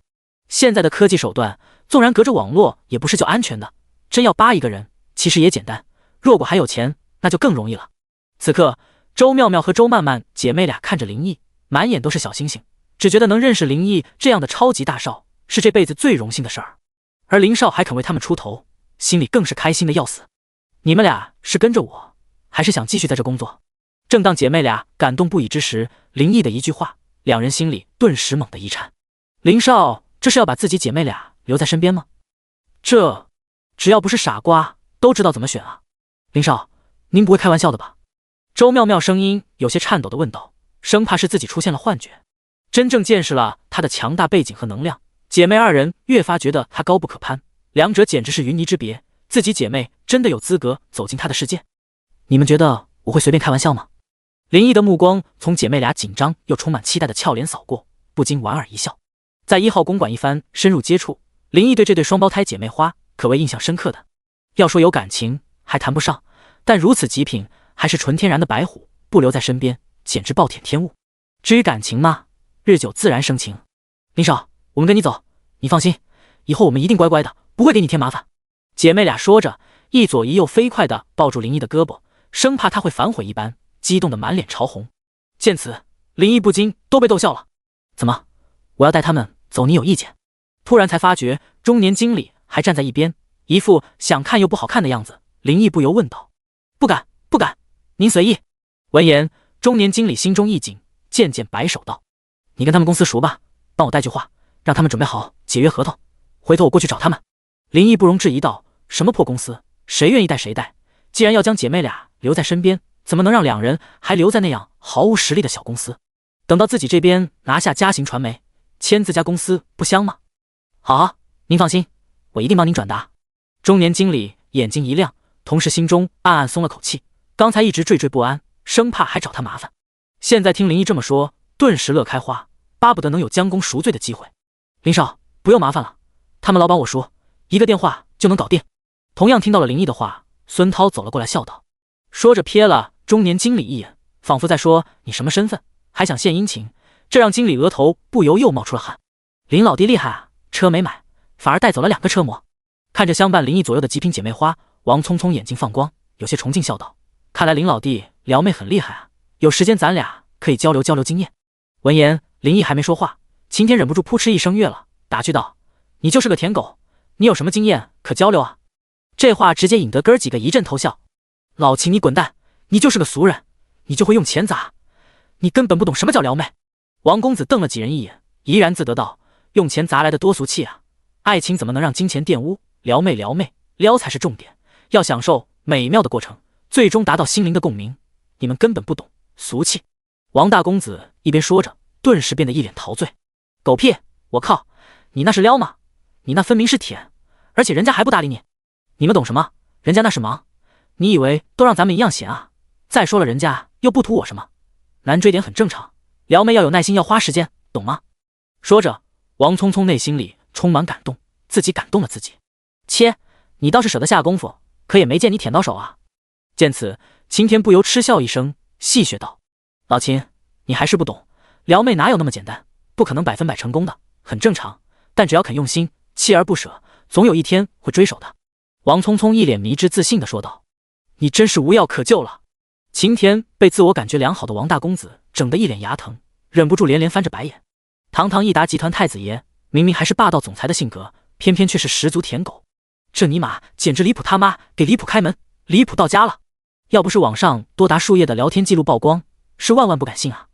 以前还有人说那是炒作，但此刻林毅听着两人互相打趣，脑瓜紫嗡嗡的，即便是炒作，那也绝逼只有舔狗才能做得出来。王总，王大公子，你就没有想想，你都那么下功夫舔了，为什么没有成功？晴天无奈道，还能有什么原因，时间还没到呗。王聪聪笃定道，卧槽。晴天真是无语了，转头看向了林毅，苦笑道，老弟，你说，你告诉为什么不成功，让他清醒清醒。林毅没想到自己也被卷了进来，愣了愣神，又看了王聪聪，道，可能因为颜值吧。老弟，精辟，一针见血，还得是你啊。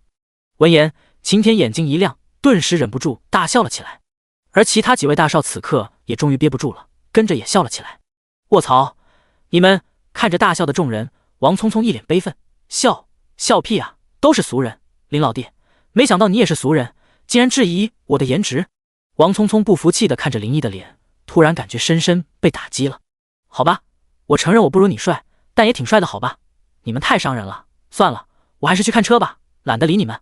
说完，很受伤的王公子就向着别的展区走去。喂，你就是帅的不明显，别想不开啊！众人嘻嘻哈哈的追了上去。第140章，喜欢就买。科尼赛格成立于1994年，是来自瑞典的汽车制造商，主打就是一个超跑。他创立的宗旨便是为了制造出世界上最快的汽车。每一台科尼赛格的车上都有一个幽灵图案，那是瑞典空军第1中队的标志，车厂就设在飞行中队的旧址，幽灵图案就成了他的徽章。一行人来到科尼赛格展馆，相比于普通人熟知车企的展馆，这里可以用冷清来形容。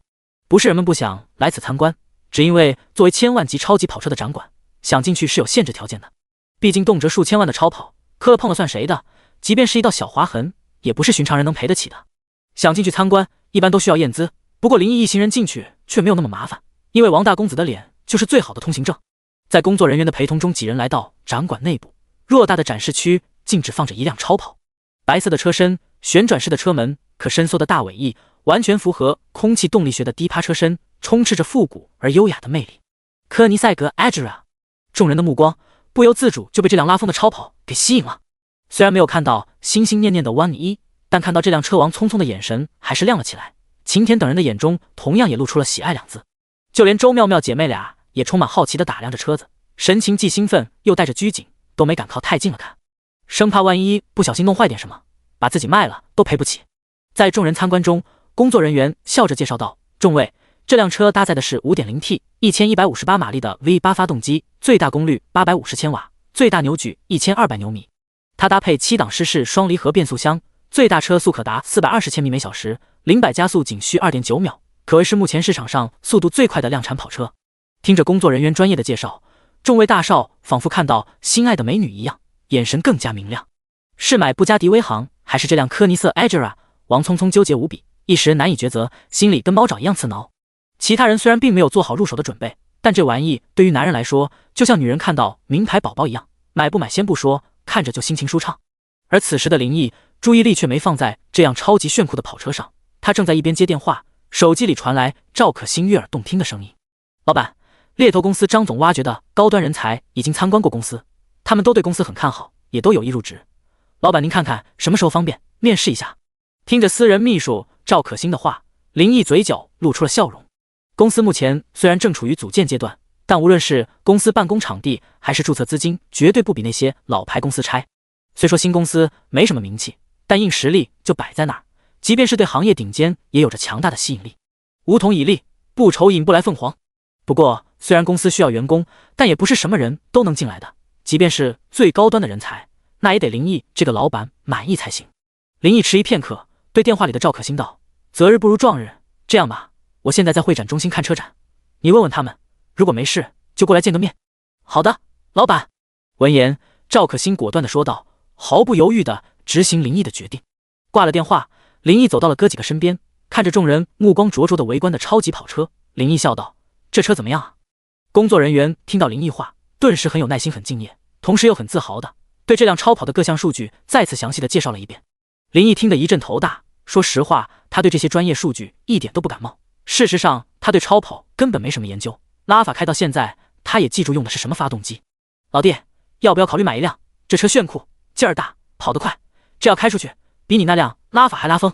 晴天搂着林毅肩膀，笑呵呵地说道：“你这么说，我就明白了。”闻言，林毅笑了，他向工作人员招了招，淡淡笑道：“这车我买了。”还没来得及走到林毅身边的工作人员，听到这话，顿时呆立当场，眼睛难以置信地瞪得滚圆。没听错吧？啥玩意？这就买了？不仅是工作人员，众位大少的目光也齐刷刷地落到了林毅身上。瞬间成为焦点的林毅还有点不适应，摸了摸鼻子道：“都这么看我做什么？你们也想买吗？那你们先买好了。”“操，老弟，我他妈怀疑你在凡尔赛。”闻言，身边的晴田不由拍了拍林毅肩膀，一脸被打击的模样。其他几人也不禁连翻白眼。“林老弟，你确定你要买这辆车？你知道这车买下来得多少钱吗？普通人买个菜还问问多少钱一斤，这样顶级超跑价都不问就买了。”绕的是王聪聪这位曾经的首富之子，此刻心里也泛起了惊涛骇浪。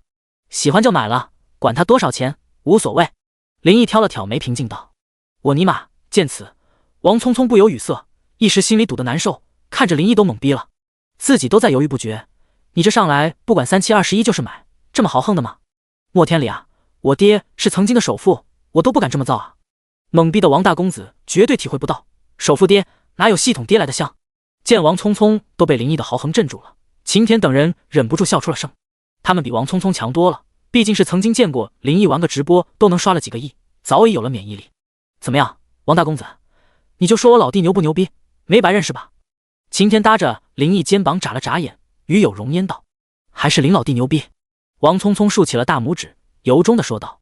这让林毅都不好意思了，在哥几个面前，他可完全没有想装逼的意思啊！自己的公司马上要开了，要做牛逼，资金投入肯定是巨大的，短期内回笼资金那绝对不现实，有压力啊！必须得多多搞钱，不花钱怎么抽奖？不抽奖怎么搞钱？为了公司做大做强，花钱任重道远，终究还得自己扛下一切。林毅刷完卡，在工作人员激动的发抖得手中接过合同，刷刷刷签上了自己的大名。此刻，所有人都以为自己见证了林毅的豪横，殊不知林毅的豪横才刚刚开始。第141章，属实豪横，既充盈了空荡荡的车库，又达到了花钱的目的，何乐而不为呢？接下来，林毅可以说毫无人性的行为，属实惊爆了众人眼球。一路上将买贯彻到底，只要看着顺眼的豪车，就是一个字：买。不得不说，顺眼的车还是蛮多的。那又怎么样？买就完了。豪车展馆掏出卡，听取卧槽一片。多少钱？林毅不在乎，问一句就是对神豪这个词的侮辱。毫不迟疑刷卡，犹豫1秒，林毅都觉得是对系统爹的不尊重。什么是神豪？这特么才是神豪！买豪车比买白菜还随意。布加迪威航，买；帕加尼风之子，买；兰博基尼毒药，买；迈凯伦 P1，买；保时捷918，买。林毅不问价，只问卖不卖，有没有现车，有就是一个动作，刷卡。这波豪横的操作让身边陪同而来的众位大少也成了不折不扣的背景板，众人看的是目瞪口呆。说实话，谁家里也少不了几辆豪车，王聪聪和擎天之流的车库里超跑加起来都几个亿，但是那是多少年才攒起来的呀？谁他妈买豪车跟进货一样？收手吧，混蛋啊！做个人不好吗？就当众人心里疯狂呐喊的时候，林毅终于把千万级的超跑扫荡了一圈。就当众人以为他终于收手时，林毅又看到了劳斯莱斯的展馆，眼睛顿时亮了。超跑这玩意开出去拉风是拉风，但属实是不实用啊！开久了不舒服不说，还拉不了几个人，空间又小，想在车里干掉啥都施展不开。现在自己女人又多，想出去浇个油啥的，开超跑怎么行？稍微有点慢路就歇菜，别说人，连东西都拉不上。林毅走进了劳斯莱斯展馆，库里南，这个好，地盘高，空间大，野外办点啥事都方便。买，幻影，这个坐着真舒服，就算自己用不多，公司用也行，接客户没个撑场面的怎么行？买。出了劳斯莱斯展馆，林毅又走到了相邻的宾利展馆。宾利天越看着也还可以，买。刷完卡才知道还不到500万，顿时一点兴趣也没了。走出宾利展馆，周妙妙和周曼曼姐妹俩红光满面的迎了上来。让你俩去选车，你俩选好了吗？林毅看姐妹俩的样子，大概率是找到了喜欢的车。果然，两人闻言重重的点了点头。走，去看看。林毅大手一挥，豪气的说道，既然想将姐妹俩留在身边，送辆车不过分吧。跟随姐妹俩走到法拉利展馆，林毅刚想说有品位，结果两人停都没停。路过保时捷，还是没停；路过玛莎拉蒂，还是没停。就在林毅纳闷之际，两人终于停住了脚步。这就是你俩选好的车？林毅看着两人指向的大众甲壳虫，不禁哑然失笑。真是傻妞儿，想为我省钱啊！林毅莞尔一笑，虽说姐妹俩不贪心，让他心里还是很高兴的。不过此时此刻用的显然不是时候，这车就特么买10辆都不够一个10连抽啊！林少，这车很漂亮啊，小小的又可爱。周妙妙笑的眼睛弯成了月牙。是啊，林少，这个可以了，我跟姐姐都很喜欢，我们还在上学，不用太好了。周曼曼连忙附和，林毅要送他们车，两人心里感动不已。看着林毅有些不满的样子，周曼曼吐了吐香舌，憨憨道，林少，真不用送太好的，我和姐姐考了驾照都没开过车，太好的万一刮了蹭了，心疼死了。没事，就算开坏了再买就是。林毅不以为意地说道，扭头拉着两人转向了旁边的玛莎拉蒂展馆。玛莎拉蒂 MC20，林毅看着这辆小跑挺不错，不由分说，一人一辆，直接就刷了卡。这样霸道的宠爱，把姐妹俩感动的眼泪汪汪。这个时候，林毅意识到自己可不止这2个女人，还有好几位呢，总不能厚此薄彼吧。于是路过保时捷又走了进去，911，买；兰博基尼小牛，买；法拉利488，买。一口气又买了5辆小跑，林毅这才停下来，颜色选的都是红黄白之类的，这些全是送给自己女人的礼物。做完这一切，林毅总算收了手，毫无人性的精神摧残结束了，哥几个脸上依旧是一脸便秘的神情。徐文涛买了1辆大牛，原本应该是挺值得开心的事，但此刻却顿觉一点意思都没有。混蛋啊，老弟今天晚上你必须安排，奶奶的，我要喝趴下你。徐文涛推了推眼镜，满脸幽怨的道，对，必须打到土豪，不喝趴下不准走。其他几人也一副苦大仇深的样子。转眼间，林毅变成了众矢之的。正当他疲于应付之际，手机突然响了，掏出来一看，原来是自己的小秘书赵可欣。林毅顿时松了口气，哥几个先看着，我去先接个人。林毅向众人说了一句，接通了电话，借此溜出了这个是非之地。正当林毅快要走到会展中心门口时，便和赵可欣迎面相遇，他的身后还跟着4男1女。这几人看上去年龄上都还年轻，最大的应该也就35左右样子，最小的可能就23、24。几人都是一副职场精英的打扮，目光炯炯有神，一看就是精明干练之人。天哪，老板，你都干什么了？怎么银行的同事告诉我，你短短时间竟消费了快3个亿了，是不是出什么事了？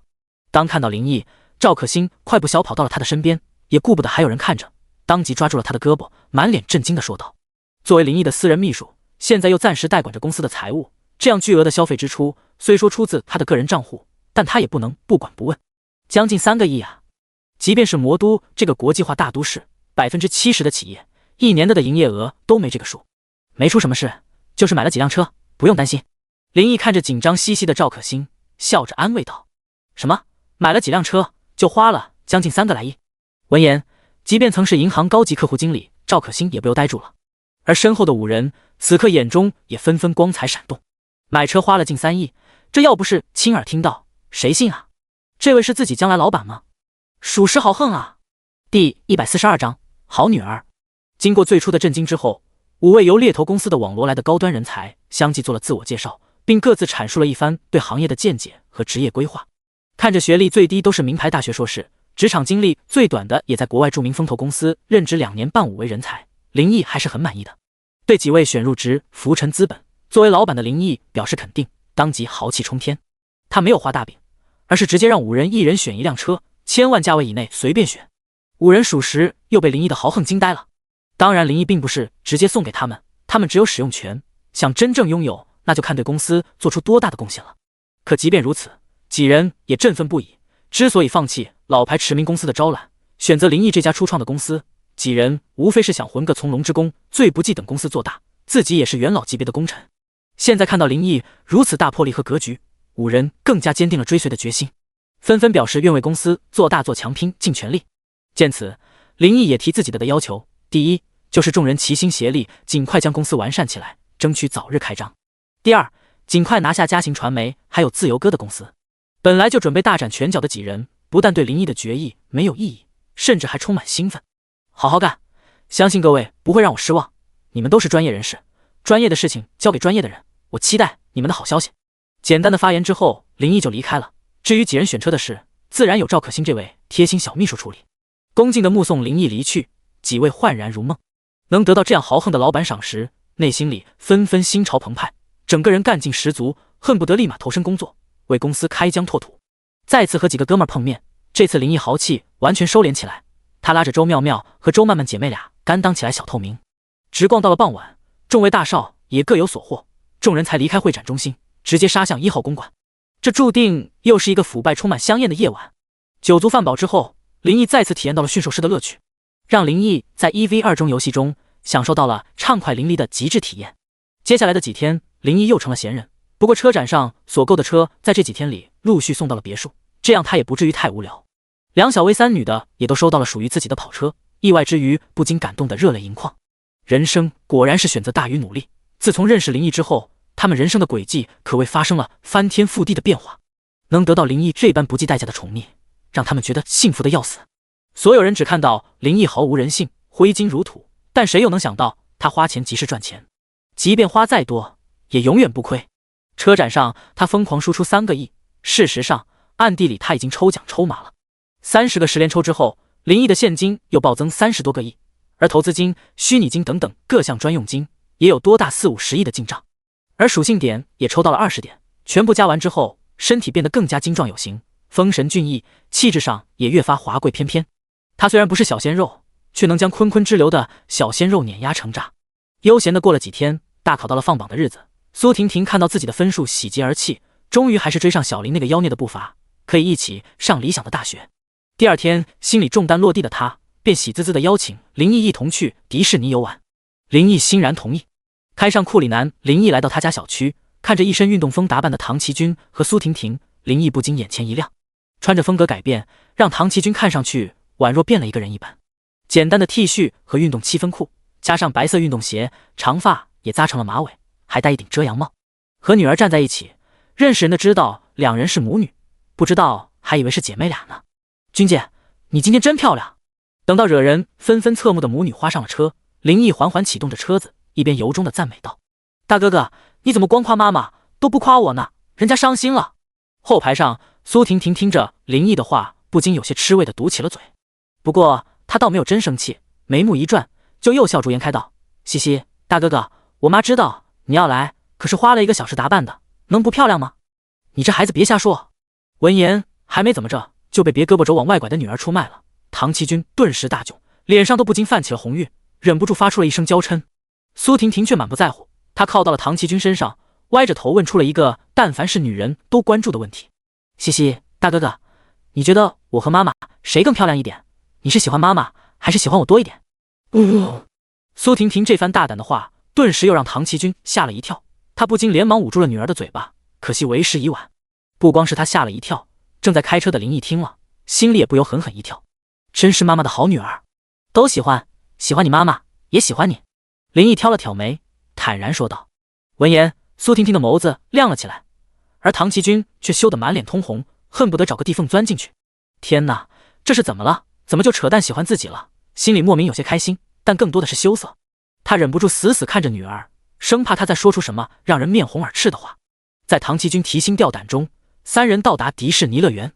一进去，被学习压力折磨了近1年的苏婷婷此刻终于放飞了自我，像放风一样玩疯了。过山车旁，看着女儿勇敢地坐了上去，唐奇君不免眼神有些担忧。过山车渐渐启动，突然俯冲而下，刺激的众人纷纷发出了兴奋尖叫。这一刻，没有压力，没有烦恼，忘乎所以地宣泄着自己的情绪。唐奇君看着目光中又充满了羡慕，自己是多久没有这样快乐过了，都不记得了。第143章，润物有声。妈，你也去坐坐吧，太刺激太好玩了，你去试试吧。玩完过山车，苏婷婷兴奋不已地跑到唐奇君说道：不，看着太吓人，妈妈可玩不了。闻言，唐奇君连连摆手道，不过嘴上虽然在拒绝，眼中却有着丝丝的向往。他不是不想玩，只是战胜不了心里的恐惧。走吧，体验一下吧，我跟你一起。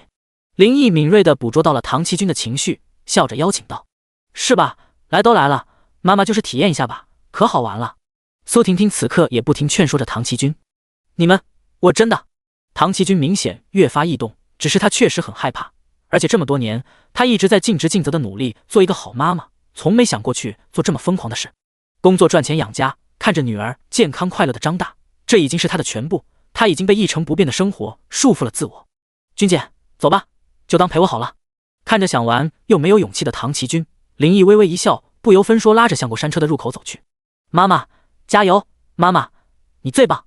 本想拒绝的唐奇君看着笑容灿烂为他鼓劲的女儿，又看了这些霸道的林毅，终究没能拒绝。算了，玩就玩吧。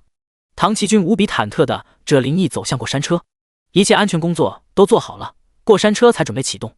唐奇君脸色泛白，额头便已经冒出了汗，心里紧张的要死。君姐别怕，很安全的，况且即便发生什么，我会陪着你。见此，林毅不禁将他的玉手紧紧地握在手中，柔声地鼓励道。轻柔的声音和手上传来的温暖的感觉，让唐奇君心里不禁猛地一颤，突然让他感觉充满安全感。紧张刺激的过山车玩下来，唐奇君的灵魂仿佛被唤醒了。接下来，他和女儿苏婷婷一样玩疯了，摩天轮、跳楼机等等各种刺激的项目都体验了一遍。每当他胆怯的踌躇不前时，就会一只温暖的大手给他灵魂深处都注入了力量。若他心已沧桑，就带他坐旋转木马。他仿佛也回到了无忧无虑的少女时代，笑得那么开心。三人直玩到了晚上，这才作罢。吃了顿大餐之后，林毅开车送母女俩回家。车上还没到家，苏婷婷已经沉沉的睡着了。一学期都在备战大考的她，就像一条绷紧的弹簧，今天身心终于没了重担，彻底放松了。这让她精神突然抑制不住的疲惫。此刻她只想睡觉，睡上3天3夜。将苏婷婷抱回家，放到床上躺好，她都没有醒来。林先生，今天真是谢谢你了。安顿好女儿之后，唐奇君来到客厅，看着林毅由衷的说道：君姐，你跟我还这么客气。林毅挑了挑眉，目光灼灼看着像熟透的蜜桃一般唐奇君。唐奇君欲言又止道，突然心里乱的一匹。今天林毅不但陪着他玩疯了，更是给了他无尽的安全感。正是因为他才能勇敢地战胜自我恐惧。他承认，不知不觉林毅的身影已经深深地印在了他的心里。可是那又怎么样？自己比他大好多，而且还带着这么大的女儿。林先生，时间不早了，今天您也累一天了，早点回去休息吧。唐奇君沉默了一会，忍不住悠悠地说道。话说口的时候，他心里突然莫名的一疼，原本红润的脸蛋不由白了几分。君姐，你是要赶我走吗？闻言，林毅愣了一愣，待到回过神来后，不禁苦笑道：见此，唐奇君咬着红唇，却不知道该如何回答，心里慌乱不已。好，我知道了。此刻林毅反而平静下来，说完他就向门外走去。门口处看着林毅头也不回地走出了门，唐奇军顿时脸色泛白，整个人都呆住了，一下子心如刀绞。今天一整天心都在剧烈跳，充满了悸动，是他带给自己有勇气打破生活的枷锁，体验到了久违的欢乐，人都仿佛年轻了好几岁。但此刻理智又让他将那份悸动埋进了心底。人不能不面对现实啊，自己年龄都这么大了，还有个女儿，怎么配得上他？呆立良久，失魂落魄的唐奇军才挪动脚步，想要关上门。只是就在门快要关上的时候，却被一只脚卡住了。林先生，你不是走了吗？透过门的缝隙，唐奇军看到含笑站立的林毅，心里不禁狠狠一颤，有些不可思议地瞪大了美眸。军姐，我现在哪也不想去，我想留下来。林毅笑了笑，动情地说道，眼神灼热的仿佛能将唐奇军融化了一般。一瞬间，唐奇军不由泛起了红晕，心跳更是如擂鼓一般。他如何能听不懂林毅话外之音？让他留下来，他更知道那将意味着什么。此时此刻，唐奇军彻底乱了，自己该怎么办？心里顿时紧张到极点。然而不等他找到答案，强有力的手已经霸道地拉开了他的门，然后林毅就走了进来。砰！关门的声音虽然不响，但落在唐奇军耳中却犹如雷鸣。林先生，我刚想说什么，唐奇军却发现自己就被带进了一个精壮结实的胸膛，紧接着嘴就被封住了。他大脑陷入了一片空白，心中却不可自拔地愉悦了起来。我们小坏蛋，什么要招惹我？你知不知道我其实很傻，这样我会离不开你的，我会缠你一辈子。良久醇分，唐奇军大口大口地吸着气道，眸子不自主带着一抹哀伤。那不好吗？为什么要离开？林毅有些爱怜地抹撒唐奇军的脸庞道。可是你我们。此刻贪恋着林毅温暖的胸膛，唐奇军心乱如麻。闭嘴，不要说了。林毅看着这个方寸大乱诱人熟女，不由莞尔一笑，霸道的又封住了他的嘴。唐奇军不由自主地闭上了双眸。当门被林毅拉来的时候，他其实知道自己已经不想逃避了，拉开的是门，他闯进的却是他的心。沉寂的心彻底被他点燃了。夜润物有声，女儿都18岁的他，今晚却第一次才真正体验到做女人的快乐。第144章万寿无疆。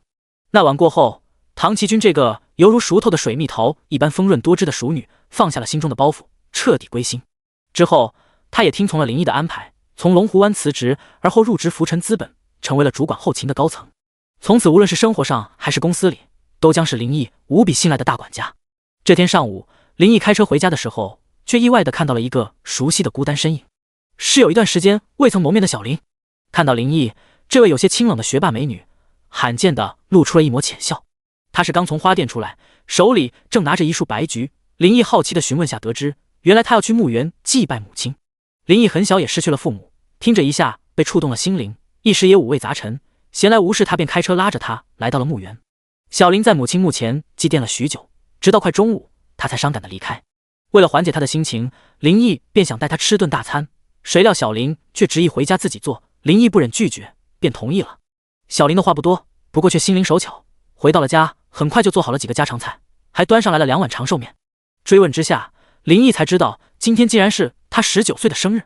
看着这个母亲离世、重男轻女的混蛋父亲又弃他不顾的女孩，成长经历同样坎坷的林毅内心充满怜爱。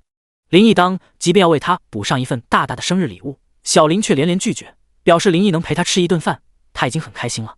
这哪成，林毅既然已经说出了，自然要说到做到。最后他还是抵不过林毅的霸道，便接受了。在问到他喜欢什么时，他扭扭捏捏地说喜欢机车。原来她还是一个酷爱机车的少女，以她的身材和气质，骑上机车定然英姿飒爽。这礼物对于林毅来说自然是不值一提。吃完饭，两人便直接杀向魔都最大的车行。看着琳琅满目的各种机车，林毅有些眼花缭乱的感觉。不过小林却双眸放光，这个对许多事都颇为冷漠的女孩，终于难得露出了痴迷的目光。一番见解之后，林毅果断买下了一辆川崎 H2 送给了她，这让小林受宠若惊，激动的同时又充满感动，清冷的眸子里都露出了泪花。母亲离世以后，还从未有人对她这么好。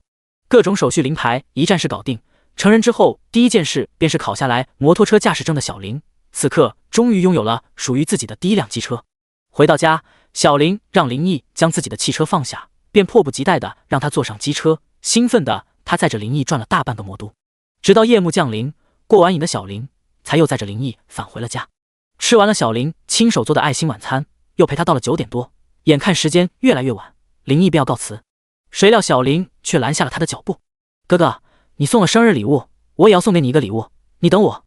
说着，小林深吸了一口气，奔向了卧室。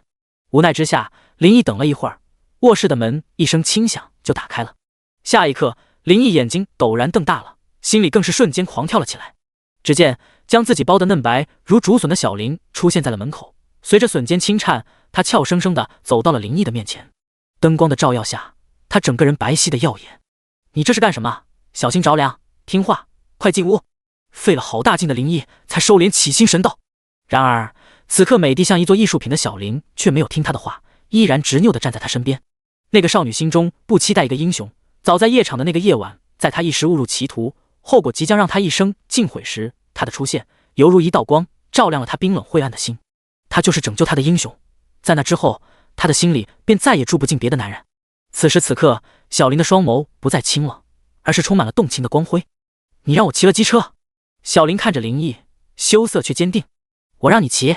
林毅等了半天，却不见他说出下半句，突然明白过来，这已经是一句完整的话。在禽兽和禽兽不如之间，林毅选择做个男人，一个与赌毒不共戴天的男人。不得不说，新车就是好骑，只是得细心磨合。接下来一段时间，受强台风的影响，全国各地都相继下起了大暴雨，有些地区甚至出现了几十年未见的特大暴雨，许多地区都出现了洪灾，引起了社会的广泛关注。各界爱心人士纷纷慷慨解囊，自发的捐款捐物送往灾区。俗话说，穷则独善其身，达则兼济天下。如今林毅有钱了，不能说兼济天下，但天灾当前，他也不能置之不理。如今公司的架构也日臻完善了起来，基层员工也招得差不多了。当下公司最当紧的第一件事就是支援灾区。洪水无情，人有情。在公司的倾力的运作下，一辆辆物资车源源不断地开往了各大灾区，林毅更是亲自跟随，确保物资都落到了实处。而洪水退去，他又捐赠了大笔的善款，帮助受难的同胞重新建设家园。林毅虽然从来没有借此炒作的心，但仅是庞大的车队就不可避免地引起了记者的关注。在各路记者苦苦的不断深挖下，林毅的善举终于藏不住了。据各方人员不完全统计，此次全国范围救灾行动，林毅捐款捐物合计竟高达50多个亿。此事一经曝光，举国皆惊，林毅和他的福辰资本彻底出名了。林毅本人更是直接成了感动龙国本年度10大人物的候选人。魔都市当即便授予了青年企业家的荣誉称号。一家还未正式营业的资本公司做的第一件事表示捐款，一时间也成了圈里津津乐道的谈资。但这只蛰伏的巨龙，有的终究不是一味的善举。没过多久，便接连强势的拿下嘉行传媒和2家上市公司的福辰资本，终于在商业圈露出了他本该有的獠牙。在灾情过后的2个月里，福辰资本将吞下的企业彻底消化之后，终于正式举行了盛大的开业仪式。各界嘉宾也纷纷到场，送上了祝贺。有晴天王聪聪等2代圈的所有朋友，有白梦妍、杨幂、热巴等等娱乐圈的大明星，商业圈有意和福辰资本合作的大佬也来了，甚至市里官方的扛把子也送来了问候。今天也是祖国74周年生日，这样的日子，福辰资本也以自己的方式祝祖国永远繁荣昌盛，万寿无疆。第145章大结局。公司盛大的开业仪式持续了一整天才结束，而到了晚上，属于林毅的热闹才刚刚开始。龙湖湾别墅灯火通明，欢声笑语不断。自从林毅住进来之后，家里还是第一次出现这么多人。但除了林毅这个男主人之外，其余的人无一例外都是女人，而且都是美女。此刻众人都在硕大的泳池里嬉戏打闹，原本不太熟悉的人很快都熟悉了起来。清澈的泳池顷刻间变成了人间乐园，或春春靓丽，或妩媚妖姿，或风姿卓越的身影，像一条条美人鱼一样在泳池里自由摇曳，让人看得眼花缭乱。梁小薇、林飞雪、麋鹿、唐奇君、白梦妍、杨幂、热巴、赵可欣、周妙妙、周曼曼、小林、苏婷婷等等悉数到场。不过在众人玩得兴高采烈之时，一个危险仙兽的身影却悄悄上了岸。他一脸黯然的迅速离开了，多待1秒心里便难受的要死。3楼处，情绪低落到极点的苏婷婷的突然和迎面来的风鱼身影撞在了一起。不过还好，走的都不快，才没有跌倒。稳住身子之后，苏婷婷看着对方那规模堪称惊人的团团，顿时仿佛受到了1万点的暴击，还带真实的伤害。本来心里就难受的她，瞬间就彻底破防了，哇的一声，眼泪就汹涌的奔了出来。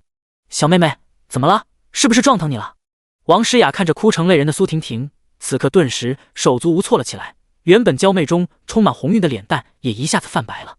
前一阵子，平台准备策划一场才艺比赛的活动，作为平台当之无愧的第一神豪，即便是平台官方也虚心的征询了林毅意见。然而林毅却相当不满，只因为奖励太抠搜了。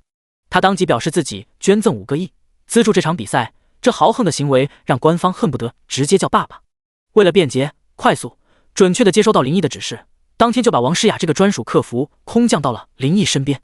而王诗雅这个十足恋爱脑的巨那啥客服，终于是盼星星盼月亮的能为浮尘哥服务了，还是贴身服务，一时间都快幸福的晕了。